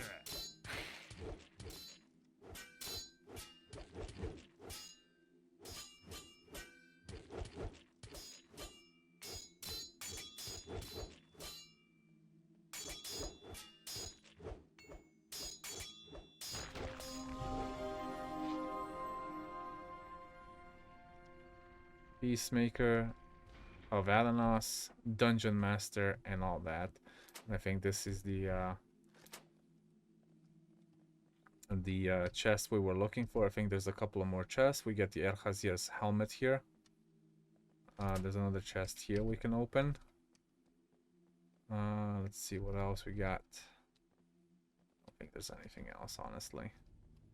Once you are through, there will be a teleport waiting for you at the top, and you will be teleported out of here.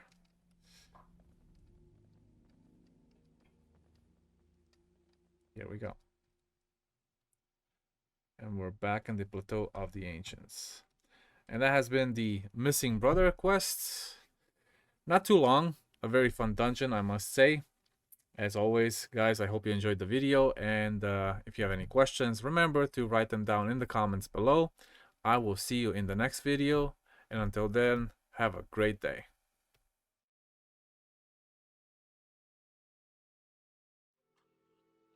Hello guys, and welcome back to another video with me, SliversFX, and this Gothic 2 New Balance mod. Today we're gonna be doing the Missing Novices quest where we left off last time. It's been a while. I have no excuse for that, but let's get right into it. So the first thing you want to do is get to the Brotherhood camp, because it's not gonna show up anywhere else. And when you get to the door, one of the Templars will talk to you that one of the leaders in Brotherhood camp want to talk to you as well. That leader would be Bal Namib. Glad you came, stranger. Did you want to see me? Yes, that's right. I have a matter for you that can late and no. We say, okay, where should I start? The first thing we need to do is check on the camps where they are gathering the swamp wheat. So the first one would probably be near Lobart's farm, which is obvious since you've started the game there and you know where to look.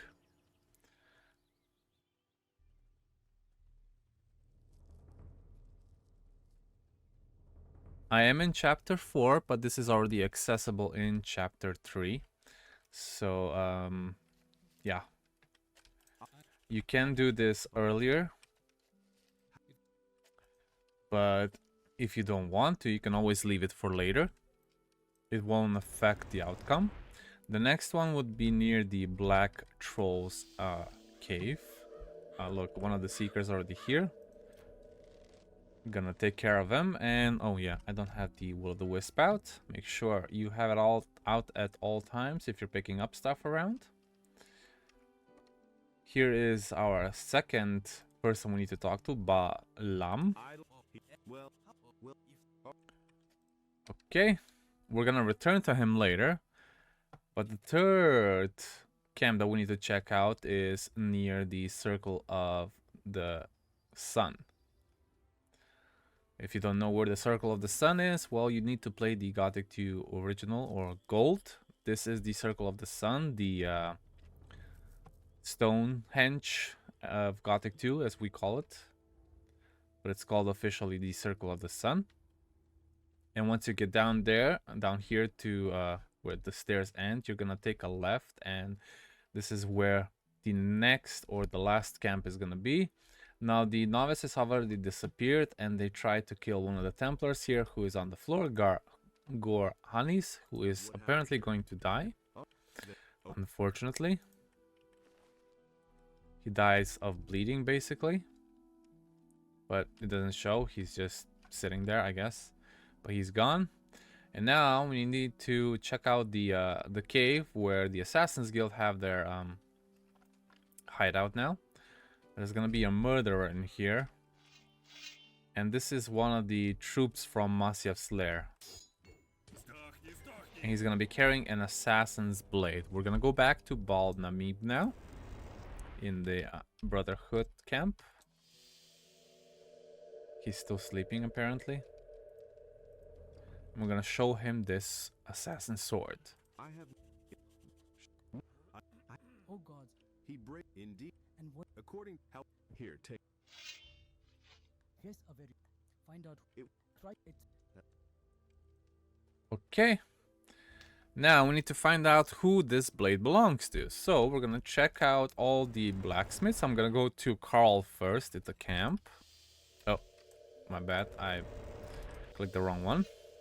Here's Carl. Oh, that's Snipes. Never mind. They look similar.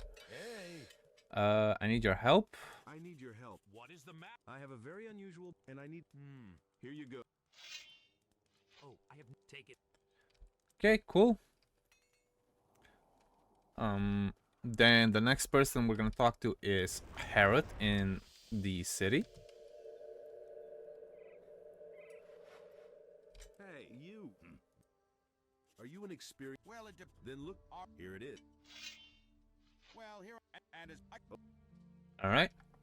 And the last blacksmith that we know of is in Nedbeck's camp, so we have to go to the Valley of Mines and go atop of the cliff.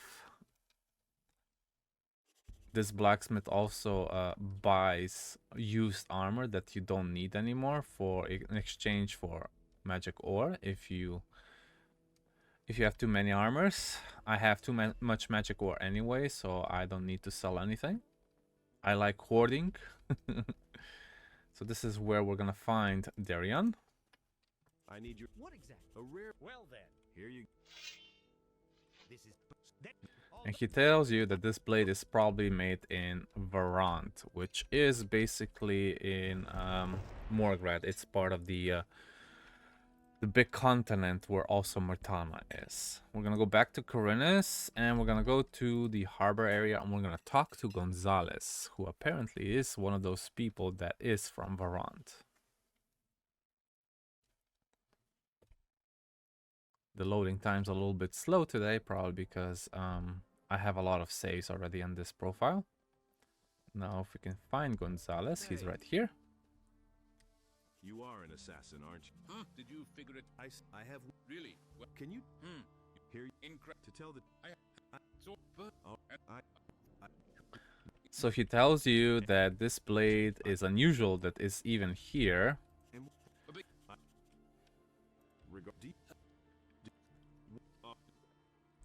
And that means that one of the assassins from Varant came in proximity of Khorinis. We're gonna go back to Balnamib now, to the Brotherhood. And now that is after 10 a.m. in the morning, he stands right here instead of sleeping. I managed to find out who. These were the warriors of the. But the. Alright, which collection swamp should I go to? I assume the one that is located in the north.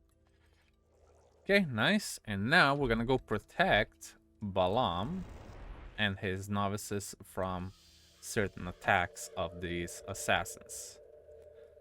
Because they keep taking the novices. I'm not sure why, but I guess it's convenient for them. You again? What brings you? I'm here. The attack? All right. You. Who are you? Why aren't you with the others? Is there any work for me? You can bring him some swamp wheat. I have. And I get an elixir of life for it. Do you have another job for it? For us? The second job is night rustles. That means we have to wait until nighttime. So I am going to... Oh, look, an orc. I'm gonna wait until it's night and we're gonna change into a meat bug and we're gonna go inside that little cave. See if it's about midnight should be fine. I think I still have it equipped. No, I don't. I have Oblivion instead.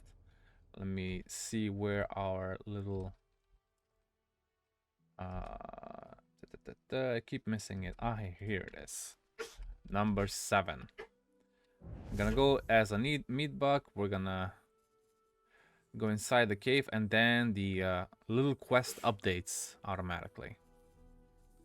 And when it updates, you can turn back into a human by pressing enter. And there's gonna be a little ghost skeleton in here and you can kill it. Nice. You can go back to Balam now, who is actually standing in front of the tent. I figured out. And who was making Orden? I hope that you. All right. How are things going? Do you have any? Here, this meat would last. But don't. Okay, next up is food for the collectors. So we have a few scavengers that popped out outside this camp. Gonna be mountain scavengers. Wow, a few more. Good call. I think there's a total of 8, if not more. And we're gonna give all this special meat from mountain scavengers to Balam. I brought you meat from mountain scat. Great. Here, take a. Yes.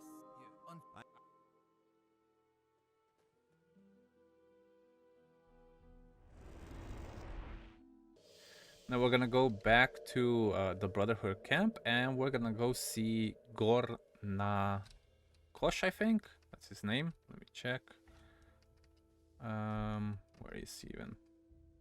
Is it this one? I think it's this one. No, it's not. It's the other one. Oh, they have such weird names, but you have to check all of them. Wonder where this one went though, because this one is Gornavit, but I don't think it's this one. No, it's not. Where's the other one at? This is bizarre. It's like he disappeared. Alright, let's sleep again until the morning. Maybe he'll show up.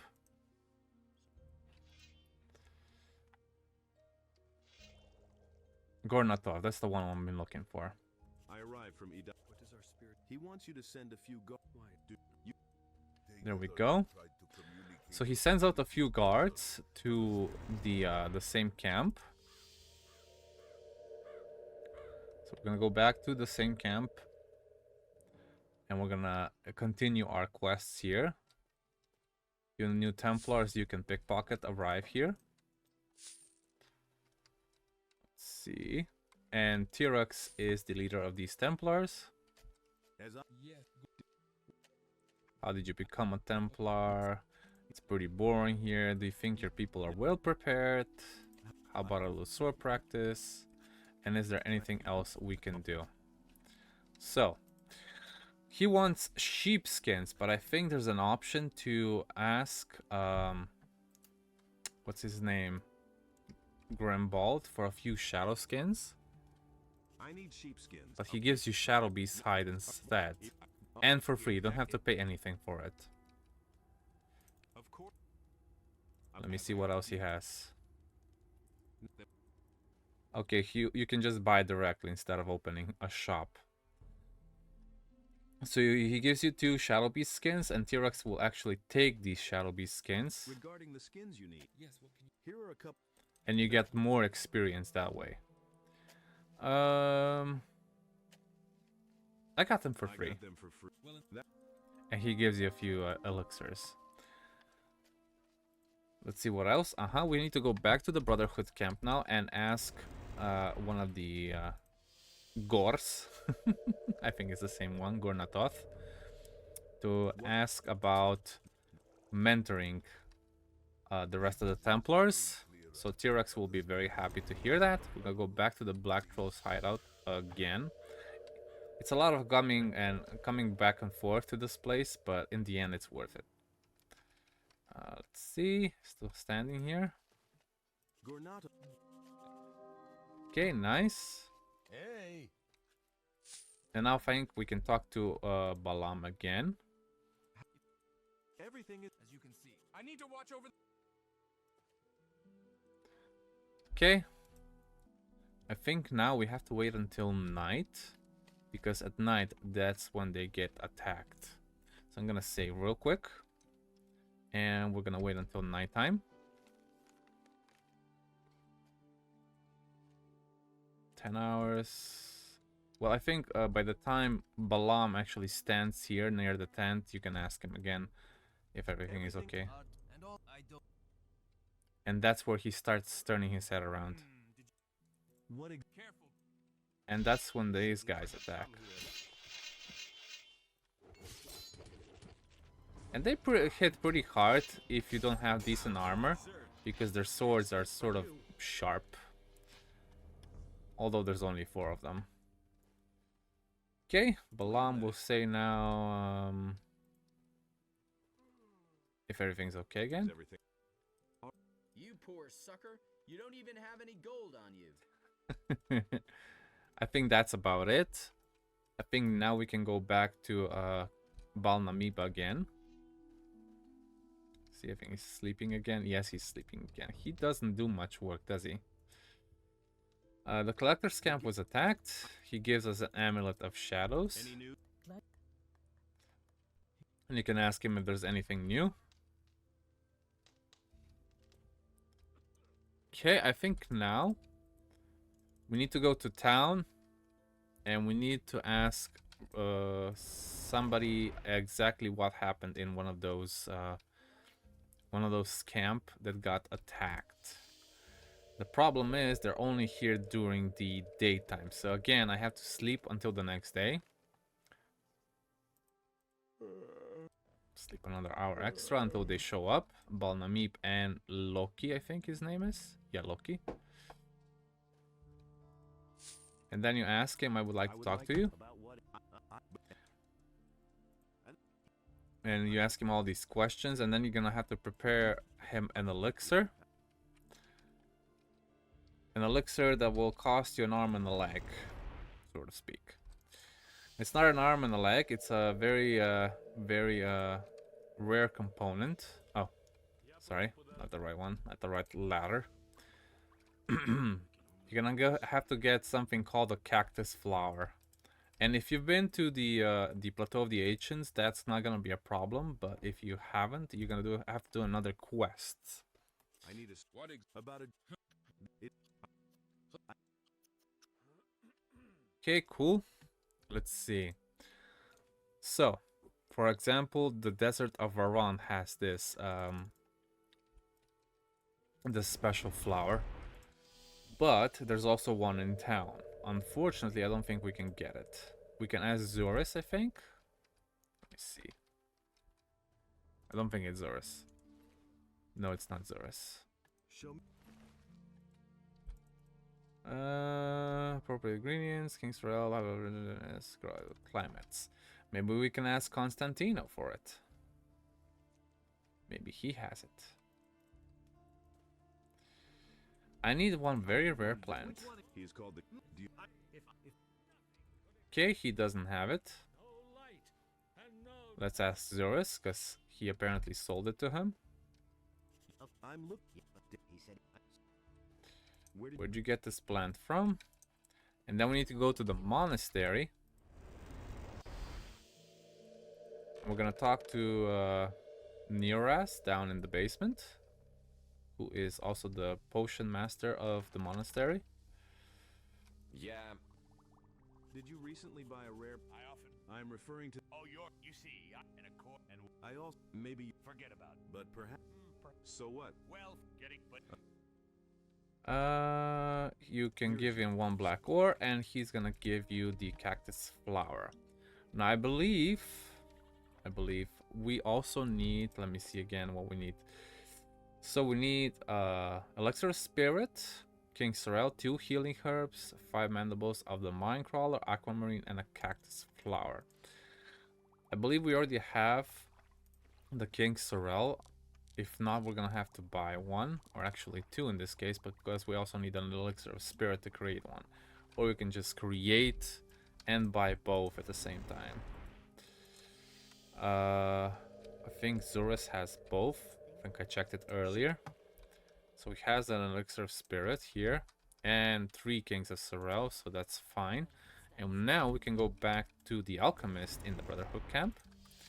He's gonna create the potion for Loki to remember what happened to him in one of the camps. Yeah. I have all the ingredients. Yeah. How's my potion doing? He creates it instantly. They used to have these time frames. I'm not sure if they still have them in the Nightmare version. I'll have to check that out because I haven't played the whole thing through yet.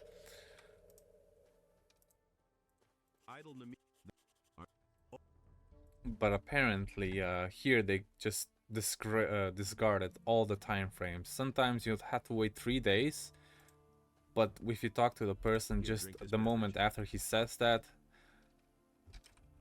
it just activates it automatically. So Loki's gonna fall asleep here for a few seconds. One-handed swords, hand and a half swords, two-handed swords, short swords, those that are slightly longer than long swords. And then he's gonna get back up. What was that?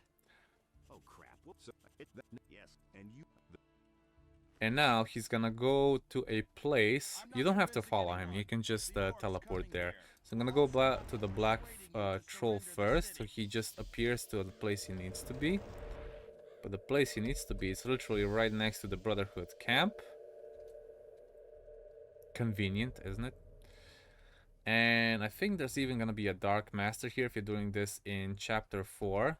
But I think I already cleared it, so only Loki will appear here. Here we are. And what do we have behind? And apparently this looks like a gate that's gonna open, right? So we're gonna have to go to this area here.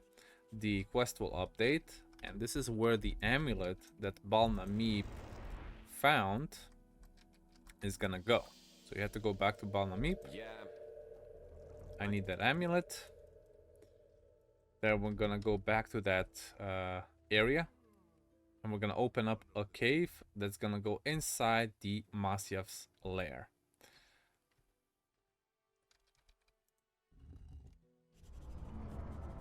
There we go. This thing should open. Just like that. And now you can go talk to Gonzalez in the harbor. And you're gonna tell him where to go. And you're gonna actually have to go there with him. This, of course. Now, Gonzalez is a very good fighter, so you don't have to worry about him dying or anything. Just make sure you get there in one piece altogether. Alright, I'll see you there in a minute. And once you reach the cave here, the Gonzalez will talk to you and the quest updates. And this is where we're gonna end our video. The Missing Novices is still a quest until you finish the Masyav's lair. So we'll put that separately because there's quite a lot of quests in there that we need to finish. If you enjoyed this video, guys, please leave a like, and I will see you in the next one. Have a wonderful day, and thanks for watching.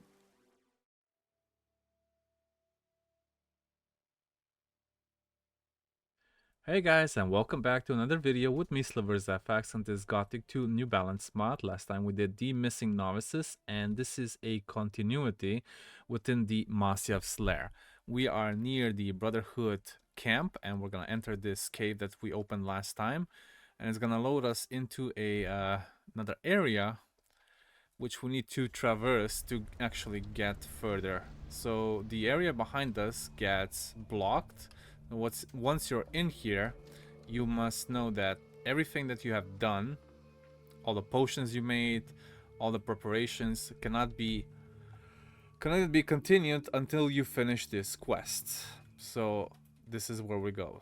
Okay, I have missed out on upgrading my crate, or in this case up-leveling crate, which is the shadow beast that you get within the City of Orcs, simply because he doesn't do anything and he always dies on bosses anyway. If you don't know where to go, follow me in this ridiculously funny labyrinth, or cave as I call it, and you will find your way. I'm just grabbing some iron ore here. You don't have to go this way, because there's more animals to kill in certain areas, such as lizards and what you call those, lurkers, and even an alligator over there. That's the bridge we just crossed up there, by the way. I'm just looking if there's anything else that I can gather or kill in this area. But to get further inside, we need to go down this slope where the two tiny waterfalls are. And there's a cave that continues within this cave system. Okay? I'm gonna do this slow so you guys can follow. There's also gonna be a few minecrawler areas in this area. So I'm gonna clear this stuff first, this little plateau inside the cave, just because I don't want to have problems later on. even though there's still gonna be a couple of beasts that are gonna spawn afterwards. There's a Orc crawler here. We know that. I think there's another one here with the gold mine. Actually, I think two. And if you're wondering why I'm only using a bow, well, because it's easier. When I max out my bow potential, it's basically doing 3,500 damage per hit. So, those are all the animals that are in here. Once we go out, that's the cave we just came through. Now we have to go further up to continue our journey. Once you go through here, there's gonna be like a separate part. Don't go in there yet because you're gonna start a battle with somebody that you don't want to yet. What we're gonna do instead is we're gonna clear out this space. There's gonna be a couple of animals here, lurkers and scavengers. There we go. We'll clear out the rest later. Let's go visit Gonzalez. And he is at this fireplace and we're gonna talk to him. Now there's two options of doing this. You can do all the quests in here and get the maximum amount of experience as possible, or you can just kill them all. So you can prefer a fight, or you can do the planning way. I hope you're by infiltrating the whole thing. So go through all these dialogues that he has. And then when you ask him when to start, it's basically you want to save before you do that. And sit down by the fire and wait until it's 7 in the morning. And then the screen appears a little weird. I don't know if it's glitched, but yeah. Then you close this window and you talk to him again, and then you can start. So the first thing we're gonna do is we need to get a disguise, and we're gonna get it by killing one of the Missing Novices that is trying to get into the main part of the cave with a novice that he stole. There you go. And then you just talk to him. What have you done? Okay, now. Wait a minute. What do you... And he's gonna follow you. Make sure you don't have anything magical equipped, such as a staff or a magical sword, because they will attack you on sight. I'm gonna save here just in case, because I'm not sure even if they will attack me with this staff. No, they won't. Good. Okay, so anything that's normal physical damage, they won't attack you with. Don't talk to anybody, because they will talk to you. Why is it taking so time? We're here, and we're gonna go see Master and Roses. I'm not sure what that's supposed to be, like Master in Roses or something. Did they come up with that name just like that, or is it just sounded like he's from Varan? And make sure you nod silently. Okay, cool. Now then, the first quest is a message to Osair, and that is one of the other masters. There's 4 in total, and we're gonna have to get rid of all of them. Now we won't get rid of them directly. 2 of them are gonna get killed by the main master, and 1 of them is just gonna disappear. But that's gonna be at the end of this quest line. So first one is Master Asir. We get a letter. We give a letter and we receive a letter in return. What do you need?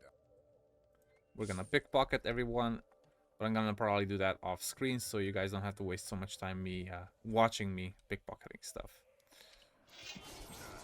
This is the first quest, getting rid of some black snappers. We can go back to Asir now and tell him we did it.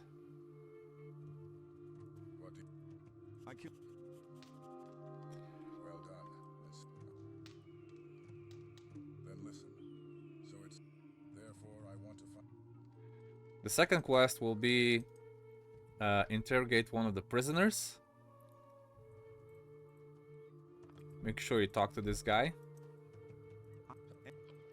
Now, if you talk to any of the elites that are not part of the quest, they will attack you on sight because that's not their way or their policy. Okay, let's just rob all of these guys. That one's gonna die anyway.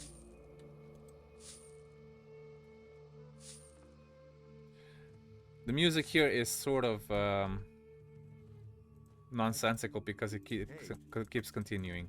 So this is the only person that you need to interrogate. You don't have to talk to anybody else. And then we need to talk to one of the main novices that has a plan of escaping. And he's in the main building of the Masyaf's lair. And that guy would be this one, Marius. Wait a minute. And what he wants is 3 packages of weapons and something else, I believe. So weapon bundles and something else. Okay.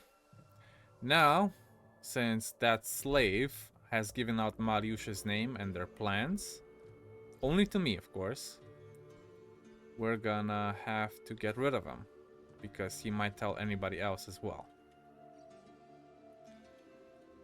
Hey you, just talk to him. He's gonna go to Osair and he is going to decapitate him.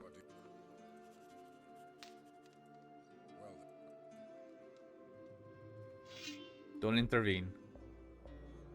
I don't know why he's even backing up. It's like he's getting attacked or something. Okay. That's the end of that. Oh yeah, the 3 weapon bundles that we're looking for. One is here. I think the Wisp already picked it up, if I'm not mistaken. That's a beach bow. And pliers. I think, yeah, it already picked it up. And the 2 other ones are in the other rooms. Let's see what's next. In a former quest, Osiris seems to have his own thoughts on the matter. So what we need to do is go back to Unroses again. I think there's a message there on his bench that I need to read. Don't do anything weird in here because they're just gonna start attacking you if you do, and you don't want to mess this up. Okay. Give away the plants and give away the ladder as well.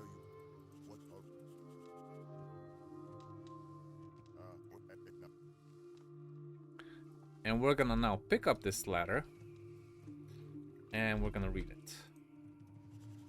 And what Osair wants is a he wants a black troll hide that we're gonna get from inside that cave that we once came from. So we're gonna go past through here. Remember, this is Gonzalez's camp. We're gonna go back to the same entrance we came from.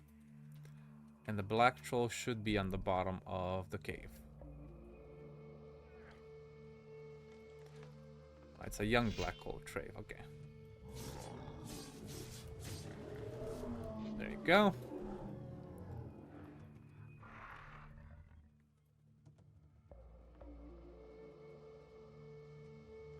Now we can go to Osair. I forgot to get rid of these pests. Sorry about that. Once you get here, what do you need? You give him the cave troll hide.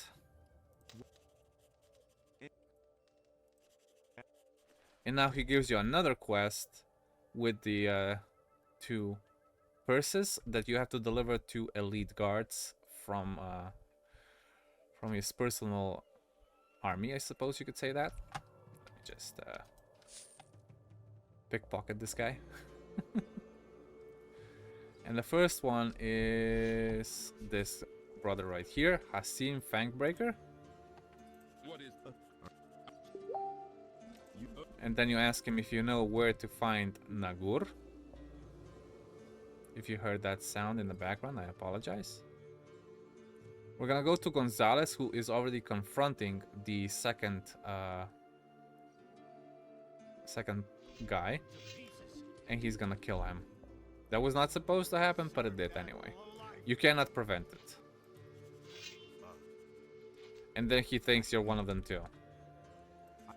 You tell him you managed to get into the temple, and then you tell him about the plan of the two purses.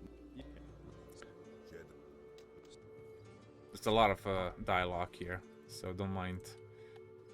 Okay. We go back to Hasim now. And we're gonna tell him about our plan. Okay, let's save. Just in case you pick up the wrong decision.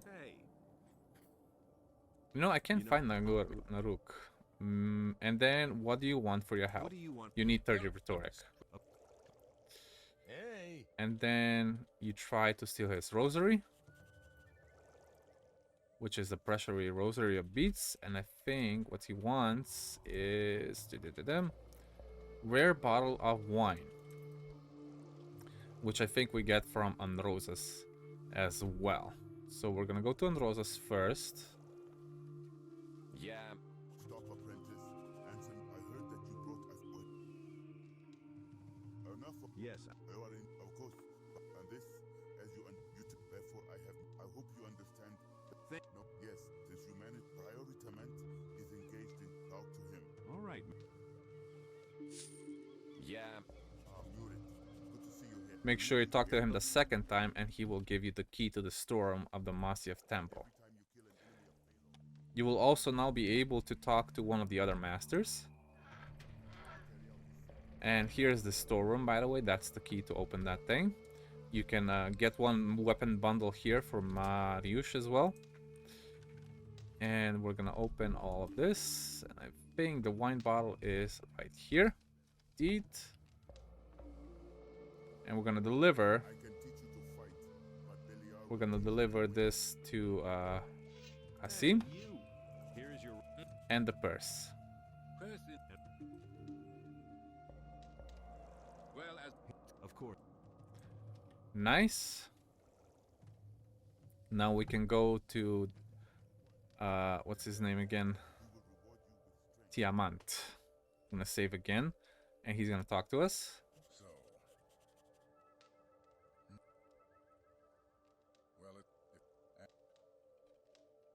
A lot of dialogue, as I said before. You can skip all of it, or you can read through all of it. That's up to you. I'm just doing this as fast as I possibly can.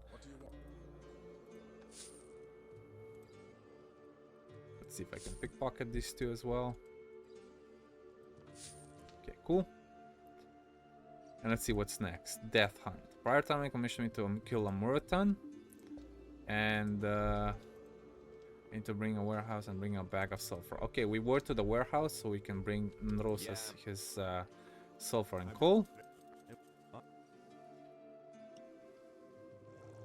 Nice.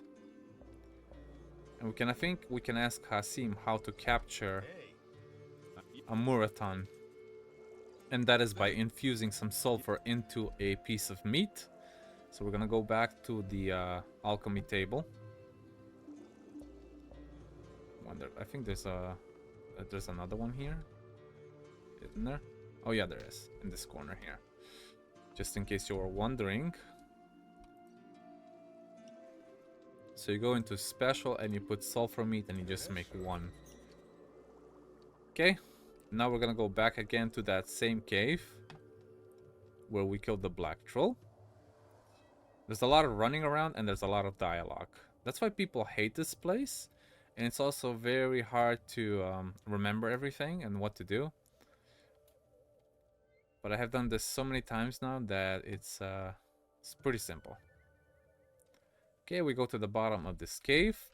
We're gonna look for our... What's this? Oh, weapon bundles. We're gonna look for our sulfur meat. It has an exclamation mark on it. We just click on it. It gets dropped on the floor and the Muritan appears, even though he's not in the center. And we just one-shot him. There we go, we get another Muritan's Poison Fang and we can return it to Tiamat.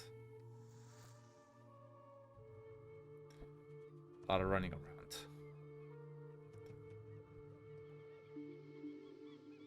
Once you have basically done all of the quests and you cannot figure out what to do next, you should probably go to Gonzalez and talk to him.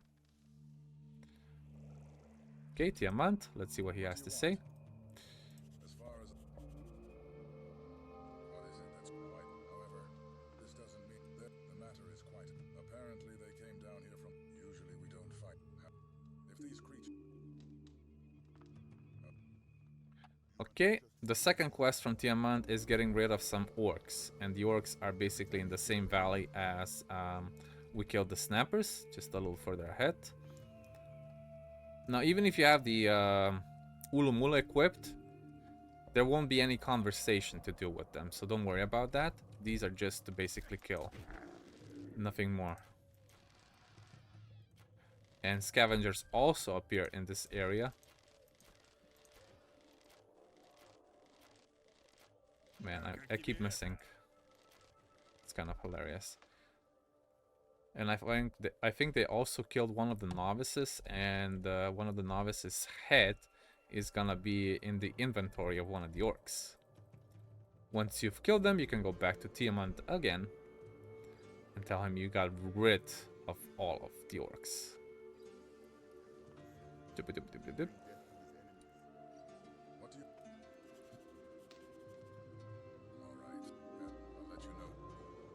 So he doesn't need us anymore at the moment. Let's see what's next.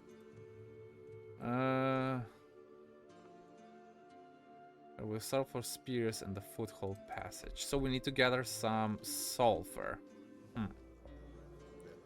Unless we don't already have it in our inventory. I think I used all of it. So let's check the passageway.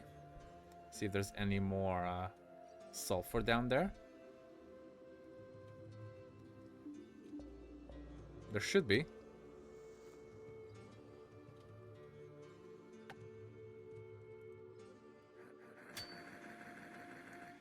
Cool, that one's exhausted. This one? Nope. This one? Nope. This one. Okay.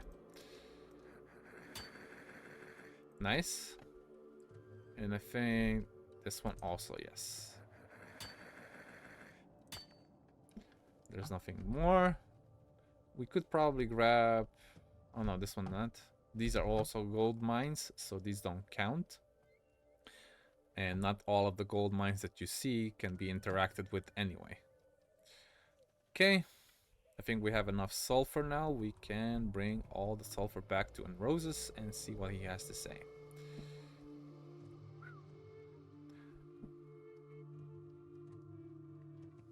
We're gonna have to divide these videos into probably 2 or 3 parts, so they're not as long as I want them to be. Yeah. So let's see. Here are 2,000 pieces of sulfur rock. Does he have anything else for us? No. Tiamat also doesn't have anything for us, I believe. Let's check. What do you want? Nothing.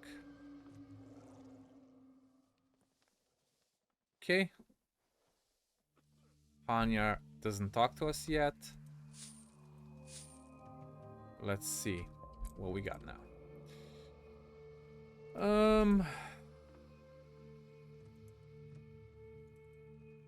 Let's see if we got the weapon bundles from Marius. Oh, Marius. The trade. I think I'm missing one. I think it's the one that it's near Tiamat. Because I already got the one from the warehouse, and I got the one from, yeah, this one here. And I got one from Osair. So this is the last bundle of weapons, so we can give it to Marius. There you go.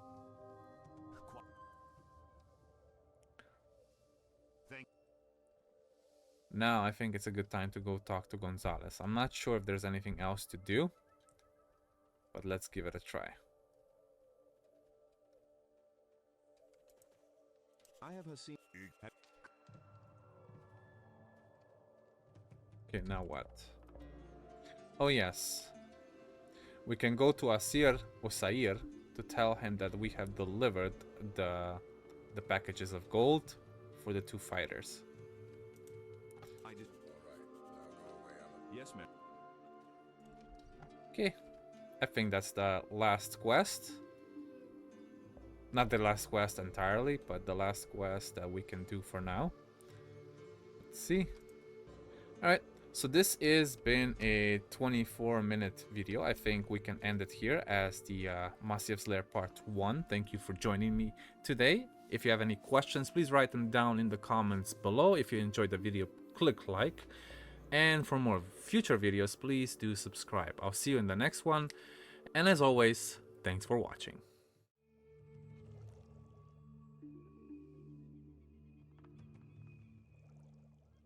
Hello guys, and welcome back to another video with me, SliversFX, and this Gothic 2 New Balance mod. Today we are continuing the Massive's Lair. This is going to be part 2. Last time we became Murat of the 3 masters. The main master is still yet to talk to us, but we'll get there. The next part is we're going to talk to Tiamant, and he's going to give us a quest for killing one of the elite shadows called Hasim, the one that we gave one of the purses from Osair to.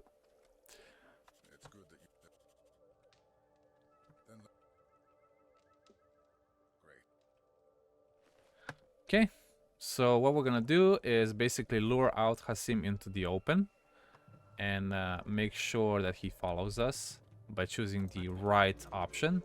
In this option is Prior Osair wants to see you. Or Prior. And once you get out of this building basically and into the woods, he's gonna ask you why have you stopped, and then you're gonna tell him why. Just what? Everything. Well, you. And we just one-shot him.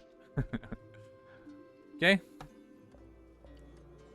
So Tiamant wanted him dead, so we're gonna tell him that he's gone.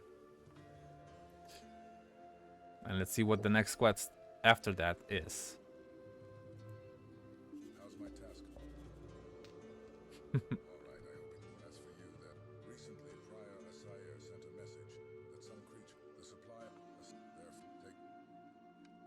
Okay.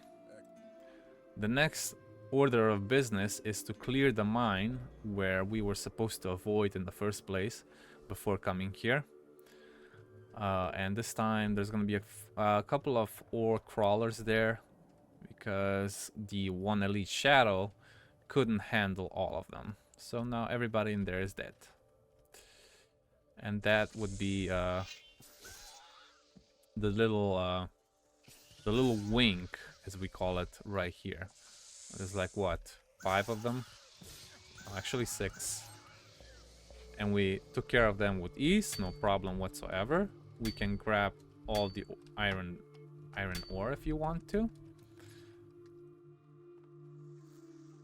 And that's about it. We can now go back to Tiamant, I think. You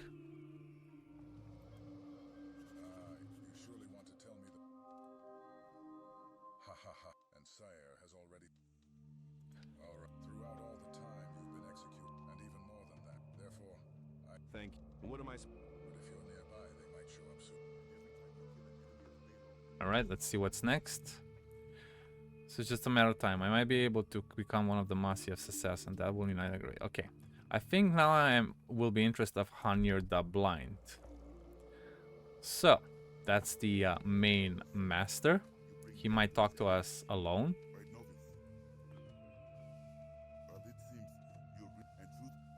Let's better talk about you.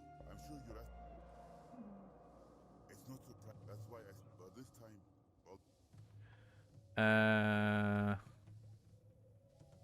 Not silently. Very good. Very recently, have you heard it? And say,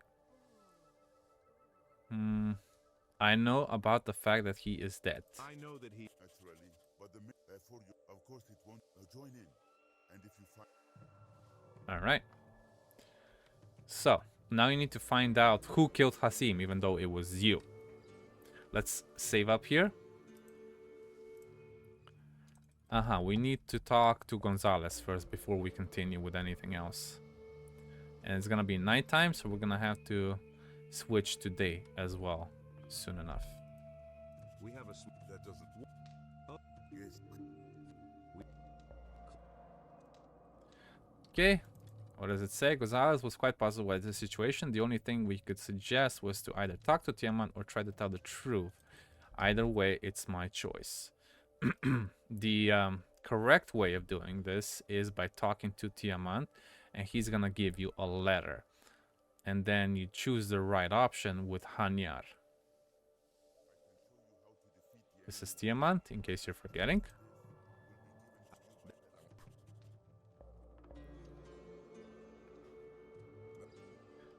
And make sure you try to save before every main dialogue with these masters, because otherwise they're just gonna kill you on the spot. There you go. I have a letter from you from Pirate Tiamat.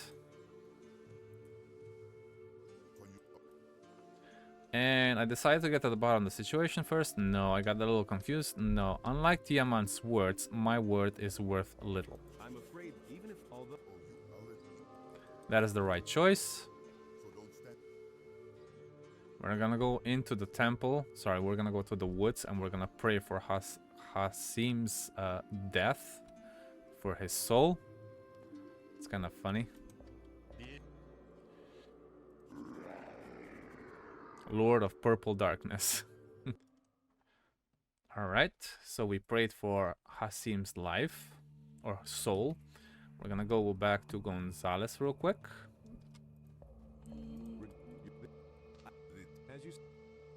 Now we can go back to Hanyar again. As mentioned in the previous video, there's gonna be a lot of running around and a lot of dialogues, and the killing comes later. So Hanyar is here. It's good that you're here. We are not here. Okay. So he's gonna go outside and we're gonna talk to him there. I'm gonna save just in case. Sometimes I make a mistake of choosing the wrong dialect, or dialogue in this case. It goes all the way outside. All the way away from prying eyes or eavesdropping from other people. You could just kill him right here on the spot if you wanted to, but the point of this is to get all the quests done, right?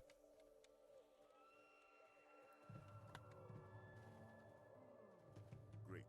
No one. Now answer me this question. Are you afraid of death? No. No. Okay. Now let's return as you, and it's not even because I didn't know. Actually,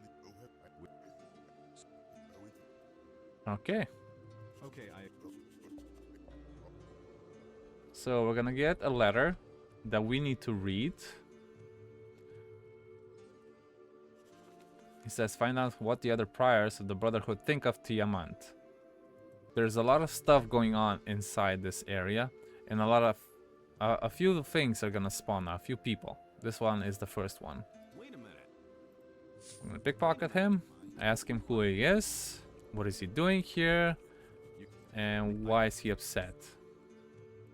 You give him a Murritan Fang that you killed earlier, and you can also ask him what he has to offer. I think there's another Masyaf assassin or novice in the cave of Osir's lair. Believe so. There you go, Jacquin. And you help him get to Osir quicker. Okay, we've talked to Joquim. The day has passed. We're gonna go back to the main temple of the Masyaf's lair and see what else can we see.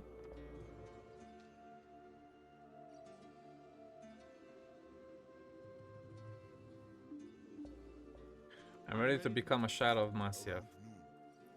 So we need to wait until noon to become one. So we're gonna sleep until 4 hours have passed. We can even do 5 actually, and I think this will also benefit us. Now we just have to wait for all the masters to arrive here and we get our new outfit. We're not gonna have a novice outfit anymore. You can put this on maximum speed. Tiamant's already here. Osiris also here, but Anrosas is yet to come. Just make sure when they're all in position, you just wait or move in a certain direction to the center. And now you have a new outfit. You never get the elite one, but you get the Osair one.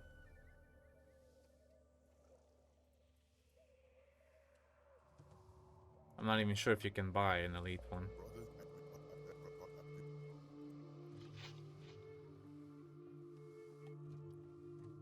Okay. Now you can also get learning skills from these guys if you want to, if you haven't maxed out everything already. But yeah, let's see. I don't think Osair has anything to say to us yet. We're gonna try anyway. Wait a minute. No. We're gonna wait until Hanyar actually leaves the temple. For that, I'm gonna have to sleep through several hours. And there you go. He's outside now after 3 p.m. I have information. It seems now. Okay, that's 1 down, a few to go. Let's see what we have to say. I think one of the things we need to do is go talk to Gonzalez again.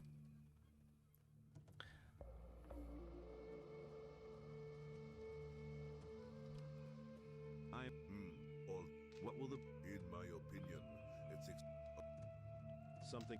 How? Now we're gonna go to the center in the temple and see if the other 2 masters might have any work for us that hasn't been done yet or haven't finished. We already talked to this guy. I believe there's nothing else that we can do. Osiris doesn't have anything for us. I don't think Tiamant even has anything for us. Oh, he does actually. Anything? It is necessary to go to Prior Osair. The new slaves for the mine. Let's see if Androsas has any. He can only teach us some stuff. Is there anything special that he can teach us? How to handle poisons. Okay, we already learned that from Constantino. So in case you haven't done the Constantino quest, you can learn it from him. Now we need to go to Osiris Cave again and tell him about the new slaves that need to go into the mine.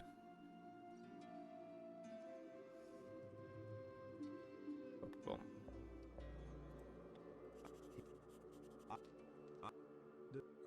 There can. Therefore, get me at least 1 spec. All right, cool. Now we need to go to the cave where the gold was found earlier. I think I heard a scavenger again. That's why I turned around for a second. We're gonna go back into the cave and see if there's some gold. Why there's... Oh, there's a mine crawler in here. That's what I'm hearing. Okay, nice. So the cave of gold is here, and this is Luke Skywalker apparently, and he's gonna try and kill us, but we're not gonna let him.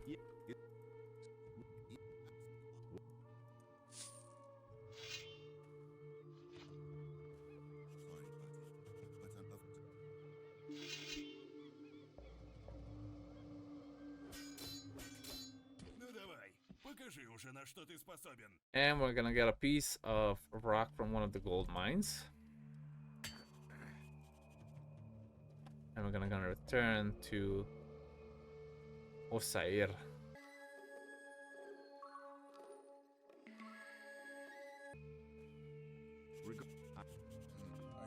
extra gold never. Of course. So where is that slack? Okay, we're gonna talk to Joachim again. That is near the statue of Beliar. How it? What are that? Yes. Then I guess Society would be interested to know something about you. That's it. What is the prior? So No, Hanyar would be interested in hearing what we just found out.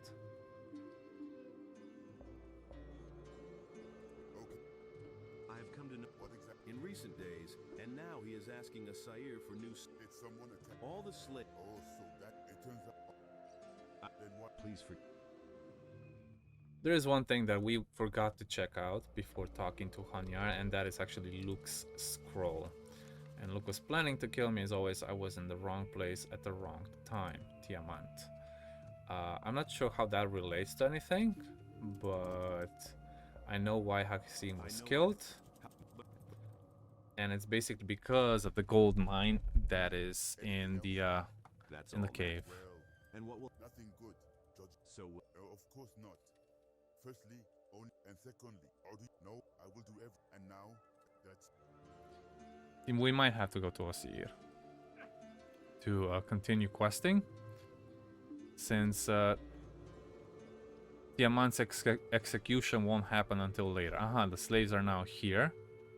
Let's just rob them quick, and we'll accompany them to the mine.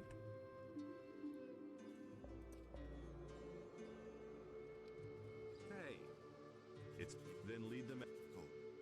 All right. Let's lead them. Make sure they are following you, otherwise it can be a pain. Why are you not? Okay, now he's following me. Good. Sometimes he can get left behind, and then when you come back, he's not even there. Come on, Joachim. The easiest way to go is to go a little bit around, not directly, so they don't have to jump or they don't have to climb anything. Sometimes they get stuck. And getting to the mine is not that difficult, but yeah, it can happen that some of them might die of unnatural causes. There's another of those scummy beasts. There you go. I forgot that there's black goblins there. Gonna get rid of some mine crawlers as well. Should be another one. I think I killed them all actually. Never mind.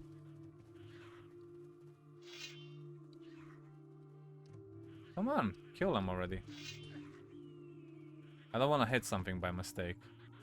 Thank you. And that's the last mine crawler as well. And let's lead them directly into the gold mine.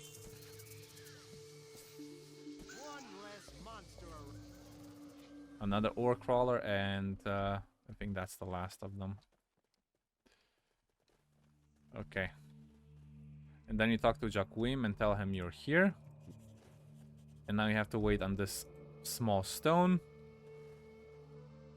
And some elites will appear in a minute or so.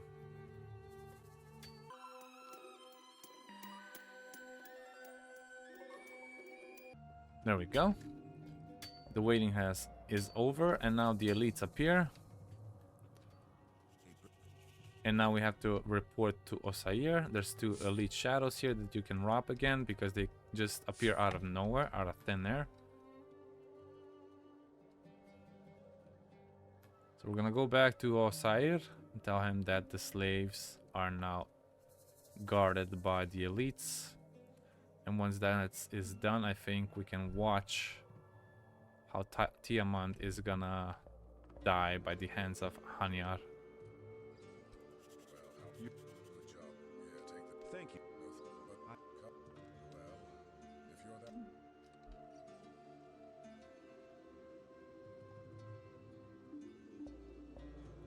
Let's go see the battle now. There you go. We're here.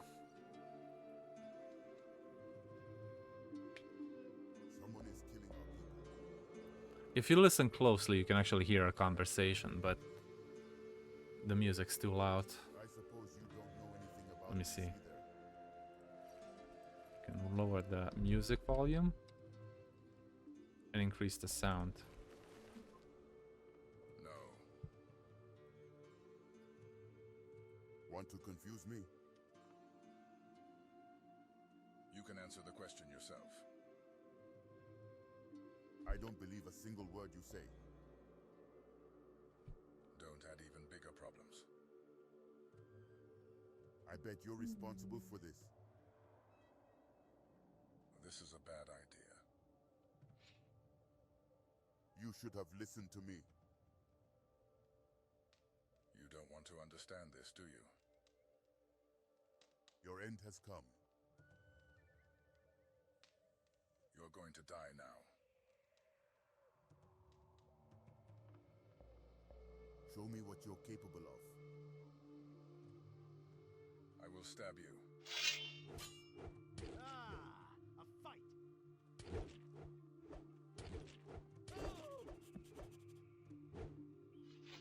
That was easy. Now, even if you put this at ×3 speed, the slow motion camera around the perimeter is still gonna be doing its thing. So you just have to wait it out. There's no way around it. Now we're gonna go talk to Hanyar again. Possibly a loss of one and what happened? So far, nothing. By the way, it seems he was looked so up. Okay, cool. So it is very mysterious that Hanyar killed Tiamat so easily, considering he was the weapon master. But Hanyar has a few tricks up his sleeve. So one of the priors is dead. I brought the sword of Tiamat. I have a question for you. And he tells you his past now, finally. That he was also one of the priors. And he wants to redeem himself by... Well, later he goes to the monastery and he becomes a novice. No, that would be first ever.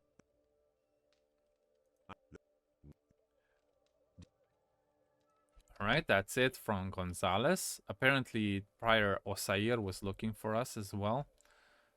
And he will probably want that quest where he needs new fighters for his for his group. Did you look for me, Master? You. But if it, that's why I, and of course. And why don't you? Lately. I hope. Let's see what we have to do. I don't know, I want to be a powerful... Okay, so we need to get a powerful potion from Roses and make sure it is done correctly. There's a lot of things that can go wrong within this temple. But the worst thing that can happen is that you kill everybody. Or they kill you. Whatever happens first.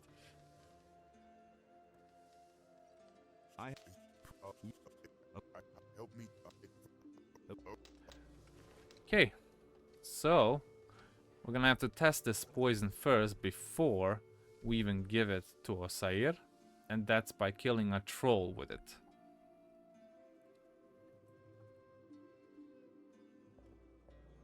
We're gonna talk to Gonzalez first. Hey, what? What?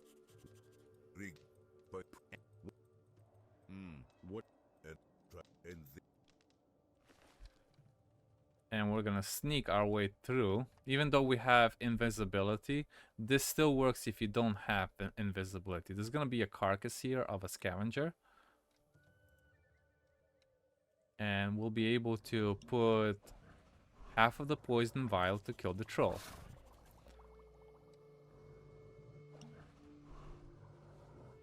And then basically move away in the same crouching position.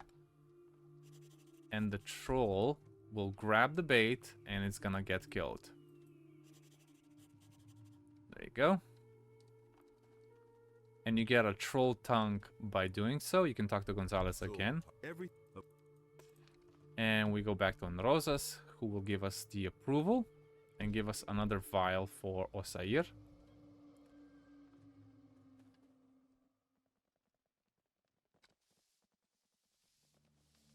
So that has to be some strong poison, huh? There we go, we're here. Hold on, here. There's enough poison here. Thank you. All right. Can go back to Osair, who will give us a special wine for Unroses. But that wine is poisoned, so we have to take it to Hanyar before we do that.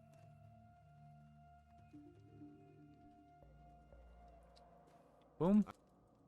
Well then. Can I participate in the next expedition? No. Of course. Alright. Wine Tear of Beliar received. So we don't only have Tears of Innos in the game, we also have Tear of Beliar.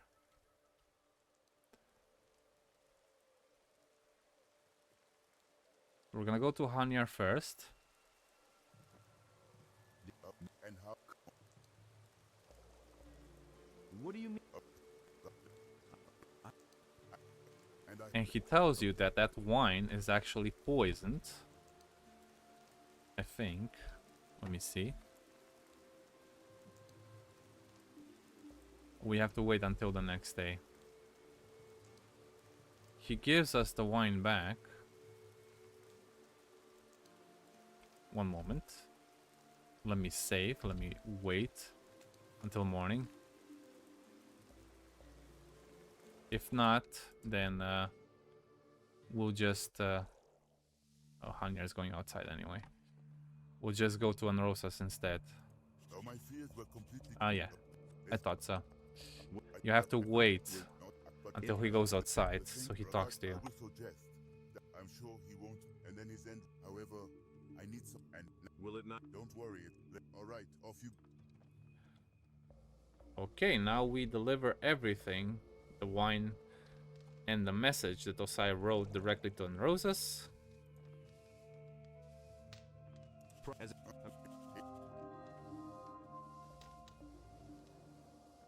And he just disappears. Kind of funny. Okay, nice. Let's see, I think he gave us a letter. Oh, the Dance of Two Blades. That's from Tiamat. Never mind. Let's go see Osair now.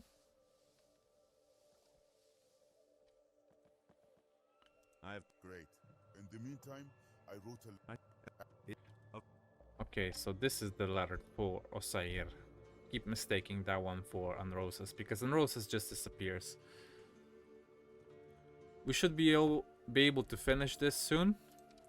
As we go to Osair, Osair will get killed by Hanyar, and then, well, what we have to do is just kill the last master. Or prior. Here. Good news. So tell. That's weird. He didn't give us the quest of hiring new people for him. Bizarre. I don't think we skipped it or anything.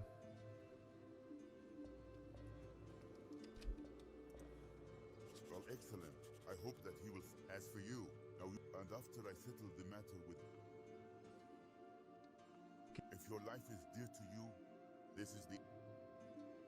If your life is dear to you, you will stay out of it. Okay.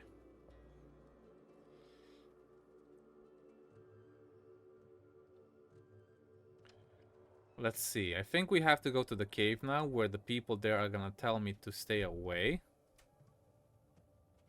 No, we're not. We have to go to Gonzalez first and tell him about it. I have some interest. Then spill it. It seems. He asks us where that might be. So now we check that out. They're gonna tell us to move, turn away. Well, actually, we could... Let me see if this works, just for the lulz. If we sneak past by them with invisibility... And I'm gonna rob them, just in case. By the way, the invisibility has been nerfed a little bit. It has a timer now, how long it can be active. I think it depends on how much dexterity you have. Oh look, there's nobody there. Surprise, surprise. I thought they would be here, but they're not. So we're gonna sneak behind them again. I was just waiting for the disappearance cooldown, the invisibility cooldown to run off. And we're gonna go... Wait. Oh, he's already following me.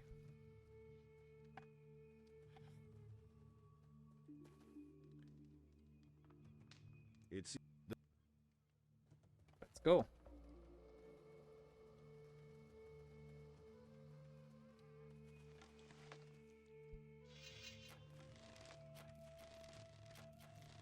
Oh, he's using a bow this time, huh? About that. Okay, so now that these guys appeared, it's 5 Massifs against Hanyar and 3 demons. And the demons just clearly win here, no problem. And the thing is, Osair died before this elite. It's kind of funny. The elite lasted longer.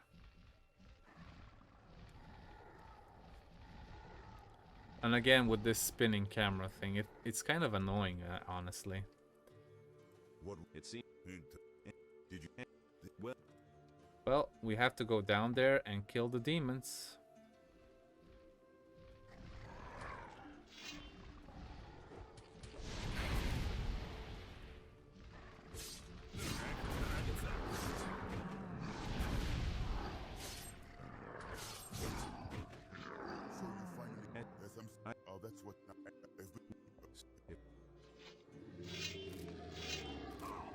We could kill him easily here already, but he teleports away, same as Raven does. And now it's time to end all of this. Where'd he go? Hey, who are you targeting, bro? Wait a minute. Okay, we get 5,000 experience, and now it's time to kill everything else that we have been waiting for. We're gonna clear out the Masyav's lair. That's the last of the quests. I'm surprised that one of the quests was just forgotten somehow. The one where we get 4 new fighters for Osair. But I guess.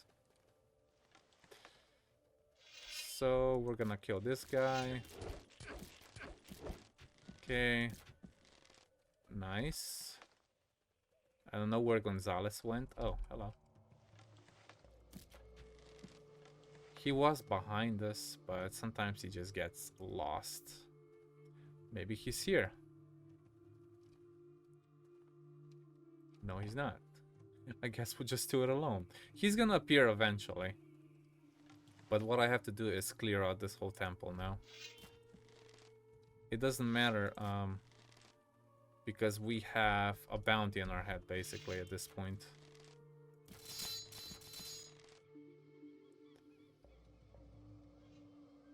One, 2, 3, 4, 5. Нравится? Ну давай, покажи уже, на что ты способен. Novices. Shadows. Everybody dies. Oh, Gonzalez is actually there. How about that? Oh. He doesn't have a sword. That's fun. That's fantastic, bro. That's why he's using a bow, because he doesn't have a sword. That's funny. Hey, so we are. There's a couple of more Masyavs around, assassins, I mean. But I'm gonna just check out the scenery. Hello. Who are you? And where did you come from?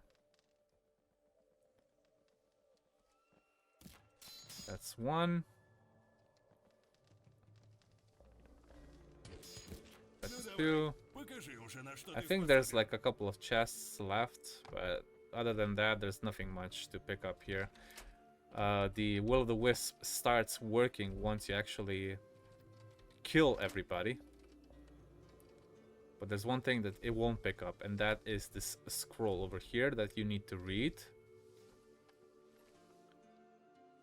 Let me see if I can give it to Gonzalez.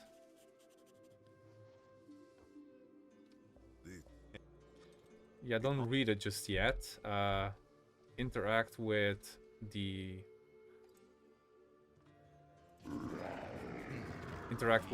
Beliar statue, and this thing will open. And then go talk to Gonzalez again. And once that is done, you can basically change your outfit. I had the El Hazir armor. You also get the Prior of Masyaf, but it's strength based, so I don't have enough strength to show you. But I have the El Hazir armor and its helmet, which looks pretty dope. I don't remember which game this is taken from, if any at all. But I really like it, and it gives you a lot of health. A lot of stuff that's gonna be in here can be, of course, taken. A lot of money, and a lot of other stuff.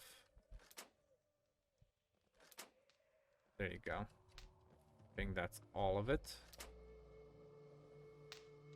Let's see. So you get any special weapon here? No. We already have one of the best weapons in the game anyway.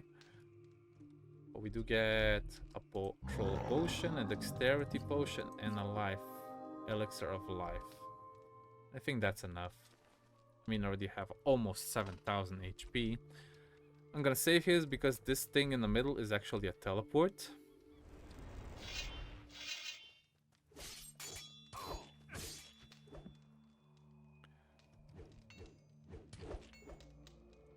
And these guys hit pretty hard if you don't have enough armor. But what I'm really interested in, how easy I can take these guys out.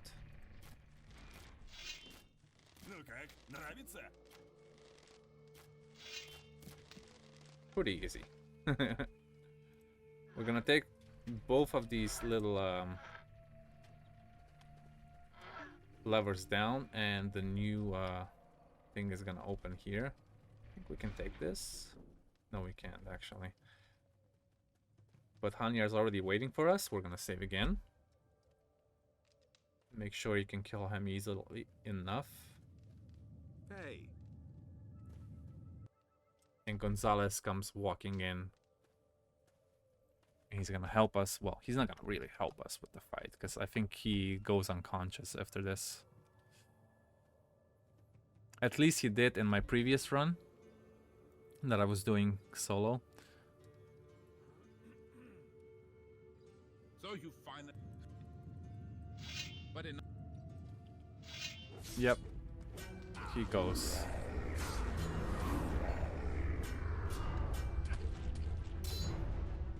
Who will prevail?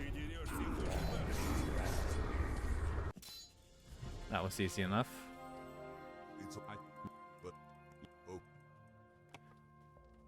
Even though he had the help of four demons that would provide him health, it wasn't enough. It was not enough. We can still heal up here before we encounter the demon. I don't think you can even talk to the demon. He just starts attacking you. Yeah, he just starts attacking you.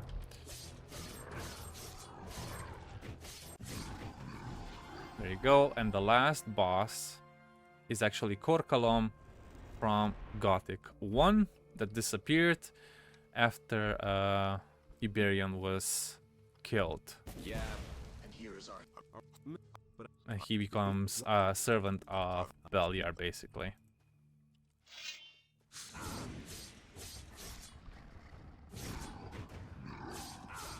Come on, die already.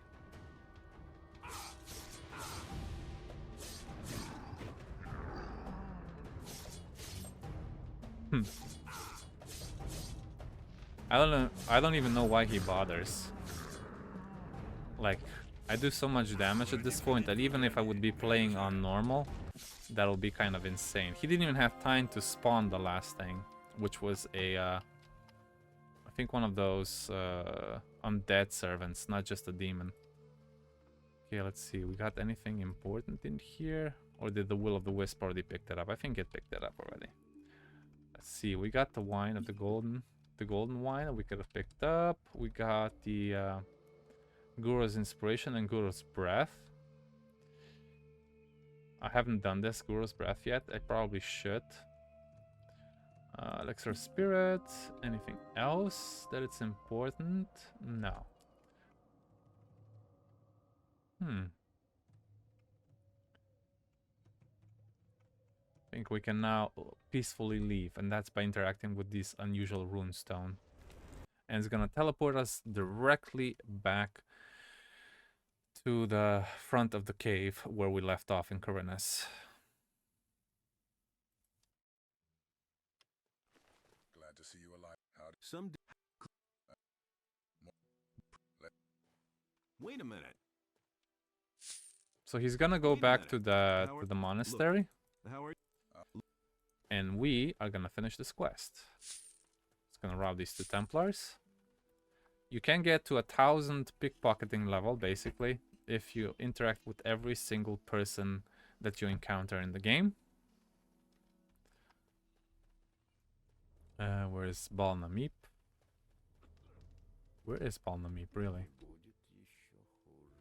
It's like he went to sleep already, or what? Or is he outside?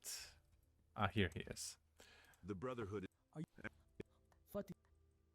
That's not. Of course. So on the other end, the pack. And I think that is it for the Missing Novices. Indeed, that was the last thing. Alright, so the Massive Slayer Part 2 is done. I will need to do a lot of editings because I didn't know where to go properly. But all in all, it was a fun trip to the other side of that area. I hope you did. I did. Please leave a like if you did. Subscribe for more future videos. And as always, guys, thanks for watching. I'll see you in the next one.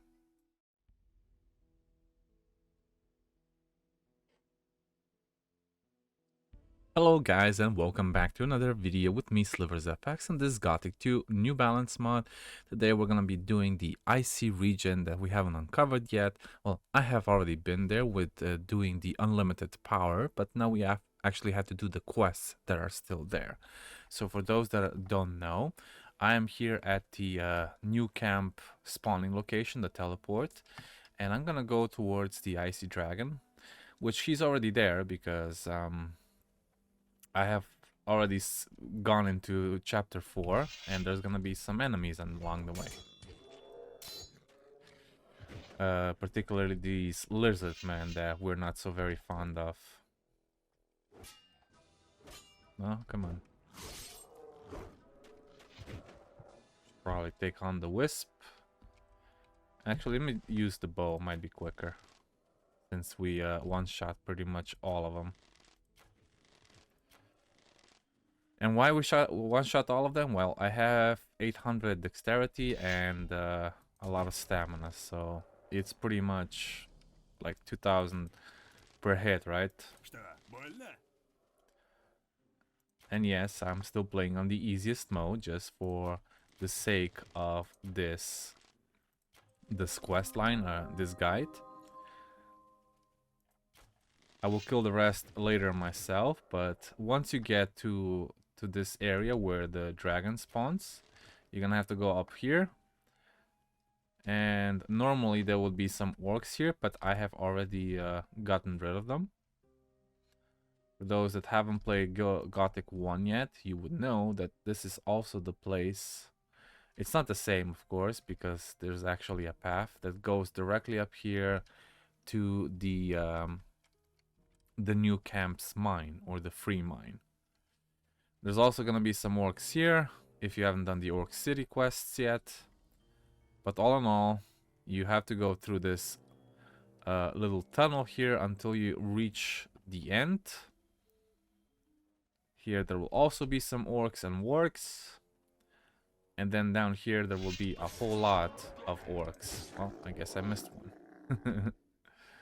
In my case, everything's already done. There will be an orc that will have a key, for which you will have to get in here and click on this winch and the gate towards the mine will actually open. So there's an orc with a specific name. I think it's a guard orc, and then you can go inside. Once you're inside, there's gonna be a whole lot of orcs inside as well. I still have actually a few that I haven't gotten rid of. But if you're confused where to go, because sometimes this is confusing, once you get to this little point, take a right, jump down again, yep, and then go through here. The main orc of this facility will be standing right there by the fireplace. It's also part of the free mine quest for Garand. And then once you're here, next to this smelter, instead of going down, you go here to the left. Once you go through here, take another left. Take another left, go down here, and through here. Once you're in this area, you have to take these little ladders, two tiny ladders, and you'll come across 2 chests. One of these chests is for the quest for Nefarious, that he will give you basically free resistance to ice, to cold. You can also learn it from Lee, of course, but that requires learning points. And if you're doing this on Nightmare, all the learning points you get are very crucial. So you have to save as many as you can for the things that actually matter. Once you're down and you come up here, there seems to be a dead end, but actually this is the go-to place to go to the next area, which is the icy region. Once we're on this side, there's going to be a couple of ore crawlers and a lot of ore, magical ore that you can also gather. Okay, I have already cleared up this place. Now we just need to take a right. There's going to be a couple of wolves here, a couple of orcs. We keep going until we reach this area here. There's gonna be even a white shadow beast in that little cave down there.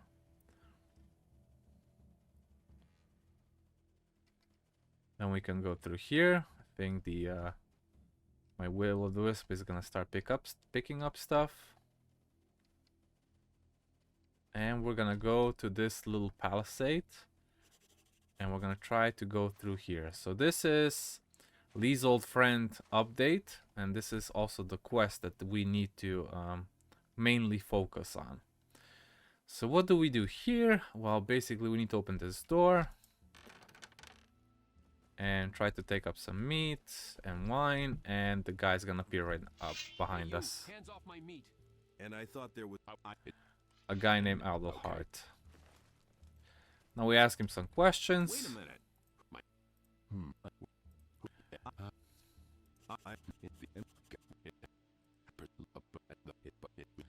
You ask him about how he got here, why is he here alone, why is he not with the group, and he says that a lot of orcs ambushed them and killed most of them except him and the leader that they actually kidnapped, well, took, whatever you want to call it.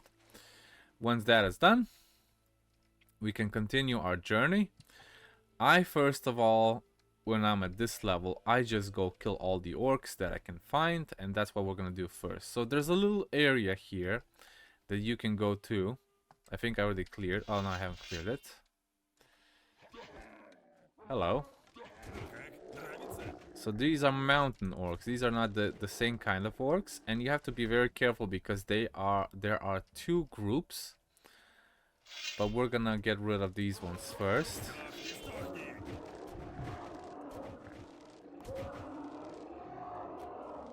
Okay, nice. Nothing really here to look out for except this tomb that you can go down to. And this tomb is very interesting because it has undead orcs. It has a few undead orcs and I think even a skeleton. Oh look, a 10,000 HP spider that we kill in 3 shots. It's pretty insane. Pretty insane at this point.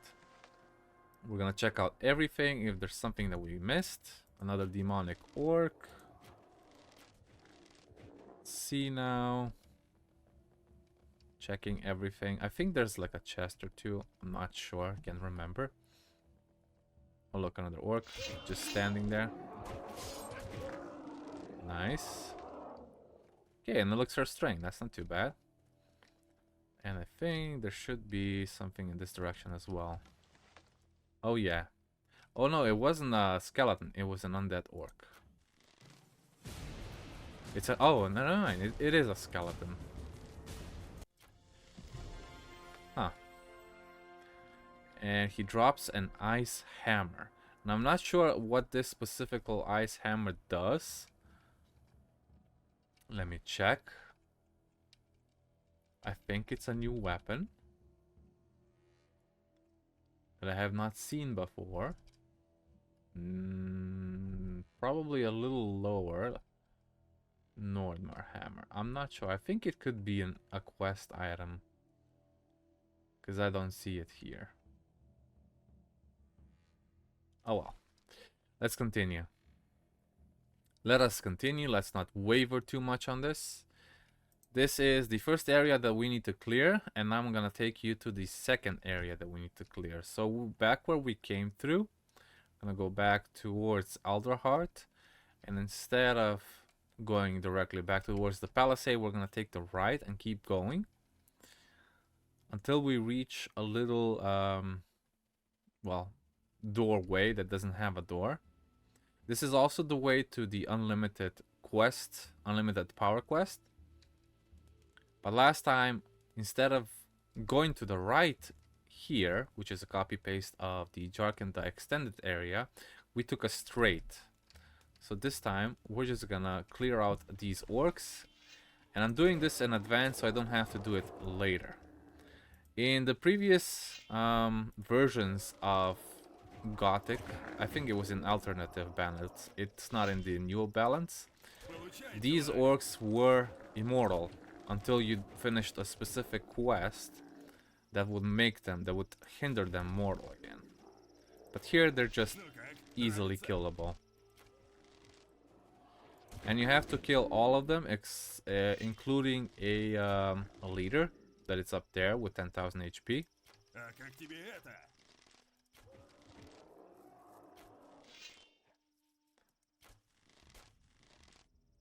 There you go. And the shaman. There's gonna be a couple of orcs up there as well.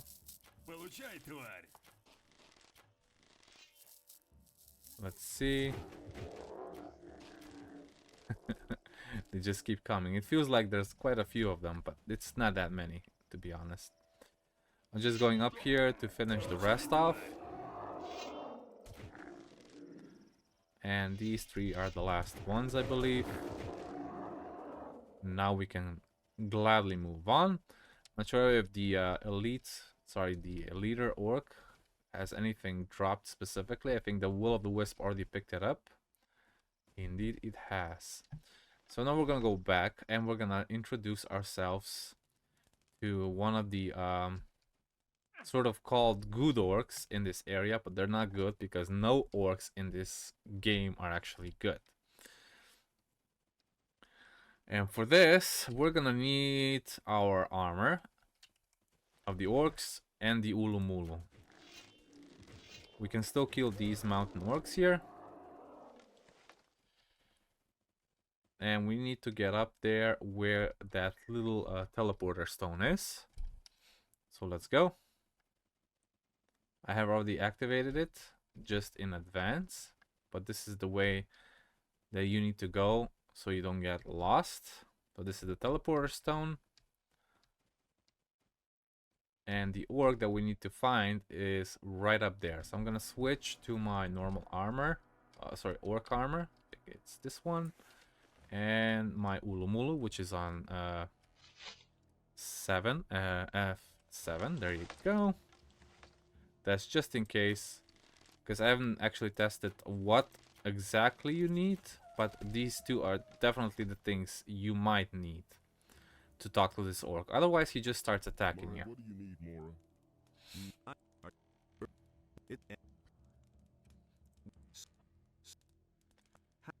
So you tell him you have the orc armor and you have the Ulu Mulu, and then you have a question if he has seen Lee's old friend Darius, and we're gonna go and try and find him. So how to get there? Oh, I'm gonna just drop down here. Whoop! Can't believe this guy's still alive. Okay, there's gonna be another troll here. There's even a little ore mine in here. I think there's a tiny mini boss that you might have to kill. Let's check. Oh, there is, yeah. But I killed him already. That was fast. An ore crawler mini boss, and you have a few pieces of ore here that you can gather. You're gonna need 50 pieces to impress the orcs to get in their camp. So make sure you gather these first. And once you're here, this is the orc camp that I was talking about, where Darius is located. Before I go in there, however, I want to kill something that the leader wants, and that is a white troll that is hidden in here somewhere. Okay, there's a white shadow beast over there, and if we follow this blood trail, this is where the white troll lives. So we're gonna go through here, and we're gonna follow it down there, and through this little cave area, up here, in here, and the cave troll is gonna be down on the bottom of this cave. He's huge, by the way. I think it's bigger than the black troll, but he's not any harder to kill.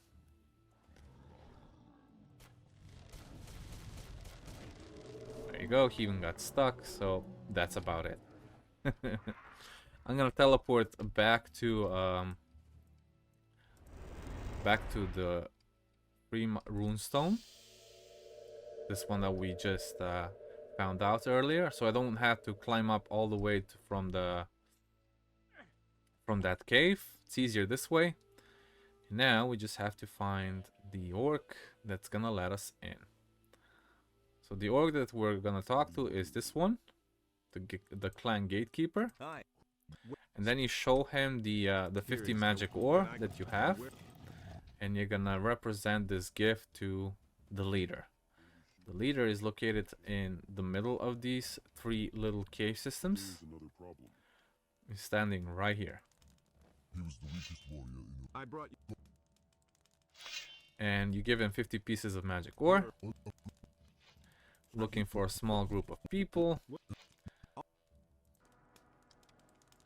Alright, right after that we have to go back to the entrance of this area. So we go to the Freemine Pass.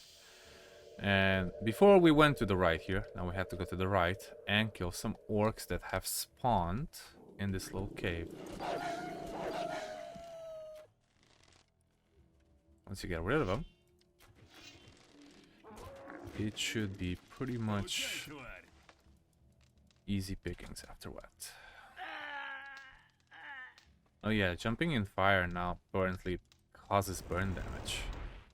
So let's see, Orc Settlement. Yeah, that's the one we're looking for. Teleports you right in front of their gate, not inside of it, but hey, better that than nothing. Talk to the leader again. Here is the head. You give him the head of the elder leader head. And then you talk about if there's any other war clans. You already wiped them out.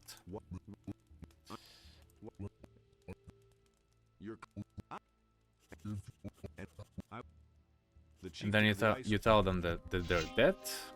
He salutes you as always, and then Darius appears.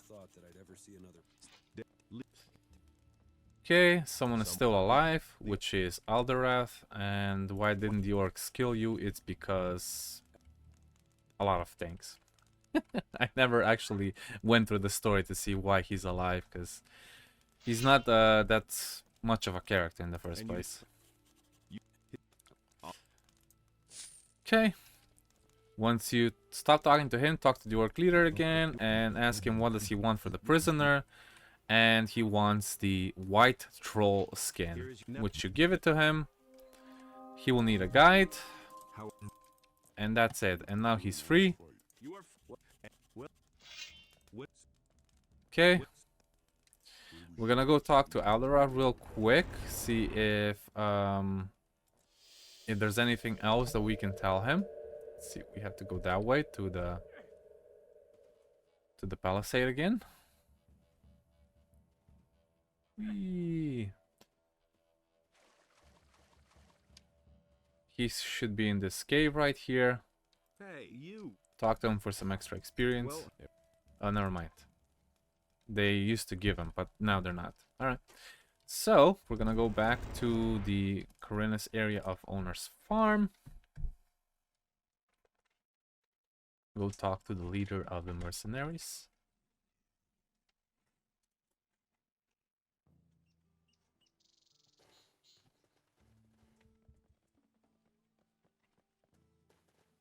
Your old friend Darius will join you soon. I know, buddy. He showed up. Is everything all... He's all right. It's funny how he says he showed up here a couple of days ago when you were just literally there. So you can talk to him. I think he's standing next to Onar himself. Indeed. Pickpocket him again. And Irdorath should be also on the farm. I just don't know exactly where he... I think he's normally in the tavern. But he's not here this time. Or in front of that... yeah, in front of the chimney. How did you end? So now that they're both here, you can go back to the Orc settlement, and you can get rid of them for some extra experience. Let's go to the Icy Orc settlement and just clear out the map, literally. Right, we're here. I should have probably switched to my normal weapon and my normal armor, since I already killed them, two of them with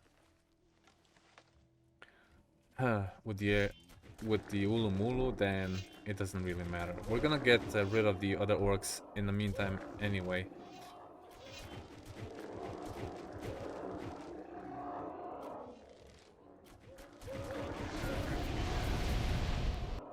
If you're wondering, this is going fast forward? No, it's just super speed.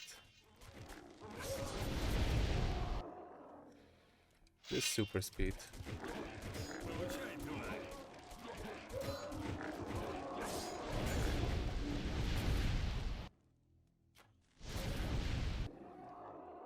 Alright. Time to turn on the old Will O The Wisp. See if there's anyone left. Oh, one measly orc. And Darius apparently is dead here, even though we already seen him in Owner's Farm. It's hilarious. So there's two of them. As long as the quest is done, you have nothing to worry about. So that's it for the icy mountains with the orcs. Nothing more to be at here. If you have any questions about this area, there is one more thing I probably should do, and that is to find the Water Mage that's on top of that mountain over there. And to get there, I think the easiest way would be get on top of this thing. There's also some enemies still alive, apparently. Look at that. Okay, so that's the rune stone right there. We need to go here to the right to find a bridge of some sort. I think, let me see. You can even kill the orc that's over there, but I'm not going to. Let's see. Yeah, that's the bridge I was talking about. We need to get to that bridge, and from here you can get all the way to the top. When the sun is shining, by the way, it's hard to see, so make sure you go in this time of the day, which is evening time, and you will come across this Water Mage, and he will ask you for some Greetings to you, traveler. Are you lost? some material for making houses and stuff. Nothing much else here. He doesn't want to go back. He would rather live here. He's blind. That's about it. Okay, so you give him a hammer, tree, and a pickaxe. And he gives you a scroll of shrink. So shrink monster is one of the most powerful spells, even though in the original it doesn't shrink pretty much everything. The dragons are immune to this spell, unfortunately, but everything else, aside from bosses, they're pretty much shrinkable. Alright, that's it for this video. I hope you enjoyed it. If you did, please do subscribe for more, and I'll see you in the next one.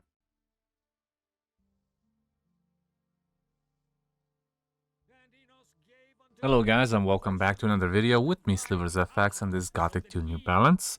Before we set up to kill the dragons, Vatras has a little request for us, and that is to check up on the Water Mages that are still in Jharkendar. He hasn't heard from them in a while, and he is beginning to look worried. So what we're gonna do, we are gonna go to the excavations first, and we're gonna go directly through the portal instead of teleporting to Jharkendar. And that's the reason.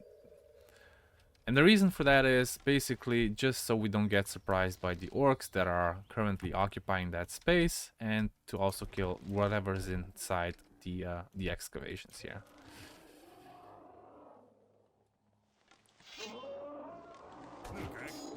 Also, you have some seekers. Although these were already here in chapter 3, but I still haven't been able to kill them because I've been busy with other stuff. Alright, we're almost there. I think there should be a Dark Master at the end of this tunnel. Indeed. Let's see. One shot again. Nice. We do almost 4,000 damage per hit with this bow. And let's go see what's on the other side of this portal. Glory to Adonis, you have recently just...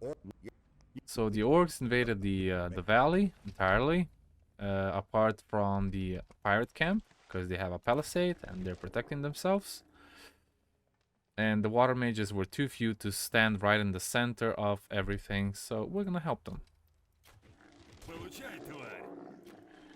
There's only a few of them here, but we're gonna have to clear out the entire valley, mostly because well, they're just situated everywhere.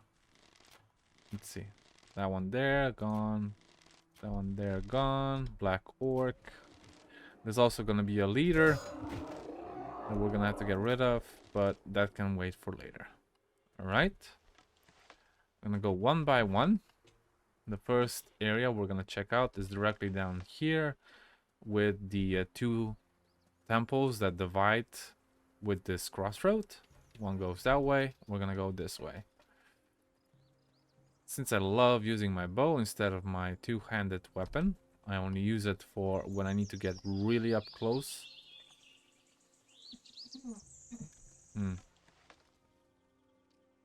Let's see, still nothing. I think they're all right here at the entrance. Yep.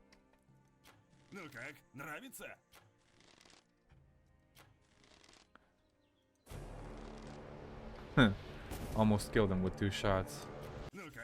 Nice. Any more orcs? No, just the 3 of them. Okay. 1 down. Couple to go. I don't think there's anything across there. I don't know if they could even jump over there. Or although I do see an orc. Let's see if we can kill him from above.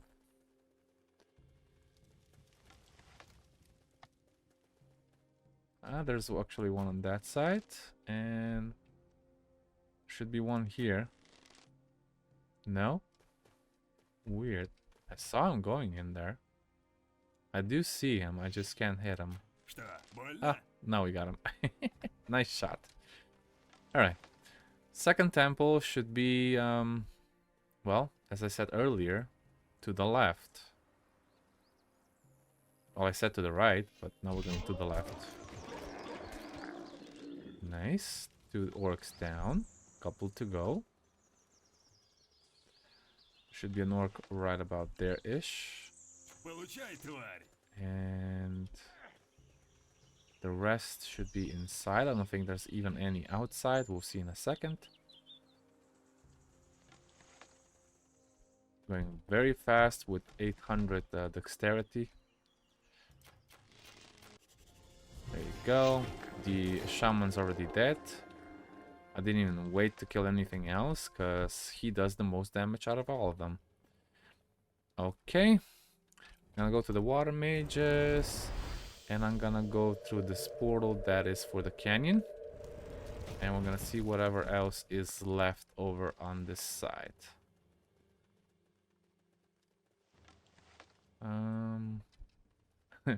The stone sentinels are still falling down for some reason because I haven't picked up the runestones that they drop.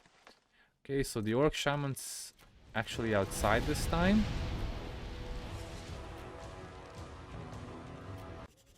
And we killed them as well. There's a couple of orcs outside this temple, but none of them are actually inside. The important ones anyway.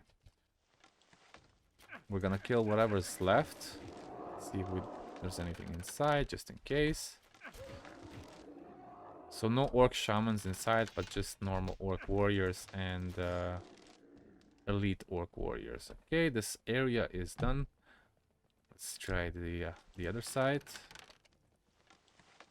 Boom. Nope, nobody here. Down here maybe. Neither. All right, continuing.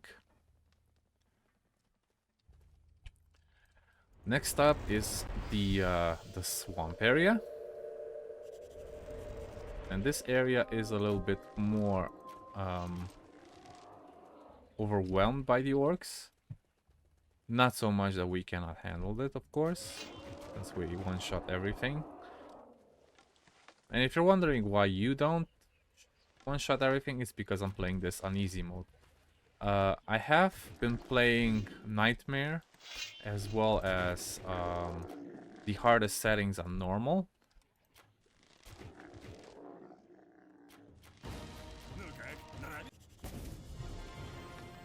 But I'm doing this just for the sake of the videos and to do it fast. Oh look, the boss music. It's kind of annoying, especially because it gets copyrighted as soon as I upload it. So I try to avoid the boss music. Should probably turn it off, honestly. Let me see. I can turn it off. Gameplay settings, hero shots, the boss music battle. No, we don't need that. It is part of one specific group on YouTube, and well, we just don't have the copyright for it. Now we're going towards the bandit camp that has been completely overrun, and everybody in there is dead, apart from a small group that escaped to the pirates camp. Should actually go there first, honestly, before we return here. They're just gonna kill one orc, don't worry about it. It happens all the time. But the bandits are on the shore in the cave. And you're gonna see Taurus and King Xardas. And the only reason we're here is to talk to Scatty, because he has a chest with 500 golden nuggets, and we have to give him half back. Okay? I'm gonna go to the Water Mages again, and instead of going through the swamp, we're gonna go directly down here. I don't mind getting hurt. Oh, there's actually a few orcs on the way. Okay. Another one down there. Didn't know there were actually outs here, but whatever. I remember when I was playing this for the first time, this was immensely hard to do. Now it's just too easy. Because you know exactly what to do and how to do it. So all of the... everybody's dead. All of the bandits. But all of the orcs will be dead soon too. This is Lucia. Lucia's dead, but Snaff escaped. Which is a good thing, because we're gonna see him in chapter 7. Couple of orcs here. Where are the orcs? Oh. There you go, that one's dead. I don't think there's anyone in there. This is another bandit. Fisk also escaped. Paul and Huno unfortunately didn't. So we're gonna clear out the mine. That's a gate guard. Those are orc elites. 2 gate guards here. Let's go inside the mines. This is Scatty's chest. If you open it, you got 500 golden nuggets. Make sure to give him half back, otherwise the quest is done. You'll have probably enough gold by this time, so you don't have to worry about it. Let's see what else is in here. I think nothing. Only Xardas is in here. That died as well. The others I already killed because I wanted to get the gold myself instead of them hogging on it. I think there's a couple of more orcs in here, indeed. But no one in here. Okay. Never been in here before. As well go for the first time as well. I always skip this part. Okay. And now it's time for the Temple of Innos, which is gonna have an elite, not an elite, it's gonna have the leader as well as the shaman work inside. This is the shaman's place, but for the elite leader,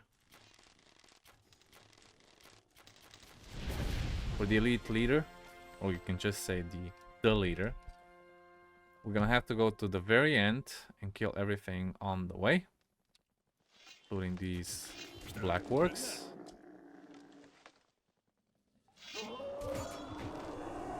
Okay, this is easy pickings. Have to wait for the dough to get up. That was easy. Why? Oh, okay. Thought the Will O The Wisp didn't want to pick up everything, but it will. Okay, make sure you go through here instead of falling down, because you can still die due to unfortunate events. There's a couple of orcs here, and I think like 1 or 2 more on the other side, and then we can continue. Waiting for the door to appear again. Another orc. This door is already opened. 2 more black orcs, and 3. And now for the last area that we need to clear is over here. And Ur-Katan is our boss that just died. Okay, nice.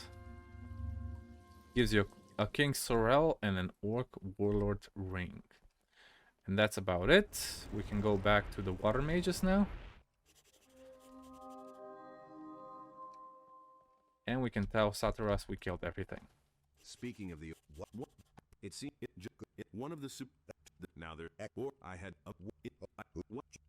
I keep thinking what we would do without you. Truly, you are a messenger of the god. Indeed. What would you do without me?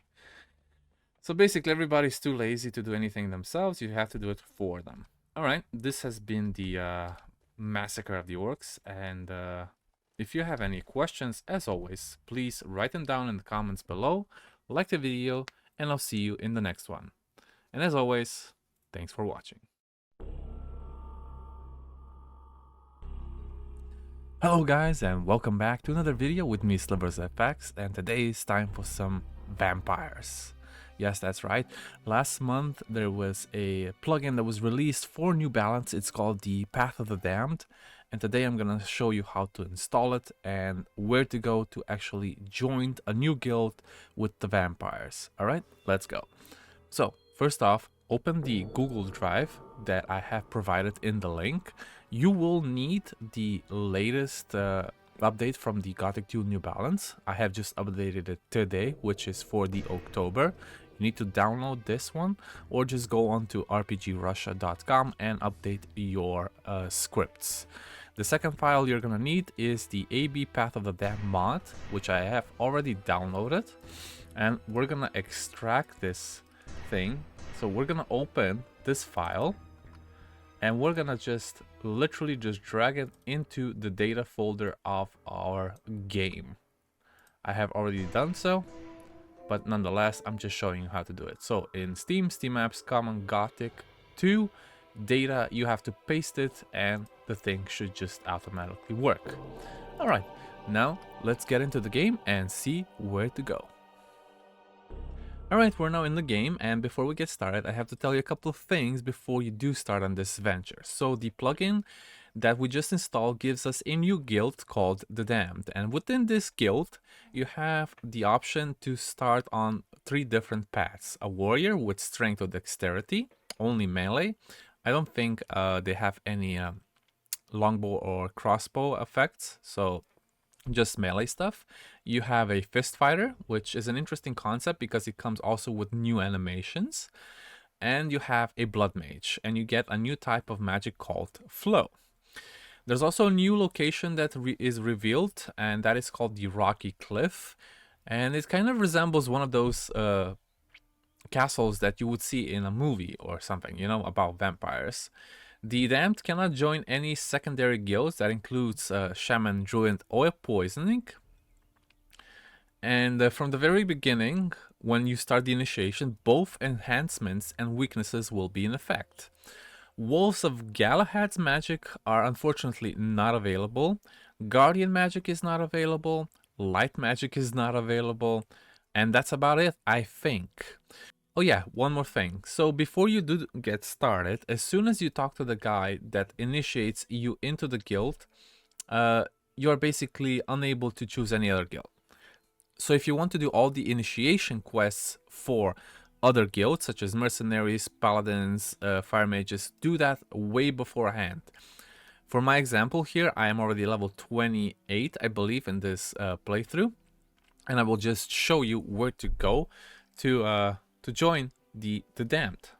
So we're here at the Dead Harpy Tavern, and there's a guy waiting for us inside. His name is Ramos, and as soon as you talk to him, you're basically already joined the guild. He tells you about inviting you to get a couple of drinks.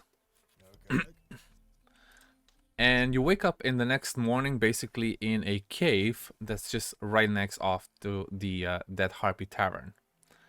I'm not sure if you guys recognize this place. And you get light citizen clothing, a cloth cape, and a stranger's note. Now the thing is, as soon as you read this note, it says, "Stranger, this note is for you. You're probably stunned and don't understand what's happening to you. Perhaps someday you'll understand why I did this to you. You now possess my powers and my curse, which I have passed on to you. Avoid sunlight. You can stay in houses or caves during the day. If you need to go out, make sure you wear a head covering, otherwise the sun will destroy you. Find me and you'll get answers to your questions. Begin your quest by walking from Bangar's farm towards the passage next to look to the waterfall. You will find me by going through the cave behind the waterfall." Now the thing is, with vampires, is in any film or movie or game, you do know that sunlight kills vampires. That's why I'm wearing a cloth over my head already, even though you already get one. You see on the top right corner, you also already have a debuff. It's called Bloodlust. So basically what that means is the longer you wait, the more bloodlust you get. So if your bloodlust, I think, reaches 130%, then you just automatically die. and that basically means is that you need to consume human blood. So the moment you start on this venture and you talk to the guy, you really do need to go see him. Otherwise, you're just lost. And as soon as you reach this waterfall, a new map will open, the rocky cliff. We're gonna go straight for it. There's even a couple of enemies here. The blood flies and scavengers mostly. I think there's even a shadow beast over there. There you go. A couple of meat bugs, but mostly scavengers. Oh, and even a goblin. Alright. Let's keep going then.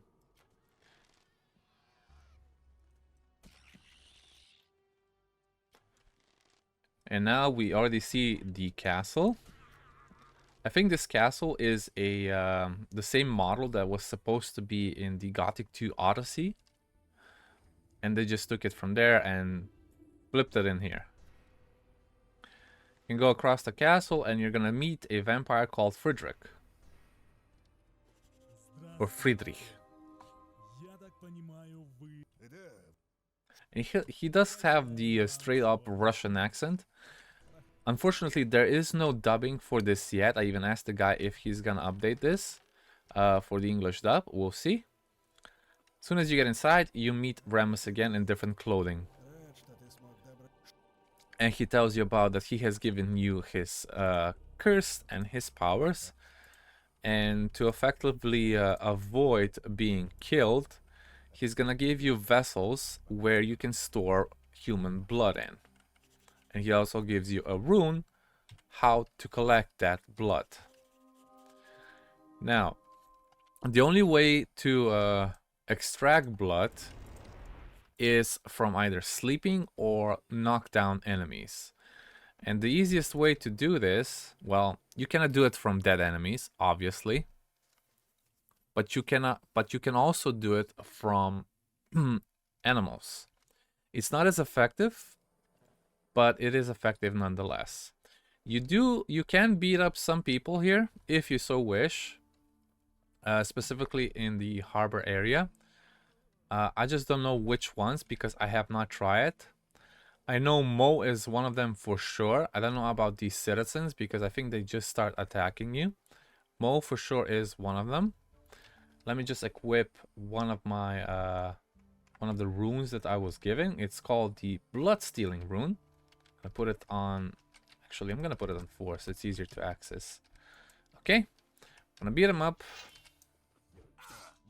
and we're gonna take his blood.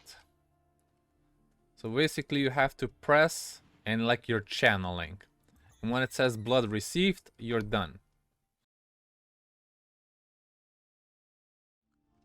Okay, let's see how many vessels do we have so far. I think it says 4.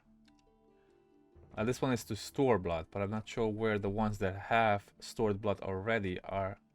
Ah, here we go. We have 11 of them. So reduces bloodlust by 70%. So now that we have 11 of them, we can go back to... oh, I never activated the teleporter stone. I'll be right back. Alright, we're back here in the castle, and now we just have to find Rammus wherever he is. So apparently there's just 2 of them. I brought blood. Я принес кровь. Покажи. Да, ты молодец. Что же? С этого момента я стану тебя обучать. Но в зависимости от того, что ты... Да, и еще. Возьми эту руку. Ты доказал, что So, as I said earlier, we have 3 different paths that we can learn. Что существует? And we said the path of the unarmed fighter. We had the path of warrior, a weapon in his hand, or tell me about blood magic. Now, depending on what you want here, or what kind of fighting style you want, it's up to you. Alright? We're gonna go with the warrior with a weapon in his hands. Actually, no, let's go with blood magic. Расскажи мне о магии крови очень могу. Ты сможешь, а когда в магии крови ты буквально высоко, а прочих... Oh. Ты сможешь уничтожать своих врагов. Ты будешь... So basically the first thing is just a description of what you can do. And then you have to choose. I'm gonna go with the Blood Mage. Я выбираю путь мага крови. Хорошо. Ты не пожалеешь. Отныне ищ. Alright, let's see what kind of skills he can teach us then. So, study the first circle of blood magic and the first circle of ordinary magic. And we get sleep, magic unlock, and learn the blood thread rune. Let's see what else we got. Learn the general skills of the dam. We have Spirit of the Dam, which is 5 learning points. The Cursed Flesh, the Infinite Jump, and Charm. I haven't tried any of these so far yet. I just literally downloaded this plugin. So we'll have to test all of those, and we'll have to make another video behind that. Then you also have apparently the Initiation.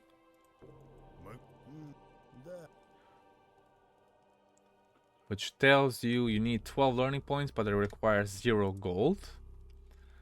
And what about armor? And he gives you a robe for absolutely free, apparently. And it looks like a Fire Mage robe with some different indications on it. It's not bad looking, actually. Makes you look like a vampire. Oh, and you have red eyes now. That's a nice effect. As all blood mages would, or vampires, they would have red eyes, indeed. Alright, let's see. What about Friedrich?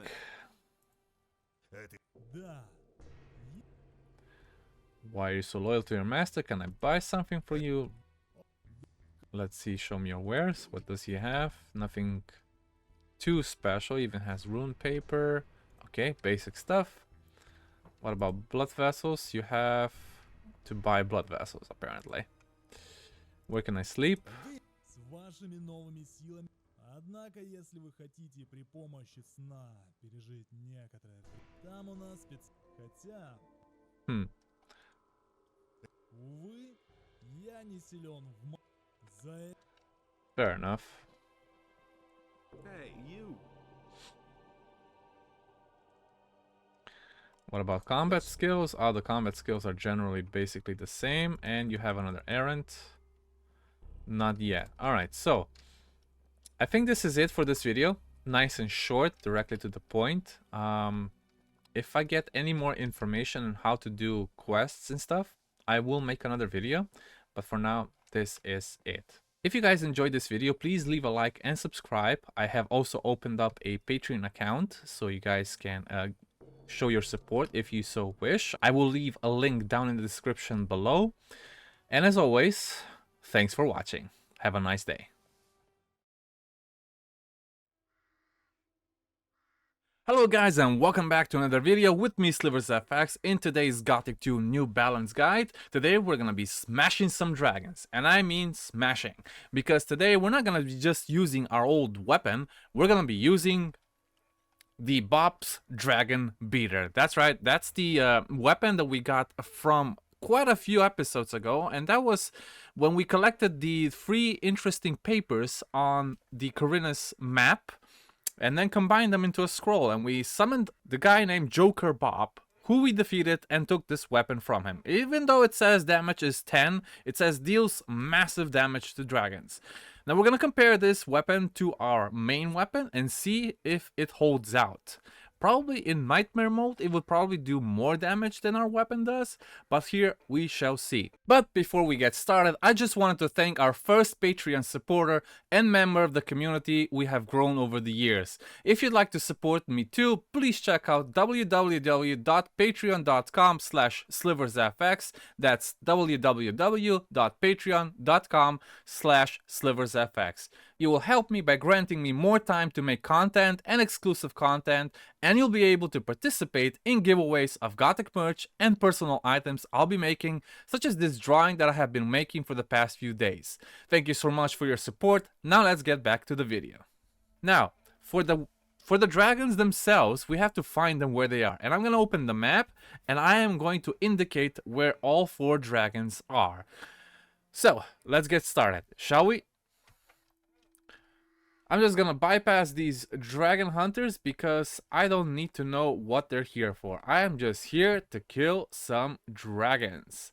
But before we get to them, we need to get through a lot of hordes of lizard men, as well as dragon hunters. Sorry, dragon snappers. There you go. Those are dead. Those are dead. Those are dead. Quite easily, too. Yep, I did. I forgot to activate my Will O The Wisp. So, there is a chest here that you can unlock. One of the dragon snappers has the key for it. There we go. Already level up.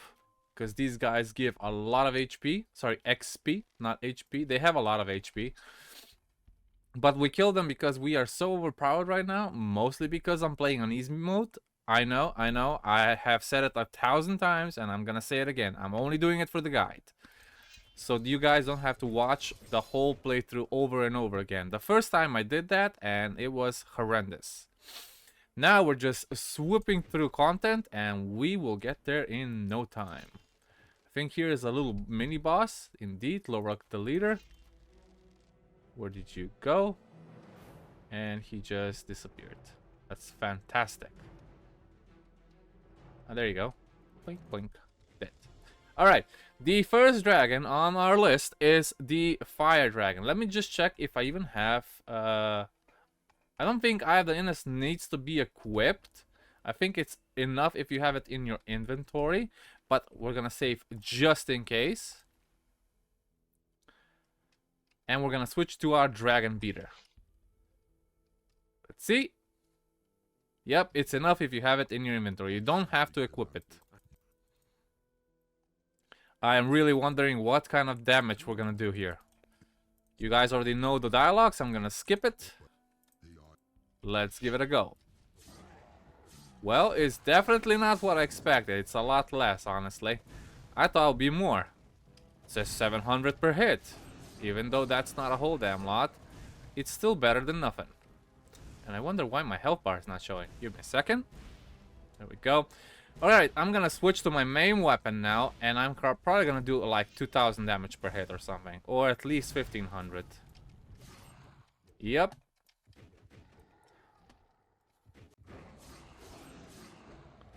Pretty much a difference there. So the dragon beater is not what it seemed to be. I was expecting more, honestly, a lot more.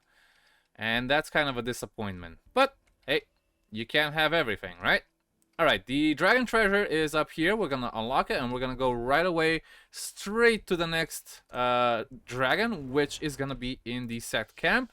There's gonna be some enemies right at the gate of the sect camp. We're also gonna get rid of those seekers.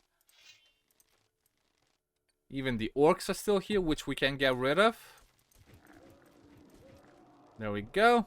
A little bit of extra experience. You're gonna have to kill all the orcs eventually anyway, so might as well get over it. There's a poisonous swamp shark there. We already cleared this place before because there was a quest regarding clearing the sect camp via the orc city quests. Alright, we're here. We're still having a lot of enemies. I think they respawn because I cleared this place last time and now it's full again. It probably has something to do with going to chapter 4. Nonetheless, we'll get there in a jiffy. There's Rod and Cypher, and they're probably gonna die if they don't defend themselves. Yep, they're both dead. It's a shame. Well, they're not both dead, actually. They're just in a down state. Oh, thank the Lord. You know, I really like those two together. I think Rod, even though he was part of Sentenza's group, sorry, Silvestro's group. Sylvia's group, sorry. What, Silvestro, Sentenza, where am I getting that from? Even though he was part of Sylvia's group, he is not as bad as the other ones. Here's a little mini boss. And there should be another one right over there. And another one here on this side. But I'm not gonna get all of them. There you go. That's another one down. And I think I did forget to do something, and that is to recharge the Eye of Innos itself. So I'm gonna be right back, and I'm gonna recharge it. Alright, we're back here at the dragon, and we're gonna use our bow this time, and let's see how fast we kill it with the bow. Even though this one has less HP, nonetheless, it's still a dragon. The hardest one is gonna be, of course, the Ice Dragon, as in the original Gothic 2. He also had the most HP, and the hardest was to kill. So we're doing about 1500 per shot, and we're shooting very fast. And that was probably less than 20 seconds. I didn't even count. Alright, there's another dragon treasure here. Make sure you open all of them, as this is also part of the last quest for the Thieves Guild. Make sure you talk to Rod and Cypher for, I think you get a little bit of extra experience. Oh, you don't. Never mind. Might as well rob them while we're here. And we're off to the next one. First, off to the castle, obviously. Same as last time, I forgot to get the alchemy bench up and running and get the special Eye of Innos back on track. Right. The next one is going to be the one in the fort. We're gonna have another bunch of draconians here, or lizardmen. Not a whole damn lot, because there's just a few at the beginning. If you already cleared this space, then further and up north, there shouldn't be any more. Sorry, not up north, up the cliff. I think that was the last one until we get inside the fortress. Let's check. I think I killed all of the other ones. Oh, here's one. Nice. We're gonna go for the next one. I think there should be a few more. Yep. There we go. 2 more dead. Oh, the leader's still here. So he never was here. Not with this playthrough. I must have been mistaken. Or maybe they respawn him. I have no idea. Anyway, here is the next dragon. We're gonna use our main weapon again. If you remember this dialogue, it can be very nostalgic. It can be very nostalgic, yes.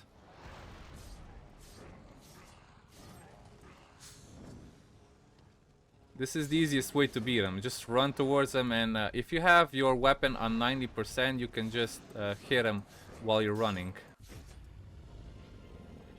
And if you get below the half HP, you should run away again and heal up. Alright, did we get the chest? We got the chest now. And last but not least, the Ice Dragon. We're gonna also test the Bob's Dragon Beater on him, but I have a very low expectations, so we're just gonna do it for fun. Alright. Let's go to the new camp. Actually, Free Mine might be closer. Yeah, Free Mine is actually closer because we just have to go down. Up. Instead of going all the way around and killing all those ice thingies along the way. So we're gonna go here. And once we get out of this cave system, we can just drop down and we'll be right at the dragon. Through here. And about here-ish. Whee! Another bunch of draconians right at the gates of the Ice Dragon's cave, or the new camp. I'm not sure if you guys seen the new camp music that was posted by THQ Nordic, made by Kai Rosenkrantz for the new remake. I'm gonna save right here under number 3. It's gonna be exciting. Oh yeah, we said we're gonna use the Dragon Beater. Alright, let's see how long it takes to beat him up with the Dragon Beater. He has what, 30,000 HP? He does.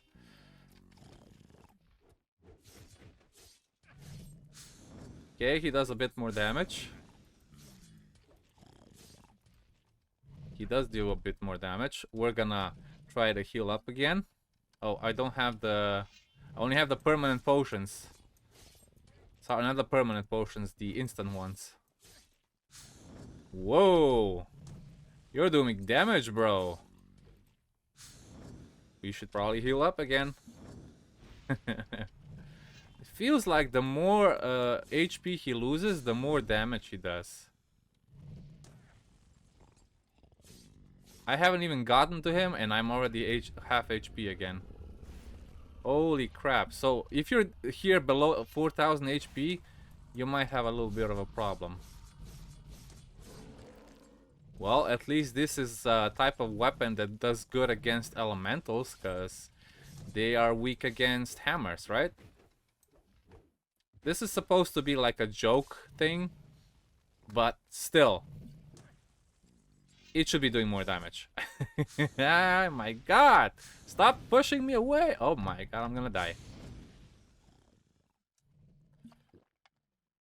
I am gonna die if I keep doing this.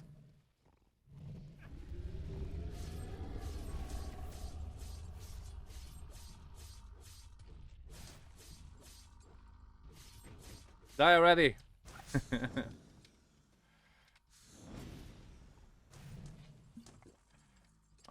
Wow, 1500 per hit now.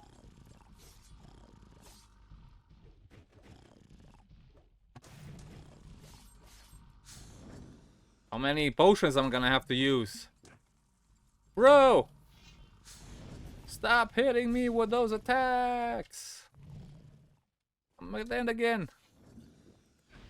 I'm dead again. Am I gonna die again? Oh my god. That was my opportunity and I blew it. I should probably get rid of the golem first. The golem does a lot of damage as well. You know, the thing that I hate the most about here is pushing me away. Even though I have like 15 resilience, it's not enough for a dragon. It's enough for oh my god, I'm gonna die now. And now I am going for the non-instant potions. Wow. Can I get some more instant potions? Thanks. Let me check if I have any more. Oh, looks like fire protection. That'll be in handy. I don't think I have any more. That was the last one. Oh well, I'm just gonna use a bow. Not because the dragon beater is shit, but because it's actually shit. There you go. I had him at 2000 HP. 3 more hits would have sufficed, but I'm not gonna prolong this. Alright, that was the last dragon. This is the last dragon treasure. And I'm gonna go to Grunt and tell him all the dragons have been killed. I have done all the other quests, so I shouldn't worry too much. Unless they have some new ones for me. Of course, they have some new ones here, but I'm gonna save that for another day. I don't think you guys need to know where Pharos' sword is. I don't think you need to know where who to talk to get Jan to work, and so on. So I'll do that off screen, okay? Here we go. We're at Garant, and let's tell him about the dragons. I also have to tell him about the exploration of the free mine. About the dragons, all the dragons dead, you get 20,000 XP and you get actually 25,000 experience and 4,000 gold. And basically now you're already in the 5th chapter if you go through the Khorinis gate. So that's about it for this video. I hope you guys enjoyed the dragon beater, and it's meticulously low damage, but hey, they even put it in the game as a joke. Maybe next time we'll have a better weapon that can actually one-shot the dragons themselves. But never mind, this is Gothic, we cannot do that. We cannot one-shot enemies. Thank you guys so much for watching this video. If you liked the video, please subscribe to the channel. I will see you in the next one. And as always, thanks for watching. Hello guys, and welcome back to another video with me, SliversFX, and this is Gothic 2 New Balance Smile. Today we're gonna start with chapter 5, where we're gonna see a bunch of undead. Now chapter 5 is also one of the shortest chapters in the game. I think there's a total of 5 total quests. But before we get started, I just wanted to thank our first Patreon supporter and member of the community we have grown over the years. If you'd like to support me too, please check out www.patreon.com/sliversfx. That's www.patreon.com/sliversfx. You will help me by granting me more time to make content and exclusive content, and you'll be able to participate in giveaways of Gothic merch and personal items I'll be making, such as this drawing that I have been making for the past few days. Thank you so much for your support. Now let's get back to the video. As soon as you enter the island of Khorinis, or the city of Khorinis, there will be a couple of undead already at the gate, which I have already gotten rid of. So what we're gonna do is we're gonna go to Sekop's farm from here. And you're gonna still see some orcs that I have not yet ridden of yet. And along the way, a bunch of undead and skeletons as well. The reason we're going to Sekop's farm is because his wife got scared and she escaped. And we're gonna have to get rid of everything along the way before we even get to her. This is why we're gonna do this the normal way. There's also a couple of seekers. Oh look, there's a skeleton. Seekers everywhere, because I haven't gotten rid of them in the previous chapter, which I should have probably. But that's okay. Sekop's farm, as we all know, is next to Owner's farm. He has all of the people that work for him, all the farmers. Now let's see where he actually is. I think he's actually inside. There we go. And we ask if there's anything that happened in the meantime. My wife disappeared. At first I didn't notice at all, and suddenly she was gone. So the quest updates, and his wife has actually gone through the forest. We're gonna take the long way around. We're not gonna go the direct route. Look, more undead. This is also part of the main plot of this chapter. The undead invading Khorinis. Okay, more seekers that we're gonna get rid of. More undead. And Rosie and the son Till, son of Sekop, should be on this road very soon. And then we're gonna try and get them to town to safety.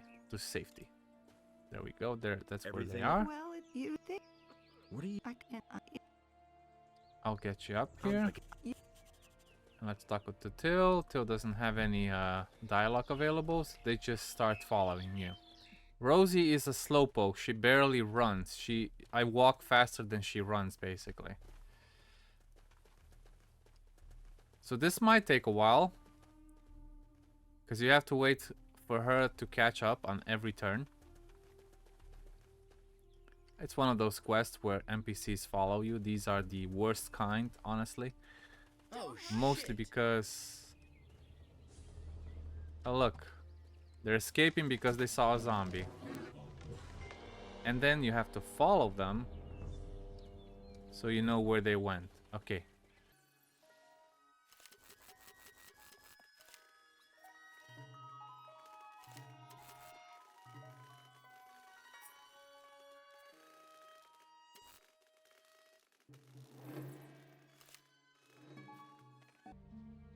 I'll find my own way from here. Thank you, please. There we go. As soon as you get them to town, she gives you a bit of cash and you're good to go. Next, we're gonna go talk to Lord Hagen. And we're gonna give him an update about the dragons and everything that's been going on in the city. He will tell us that the city's been invaded by the undead and they keep coming and they cannot stop it and they don't know where they're coming from or why they're here. Glad you're here. What happened? What do you mean? Do you really? I have no... All of Khorinis is simply teeming So with Khorinis the is undead. teeming with the undead. Now a day goes by, we don't their repel attacks. its attacks. I'm So where should I start? I still have the orc elites are attacking the land part, which we're giving the orc warlord ring. and we can something give else him I more have to report about the Orc Orcish Warlord warlords. rings and a Then total tell of me, 19,000 I can give you some more experience Orc from rings. all the Valley of Mines orcs. These are from elite orcs only. Tell him that the dragons are dead, and we can continue. So let's see what it says. We're gonna have to talk to Pyrokar now, so we're gonna go to the monastery. Yeah. Lord Hagen sent me. You don't need to. Then I need your... To tell the truth, I don't even all our own However, they're in the What is that? Apparently, it's just an ordinary book. It seems that I have already heard of... Regardless. And how do I do that? After all... Me too. However, this art. So if. So now we have to look for a servant of the Dark Lord, and we have to go to Creole in the Valley of Mines once again. Let's go directly to his tower, and we'll have to talk to him about where these undead are coming from in the first place. Can remember if we'll have to do something for him to do that, to get the information, but we'll see in a second. Might this weapon interest you? Let me No, that's not it. What do you know about the Cronin? Guardians? Your quest, the word. And if they call it... It doesn't matter at all what the main thing. Which one? Roman, not immediately, and when the true. And... Everyone's Croman has their. By the way, why? Khorinis has been... Fools! Ha ha! And apparently you... Are you satisfied? Yes. Sure thing, maybe... Ha ha ha ha! Without. Well, listen carefully. As you probably know, the order of the however, There's a lot of dialogue here. And what it says next is... Creole told me that the paladins were so frantically loyal to the Innos that they sometimes did terrible things in his name. So that's why all the people that the paladins have killed in the past, even some that rebelled against the order, are now buried in the tombs around Khorinis. We're gonna go back to the monastery again. Here we go.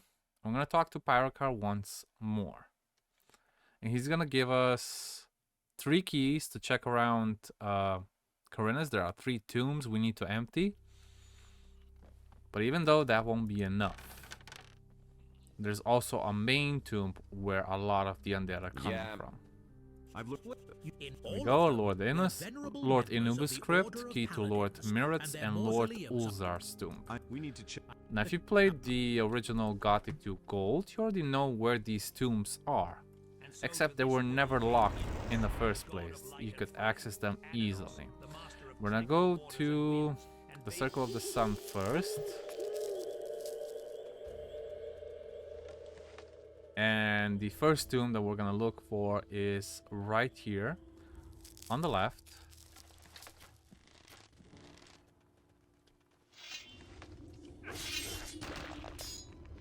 Cool, and there should be a keyhole somewhere on the left or on the right. There we go. Keyhole.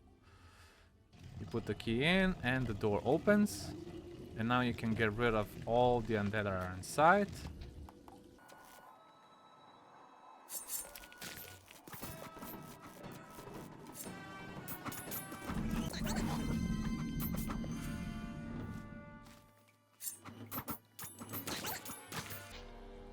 See, I think the Will O The Wisp is still on or not.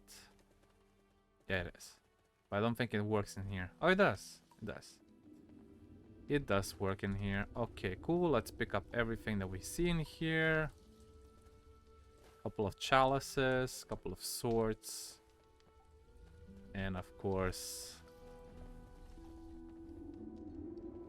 everything else that's in there here. Nice. Let's go to the next one, which is going to be near the tavern.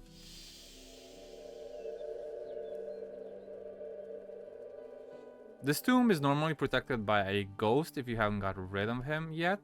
He's right here in the center of these tombs. We're gonna open the next keyhole.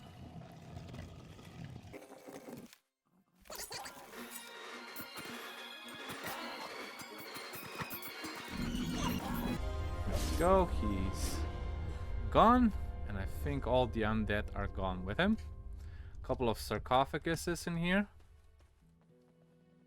And let's go to the last one, which is Lord Inubis' tomb.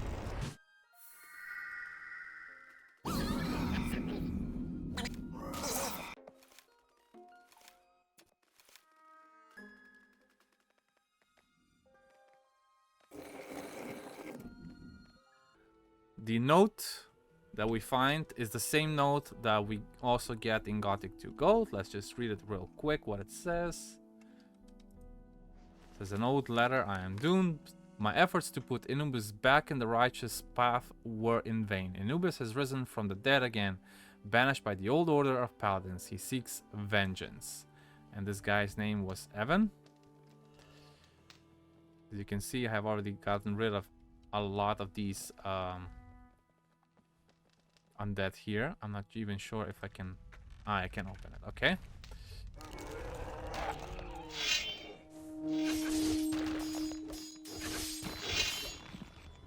And all the undead spawn on top of you as soon as you open one of the chests. You have 2 more to go though.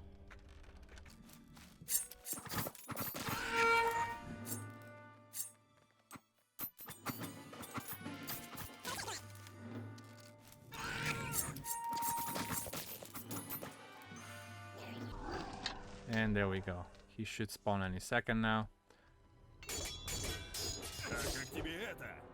Where are you? Oh, there he is. Lord Inubis. He may not be the strongest, but he has the biggest army though. You might think, oh, now we're done, we can get on with our lives, right? Nope, there is something else that we're missing, because the undead keep gathering up. We're gonna go back to the monastery, and we're gonna talk to Pyrakar again. Yeah. If this doesn't work. I visited. And what have... As expected. Oh, Innos. I hope that I... May Inno... We'll have to go back to Lord Hagen. Lord Hagen will say that there's another tomb that we have missed. We're gonna go to the upper quarter.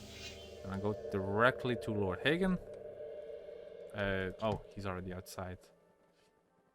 He's already outside because we told him the dragons are dead. How's the situation? So the undead have not stopped coming to town. They still have to defend the town against them. And we'll have to get rid of another tomb full of undead because, well, paladins are just too lazy to do that. Oh, hello. And that's what I meant when they keep attacking.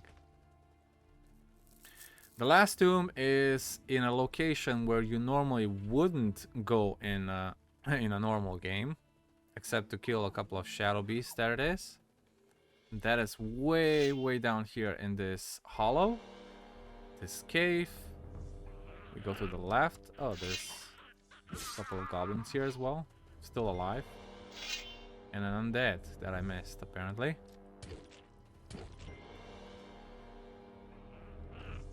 A dead mage. And this is what I meant with the last tomb. This is a separate area that we unlock as soon as we get in. And we're gonna have a loading screen. So we're gonna save right here. This area is crawling with undead. But it's a reasonable tomb and we just have to clear it out.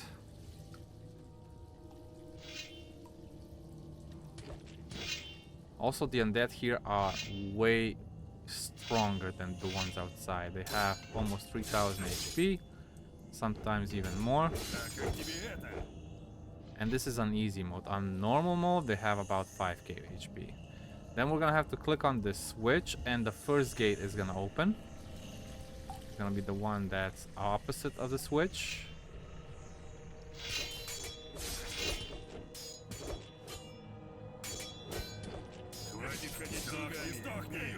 Go. They do quite a bit of damage, so you have to keep out. Sorry, you have to watch out. There's too many of them, they will kill you. Another switch here, and I believe that's when the second gate opens, so we can now go back in the center and Indeed, this gate opened as well. Another knight. And I think there should be another switch here someplace. Oh yeah, it's on the right side of this wall. It's not the same type of switch that you pull, but you have to push it in. Nicely done. Now we have even stronger ones. So the shield bearers have almost 4k HP. The good thing about this, you get a lot of Innos karma. So if you are a paladin, or if you are a mage, a fire mage, this will benefit you greatly, mostly because you can exchange karma for stats. The first switch is open. We're gonna go to the right here, and we're gonna have to kill more undead, as obvious. And if you can't see in here, let me just turn on the light. There should be a switch right in front of me.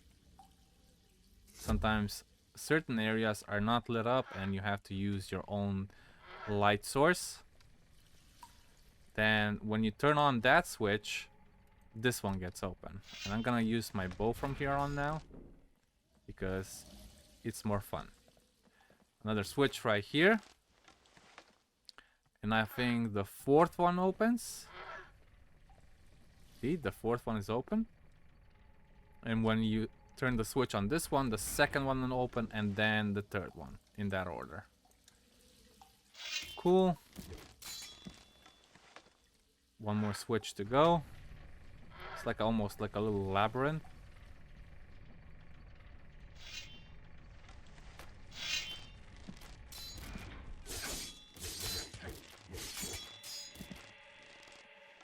More on that. Yep, more on that. And the switch here is on the right side. And I think that's the last one to open the last gate. And let's go downstairs to meet the boss.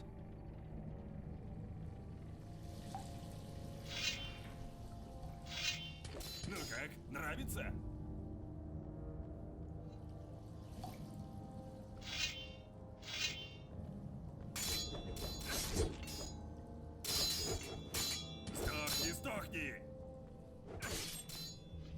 They don't do a lot of damage though, but they just have a lot of HP. We're gonna save here and we're gonna try to kill him as fast as possible, because if you take too long, he takes phases. And when he takes phases, that means more HP for him. I'm gonna try and use our Holy Messenger bow. Maybe that will do more damage because it's based on holy magic, which is great against undead. It does do more damage. How about that? But it still goes through phases, nonetheless. Boom. Boom. Let's see if he goes... Yeah, he goes through another phase. Apparently they fixed it, because the last time I played this, there weren't any. So I'm gonna just use my... my trusty staff. I'm gonna also have to heal because I don't have any HP left. Also, these knights are sort of dumb. So I'm not too worried about that. Okay, see, he still has full HP, which is 10,000 HP. So we're gonna get rid of it. And I think that was it. That's the end of it. So he goes through 3 stages. And the last one, when you kill him permanently. Now you can click on this switch. There's gonna be, I think, a treasure in here. You can gather. Indeed. Let's see what's inside. So we have a Mad Crusader sword, which is a one-handed strength weapon and gets extra damage to undead and demons. You get a elixir of spirit, strength, and 2,500 gold, which is not bad, but it's nothing special at this point. And then we're gonna have to click on this switch to open the gate. But even if you don't click on it, it's fine because you can just literally teleport out of here. We're gonna just do that. Teleport to Khorinis, to the upper quarter, and we're gonna tell Lord Hagen all the undead are now gone. Well, you can't say they're dead because there's already undead.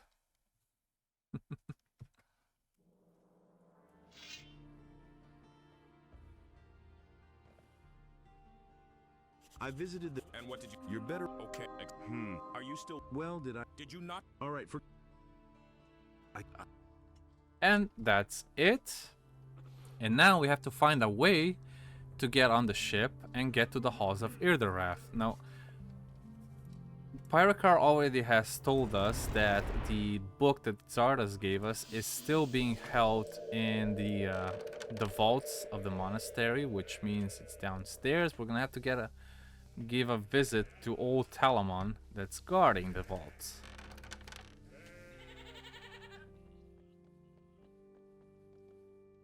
And once you get to Talamon, don't forget to grab the book that's right here. And we're gonna have to go to Xardas' tower. And we're gonna have to, unfortunately, fight a bunch of undead to get there.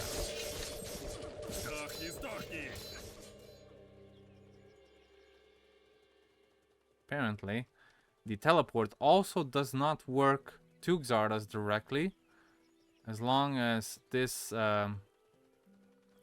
this quest is active. So we're gonna have to go there on foot, and I think Lester's gonna be waiting right outside to give us a note. Let's see. Yes, Lester is here. Hey, where he's gone? And there's the letter. We might as well get rid of all the undead that are inside here.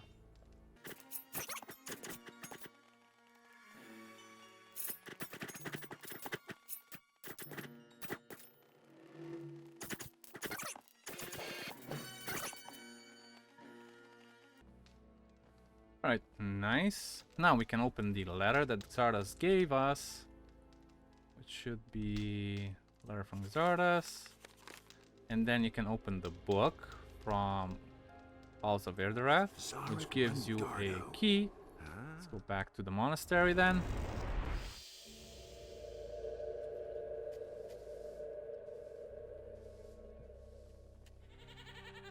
And at this point, you are pirate, so he actually lets you through. We're gonna click on the switch, same as in the original game. And we're gonna tell him, I found a secret door. And there's gonna be a bunch of undead down here as well. It's kind of the undead are the main focus of this chapter.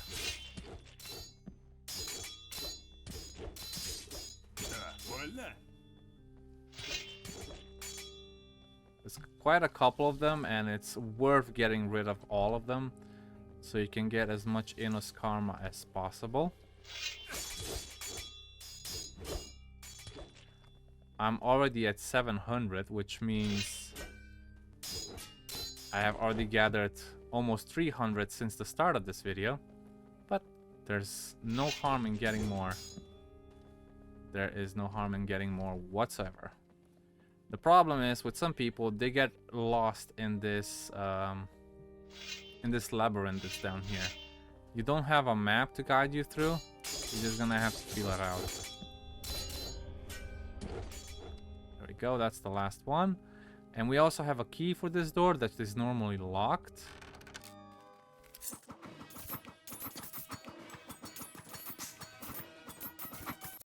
And you get another 2,000 extra points.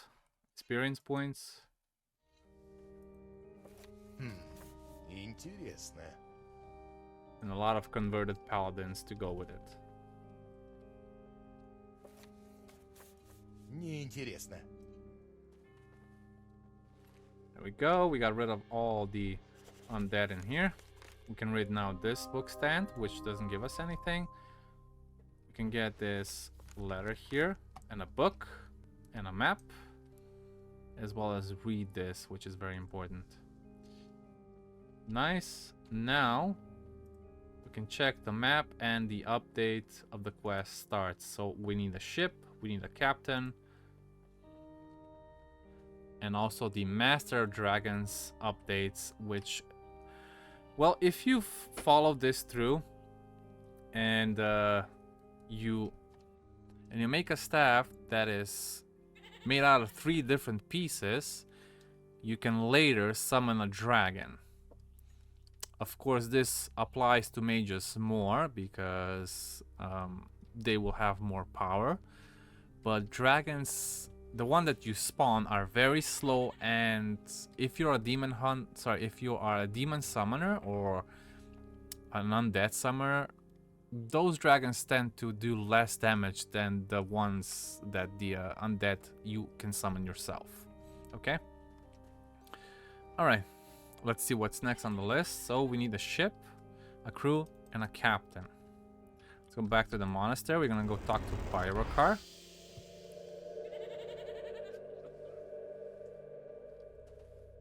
I've been able. What?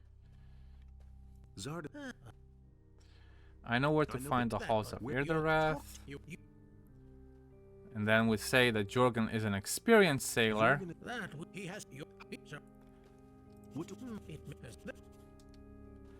And since we already killed all the undead in Xardas' tower, this quest is done automatically. The thing with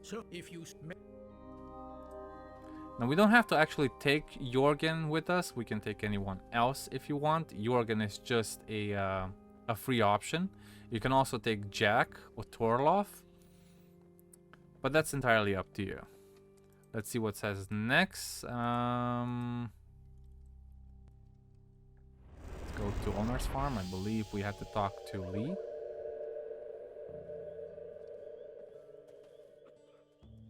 Do you think I'd still be here if I did? There must Sure, but that isn't there's a whole. Do you know anyone who can navigate the ship? Who should I acquire as a crew? Now let's start with getting people ready. Are you sure? The cape?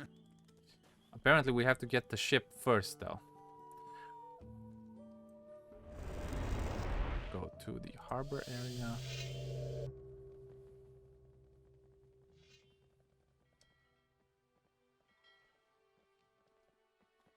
Once you go to the harbor area, there's gonna be a paladin here waiting for you called Girion. Can you I need the ship. How dare the or the either well, but I can live then do. And he's gonna actually join you on the ship. Now, you can't just get on the ship as a scout, I believe. I haven't tried it, but let's see what happens. Oh, you can get on the ship. Okay, never mind. I believe one of the quests that was active earlier gets you on the ship easily.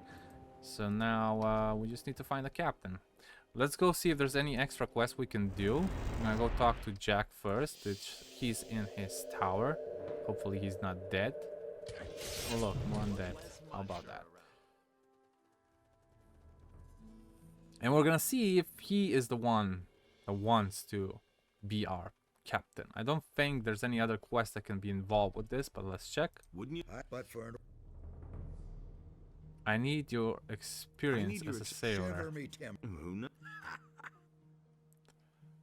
What if I brought you someone? Not a bad idea, mate. Harad the blacksmith.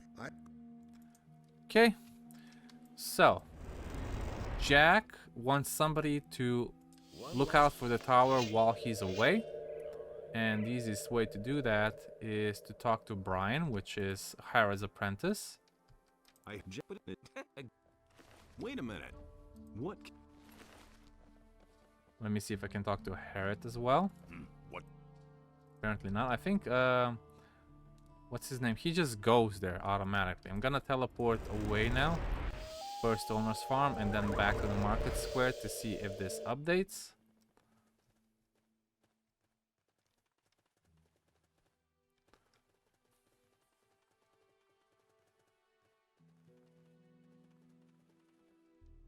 Hey, Brian will take.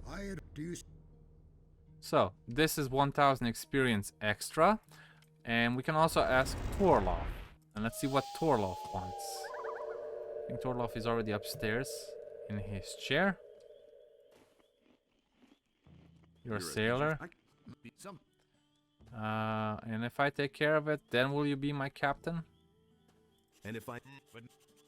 Okay, so Torloff wants something ridiculous, and that is to open the gate in the Valley of Mines and let all the orcs in, even though we killed all of them.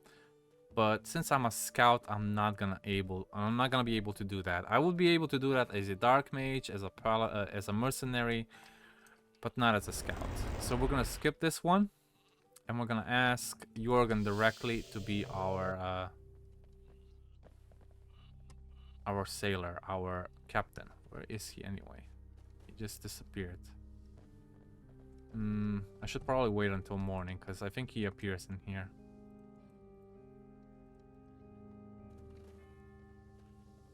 Yep, he's right there. I took care of your bill. Be my captain, and you get 5,000 experience for it. In either way, it doesn't matter who you get. And now we have to pick up the crew. First off, of course, is Milton. That's right outside the monastery. Welcome aboard. Okay, nice. That's one. Then we're gonna go to Olnar's farm, where there's a couple of boys waiting for us, which is gonna be Lee, obviously. What? Then we're gonna ask Gorn. I don't think anybody else is in here. Maybe the blacksmith. Hey, Bennett.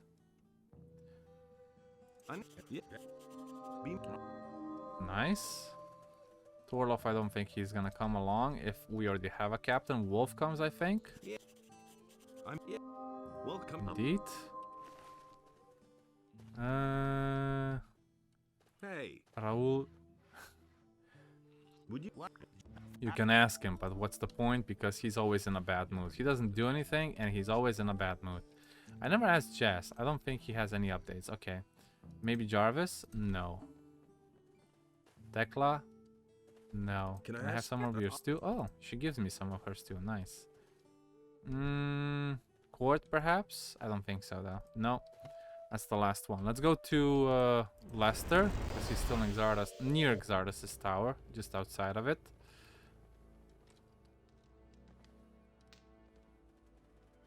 He's still here. I can't. Okay, nice. That's one more. The harbor area has Laris. She is right at the gate to the tavern.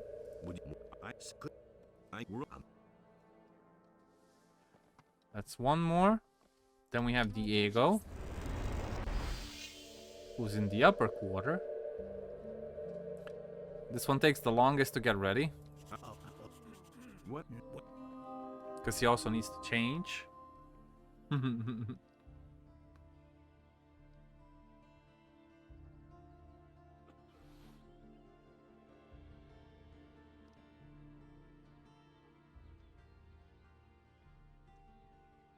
Well, I'm ready. Okay. We can, I think, also ask Angar, that is in the Brotherhood camp. Let me just find the teleport. There we go. Angar. It's all basically just extra experience. Who else can I think about? I think the last one on the list is the guy in the tavern itself. And his name is Mario. I've heard that. Wait a minute.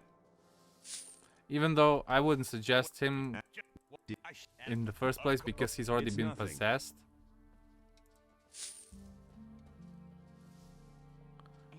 He's already been possessed by the dead. The Dark Seekers. And I think that's about it. Oh yeah, I forgot one of the most important people, and that is Vatras. Vatras would gladly accompany us as long as we didn't commit any big crimes. I don't listen up.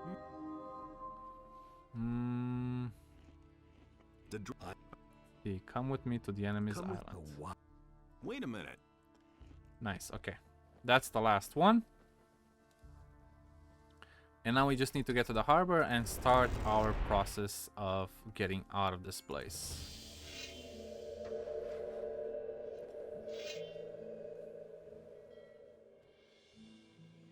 Okay, so everybody's here. Pretty much quite a big crew, honestly.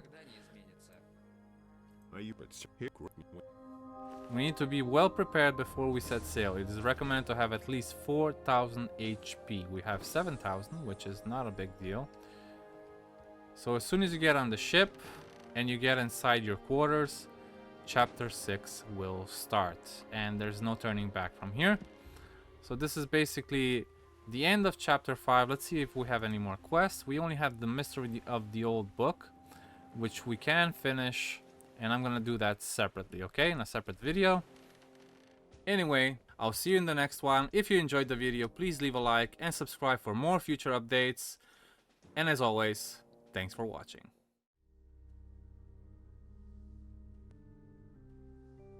Hello guys, and welcome back to another video with me, SliversFX, and this Gothic 2 New Balance mod. Today we're going to be doing the quest, The Mystery of the Old Book. If you have rescued Ragnar from starvation in chapter 1 or 2 near the Dead Harpy Tavern and then helped him becoming a fire mage, he will give you a specific book where you can actually gather a few pieces of a staff or a rod with which you can summon your own fighting dragon, like a pet. And well, even though it's a bit late, you could have used it a long time ago, let's say chapter 2 or 3, it's still kind of cool, so we're gonna do that. Okay, so the book is called Phantom Flame, and when you open it, the quest starts. I already have it here, and the second thing we need to do is go to the tower near the Eastern Forest. I'm gonna just go here and show you what to do next. So this is the Tower of Creole, the necromancer in Valley of Mines. And he left a note behind. I think it was here on this table. I already picked it up. And once you find this note, it will say, note an old piece of paper with incomprehensible notes. And once you read this, it says untangible text, Creole untangible text, and the quest will update. The next thing you need to do is go to Creole himself in the Valley of Mines and continue your quest from there. You will ask him about this specific note that you just found, but you cannot really read. And he will tell you about the process of summoning your own fighting dragon.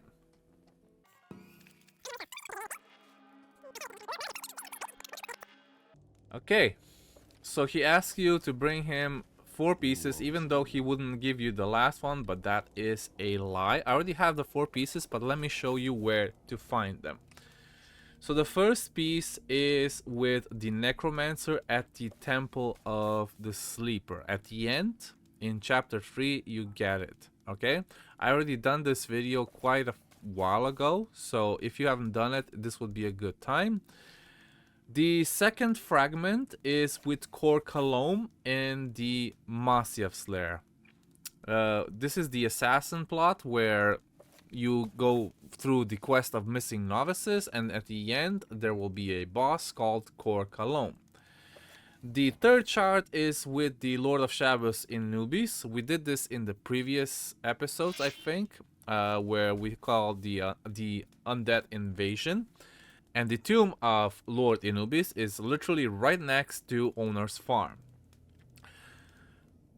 And the last one, of course, is with Creole. And once you get it, you can talk to him. You give him all the pieces of the rod, and he gives them all of them back to you. You get 3,000 experience. Yes. Okay. So the last thing that's needed is an Eye of a Dragon. Now, if you've already killed the Shadow dragon in the Shadow Valley, Asgalor, then that would be already accomplished. There's also another way. You can also try to do the Cross of Elements. I'm not sure if I'll be able to do that quest, but this is the quest that includes Ashtar's suicide. So if you know, Ashtar is the dragon from the Jharkendar area, a separate area, of course. And once you have all of these pieces in your inventory, you can go to any blacksmith anvil. Of course, you need a steel molten rod, and you can combine them in a special area called Other. And you have the Dragon Lord's Staff. So we get Dragon's Skull, 4 pieces of the rod, and a Dragon's Eye. And we're gonna combine it into a Dragon Lord's Staff. Once you combine the staff, it will become available in your inventory. It's about here-ish between the runes and all of your rings and trinkets. It's gonna be called the Dragon Lord's Staff, and you need 450 mana to actually summon the dragon. Now I don't have it because I am a scout. I did not focus on having any mana. I only have 240. But for those that actually play a mage or maybe just a battle mage, then you can actually use this one. The dragon itself is a standard model, but I think it has around 15,000 HP or so and does quite a bit of damage. The only problem is that when you're moving with him, he's very slow. That's the only issue. So this is only good in theory, but it's still very cool that it was implemented. I hope you guys enjoyed this video. If you did, please subscribe for more future content. And as always, thanks for watching. Hello guys, and welcome back to another video with me, SliversFX, in this Gothic 2 New Balance. Today we're going to the Halls of Irdorath. In the last videos, we have already gathered our crew. Jorgen is our captain, and once we gather ourselves into the captain's quarters, the cutscene will start, and we are on our way to the Halls of Irdorath. I actually enjoyed this cutscene, even though it's already over 20 years old. It still gives me goosebumps, you know? It's beautiful.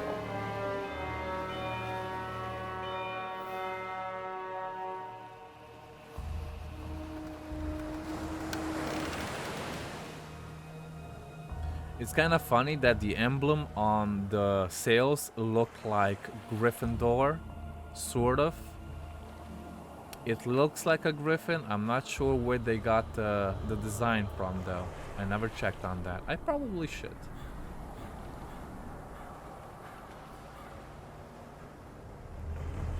Okay, so we are closing in on the Halls of Irdorath. I'm gonna cancel the cinematic. Once we are here, chapter 6 starts. There's gonna be quite a bunch of enemies outside. We do have plenty of arrows, so I'm not worried about that. And we're just gonna start killing everything, and we're gonna do this speedway.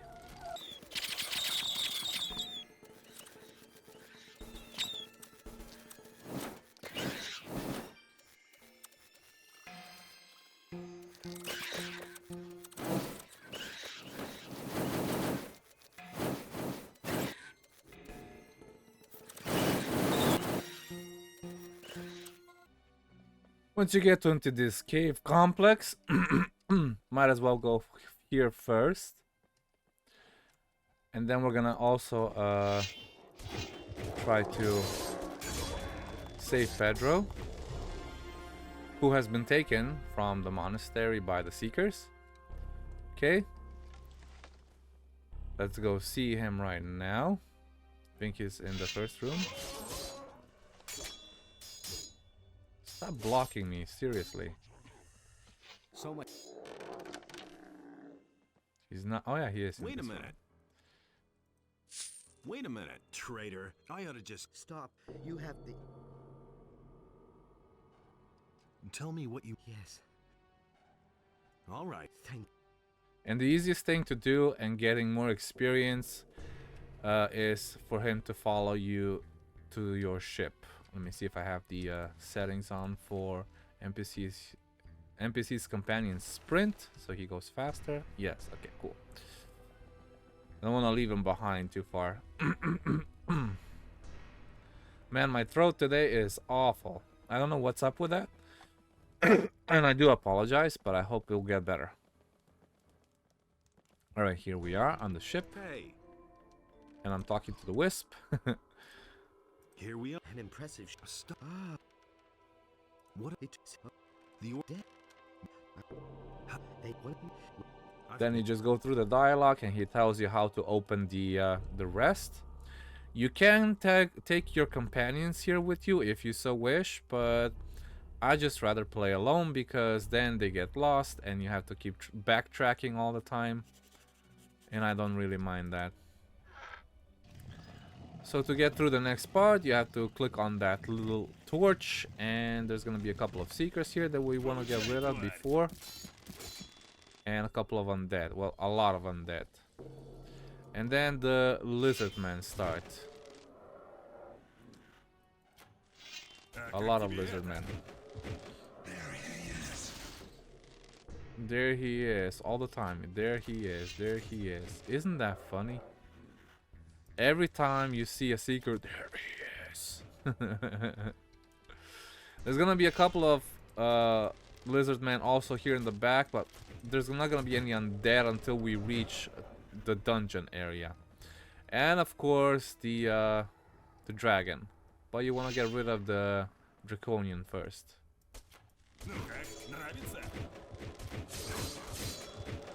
And then you want to talk to him, so the Eye of Innos triggers. Stay here. Stop making.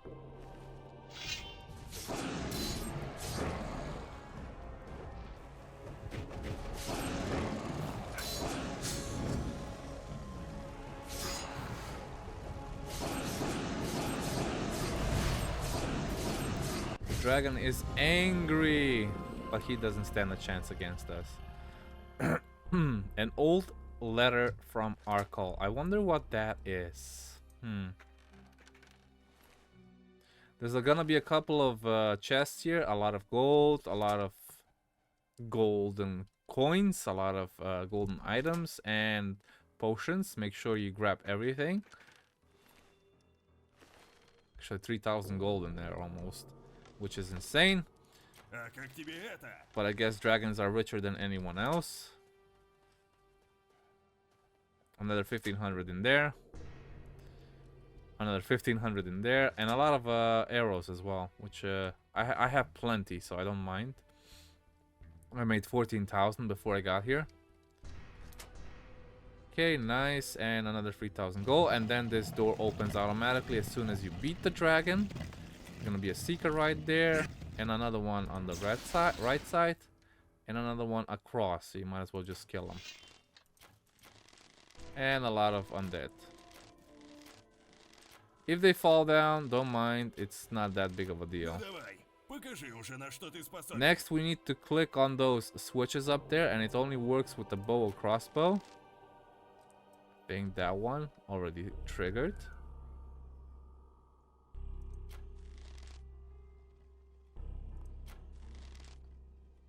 And you've done that, this thing starts moving towards you. So the moving bridge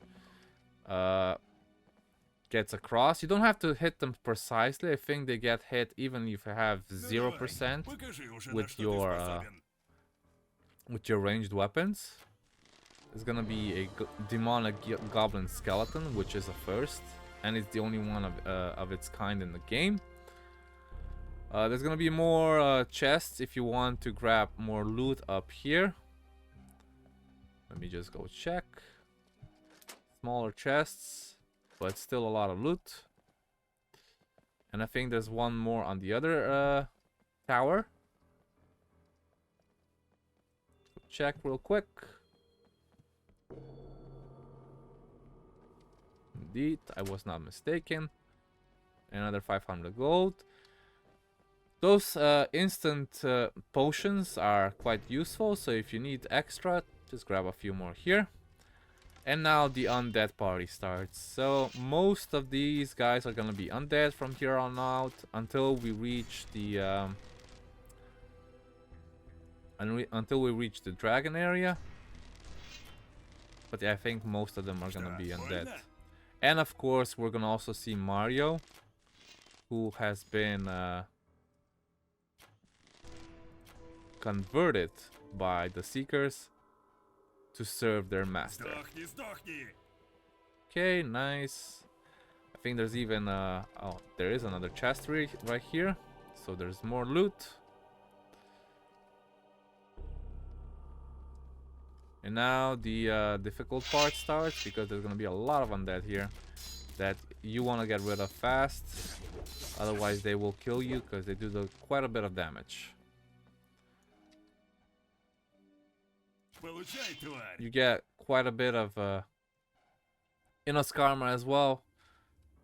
And there's also another undead boss right there.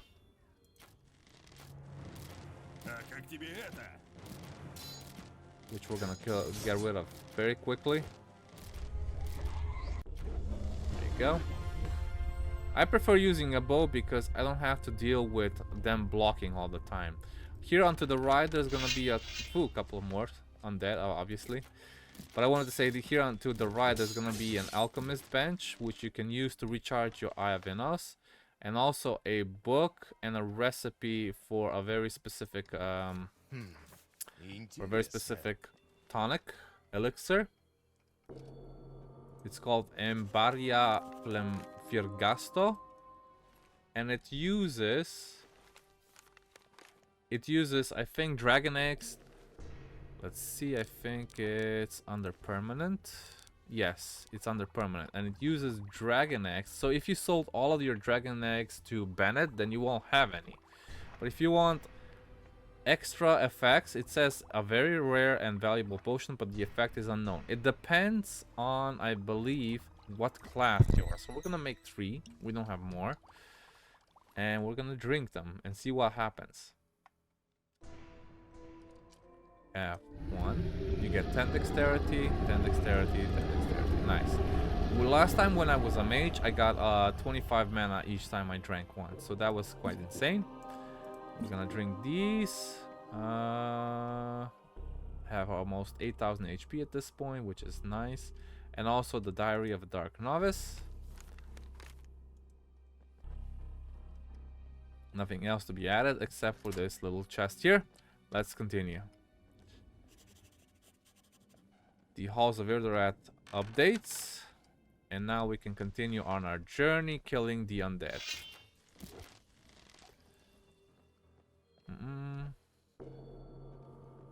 There are skeletal fighters.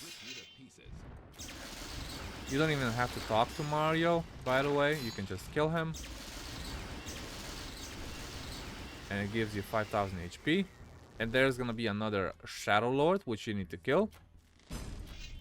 The only thing that I miss from the Halls of Irdorath, even though you might think it's a bit obnoxious to miss it, is this area right here.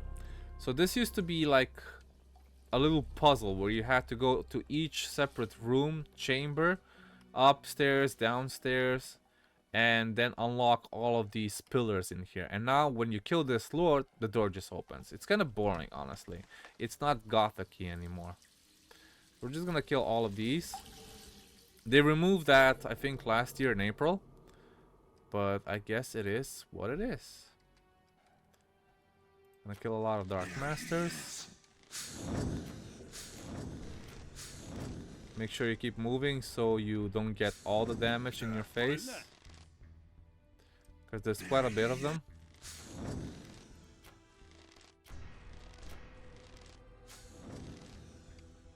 Another converted paladin. And this guy is the one that deals the most damage. Sure, you can talk to him. I just avoid doing that. I just kill him directly.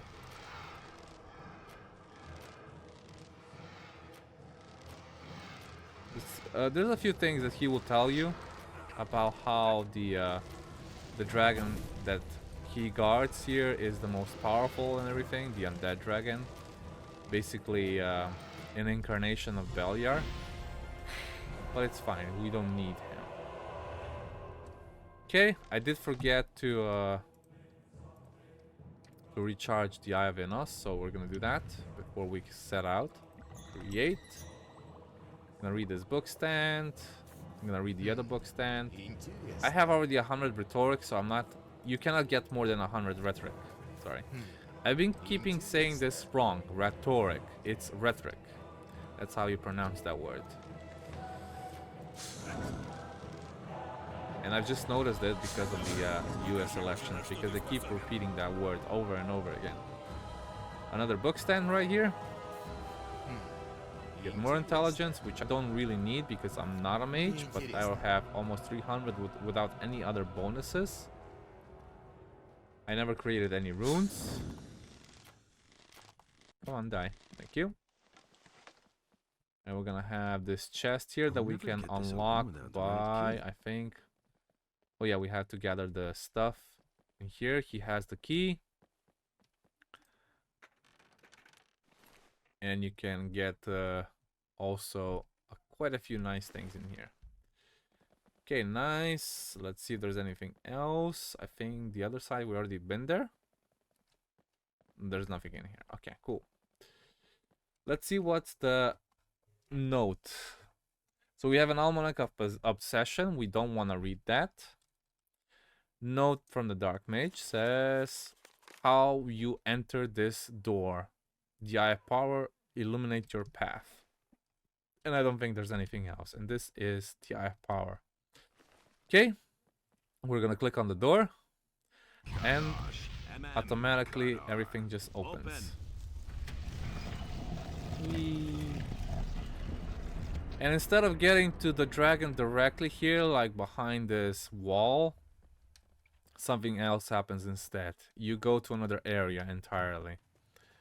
Which I don't mind, but maybe that was overdone. They could have just left the dragon where it was. So there's gonna be a lot of spiritual guardians in here that you might have to kill. Sorry, sanctuary guardians, not spiritual. The main thing is to know where to go. And I think I already missed it. Yeah. It's here-ish. There'll be a couple of more here. And they do quite a bit of damage if you don't have enough armor. So beware. This hit harder than most undead. And there's gonna be quite a few of them. They do give excellent XP, 750 each time you kill one. Okay, we're almost there. So they did almost 500 damage each time they hit me with their sword. Let's see what else. No, we're not going down there. Let's see. I sometimes get lost in here, but it's not that I get lost. It's more like that I don't know where to go specifically. I think we have to go down. Yeah, if you don't know where to go, just look for more Sanctuary Guardians. Eventually you'll find your way. He almost killed himself. If you want you to min-max your XP, try to kill every one of them before they kill themselves down in the lava. That's the last one. Let's go to this area here. I think this is a specific area for worshipping. Check. Yep, it is. There's a little altar there. It doesn't specifically do anything. I don't think so. You can interact with it, but I don't know what it does. I think it summons one of the mini bosses in the middle, but I'm not sure. Oh yeah, it does. Okay. I don't think you have to do this though. You can just skip it and go directly to the dragon, which is, I believe, this way. Keep going.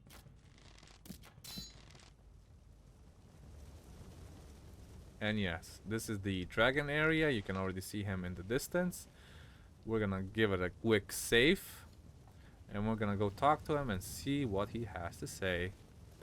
Now on easy mode, this guy has already 50,000 HP. On normal, it's gonna be 100,000, and on the hardest difficulty, it's gonna be 200,000 HP. So it's gonna take you a while to kill him. I am just gonna range him because, as I said, it's the easiest thing to do. Plus, I can avoid all of his attacks just by moving sideways. If I stretch my bow entirely, I think I do, yeah, 4,500 damage each time I hit an arrow. And if I would switch to holy arrows, that would probably do even more damage. Actually, let me check that. Okay, so shift 1, shift 7, shift 3. Yeah, I have 27 holy arrows. Let's try. How much damage will that do? Almost 6,000. Not too bad. So it is worth it to have some holy arrows for this guy if you're struggling. And it's gonna make him die faster. Alright, cool. Cutscene is the same as in the original Gothic. Xardas appears, he takes his power, and then he disappears entirely again.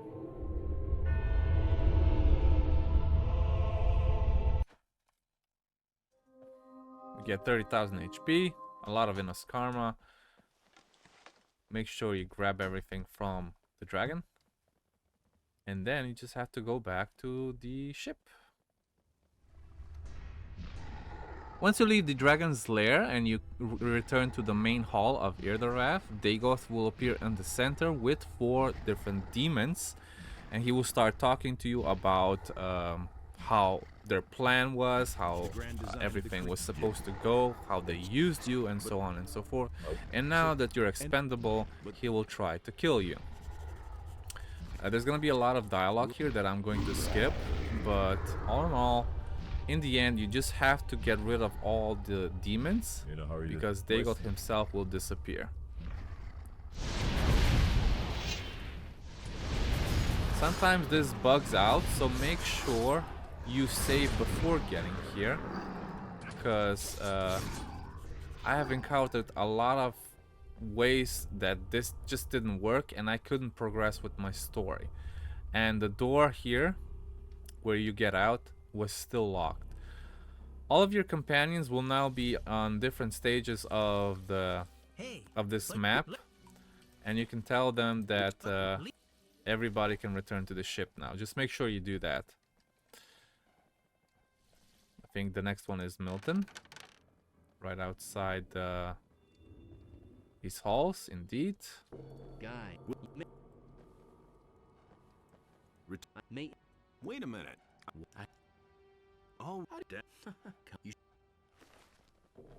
Okay, Milton's going back. I think next one is Lester.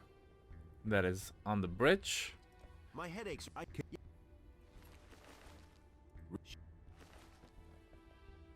Then we have Angar. Yep. Whoop. Wait a minute. And at the end of this cave will be Lee. And Gorn will be with the ship. Wait a minute. I don't even know why Lee is here, honestly. His only goal was to actually get back to Murtana and get the revenge on the king, which happens in Gothic 3. Okay, a couple of more orcs. Nothing too big, nothing too fancy. Make sure you get rid of all of them. Buddy, this island There's is even a couple of on the ship. And Diego's actually waiting already here. Laris, everybody's here. And I think we now need to talk to the captain to keep moving. I don't even know where he is though. Maybe he's still sleeping. We'll check in a second. Huh, bizarre. Let's check upstairs. He has to be somewhere. So Vatras is here, and Jorgen is sleeping. The enemy is dead. So, at this point, you can end the game, which means you're sailing to the mainland, the Murtana, or we can go to chapter 7. And we're gonna do that since this is the mod and we need to finish it. I'm ready. Great.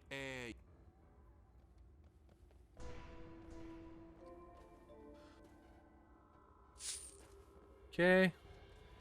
Once you do that, he tells you to go back to the captain's quarters, and as in the original, the cutscene will start,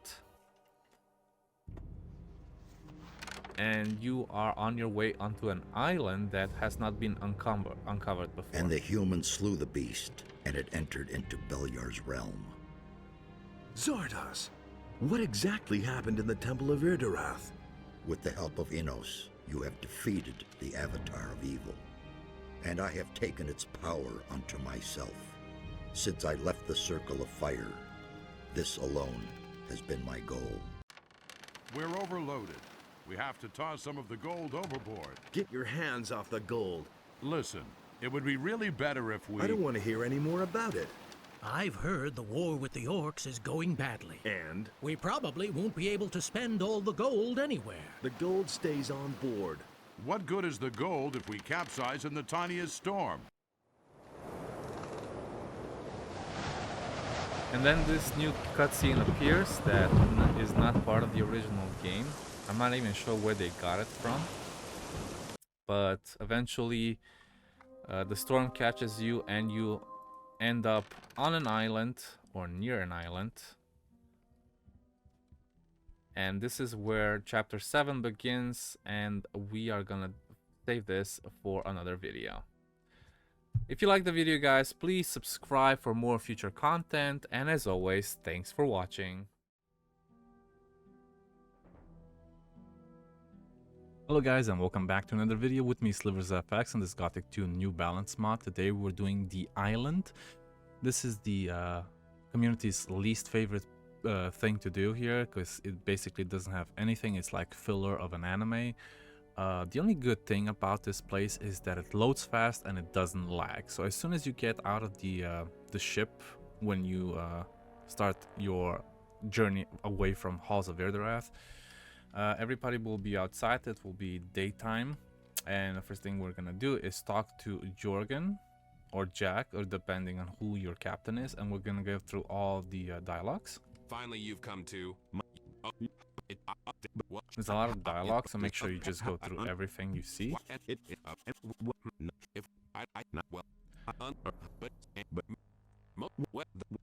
There's a couple of quests in here, not a whole lot. You have to find a few things, but if you have your Will O The Wisp on, and basically the things you need to pick up, the Will O The Wisp will pick up. Next thing, we're gonna go down to the hall, and there's gonna be a quest update about where is my gold.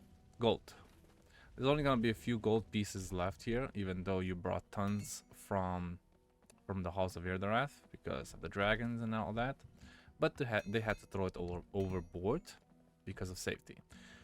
Anyway, you still have the same amount in your inventory, so don't worry about that.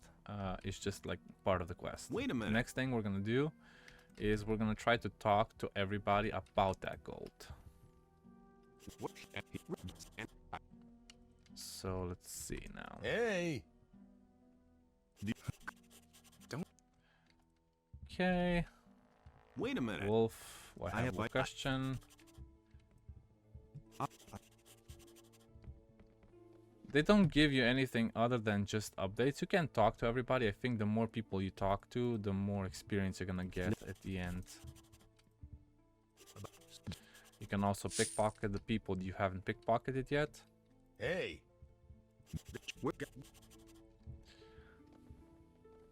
There's Wait even a minute. Botras here.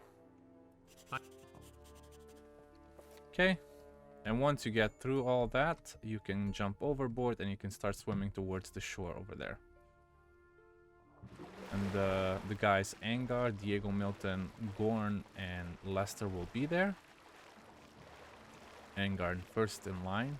It's taking care of the shore.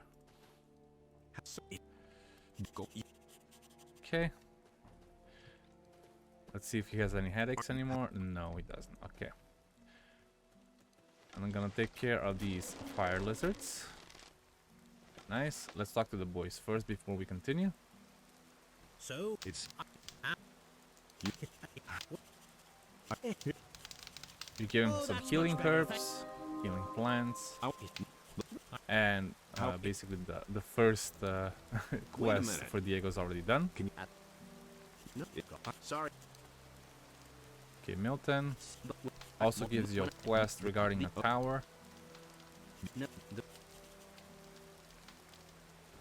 And Gorn, I think he wants a few pieces of meat. I got great. Wait, what? I'm sure I will. Okay, cool. I think that's the last of them. There's gonna be a couple of animals here around. I think there's even a turtle right here. Whoop. See, there is. Oh, I have holy arrows. I should switch to regular arrows. Otherwise I'm gonna run out pretty fast. Okay. Let's see. There's gonna be a lot of lizards there, and this is one of the first caves you need to visit. And you're gonna have a lot of mine crawlers here, and even a mine crawler queen. You see there's a lot of ore deposits here, and you're gonna tell Lord Hagen about it as soon as you get back to Khorinis. Nice. Let's see what else we got. Okay, so there's the mine crawler queen. Boom, boom, boom. Dead. And there's gonna be a couple of mine crawlers spawning afterwards because we killed it so fast. Then we have more mine crawlers up the hill. Just make sure you kill all of them so you get as much experience as possible. Of course, if you need it. If you don't need it, that's fine too. And that's all of them here. A couple of more at the end. No. I think that's all of them. Alright, we're gonna go back down. And we're gonna sleep over through the night because it's already right now almost 8 p.m. and at night you can't really see anything. I waited too long when I got out of the cabin. It was already afternoon. So let's give it a good sleepover until, let's say, 5 in the morning. Nice and sunny. It's a beautiful day. Wish we could stay. And then you just basically have to clear the whole island. I'm just gonna show you where all the things are that you need to watch out for, and I'm gonna clear out the island afterwards. Okay, so if you go here straight, first of all, just go straight until you meet this little crevice, and there's gonna be a shadow beast down here.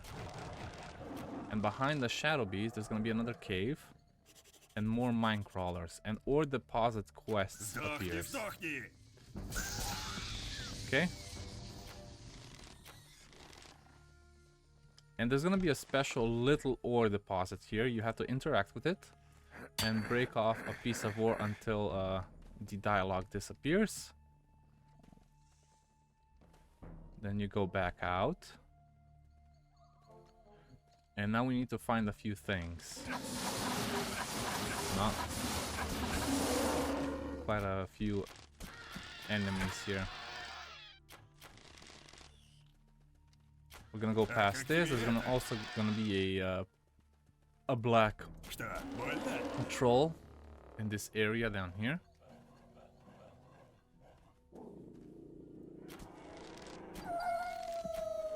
Indeed. The black troll should be down here. I think he guards one of the King's Sorrels, if I'm not mistaken. Or a troll cherry. Troll cherry, yes indeed. Next step, we're gonna go through one of the pyramids that's up here.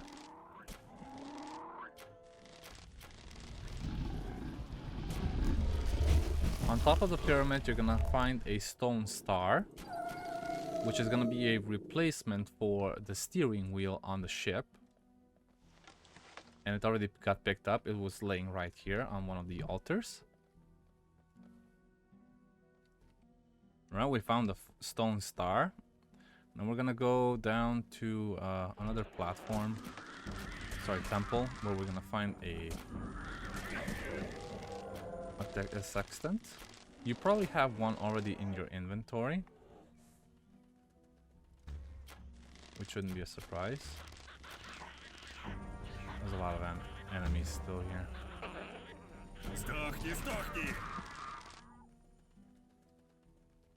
Okay, this area kind of reminds me of the area with the swamp in Valley of Mines, except it's a little cut off.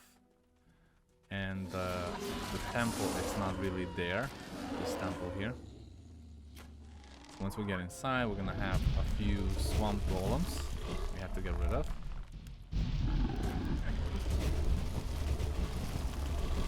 Okay. And the sextant should be on this altar as well. There's not gonna be any chests around. Go out, and I believe there's another troll down there guarding. Oh, never mind, the King Sorrel is actually in here. I thought the troll was guarding the King Sorrel. So, kill all of these. There's gonna be another shadow beast in this area, this cave. There you go. And as I said earlier, a troll. Nice. Not sure what it picked up. We're gonna see in a second. Okay, another troll cherry. So 2 troll cherries more in case you're lacking stamina. Once you get to 1000 stamina, by the way, the troll cherry potions give you 10 extra HP instead. This 1000 stamina is the maximum you can have. I think that is basically it from this side. Now we need to go back towards the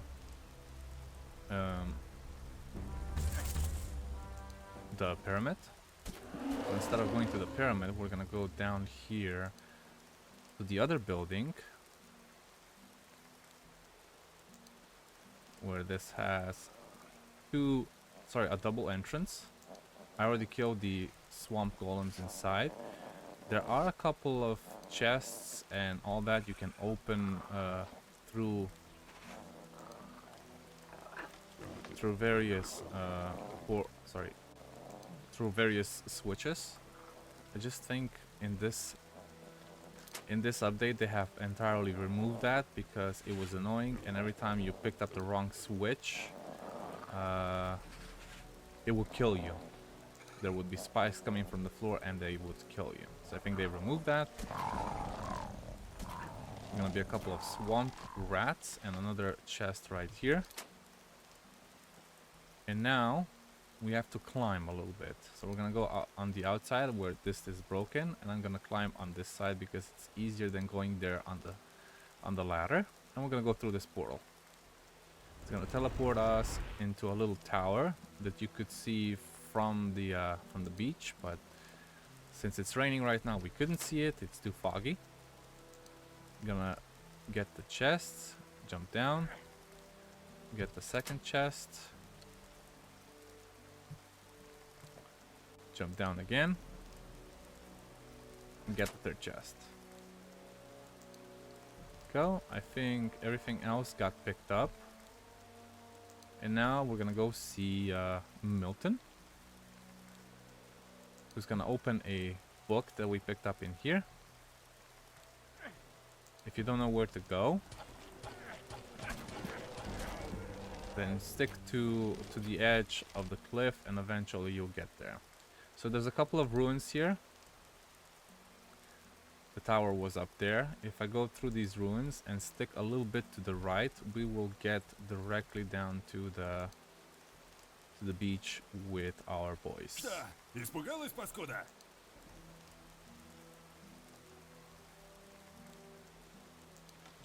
Indeed, I was actually correct. How about that? I'm gonna talk to Milton now. I searched this stone and and then he's gonna open a book. I found I think. Got a few. No. Wait, I have some news about the book you brought me. It seems like but I feel I'm not a. Okay, something open it. Forgot there was an extra dialogue after that. A scary voice. and a demon like the sleeper is gonna appear. A bit of a lazy design here, but I guess that's what it is.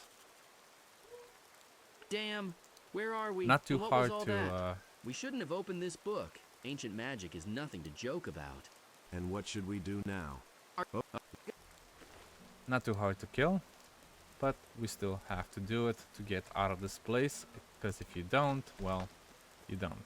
So the demon's name is Xarkul. Damn, what the hell? As you can see it there, the ghost demon, Xarkul, and another demon. These are not that hard to kill unless you're playing on nightmare mode, but of course, as always, you have to be careful.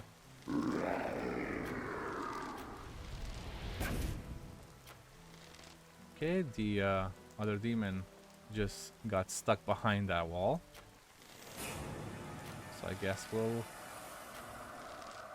try to kill it by getting it unstuck. That was not supposed to happen. That was actually too easy. Xarkul gives you an elixir of divine intelligence. You can talk to him again. Good. And once you get through this teleport that's up here, it's gonna teleport you right back outside those ruins we were talking about earlier. So the tower is right up there on that hill. Let's go back to the bay.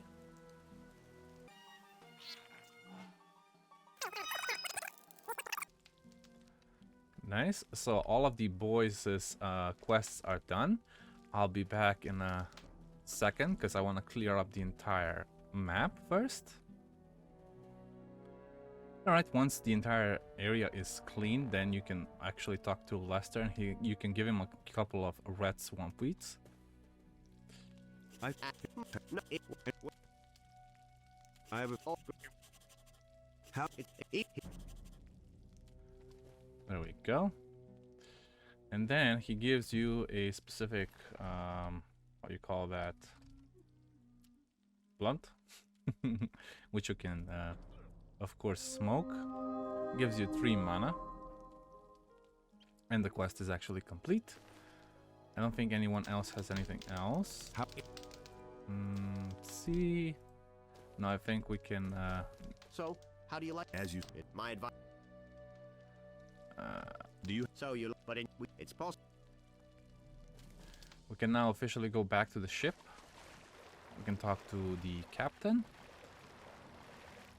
We also will have to go back down to the hull of the ship to recover an old compass that belongs to Jorgen.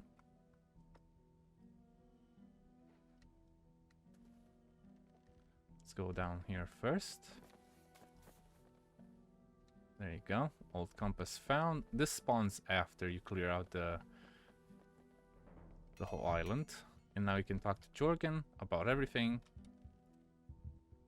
Look, so you give him an old stone tablet that you found in one of the ruins, which is like a map. It seems... You get him a sextant. You probably already have one in your inventory anyway. You give him the old compass that you found down in the hall. And then he explains that I have to throw the gold overboard so the ship wouldn't sink in a storm that you just got through in. Then you talk to him about the provisions. Yeah. Here, take...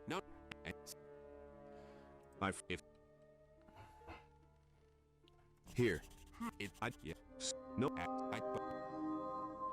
I have...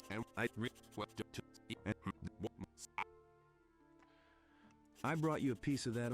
We also give him the piece of ore that we found in one of the mines that we have to chop off. I found some. And we give him the stone star that is gonna replace the steering wheel or fix the steering wheel. Well, how it did. So and it fits perfectly. And yes, it seems the more. Okay, nice. So what are we gonna do now? We're gonna say, if you say let's stay on the island and start mining the ore, then he's gonna say you're out of your mind. We're gonna stay a single minute more, and there's no point in trying to use the first option anyway. We can. Okay, when do we sail? We can now talk to the boys. good that you're here. I've already finished my calculation. How is your... Not bad at all. Of course. Do you mean... Right on. Then let's not... Let's see, I don't... heard that You can also talk to the boys about the ore mine that you found, and you'll get a few more experience.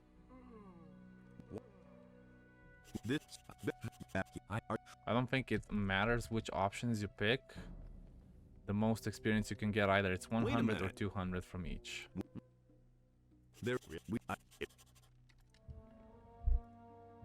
I talked to all the guys. And what did they... Most of them agree to sail to Khorinis, so draw your own... Well, okay, if all we could... At least the return... Don't worry. Thank you, that's reassuring. Sure, we just have to... Let's not just abandon them. All right. Okay, once you tell Jorgen you talk to everybody, you have to go back to the beach one more time, so you don't abandon the guys being here. And then you can set your sail to Khorinis.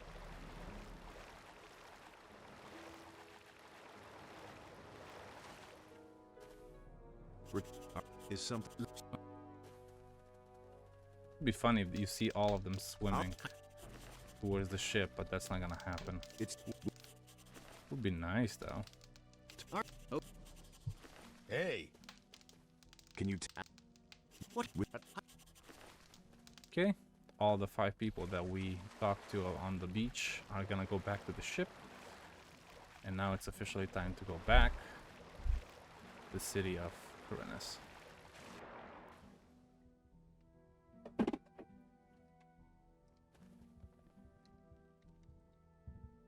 It's time. Okay, and well... Once you talk to Jorgen again, all the people appear on the ship, and we are ready to leave. Go back to your captain's quarters, and the Khorinis cinematic starts, and you'll see what happens. All the orcs attack the city.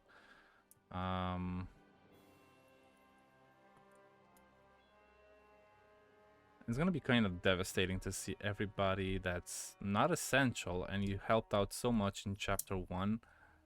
They're just gonna be killed by the orcs, unfortunately.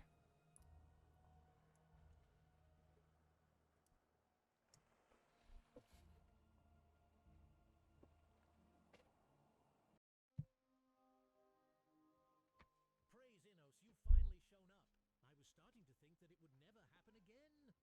Well, to be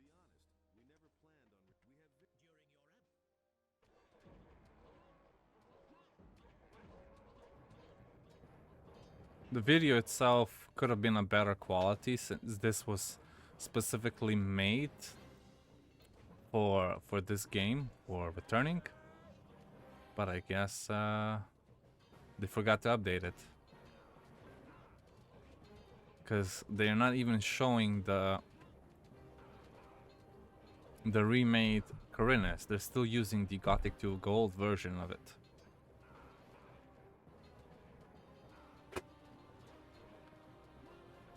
Most of the merchants, people, citizens, most of them die.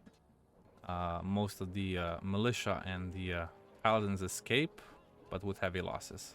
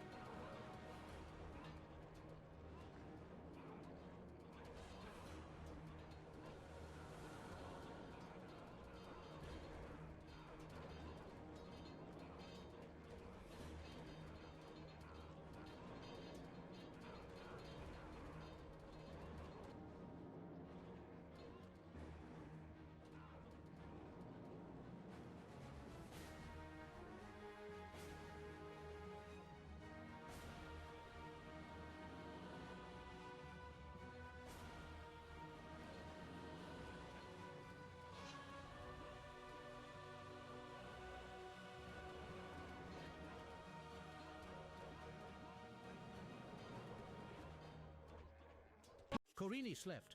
Now orcs rule everything there. What? But how did that? A few. So Pyrocard basically tells you what happens, and we'll be doing this in the next video. See what we can resolve regarding the Khorinis invasion of the orcs. And chapter 7 begins, Revenge of the Gods. Alright. We come here at around 11 p.m. If you look just outside the ship, you will see that towards that gate there will be plenty of orcs that are actually immortal, and you won't be able to kill them until their magic is gone. Thank you so much guys for watching this video. I hope you enjoyed it. If you did, please give a like and subscribe for more future videos. I'll see you in the next one. And as always, thanks for watching. Hello guys, and welcome back to the last episode of the Gothic 2 returning New Balance 3.0. From this point on, there's not going to be any new updates on this particular playthrough or guide, because this is the end of the line. This is chapter 7 squeezed into about 40 minutes. The mod has been updated to 4.0 and chapter 7 has actually been deleted. So this is going to be the last video, and just for those that actually do want to play it, this is how it goes. At the beginning, you're going to be in the ship, you're going to talk to all the crew, you're going to give 3 runes for them to teleport to owner's farm, and then move on. You're going to want to hit one of the orcs, killing them, which damages you a bit, and the strange things quests updates. Then we're going to teleport to the monastery and we're going to talk to Vatras, and he's going to tell us that he wants to know what's up with the Water Mages in Jharkendar, and you're going to go check out what's all that about. But before that, we have to talk to Pyrocard about the Guardians. So the Guardians are these sort of immortal beings, and we need to deprive them of their divine power. But Pyrocard doesn't know all the answers, so he's only gonna give you the information he does know and whatever he finds in the basement of the monastery. You're also gonna talk to him about Pedro, the novice that has stolen the Eye of Innos in chapter 4 with the influence of the orcs and of course the Dark Seekers. So you give Pyrocard 5,000 gold to let Pedro live and come back to the monastery as a novice, but he will never become a fire mage. Then you want to teleport to Fort Asgan and go talk to Lord Hagen, who has been teleported here from the city of Khorinis, or fled from city of Khorinis. You talk to him about what happened and what can be done for this whole orc thing that happened in Khorinis, the city of Khorinis itself. We will want to gather as many people from different camps as possible. So make that the Mercenaries, the Hunters, the Water Mages, the Fire Mages, the Brotherhood, and we'll see what else we got here. Then he asks you to check on the escort of a few paladins that went to the Valley of Mines in search for Lord Garand and other paladins that are still stuck in the castle. This person's name is Nathan, the leader of the paladin group in the Valley of Mines. He says that we could attack the castle together, but that's up to you if you want to do it alone or with the group of paladins. You can also ask the dragon hunters to join the paladins, and together you could storm the castle. I myself did it solo because this was absolutely easy, of course. And just going outside the gate, I tried to kill as many as possible, so I wouldn't have to deal with all of them inside once I teleported inside the castle. Here are the rest of the orcs that I had to kill, plus the leader. And once the leader has been killed, all of the paladins that have been outside teleport inside the castle. You go to the dungeon, you talk to Lord Garand about saving everybody. Then you open all the gates. Udar and Oric and Parzival are also here. Then talk to Lord Garand again.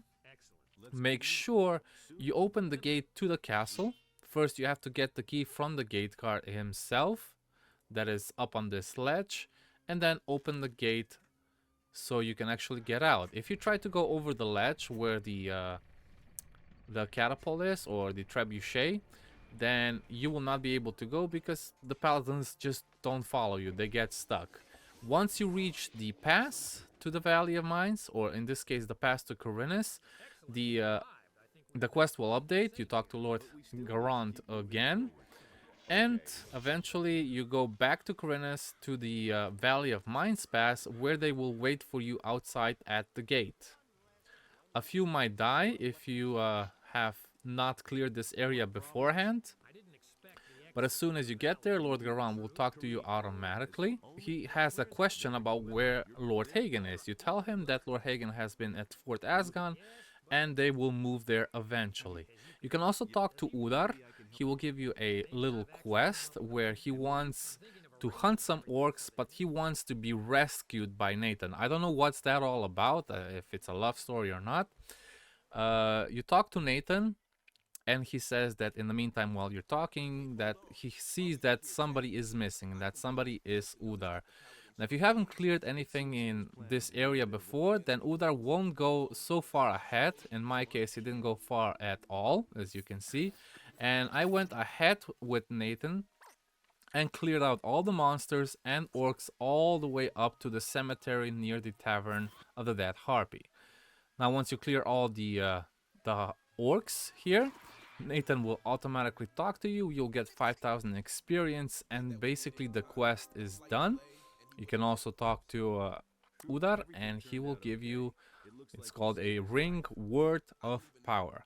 You can then go back to Fort Asgan, we'll talk to Lord Hagen, and tell him about the expedition that was successful. You came back with most of the paladins that came through the pass. Now we talk about recruiting everybody else for this mission against war with the orcs, and here is where it gets started. We're first gonna go to Owner's Farm, and we're gonna talk to Lee. Lee would like to have ore weapons for his mercenaries, but since he doesn't know how to make them, even though Bennett already knows how to make them, it's kind of funny and silly at the same time, but I guess they're not the same as paladin weapons. We will have to go back to Lord Hagen and ask him for a recipe for it. So he gives you a Hagen's note, which you have to read. You read the note, then you go to the forge itself, or in this case the anvil, and you can make 30 simple ore swords. They just require 1 piece of ore each. You should have plenty at this point. Once you make them, you can go back to Lee. Lee will accept this gift, and he will officially join the War of the Orcs with the Paladins. Then we'll go to the Brotherhood, and we're going to talk to Bal Orun, who is the leader of the camp, but he's not the leader of the fighting class. So you go to Gornakosh instead, who asks for 50 speed potions. In this case, we're going to have to go to the pirate camp. Since we're here, we're going to talk to Greg, who will have the proposition to also fight with the Paladins. Then we also go to Samuel, who is an alchemist brewer for the pirates, and he's going to give us 50 hasty herrings, which are the speed potions of the pirates, so to speak. You're going to have to buy all of them, unfortunately.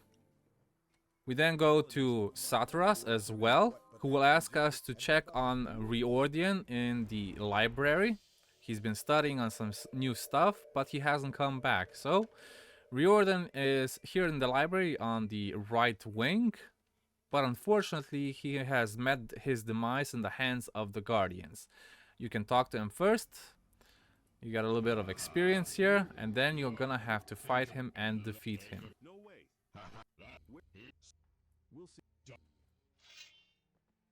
Once you're done with that, you can easily teleport back to the Water Mages and talk to Satras one more time. And to join the Paladins, he said we need to cleanse the Temple of Adanos. So to get there, it's a very simple way. You have a ring that was given to you in the Temple of Adanos itself. You just click on it and it teleports you right at the center of the temple itself. Once you talk to Satras, this ritual begins. It takes quite a bit of time, a few minutes. A lot of skeletons spawn in between, and even a demon at the very end, who gives you a nice bow. I think the strongest bow in the game, called the Hand of Chaos. And once you're done, you talk to Satras again, and the ritual of consecration has been done, finished. They will now join the Paladins for the War of the Orcs.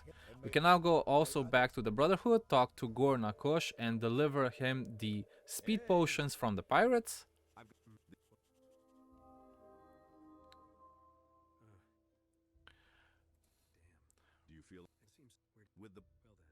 Make sure you talk to him twice. We're also gonna go see Greg one more time. And Greg wants the ship from the Paladins to actually join in the fight. The Hunters are the next on the list. We go talk to Falk. And for this case, for them to join us, we must create 10 armors for them so they can fight. Even though they already have troll armors, he wants minecrawler armors, which are better for the fight against the orcs. But since we don't know where Wolf is, we have to talk to Lee, but he doesn't know. And even though I asked every single mercenary, nobody knows where Wolf is. So, as a scout, you can actually invisibly pass sneak through all the orcs because Wolf is in the dungeon under the marketplace in the city. You can also use one of the black mist potions if you have it in your inventory, and it works basically the same way as invisibility for the scouts. Once you get to Wolf, you talk to him, he will give you a key. This key opens a chest in the Valley of Mines in the ice region where he kept his recipe for the minecrawler armor. You can now teleport to the new camp in the Valley of Mines. And if you don't know where this is supposed to be, it's basically in the same area you have been fighting all the lizard men, all the orcs, and at the end as well the ice dragon in chapter 4. If you're still looking for the chest, don't look anywhere too far. It's situated inside the cave where the dragon was.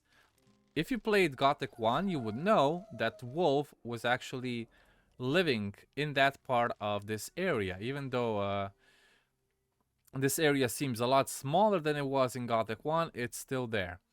So on top of this little hill to the left, there will be a chest that is locked as red, so you definitely need a key for it.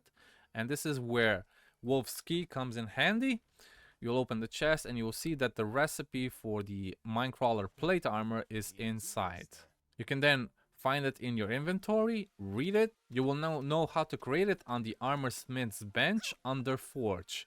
You will need 100 of minecrawler plates. If you don't know where to get them, 50 are sold by Rafa in the Hunter's Camp, and 50 can also be bought from one of the blacksmiths in the Valley of Mines. You will have to create each minecrawler plate armor separately. You cannot just put in 10 and no, you have to click on separately and count them each individually. You create them, you go back to Falk, you deliver the armor, and then they are officially with the Paladins to fight against the Orcs. We can now go back to Lord Hagen and tell him about the good news about everybody that is going to join his army to fight against the Orcs. I have already delivered most of the messages. Here's the last message from the Hunters.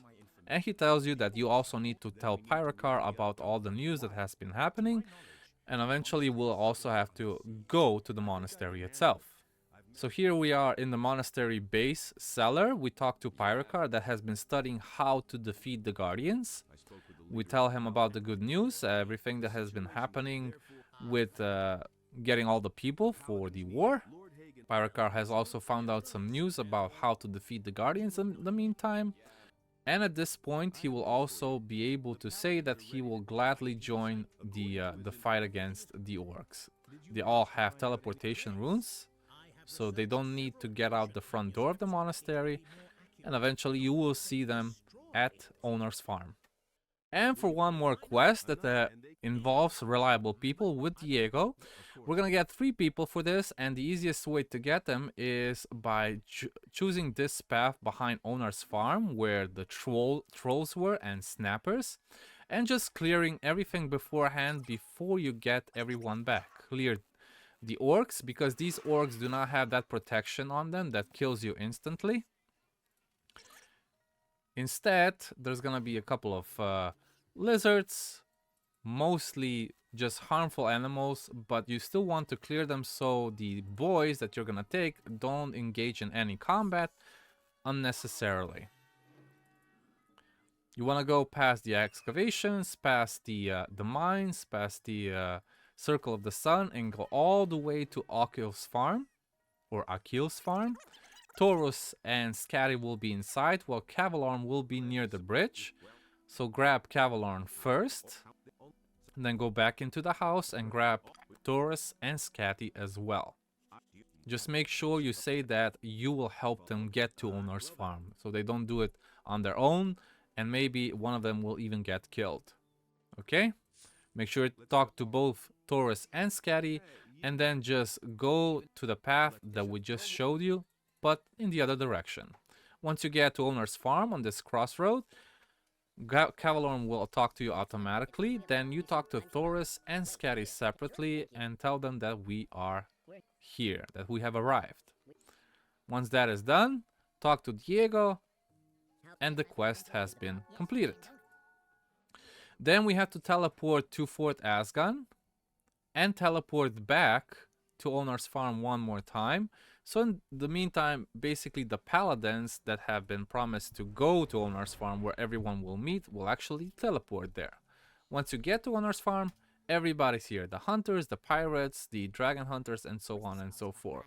We then talk to Lee, and then we talk to Lord Hagen and ask him if he's in charge, but he says that Lee is in charge instead. So Lee will give us another quest after this, and that is with the orc patrons. So basically the orcs have this invisible shield that protects them from being damaged, and we need to get rid of this shield. Lee explains how the whole setup is going to be regarding the war with the orcs on Owner's farm's fields. You will have the chance to also participate in this fight later on, as we will show in this video. And then we go back to Pyrakar, where he says that Lee sends us.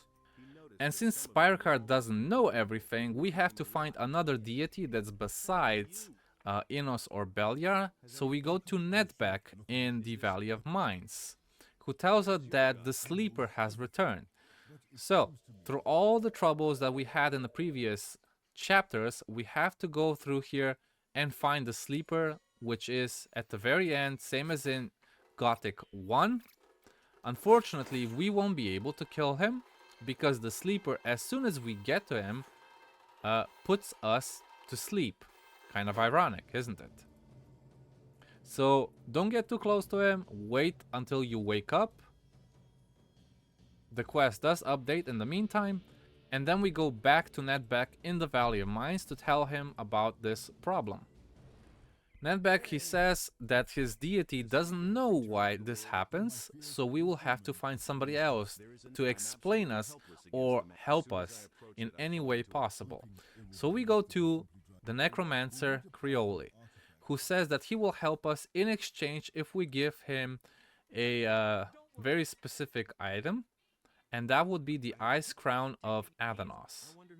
We give him the Ice Crown, and then he will give us a special rune with which we have to summon a demon called Eligor. If you remember Eligor's Flame from chapter 2 with Jorah and the Merchant's Guild, this is the same demon, named demon, that will be spawned here. In order to help us, he will give us a special helmet that protects us from the Sleeper's influence. But for this, he has to cut our HP in half. Don't worry about this. We do get it back later after we defeat the Sleeper. So as soon as you get this helmet, you equip it. It has a lot of protection. I think 100 each. and you cannot be affected by the sleeper. And it kind of looks cool. So we go back to the sleeper's temple. We talk to the demon itself, and he will explain us how he got back and why he's here, why he was banished in the first place, even though this is a little controversial. That's why even chapter 7 was deleted, because it didn't feel Gothic-y anymore. That demons like this come back to life is unheard of. So as soon as you finish his conversation with him, attack him, he does more damage than even the dragons, so be careful how you deal with it. The easiest way, of course, is again if you just use ranged weaponry. If you're playing any other class, you're probably doing it in an even easier way. So when you defeat him, you get 15,000 XP and 8 learning points, and a very special elixir that gives you 100 mana. Then you go back to Nedbeck, that gives you another 10,000 experience, and he replenishes your health to what it was before. Now if you drink a lot of elixirs in between this time, it will not double the amount. It will just give you the amount back that you lost before you asked Eligor for the helmet. The next step in this process is we have to pray to both gods, sorry, not both, all three gods, Beliar, Innos, and Adanos. In this case, Beliar's case is to defeat the leader of the orcs, Ur-Thrall, and we're gonna have to go to the orc city for this. Once you defeat Ur-Thrall, this quest will also update, and you can continue with the next one. Of course, you can basically just clear out the entire orc city. There will be no problem afterwards. There's a lot of XP in here that you can get, even a whole level at this point. And if you loot whatever Ur-Thrall has on him, no orcs will attack you within the range as long as you don't attack them. But that's up to you if you want to have it or not. You can always get rid of it. Innos, on the other hand, will want us to get rid of the last remaining Beliar worshipper, in this case, the Necromancer Creoli. And even though this Necromancer seems powerful, he is not really any match for us at this point. So we dispose of him, and even the skeletons that he spawns at the last second, and also the quest updates, and you can continue on going to get the Will of Adanos. For this, we're gonna have to go to the Plateau of the Ancients and to the Sanctuary of Truth, the big pyramid that's in the southwest of the map. Once you get inside the pyramid, just go through the portal that's on the left side, and the Purgatory of Adanos will be right there. You can also pray for Riordion's soul. And once you get the blessings of all three gods, they will bestow you an armor that is worthy of the Chosen One. And this armor is a reference from Skyrim. It's a skin of Daedric armor, even though it doesn't look as good as it does in that game, but it's still a nice little touch. Once you're done with that, you go back to Nedbeck and then ask him how to actually make a weapon that will defeat these guardians. He will tell you that there have been ancient artifacts scattered around a valley of mines, and for this we're gonna have to go to the old places where the dragons used to be. The first one being on the stone fortress. The second one will be where the fire dragon resides in the northern part of the map. Defeat everything that's in there. Make sure you also loot everything. And the last one is near where the ice dragon used to be, but not specifically in the cave. Once you get all of this, you can go back to the owner's farm, talk to Lee, and tell him that the orc problem has been settled. You go also to Pyrocard to ask him for a specific spell that will transfer energy from all those golems that you just killed into the sword that you're going to make out of black ore. Once you're at the forge, For the anvil, make a weapon of your choice. Make sure it's a black or sword, either strength or dexterity. Or just make a two-handed sword that's only a black or two-hander. It doesn't have any requirements though. It does require, however, 10 black ore, and if you're short on that, you can go to the Shadow Valley and get some there. I think they sell some there. Once you're done with that, equip the black sword and look for the spell that's in your inventory, click on it, and the black sword will upgrade to the Wrath of the Gods, the most powerful weapon in the game. Once you're done with that, you have to teleport back to the area where you first met the Guardians. And there will be quite a few of these demons that are only killable with this weapon. If you have a rune and you're a mage, it's the same process, but you have to use rune magic instead. When you kill all these demons, the portal will open into a separate area where there will be a demon boss. The demon boss itself, it's not so hard to kill because he is vulnerable to bow damage. So you can always equip your bow and just kill him like that. On the other hand, I tried killing him with my two-handed weapon and only going forward attacks worked. Side attacks didn't work, probably because the demon is very tall and it just doesn't reach him from side attacks. Okay, here's the fight. It does have quite a bit of health, 50,000 on the easiest mode. It probably has 200,000 on the hardest. And he does quite a bit of damage as well. Plus, he spawns these little creepers or little servants. There's going to be an altar in the nearby vicinity which you have to interact with, and another boss is going to spawn. Now you have to be very careful how you try to fight this guy. I recommend doing it with range, because as soon as he gets to you and actually attacks you, he can kill you in one hit even if you have 10,000 HP. I'm not sure exactly how this works. I never asked anybody either. But I think as more time progresses, the more powerful he becomes. So you just best stay away from him and finish him off from distance. He even changes weapons. He went from two double-handed swords to a spear eventually. Once you kill him, go back to the portal you just came through and go to the door that you saw on your way in. It will open. And you're going to meet Stonos, the last of the Guardians, which you have to defeat. He will explain then how they tricked you, how they were using you and everything, all that. You already know all that, but he will meet his demise nonetheless.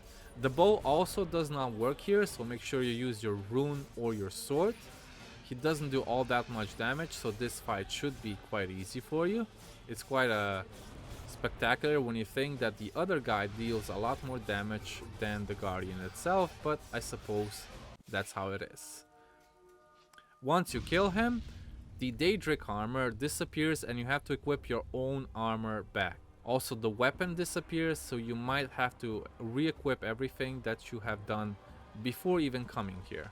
Make sure you exit through the portal that leads back to Khorinis, and you're gonna find that all the people that have been summoned to find the orcs are already on Onar's farm's fields.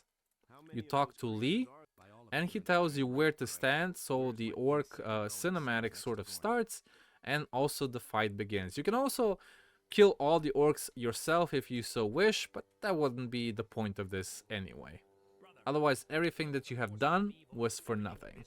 Even Mordok stops me here, and he gives you a bit of gold. I'm not sure if that was from a quest from before, but that's how it is. Anyway, this is the cinematic within the game, where the orc leader raises his hand and tell all the normal orc warriors to attack the humans.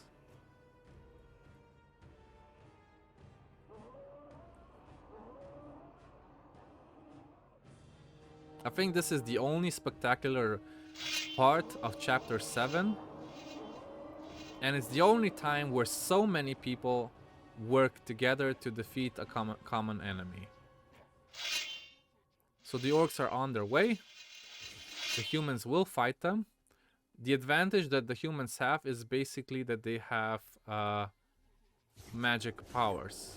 So fire mages, water mages, the gurus, that's a big advantage because they can just shoot them from very far. And they have splash damage. There will be, I think, about 200 orcs here. If you don't have a computer that can run this, I don't even recommend you starting this and just skip it. And once the war is over, the humans will celebrate, and you can then also go talk to Lee, who has been injured in battle. And Lord Hagen will take care of him and take him back to Onar's farm. We have a few more quests to go, but he's very proud of you for killing more than a third of the orcs. He says that no matter what, I believe, even if you kill all of them or less than a third. Then you want to talk to Pyrakar, that gives you a quest regarding rune magic. All of the mages have been deprived of their rune magic, so you want to talk to each of them in each group. So we talked to basically one of the fire mages, one of the gurus, one of the paladins, one of the water mages, and all of them have the same problem. They cannot use rune magic anymore because the gods have bestowed all their power basically onto you, the chosen one. Once you talk to all of these, including Lord Hagen, you go back to Pyrakar. Make sure you give everything that you have learned so far. He also asks you to use a spell yourself. He gives you a rune of light. You tell him that you did what he asked. And his assumptions are as true. You are the only one that can use rune magic, and nobody else in this area can. Now that you're done with that, you can basically go on a killing spree. Make sure you just clear out the entire map of orcs, including those that are in the monastery, to lift the siege of the monastery, which will begin shortly. So when you get across the bridge and kill the last of the orcs, the quest as well updates. There's also a siege of town, which has a lot of orcs inside, but the leader will be sitting somewhere near the mayor's house. And once you kill him, the siege of the town has also been lifted. And once you do that, talk to Lord Hagen once again. And that is basically the last quest. At this point, you are asking that you need a ship so you can give the message to the king yourself, since Lord Hagen wants to stay on the island. The new commander for the ship will be the pirate Greg. And the list of all the people that you can recruit for this journey is on the left. So Lee, Gorn, Lester, Diego, Milton, Laris, Angar, Falk, and Taurus. I couldn't find anybody else, but that's about it. When you talk to all of them, return to the ship in the Khorinis harbor. Go talk to Captain Greg, in this case. And basically, the game here ends. You have done everything possible, and now we just wait for the credits. Thank you guys so much for joining me on this incredible journey. I know it took a long time, and we finally finished New Balance. This was New Balance 3.0, of course. The new update that came on the 5th of November is now called New Balance 4.0. Chapter 7 has been deleted. A lot of modifications has been made. The Guardians don't make a pivotal role at the end of the game. But if you want to know more about this mod, of course, check rpgrussia.com. Join our Discord if you're still interested in playing this mod, of course. And if you enjoyed this video, please leave a like and subscribe for more future updates. And as always, thanks for watching.